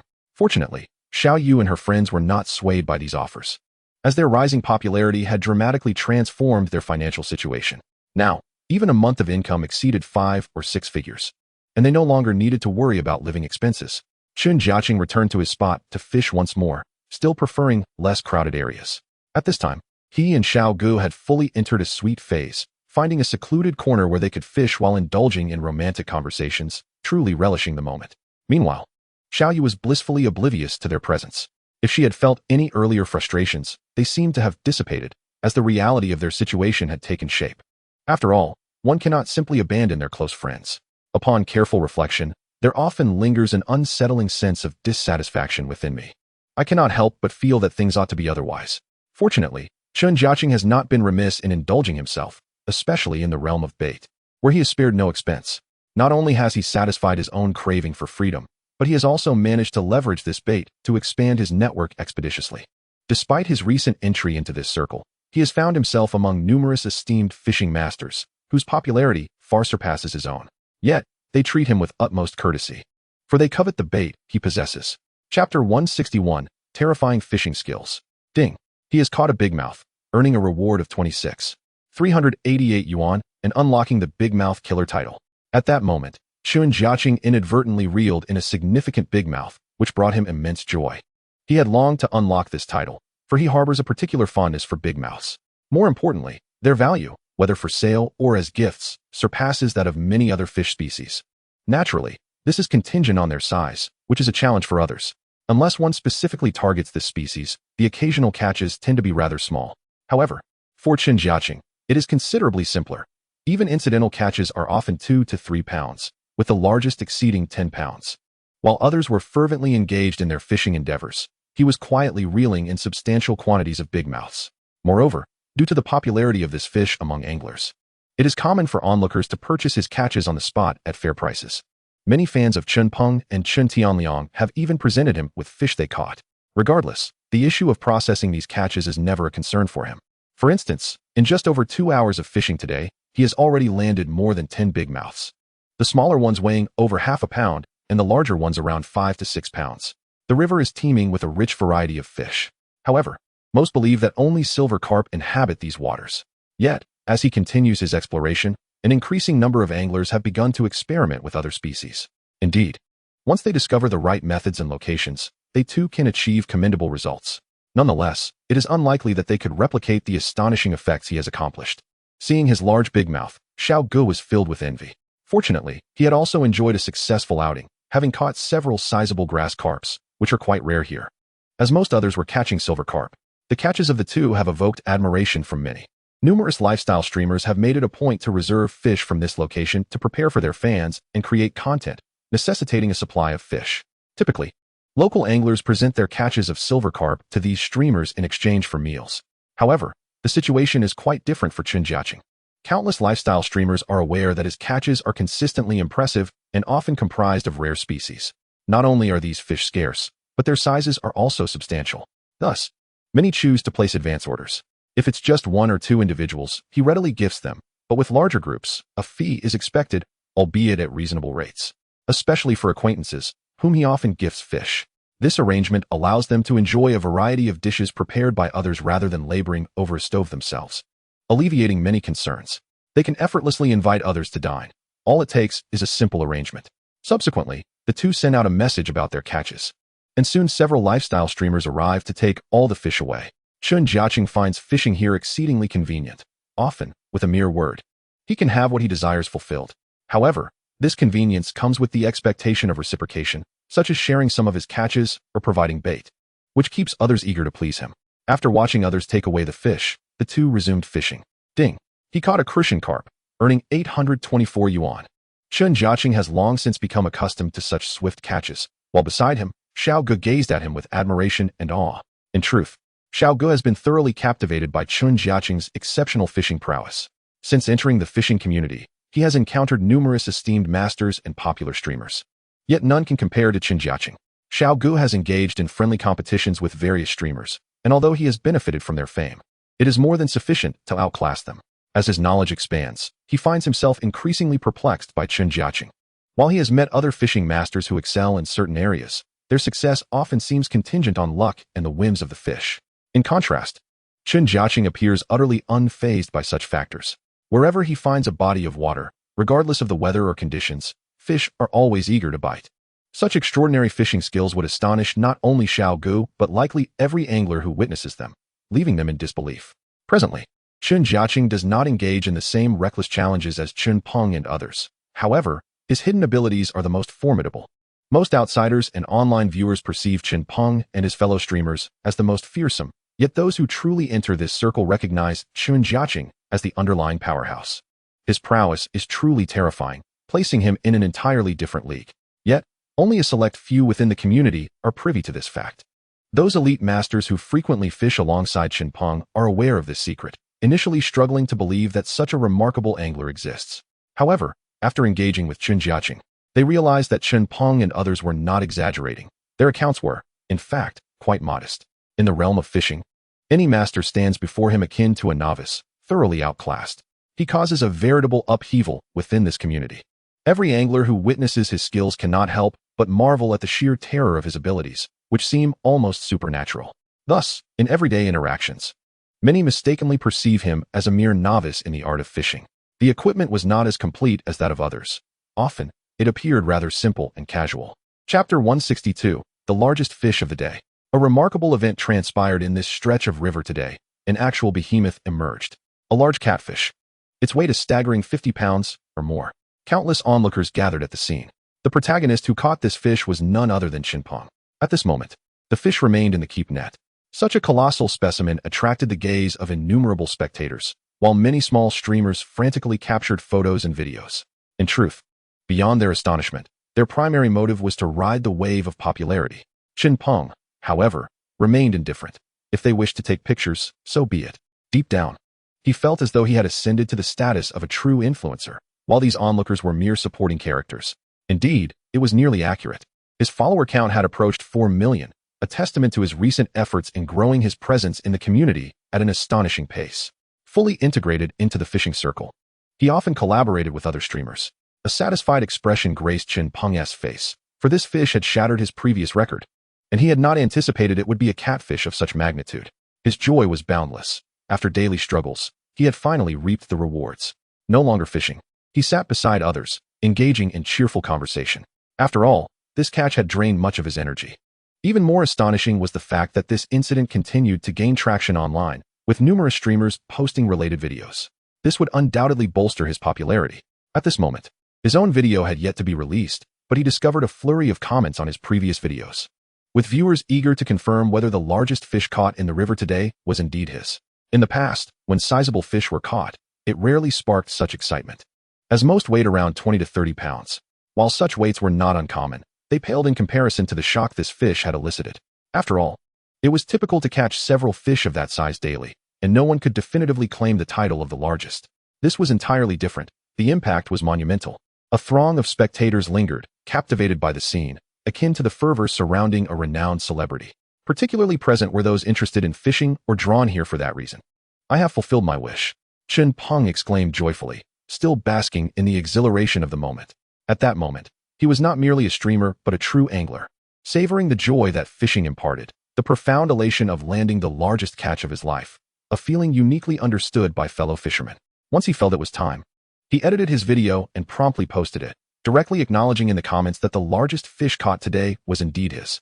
This instantly sparked intense interest among his followers. Many netizens, after merely glancing at the video, swiftly converted into his fans. Such was his allure and influence. Meanwhile, Chen Jiacheng continued fishing, engaged in a competition with a well-known streamer. By this point, he had already challenged numerous experts, remaining undefeated. Such formidable prowess naturally stirred considerable excitement within the community. No one anticipated that this newcomer would possess such extraordinary skills. The opposing streamer now felt intense pressure as time elapsed. He realized his catches paled in comparison to Chen Jiacheng's, likely not even reaching half. Despite being a highly skilled streamer with countless competitions and accolades to his name, such an embarrassing situation was indeed rare. During this time, he had relocated several times, yet each new spot seemed devoid of fish. Occasionally, he would receive a nibble, but it was never decisive, and he spent an eternity without a catch. Consequently, as time wore on, anxiety began to creep into his heart. Although he was an experienced angler accustomed to high-stakes situations, facing Chen Jiacheng revealed to him the true meaning of terror. No matter how hard he tried, the outcome remained unchanged. When it was all over, the disparity was even more pronounced. He need not check his total. He had only managed to reel in 2 fish. In stark contrast, Chen Jiacheng had caught so many that he lost count, surely exceeding 10. In just a few short hours, he accomplished this feat. Yet Chen Jiacheng displayed no overwhelming delight after triumphing over his opponent. He appeared remarkably composed. The onlookers were left in awe. However, Chen Jiacheng waved over a distant streamer, prompting him to promptly pack his gear and move to a different location. It turned out he was eager to commence the next round of competition. Seemingly unperturbed by the previous match, this left the other streamer feeling deeply injured, perceiving it as a slight and an insult. Yet, upon closer inspection, it was evident that Chen Jiacheng harbored no such sentiments, which prompted an ironic smile from his rival. Initially, he regarded Chen Jiacheng as a formidable opponent, only to realize that in Chen's eyes, he was merely a background character. This was indeed the case, as Chen Jiacheng's next opponent was equally renowned and popular. Originally, He believed himself to be a heavyweight contender, only to discover he had overestimated his status. Streamers like him typically engaged in 3 to 5 challenges daily. Thus, he maintained a schedule of 10 matches, each lasting around 3 to 4 hours, ample time to prove oneself. Naturally, should he find himself unsatisfied after 1 or 2 encounters, he could always arrange a rematch, as his ultimate goal was to thoroughly establish his dominance over his opponents. The joy of fame brought numerous delights, yet equally, countless troubles. Chapter 163, Exchanging Fish for Supplies. After a discussion, Chen Tianliang and Chen Peng departed from the river. They had received invitations from other prominent streamers, intending to fish and develop in a different city. Prior to this, they had specifically consulted Chen Jiacheng for his opinion, and naturally, he had no objections. Ultimately, from a long-term perspective, the two individuals cannot remain here indefinitely. They have already spent a considerable amount of time in this place. Although the foot traffic is substantial, there are countless other fishing spots to explore, and it is impractical to confine themselves to this singular location. Moreover, the predominant catch here consists of silver carp. While there are certainly other fish that provide a share of enjoyment, it would be remiss to limit themselves to just this. Soon after, the two set out, having prepared their gear for the day, embarking towards another city. Xiaoyu, for the time being, harbored no intentions of leaving, primarily because she had formed connections with Zhang Ting and several other streamers. It must be said that the female streamers possess a certain charm that is often more captivating than their male counterparts, showcasing a level of finesse that is frequently absent in the latter. For instance, at this moment, Xiaoyu and her female companion's equipment appeared quite ample. Despite their vehicle being quite spacious, it had somehow become filled to the brim. Left with no choice, they had to take a moment to declutter, sorting through items that were unnecessary or could be discarded. After some deliberation, the group collectively decided to depart from this place. Countless destinations awaited them, yet they found themselves caught in a quandary, inundated with invitations from various individuals. Nonetheless, the prevailing hope among them was undoubtedly to venture into more picturesque locales, where they could fish amidst breathtaking scenery. While the environment here had been well maintained, it was still too close to the city to be truly idyllic. Although convenient, the scenery ultimately left much to be desired. After lingering for another 2 days, only Xiaoyu, Xiaogo, and Chen Jiacheng embarked on their journey. Wang Gang had already returned home, having finally remembered that he had a family waiting for him after such an extensive escapade. With 3 individuals and 3 vehicles, they traveled several hundred kilometers until they arrived at another river, now nestled in the mountainous terrain. Surrounded by majestic peaks, the beauty of the landscape was striking. Furthermore, the water quality of this river surpassed that of the previous fishing spot. The river appeared more pristine, its clarity stirring a sense of excitement among the trio. Upon their arrival, they were greeted by a team that had been waiting for them, led by Air Mao, a highly popular internet streamer who had long immersed himself in the world of wild fishing. It was his invitation that had drawn them to this location. "You finally made it," Air Mao exclaimed with palpable excitement upon seeing the group. Initially, he assumed they were part of his team, but soon learned that they were merely local fishing enthusiasts. It is important to note that this location was particularly remote. While it could be described as nearby, many had traveled dozens, if not hundreds, of kilometers to fish here, as there was a distinct lack of population in the vicinity. Thus, those who ventured to fish here had clearly invested considerable effort, not only due to the distance, but also because this was not a particularly popular fishing spot, largely due to its inaccessibility. The individuals drawn to this location shared a common trait. Many did not merely fish for a day and leave. Rather, they tended to stay for extended periods, necessitating ample supplies to sustain them. After exchanging pleasantries, Air Mao led the group to his makeshift base. He had established a temporary quarantine station here, planning to fish for an extended duration. Over 10 days had already passed. Regrettably, the fish had not been biting, leaving him in a state of frustration, uncertain whether to persist or move on. Coincidentally, he witnessed Xiaoyu and her companions display their prowess. Given the presence of several silver carp, as well as bighead carp and grass carp, it was a pity that they had remained unresponsive. He found himself at a loss for solutions. Inviting them over had a straightforward purpose. He hoped they would manage to entice the fish to bite. While this posed a challenge for others, for this group, it was an effortless task. The moment they began fishing, they hooked their first catch. Indeed, the fish here were not only substantial in size, but also aesthetically pleasing. As Chen Jiacheng reeled in his first large grass carp, astonishment filled the air, for it weighed over 10 pounds. "I told you, the grass carp here are quite impressive, and their scales are remarkably beautiful," Air Mao said, brimming with excitement. He had not anticipated the strength of the guests he had invited. In reality, he had merely hoped to bask in their popularity. Currently, Xiaoyu and Xiaogo boasted a combined fan base exceeding 6 million, making them a striking presence wherever they went. To his surprise, their fishing skills proved equally formidable, as they took turns reeling in fish at an astonishing rate. Ironically, the host, who had prepared multiple fishing spots, found himself without a single catch, leading to his considerable dismay. This was not at all what he had envisioned. The skill of his invited guests had far surpassed his expectations. In a brief period, they had caught an abundance of fish, a pressing concern for him as he relied on fishing for sustenance. In essence, he was quite similar to other streamers who enjoyed challenges. He relished the idea of exchanging the fish he caught in the wilderness for various supplies. Naturally, when friends visited, he would extend the same hospitality, using his catches to barter for goods. He was uncertain how he had survived the previous days, subsisting on scant provisions. With assistance from Chen Jiacheng and the others, he decided to venture out and procure some supplies, for they were sorely lacking at this moment.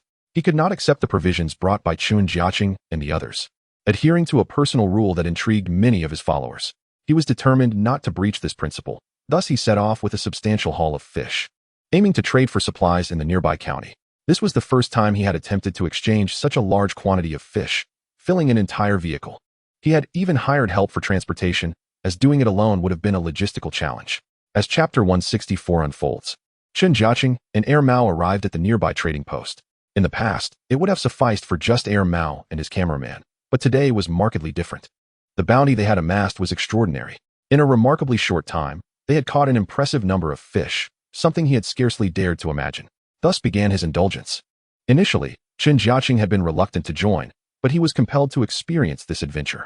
The items gathered were ample for bartering, and Air Mao, possessing considerable experience in this regard, knew exactly how to navigate the process, especially given his substantial fan base. As soon as the news broke, numerous fans expressed their willingness to exchange goods and supplies with him. It took several hours to trade all the fish, resulting in an impressive haul of 2 large trucks filled with supplies. This was beyond the wildest dreams of Mao, who felt that with so much provision, he could feast through the new year. His brothers were also elated, all thanks to Brother Chun and his companions. Mao joyfully remarked into the camera. One must understand that prior to this, he had endured a rather arduous existence, often questioning how he could possibly catch so many fish. There were times when he feared he might lose even the most basic means of sustenance. At times, when the fishing conditions were particularly dire, he faced the possibility of failure, having to abandon the endeavor altogether. Yet, to his astonishment, on the very first day of Chen Jiacheng's arrival, they provided such formidable assistance. He even felt that the challenges ahead would be significantly less daunting. After spending considerable time in the county town, they finally returned to the riverbank. At this juncture, Xiaoyu and Saga had also managed to catch a substantial number of fish. The thought of not being able to consume everything was prevalent in the minds of both Mao and the cameraman. When they transported these supplies back to his base, the sight was nothing short of spectacular. It could be said that this wilderness challenge program had never witnessed such abundance before. Mao stood up, and in that moment, even his fans felt a genuine happiness for him, for this signified that he would not have to endure hunger for a considerable time. Thus, by evening, they joyfully prepared a hearty meal from the bounty, a dual celebration of self-reward and gratitude towards Chen Jiacheng. It must be said that Mao possessed a commendable level of professionalism in this regard, despite being in the wilderness. His supplies were not only ample but also meticulously prepared. He had even enlisted several skilled individuals to set up multiple cooking stations, as he planned to engage in this challenge for the long haul, intending to stay for several months. At the outset, he had summoned numerous workers to construct his living base, which, though modest, provided a semblance of comfort. Subsequently, he added several wooden boards, and one must admit that having such living conditions in the wilderness was indeed a luxury. However, for him, the most crucial factor remained the fishing yield. The reason he chose this base was due to the abundance of fish in the area. Whether it was grass carp or bluegill, these common varieties not only boasted size, but also pleasantly surprised him. This was all based on his prior reconnaissance. But he had not anticipated that the fish would be so unresponsive upon his arrival. Thank you all for your tremendous help. I genuinely need not worry about supplies for a while. Mao expressed his heartfelt gratitude as a group gathered to eat, drink, and converse. It turned out that besides him, several of his fan brothers had also come to visit, eager to experience the fishing conditions themselves. It must be said that prior to Chen Jiacheng's arrival, the situation here was rather dismal. Had it not been for prior inquiries revealing an abundance of fish, they might have doubted whether any existed in this river at all. This concern was justified, as many passers-by and fans had fished here previously, not only encountering sizable catches, but also suggesting the potential for some truly colossal specimens should the fish decide to bite. This was a dream for every angler. albeit uncertain whether they would have the fortune to encounter such creatures. This environment is quite pleasant. One can truly relish this experience, Chen Jiacheng remarked, captivated by the beauty of the scenery on their first day. After the group finished their meal, they did not retire early. As for fishermen, the night still held plenty of opportunities. They scattered to various spots to fish. Ermao initially intended to recommend a few of his bait spots to his companions.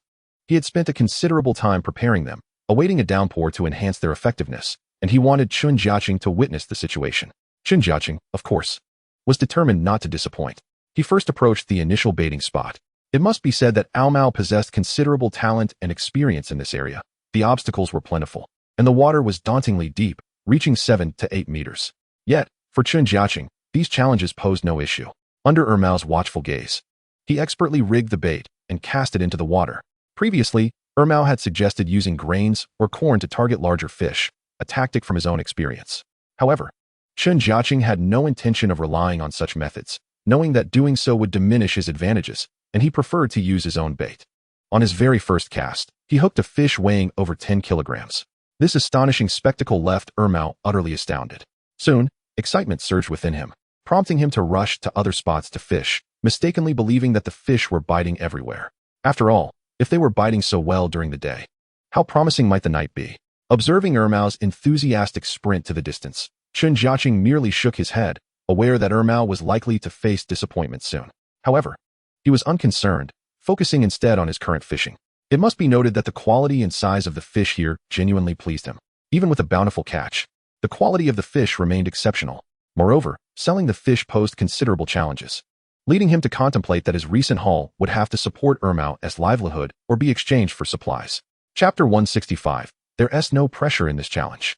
Mao excitedly arrived at a baiting spot, ready to employ his favored grain fishing method.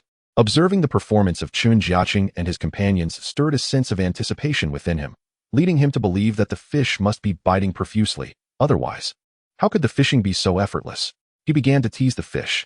However, after several minutes passed without a single sign of movement from the spot, he was momentarily bewildered. He persisted for a while longer, and eventually, he felt a sudden tug, followed by the unmistakable weight of a fish on the line, sending a thrill of excitement through him. Yet, it was evident that he had celebrated too soon.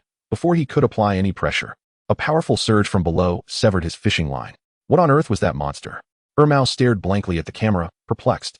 His cameraman, also his old acquaintance, was equally baffled, having no answers. Mao's bewildered expression provided excellent material for his video. He anticipated such a sudden surprise, only to have it slip away just as quickly. He had genuinely believed he could catch a true giant. In the span of mere seconds, he found himself plummeting from the heights of paradise to the depths of despair, a transition he struggled to come to terms with. Nevertheless, he took solace in the fact that he had at least managed to speak up. Resolutely, he continued to exert effort, determined to hold his ground. However, much to his chagrin, he remained in a state of inactivity until well past 11 o'clock at night, with not a hint of movement to be seen. After pondering for a moment, he ventured to other spots, testing each one in turn. Regrettably, none of those locations yielded any results either. This left him feeling somewhat disheartened. Initially believing that the fishing conditions were not favorable that night, he speculated that Chen Jiacheng, along with Xiaoyu and Xiaoga, would likely return with little to show for their efforts as well. Upon seeing them return, he had even prepared some midnight snacks, fully aware that the evening was unlikely to bear fruit, but he intended to treat them nonetheless. However, disappointment awaited him. While the group appeared outwardly calm, he was utterly astonished upon discovering their haul. Several large fish nets were brimming with catches. Considering the necessity for these fish's survival, they could not be kept in the overcrowded conditions, and thus the group had no choice but to undertake a late-night transfer to the fish pond that Mao had previously constructed. This pond, which had taken considerable effort to build, had thus far only housed the fish caught by Chen Jiacheng and his companions, with none from Mao himself. At this moment, the pond proved invaluable, as hundreds of pounds of fish were deposited within. "Goodness, these guys are ruthless," Mao exclaimed in disbelief towards the camera. He could hardly fathom their strength. He had initially thought the day's yield was all there was, yet the night had brought in an even greater bounty. This meant that after exchanging the fish caught during the day for a wealth of resources, the night had delivered yet another substantial catch. Moreover, the online community was starting to lose patience, for if all these catches were to be counted as Mao's, it was evident that his challenge became unnecessary, allowing him to coast through the new year with ease. This was no jest. The value of these several hundred pounds of fish, especially the more expensive varieties, when converted into survival supplies, was staggering. Even if it didn't afford him a life of luxury for the new year, merely trading for basic necessities would alleviate any financial pressures for at least half a year. The cumulative haul for the day exceeded 1,000 pounds, an unimaginable feat, and no one could have anticipated such formidable results or the prowess of these individuals. The group toiled until the early hours of the morning, finishing their feasting around 2 or 3 o'clock. Ermao, feeling somewhat dazed, continued to browse videos, having just posted one that sparked tremendous excitement and response. The level of attention he received had multiplied exponentially, largely due to the presence of the two stunning streamers, Xiaoyu and Saga, who had drawn countless viewers to him. When the audience realized that the two beauties had found their way to Ermao, they burst into laughter, as it was precisely the fans who had orchestrated this meeting. With their desires fulfilled, the viewers were eager to support, flooding the comments and likes across the group's video accounts, creating a lively atmosphere. Ermao was taken aback by the immense popularity of the group. He had been in the industry for many years and had built a reputation. Yet now it felt as though he was a novice compared to the current situation, at least in terms of popularity. The number of followers surged dramatically. Prior to releasing the video, his growth had been steady but slow, as he had reached a plateau where only the existing audience was engaged, while new viewers showed little interest. However, with Xiaoyu and Xiaoga's fanbase joining the fray, a monumental shift occurred. He soon noticed that his follower count was increasing by the thousands every minute, a pace he had never experienced since entering this field. Having painstakingly amassed his previous several million followers over countless years, exhausted yet unable to sleep, he found himself frequently awakening to check his account. When he finally fell asleep and awoke the next day, he was horrified to discover that his follower count had skyrocketed by over 200,000 to 300,000 overnight. And it was still climbing. The viewership, initially low at night, surged dramatically during the day. He had intended to rouse a few others for fishing, only to be surprised to find that he was the last to wake up. It was ironic, given that he had previously been the one sleeping by the river while fishing. Now, the two women were evidently more dedicated.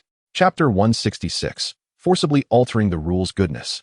They are relentless. Ermao could only express his disbelief as he called his companion awake, admiringly addressing the camera. When he and his friend found Chen Jiacheng and the others, they discovered that the group had already caught a significant number of fish. This filled him with a sense of embarrassment. He had assumed they would not rise earlier than he did, especially since it was only 6 or 7 in the morning after their late night. How could they be so tireless? Producing content like this required endurance, and maintaining a healthy schedule was essential for sustainability. Yet, he could never have anticipated that Chen Jiacheng would have brought along fishing drinks. As more titles were unlocked, earning points became increasingly effortless, and satisfying the group's need for fishing drinks was no longer a challenge. After consuming just one bottle, all traces of his previous fatigue vanished, revitalizing him even after a restless night. However, Ermao felt like a novice once again, having lost the urge to fish himself, especially after his earlier attempts had yielded no results. Hours passed without any success, and he grew weary of the effort, choosing instead to observe the others. To his astonishment, it became evident that these individuals were catching fish almost continuously. Notably, they were not just reeling in small fry or carp, but genuine catches such as grass carp, bream, and even substantial catfish, each larger than the last. Observing him was a source of profound envy. At that moment, he found himself seated directly behind Chen Jiacheng, wielding a fishing net. It is essential to note that prior to this, regardless of who approached him for companionship or invited him to fish, such a scenario would have been utterly inconceivable. However, he now felt a distinct lack of confidence, akin to a primary school student trailing behind a master to learn. He even humbly sought counsel on a myriad of questions. Previously, Chen Jiacheng might have struggled to provide answers. But after prolonged hours of fishing and with the aid of his equipment, he had indeed gained considerable insight into the actual conditions of the fish. He could discern clearly the specific reasons behind the fish's silence. Was it due to a lack of appetite or simply an absence of fish? This was not the verbose and cliched discourse found online. Rather, he could analyze the situation with clarity, leading to immediate improvements upon heeding his advice. Consequently, under his guidance, Ermao successfully altered his methods and strategies, opting even to eschew Chen Jiacheng's bait. Utilizing a grain fishing technique, he managed to catch numerous fish. For it was only after Chen Jiacheng's probing that he discovered whether fish were present. This was the crux of the matter. Another method Chen Jiacheng employed involved testing locations that were not typically considered prime spots, discovering the presence of fish, and subsequently recommending those locations. Such tactics felt almost as if they were cheating. Alternatively, he could simply cast a small amount of his own bait into the water, swiftly attracting a large school of fish eager to bite. These were all viable techniques. After considerable time spent experimenting, he had successfully learned the correct application of his system, often satisfying not only his own needs, but also those of others. For him, catching a multitude of fish was no arduous task. Mao found himself incredulous. He had established several fishing spots, yet they yielded either small catches or none at all. While the locations Chen Jiacheng had suggested, ones he had initially dismissed, were now producing fish in abundance. He began to question his own understanding of fishing. It was entirely different from his expectations, revealing a stark disparity. Nonetheless, the significant increase in his catch was precisely what he desired, and it was what his fans longed to witness. As evening approached, he finally regained his rhythm and some semblance of confidence, though he still could not compare himself to Chen Jiacheng and his companions. Previously, he had believed he possessed a greater understanding of fishing than they did. Although he harbored thoughts of inviting them to assist him, he recognized this notion as merely a gimmick, for his fans relished such spectacles. The reality was that even if he invited anyone to join him, the outcomes would likely remain unchanged, leaving him to await improved fishing conditions. The endeavor was more about creating entertainment and collaborating with others than he had initially envisioned. However, the arrival of Chen Jiacheng and his friends shattered all previous norms. They were genuinely effective in their pursuit. Within a mere few days, the haul they accumulated left Mao's fans in awe, leading some to suspect he was operating on a level akin to cheating. It is worth noting that prior to this, anyone who sought Mao's company, be they streamers or casual fans, could also exchange their catches for supplies. After all, he still needed to entertain these guests, leading to considerable depletion of his resources, as those who came to help often ended up being more of a hindrance. Even when they brought ample supplies, he would not accept them. In such circumstances, he felt immense pressure. However, now, with Chen Jiacheng and his companions, the dynamics had entirely reversed. It was a transformation unlike anything he had anticipated. They had genuinely improved his circumstances, making him feel as if adhering to the previous challenges was now devoid of any real difficulty. Reluctantly, Mao had to refuse the bounty, realizing that he still needed to rely on his own efforts. Moreover, due to his meager catches, he found that he did not even need to place his fish in a pond. A large fish net sufficed. Of course, this method could easily invite skepticism regarding potential deceit, so he had his friend meticulously record each catch to avoid any confusion later, ensuring no one could accuse him of receiving assistance from others. Chapter 167. Please, photographer.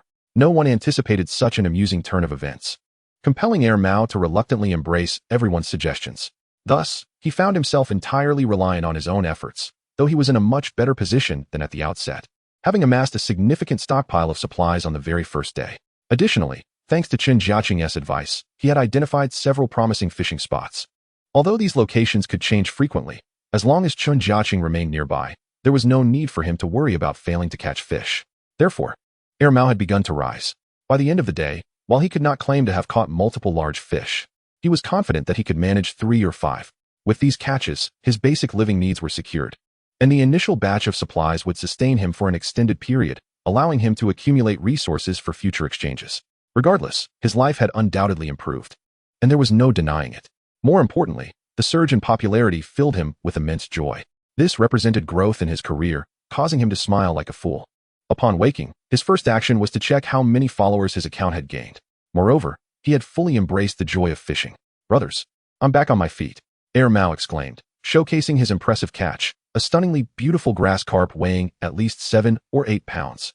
His fans watched in envy, believing his luck to be extraordinary.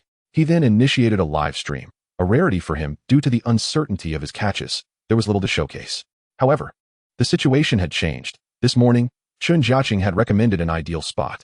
For him, it felt like a divine location, as he had already landed 2 fish in a matter of minutes. With Chen Jiacheng's support, he confidently began the live stream. Indeed, everything had transformed. "Mao, you've changed, you've become a stranger," they remarked. "Yes, I missed seeing you struggle before. Now you've become someone I hardly recognize." The fans in the live chat were highly entertaining, sharing humorous comments, and Mao found himself completely immersed in the moment. On the other side, the 2 lovely ladies, Xiaoyu and Saga, found themselves increasingly busy. They both felt considerable pressure, as the surge in popularity meant that many tasks were no longer feasible for one person to handle alone. For instance, video editing had become a daunting endeavor. With their rising fame, they could no longer afford to release videos in the haphazard manner they once did, particularly with their newfound experience. They understood the significance of meticulous planning and shooting. Thus, they began contemplating the necessity of hiring an assistant, which would undoubtedly alleviate their burdens. After all, the cost of an assistant was relatively modest. Of course, This was a luxury that had not been within their reach in the past. Now, however, they had the means to do so. They promptly posted a recruitment notice online, hoping to find someone within the next few days to save them considerable time for leisure or rest, sparing them the exhausting hours spent on video editing. This arduous task had become a source of stress, transforming from an initial passion into a daily obligation. "I hope we can find a reliable photographer," Xiaoyu remarked to her close friend. At this moment, the two had reconciled completely, as if their previous misunderstandings had vanished into thin air. Xiaoyu had even facilitated the budding relationship between Saga and Chen Jiacheng. Although a lingering sense of discomfort remained, it seemed trivial in comparison. At the very least, they were together now, and with that assurance, Xiaoyu felt that other concerns paled in significance. Their careers were undeniably thriving. Notable figures in the fishing community had begun inviting them to participate in various prestigious competitions. However, when she inquired with her friend and Chen Jiacheng, both seemed indifferent. Perhaps for others, participating in such events could lead to rapid fame, but for them, it held little allure. In the past, she might have yearned for recognition. But as time passed, she found contentment in their steadily growing popularity, realizing that maintaining it in their current environment was entirely achievable.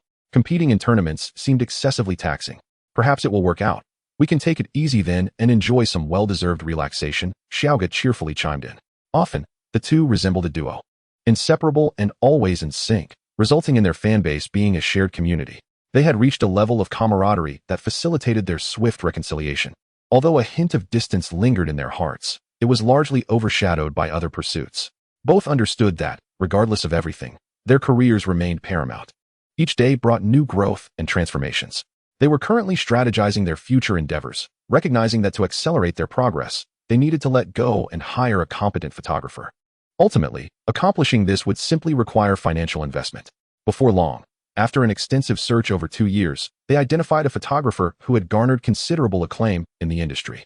However, negotiating the terms for this individual to accompany them on their nationwide fishing excursions would require careful discussion.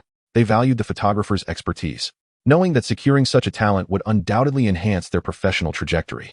They now had the contact information and were ready to negotiate compensation. The typical market rate ranged from 5 to 10,000, but given the photographer's undeniable skill and professionalism, the starting price would naturally be around 20,000. They deliberately avoided cheaper options, seeking to bolster their careers significantly. After a thorough round of bargaining, both were satisfied with the proposed salary. The next step was to determine whether the photographer could adapt to this lifestyle. Chapter 168. Introducing a match for a relative. Today was a notable day, as the two girls had successfully hired a professional photographer, and they had now entered the phase of mutual adjustment. Xiaoyu and Xiaoga faced no issues in this regard. Once the fees were settled, it was simply a matter of whether the photographer could accept the conditions. Under the rugged outdoor circumstances, conveniences were not as abundant as in urban environments. For men, the specifics might not matter much, but for women, it was a different story. The photographer turned out to be a stunning woman. Chen Jiacheng was taken aback, bemused by how these two girls consistently attracted such beautiful women. It was a mystery to him. Thus, their team now boasted yet another lovely addition. The photographer, petite in stature yet possessing a delicate appearance, exuded an air of refinement, reminiscent of an educated individual. "This assistant we've hired is quite beautiful, isn't she?" Xiaoga teased, her voice ringing out just as Chen Jiacheng was focused on his fishing. "Indeed," he concurred. "And she's single. Should I introduce you?" Xiaoga joked. "What about you?" Chen Jiacheng countered. "I don't mind. I could always play the supporting role." Xiaoga replied with playful audacity. "Oh, please. If I were to get involved with a woman, you'd be the one crying," he retorted, exasperated. "What? Do you genuinely want that to happen?" Xiaoga quipped, playfully pinching his ear. However, Chen Jiacheng was equally unyielding, swiftly retaliating by seizing her wrists. Xiaoga blushed, glancing around to ensure no one was watching before she exhaled in relief. "You can't do this in broad daylight," she exclaimed coyly. "You initiated it," Chen Jiacheng replied, momentarily taken aback before effortlessly pulling her into his embrace. Meanwhile, on the other side, Ermao was fervently experimenting in his makeshift fishing spot, which Chen Jiacheng had scouted and prepared. Observing the water's surface bubbling with activity indicated that plenty of fish were likely feeding below. He was utterly elated, perhaps to the point of distraction. Although new fishing regulations had been established, heralding a fresh challenge, his life had indeed improved significantly with Chen Jiacheng's assistance. And he had truly risen again. At this moment, he was filled with an unwavering confidence about the future, initially believing that his career would remain in this state for a considerable time. Unlike other fishing masters, Ermao seldom participated in various competitions. finding them excessively cumbersome and fraught with restrictions. He preferred the tranquility of fishing in the wilderness. In fact, many within the fishing community who had participated in numerous competitions looked down upon him, perceiving him as lacking in skill. Even many netizens echoed this sentiment, asserting that true fishing prowess could only be demonstrated through their sanctioned events and under their rules, achieving commendable rankings. Yet, Ermao remained unfazed. For years, he had consistently fished in the wild, showing no interest in competitions, and had never proclaimed himself a fishing master. "Brothers, I can stand up now. Just look at this situation. The water is boiling," Ermao exclaimed excitedly to the camera, while his companion, the old buddy, idly accompanied him. However, he soon became busy as the first fish made a formidable entrance, nearly escaping Ermao's grasp due to its considerable size. Fortunately, after a brief moment of panic, he managed to regain control. After a fierce struggle, the fish surrendered, revealing a magnificent golden grass carp. Its scales shimmered flawlessly, captivating both men with its beauty. They knew that if this footage were shared, it would undoubtedly incite envy among their fans. Over the past few days, the fans' sentiments had shifted from sympathy to jealousy, even envy. They remarked on how he had changed, becoming someone unfamiliar to them. Previously, he had been characterized by his unkempt appearance, often leading people to assume he was a starving streamer due to his inability to catch fish. It was admirable how he had endured hunger, often going 3 days with only 9 meals. But now, he could eat as he pleased, indulging in lavish feasts and even enjoying barbecues at night, complemented by a drink or two. This transformation left many longtime followers feeling estranged. Of course, such changes had occurred before, but they were fleeting, as his resources would deplete quickly, typically lasting no more than a week. "Brothers, I'm standing tall now. Anyone wanting to fish with me, feel free to come. You won't have to worry about food and drink once you arrive here," Ermao declared, brimming with confidence, even though this was not a live broadcast. He treated the moment with seriousness, knowing it would be edited into the video. His newfound self-assurance was palpable, even to his old buddy, let alone others. The old buddy was equally pleased, as he had always followed Ermao, sharing in his meals. With Ermao's improved fortunes, his own living conditions visibly enhanced as well. In the past, the old buddy had endured a life of hardship alongside Ermao, but now Ermao had his ways of supporting him.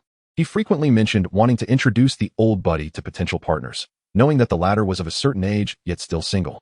Unlike Ermao, who was a man of means, the old buddy had relied on this excuse for comfort. "Brother Mao, when will you help me find a partner?" the old buddy casually inquired, munching on a nut. "Why the rush? Life is good now, isn't it? When the opportunity arises, I'll naturally introduce you to a suitable match," Ermao replied dismissively, preoccupied with fishing and unconcerned about the matter. In the past, he had used this excuse to console the old buddy during their struggles, but now it seemed unnecessary, given their current abundance. "Are you forgetting about my situation, Brother Mao? Now that life is better, you don't even mention it," the old buddy lamented. "I just haven't found the right one yet. Once the ice cream arrives, I'll ask around for you," Ermao replied, focusing on his fishing, dismissing the topic. The old buddy could only feel resigned, yet he took solace in the significant improvement in their quality of life compared to before. Choosing not to dwell on the issue, as they focused on fishing, it was undeniable that recent video content had been of high quality, yielding substantial catches almost every episode.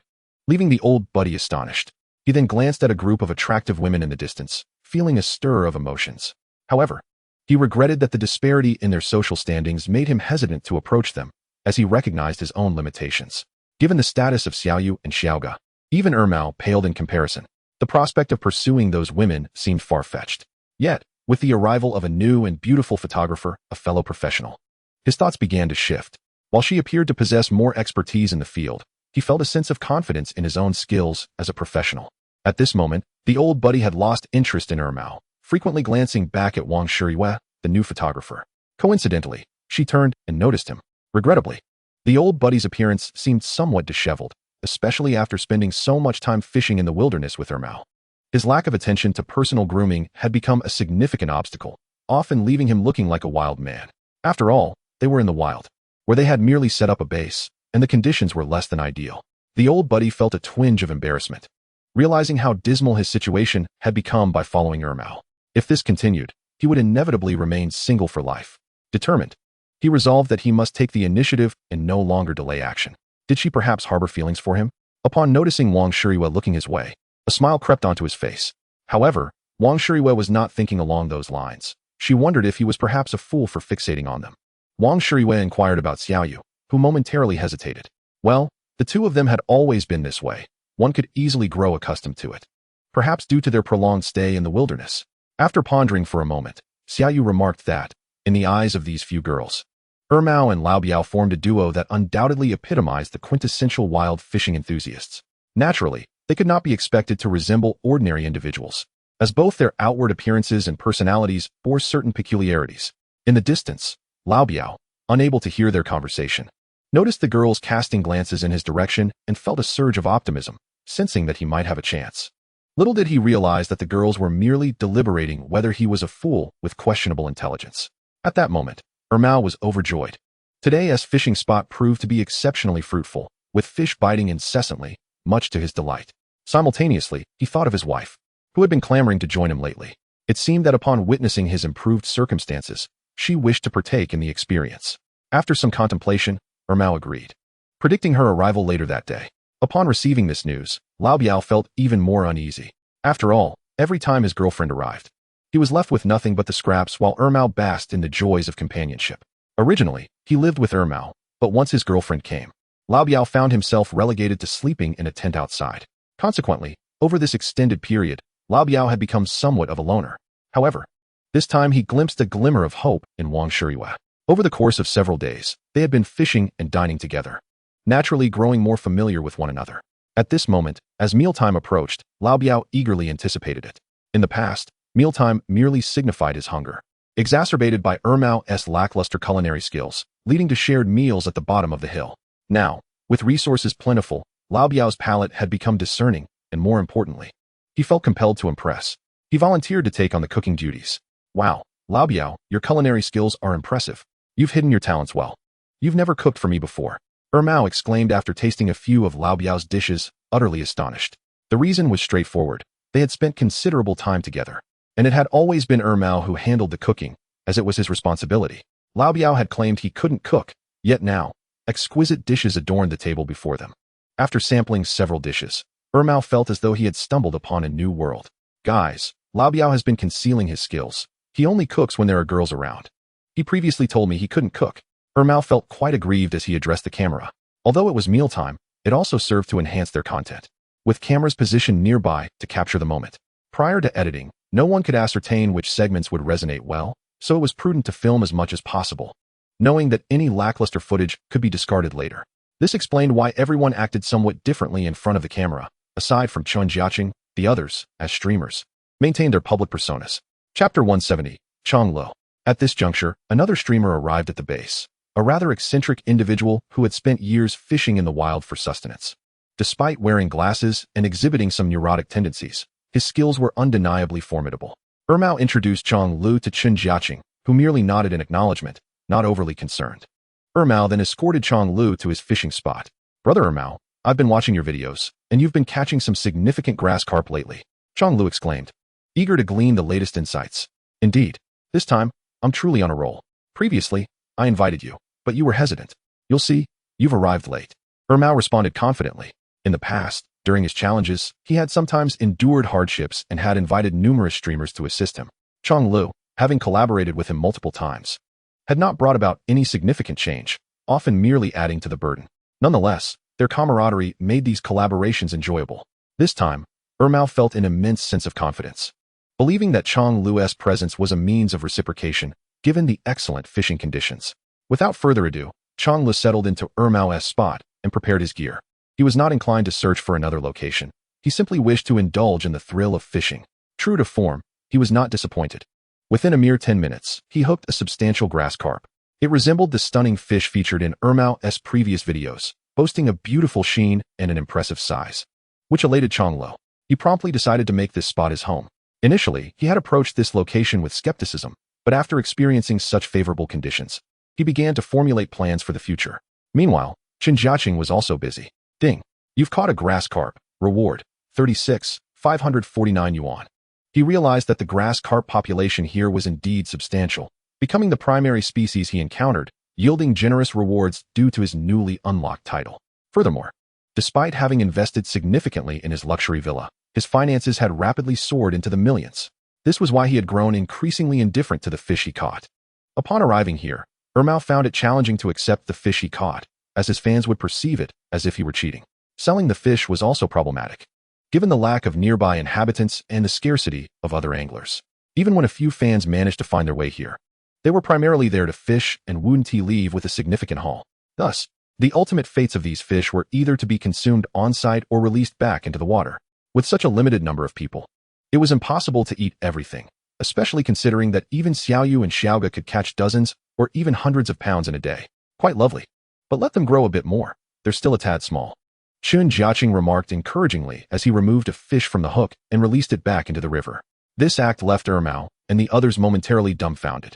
Isn't it a bit extreme to release such a fine catch? Chonglu said, somewhat incredulous, struggling to comprehend the situation. After all, for him, catching such a fish in the wild would require an immense amount of time spent waiting. It is not uncommon to go 10 days or even half a month without encountering a proper big grass carp. Sigh, one can only get used to it. At this moment, Mao could only helplessly sigh in agreement. As he indicated, this was not an unusual occurrence, as the subsequent events would soon affirm. Long Lu found himself with little time left for fishing. Watching Chen Jiacheng catch fish at a staggering pace, one after another, left him utterly astounded. For it was the first time he had encountered such a formidable angler in the wild. Eventually, he too began to fish. This spot was recommended by Mao and, according to him, was also suggested by Chen Jiacheng. Thus, he felt reassured that he would not leave empty-handed, although Long Lu maintained a degree of skepticism regarding this assertion. However, observing Chen Jiacheng's relentless catching spree ignited a flicker of trust within him. Had someone claimed such a guarantee prior to this, he would have found it hard to believe. Before long, his skepticism was validated, as he too began to reel in a few fish, confirming the excellence of this fishing spot. This brought him immense joy. Mao, you have truly made a name for yourself, Long Lu exclaimed with excitement. Just moments before, witnessing Chen Jiacheng's continuous successes had stirred a longing within him. Now, he finally had the pleasure of catching a few respectable fish himself. Yet, as Mao noted, this was merely the beginning. The real spectacle lay ahead, with larger fish yet to come. The fish he had caught thus far were merely appetizers. Long Lu could hardly fathom the situation. In the hours that followed, he experienced firsthand what true abundance felt like. After several hours, he had already caught dozens of fish, many of which were substantial specimens. This elation was overwhelming. It was astonishing to discover the fishing here was so fruitful. With a beaming face, he addressed the camera. Brothers, things have turned for the better. It feels as though the fish here have fully opened their mouths. Mao, not to be outdone, chimed in with enthusiasm. They dared to express their exhilaration and boldly informed their friends and followers that anyone wishing to join them should come, as the improved fishing conditions promised fruitful catches. It should be noted that prior to this, both Mao and Long Lu had faced challenges in yielding satisfactory results, leading to many fans and friends reaching out to them. With the conditions improving, it naturally attracted even more attention, prompting numerous fans to express their desire to come and experience it for themselves. Consequently, Mao needed to make ample preparations, such as ensuring that he covered the food and lodging expenses for these guests. Previously, having an extra person felt like an added burden. But now the situation was markedly different. He was genuinely thriving, and such worries were no longer necessary. Chapter 171, The Empty Nest. In the following days, a considerable number of fishing enthusiasts arrived, mostly comprised of friends and fans, along with other streamers. The once tranquil river had transformed into a bustling hub. From a mere handful of individuals at the start, the crowd swelled to nearly 100. Daily, numerous streamers visited to document their experiences, adding to the lively atmosphere. As a result, Mao felt an increasing pressure. In the initial days, a few friends visiting was manageable. But who could have anticipated that in just about a week's time, his supplies would be completely depleted? Meanwhile, the catches of others were far from satisfactory. The anticipated bountiful harvest was nowhere to be found. What is going on, guys? It feels like we're going bankrupt. Mao lamented as he assessed his dwindling supplies.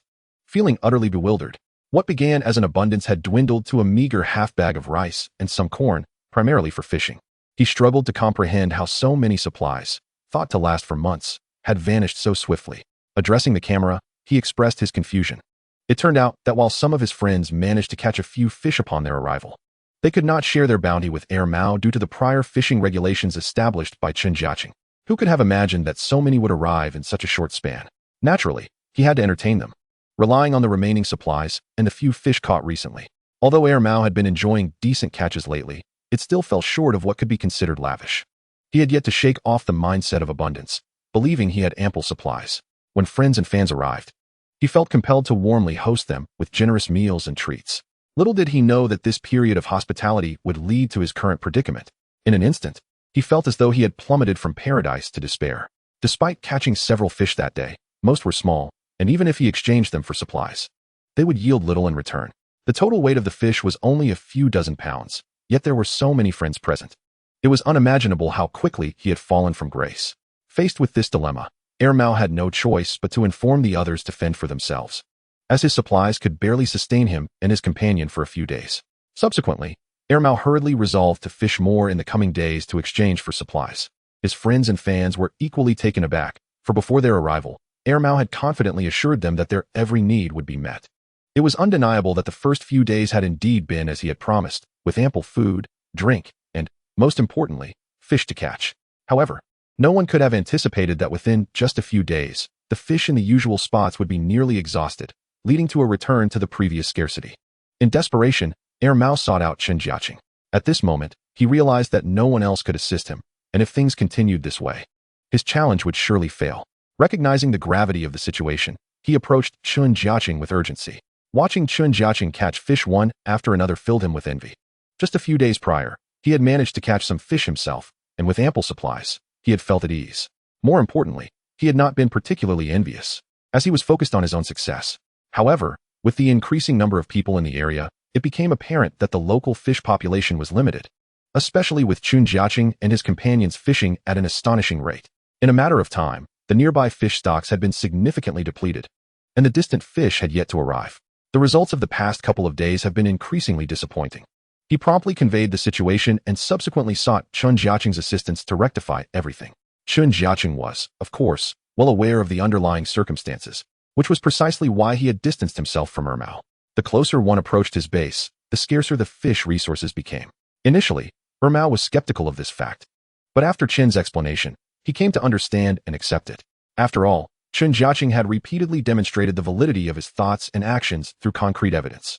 I would greatly appreciate your help in locating some favorable spots, or else we might find ourselves in dire straits, Ermau said somewhat awkwardly. Chen Jiacheng assured him it was no trouble. Naturally, it was unrealistic to expect proximity to the base to yield results, and more importantly, distance from the base did not guarantee an abundance of fish. It was indeed quite challenging for Ermau or anyone else to locate a fishing spot independently. Often, it was not merely the cliched advice found online that led to success. However, Chen Jiacheng was different. He possessed the ability to accurately detect whether fish truly inhabited the depths below. This time, Ermau obediently followed Chen Jiacheng, much to the astonishment of his friends and fans who had come looking for him. In their minds, Ermau had always displayed his unique judgment, often disregarding the suggestions of his followers. Yet here he was, dutifully trailing behind Chen Jiacheng, eager to learn. He not only sought Chen's assistance, but also aimed to absorb knowledge from him. Moreover, Chen's various insights diverged from the conventional wisdom found online, being far more precise. After all, the information circulating online often lacked practical validation, while he could now engage in hands-on application with his own judgment. For instance, the location they were seeking was quite remote, requiring Ermau to personally equip himself with the necessary tools to carve out a fishing spot. Otherwise, getting there would be quite difficult. Fortunately, this was no arduous task for Ermau, who quickly returned with his companion to gather the necessary equipment. Meanwhile, Chen Jiacheng had already assessed that the spot he had chosen was indeed a promising fishing ground. As long as Ermau remained at this location, even if many fish were hesitant to bite, it was still a designated fishing spot, and thus, the upcoming yield would be satisfactory. Chapter 172. Sometimes, there are losses. Seriously? Is this all we're having? It's so dry, and there are no side dishes at all. At this moment, several individuals looked bewilderedly at the noodles in their bowls. Yes, it was merely plain noodles, accompanied only by some corn. This constituted their lunch for the day, leaving those who had come to spend time with Ermau feeling incredulous. I apologize, everyone. I inadvertently depleted my supplies. Rest assured, I will catch plenty of fish today, and then you can all enjoy a hearty meal, Ermau assured them. It was evident that the attendees were somewhat skeptical of his claim. Just a couple of days ago, you seemed to be living quite lavishly. How did we end up in this situation? One fan inquired, surprised. The attendees were not particularly disdainful. They merely found it astonishing that Ermau seemed to have reverted to his former state.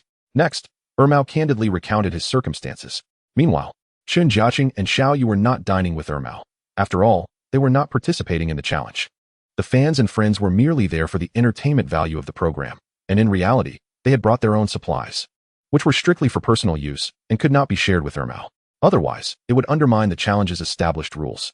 Ermao's confidence stemmed from the fact that Chen Jiacheng had meticulously selected a new spot for him. Had it been anyone else, he certainly would not have felt as assured. But he had been won over by Chen's prowess. Nevertheless, the friends present remained unconvinced, leaving him somewhat exasperated. After Chen Jiacheng had identified an optimal location, Ermao eagerly settled in, impatient to finish his meal and begin fishing. My dear friends, I must ask you to bear with me for now.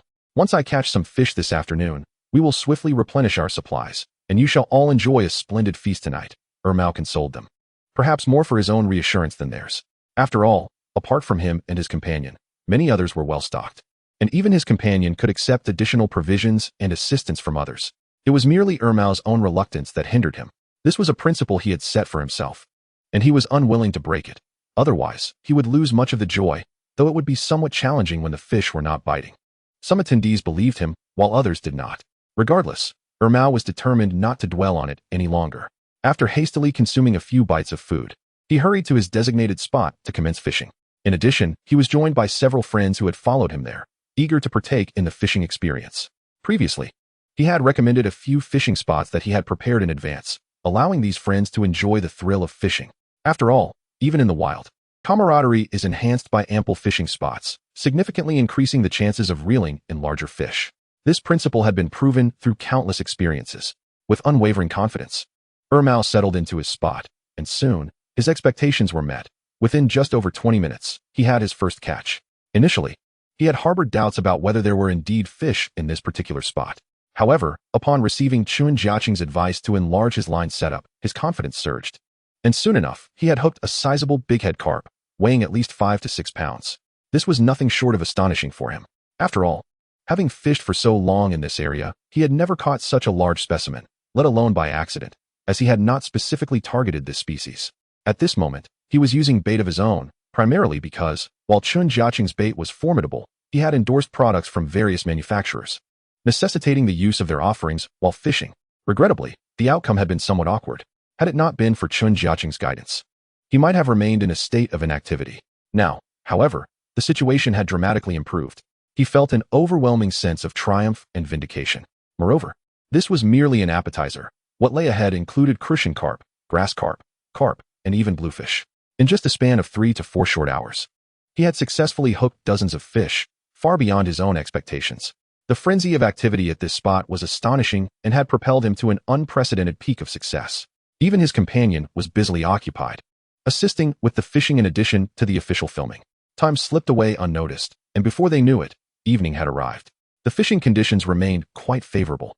However, Ermao had more pressing matters to attend to. Given the bountiful catch of the day, it was imperative to convert these fish into tangible resources.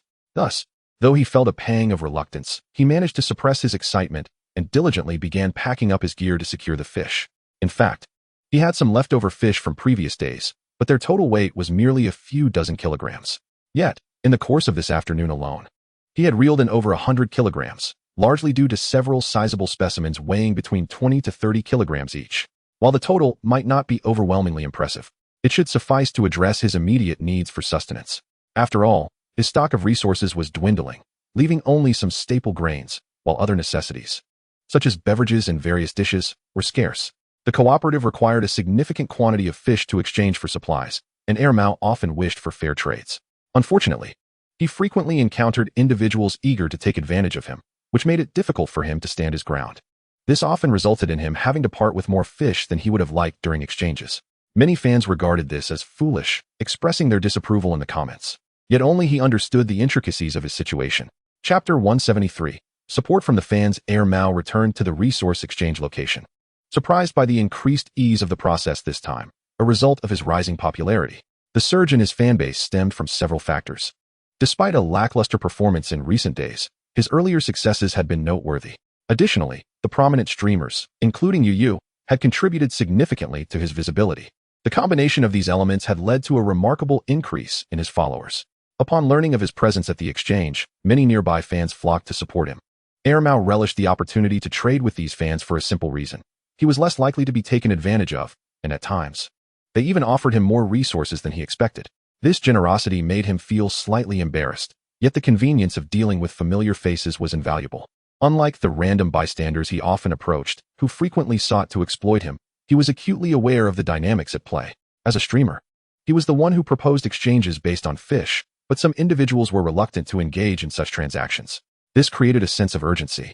The fish he brought were meant for exchange, and the quicker he could finalize trades, the better. Though some fans wished to watch him fish, he personally found the process somewhat uncomfortable, especially when faced with excessive scrutiny. Fortunately, today proved to be far more successful. Within just an hour or two, he had managed to trade all his fish. This swift exchange was undoubtedly thanks to the support of his fans. With the resources secured, he returned to base and immediately sought out his fans and friends to share some beverages and refreshments. Although they did not lack for these items, he felt it was his duty as a host to provide for those who had come to support him. In a remarkably short time, Mao found himself in high spirits once again. No one could have anticipated that this time, his fishing luck would be so extraordinary. The fish seemed to bite at will. Those around him were still unaware of the details, but his cameraman, Lao Biao, was fully cognizant of the situation. Having shadowed Mao closely as his photographer, he understood that all this success was due to Chen Jiacheng's guidance. Mao then graciously entertained his friends, taking the opportunity during dinner to formally introduce Chen Jiacheng. Of course, Mao was adept at social interplay, and during his introduction, he emphasized the prowess of his fishing companions, ensuring no one felt overlooked. However, he made a special point to highlight Chen Jiacheng, though everyone, including Jiacheng himself, remained indifferent to the accolades. He had never sought validation regarding his fishing skills, as it held no significance for him, at least not at this moment. All right, my friends. Things are looking up. We should fish a bit longer and try to catch a few more, Mao proclaimed while raising his glass. The attendees wholeheartedly agreed. With Mao's newfound enthusiasm, the group's confidence soared, and they planned to stay longer that evening, hoping to land some larger catches. It must be said that Chong Lu was rather stubborn. Even after the fishing conditions had worsened, he clung to his chosen spots, intent on hooking a true giant. The initial days had been enjoyable. Even if the sizes of the catches were not extraordinary, the quantity had been satisfying. However, recent days had seen a marked decline, intensifying his desire to catch bigger fish. The others shared similar sentiments, except for Xiao Yu and Xiao Ge, who were relatively pleased with their catches. As they had consistently used Chen Jiacheng's bait without sharing it with others, they knew that allowing others to use it would only result in incessant requests, so they kept the prized bait to themselves, savoring the secret advantage it provided. As night fell in the remote wilderness, the darkness deepened. Xiao Yu and Xiao Ge had chosen a relatively secluded spot by the riverbank, where fishing locations were scarce. Oh dear, it's quite dark, Xiao Ge remarked nervously, glancing around. Dark? We've fished in much darker places. Weren't you able to spend half a day with Chen Jiacheng there? Xiao Yu teased, her tone playful. That's different. We're all girls here, Xiao Ge retorted. Xiao Ge spoke with a hint of exasperation. It turned out that several girls were fishing here, with Chen Jiacheng in the distance. Although there were quite a few anglers present, they were relatively dispersed. Moreover, the surrounding vegetation was lush and dense, creating an atmosphere of obscurity. Even though the distance was not particularly far, one could hear the voices of others, yet everything around appeared shrouded in darkness. The proximity of towering mountains added to the unease felt by the girls. Wang Shuriwei was similarly positioned behind the two, and by now, she had fully acclimatized to the outdoor filming lifestyle. It felt immensely entertaining, a stark contrast to her previous experiences. Surprisingly, it was not as arduous as she had envisioned. Primarily, their supplies were more than adequate. They had no concerns regarding food and accommodation, whether sleeping in tents or RVs, as provisions were plentiful. In this regard, it was entirely different from the struggles faced by Mao, who seemed to suffer greatly in his pursuit.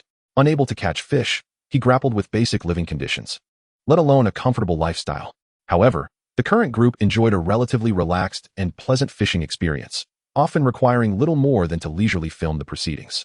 In fact, they often found themselves in a more comfortable position than the anglers, as they did not have to exert themselves. Fishing, in contrast, involved constant effort. Especially during the process of reeling in the catch, the more fish one caught, and the larger they were, the more exhausting it became. Chapter 174, The Exposed Location.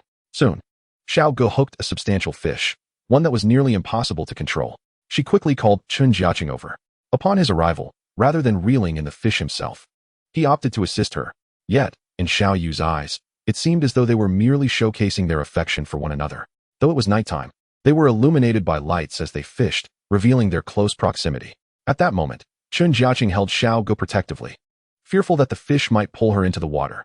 Wang Shuriwei, standing nearby, expressed her astonishment. She had never anticipated that a fish could grow to such a size. How much does this fish weigh? 30 or 40 pounds? She asked, her shock evident. Prior to this, Her knowledge in this area was scant, having only witnessed such feats over the past few days. The others, too, had experienced remarkable success, their daily catches far exceeding expectations. Who knows?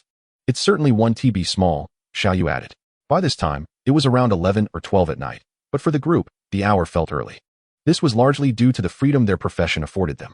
Their only concern was their physical well-being. As long as they remained healthy, day or night, they could fish it well. Thus, as Wang Shirihua filmed, she quietly observed everything unfolding. For someone unacquainted with such experiences, the impact was profoundly striking. The atmosphere grew increasingly electric as the commotion attracted the attention of others nearby.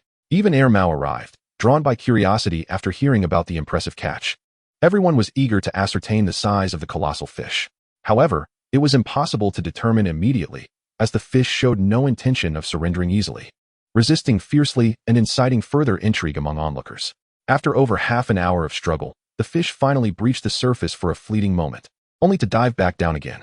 Yet, the mere glimpse of its enormous silhouette sent waves of excitement through the crowd. That's enormous. It must weigh over 30 pounds. Perhaps even 40. They predicted boldly.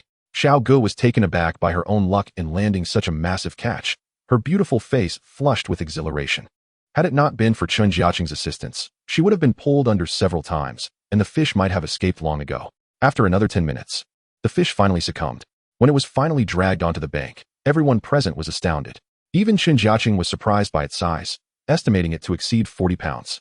This was particularly significant for Xiao Gu, as she had never caught such a large fish before. It was a bluefish, a species known for reaching substantial weights. Unlike others such as grass carp, Chen Jiacheng had not caught anything of this magnitude either. Although he had landed some silver carp, they were fewer in number, typically weighing between 40 to 50 pounds. With the arrival of this fish, others were filled with blind optimism. Suddenly, many aspired to catch fish of similar size. Especially after the video was released, it showcased the allure of this river to a broader audience. Despite the distance, nothing could dampen the enthusiasm of the anglers, particularly some streamers who relied on this for their livelihood. Chen Jiacheng had caught larger fish in the past, yet he refrained from boasting. Even if he did share his experiences, only a select few would be aware. Xiao Gu and Xiaoyu, however, had seen their popularity soar, garnering an ever-growing fanbase. The potential uproar upon releasing their video was palpable. The following day provided the answer, as numerous netizens flocked to the area. Initially, it was just 5 or 6 individuals, but more arrived as the night progressed.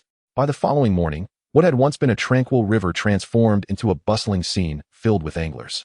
No one had anticipated such an influx, not even Chen Jiacheng, who had thought this secluded spot would remain undisturbed. Air Mao, too, was taken aback. He had chosen this location for its serene environment, only to find it crowded with people seeking to fish. Although the river was indeed wide, many areas were inaccessible for casting lines, and the terrain was often treacherous, making it difficult to reach the riverbank. What was more, due to its remoteness, few ventured to fish for just a day, most intended to stay for several. Thus, these individuals arrived well-equipped with ample supplies, including tents and the like, with the intent of engaging in a protracted battle here. It was bewildering to see such a multitude of people. Early in the morning, Xiao Gu emerged from the tent, somewhat dazed, and remarked. Wang Shirihua and Xiaoyu shared a tent, while Xiao Gu naturally paired with Chen Jiacheng. At that moment, Chen Jiacheng was still nestled within the confines of the tent, but Xiao Gu could not afford such leisure. First, he checked his phone for messages, eager to assess the growth of his fanbase and peruse some comments. Once he had sorted through these matters, he swiftly transitioned into a work mindset. After today, he could no longer fish at will. The number of accessible fishing spots was dwindling. Upon realizing this, a collective frown settled upon everyone's brows. Coincidentally, Air Mao had secured several prime spots for a few individuals, having risen early to claim them. With the assistance of a few friends and fans, they managed to find a location that was relatively challenging to access. Unfortunately, the prime spots had already been commandeered. It was unreasonable to expect others to refrain from fishing, so they had no choice but to venture farther afield. Chapter 175, New Fishing Spot Awakening. Chen Jiacheng noticed Xiao Gu was no longer by his side, which instantly cast a shadow over his mood, prompting him to send a message. Xiao Gu was currently fishing by the river, casting a furtive glance at Xiaoyu beside him. Xiaoyu, I'm feeling a bit unwell. I'll return to fish later, Xiao Gu said, then set down his fishing rod and departed. Xiaoyu cast a puzzled glance at Xiao Gu, only to observe him retreating into the tent shortly thereafter, further deepening her suspicion. Though she kept it to herself and continued to fish diligently. At this moment, Chang Lu was with Air Mao, who had not strayed far during this time. After reeling in numerous large fish over the past few days, he now found himself disheartened by the recent lack of bites. It left him feeling unfulfilled. "How's the fishing spot today, Maogo?" Chong Lu inquired. "Alas, it's still not ideal, but options are limited. Other anglers have staked their claims," Ermao replied, a hint of resignation in his tone. "That won't do. If this continues, we'll have no prospects. Recommend a few decent spots," Chong Lu pressed, unwilling to concede defeat. He believed the fishing conditions should have improved over the past few days, yet regrettably, the influx of anglers had rendered good spots scarce. Ermao proceeded to describe the nearby situation, primarily detailing where other anglers were currently casting their lines. However, it was evident that no one would be vacating their spots anytime soon, leading them to conclude that their stay here might be brief. Only Ermao remained determined to face the challenge. He had established a base camp, and leaving would only be an option in the event of outright failure. Fortunately, this posed no significant issue for Chen Jiacheng and his companions. They merely needed to proceed downstream. Considering the increased crowd, many areas were now unsuitable for casting, prompting Chen Jiacheng, Xiaoyu, Xiaogu, and Wang Shuriwei to begin packing their gear, intent on exploring a location approximately 1 to 2 kilometers away. Upon hearing this news, Ermao wholeheartedly agreed. However, reaching that spot required a boat, meaning the number of people able to join would likely diminish. This time, they hoped to avoid a large crowd. Once everyone had readied their equipment, Ermao hailed a boat, swiftly transporting them to a location about 1 to 2 kilometers downstream. The surroundings were even more pristine, with sheer cliffs and dense forests enveloping them. Many areas were inaccessible, rendering fishing impossible. Despite the reduced company, they had ample supplies, especially considering the presence of several females. Thus, it was essential to be well prepared for comfort in the wilderness. After all aspects of life, from eating to sanitation, had to be managed in this natural setting, necessitating daily cooking. The breathtaking scenery captivated everyone's attention. "This place is truly stunning. Even if we don't catch any fish, we can still enjoy the view," Wang Shuriwei exclaimed. After some time acclimating, she found herself increasingly enamored with her profession. Contrary to her initial expectations of hardship, she discovered that, once accustomed, all that remained were beautiful vistas, along with an invigorating sense of freedom and a connection to nature. Working here hardly felt like a job. Rather, it felt like a delightful excursion, devoid of any pressure. Soon enough, the group identified a suitable patch of land, as it was one of the few areas with a semblance of flat ground. Upon arrival, their first task was not to fish but to establish their camp. After unloading their supplies, they began clearing the surrounding obstacles. Once they had created sufficient flat ground and fishing spots, they could then turn their attention to the matters of fishing and meals. Chen Jiacheng and the others had brought an abundance of provisions, allowing them to cook over a fire, along with various ready-to-eat foods. Next came the organization of the fishing spots. Many areas were unsuitable for casting, which was unacceptable. He needed to clear away any obstructive underbrush or branches. In some precarious areas, he had to use a pickaxe to create level ground. This labor was quite intensive, and even the females joined in. However, Chen Jiacheng often delegated the organization of supplies and the setup of tents to others. After a flurry of activity, night had fallen. Yet, despite the darkness, the group felt no inclination to rest, instead brimming with anticipation for the fishing prospects. This remote location was seldom visited. Even if a few anglers did manage to find their way here, their numbers would likely be minimal, ensuring minimal disturbance. The previous fishing spot had been similar, though it had eventually attracted a crowd, partly due to its accessibility for parking just a few hundred meters away. This new location was truly secluded. Only those personally invited would be able to reach this hidden gem. Otherwise, unfamiliar faces would find it nearly impossible to arrive, even through video. At this moment, Chen Jiacheng took up his fishing rod and began to cast. His first line yielded a catch, a crucian carp. Ding! You have caught a crucian carp, earning a reward of 1,032 yuan. Chen Jiacheng smiled faintly as he placed the fish into his catch bag. At this juncture, it is utterly impossible to sell these fish. Once the rewards have been claimed, one can consume as much as possible, discarding any excess back into the water. This has become his characteristic trait. Nowadays, he no longer relies on selling fish for income. Gradually, the nearby girls began to engage in conversation as well, and Wang Shuriwei has developed a keen interest in fishing. Although her primary identity is that of a photographer, she has commenced learning the art of angling. With Chen Jiacheng's bait, even a novice like Wang Shuriwei can relish the joys that fishing brings. However, she cannot expect to achieve the same immediate success as Chen Jiacheng, who often hooks a fish almost as soon as his line is cast. In just a few minutes, or at most 10, she can catch a few genuine fish, which provides her with immense delight. Chapter 176, Reluctance to Leave. The group fished until the early hours, around 2 or 3 in the morning. before retreating to their tent for rest. Their haul was undeniably impressive, particularly the high-quality video footage they captured, having caught an ample number of fish. One must also commend Wang Shiyue's skills. Not only did she photograph the fish beautifully, but she also managed to capture the essence of the people involved. Consequently, the quality of their videos has significantly improved, leading to a notable increase in views and likes. This realization left both of them feeling somewhat clever, or perhaps belatedly wise, wishing they had hired a professional photographer sooner. Of course, their burgeoning income made hiring a photographer a trivial expense, easily shared between the two, with no cause for concern.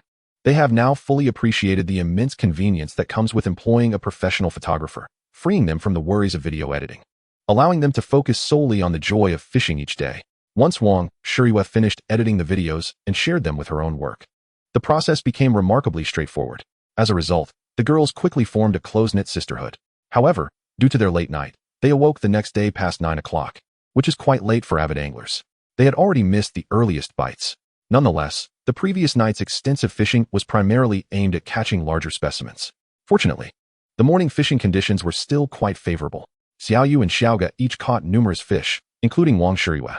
Unexpectedly, around 11 or 12 o'clock, Ermao summoned everyone to lunch, ostensibly to gather for a meal, but in reality, he was scouting the situation. His own fishing experience had been dismal, with few options available and lacking Chen Jiacheng's recommendations. Consequently, he found himself in a similar predicament as others, facing disappointing results, which weighed heavily on him. Having recently restocked supplies and with several friends visiting, he was acutely aware that his resources were dwindling quickly, leaving only basic rations that could sustain him for a while. But no one desires to endure such a meager existence. Thus, he and Changle found their way to the fishing spot, arriving by boat, with the boatman conveniently located nearby, ready to assist with just a phone call. "Brother, things have been dire since you left yesterday. There hasn't been a single bite all night," Ermao confessed, visibly frustrated. "How is it over here? It must be quite good, right?" Changle noticed the multiple fishing spots that had been developed, his eyes widening in astonishment. For them, a lack of bites was utterly disheartening. Moreover, they firmly believed that Chen Jiacheng could turn their fortunes around, which is why they had come in such a short span of time.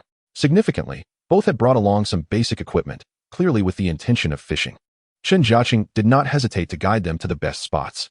Without further ado, they set to work. To their surprise, the fishing was indeed fruitful. Within mere minutes of casting their lines, both landed fish, each a respectable target species, whether it be a sizable carp or a grass carp. They had no intention of returning. Changle began filming, while Ermao called over his friend, who brought along a plethora of fishing gear and supplies. It was evident they planned to stay for an extended period, unwilling to leave.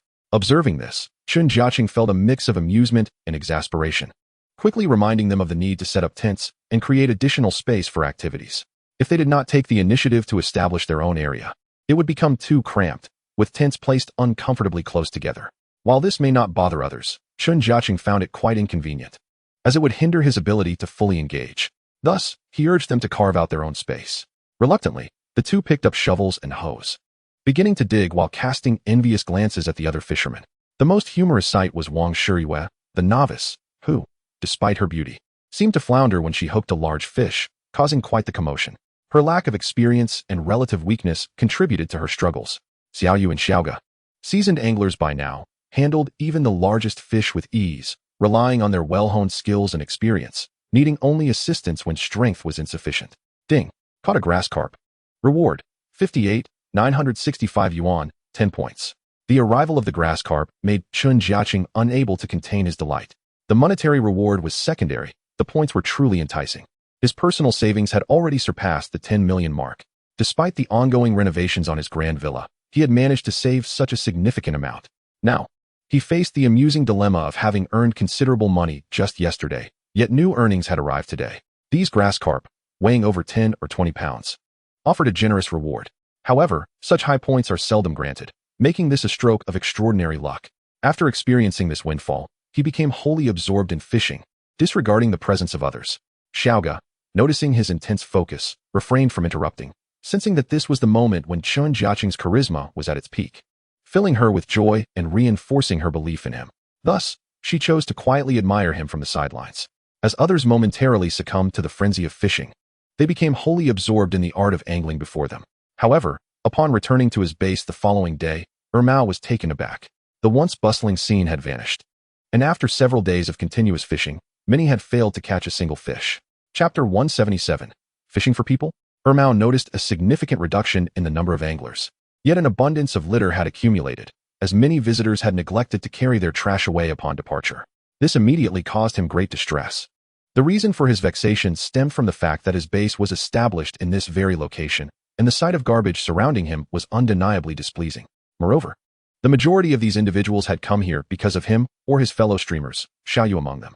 Originally, the environment was pristine, characterized by clear waters and lush mountains, devoid of any refuse. The transformation into this unsightly state made him feel an inescapable sense of responsibility. Thus, the pressing matter was not to fish, but rather to rally his companion to commence the cleanup of the surrounding litter. With only the two of them, it was destined to be a monumental task.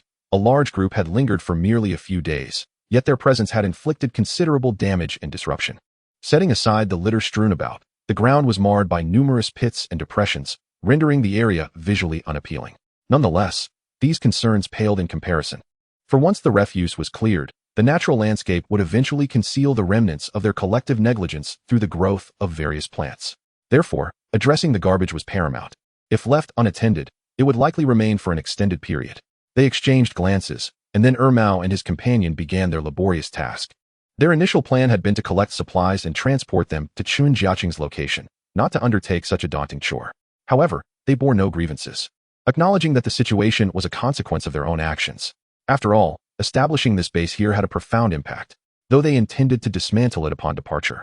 They were unprepared for the swift arrival of Xiaoyu and others, who, upon learning of the situation, joined the cleanup effort. With additional hands, the pace of tidying up accelerated significantly. Xiaoyu, feeling a sense of guilt, recognized that many had come primarily for her. Aware of the circumstances, she felt compelled to intervene. Furthermore, this scenario presented a valuable opportunity for video content, serving as a reminder to fishing enthusiasts to cherish the natural fishing environment and avoid creating disarray. After dedicating an entire morning to the cleanup, they finally completed the task. Once finished, Mao decided to abandon his current base in favor of relocating to Chen Jiacheng's area. The incessant fishing by numerous individuals over the past few days had depleted the local fish population, necessitating a move. After packing up their gear, Ermao had no intention of returning to his base anytime soon, as the supplies he required depended on the fish he could catch. Without them, all efforts would be in vain. Just as they prepared to set off to their new fishing location, a boisterous commotion erupted from the shore, where fellow anglers were frantically shouting. What could be the cause? Xiaoyu, observing the shore, suddenly noticed several individuals rushing about, waving frantically at them, appearing quite anxious.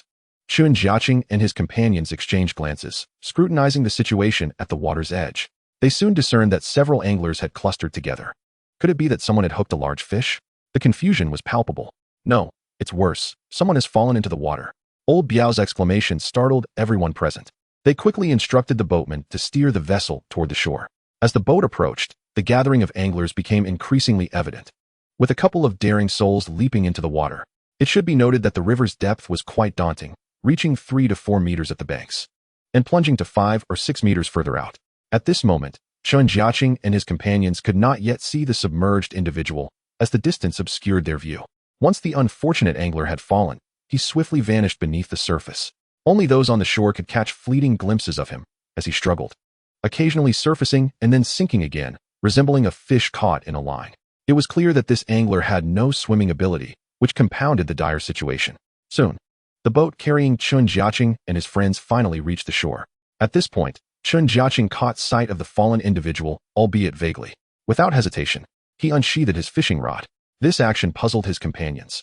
After all, they were not there to fish, but to assist someone in distress. However, they were unaware of the rod's remarkable capabilities. Under Chen Jiacheng's deft control, he swiftly cast the hook into the water, skillfully snagging the individual's clothing. Despite the victim's frantic struggles, the rod's special properties diminished his strength considerably. Though the person was submerged and thrashing violently, within mere seconds, Chen Jiacheng had pulled him to the surface. This astonishing display left the other anglers on the shore in disbelief, particularly those who had already entered the water. In no time, the rescued individual was brought back to the bank. Thanks to the timely intervention, he suffered no serious harm and regained his composure after a brief period. He was profoundly grateful to Chen Jiacheng. This incident served as a crucial reminder to others. Without swimming skills, one must exercise caution.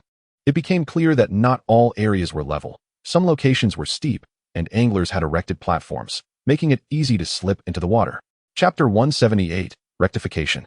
Chen Jiacheng and his companions returned to their positions to fish. However, the recent incident has served as a wake-up call, highlighting the evident inadequacies in certain essential safety measures. This, of course, refers to others, as the individuals present, even if merely 2 girls swimming, posed no issue. The various equipment carried by several individuals also included life-saving gear, which, although rarely utilized, was available. In the wake of the recent scare, safety has become a topic of constant discussion among the group, and they no longer dared to be as careless as before. At this time, Ermao and Changle had yet to return, as they were still engaged in conversation with local anglers near the base, promoting the importance of safety awareness while fishing and not overlooking potential dangers. This was particularly pertinent as the well-known streamers had attracted followers to the very locations featured in their videos. Should any similar incidents occur, they felt an undeniable responsibility to lead by example. By the time Ermao and Changle arrived, the evening had descended, and Chen Jiacheng's group had caught a considerable number of fish. Once all matters were resolved, Ermao began to focus intently on fishing, yielding a substantial haul, largely due to the newness of the location recommended by Chen Jiacheng. The results were, of course, self-evident.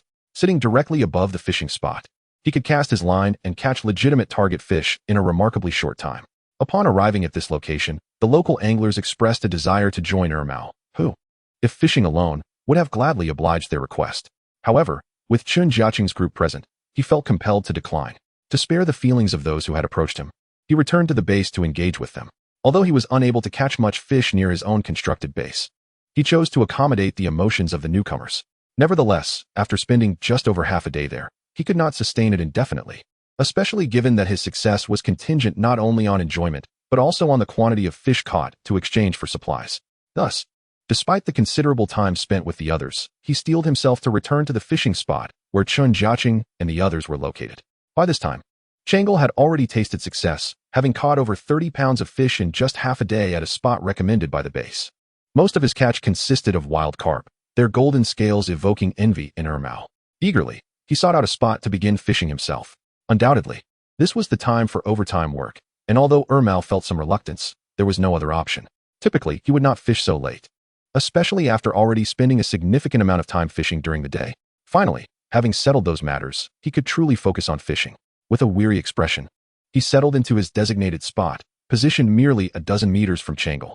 After cleaning up the refuse, Changle returned, realizing he had to accompany his friends and fans. Reluctantly, he fished late into the night, arriving after dinner. For him, being with those individuals was akin to an ordeal, primarily because none of them were catching any fish, leading to a rather awkward atmosphere. Consequently, Ermao suggested that they leave, as these visitors had not been formally invited. He had never extended an invitation. This influx was a result of numerous fans and local anglers who, after viewing his or Xiaoyu's videos, were misled into believing the fish were abundant, prompting them to congregate here. Did they leave? Changle inquired with concern. A few departed, but some remain. However, I doubt they can last much longer, Ermao replied candidly. During his time with those individuals, not only was he unable to catch fish, but many had also gone several days without a single bite. Despite Ermao's success, it was largely due to the assistance of Chen Jiacheng. It's outrageous. So many people have come, and they've disrupted the environment, Changle lamented. As streamers, they were not averse to fans wanting to join them. Their concern lay with those who lacked respect for hygiene and the environment. A few individuals posed no significant issue, but a larger crowd could create an overwhelming burden. As public figures, they bore the responsibility for attracting such crowds. When the environment became severely degraded, it reflected poorly on their image. Moreover, many attendees were not even fans, but merely individuals who had heard about the fishing opportunities and sought to experience it for themselves. Such visitors were not particularly welcomed. While they valued popularity, it was not always the case that more people equated to better experiences. Good that they left, otherwise, it would have been impossible to enjoy ourselves. Speaking of which, the fishing here is quite promising. Changle swiftly redirected the conversation to share his afternoon's bounty. Upon hearing about Changle's success and witnessing his catch, Ermao felt a wave of envy, wishing he could pull in a few large fish immediately. Determined to make up for the lost time during the day spent on cleaning and entertaining others, he resolved to fish late into the night. Having hosted friends and fans had consumed a substantial portion of his supplies, which he had just recently replenished, causing him great anxiety. Thankfully, being at a spot recommended by Chen Jiacheng assured them of a fruitful outing. In a remarkably short time, several individuals experienced considerable success.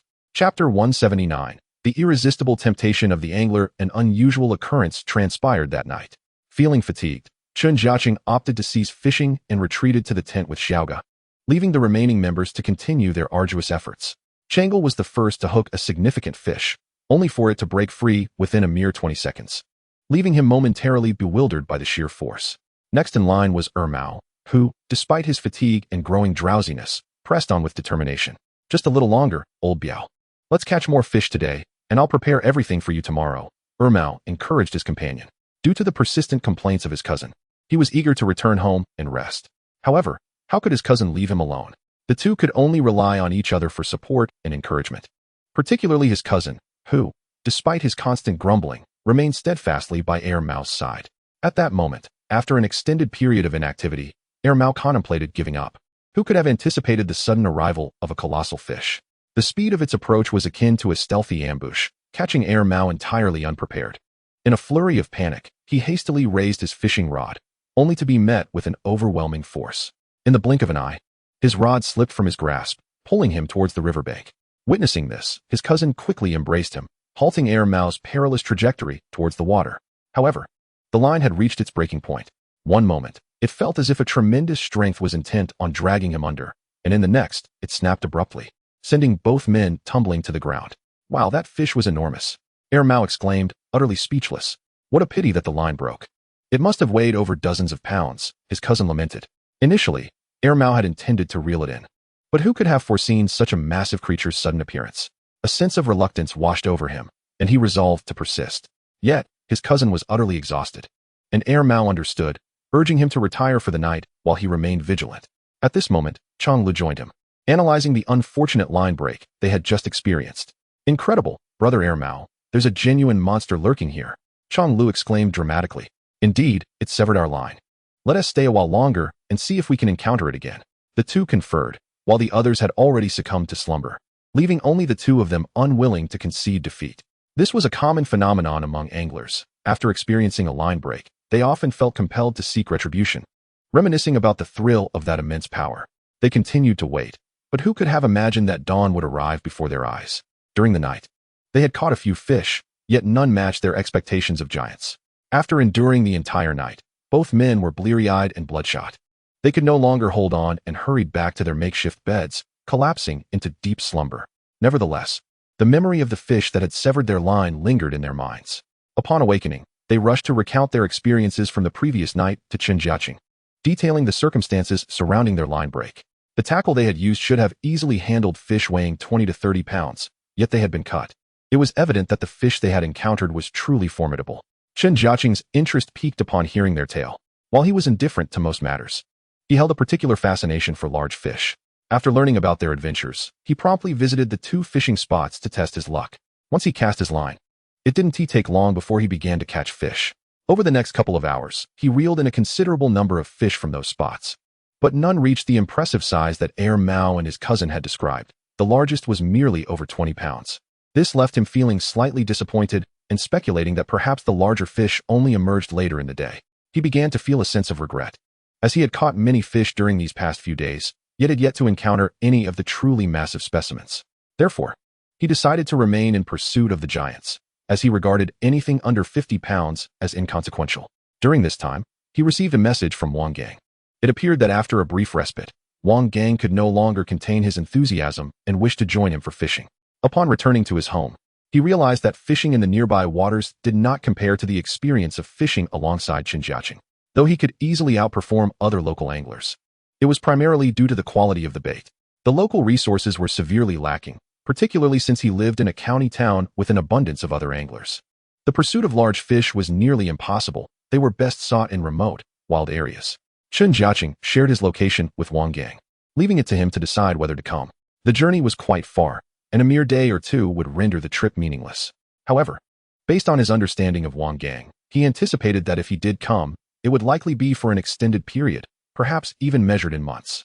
After all, Wang Gang was one of the most dedicated and passionate anglers Chen Jiacheng had encountered since the founding of the nation. Among all the individuals he had met, whether streamers, passers-by, or fans, none could compare to Wang Gang. After sharing some of his catches with Wang Gang, he resolved to gather some equipment and make his way over. The allure of Chen Jiacheng's haul was simply irresistible to Wang Gang. It wouldn't be long before he arrived. Before that, however, Chen Jiacheng had other matters to attend to. It was important to note that the area had no established landing spots. Even mooring a boat was a challenge. They had merely cleared a few spaces using the tools at hand. Fishing in the short term posed no issue, but as time passed, the yield from those spots would likely dwindle, necessitating a relocation. Fortunately, this was not a daunting task for him, and he began to think of those who could assist him in this endeavor, including Chun Peng and Chen Tianliang. Chapter 180. The arrival of the giant fish. During the subsequent fishing sessions, a rather amusing occurrence transpired.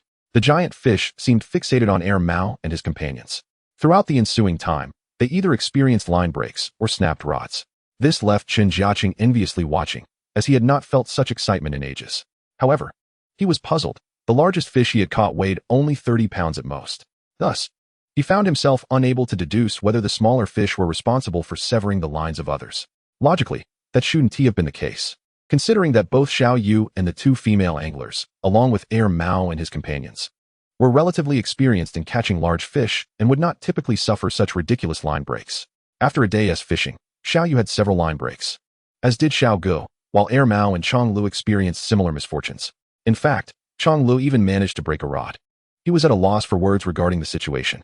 It all felt quite surreal, as if there were indeed some majestic creatures lurking beneath, evading their grasp. This left Chen Jiacheng somewhat disheartened, as such circumstances were indeed quite rare. He felt as though his luck had taken a turn for the worse over the past few days. While others had been reeling in quite a number of significant catches, he found himself landing increasingly smaller ones, which struck him as utterly perplexing. It was an unusual display, as if the larger fish lurking beneath were too cunning to take his bait, opting instead to bully the other anglers. Just as he was mulling this over, his companion Xiao Gu suddenly hooked a fish. Chen Jiacheng barely heard the exclamation before rushing over, only to find Xiao Gu's line had snapped. His hands were empty. This left Xiao Gu in quite the state of frustration. What on earth is going on? That was far too quick, he lamented, completely caught off guard. The moment he felt a tug, a tremendous force had severed his line. This bizarre occurrence immediately piqued Chen Jiacheng's interest, having yet to catch a true giant since arriving. While others were continuously facing line breaks, he felt a surge of determination to persevere.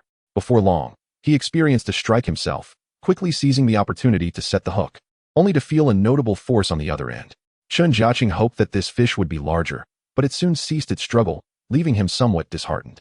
Based on his experience, he surmised it likely weighed no more than 30 pounds. Indeed, when he finally reeled it in, others expressed astonishment, yet it had become somewhat commonplace. After all, such a size was hardly remarkable for Chen Jiacheng. Not only did he appear unfazed, but even the onlookers displayed an air of calm indifference. Who could have anticipated such a situation in a wild fishing scenario? Both Mao and Changel, seasoned streamers for many years, would have been thoroughly astonished had they caught a fish of this size in the past. Yet now, they remained remarkably composed. Chen Jiacheng calmly placed the fish into his net. While its size did not elicit great satisfaction, the rewards it promised were indeed commendable. He resumed fishing for his next catch. Meanwhile, Xiao Yu, Xiao Gu, Mao, and Changel, even the novice Wang Shuriwe, were all experiencing frenzied action. Had he not witnessed it himself, Chen Jiacheng might have doubted whether these individuals were merely putting on a show, for the situation seemed utterly exaggerated. However, observing closely, he confirmed that they were indeed genuine, their skills and techniques remarkably adept. Logically, if such circumstances could lead to line breaks, the only explanation could be that the fish were extraordinarily formidable, perhaps even equipped with teeth. Suddenly, this notion crossed his mind.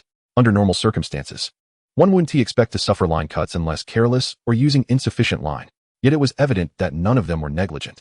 They were all geared for catching larger fish, employing progressively thicker line setups. The persistence of such occurrences was thus bewildering. No one could ascertain the underlying cause. The only recourse was likely to increase the line strength. In fact, Mao had already upgraded his line twice, now using gears suitable for catching large catfish, exceeding a 20-pound test. Yet even so, he experienced a cut.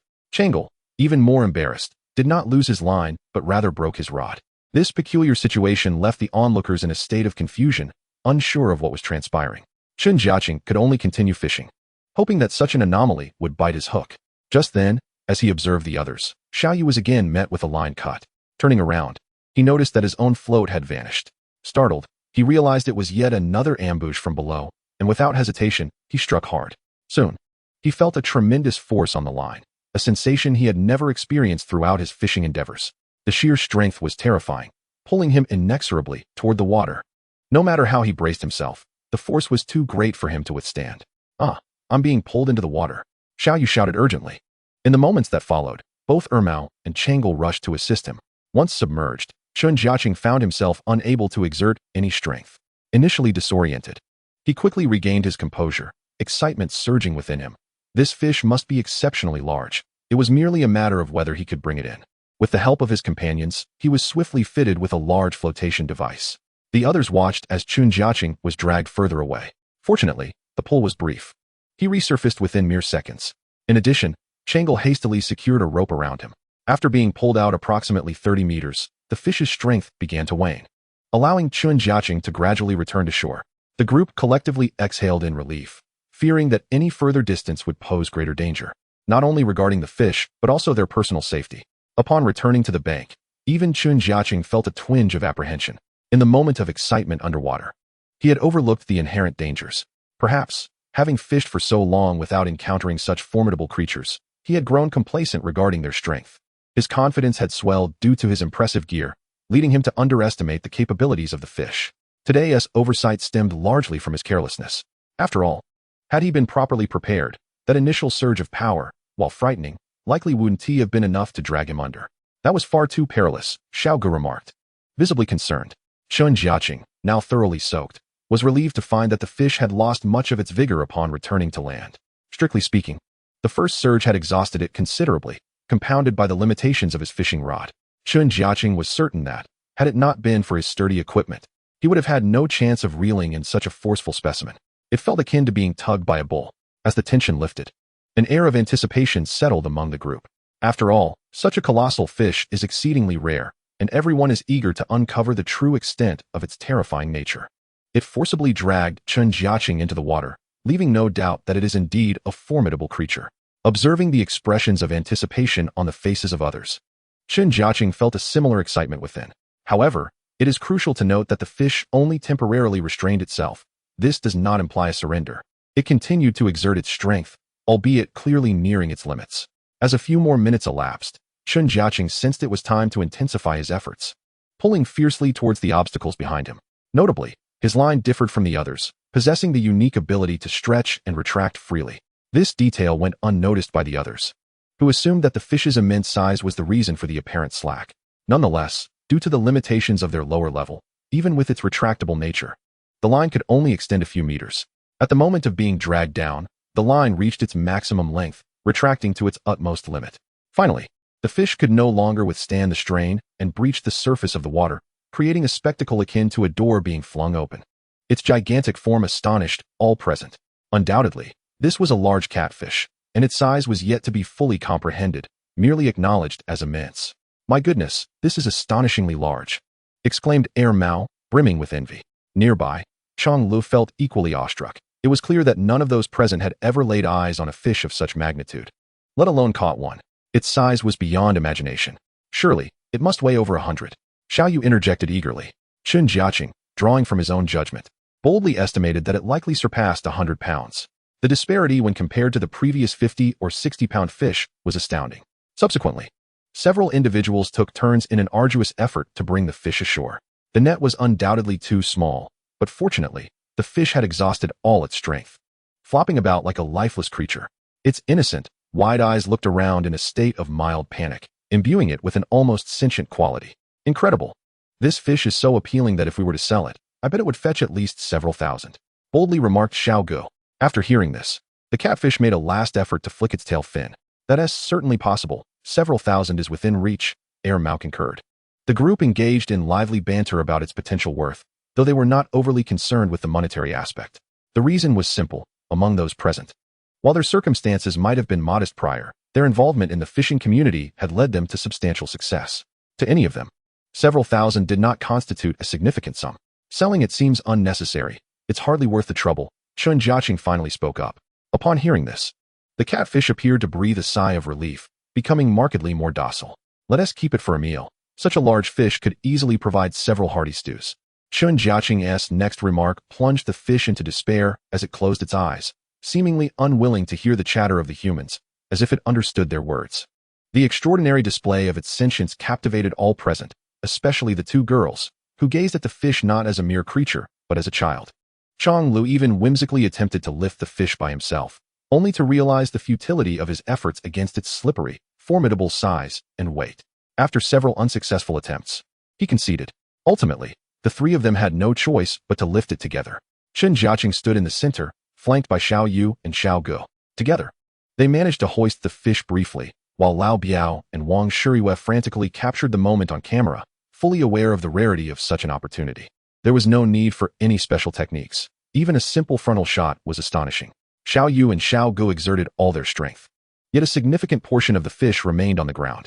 Even with their combined efforts, it proved to be a strenuous task. The outcome surprised everyone. Once they set it down, a collective sigh of relief escaped them. The fish appeared to accept its fate, ceasing all struggle and even closing its eyes. Were it not for the movement of its mouth, one might have thought it lifeless. My goodness, it's a shame to kill such a large fish, Xiao Ge remarked. Coincidentally, the catfish seemed to comprehend this sentiment, immediately opening its previously closed eyes and adopting a pitiful expression. All right, let us release it, it's still a bit small. We can come back when it grows larger, Chen Jiacheng decisively concluded. This declaration filled the catfish with joy. The group then worked together to carry the fish to the water's edge. Upon entering the water, the fish did not make an immediate dash for freedom. Instead, it turned to look at the group with its large, blinking eyes. After a considerable pause, it leisurely swam away into the depths. How fascinating. This fish seems remarkably intelligent. Xiao Yu mused, somewhat puzzled.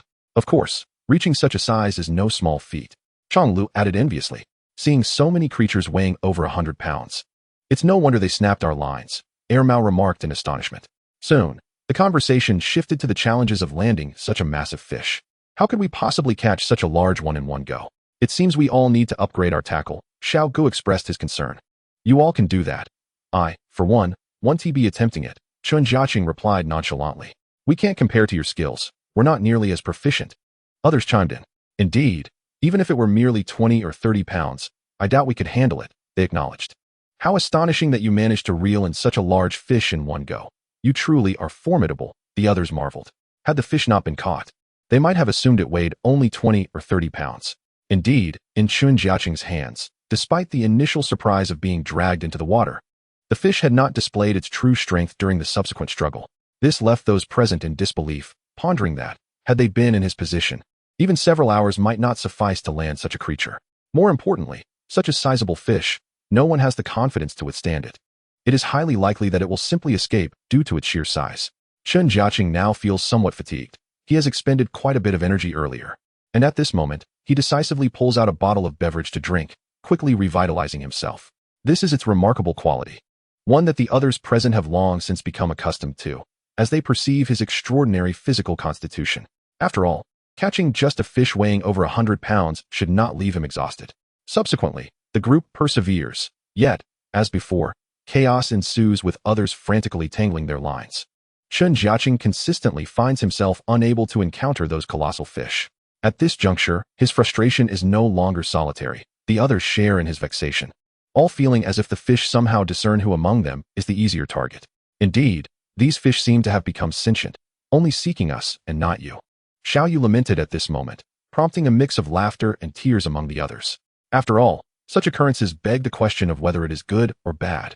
This sentiment persisted throughout the evening until darkness enveloped the sky. Chen Jiacheng's catches could be deemed substantial, yet he still felt a considerable distance from the truly gigantic specimens, which left him feeling quite disheartened.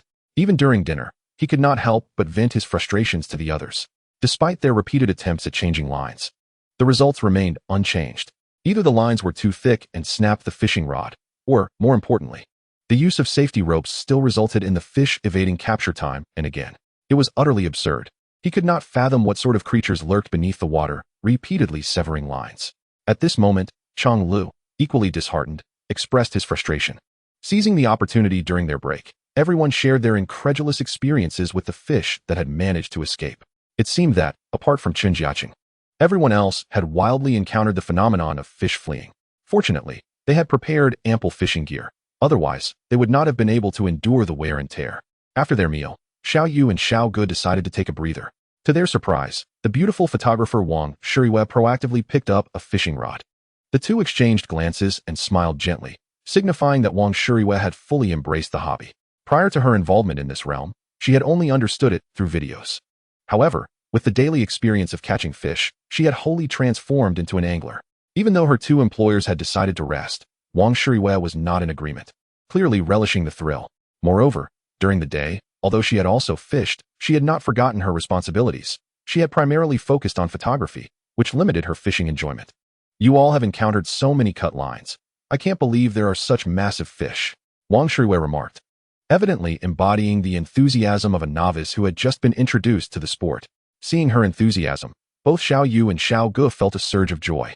After all, Wang Shuiwei had only recently arrived and had alleviated much of their pressure, yielding remarkable results. With her assistance, the quality of the videos had significantly improved, and the enriched content had naturally attracted more fans and increased popularity. They experienced firsthand the convenience brought about by having a professional photographer. However, they were somewhat apprehensive about Wang Shuiwei adapting to the outdoor fishing lifestyle. Let us go. A batch of supplies has arrived. We should retrieve them, Xiao Yu said to Xiao Ge. He readily agreed, for the two had ordered a considerable amount of supplies to accommodate Wang Shuiwei. The boat had just reached the base previously used by Air Mao. The crew initially thought the supplies were a gift for Air Mao. Upon their return, they were greeted with an array of large and small boxes filled with various living essentials, including snacks, beverages, and staple foods. Not to mention a good amount of fresh produce. While they could occasionally make do with such provisions, they understood it was not sustainable in the long term. Now, they recognized the necessity of managing their living conditions in the wilderness, especially with Wang Shuiwei joining them. With professional filming and photography, the two merely needed to patiently repeat the entire process, allowing her to document everything, after which they could edit and incorporate the exciting segments. Consequently, they exhibited a style similar to their peers, no longer limited to the mere act of fishing. With the addition of lifestyle snippets, they not only did not alienate their fans, but also attracted a greater number of followers. Chapter 183. The beautiful woman catches a giant fish. At 2 in the morning, Chen Jiacheng once again hooked a 100-pound giant catfish. Drawing from his previous experience, he approached this encounter with greater composure and poise, ensuring that he would not be pulled into the water again. As the massive fish broke the surface, the fatigue and drowsiness of the others vanished, replaced by exhilaration. While everyone had initially prepared to retire for the night, Chen Jiacheng's display had rekindled their spirits. Yet, upon observing the weariness etched on their faces, he generously shared a bottle of fishing beverage with each person. This drink was delightful, albeit in short supply, and remarkably satiating. Chang Lu meticulously examined the beverage in his hand. He had indulged in it numerous times, yet each experience left him longing for more. Most importantly, the energy it provided was astonishing, elevating one's mental state to its zenith and sustaining it for at least 7 to 8 hours without a hint of hunger. This fact was not lost on the others. Thus, despite the late hour, their enthusiasm surged. Primarily, they had suffered terribly at the hands of these fish over the past few days. Others either had their lines severed or their rods broken, compelling even the streamers to request new fishing rods from their fans. The initial losses were somewhat acceptable, but maintaining this state for several days had taken its toll. Both the fishing rods and lines were rapidly depleting. At this moment, the available gear was dwindling. Recognizing the situation, Chen Jiacheng contemplated for a moment. He then directly exchanged for a complete set of level 1 fishing gear from the system and presented it to Xiao Ge. The points required for the entire set were not exorbitant, yet he refrained from extending the offer to others, primarily to avoid revealing too many secrets. Now, Xiao Ge was different. She had become his woman, and he felt it appropriate to be generous. How rare. You even had a spare set hidden away? Xiao Ge gazed in astonishment at the fishing gear in his hands. Though it appeared unremarkable at first glance, devoid of extravagant embellishments or intricate designs, he was acutely aware that everything in Chen Jiacheng's possession was of the highest quality. Whether it was bait or beverages, there was not a single item related to fishing that fell short of excellence. Isn't it just a reminder? If it weren't for the absence of these items, I wouldn't have stumbled upon them, Chen Jiacheng remarked with a smile. Upon acquiring this gear, Xiao Ge felt an overwhelming surge of confidence. Even though it was merely the most basic of equipment, it far surpassed anything available on the market. Then, an astonishing event transpired. Xiao Ge hooked a fish that had initially threatened to snap his line or break his rod.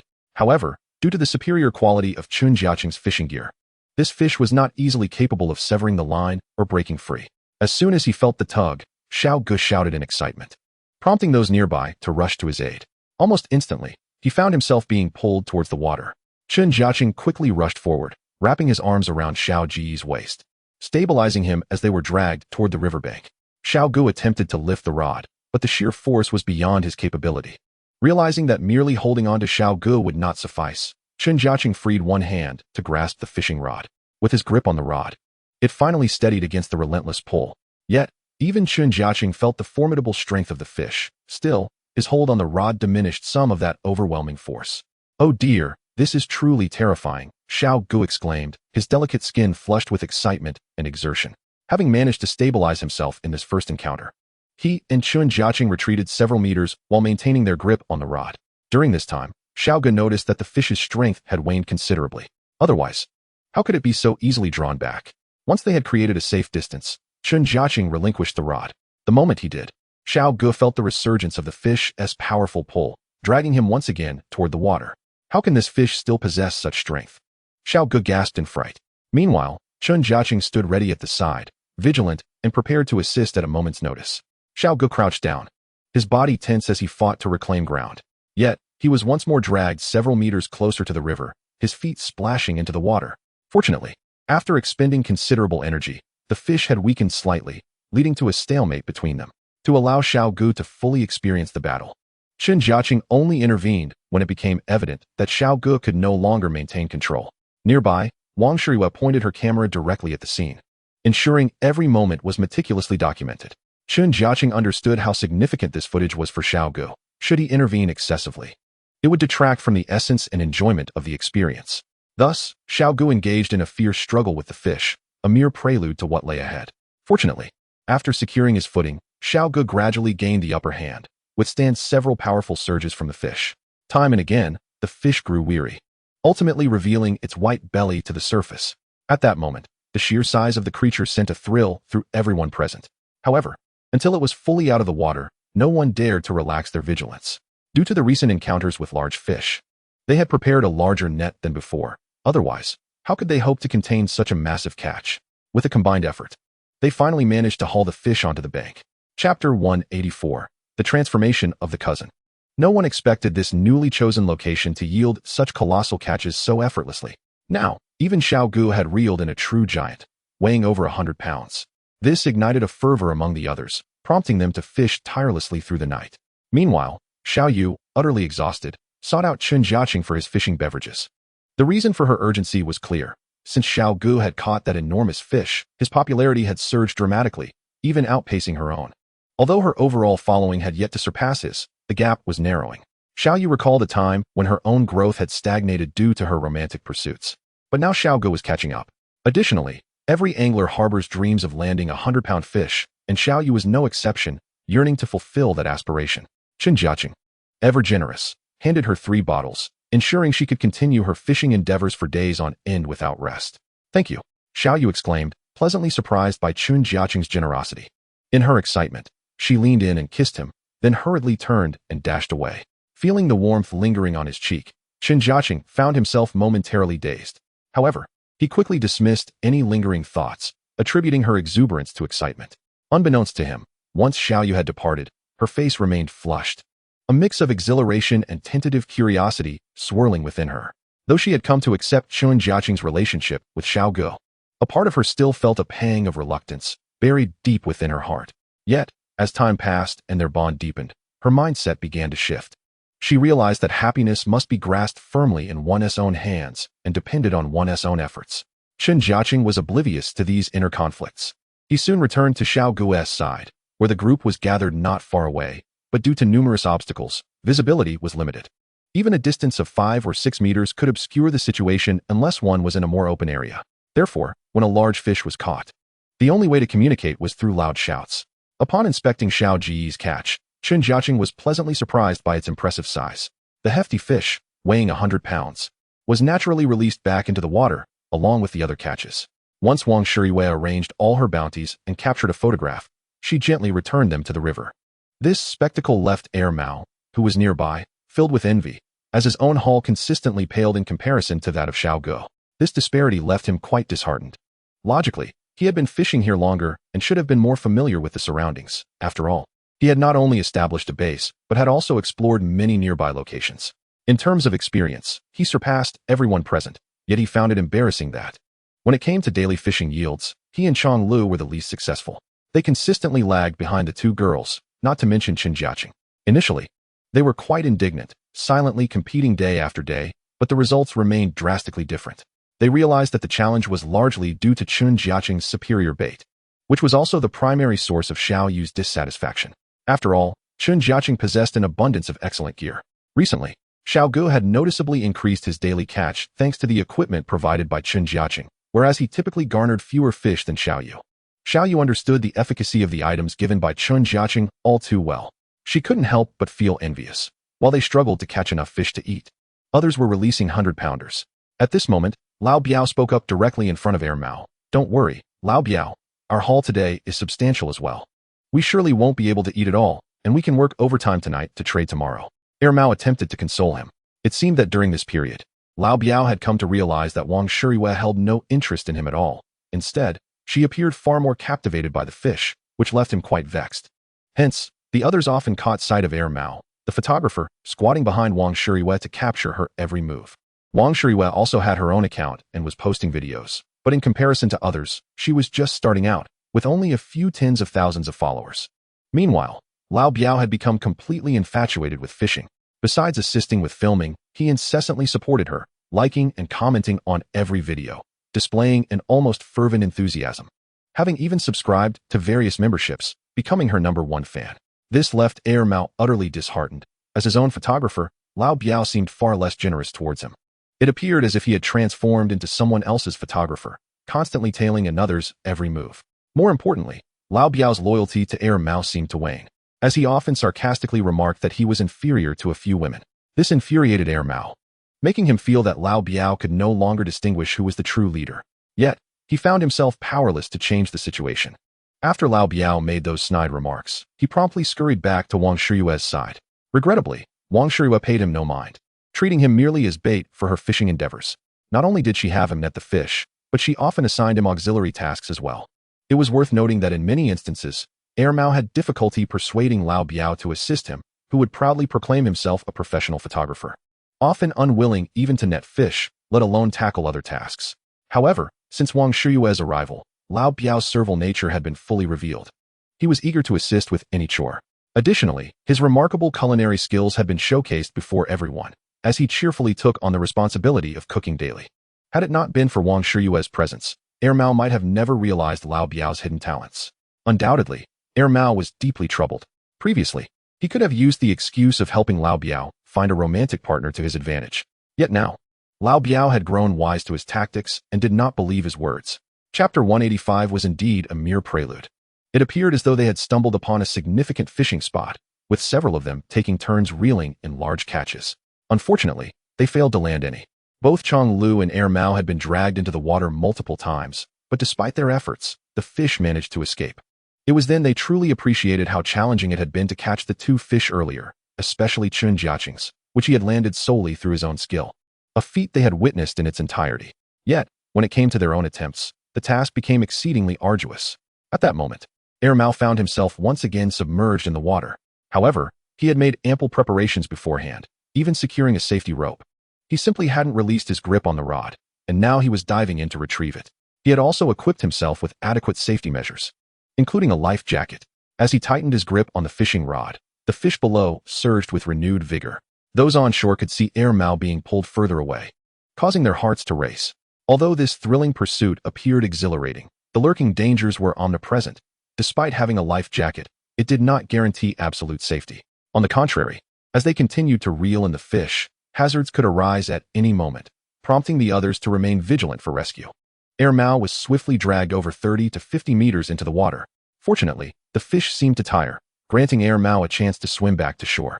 Thus, a protracted battle ensued between man and fish, a relentless tug of war. Either the fish would pull Air Mao back into the water, or he would manage to haul the fish closer to the bank. This back-and-forth struggle continued until Air Mao finally regained his footing on the shore, exhaling in relief. For this meant he could exert better control over the fish. He also chose not to involve anyone else in the process, opting instead to perform alone. The clear intention behind this decision was to bolster his own popularity. After all, Air Mao was aware that none of the other streamers could boast a following that rivaled his own. Allowing others to share the spotlight might result in him becoming merely a supporting act. However, it was evident that he had somewhat overestimated his own strength. Although he had nearly subdued the fish, it continued to fight fiercely. Particularly at this moment, Ermao's own stamina was waning. He was reluctant to request assistance from others, especially since Lao Biao was keen to earn money, yet he stopped him. Just then, he unexpectedly slipped, losing his balance and being dragged back into the water by the fish. This time, the suddenness of the event caught him off guard, and he fell straight into the water, all while tightly clutching his fishing rod. Fortunately, I am adept at swimming and instinctively held my breath. Although it was somewhat awkward, the onlookers did not perceive any significant issues. However, I once again found myself engaged in a battle with the fish beneath the surface. Brother Ermao, can you not be so stubborn? How long are you planning to stay down there? Remarked Chonglu. At that moment, Lao Biao was continuously filming him, and despite feeling exhausted, Ermao's heart raced with excitement. The thrill stemmed not only from the size of the fish, but also from his desire to shine in front of the camera. Seeing that this individual was unwilling to accept assistance, Chen Jiacheng chose to remain silent and returned to his spot to continue fishing. As it was evident that this fish was not ready to surrender anytime soon, it seemed we were in for a prolonged tug-of-war. He had little interest in remaining as a spectator. Likewise, Xiao Yu and Xiao Gu, having watched for quite a while, felt their time was being wasted and decided to return to their own fishing spots, waiting to see the outcome of Ermao's struggle. Only Lao Biao and Ermao remained dedicated to the pursuit of this fish. Even Chong Lu returned to his position. After what felt like an eternity of tugging, the fish finally broke the surface. It was sizable, yet not as large as Ermao had envisioned. When it was finally landed, his excitement was tempered by the realization that it was even smaller than the one Xiao Gu had caught. Alas, this looks to be only 70 or 80 pounds. Ermao lamented. Had this been in the past, catching such a fish would have surely made him leap for joy, yet now he felt a sense of regret. The reason was simple. Both Chen Jiacheng and Xiao Gu had already landed fish exceeding 100 pounds in the past few days. With their prior achievements as a backdrop, Ermao found this catch less enticing. Moreover, after expending such effort to reel it in, he had genuinely believed it would surpass the 100-pound mark. Come on, why are you being so greedy? If I could catch it, I'd be grinning from ear to ear, Chonglu consoled him, simultaneously recognizing how challenging it was to surpass the 100-pound threshold. The rarity of such catches, their alertness, and their sheer difficulty to control meant that many who had snapped lines likely encountered fish of that weight. Of course, it was also possible that some fish weighing slightly less could still achieve this feat, and that was not particularly surprising. After all, once a fish exceeds 50 or 60 pounds, predicting its behavior becomes increasingly complex. Regardless, Ermao was not as elated as he had imagined. After a brief photo opportunity, he secured the fish, unwilling to release it, knowing he could trade it for supplies. He could not afford to let go of such a substantial catch, especially when he hoped to barter it for resources to endure a while longer. During these days, it seemed everyone present had set their sights on catching fish over 100 pounds. Fish weighing 10 to 20 pounds were now considered little more than small fry. No one anticipated such a shift in perspective, likely influenced by the impressive catches of Xiao Yu and her companions. Perhaps the only one content was Wang Shiyue, who had entered this arena not long ago and remained relatively untainted by such lofty expectations. Even catching some sizable carp would bring her joy. Chapter 186, A Reunion Once More. Oh no, it got away, Ermao exclaimed, wishing he could strike his thigh in frustration. He returned to the shore, regretting that the fish had severed his line while he was in the water. Now, he was filled with profound remorse. Initially, he had been patient, gradually tiring the fish. Yet, as time passed, he realized that instead of exhausting the fish, it had regained its strength. Just moments ago, he had hooked another large fish and, drawing on his prior experience, he was certain it was even bigger than the one he had lost, likely exceeding 100 pounds. Who could have predicted that all his efforts would end in disappointment? Now, he gazed blankly at the camera as Lao Biao captured his expression. However, aside from the two of them, the others were largely indifferent, preoccupied with their own fishing endeavors. Unfortunately, after several days of frenzied activity, the fishing conditions began to decline. Even Chen Jiacheng had released all the fish he had caught, and it was evident that once fished, the fish would become more cautious and less likely to bite. At least for Ermao and Chonglu, catching fish had become significantly more challenging. Chonglu noticed this, and, as night fell, they found themselves either without bites or only landing small ones. Their meager haul was far from satisfying. Despite observing Xiao Yu and her companions still catching fish, it was clear that their sizes had diminished and the frequency of bites had slowed considerably. It seems we need to change locations, sighed Chonglu. Feeling a deep sense of regret, Ermao, at least, had managed to catch a fish weighing around 70 or 80 pounds, while Chonglu could only boast of landing fish weighing 20 to 30 pounds over the past few days, far from his expectations. Well then, let us move, Ermao replied, resigned to the situation. Before doing so, however, they wanted to consult with Chen Jiacheng and the others. Chen Jiacheng suggested that they should feel free to fish as they pleased, without concern for him and his companions. It was clear he preferred not to be intertwined with them. This left Ermao and his friends feeling somewhat reluctant, as fishing alongside Chen Jiacheng offered them numerous advantages. Their fishing spots had always yielded better results thanks to his guidance, a fact they had long confirmed. The most disheartened of them all was Lao Biao, who looked bewildered at the prospect of separating from the group. It was evident he was the one least willing to part ways. However, no matter how reluctant they were, they ultimately had to revert to their previous circumstances. For both Ermao and Lao Biao, as well as Chong Lu, this reality was difficult to accept. It was unmistakable that returning to their former state would strip away not only their recent gains, but also the beneficial influence Chen Jiacheng and his companions had brought to their endeavors. Their increased popularity in recent days was undoubtedly thanks to the contributions of Xiao Yu and her friends. Chen Jiacheng's desire to separate from them stemmed from his own considerations, particularly since today was a rather special occasion. Chen Peng and Chen Tianliang have finally arrived at this destination. Recently, the two have been fervently participating in various fishing competitions, which have grown increasingly grand in scale, with escalating prize money. They even competed separately in different events, which has rapidly elevated their status to that of million-level streamers within a short span of time, all thanks to the fame they have garnered through countless contests. However, the prolonged intensity of this lifestyle has left them feeling rather fatigued. Hence, they have decided to take a well-deserved break here. Moreover, due to their relentless participation in various competitions, their fans seem to be experiencing a degree of visual fatigue. Fans have proactively suggested that the duo engage in some wild fishing instead, as they have carved out a niche for themselves during their time away. Importantly, they have established their own territory in the fishing community. Both are now able to support their own small families without any issues.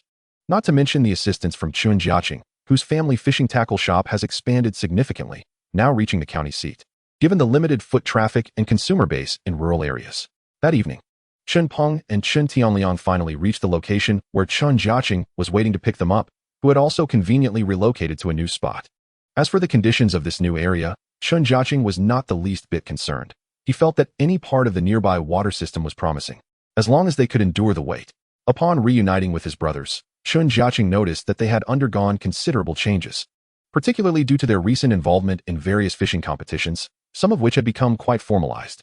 While they could still freely use certain baits, other restrictions were rather stringent. In truth, even Chen Jiacheng found himself outmatched by their expertise in professional fishing. Nevertheless, he did not place much emphasis on professionalism. The brothers exchanged few pleasantries upon arrival, diving straight into the matter at hand. Prior to their arrival, Chen Jiacheng had even prepared a couple of fishing spots for them, allowing the two to fish immediately upon arrival. This left Xiao Yu feeling quite envious, secretly resolving to expedite her own plans. Before this, the group had fished together, and only after Chen Peng and Chen Tianliang departed did Xiao Gu and Chen Jiacheng come together. Consequently, their reunion added another layer to their relationship. Surprisingly, Chen Jiacheng noticed that his brothers had finally ceased to press him about marriage. Instead, they engaged in light-hearted discussions about fishing, recounting amusing anecdotes from their recent competitions. Unbeknownst to them, under his guidance, they had rapidly matured in their fishing skills and popularity, now requiring little of his attention. They had firmly established themselves in the fishing community. In Chapter 187, Rare Fish, Chen Peng and Chen Tianliang shared various techniques and insights from their competitions with everyone, particularly piquing Xiao Yu and Xiao Ji's interest. However, Chen Jiacheng found the discussion rather dull. As he had anticipated, the primary motivation behind participating in such events was merely to amass fame and fortune. Since this was not his realm of interest, he saw no need to get involved. Competing in various events would consume considerable time, restricting one's freedom, as it often entailed a great deal of travel. Xiao Yu and Xiao Gu were captivated by the tales. Yet Chen Jiacheng remained indifferent.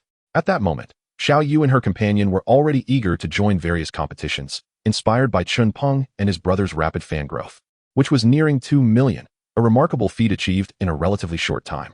However, soon Chen Peng and his brother began to express the frustrations that accompanied these competitions.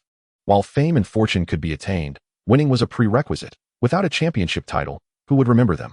Moreover, participating in fishing competitions was incredibly grueling, requiring constant movement. Many events could not be concluded in a single day, often stretching over several days, making the continuous travel quite exhausting. Furthermore, the financial burden of these competitions was significant for ordinary participants, as the costs of travel could be overwhelming, especially for those competing continuously simply to gain recognition and increase their fan base. Fortunately, they had the bait provided by Jiacheng, which, while demanding some effort, made winning the championship a feasible goal. At this moment, Xiao Yu expressed her thoughts, acknowledging that the challenges faced by ordinary individuals were indeed daunting, but for them, it seemed they were somewhat exempt from such hardships. After all, even in the event of a slip-up, securing a top 3 finish was likely within reach, providing a basic level of assurance that others could not match. Though arduous and exhausting, it also brought significant growth in popularity, which was essential for being remembered by fellow fishing enthusiasts. Now, back in the serene wilderness, Chen Peng and his brother relished the joy of fishing, especially appreciating the beautiful surroundings they had not encountered in quite some time. Many of the competitions they participated in were held in urban areas, and even when occasionally in the suburbs, none could compare to the raw beauty of this location. This river was a sacred fishing ground for anglers, offering the benefits of being untouched and wild, yet the downside was its remoteness and inconvenient access. For instance, they had to take a boat to reach their current spot, with vehicles parked several kilometers away, necessitating assistance for transporting supplies. Upon realizing the situation, Chen Peng felt a wave of nostalgia. Indeed, while they were enjoying their fishing experience, they were grateful for the support of their fans. Chen Tianliang echoed this sentiment, noting that the supplies brought to them daily by their fans made their fishing endeavors possible, as they too would need assistance even when venturing out to procure necessities. This indeed highlights the shortcomings of this location. For an ordinary person, embarking on a fishing expedition without assistance from others, even if one were to hire a boat, proves to be quite a formidable challenge. This predicament is largely attributed to the remoteness of the area, though improvements are gradually being made. The increasing number of fishing enthusiasts has naturally attracted boat operators to this locale. However, with the rise in visitors, so too come the accompanying inconveniences. At this moment, Chen Peng keenly observed the most significant drawback of the situation. This sentiment resonated with the others, especially recalling the considerable disruption caused by a large influx of fans who came to fish previously. The aftermath was quite distressing, with litter strewn about and the environment left in disarray. Although Mao and his companions managed to clean up, it required considerable effort and incurred additional expenses. Upon departure, they found themselves making several trips to dispose of the refuse. Given the current lull in visitors, it seemed prudent to seize the moment and enjoy their time. Chen Jiacheng remarked. The group engaged in conversation for quite some time, seemingly indifferent to the fish they had caught, which were not particularly remarkable, weighing no more than 50 or 60 pounds. For those present, such catches stirred no excitement whatsoever. Though it was already quite late, it was evident that no one felt inclined to rest. They all wished to continue fishing, hoping for larger specimens. Chen Jiacheng, however, found himself less enthused, unless he were to hook a fish exceeding 100 pounds. Instead, he was captivated by the prospect of other unique species present in the waters. This river, with its distinctive water quality, fostered a unique ecological environment, yielding freshwater fish that were rare elsewhere and highly valuable. Chen Jiacheng was particularly intrigued, as many of these species remained uncharted in his experience. Some were exceedingly precious, yet he chose not to consume or sell them, opting instead to release them back into the water. He understood that while he could easily catch them, their scarcity in the river warranted preservation. He did not wish to witness their decline. Thus, each time he reeled one in, he would take care to photograph it before returning it to its aquatic home. He now derived immense pleasure from the entire fishing experience, valuing the act of fishing itself more than the worth of the fish. Chapter 188, Level 4 Fishing Rod. The specimen is truly exquisite. Chen Peng casually pulled up a grass carp, commenting on its average size, around 4 to 5 pounds. Yet its scales shimmered with a metallic sheen, even visible in the darkness, a sight he rarely encountered during competitions. Once they felt it was time, the two reluctantly returned to their tent. Silence enveloped the surroundings. All but Chen Jiacheng had succumbed to slumber, including Xiao Guo. The reason Chen Jiacheng continued to fish was that, having changed locations, he wished to keep vigil for a large catch on the first night. Maintaining his own pace, he reeled in fish without haste. The catches made during this time stirred no excitement within him. Even a sizable fish had become mundane for him. While others might struggle to catch such fish here, it was no challenge for him. He typically landed numerous fish throughout the day. Ding. Caught a military fish. Reward. 36. 984 yuan. Points. 8. Chen Jiacheng smiled slightly, even feeling disinclined to place this fish in a keep net, for he was not like others. He had no need to film videos, so he simply released it back into the water. For this fish, it was merely a formality. Chen Jiacheng. Equipment. Level 3 line set. Level 3 float. Level 3 fishing rod. Level 3 hook. Luck. 80. Points. 10,000. Titles. Carp Slayer, Grass Carp Slayer. Crucian Carp Slayer, Walleye Slayer. Bait. Level 1 Crucian Carp Bait. Level 1 Carp Bait. Level 1 Grass Carp Bait. Level 2 crucian carp bait. Level 2 grass carp bait. Level 3 bait. Glancing at his points, Chen Jiacheng felt quite satisfied. He had been monitoring his progress, aiming to surpass the 10,000 point mark, as this was the exact requirement for exchanging for a level 4 fishing rod. Yet, he refrained from rushing into the exchange. At that moment, Xiao Gu unexpectedly emerged. "Aren't you supposed to be asleep? What brings you out?" Chen Jiacheng asked gently. "I was feeling a bit drowsy, but then I found I couldn't sleep. I thought I might as well keep you company while you fish," Xiao Gu replied, picking up some nearby equipment. The beauty of fishing in this spot was the lack of interference from others. Equipment could simply be left on the ground without concern. Thus, the next fishing session required minimal adjustment, just a matter of returning to one spot. Chen Jiacheng sensed something was amiss with Xiao Gu. Her mood appeared subdued, leaving him puzzled. He wondered if something significant had occurred recently, as their catches had been quite satisfactory. Checking his phone, he noted that her popularity had remained steady. Yet when he inquired directly, she remained reticent about the cause of her discontent. This left him bewildered, unsure of what might have upset her. After 2 more hours of fishing, Chen Jiacheng lost interest and decided to return to the tent, no longer in the mood to fish. Naturally, Xiao Gu could not continue alone and soon followed suit. At this juncture, there was no room for her to be capricious. Even without revealing the specifics, Chen Jiacheng had myriad ways to cheer her up. The following morning, Xiao Yu was the first to awaken. She began by checking on the others. Around the same time, Chen Peng and Chen Tianliang had already risen. It was commendable how dedicated they remained. Having just escaped the competitive atmosphere, yet choosing to rise early to fish after a late night. Meanwhile, Xiao Yu felt a pang of guilt for her recent laziness, as her sleep duration had increased while her fishing time had dwindled. After hastily freshening up, she took her place to fish, all the while keeping an eye on Chen Jiacheng's tent. However, she did not expect to wait until lunchtime, when the two finally emerged from their tent, bleary-eyed. This left Xiao Yu momentarily speechless. When Xiaoga finally approached her side, she couldn't help but indulge in a bout of sarcasm.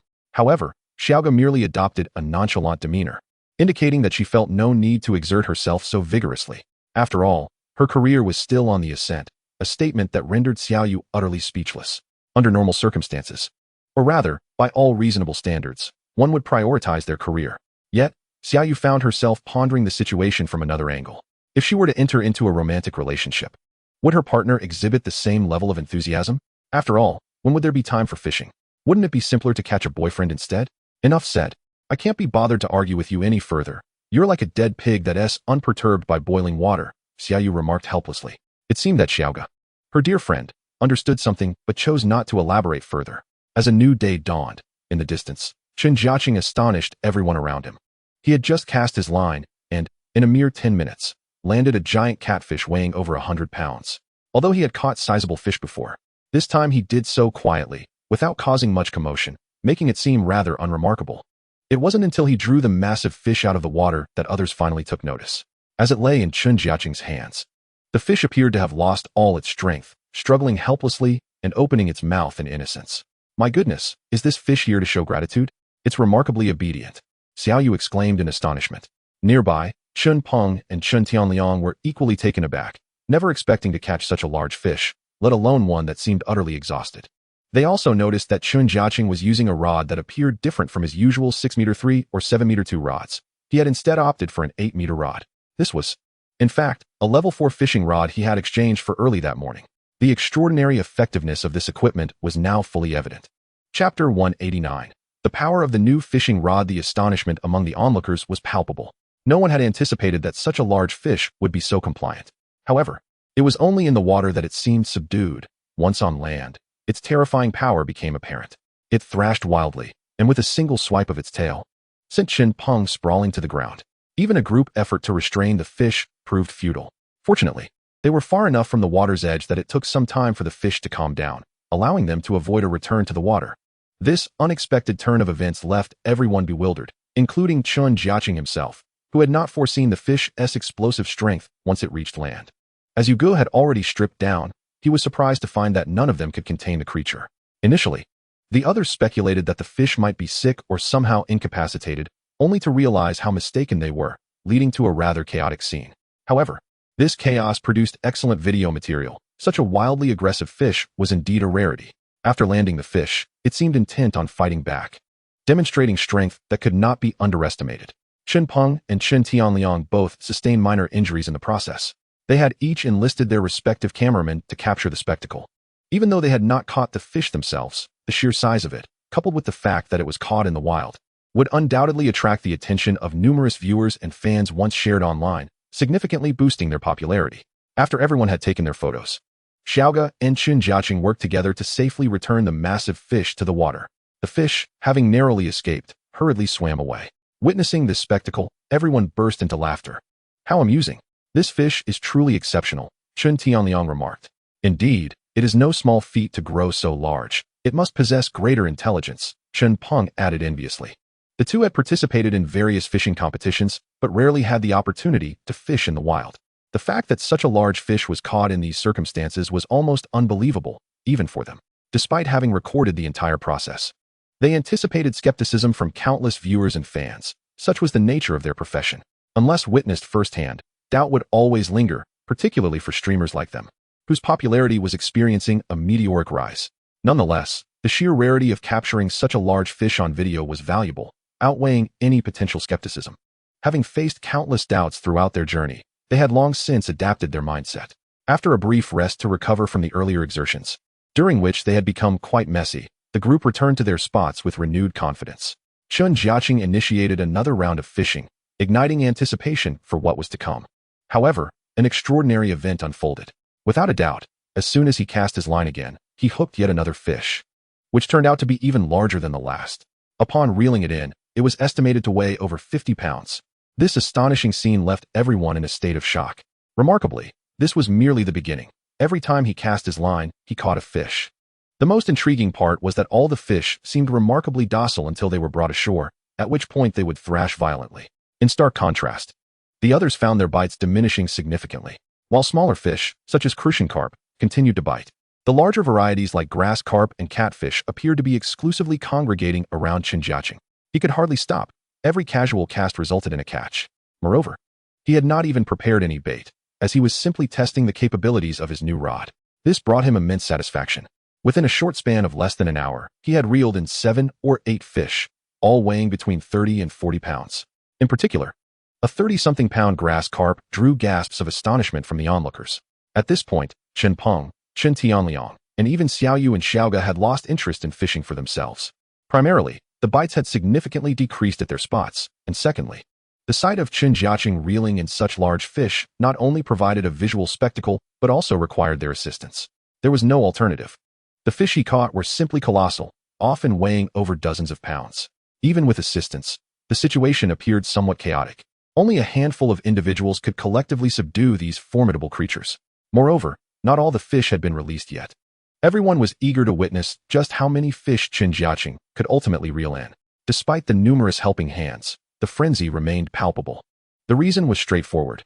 Chen Jiacheng was solely responsible for fishing, and once he hooked these fish, they unleashed their full strength. Each fish that reached the shore was anything but compliant, exhibiting a wildness that rendered them nearly impossible to restrain. Just as one was being dealt with, another would emerge, often weighing over 10 to 20 pounds, and occasionally, there were those weighing 50 to 60 pounds, which only exacerbated the frenzy among the onlookers. "Isn't this utterly terrifying? Just as we finish with one, another appears?" Chen Peng exclaimed, visibly astonished. Fortunately, behind the crowd lay a small embankment, resembling a natural cradle. The ground was strewn with weeds, and Chen Jiacheng began by dragging the caught fish there, leaving the rest to the few individuals behind him for assistance. "We can't hold them down." Chen Tianliang, now covered in fish slime and having received several slaps from the fish, exclaimed. The others, including Xiaoyu and Xiaogo, were in a similarly disheveled state, rendered quite helpless by these powerful creatures. It was perplexing to them why the fish did not exhibit such strength while they were still in hand. Each time, they became unruly upon reaching the shore. This was a mystery only Chen Jiacheng understood, though he offered no explanation at that moment. He was completely immersed in the true essence of fishing frenzy. In his grasp, these fish transformed into obedient little ones. Chapter 190. Born for the giant, this is simply enormous. Xiaoyu and her companions gasped in awe at the sight of yet another fish. The previous one had already been impressively large, weighing at least 30 to 40 pounds. Who could have anticipated that another would arrive weighing 70 to 80 pounds? The group was in utter disarray, their bodies a testament to the chaos caused by these fish. However, it was evident that the individuals present were too engrossed to care about their disheveled appearances. The photographers behind them frantically adjusted their angles to capture the spectacle. Several large fish lay on the ground, all caught by Chen Jiacheng alone, while 4 or 5, even 7 or 8, others busily assisted him. Most were photographers, primarily responsible for capturing images, while the task of managing the fish fell to Chen Peng, Chen Tianliang, and the 2 young women, Xiao Yu and Xiao Ge. This was no longer fishing. It resembled a procurement expedition. The footage that emerged was nothing short of breathtaking for many avid anglers. Landing just one of these fish would be a lifelong dream. Yet here, it was as if they were catching minnows, one after another, leaving the onlookers overwhelmed. Reluctantly, Chen Jiacheng had to temporarily slow his pace, also beginning to appreciate the allure of the new fishing rod. At this moment, reeling in even the largest fish felt devoid of pressure. Regardless of whether it was dozens or hundreds of pounds, he experienced little resistance in his hands. Undoubtedly, this diminished some of the fishing experience. However, each time a fish was unhooked, the explosive power it exhibited left everyone in awe. Such a terrifying spectacle had never been witnessed before, creating the current scene where one might think a group of people was engaged in battle with a swarm of fish. Once on land, these fish were anything but docile, flailing wildly. The struggle was futile, concerned for their own safety. The group was particularly wary of the fish's ferocity upon reaching the shore, which was unprecedented. Each fish that landed caused utter pandemonium among the others, leaving them flustered and disoriented. With no other option, the group decided to confer and temporarily cease fishing. They even dug a small water pit behind them. It was the only way to prevent these fish from causing harm. Otherwise, they would continue to thrash about on the shore, surrounded by stones and sharp branches that posed a risk of injury. Despite having cleared the area, many sharp objects remained on the ground, and the first few fish had already sustained injuries. The sight was heart-wrenching for everyone present, even if they had no intention of taking the fish home. They did not wish for them to be harmed. Fortunately, with enough hands, they quickly created a small water pit. Now, after catching a fish, Chen Jiacheng could simply place it in the pit behind him. Even if the fish struggled mightily, it wouldn't create the same chaos as before. More importantly, the group observed that once the fish were in water, they calmed significantly, no longer thrashing about as they had earlier. This brought a collective sigh of relief. If the situation continued as it had, the others would not need to fish at all. They would merely be engaged in a battle of wits with these fish. Without a doubt, the video footage was rich in content. The intensity far surpassed their own fishing experiences. It truly felt as though they were engaged in combat with the fish. Accompanied by some unique music, the quality appeared markedly superior to previous recordings, which alleviated the anxiety of the others. Although they were not actually fishing but merely capturing the fish, once the video was released, it would undoubtedly attract considerable attention. It's hilarious. It genuinely feels like we're in a fight with the fish, Xiao Yu remarked after viewing the footage shared by the photographer, chuckling at her own performance. Admittedly, she appeared somewhat disheveled at times.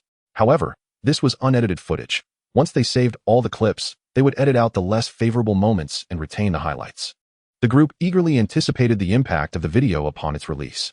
Chen Jiacheng had also come to fully comprehend the extraordinary capabilities of his fishing rod. It was undeniably designed for capturing giants.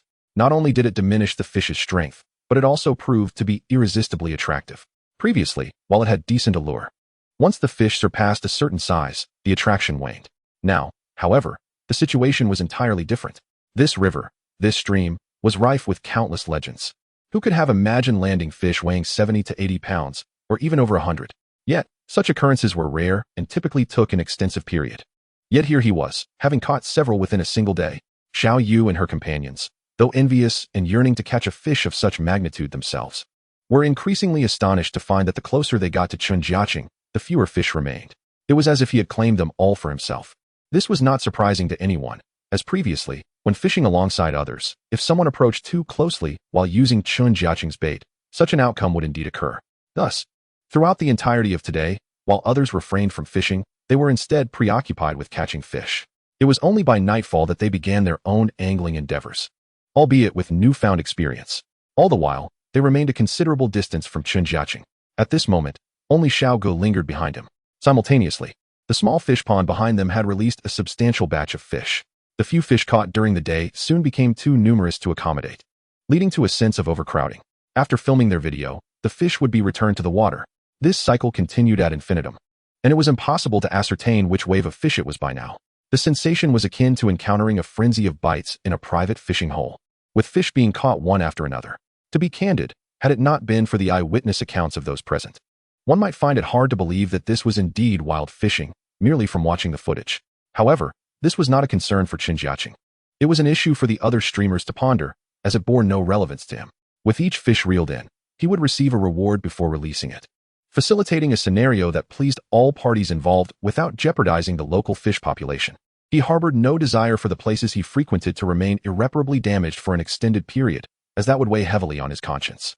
Furthermore, as the funds accumulated, he began contemplating the notion of releasing more fish. Chapter 191. Are these fish real? This seems exaggerated. Is it fake? Indeed. How can you assert that this is wild fishing? Many netizens, upon viewing the videos posted by Xiao Yu and her companions, immediately voiced their skepticism. They were unwilling to accept the legitimacy of the claims, primarily due to the shocking content of the videos. No matter how one looked at it, it did not resemble wild fishing, with large fish being caught in rapid succession. Dissenting voices emerged en masse, not just one or two, but a multitude. To be honest, even the streamers themselves, including Xiao Yu and Qin Peng, found it hard to believe it was wild fishing had they not participated in it themselves. It was simply too far-fetched. In the videos shared by the group, the large fish appeared to be as abundant as if they were free. Nevertheless, regardless of the truth, for those unfamiliar, the consensus remained that the content was fabricated, and many perceived the group as disingenuous.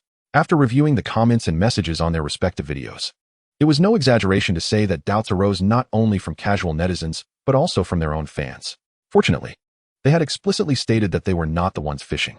Otherwise, they would have faced harsh criticism, with accusations of merely snagging fish. Thus, despite the ridicule, they found some solace in that the criticism was not solely directed at them. Xiao Yu expressed her vexation, lamenting how they had genuinely fished in the wild, yet still faced disbelief due to the videos.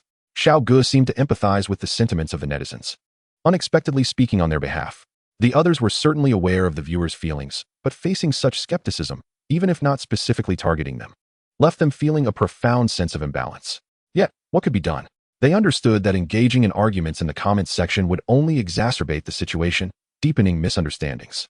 After all, without first-hand experience, many netizens would remain unconvinced. After a restful slumber, those present felt quite fatigued.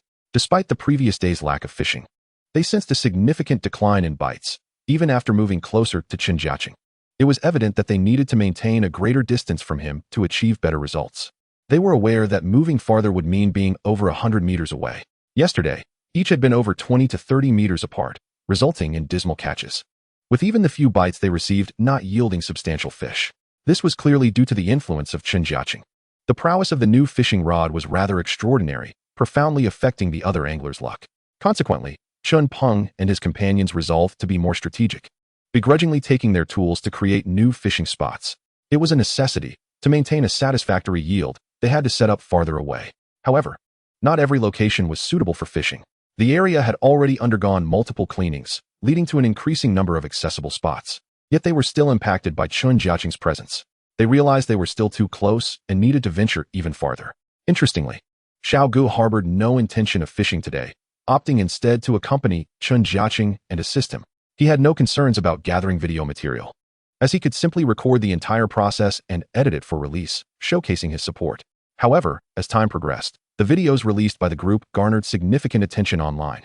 Even though each was preoccupied with their own tasks, their accounts experienced a surge in popularity, undeterred by the wave of skepticism. The sheer quantity of fish caught here sparked immense curiosity among those eager to experience the location for themselves. Numerous aspiring streamers were drawn to the scene, primarily due to Xiao Yu and her group's established popularity, which attracted a considerable following. In no time, discussions erupted in the comments section, highlighting the vast influence of the netizens.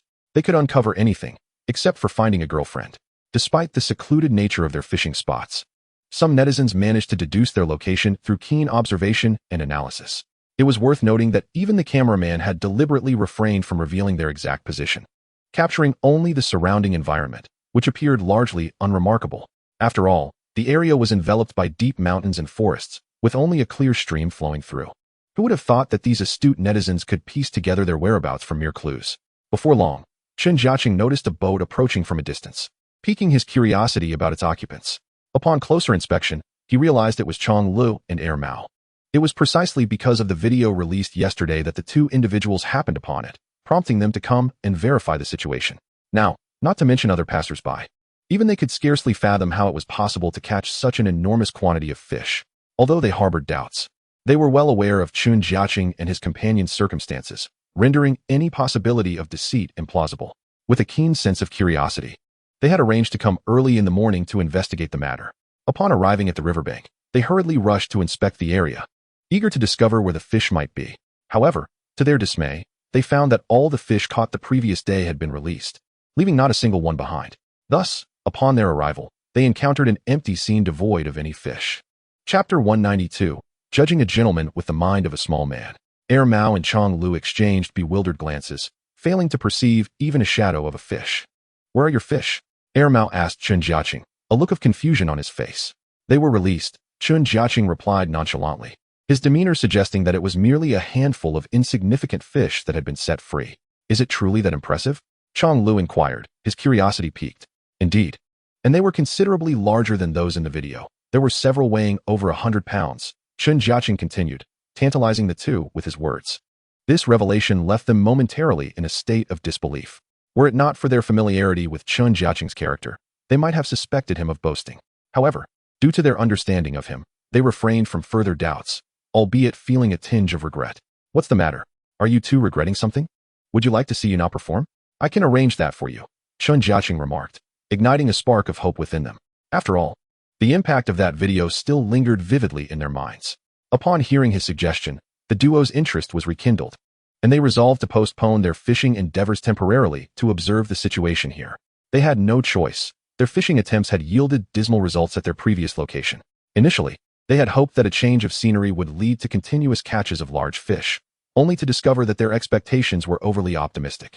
In fact, after relocating, they found themselves in an even more dismal predicament, having experienced 1 or 2 days of fruitless fishing, catching only small, trivial fish. Who could have anticipated that they would stumble upon this video so early in the morning? How could they continue to fish without being distracted? Thus, they hurriedly gathered their gear and made their way to the site. Chen Jiacheng, however, was nothing short of impressive. Without making them wait long, he began fishing. And on his very first cast, he hooked a fish, leaving both of them incredulous. "Wait, did that happen so quickly? What's going on? Is the fishing here really that good?" Mao asked in disbelief. "It's fair enough. I had set up a bait from yesterday," Chen Jiacheng replied with an air of nonchalance. In truth, he had not done so.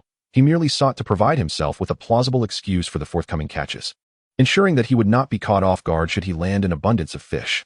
Upon hearing his explanation, the two were convinced. However, it is worth noting that merely having bait does not guarantee a successful catch. After all, in the past few days, they had consistently set bait. Yet every morning when they approached with high hopes, they were often met with disappointment. The fish simply did not respond to such tactics. Both were momentarily taken aback, struggling to comprehend the situation. Thus, they were eager to seek guidance, for Chen Jiacheng's skills had thoroughly impressed them. Before long, Chen Jiacheng began to showcase his prowess in front of them. His talent required no further elaboration. Almost every cast resulted in a fish, merely differing in size. For Mao and Chong Lu, each catch was a true trophy. They had not witnessed such sizable fish in days, and each time Chen Jiacheng reeled one in, it stirred within them a deep sense of envy. Within just over half an hour, he had already caught an astonishing number of fish, igniting their fervor and excitement. Without hesitation, they swiftly began setting up their own gear nearby. However, as they approached their chosen spot, one that Chen Jiacheng had previously established, Mao deemed it perfect. With Chen Jiacheng continuing to catch fish nearby, they were convinced that this location held promise. Yet, Chen Jiacheng suggested they position themselves a bit farther away. Mao and his companions exchanged glances, but refrained from voicing their thoughts, quietly shifting over by about 5 or 6 meters. Observing the differing intentions of these individuals, Chen Jiacheng seemed to understand their thoughts and chose not to elaborate further, merely smiling. Chong Lu and Mao had yet to grasp the gravity of the situation. They believed that previously, they had always chosen favorable spots, only to find themselves now sitting closer to him, much to his apparent displeasure. Thus, they perceived Chen Jiacheng's reluctance as a rather petty display. Understanding their perspective, Chen Jiacheng opted not to provide additional explanations, confident that they would soon realize their misjudgment. The 2 streamers and 2 photographers, totaling 4 individuals, positioned themselves on either side of him, filled with confidence as they began to fish. However, as the next half hour turned into an hour, they could do nothing but stare vacantly at their bobbers, which remained completely still. All the while, they watched as Chen Jiacheng reeled in fish after fish, each catch deepening their envy. Initially, they had been brimming with confidence, believing they would land one fish after another. Yet, as 1 hour stretched into 2, then 3, they felt as if they had just arrived, with no sign of activity in their vicinity. Not only did their bobbers remain motionless, but the surface of the water reflected only the tranquil ripples from Chen Jiacheng's spot, where bubbles erupted as if boiling. Even more astonishingly, before their eyes, Chen Jiacheng effortlessly landed a fish weighing 40 to 50 pounds, the creature appearing as if it were either injured or snagged, showing no signs of struggle. However, once the fish was unhooked, they realized just how formidable it truly was. As they stood on the sidelines, they were nearly knocked off their feet by the powerful tail of the fish. It was in that moment that they finally began to comprehend Chen Jiacheng's thoughtful intentions, realizing that they had indeed judged a gentleman with the mindset of a petty individual. At this moment, both individuals felt a twinge of embarrassment and hastily approached Chen Jiacheng, eager to seek his guidance. After all, the fish in this locale eluded their understanding, rendering them akin to novices in the presence of Chen, who seemed like a seasoned expert. They found themselves at a loss, uncertain of how to successfully catch the fish here. Chapter 193, The Arrival of the Black Sheep. Chong Lu and Air Mao initially believed that changing locations would afford them the joy of fishing, but the reality was starkly different from their expectations. After enduring 7 or 8 arduous hours, they could no longer bear the strain, primarily due to the lack of any fish. Reluctantly, they positioned themselves behind Chen Jiacheng, keenly observing his every move in hopes of learning from him. Their cameraman diligently recorded Chen's entire fishing process, intending to study it meticulously upon their return. Unexpectedly, as night fell, several boats arrived, their occupants having traced the location from the videos previously posted by Xiao Yu and his companions. One could not help but admire their remarkable resourcefulness. The cameraman had deliberately refrained from capturing many nearby reference points, yet these individuals still managed to locate the spot. Upon witnessing the sudden influx of people, Xiao Yu and his friends were momentarily taken aback. To their astonishment, some of these newcomers claimed to be fans, while others completely disregarded them. Upon arrival, they exhibited no hesitation, promptly occupying the fishing spots that Xiao Yu and his companions had previously established. In preparation for their own fishing venture, they had cleared out at least a dozen or 20 spots. However, the moment these newcomers arrived, they swiftly claimed those positions as their own. Even as darkness enveloped the area, the enthusiasm of these newcomers remained remarkably high. The sight of so many individuals congregating to fish at night led Chen Jiacheng and his companions to realize that their opportunity to enjoy this location had vanished. Given that the area had only recently been cleared for fishing, it was clear there would be no space left for them. What else is there to do? Let us move, Chen Jiacheng declared to Chen Peng and the others. With no other option, Chen Peng and his friends quickly began to pack up. An amusing scene unfolded as other individuals along the shore busily unloaded various fishing gear and supplies from their boats, while Chen Jiacheng and his group started to stow their belongings back onto their vessel. Everyone present was brimming with enthusiasm, believing they too could catch substantial fish. Observing the naive expressions on those around them, Chen Peng and his companions could only shake their heads in disbelief, choosing not to comment further. Some individuals even shamelessly approached, eager to see what catches the group had made. Genuine fans were one thing, but a number of them clearly had no such intentions and merely sought to latch onto the scene. With their intentions laid bare, these newcomers swiftly made their way to the coveted spots. Not wishing to linger any longer, Chen Jiacheng and his companions hurriedly packed their gear, taking over an hour to finally organize everything. After calling for a boat, they departed for a new location. Following the river would suffice, as any area capable of accommodating them could be transformed into a new fishing site after some cultivation. That night, the spot they had previously fished at saw a surge of over a dozen individuals, and by the following morning, the number had swelled to 40 or 50. It is undeniable that a larger crowd holds significant power. The previously established fishing spots could no longer accommodate such a multitude. Consequently, the newcomers swiftly ravaged the area, leaving it in disarray. Moreover, the aftermath of a night of fishing bore witness to a plethora of litter floating on the river, comprising both fishing debris and general waste. However, this situation was now irrelevant to Chen Jiacheng and his group, as they had long departed. Yet, Chong Lu and Air Mao remained on site, astonished by the sheer strength of the newcomers, who had transformed the place beyond recognition in just one night. With Chen Jiacheng's absence, the spotlight shifted to Air Mao and Chong Lu, attracting a crowd of onlookers. Some identified themselves as fans, while others did not. This is strange. Weren't there supposed to be fish caught one after another in the videos? Why haven't I seen any?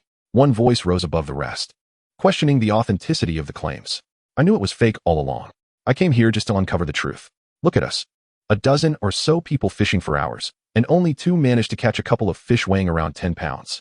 Quickly, the crowd erupted into a frenzy of criticism and complaints, accusing Xiao Yu and his companions of outright deception.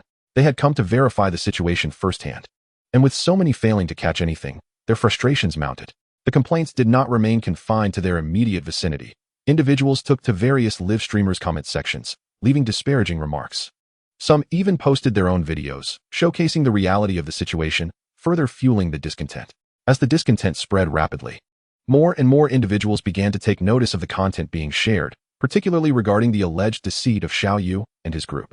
It seemed as if their suspicions had been validated, as they had arrived with the intention of fishing, but were now inclined to assert that the original claims were false. Was it truly a fabrication? Were the fish purchased? Such inquiries mattered little to them, since they could not catch anything themselves. It was only natural that they would accuse others of the same. Meanwhile, Xiao Yu and his companions, having just relocated to another area, found their accounts inundated with notifications, as tags from numerous individuals flooded in. In merely a few hours, a wave of uninformed internet users joined in, expressing their outrage. The fervor of their indignation left Xiao Yu and his friends utterly speechless. Despite having previously issued a formal statement clarifying that the fish caught belonged to Chen Jiacheng, and not themselves, they had anticipated such skepticism. Yet, they had never imagined they would be unable to escape the relentless criticism. Faced with this relentless barrage, a few individuals hastily attempted to clarify the situation, realizing that allowing the matter to escalate further could have significant repercussions. Maintaining their reputation was crucial, as any further slander could lead to a loss of followers. Chapter 194. Come and face us. Why do these individuals thrive on stirring the pot? Early in the morning, Xiao Gu awoke to find his account besieged by scathing remarks. Many critics, seemingly indiscriminate, launched a barrage of accusatory questions, some even resorting to derogatory language. The situation has left several individuals feeling quite disheartened, including Chen Peng and his companions, who have naturally observed the developments within their respective accounts. It appears that, after a night of fermenting turmoil, the circumstances have escalated significantly. The videos showcasing Chen Jiacheng's impressive catches have transformed into a metaphorical toxic mushroom. With the adverse effects rapidly proliferating, countless individuals have begun to flood the comments of their videos, adding fuel to the fire. Particularly following the influx of viewers the previous evening, it seems as though their presence has validated the suspicions of many, leading an increasing number of people to believe that these individuals are engaging in deceitful practices. Accusations have arisen, suggesting that they deliberately purchased a large quantity of fish to create a spectacle and attract attention for traffic.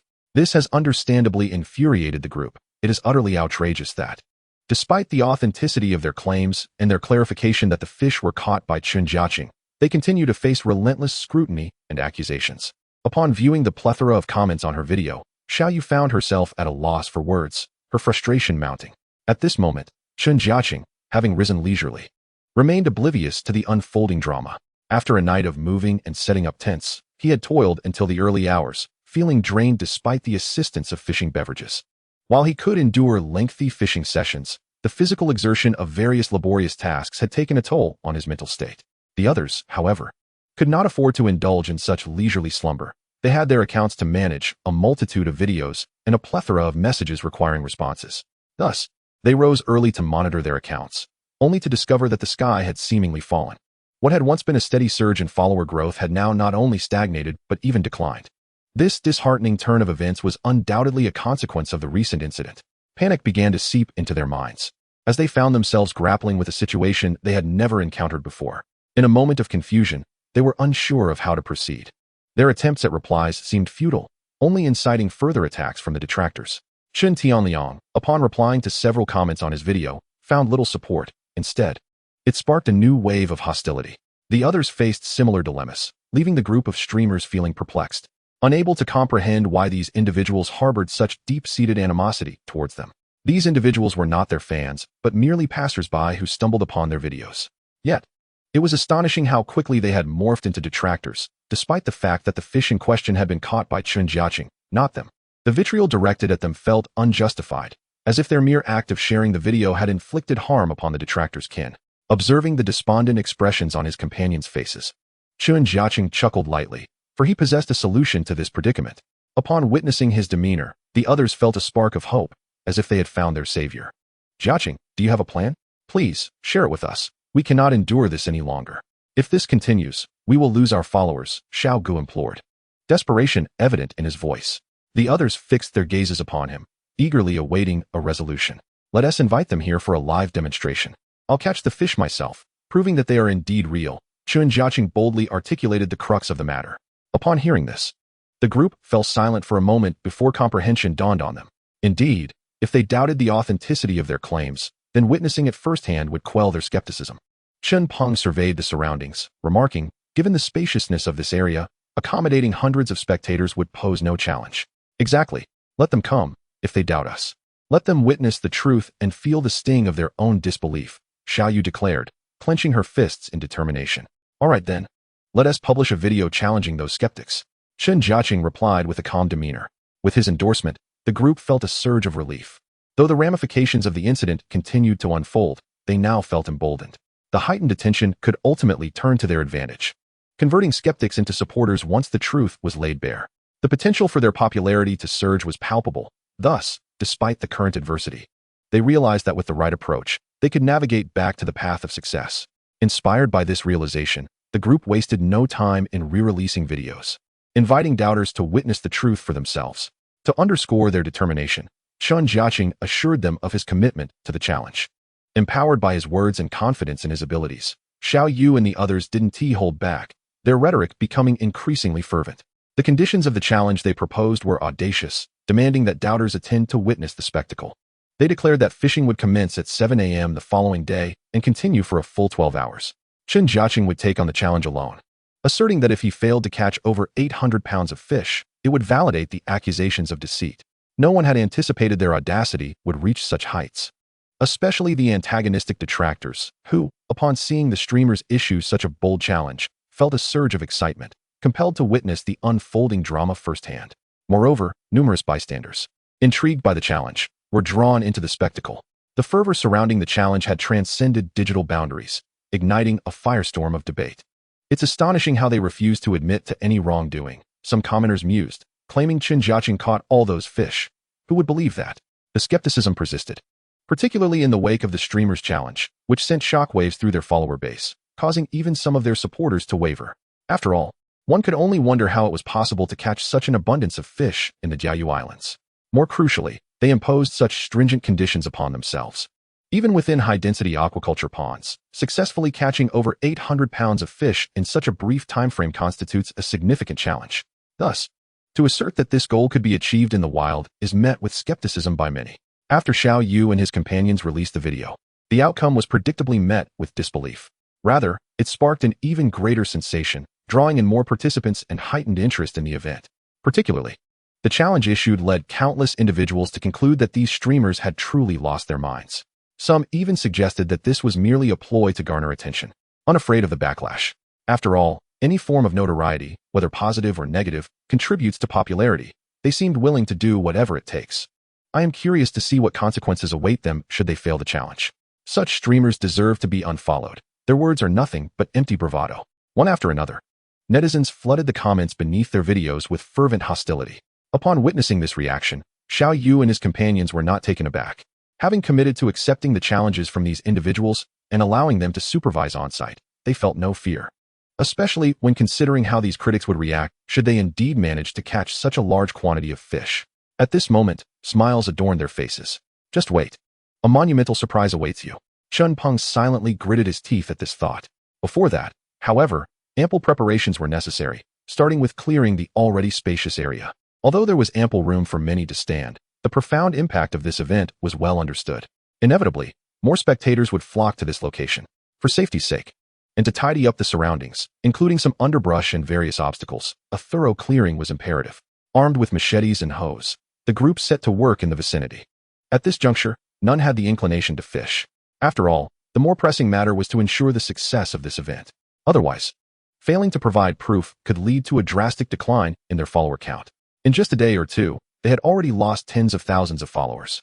Consequently, they dared not check their follower statistics today. The more they looked, the more disheartened they became. Now, all they wished for was to complete the challenge swiftly, thus providing evidence. Only in this way could they hope to regain their recently lost followers. Fortunately, once the challenge was announced, it immediately incited a tremendous uproar. As time passed, interest continued to swell. The group had already risen to the status of major streamers, and this latest endeavor only intensified the attention they received. Although their follower count was declining, the number of likes and comments on their videos was surging, indicating an actual increase in popularity. However, many were merely onlookers or detractors. Let the storm intensify. At this moment, Xiaoyu was fully committed. They bore no fear of the criticism, the more negative energy directed at them now, the greater the rewards they would reap once they proved themselves. Regardless of the tumult, Xiaoyu was solely focused on popularity. For now, it was not a time to dwell on follower counts, as few would believe in them. The group toiled for over 3 hours, leveling uneven ground and clearing away obstacles and brush. Once these tasks were completed, they sat down, utterly exhausted, to discuss their progress. They finally had the presence of mind to check their video. As expected, after several hours, many new faces had engaged, drawing even more attention. How amusing! I fear you not, Xiao Gu exclaimed with a hint of frustration. To claim indifference would be disingenuous. Witnessing their follower count plummet by the thousands each hour was disheartening, especially after previously enjoying rapid growth. Should this situation remain unresolved, it would not be long before their popularity waned significantly, and their careers would regress considerably. Returning to their initial stage was not an option they wished to entertain. With the challenge set for tomorrow, it was evident that the actual participants would not arrive until the challenge commenced. Already, some individuals had begun to arrive. Among them, some maintained a spectator's mentality, while others were eager to partake in the challenge. Chen Jiacheng did not disappoint those present.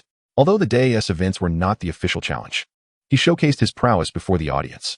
Effortlessly reeling in 3 to 5 dozen pounds of fish, he caught several large specimens in quick succession.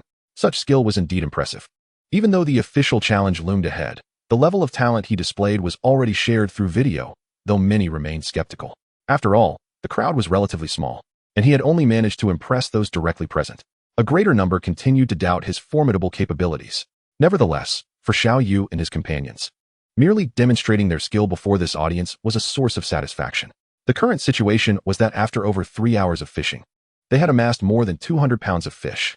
Initially met with disdain and skepticism, the onlookers transformed their expressions to one of incredulity, astonishment, and eventually admiration. Those who had not attended could concoct a myriad of excuses, yet witnessing the reality firsthand was an entirely different experience. The thrill and shock of catching large fish far surpassed their expectations. Chapter 196, an intriguing scene. By now, there were over a dozen individuals present. It was already evening. Chen Jiacheng continued to reel and fish one after another, leaving the spectators in awe. The pace had been slow in the first half hour, with only 3 to 5 fish caught, but the size of the fish was remarkable. At that moment, doubts began to creep into the minds of the onlookers. Only now did they truly start to pay attention. After several hours, Chen Jiacheng had likely caught 20 to 30 fish. While the number may not seem vast, each was a sizable specimen, some weighing as much as 30 to 50 pounds. Such astonishing efficiency and skill completely captivated those present. The expressions on their faces and their tones shifted from arrogance to admiration and respect. Even more astonishingly, Chen Jiacheng then issued another request to the audience. He proposed to change locations. As if that were not enough, he also requested the spectators to randomly select his new spot. This situation is quite straightforward, as there are still a few individuals questioning whether he had previously set numerous traps. Thus, it is only under such scrutiny that he has achieved such remarkable results. Faced with these doubts, he naturally felt compelled to address them. Upon hearing his words, the crowd became invigorated. Soon, some individuals began to select positions for him. Although consensus was yet to be reached, Chen Jiacheng, however, remained patient, biding his time as they deliberated. Once the discussions concluded, he ventured to a spot that had previously been untouched. It turned out that these individuals had become anxious upon observing the surrounding area being organized, mistakenly believing that traps had been laid everywhere. In reality, he hadn't set a single trap, for it was entirely unnecessary. Nowadays, fishing rods can swiftly attract fish from a vast area nearby, provided there are fish present along with his bait. The psychological advantage is formidable, allowing him to forego various convoluted procedures. Is this the position you all have chosen? If I manage to catch a substantial number of fish here, you must not renege on your word. Chen Jiacheng confirmed with the group. One person responded, if you can truly catch fish here, we will concede. These were the skeptics, not mere fans, and some still harbored disbelief.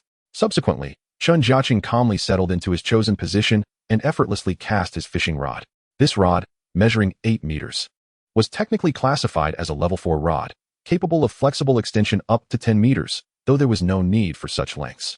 The very act of casting the rod with such ease dazzled those around him, showcasing his solid foundational skills. After all this time, the strength in Chen Jiacheng's arms was commendable, yet that was not the primary reason. The key lay in the rod itself. It was significantly lighter than any available on the market, yet possessed remarkable strength. Especially after reaching level 4, he was unaware of just how sturdy his rod had become. More importantly, Its flexibility was not merely a matter of being lightweight and rigid. With the first cast, the float hadn't even settled when the onlookers were astonished to see it suddenly rise. Chen Jiacheng gently tugged on the line, and a fish weighing around 1 to 2 pounds surfaced. Indeed, he had chosen a prime spot, and there were fish present. Just luck. We shall see what follows, remarked the onlookers. Hardly had their words faded when another fish was caught. Chen Peng and his companions exchanged knowing smiles as they observed the changing expressions of the skeptics present. They understood that this was merely the beginning. The main event lay ahead. The earlier simple tests were merely a prelude. At this juncture, they were truly just appetizers. Several individuals at the scene initiated live broadcasts, initially intending to expose any deception and attract viewership. These individuals were not merely naive. Their skepticism was rooted more in self-interest than in genuine concern. The combined fan base of Xiaoyu and her companions represented a colossal traffic source. The attention garnered by this event had naturally caught their notice, with many experiencing meteoric rises in followers, from mere thousands to hundreds of thousands, simply by riding this wave of attention. Attendees were armed with multiple smartphones, capturing and broadcasting simultaneously. They claimed to be there to debunk the supposed fraud, but in truth, they were far more concerned with sensationalism. Their objective appeared to have been achieved, yet they were utterly astonished to discover that it seemed there was no deception at all. Despite the fervent indignation expressed in the videos they posted online, their outrage was merely for show. They suddenly realized that the situation had taken a dramatic turn. Not only had they begun live streaming, capturing all prior events, but the chosen location was evidently unblemished, devoid of any traces, surrounded by numerous obstacles. Yet here was Chen Jiacheng, reeling in fish after fish.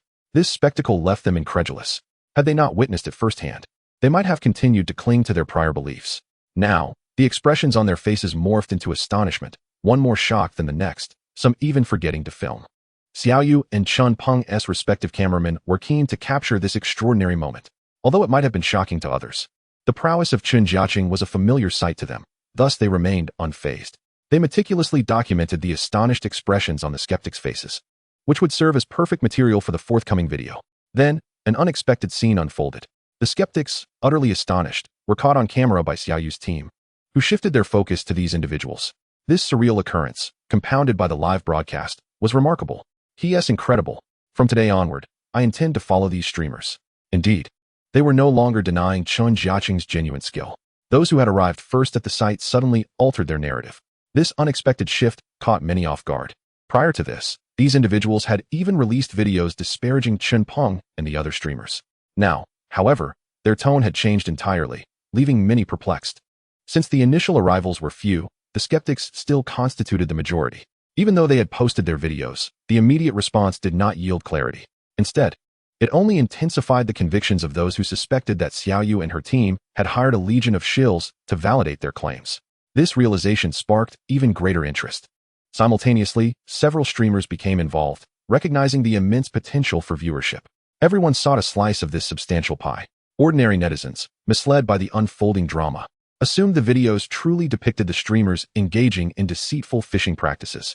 After all, Chen Jiacheng was a friend of these streamers, an integral member of their team. Even if the streamers themselves didn't participate directly, they too were implicated. After a simple display of their skills, they managed to captivate those present, who subsequently revealed their true sentiments to Chen Jiacheng and his companions. Although the online discourse was lively, it was merely a pursuit of personal traffic for many. Several even sincerely apologized to Chen Peng and others, expressing, "We initially came to debunk you, but we did not anticipate your genuine prowess." Indeed, they admitted to being misled and, upon witnessing the substantial traffic, felt compelled to engage, only to find themselves with egg on their faces. The individuals present extended heartfelt apologies, and there was no need for embarrassment. They were encouraged to maintain their momentum, as it too would generate traffic for Chen and his team. Xiaoyu remarked with great satisfaction. Consequently, the atmosphere shifted to one of mutual delight. Chen Peng and his companions harbored no grudges and even prepared a lavish feast to entertain their newfound acquaintances. After all, the principle remained unchanged. These individuals had indeed attracted quite a bit of popularity, especially now that they had all become fans. The crowd became increasingly enthusiastic. Aside from the uproar online, the ambience at the venue grew exceptionally congenial. At this juncture, these individuals began to form a rudimentary understanding of Chen Jiacheng and his group, realizing they were not the deceitful figures they had imagined, but rather quite distinct from the majority in this circle, a revelation that surpassed their expectations. Having feasted adequately, The attendees were well prepared, equipped with tents and survival supplies, eagerly awaiting the challenges to commence the following day. During the latter part of the night, a considerable number of individuals arrived, yet Chen Jiacheng was disinclined to entertain them, aware that their intentions were far from benevolent. To avoid disturbances, he and his companions relocated a considerable distance up the mountain. Fortunately, this decision proved astute, for upon awakening the next day, he learned of a rather absurd situation. Several early arrivals had their tents opened under the cover of darkness, with individuals attempting to capture clandestine footage. Mistakenly believing it to be Chen Jiacheng or Xiaoyu, they sought to capitalize on the traffic, hoping to stir up controversy. Yet they were unaware that Chen Jiacheng and his team had already anticipated such antics. This naturally led to a series of blunders. But thankfully it did not adversely affect the streamers. Let them deal with their own headaches. As the clock struck 7, signaling the commencement of the challenge, Chen Jiacheng and his group, having completed their preparations, were met with an unexpectedly vibrant scene. The vessels along the shore were ceaselessly arriving, with personnel managing the crowd to ensure that latecomers could board without issue. What was once deemed spacious now appeared quite congested, and the river was filled with boats converging on the site. Chen Jiacheng, eschewing unnecessary chatter, commenced fishing promptly, ignoring the fervent interviews and close confrontations from the crowd, with Chen Peng and the others opting for silence, stating that only the results mattered and any discussions could wait until the challenge concluded. However, the streamers' reticence only intensified the crowd's eagerness, resulting in increasingly intrusive filming. Such behavior was undeniably impolite, yet what could be done? As streamers, and now with a plethora of fans, they had to maintain their image and could not afford to lash out. The harassment endured by Xiaoyu and the others was silently borne. Thankfully, as Chen Jiacheng began to fish, the attention finally shifted away from them, with cameras now focused on him. To ensure a pleasant experience, he established a perimeter behind him, while Chen Peng and the others maintained order, ensuring that even if filming or live streaming occurred, no one could encroach upon that space. Many of those capturing footage were not mere amateurs, but rather appeared quite professional, indicating that their motives were less about genuine interest and more about garnering popularity. Something is amiss. Surely this location has been heavily prepped. How could one catch fish so easily? The challenge's nature offered no reference point, as preparations had been meticulously arranged in advance. Yet even so, it was implausible to meet the claimed 800 pounds. Everyone understood that despite having pre-baited the area, the fish population could not be so abundant. The atmosphere was electric. Aside from the throngs of onlookers capturing the moment, discussions erupted among the spectators, primarily expressing disbelief that Chen Jiacheng could achieve the daunting 800-pound challenge.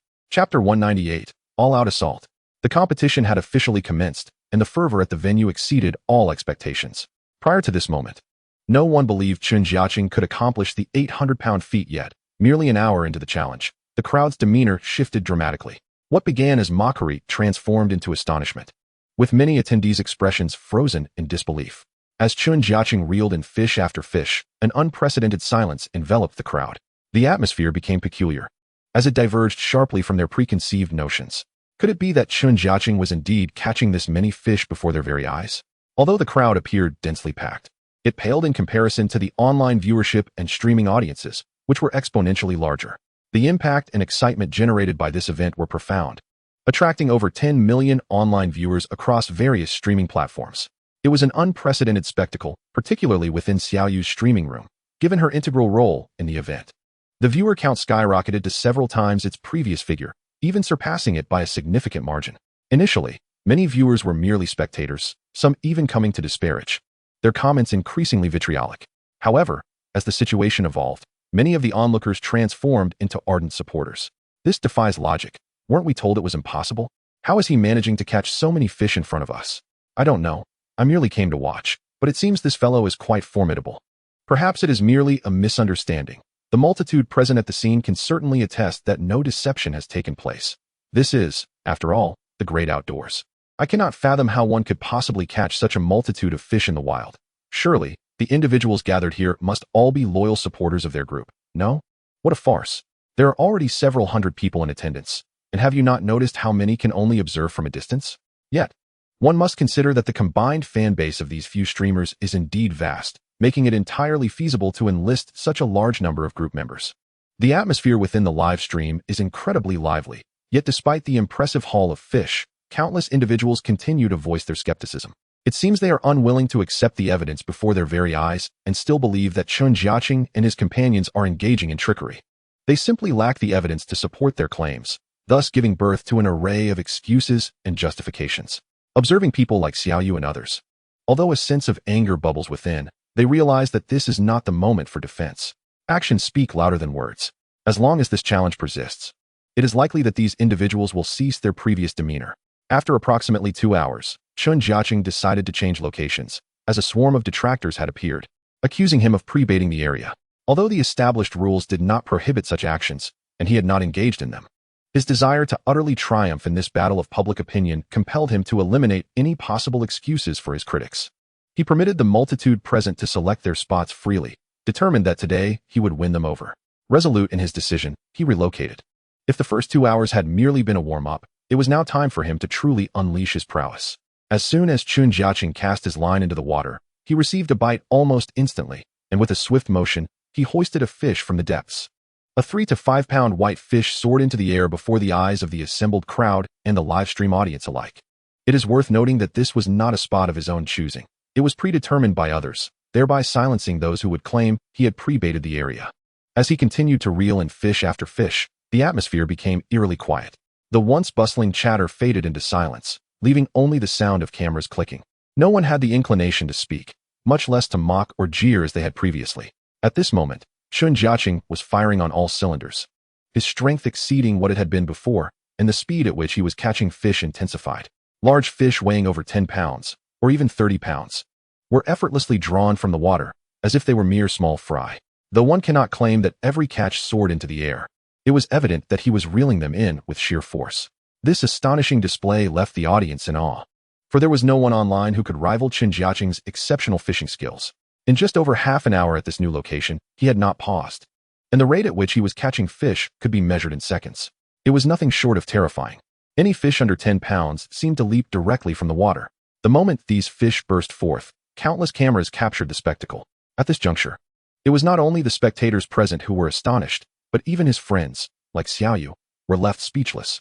Typically, Chen Jiacheng approached fishing with a relaxed demeanor, but today, he was determined to showcase his abilities in front of the crowd and silence his detractors once and for all. He was fully committed to revealing his true potential, unconcerned with the doubts or opinions of others. After all, he would not be fishing in front of such a large audience forever. Most of the time, it would be just his small team. While the idea of reeling in 800 pounds may sound formidable and nearly impossible, the astonishing truth was that time had not even passed the halfway mark, yet he had already caught an unfathomable number of fish. His 2 fish bags appeared to be overflowing. Among the spectators, whispers of speculation arose. Surely, he must have caught at least 200 to 300 pounds of fish by now. This was a bold estimation, yet the reality of his catch far surpassed this figure, though many remained oblivious to this fact or simply lacked the requisite knowledge. Chapter 199. This is the vision. One after another, large fish leapt from the water, astounding countless viewers present. Even those tasked with filming the event momentarily forgot their responsibilities, completely engrossed in the spectacle unfolding before them. No one had anticipated witnessing such an extraordinary and shocking display. Time had barely surpassed the halfway mark, and out of sheer curiosity, Chun Peng and others began to weigh the fish Chen Jiacheng had caught, aside from the one in front of him. To their astonishment, the first bag alone contained over 300 pounds of fish. Is this a joke? Surely, there must have been a mistake. I would have guessed it was only around 100 pounds at most. Could there truly be so many? A few individuals quickly volunteered to weigh the bag for confirmation. Before long, the livestream audience was rendered speechless at this revelation, let alone those present at the scene. While it took several people working together to lift the bag, disbelief lingered in the air. Could there really be so many fish? However, as the viewers in the livestream pointed out, this was merely a minor issue. Soon, over 10 individuals stepped forward to weigh themselves, and nearly all reported no significant discrepancies. This clearly indicated that the weight was authentic, confirming that the first fish bag alone contained such a staggering weight. Following this, the second and third bags were weighed, and a terrifying sight unfolded. Aside from the fish bag next to Chen Jiacheng, the total weight of the others combined reached an astounding 700 pounds. Keep in mind, the challenge time had only passed the halfway point. Such incredible results were beyond anyone's imagination. Prior to this, some individuals had boldly speculated that the total weight would amount to 300 to 400 pounds, yet the reality was worlds apart from their estimates. Throughout the process, Chen Jiacheng had changed locations several times, allowing anyone present to choose their spot freely. If they failed to catch any fish, it would be on him. Although many in the live stream were still in denial, those at the scene had already been thoroughly convinced. Even if they had come for the sake of fame, they could not deny the prowess of such an extraordinary angler. With sheer determination and formidable prowess, he captivated the audience, leaving them in awe. There was no need for conjecture regarding the ensuing hours. Maintaining such momentum, the task would be completed in a mere 5 hours, far less than anticipated. Indeed, it was as he had foreseen. After a passage of over half an hour, Chen Jiacheng commanded that the specialized fish net beside him be removed. Following the weighing of the fish by Chen Peng and his companions, the total exceeded 900 pounds. The challenge had, quite unexpectedly, been fulfilled. The entire process lacked the thrilling drama one might expect, revealing instead a straightforward and overwhelming achievement. Before the spectators could fully absorb the astonishment, they suddenly realized that the fish Chen Jiacheng had caught was not easily brought to shore. Instead, it took considerable time and effort to haul in, not due to any theatrical display on his part, but because the fish was genuinely massive. Even as it exerted no further strength, its sheer size and weight were undeniable. The moment it broke the surface, a collective gasp resonated among the onlookers. If the earlier catches had already elicited admiration, this one inspired sheer terror. A nearly 2-meter-long fish, rotund in the belly, was dragged to the bank by Chen Jiacheng. Previous catches had all wriggled energetically upon reaching land, but Chen Jiacheng offered them no chance to escape. He refrained from unhooking the line until they were securely placed in the net. This strategy aimed to prevent the fish from thrashing about. Witnessing the bewildered expressions of those present, he was struck by a mischievous idea. He quickly summoned a few onlookers to assist in lifting the enormous fish, and they gladly obliged, unaware of the impending awkwardness. Once on land and free from the hook, the fish flailed vigorously. Despite being held by 2 strong men, they found themselves utterly overwhelmed, with one even pinned beneath the creature. Fortunately, 3 or 4 more individuals joined in, managing to stabilize the situation. Though it was only a temporary reprieve, this fish undoubtedly weighed over 100 pounds, and after a considerable struggle, it finally surrendered, succumbing to exhaustion. With the joint effort of at least 5 or 6 people, they successfully hoisted the fish onto the scale, which registered an astonishing weight of over 130 pounds. It was truly the king of fish. One must bear in mind that this was a wild catch. To land such a magnificent creature in a cultivated area would already be remarkable, but to achieve this in the wild was nothing short of miraculous. The crowd was left in shock, followed by a frenzy of photographs and social media posts. Many present were small-time fishing streamers eager to capitalize on this rare opportunity for a moment of fame before the camera. However, Chen Jiacheng soon perceived that the situation was amiss. The large fish had sustained some injuries during its struggle on land, evident from the blood seeping from its wounds. As the one who caught it, he felt an obligation to ensure its well-being. Observing others still desiring to take pictures, he resolutely declined, concerned for the fish's health.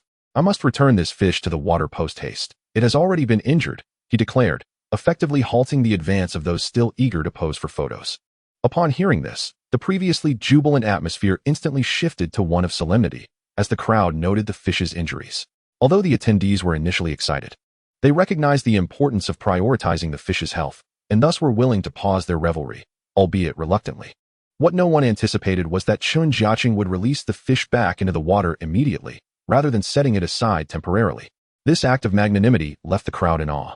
Some even felt a twinge of embarrassment, having previously envisioned taking their own pictures once the fish had calmed down.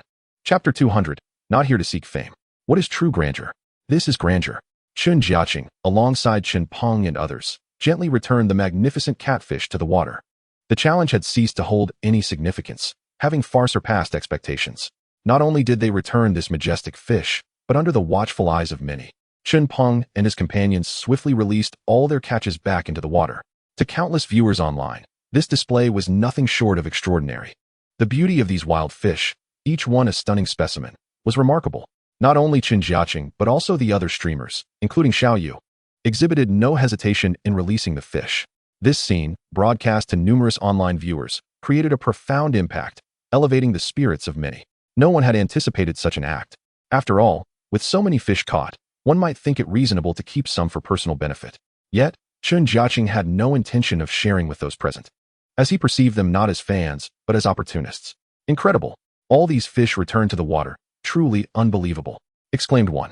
"If it were me, I would find it impossible to part with even a portion of them. And let's be honest, the sale of such a bounty would yield substantial profit. Especially that last giant catfish. My goodness, I have never caught one so large, even in a fishery." At that moment, Xiao Yu and her companions noticed an explosive surge in viewership within their live stream. The recent events had caused an unprecedented stir. Prior skepticism had vanished, and it seemed as though previous detractors had transformed into supporters. Thus, the live stream was now filled with praises and accolades, with no trace of earlier criticisms. The crowd remained bewildered, gazing longingly at the water, as many had hoped to receive a share of the bountiful catch. Despite the multitude present, it was evident that Chen Jiacheng's success had led many to believe they might also partake in the spoils. Clearly, their hopes were unfounded.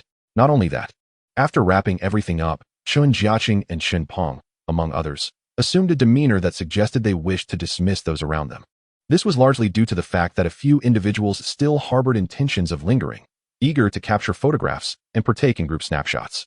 However, it was evident that neither Chen Jiacheng nor even Xiao Yu had the slightest interest in such antics. After all, the motives of these individuals were far from pure. They were not merely devoted fans. To put it bluntly, many were simply streamers seeking to bolster their own popularity or mere paparazzi eager to observe. Faced with such characters, the group harbored little fondness. It was apparent as they began to pack their gear right in front of these individuals, clearly indicating their desire to minimize interaction. This elicited an immediate sense of awkwardness among the onlookers. Through this challenge, Chen Jiacheng and his companions had thoroughly vindicated themselves. There was no longer any justifiable reason for the public or netizens to harbor negativity towards them. Thus, the most prudent approach in this moment was to interact as if they were fans of the opposing group, which would serve to further enhance their own appeal. Otherwise, persisting in negativity would be akin to mindless bashing, potentially inviting backlash on social media. The crowd was not insignificant, and their intentions were astutely calculated. Even if a portion departed, a considerable number remained, resolutely unwilling to leave. Some even disregarded the evident reluctance of Chen Jiacheng and his companions to engage, continuing to take photographs and such. In light of this situation, Chen Peng and the others found themselves at a loss for words. If it had been a typical scenario, it might have been acceptable, but they had now fully proven their integrity. They had not lied, and the challenge had been flawlessly executed. Confronted by those who had previously harbored suspicion and animosity towards them, Chen Jiacheng and his colleagues had no intention of granting any advantages. Without further ado, they made their way up the mountain. Witnessing this scene left the onlookers dumbfounded. Some even attempted to follow, shamelessly hoping to tag along, but were promptly dissuaded.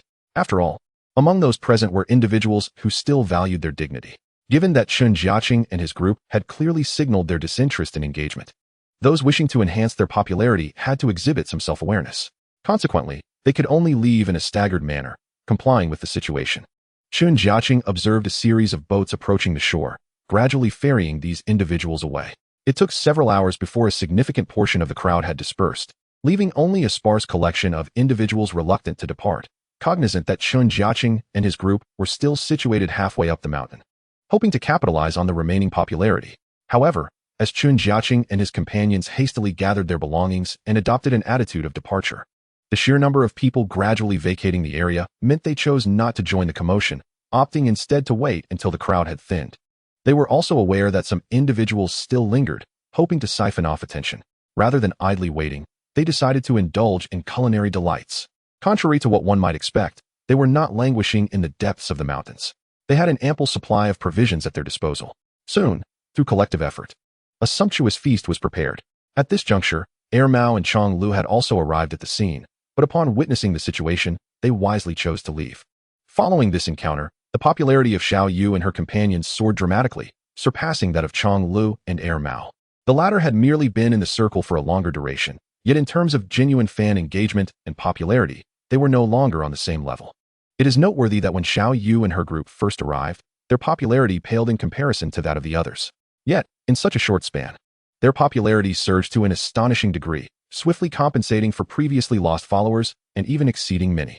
On that day, Chen Peng and a few others involved in the incident experienced exponential growth in their following, with some gaining hundreds of thousands and others surpassing the staggering million mark. More importantly, this momentum showed no signs of abating. Live streaming had relatively limited reach, and once the entire process was edited into a video for release, it was likely to be the true moment of explosive growth. After relishing a delightful meal, the group returned to their previous fishing spot, only to be met with the disheartening sight of the area in disarray, littered with a considerable amount of trash. The lack of decorum exhibited by these individuals was appalling. In just a short span, they had left behind such a mess.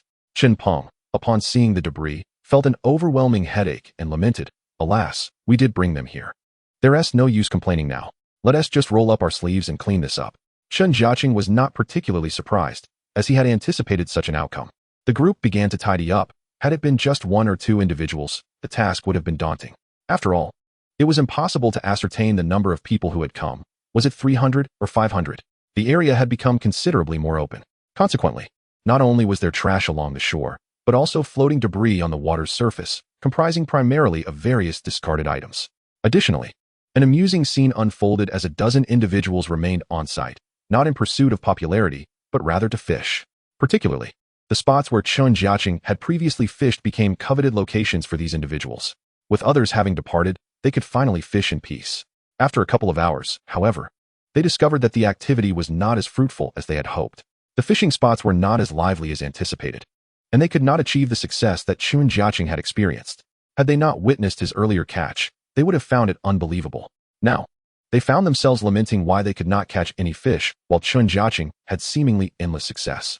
Doubts began to creep in, leading them to question their own abilities. When they saw Chen Jiacheng and his companions descending the mountain, they eagerly sought advice.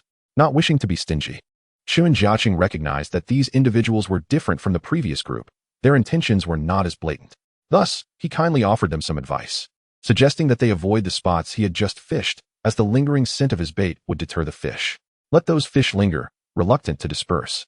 Yet it is precisely due to the allure of his bait that others find themselves disinterested in the ordinary or commercially available offerings. These fish exhibit no interest whatsoever, akin to gazing at mere mud, a realization that Chen Jiacheng has long comprehended.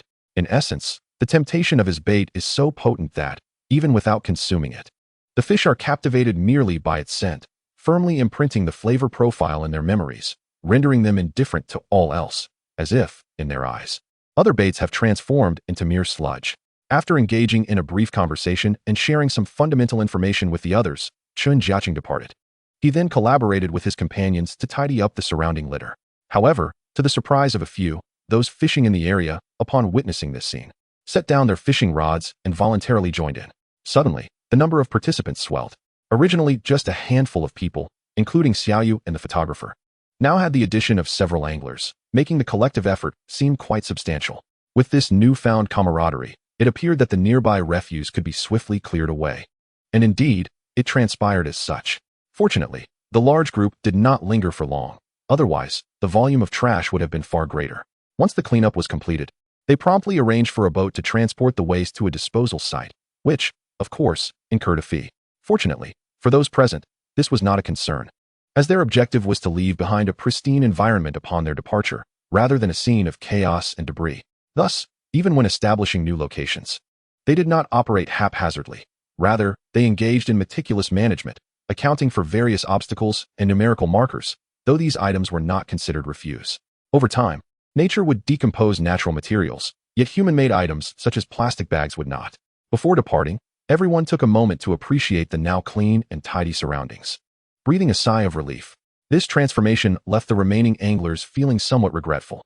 Prior to this, they had assumed that Chen Jiacheng and his companions would not leave. The prospect of fishing alongside such prominent streamers was indeed an honor, not to mention the potential to acquire valuable knowledge and techniques. However, they now watched as he strode away without a backward glance. The rationale was straightforward. This location had been exposed, and Chen Jiacheng understood that fishing here was no longer feasible. Otherwise, a throng would soon gather. This time, it was not only Xiaoyu and her companions who had gained notoriety. Even Chen Jiacheng himself had become well known. Previously, he had made brief appearances on camera, featured in others' videos, but never enough to generate significant buzz. Given the passage of time, he had rarely shown his face. However, the situation had changed. The challenge he undertook was monumental, showcasing such formidable prowess that it left all in awe, especially as Xiaoyu and her companions had just released the edited video. The entire process appeared harrowing and astonishing, culminating in an incredible feat that others deemed unbelievable. Consequently, the entire internet was abuzz, seeking information about him, particularly regarding his bait. In fact, by that point, Chen Jiacheng and those around him no longer needed to promote themselves. Such efforts were unnecessary. The bait he could produce daily was barely sufficient for personal use, and the quantity available for sale was limited. Yet, those who had tasted its efficacy were eager to continue utilizing it, hoping to procure more in the future. Chapter 202. Seizing the momentum, embarking once more in search of new fishing spots. Armed with previous experiences, the group felt no trepidation this time. Instead, they placed greater emphasis on the scenic beauty and terrain. The accessibility of the shoreline determined whether they could fish from there. Sheer cliffs were certainly off-limits. However, as long as there was a stable footing or even dense shrubbery, it posed no issue, for they possessed industrious hands. Additionally, they carried an array of clearing tools. Given that their numbers were substantial, they could swiftly organize their equipment upon arriving at a location. As was customary, they selected a new spot at least 10 kilometers distant from their previous location. In truth, there were numerous places along the way that were ideal for fishing. Yet they chose to venture further afield, seeking solitude from others to enjoy their fishing experience and capture high-quality video content. At that moment, with their newfound fame, they anticipated attracting considerable attention from fellow anglers. These individuals were quite resourceful, and had they remained nearby, they would have already been noticed. Indeed, as their boat glided across the water, they encountered several other vessels, revealing that not all of the previous group had departed. Some local anglers remained. Only by boarding their boat could they observe these individuals, as those fishing from their own spots were oblivious to the presence of others. In reality, there were a few fishing alone, while others fished in groups of 2 or 3, even dozens in a row. Chen Jiacheng and his companions, however, chose not to mingle with the crowd. With hundreds of kilometers of fishing grounds available, he had no interest in congregating with others. The videos released by Chen Peng and others elicited tremendous reactions. The incident had already sparked considerable discourse, and with the release of their video, it ignited a wildfire across the internet. Even if they managed to maintain their composure during the challenge, they were still participants. Chen Jiacheng's performance left viewers astounded, though countless individuals remained skeptical. Despite the live broadcasts and extensive footage showcasing the surroundings, as well as many witnesses present, some netizens still doubted the authenticity of the event. After all, it seemed implausible to witness such wild fishing. Even catching 3 to 5 large fish in a day would be considered exceptional luck. Yet, Chen Jiacheng had not paused from the beginning until he took charge, and this was what truly baffled spectators. If others wished to remain doubtful, there was little he could do. At the very least, this outing had undeniably validated his prowess. Those who continued to speculate could do so. There was no need for further explanation or performance. In fact, such skepticism would only serve to sustain the current wave of attention and momentum for a while longer. This has led several streamers, during the subsequent exploration and preparation phases, to constantly check their phones to monitor the fluctuations in their accounts. It is unavoidable. The desire to look is irresistible, as refreshing the page reveals a substantial increase in follower count. After losing so many followers over the past few days, they have successfully regained them all. In fact, following the confirmation of authenticity in their live broadcasts, the numbers began to rise rapidly, and with the release of videos, this growth has surged even further. Haha, this is fantastic.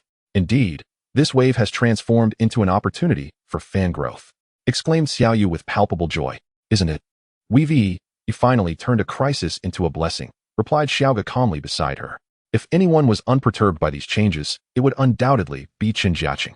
Even the photographers seemed more excited than he was, for they lacked the serene demeanor he effortlessly maintained. Once all preparations were complete, the others finally began the fishing segment. Chen Jiacheng remained unhurried.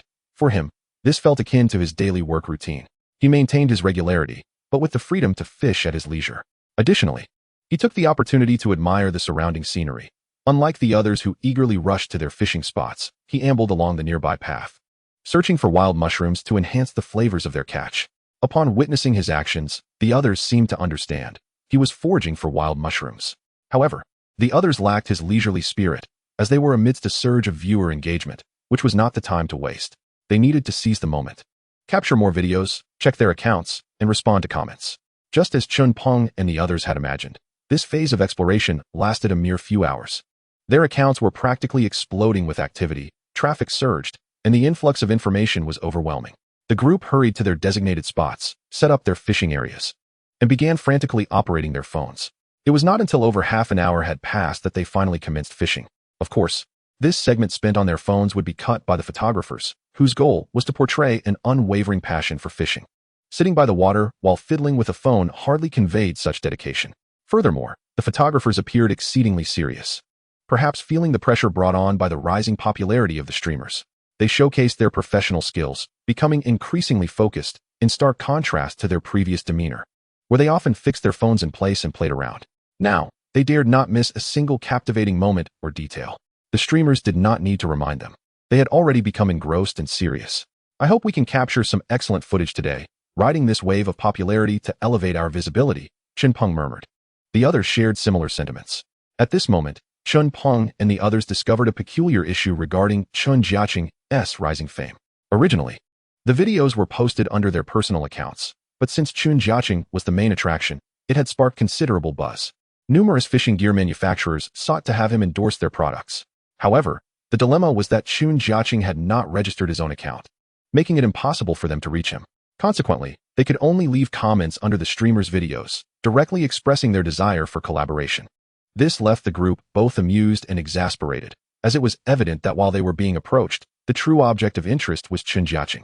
More importantly, despite not having his own account, Chen Jiacheng's follower count was substantial, especially after this recent surge. Each day, countless netizens watched his fishing exploits, becoming his fans and continuously searching for his videos online. Chen Jiacheng had appeared before, but back then, both he and the other streamers had minimal popularity, failing to generate such a stir. However, the situation was different now. He had genuinely risen to prominence, and past videos had inexplicably gained traction, primarily due to his presence. This made Xiaoyu and her companions feel like mere bystanders, with Chen Jiacheng emerging as the true internet sensation. The comments on their videos reflected a desire for more interactions with him, indicating that viewers seemed less concerned about them. This realization left Xiaoyu and her friends speechless, yet filled with admiration. Chen Jiacheng was indeed an exceptional angler. Had they possessed even half of his talent, they would have undoubtedly captured the attention of the entire internet. Unfortunately, they fell short. Moreover, even though they had utilized the bait provided by Chen Jiacheng, they still had a considerable distance to cover. Nonetheless, compared to ordinary bystanders and other streamers, they held distinct advantages that were incomparable. This was also a significant reason for the rapid increase in their followers within such a short time. While they were engaged in this discussion, Chen Jiacheng strolled over casually, a bag in hand, revealing an array of mushrooms he had gathered. Observing his leisurely demeanor, they could only shake their heads in resignation. They could not compete. Seizing the moment, Chen Peng and the others were eager not to miss this rare opportunity and rushed to capture video footage. In this phase of soaring popularity, as long as the content was decent, they could garner substantial attention and attract many new fans.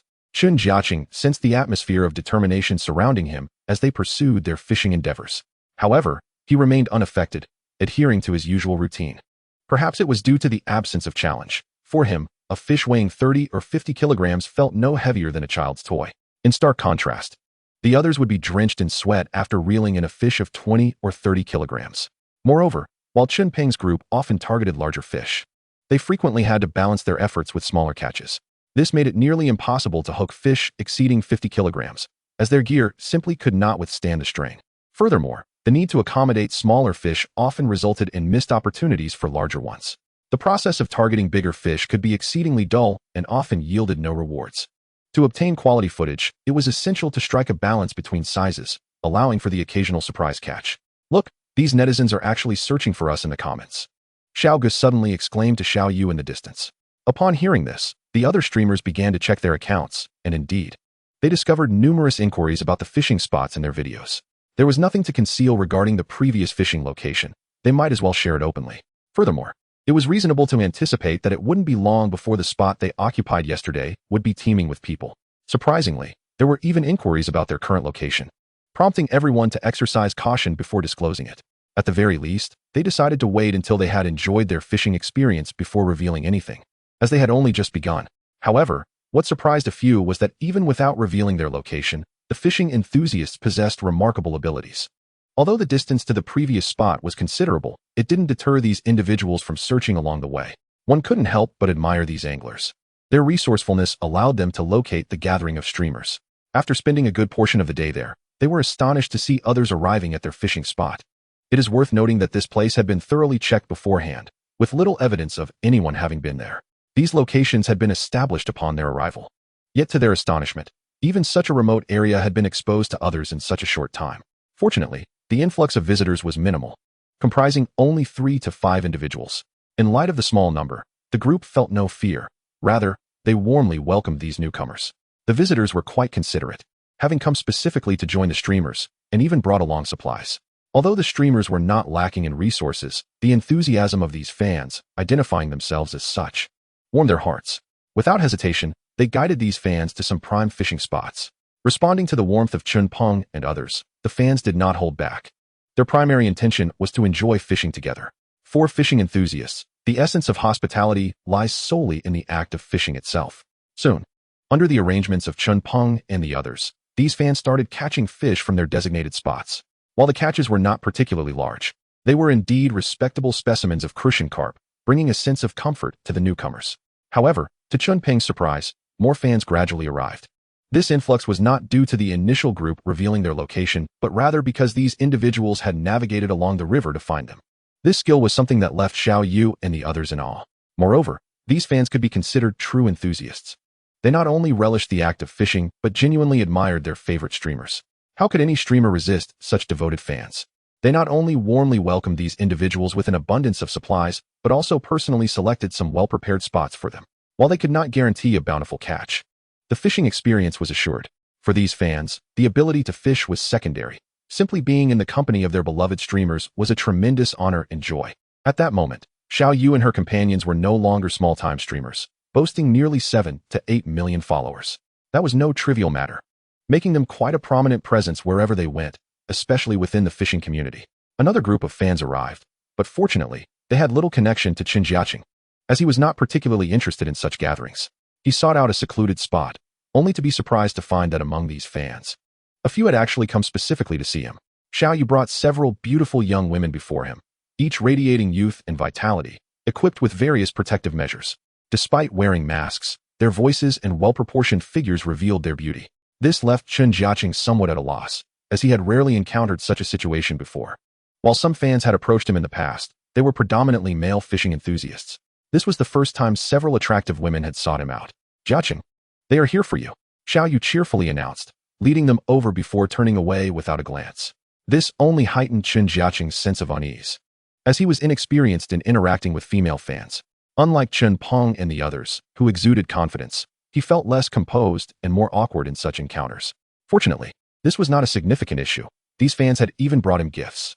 Thank you all, I don't have much to offer in return, but let me help you find some fishing spots, Chen Jiacheng finally managed to say, as he lacked any other viable options. The female fans were somewhat more comfortable with him, especially since there were 3 of them together. It was evident that they had indeed come for him, their gazes sparkling with admiration. This was a peculiar sensation. Many had sought him out in the past, but the presence of these beautiful women stirred a different emotion within him. With his personally selected spots, their chances of catching fish were certainly promising. Furthermore, he opted to sit alongside the young women, prioritizing their enjoyment over his own fishing experience.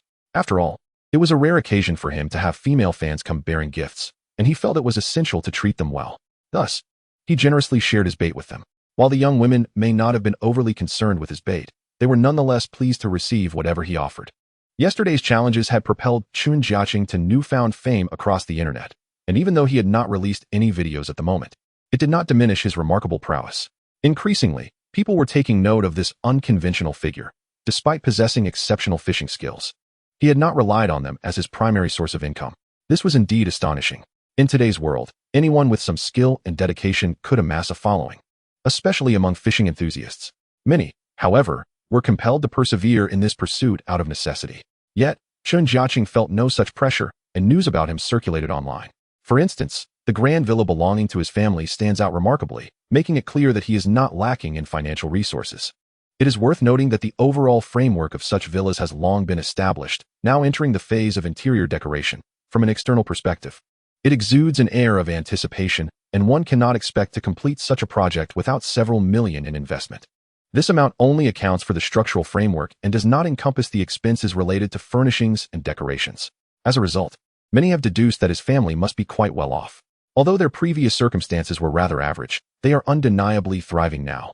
Consequently, the impression that Chen Jiacheng leaves on others resembles that of a wealthy scion, at the very least indicating a solid financial foundation. This perception is not unfounded, as beyond the striking villa, it is noteworthy that all his brothers, along with their sisters-in-law, have acquired their own vehicles. While these may not be luxury cars, they certainly possess an appealing quality, placing them among the affluent in the village. This development has evoked considerable envy among the villagers. When inquiries are made, exaggerated accounts of the Chen family situation are relayed to others. Chen Jiacheng, however, is blissfully unaware of this, having spent considerable time away from home, with both Chen Peng and Chen Tianliang seldom returning. They are currently in the prime of their professional development, recently participating in various competitions and engaging in fishing elsewhere. Nevertheless, They plan to return soon and inquire if Chen Jiacheng wishes to accompany them. At present, Chen Jiacheng has no such inclination, as only a few months have passed since he last visited. Moreover, unlike his brothers, he has no wife or children.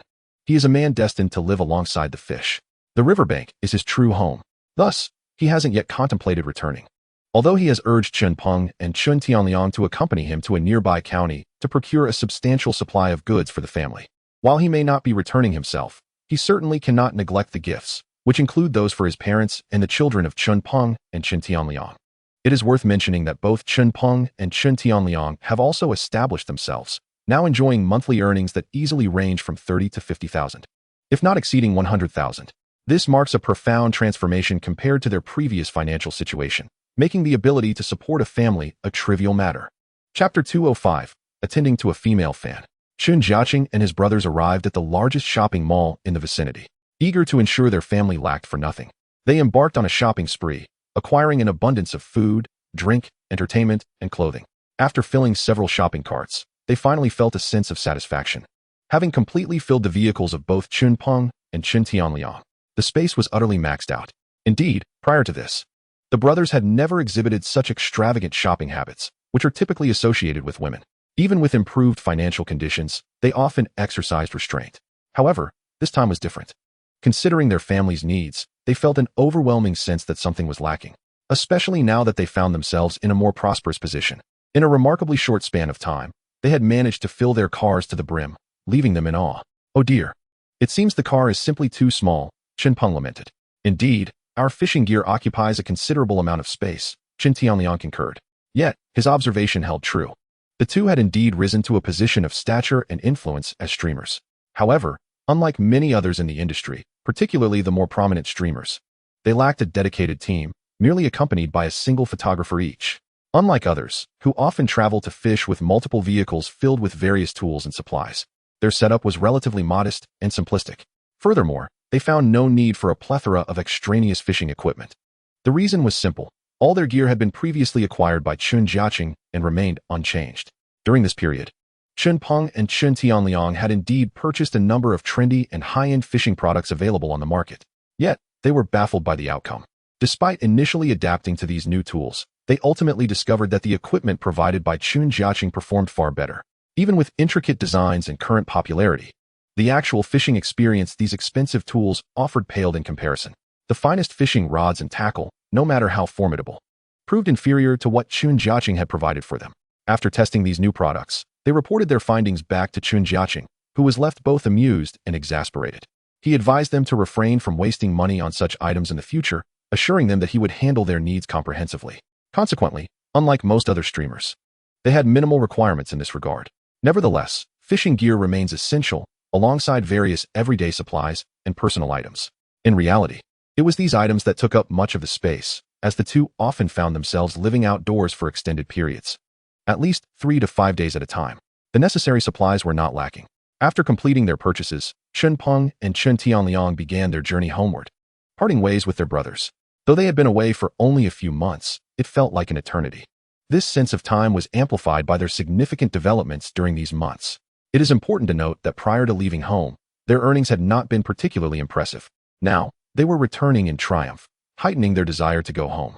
Additionally, they were eagerly anticipating the completion of their family's grand home. Before venturing out, they had not anticipated its prompt completion, yet it was now in the final stages of interior decoration, almost ready for habitation, quite a contrast to their former modest dwelling. All of this filled them with excitement. Above all, they yearned to see how their wives and children had fared during their absence. They had truly made a name for themselves, with monthly earnings that could easily surpass 10 to 20,000. As they traveled home, both brothers were filled with exhilaration, eager to return at once. After bidding farewell to them, Chen Jiacheng returned to the riverbank once more. At this moment, the riverside had become remarkably tranquil, as the previous group of fans had departed, leaving only 3 female admirers awaiting his return.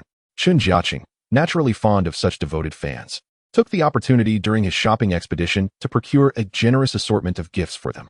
This thoughtful gesture left the young women utterly astonished. They had never anticipated that after a brief outing, he would return bearing such an abundance of presents.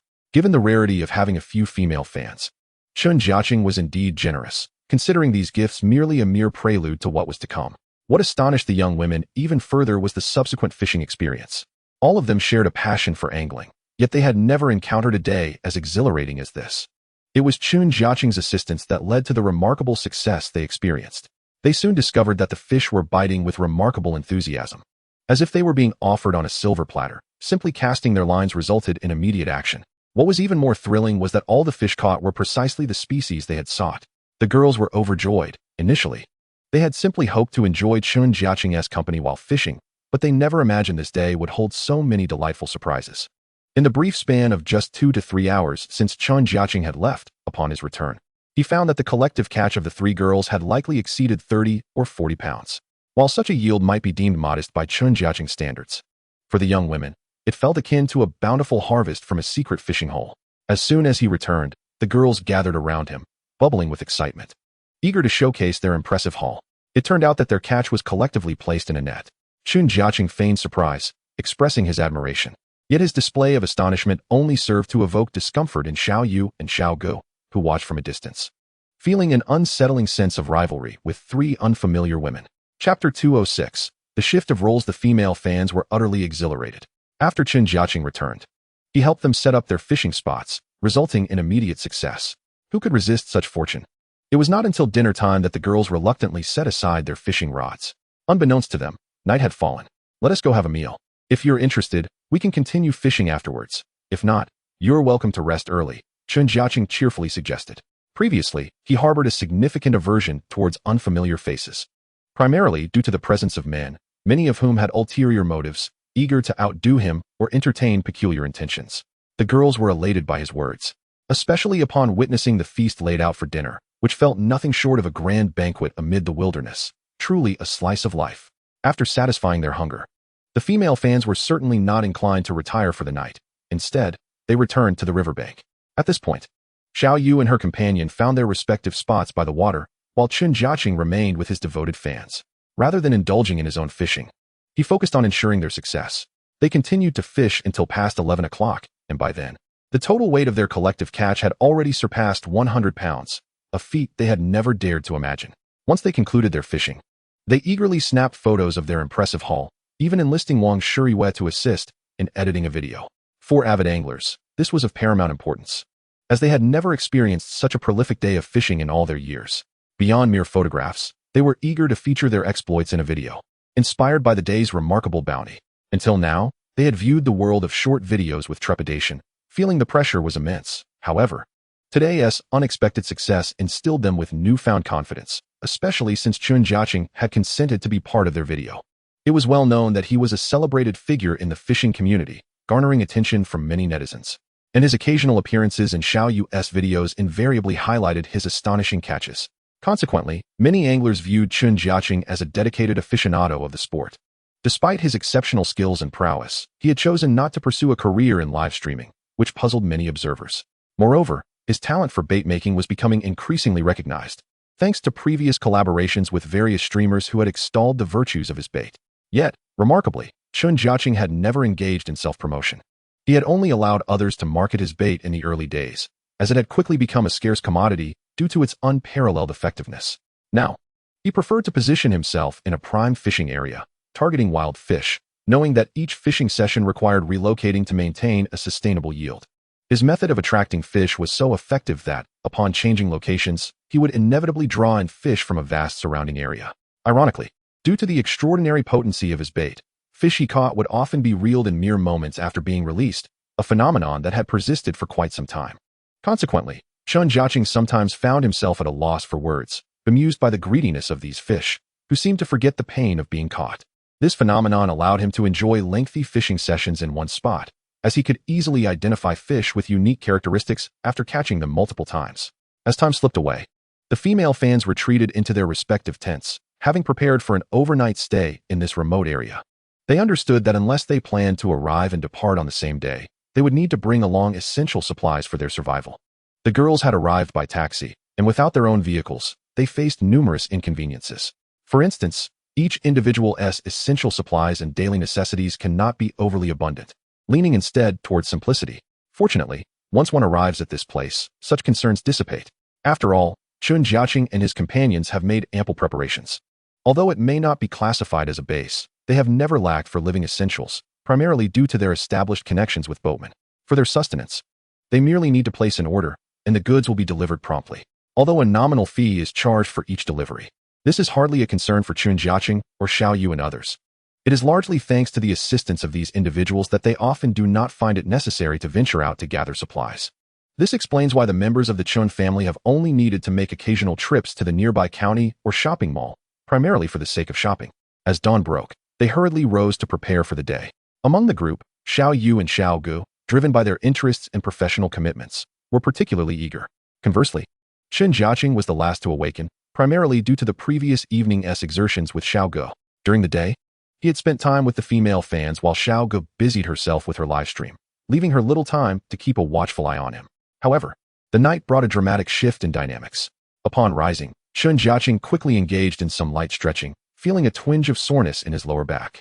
Yet, after a brief warm-up, this discomfort persisted, leading him to reluctantly reach for a bottle of fishing tonic, which proved to be nothing short of miraculous. A single bottle revitalized him entirely. Moreover, this tonic came in various grades, and he was currently consuming the second tier. Although it was priced higher in terms of points, its benefits were markedly pronounced, restoring not only his vitality, but also aiding in the healing of injuries. Chapter 207, The Astonishment of the Fisherman. At this moment, the fishing community had erupted in fervor, with tales of Chen Jiacheng circulating widely. Numerous fishing masters were extolling his achievements, resulting in a plethora of skilled anglers eager to challenge him, driven by skepticism and the desire to ride on his coattails. Regrettably, Chen Jiacheng declined these challenges. Although he refrained from engaging, Xiao Yu and Xiao Gu maintained their previous momentum, occasionally arranging PK challenges to draw in these skilled competitors. The outcomes were predestined, especially when utilizing Chen Jiacheng's bait and the fishing gear provided by Xiao Gu, leading to a series of victories that rapidly elevated their popularity. Both claimed to be disciples of Chen Jiacheng, asserting that their prowess was a direct result of his teachings, which only added to the incredulity of their feats. Not only did they remain undefeated, but challengers were obliged to first conquer the two girls before even thinking of facing Chen Jiacheng. Unfortunately, after 2 months of relentless challenges, dozens of fishing masters had come and gone, all facing utter defeat. Each time they arrived, they were free to select their positions at random, even changing spots during the competition. Yet, despite their best efforts, these masters could not alter their destined failure. The two girls were indeed formidable, explaining their soaring popularity. What was even more astonishing was the prowess of their master, Chen Jiacheng, whose background remained a mystery. How could this streamer possess such extraordinary skills? Many yearned to witness firsthand the sheer terror of his fishing abilities. The online community erupted with fervent discussions. Consequently, anyone associated with Chen Jiacheng, especially those who had appeared in videos featuring him, received an influx of inquiries as soon as they posted new content. The public's knowledge of him was scant. Yet each of his appearances seemed to create waves of astonishment. His catches consistently surpassed those of others by several magnitudes. While previous controversies suggested he might be fraudulent, his recent challenges had been witnessed by countless viewers, solidifying his legendary status. It appeared as though he had unlocked an extraordinary aptitude for fishing. Even more bewildering was the fact that he had yet to endorse any fishing gear products, leaving many incredulous. With his popularity, simply endorsing a few advertisements could easily yield a monthly income surpassing 6 figures. Furthermore, had he chosen to enter the streaming industry, it was widely believed that his follower count would skyrocket into the millions. However, his absence from the formal sphere only fueled curiosity, shrouding him in an enigmatic veil that rendered him even more compelling. Today, Xiao Yu had invited a streamer to fish with them. In the current fishing scene, most female streamers had already completed their challenges. Not only the female streamers, but male streamers also found themselves outmatched, with no one proving a worthy opponent for the duo. Whether it was Xiao Yu or Xiao Gu, challengers were free to choose their opponents or even compete in teams of 3. Aside from Chen Jiacheng's small crew, there were several new faces among the crowd, comprising both fans and friends. The modest turnout made management easier, as the attendees were primarily there for their own enjoyment. Before departing, they meticulously tidied the surrounding area, ensuring that no significant disorder was left behind. At that moment, Chen Jiacheng appeared as if he were a living deity, serenely seated in his spot, fishing. His fans had left the previous day, and now he had returned to his previous work routine. Over the past fortnight, he had been continuously hauling in fish. Although Xiao Yu and her companions were accustomed to this spectacle, any newcomers witnessing Chen Jiacheng fishing for the first time were invariably struck by awe. They found themselves at a loss to comprehend how he achieved such feats. Even if they stood directly behind him for hours on end, They could discern no secrets. Chen Jiacheng had fallen into a frenzied rhythm during work hours. This was the only way to maximize his haul. Although his earnings had already accumulated significantly, who would ever complain about having too much money? More importantly, he sought to amass points. After switching to a new fishing rod, he found himself back at square one. As the points he had diligently accumulated and the consumption of fishing tonic had left him with only a little over 1,000. While his previous points had been quite substantial, any attempt to exchange for higher-tier fishing gear now required a significantly greater investment, as points increased exponentially. The advantages are strikingly apparent. At this moment, simply exchanging for any higher-level item would yield extraordinary abilities. A few anglers, who had just arrived, were fans of Xiaoyu and her companions. They were astonished to witness Chen Jiacheng quietly hauling an enormous fish onto the shore. Upon seeing this spectacle, they could no longer maintain their composure and hurriedly rushed to Chen Jiacheng's side to investigate. Their astonishment intensified when they realized the fish was as large as a person. Witnessing such a sight firsthand was profoundly shocking, leaving others speechless. More bewildering was Chen Jiacheng himself. He didn't even bother to drag the fish entirely onto the shore. Without capturing a single photograph, he simply removed the hook by the water's edge and released the fish back into the depths. What kind of operation was this? While releasing fish is not unheard of, it is indeed rare for anyone to forego a photograph, especially of such a colossal fish. If it were a smaller catch, one might understand, but this fish represented the ultimate goal for many throughout their lifetimes. Yet, for Chen Jiacheng, it seemed as if he had merely performed a trivial task. After releasing the grand fish, he hardly glanced back and cast his line again. Even more astonishingly, before others could fully process the previous event, he had reeled in yet another fish, comparable in size to the last, yet another magnificent catfish. Insanity, pure insanity. That was the consensus among the onlookers regarding Chen Jiacheng. They felt as though the world had lost its mind. They had never imagined that someone could fish with such prowess. Chapter 208, Defeated by Unfamiliarity. A few skilled anglers had arrived in the fishing circle, intent on challenging Xiaoyu and her sister, Saga. Their presence was formidable, as each was a streamer boasting over 5 million followers. Accompanied by their teams, the number of individuals present had swelled to a staggering 30 or 40. And this did not even account for any fans they might have invited. Had they publicized their location, it would not be long before the area, seemingly spacious now, would be overflowing with people. As per usual, there were some simple plot arrangements between the two parties, primarily to heighten the competitive tension and make the event more entertaining for viewers. Additionally, these anglers harbored doubts. After all, the two sisters had previously triumphed over numerous fishing masters, an outcome they found hard to believe. They suspected collusion or that Xiaoyu had somehow benefited from some unfair advantage. What truly astounded them was the realization that many of the individuals who had previously lost to the sisters had greater renown than Xiaoyu and her friends. It was plausible that one or two had been bribed, but to suggest that all had been compromised was enough to demonstrate the financial might of Xiaoyu and her companions. They believed that upon their arrival, the sisters would surely aim for their failure, perhaps offering them some incentives. However, they were mistaken. Throughout the encounter, Xiaoyu maintained a demeanor of professionalism. Even during their prior communications online, it was clear that their intentions were serious and straightforward, a genuine competition. Despite their reservations, these anglers were not to be underestimated. With their substantial popularity, years of experience in the field, and solid foundational skills, they were not easily dismissed. After an intense half-hour of verbal sparring, the atmosphere turned palpably tense. Were it not for Chen Jiacheng's awareness of the situation, he too might have suspected that a physical altercation was imminent, all for the sake of video content. After the exchange of barbs, the actual fishing commenced. Once the competition began, Xiaoyu and Saga quickly started reeling in fish, leaving the other streamers momentarily stunned and feeling at a significant disadvantage. It was abundantly clear that these challengers were ill-acquainted with the local fishing conditions. They had been fishing here for quite some time, well aware of how to catch the local fish, thus suffering considerable losses. Each time a PK, player kill, commenced, it was not merely for filming a video, but also to initiate a live broadcast. As a result, the fans of the rival streamers began to express their frustrations vocally. However, who could they blame? It was these challengers who had chosen to come and issue the challenge. Their unfamiliarity with the local conditions was entirely to be expected. Consequently, Xiaoyu and her companions felt no obligation to explain themselves. They would not accept invitations to challenge others elsewhere, as Xiaoyu deemed these individuals unworthy of her personal engagement. The competition continued amid a flurry of skepticism, and halfway through, the rival streamers conceded defeat. They found themselves at a loss, having only caught a few small fish. Meanwhile, Xiaoyu and her sister were reeling in sizable carp and bream, every catch a legitimate target fish of substantial weight. The The competition hinged on total weight, regardless of species. Thus, even if one were to catch thousands of small fish, it would not suffice to secure victory. Regrettably, such a feat was beyond their reach. The rival streamers were acutely aware that merely relying on small fish would not be sufficient to surpass Xiaoyu and her sister. To their embarrassment, they realized that even their frequency of catching small fish paled in comparison to the sisters' success with larger, legitimate catches. This was the most disheartening aspect of their predicament. Therefore, at this juncture, the rival streamers could only helplessly abandon the competition with a substantial amount of time still remaining. They felt it was no longer necessary to continue, as it was profoundly embarrassing.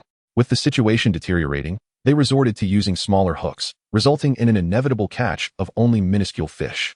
Faced with such circumstances, they were genuinely disheartened, feeling deeply insulted. Could they truly concede so quickly? Was there not still ample time remaining? But what good would it do to persist? Any further efforts would only result in futile struggles. At this moment, the fans in Xiaoyu's livestream began to voice their excitement. The vast disparity in performance had granted them a sense of vindication, especially after witnessing the previously arrogant demeanor of the rival streamers. Now, they were left embarrassed and defeated. Aside from a few small fish, 3 of the streamers were left empty-handed. This match had already been lost. Yet, it was evident that these challengers were unwilling to accept their defeat, as echoed by the comments from their fans. Their loss stemmed from their unfamiliarity with the locale. Xiaoyu had been fishing here for quite some time, a fact well known to all. However, the streamers were acutely aware that despite their familiarity with the establishment, the notion that fishing could be so fruitful in a wild setting seemed implausible. Hence, they surmised that Xiaoyu's success today was merely a stroke of luck. One of the streamers, wearing a grim expression, conceded defeat, acknowledging that it was impossible to renege in front of such a vast audience. He opted not to fabricate any excuses, recognizing the futility of such endeavors. To seek justifications would only serve to diminish their stature, making them appear incapable of handling defeat. As seasoned veterans in this realm, they could hardly afford to commit such a juvenile error. Thus, they graciously accepted their misfortune in this round. It was clear to Xiaoyu that these individuals were grappling with their thoughts. Sensing their wishes, she proactively proposed another challenge. Chapter 209, Innocent Excuses. Prior to this, Xiaoyu had anticipated that these individuals might conjure up various reasons for their loss. Therefore, it was no surprise when they expressed dissatisfaction after the competition concluded. Unperturbed, she declared her willingness to face them again at their convenience. Since they claimed their defeat stemmed from unfamiliarity with the venue, it mattered little to her to grant them some time to acclimate. Subsequently, both parties agreed to reconvene for a rematch in a week's time. However, it was undeniable that the previous match had left a profound impact. Despite their excuses, a portion of their fans began to waver in their allegiance. After all, they had faced Xiaoyu and her companion head-on, and the loss had been quite devastating.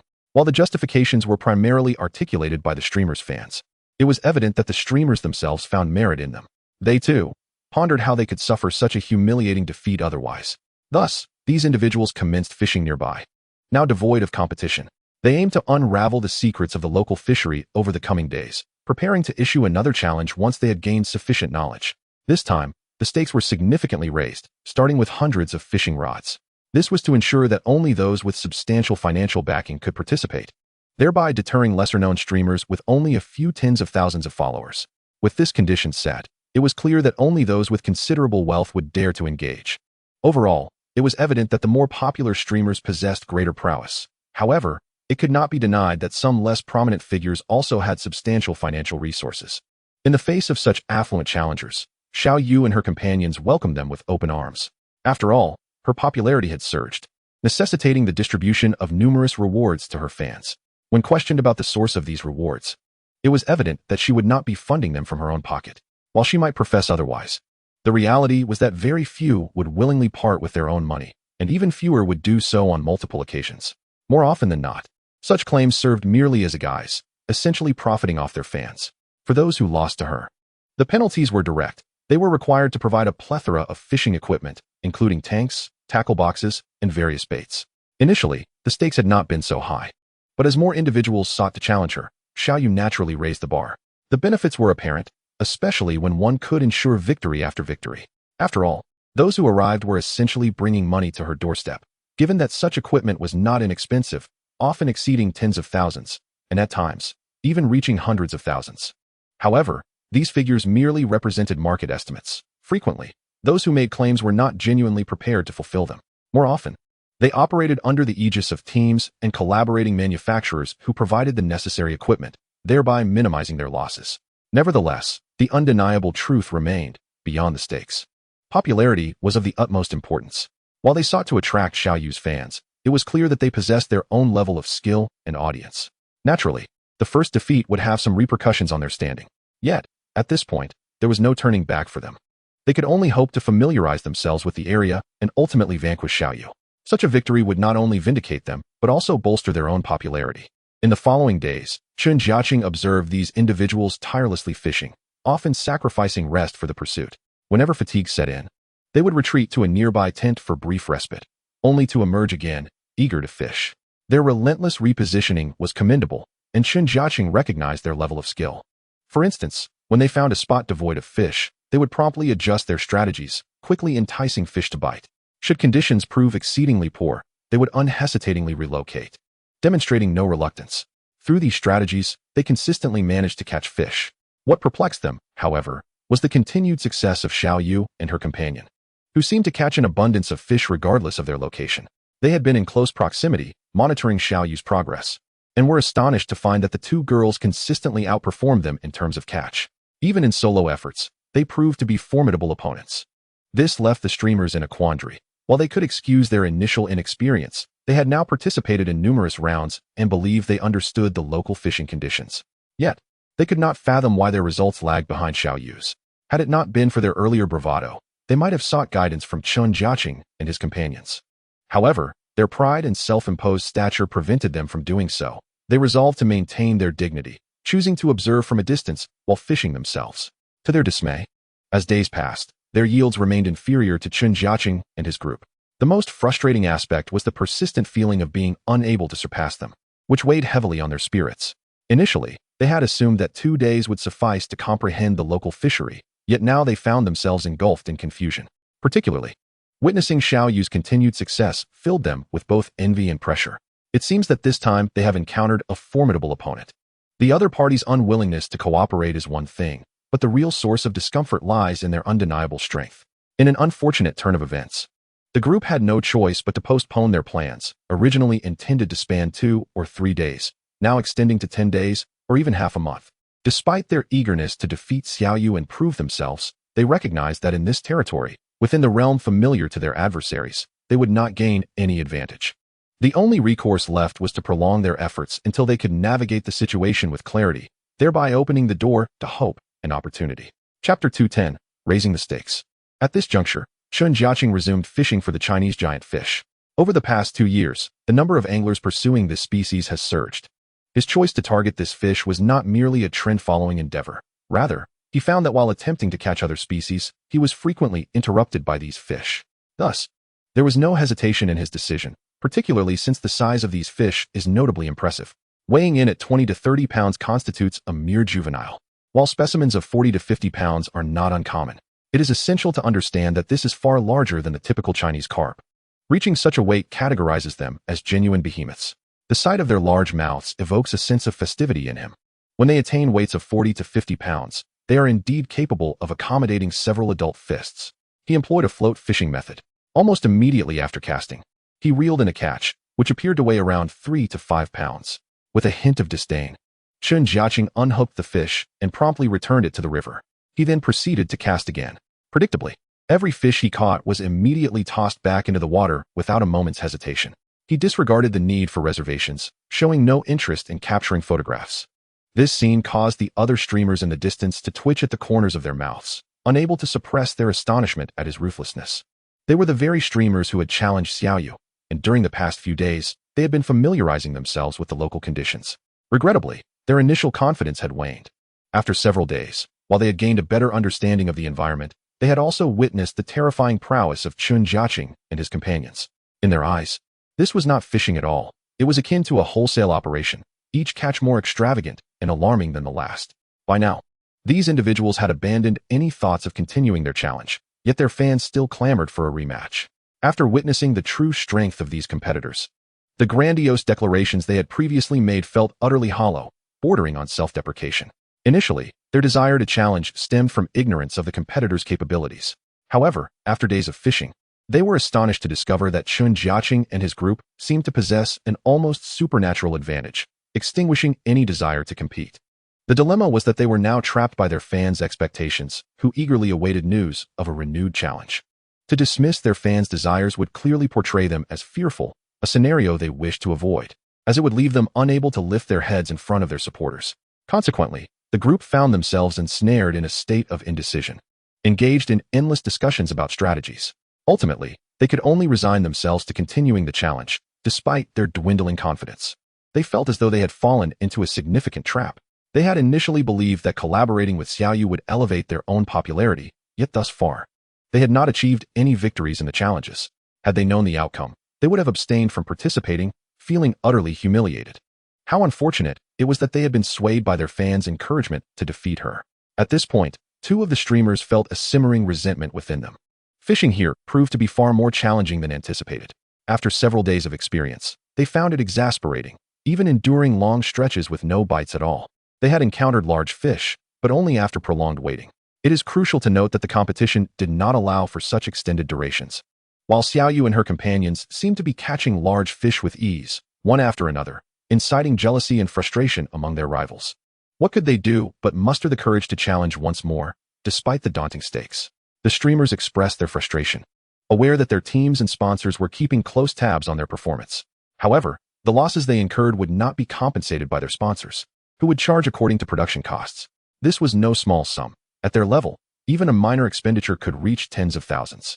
The pressure was mounting, especially after 2 consecutive defeats, and their anticipated increase in popularity and follower count had yet to materialize. These individuals could only adjust their moods and states, presenting themselves well in front of the camera, hastily announcing their intention to continue the challenge the following day. Unsurprisingly, their fans, reveling in the drama, remained eagerly hopeful. Oblivious to the streamers' lack of confidence, the fans expressed unwavering faith in their streamers, flooding the comment section with enthusiastic messages about how Xiaoyu and her team would be in for a surprise. While the stakes had not yet been finalized, they were expected to be at least as significant, if not more so, than the previous wager. After all, they had already issued bold proclamations, and the next round would inevitably involve an escalation of the stakes. Reflecting on these developments, the streamers felt a strong urge to chastise themselves. The situation was undeniably dire. Particularly distressing was the realization that they were likely to face further losses. The following morning, everyone gathered punctually. It was evident that, away from the camera, their demeanor had significantly softened. They had adopted a more submissive posture. No longer did they exhibit the rebellious attitude of defiance. Instead, they presented themselves as compliant and courteous, each attempting to outdo the other in politeness. Xiaoyu and her companions, perceptive to the apparent trepidation of their challengers, understood that during the past few days of fishing, these individuals had observed the disparity in their catches, which had instilled fear in them. However, in front of the cameras, they had to maintain a facade of strength. After all, it was essential to uphold their image in the eyes of their fans. The competition commenced as scheduled, though this time it lacked the anticipated fervor. While interest remained high, there was an inexplicable air of doubt regarding the confidence of the streamers, which, in turn, caused their fans to gradually lose patience. 10 minutes passed, then half an hour, and finally 2 hours. The outcome was all too predictable. These individuals were in a state of utter despair, either lacking skill or merely being insignificant competitors. Chapter 2:11. The Master Angler's Demeanor. This round of competition appeared somewhat tedious compared to previous ones. After just over an hour, it was evident to any discerning observer that these streamers had lost all confidence. They could barely maintain their rhythm and instead resorted to sporadic glances at the performance of Xiaoyu and her partner. This unexpected result left their fans utterly astonished. What was even more disheartening was the realization that these competitors had surrendered without a fight, a fact that cut the deepest for their loyal supporters.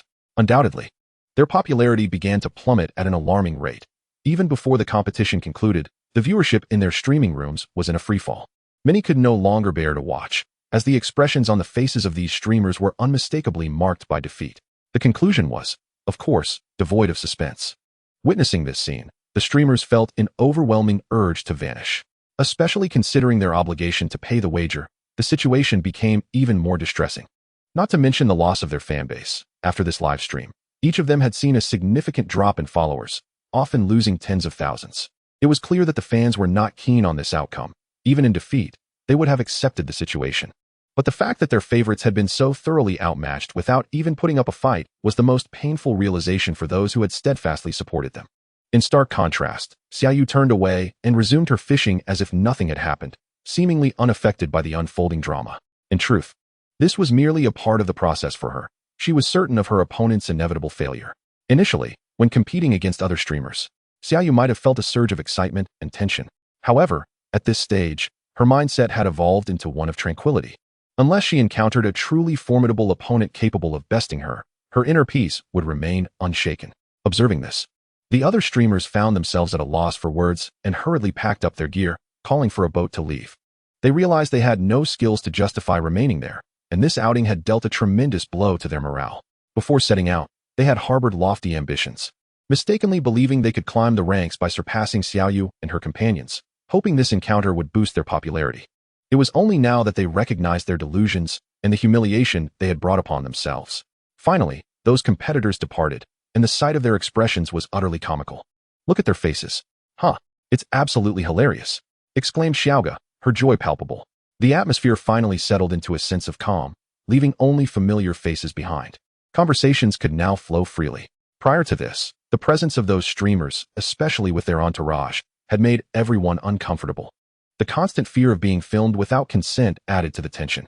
As streamers, Xiaoyu and Xiaoga had to maintain a certain image in front of the camera, making it inconvenient to share certain moments or remarks. The photographers from those teams were indifferent to these considerations, solely focused on capitalizing on their popularity. Despite having issued warnings, those individuals continued to invade their privacy, which became increasingly exasperating. They had to be perpetually vigilant about their public image, lest they find themselves the subject of negative portrayals online. Now that those competitors had left, a sense of relief washed over everyone. The only one seemingly unaffected throughout this ordeal was Chen Jiacheng. He hadn't even bothered to witness the competition, deeming it unnecessary as he had already anticipated the outcome. Not to mention the misfortune of those challengers who had confronted Xiaoyu and the others, witnessing their prowess firsthand. The more they learned, the more their confidence dwindled, which explained their subsequent lack of resolve. What a nuisance. Like a pesky shadow. These individuals are infuriating, especially with their teams, Xiaoyu remarked as she and Xiaoga discussed the current situation. Chen Jiacheng, not being a streamer, was free from such concerns, but the two women were not so fortunate. In light of the fishing challenge they could not refuse, they understood that it was not merely a matter of personal choice. They were aware that rumors could spread online, suggesting they were afraid to compete, which would only disappoint their fans who wished to see them stand their ground, rather than retreating like timid turtles. The combination of these pressures necessitated that they accept the challenges posed by their competitors. Winning would inevitably lead to a boost in their popularity. Although the increase was not as pronounced as it initially had been, this was due to the fact that, at the outset, their fan base was not sufficiently large, resulting in fewer viewers. However, by now, most individuals within their sphere had become acquainted with the two of them. Those who genuinely appreciated their style had naturally gravitated towards them, becoming fans. Yet, many who had observed their streams remained undecided, still in a state of contemplation, which was a natural phenomenon, as it was impossible for any angler to appeal to everyone. This encompassed a multitude of factors, reflecting the diverse thoughts of individuals. As Xiaoyu and Xiaoga continued to fish leisurely, they discussed their future developments.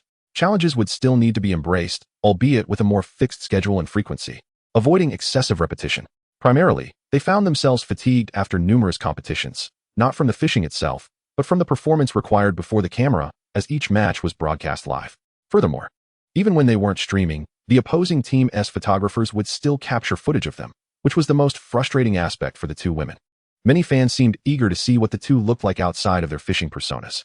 At that moment, their gaze inadvertently drifted towards Chen Jiacheng, who sat at a distance, maintaining his usual rhythm and pace. One fish after another emerged from the water, and his demeanor exuded an air of calm and composure. After spending an extended period fishing, it seemed he had cultivated a mindset of remarkable fortitude.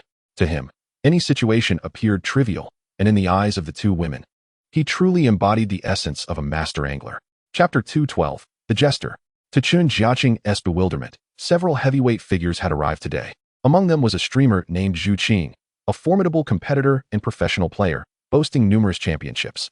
The crux of the matter was that he had audaciously called out Chen Jiacheng for a challenge, leaving him somewhat speechless. After all, the prerequisite for challenging him was to first defeat Xiaoyu and Xiaoga, a condition that had long been made public across the internet. However, it is unfortunate that every time fishermen arrive here to engage in a challenge, they they invariably begin by boasting of their own prowess. I beg your pardon, but please defeat the two individuals beside me before you even think about challenging me, Chen Jiacheng firmly stated. Mr. Chen, are you perhaps intimidated? Zhu Qing provocatively interjected, employing a tactic of taunting. Yet, Chen Jiacheng was unmoved by such provocations. The stakes involved were beneath his consideration. A mere few hundred fishing rods amounted to nothing more than a trifle to him. Although this was not his profession, and he lacked any sponsorship from manufacturers, purchasing several hundred rods at market price posed no issue for him. The crux of the matter was that this individual persistently sought to bypass the two in front of him to challenge him directly, which irked him somewhat. No matter how you put it, if you cannot even best these two lovely ladies by my side, you have no right to challenge me, Chen Jiacheng remarked nonchalantly, clearly refusing to fall for the other's bait. Upon hearing his words, Zhu Qing promptly despaired. He believed he possessed a unique understanding of fishing and, unlike others, had no intention of blindly initiating a PK upon arrival. Instead, he planned to spend a few days fishing first. He had brought along only two assistants, one for photography and another for handling various trivial matters, making a total of just 3 individuals. However, aside from him, numerous other streamers and fishermen had also arrived to take on the challenge. These individuals had already established connections online prior to this event. Xiaoyu also required the popularity of these participants, hence there was no reason to decline their involvement, especially considering the increasingly formidable stakes. Some of the fishing rods were valued in the hundreds, often exceeding several hundred pieces.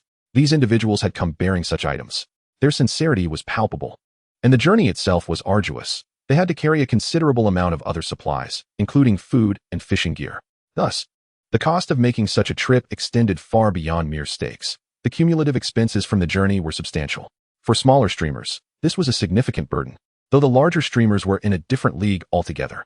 Only the larger streamers could afford to match Xiaoyu's status. Since Zhu Qing intended to familiarize himself with the area first, the challengers for Xiaoyu today were other streamers. These individuals boasted fan bases ranging from 100,000 to 3 million. While they paled in comparison to Xiaoyu and Saga, this was inconsequential. They were still recognized figures in their own right. More importantly, they were willing to stake their bets, and thus, the arrangement proceeded as they wished. Soon, a competition commenced. But this time several streamers collaborated in a simultaneous contest. Their objective was clear. If their combined catch surpassed that of Xiaoyu and Saga, they would deem themselves victorious. This was not a one-on-one PK, as that would pose too little of a challenge for Xiaoyu and Saga. Therefore, the plan was to gather more participants, aiming to teach these challengers a lesson and make them acutely aware of the disparity between them. It is worth noting that many of these individuals initially hesitated. After all, they believed their skills were on par with others and felt such arrangements to be somewhat insulting. However, compared to Xiaoyu and Saga, their status was indeed inferior. Xiaoyu openly declared her disinterest in a direct challenge. Reluctantly, they acquiesced to the condition, as Xiaoyu's willingness to compete with them was, in itself, a concession. Especially considering the multitude of challengers vying for her attention, many of whom were larger streamers. For those with only 1 or 2 million followers, they had become mere supporting characters in Xiaoyu's narrative. This reality stung their pride, and they clenched their fists, determined to defeat these two seemingly naive girls and prove to their fanbases who the true experts were. They envisioned a surge of followers, akin to the fortunate few who had previously experienced such fame. In this moment, the challengers were lost in their fantasies, yet the outcome would soon shatter their expectations. What was there to be indignant about?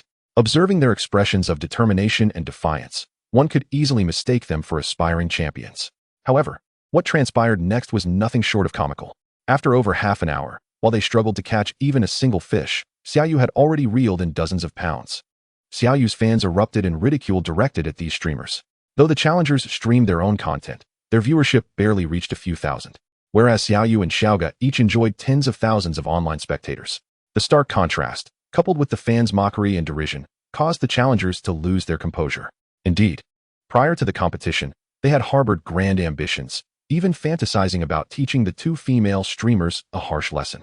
Yet, they soon realized that they were the true jesters in this scenario. They began to understand why Xiaoyu's fans were so audacious and why such rules had been established, allowing a handful of men to challenge 2 women. The fish here were not for amateurs to catch, despite Xiaoyu and Xiaoga's videos showcasing their impressive hauls.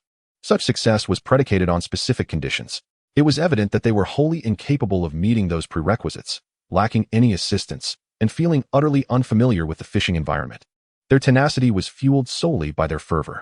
It must be said that while these challengers exhibited rapid rhythms and techniques, what good did it serve? Chapter 2:13, self-delusion. These individuals were indeed spirited, resembling brash youths. Their expressions of indignation were palpable. Oh dear, they may be quick in their actions, but what of it? The fans of Xiaoyu were merciless in their mockery, belittling these challengers to the lowest depths, not just in Xiaoyu's stream, but also invading the challengers' own spaces. Plunging metaphorical knives into their pride, they fervently instigated the atmosphere, leaving the challengers mentally unraveling. In the initial hour, the challengers threw caution to the wind, obsessively creating bait and maintaining their pace. Yet, as time passed, the float remained still, and the reality of their situation began to dawn on them. 2 hours passed, then 3. With only 1 hour remaining before the competition concluded, their combined catch was dismally below 10 pounds. What of the two young ladies, Xiaoyu and Saga? The precise number of fish they caught remains uncertain, yet it is evident that each of them managed to reel in several, weighing at least a dozen pounds collectively. The stark disparity before their eyes was utterly unacceptable, especially considering that they had even exchanged positions during the competition. Yet, the outcome remained unchanged, an intolerable result. This scenario was indeed intriguing, leaving them in disbelief, their expressions faltering. The various mental states they had previously entertained had long since crumbled, leaving only a visage of anxiety and frustration. Ultimately, the conclusion was indisputable. No matter how hard they struggled, their efforts were in vain. In the final hour, they incessantly recalibrated their strategies, even making significant alterations to their tackle. However, regardless of their commotion, it seemed the fish beneath the surface were utterly disinterested in their bait, extending no courtesy whatsoever. As the competition drew to a close, the group stood awkwardly in place, at a loss, some appearing utterly dazed. Time seemed to have flown by too swiftly, did it not? Just moments ago, they had barely received a nibble, which unfortunately did not materialize into a catch. They exchanged a few remarks, attempting to summarize the entire transaction process, only to find themselves at a loss for words. Their experience led them to conclude that the fishing conditions here were rather poor. Yet, the puzzling question remained. How could Xiaoyu and her companion manage to catch anything at all? It was known that, for the sake of fairness, positions were switched midway through the competition, yet they still encountered little success. This left them utterly perplexed. Clearly, Xiaoyu had no time to engage in idle chatter with them. After collecting all their wagers, she promptly turned to challenge another group of streamers. Given their current expressions and moods, Xiaoga and her companion had no inclination to pay them any heed. They were preoccupied with their own competitions, surrounded by an abundance of challengers, and if they so wished, they could continue to engage in challenges uninterrupted right up to the new year. However, that was hardly feasible, as such events typically occurred only every few days. Left standing awkwardly were these few individuals, unsure of how to proceed. Parting ways seemed unpalatable, as they harbored a desire to make bold declarations. Yet they could not shake the fear of the consequences. From a distance, Zhu Qing observed the entire process unfold. Although he was fishing simultaneously, he was keenly monitoring the performance of Xiaoyu and her companion. Internally, he was analyzing and theorizing, brimming with confidence as he believed he had uncovered some insights. He began to adjust his fishing strategy, implementing several changes, eager to validate whether his assumptions held true. If they did, Zhu Qing would be poised to triumph over the two young ladies. Unbeknownst to Xiaoyu, Zhu Qing's mind was swirling with thoughts, even if she were aware. It is doubtful she would be concerned. The next PK match was already underway, and near their camp, an assortment of fishing gear was piled high, boxes upon boxes of bait. Ground bait, fishing rods, and tackle boxes accumulated over this period. This heap resembled a small mountain, and considering it was by the riverbank, reaching it required a boat. Despite the overwhelming number of challengers, a considerable sum had been accrued through wagers. Of course, many were also taking to the internet, where these individuals would sell hundreds of fishing rods online after collecting their winnings. Such benefits were certainly bestowed upon their loyal fans. The remaining items were piling up at the venue, and if left unattended, they would soon become a nuisance. Thus, Xiaoyu and her companions planned to invite some fans over the following day, once the day's events concluded. Meanwhile, Zhu Qing was validating his theories while observing the changes in Xiaoyu and her companions. He noted that while the two young ladies had executed various details commendably, to someone with over a decade of experience in the fishing community, they still seemed somewhat inexperienced. He was convinced he could perform better and with more finesse. However, to his astonishment, the unexpected occurred. He had employed the same strategy and thought process, merely testing whether it was a positional issue. During this time, he changed positions multiple times, with one or two yielding decent results, allowing him to catch a fair number of fish. Yet, he could never quite compare to Xiaoyu, which left him bewildered and questioning the accuracy of his earlier assumptions. It was not as he had envisioned. Simply adopting that strategy did not guarantee that the fish here would readily bite. He retrieved his fishing rod once more, contemplating his next moves. After careful consideration, he made further adjustments. Previously, owing to his confidence in his skills, he had opted for a lighter line to achieve better casting. He was unaware of the line size Xiaoyu used, but witnessing her continuous stream of large catches led him to deduce it must have been substantial. Otherwise, she would not have been able to handle such weight, likely starting at least at 2.0. Thus, he ultimately decided to switch to a thicker line, targeting the larger fish. Initially, he had aimed for a balance between size and quantity, believing that a total weight advantage would be more favorable. However, he soon realized that smaller fish were scarce, while larger ones slipped through his grasp. Chapter 214. Zhu Qing's Speculations. Another PK match concluded, and the result was predictably uneventful. Xiaoyu once again triumphed over several streamers, showcasing her exceptional fishing prowess and skill. Her extraordinary abilities left all in awe. Zhu Qing had observed for several days, noting that Xiaoyu's schedule was nearly full, as she engaged in PK competitions with various fishing streamers daily. Yet, as time passed, he was astonished to find that he remained unable to decipher her methods. He even adopted the exact same fishing techniques and equipment as Xiaoyu and her companions. However, he could not comprehend why their catches were so abundant while his remained scarce. Now, he found himself in a quandary, having previously made bold statements. It was nearly time for their competition. Remaining in one place indefinitely was not a viable option. Although he had yet to unravel the mystery behind Xiaoyu's success, he had gained a preliminary understanding of the local fishing conditions, which was a substantial improvement from when he first arrived. He now had a clearer idea of how to fish effectively here. Thus, he felt a degree of assurance, though complete certainty remained elusive. After some contemplation, he resolved to challenge Xiaoyu the following day. Over the past few days, he had become more familiar with the others in the area. Chen Jiacheng and the others understood his intentions perfectly, though they chose not to express it openly, as that would have been far too disrespectful. Consequently, they extended an invitation for him to join them for dinner that evening. In this wilderness, were it not for the unique circumstances, others would likely not enjoy such a splendid existence. Here, however, the situation is markedly different. Even though daily competitions with other streamers keep them occupied, when it comes time to cook or attend to life's necessities, both Xiaoyu and Saga are unhesitant in their endeavors. More significantly, they have Chen Jiacheng, the indolent yet formidable figure, by their side. It is evident that many have come here with the intention of challenging him, but regrettably, their skills are rather lacking. Or perhaps it is Xiaoyu's prowess that overshadows them. If they cannot surpass even the two goddesses threshold, how could they possibly possess the qualifications to face Chen Jiacheng? Xiaoyu ought to show some mercy tomorrow, Zhu Qing remarked politely while eating, adopting a humble demeanor. Yet, it was clear that his observations over the past few days had revealed the true extent of Xiaoyu's remarkable strength, far exceeding his initial expectations. Zhu's modesty was evident, for everyone knew of his capabilities. At this moment, Xiaoyu seemed indifferent to Zhu's words, despite his humble tone. It was apparent that every master believed they had the ability to conquer Xiaoyu before any genuine challenge had commenced, particularly for seasoned anglers like Zhu Qing, who had participated in countless professional fishing competitions. The sense of confidence was palpable. Xiaoyu, in contrast, had mostly engaged in events with cash prizes rather than professional tournaments. These seasoned competitors often shared a common fallacy. They believed that emerging victorious from such a fiercely competitive milieu was a testament to their extraordinary abilities.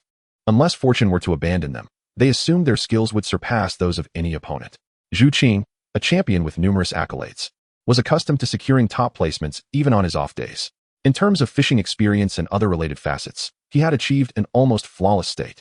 As the group engaged in light banter, Zhu Qing felt the weight of unfulfilled expectations pressing upon him when he formally issued his challenge. Observing Xiaoyu's nonchalant demeanor, he felt an undeniable tension rise within him, a palpable sense of pressure. Conversely, Xiaoyu maintained an air of tranquility, treating the competition as he would with any other angler, failing to elevate his own significance in the process. This subtlety irked Zhu, who believed himself to be superior in both skill and status compared to the challengers who had come before him. Of course, in terms of sheer follower count, some online fishing influencers surpassed him, which was a weakness he acknowledged. Yet, his prowess within the community was widely recognized, placing him among the elite ranks. Even if other top masters were to arrive, they would not dare guarantee a victory over him. After a satisfying meal, Zhu Qing did not rush to rest. Instead, he continued to observe diligently. He tested various locations along the riverbank, attempting to discern where the fish preferred to conceal themselves. Despite having explored for several days, he still felt some uncertainty, a dilemma that prevented him from sleeping soundly. Thus, he resolved to validate his theories during this final stretch of time. His observations revealed that each spot yielded different results. For instance, some areas appeared barren, yet concealed large fish beneath the surface. Over the past few days, he had discerned that the larger fish were indeed plentiful, but their presence often resulted in a lack of bites, explaining why many anglers experienced dry spells during competitions. Their baiting efforts were adequate, yet the brevity of the match against Xiaoyu, capped at around 4 hours, was insufficient. Within such a limited time frame, even if fish were to congregate, their sizes remained disappointingly small. In his eyes, substantial catches were those weighing over 20 or 30 pounds, not the meager 10-pounders. These larger specimens seldom dove straight into the bait.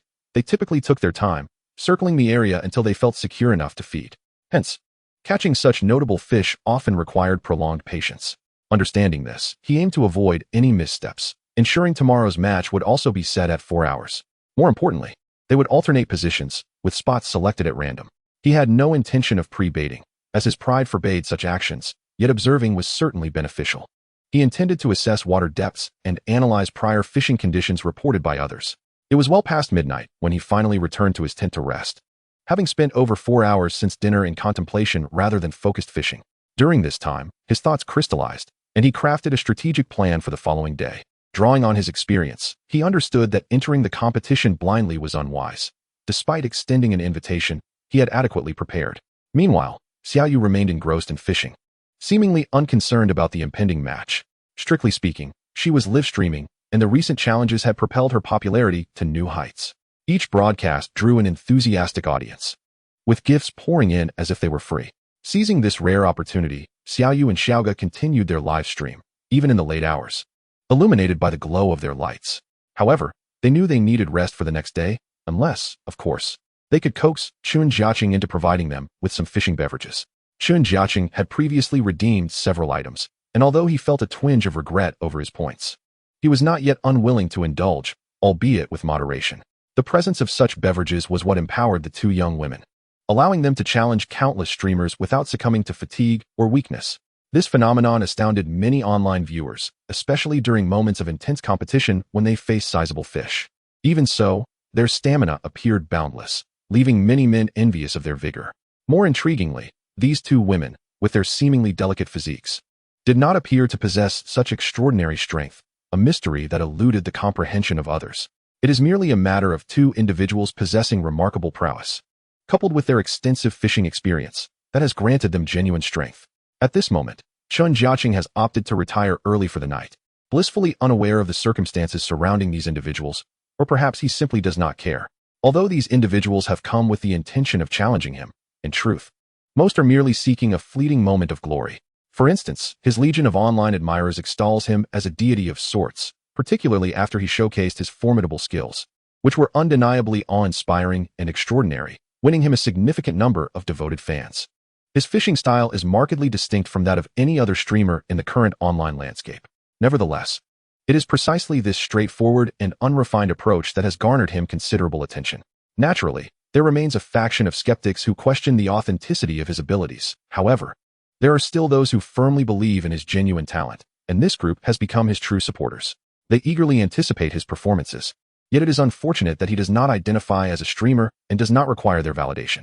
Chapter 216. May I capture you? Xiao Gu and Xiao Yu have faced defeat at the hands of numerous skilled opponents. They have now firmly established their own reputation, attracting a throng of eager challengers, each driven by a fervent desire to capitalize on the opportunity for exposure.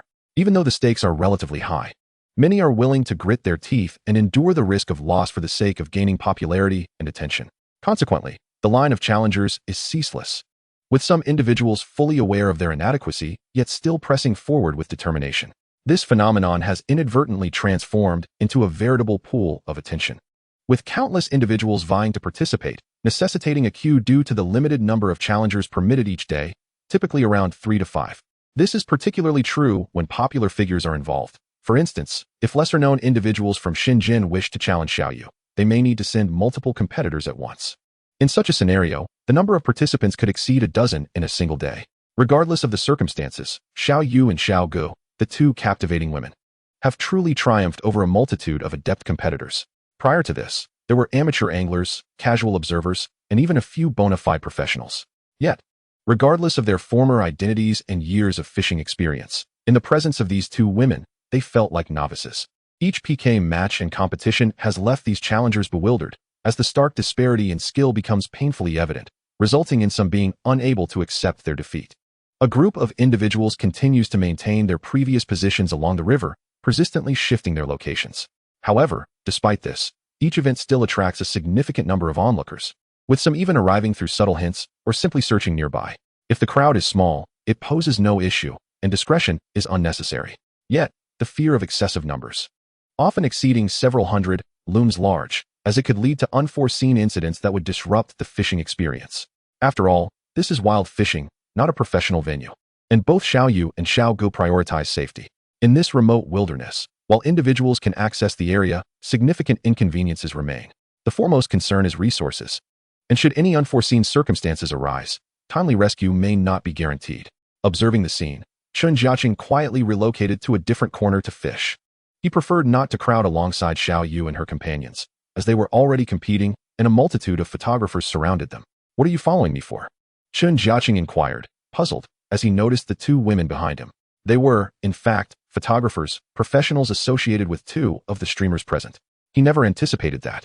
Early in the morning, as he emerged from his tent and scouted for a suitable spot, these two women would stealthily position themselves behind him, only to reveal their presence when he turned around, nearly having a camera thrust into his face.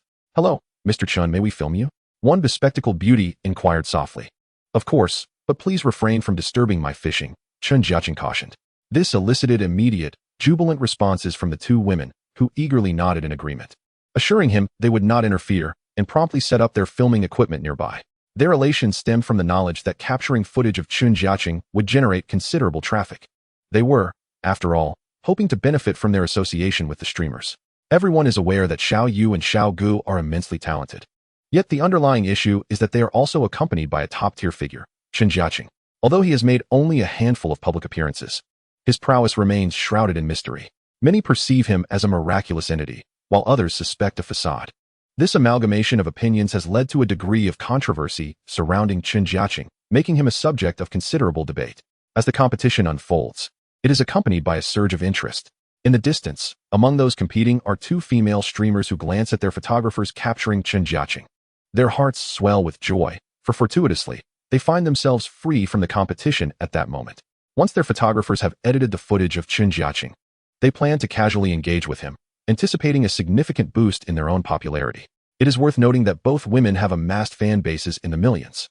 However, such numbers pale in comparison to the following of Xiaoyu and Xiaogu, each of whom is approaching the milestone of 8 million fans. They are undoubtedly titans within the industry. Aside from Chen Jiacheng, another angler stands out. His appearance is solitary yet resolute. This individual, of modest stature and seemingly frail, wears glasses and appears rather sun-kissed. It is evident he is a true angler, choosing not to mingle with Xiaoyu, but instead focusing intently on his own fishing spot, carefully observing the situation they're in. This is Wang Gang. In fact, he has been at Chen Jiacheng's location for several days now. After spending considerable time fishing at home, he found it difficult to recapture the joy he experienced while fishing with Chen Jiacheng. Even though Chen Jiacheng generously provided him with bait, which was delivered to his doorstep, and he could catch plenty of fish in his vicinity, he simply could not experience the same thrill. He felt that those around him were simply too unskilled. Initially, he relished the envious glances of friends and family when they accompanied him to fish, but as time passed, the admiration waned, leaving him unsatisfied. Only recently did he come to understand what he truly desired. After making further preparations, he traveled thousands of miles to this fishing spot. Indeed, on the very day of his arrival, he felt an unparalleled sense of tranquility in his sleep. The subsequent days did not disappoint him either. He once again experienced that initial exhilaration, perhaps even more intense. The location recommended by Chen Jiacheng was consistently a veritable hotspot for colossal catches. Chapter 217, the grand finale. Thus, he was engaged for several hours. Chen Jiacheng was entirely unperturbed, as he knew he would soon shift to another location after finishing his fishing for the day. He also understood that for many other fishing streamers, the situation was exceedingly challenging. Numerous individuals faced dire circumstances, desperately in need of popularity, while Chen Jiacheng hoped that as anglers, they would thrive increasingly well. After all, it required little effort on his part. As anticipated, once those streamers disseminated his videos, they indeed experienced an explosive surge in popularity. In a brief span, their viewership skyrocketed, surpassing the total of several months or even an entire year. This, in turn, led to a plethora of other streamers attempting to capitalize on Chen Jiacheng's fame. Unfortunately, meeting him was no easy feat. For instance, after competing with several other streamers today, Xiao Yu and her group promptly left the area.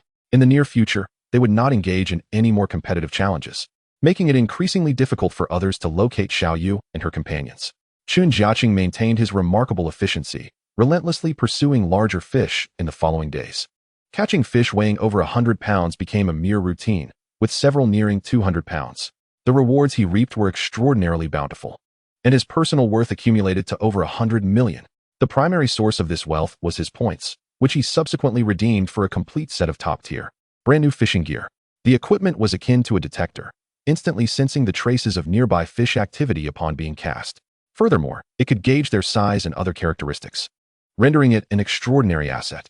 The remaining challenge lay in the bait. The higher the level, the more substantial the assistance to others.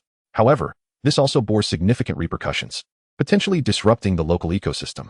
If such fishing efficiency was maintained without releasing the catch, it wouldn't be long before the fish populations faced catastrophic decline, even surpassing the impact of renewable energy sources. Consequently, despite achieving a high level, he often utilized the equipment solely for himself, limiting its distribution to those around him and eventually ceasing to sell it altogether. Primarily, he no longer needed the money. Moreover, he could not redeem more, as his family's bait shop continued to flourish. Even without utilizing his extraordinary bait, the business thrived remarkably well. As everything improved, he decided to reclaim all of these items. Chen Peng and Chen Tianliang had also transformed into genuine streamers during this period, amassing millions of fans. Supporting their families was no longer a concern. Subsequently, Chen Jiacheng occasionally appeared on screen, allowing viewers to witness his presence through various videos, each time leading the charge in release activities. Despite having caught a substantial quantity of fish recently, he opted to release them all and even purchased a significant quantity of vaccines to distribute across various rivers. Undoubtedly, his actions inspired many other fishing streamers to participate, especially Xiao Yu and Xiao Go. As his closest confidants, their popularity surged past 10 million. Additionally, as they consistently collaborated, they naturally became involved in these activities. It is worth noting that Chen Jiacheng's releases were always substantial expenditures. Unlike others who merely made token gestures, they would often spend tens of thousands on fish fry. At this moment, Xiao Go, noticeably pregnant, accompanied the duo. Currently, only Xiao Yu, Xiao Go, and Chen Jiacheng were fishing together, along with photographer Wang Shiriwa. However, they avoided overly perilous locations, opting for a relatively flat area to accommodate Xiao Go's condition. With assistance from other staff, they began to release the purchased vaccines in batches into the river before leisurely settling down to fish by the bank. However, their focus had shifted. It felt more like a casual outing than a serious endeavor. It seemed they no longer pursued the same fervor as before, merely relishing the experience. The release rhythm of the videos from the two women had slowed considerably, often taking several days to publish a single one. Soon, night fell, and Chen Jiacheng departed with a few rounds, returning to the hotel. He no longer spent nights outdoors. Once settled, he entered a room with a double bed, sharing it with Xiao Go, while Xiao Yu naturally shared a bed with Wang Shiriwa. Strangely, upon awakening the following day, Chen Jiacheng found himself in Xiao Yu's bed. Yet, the others appeared to be fully aware of the situation, showing no surprise, as if it had become a common occurrence, particularly for Xiao Yu and Xiao Go, who had long established a tacit understanding. The end of the story. If you enjoyed it, please like, comment, and subscribe. Thank you for your support.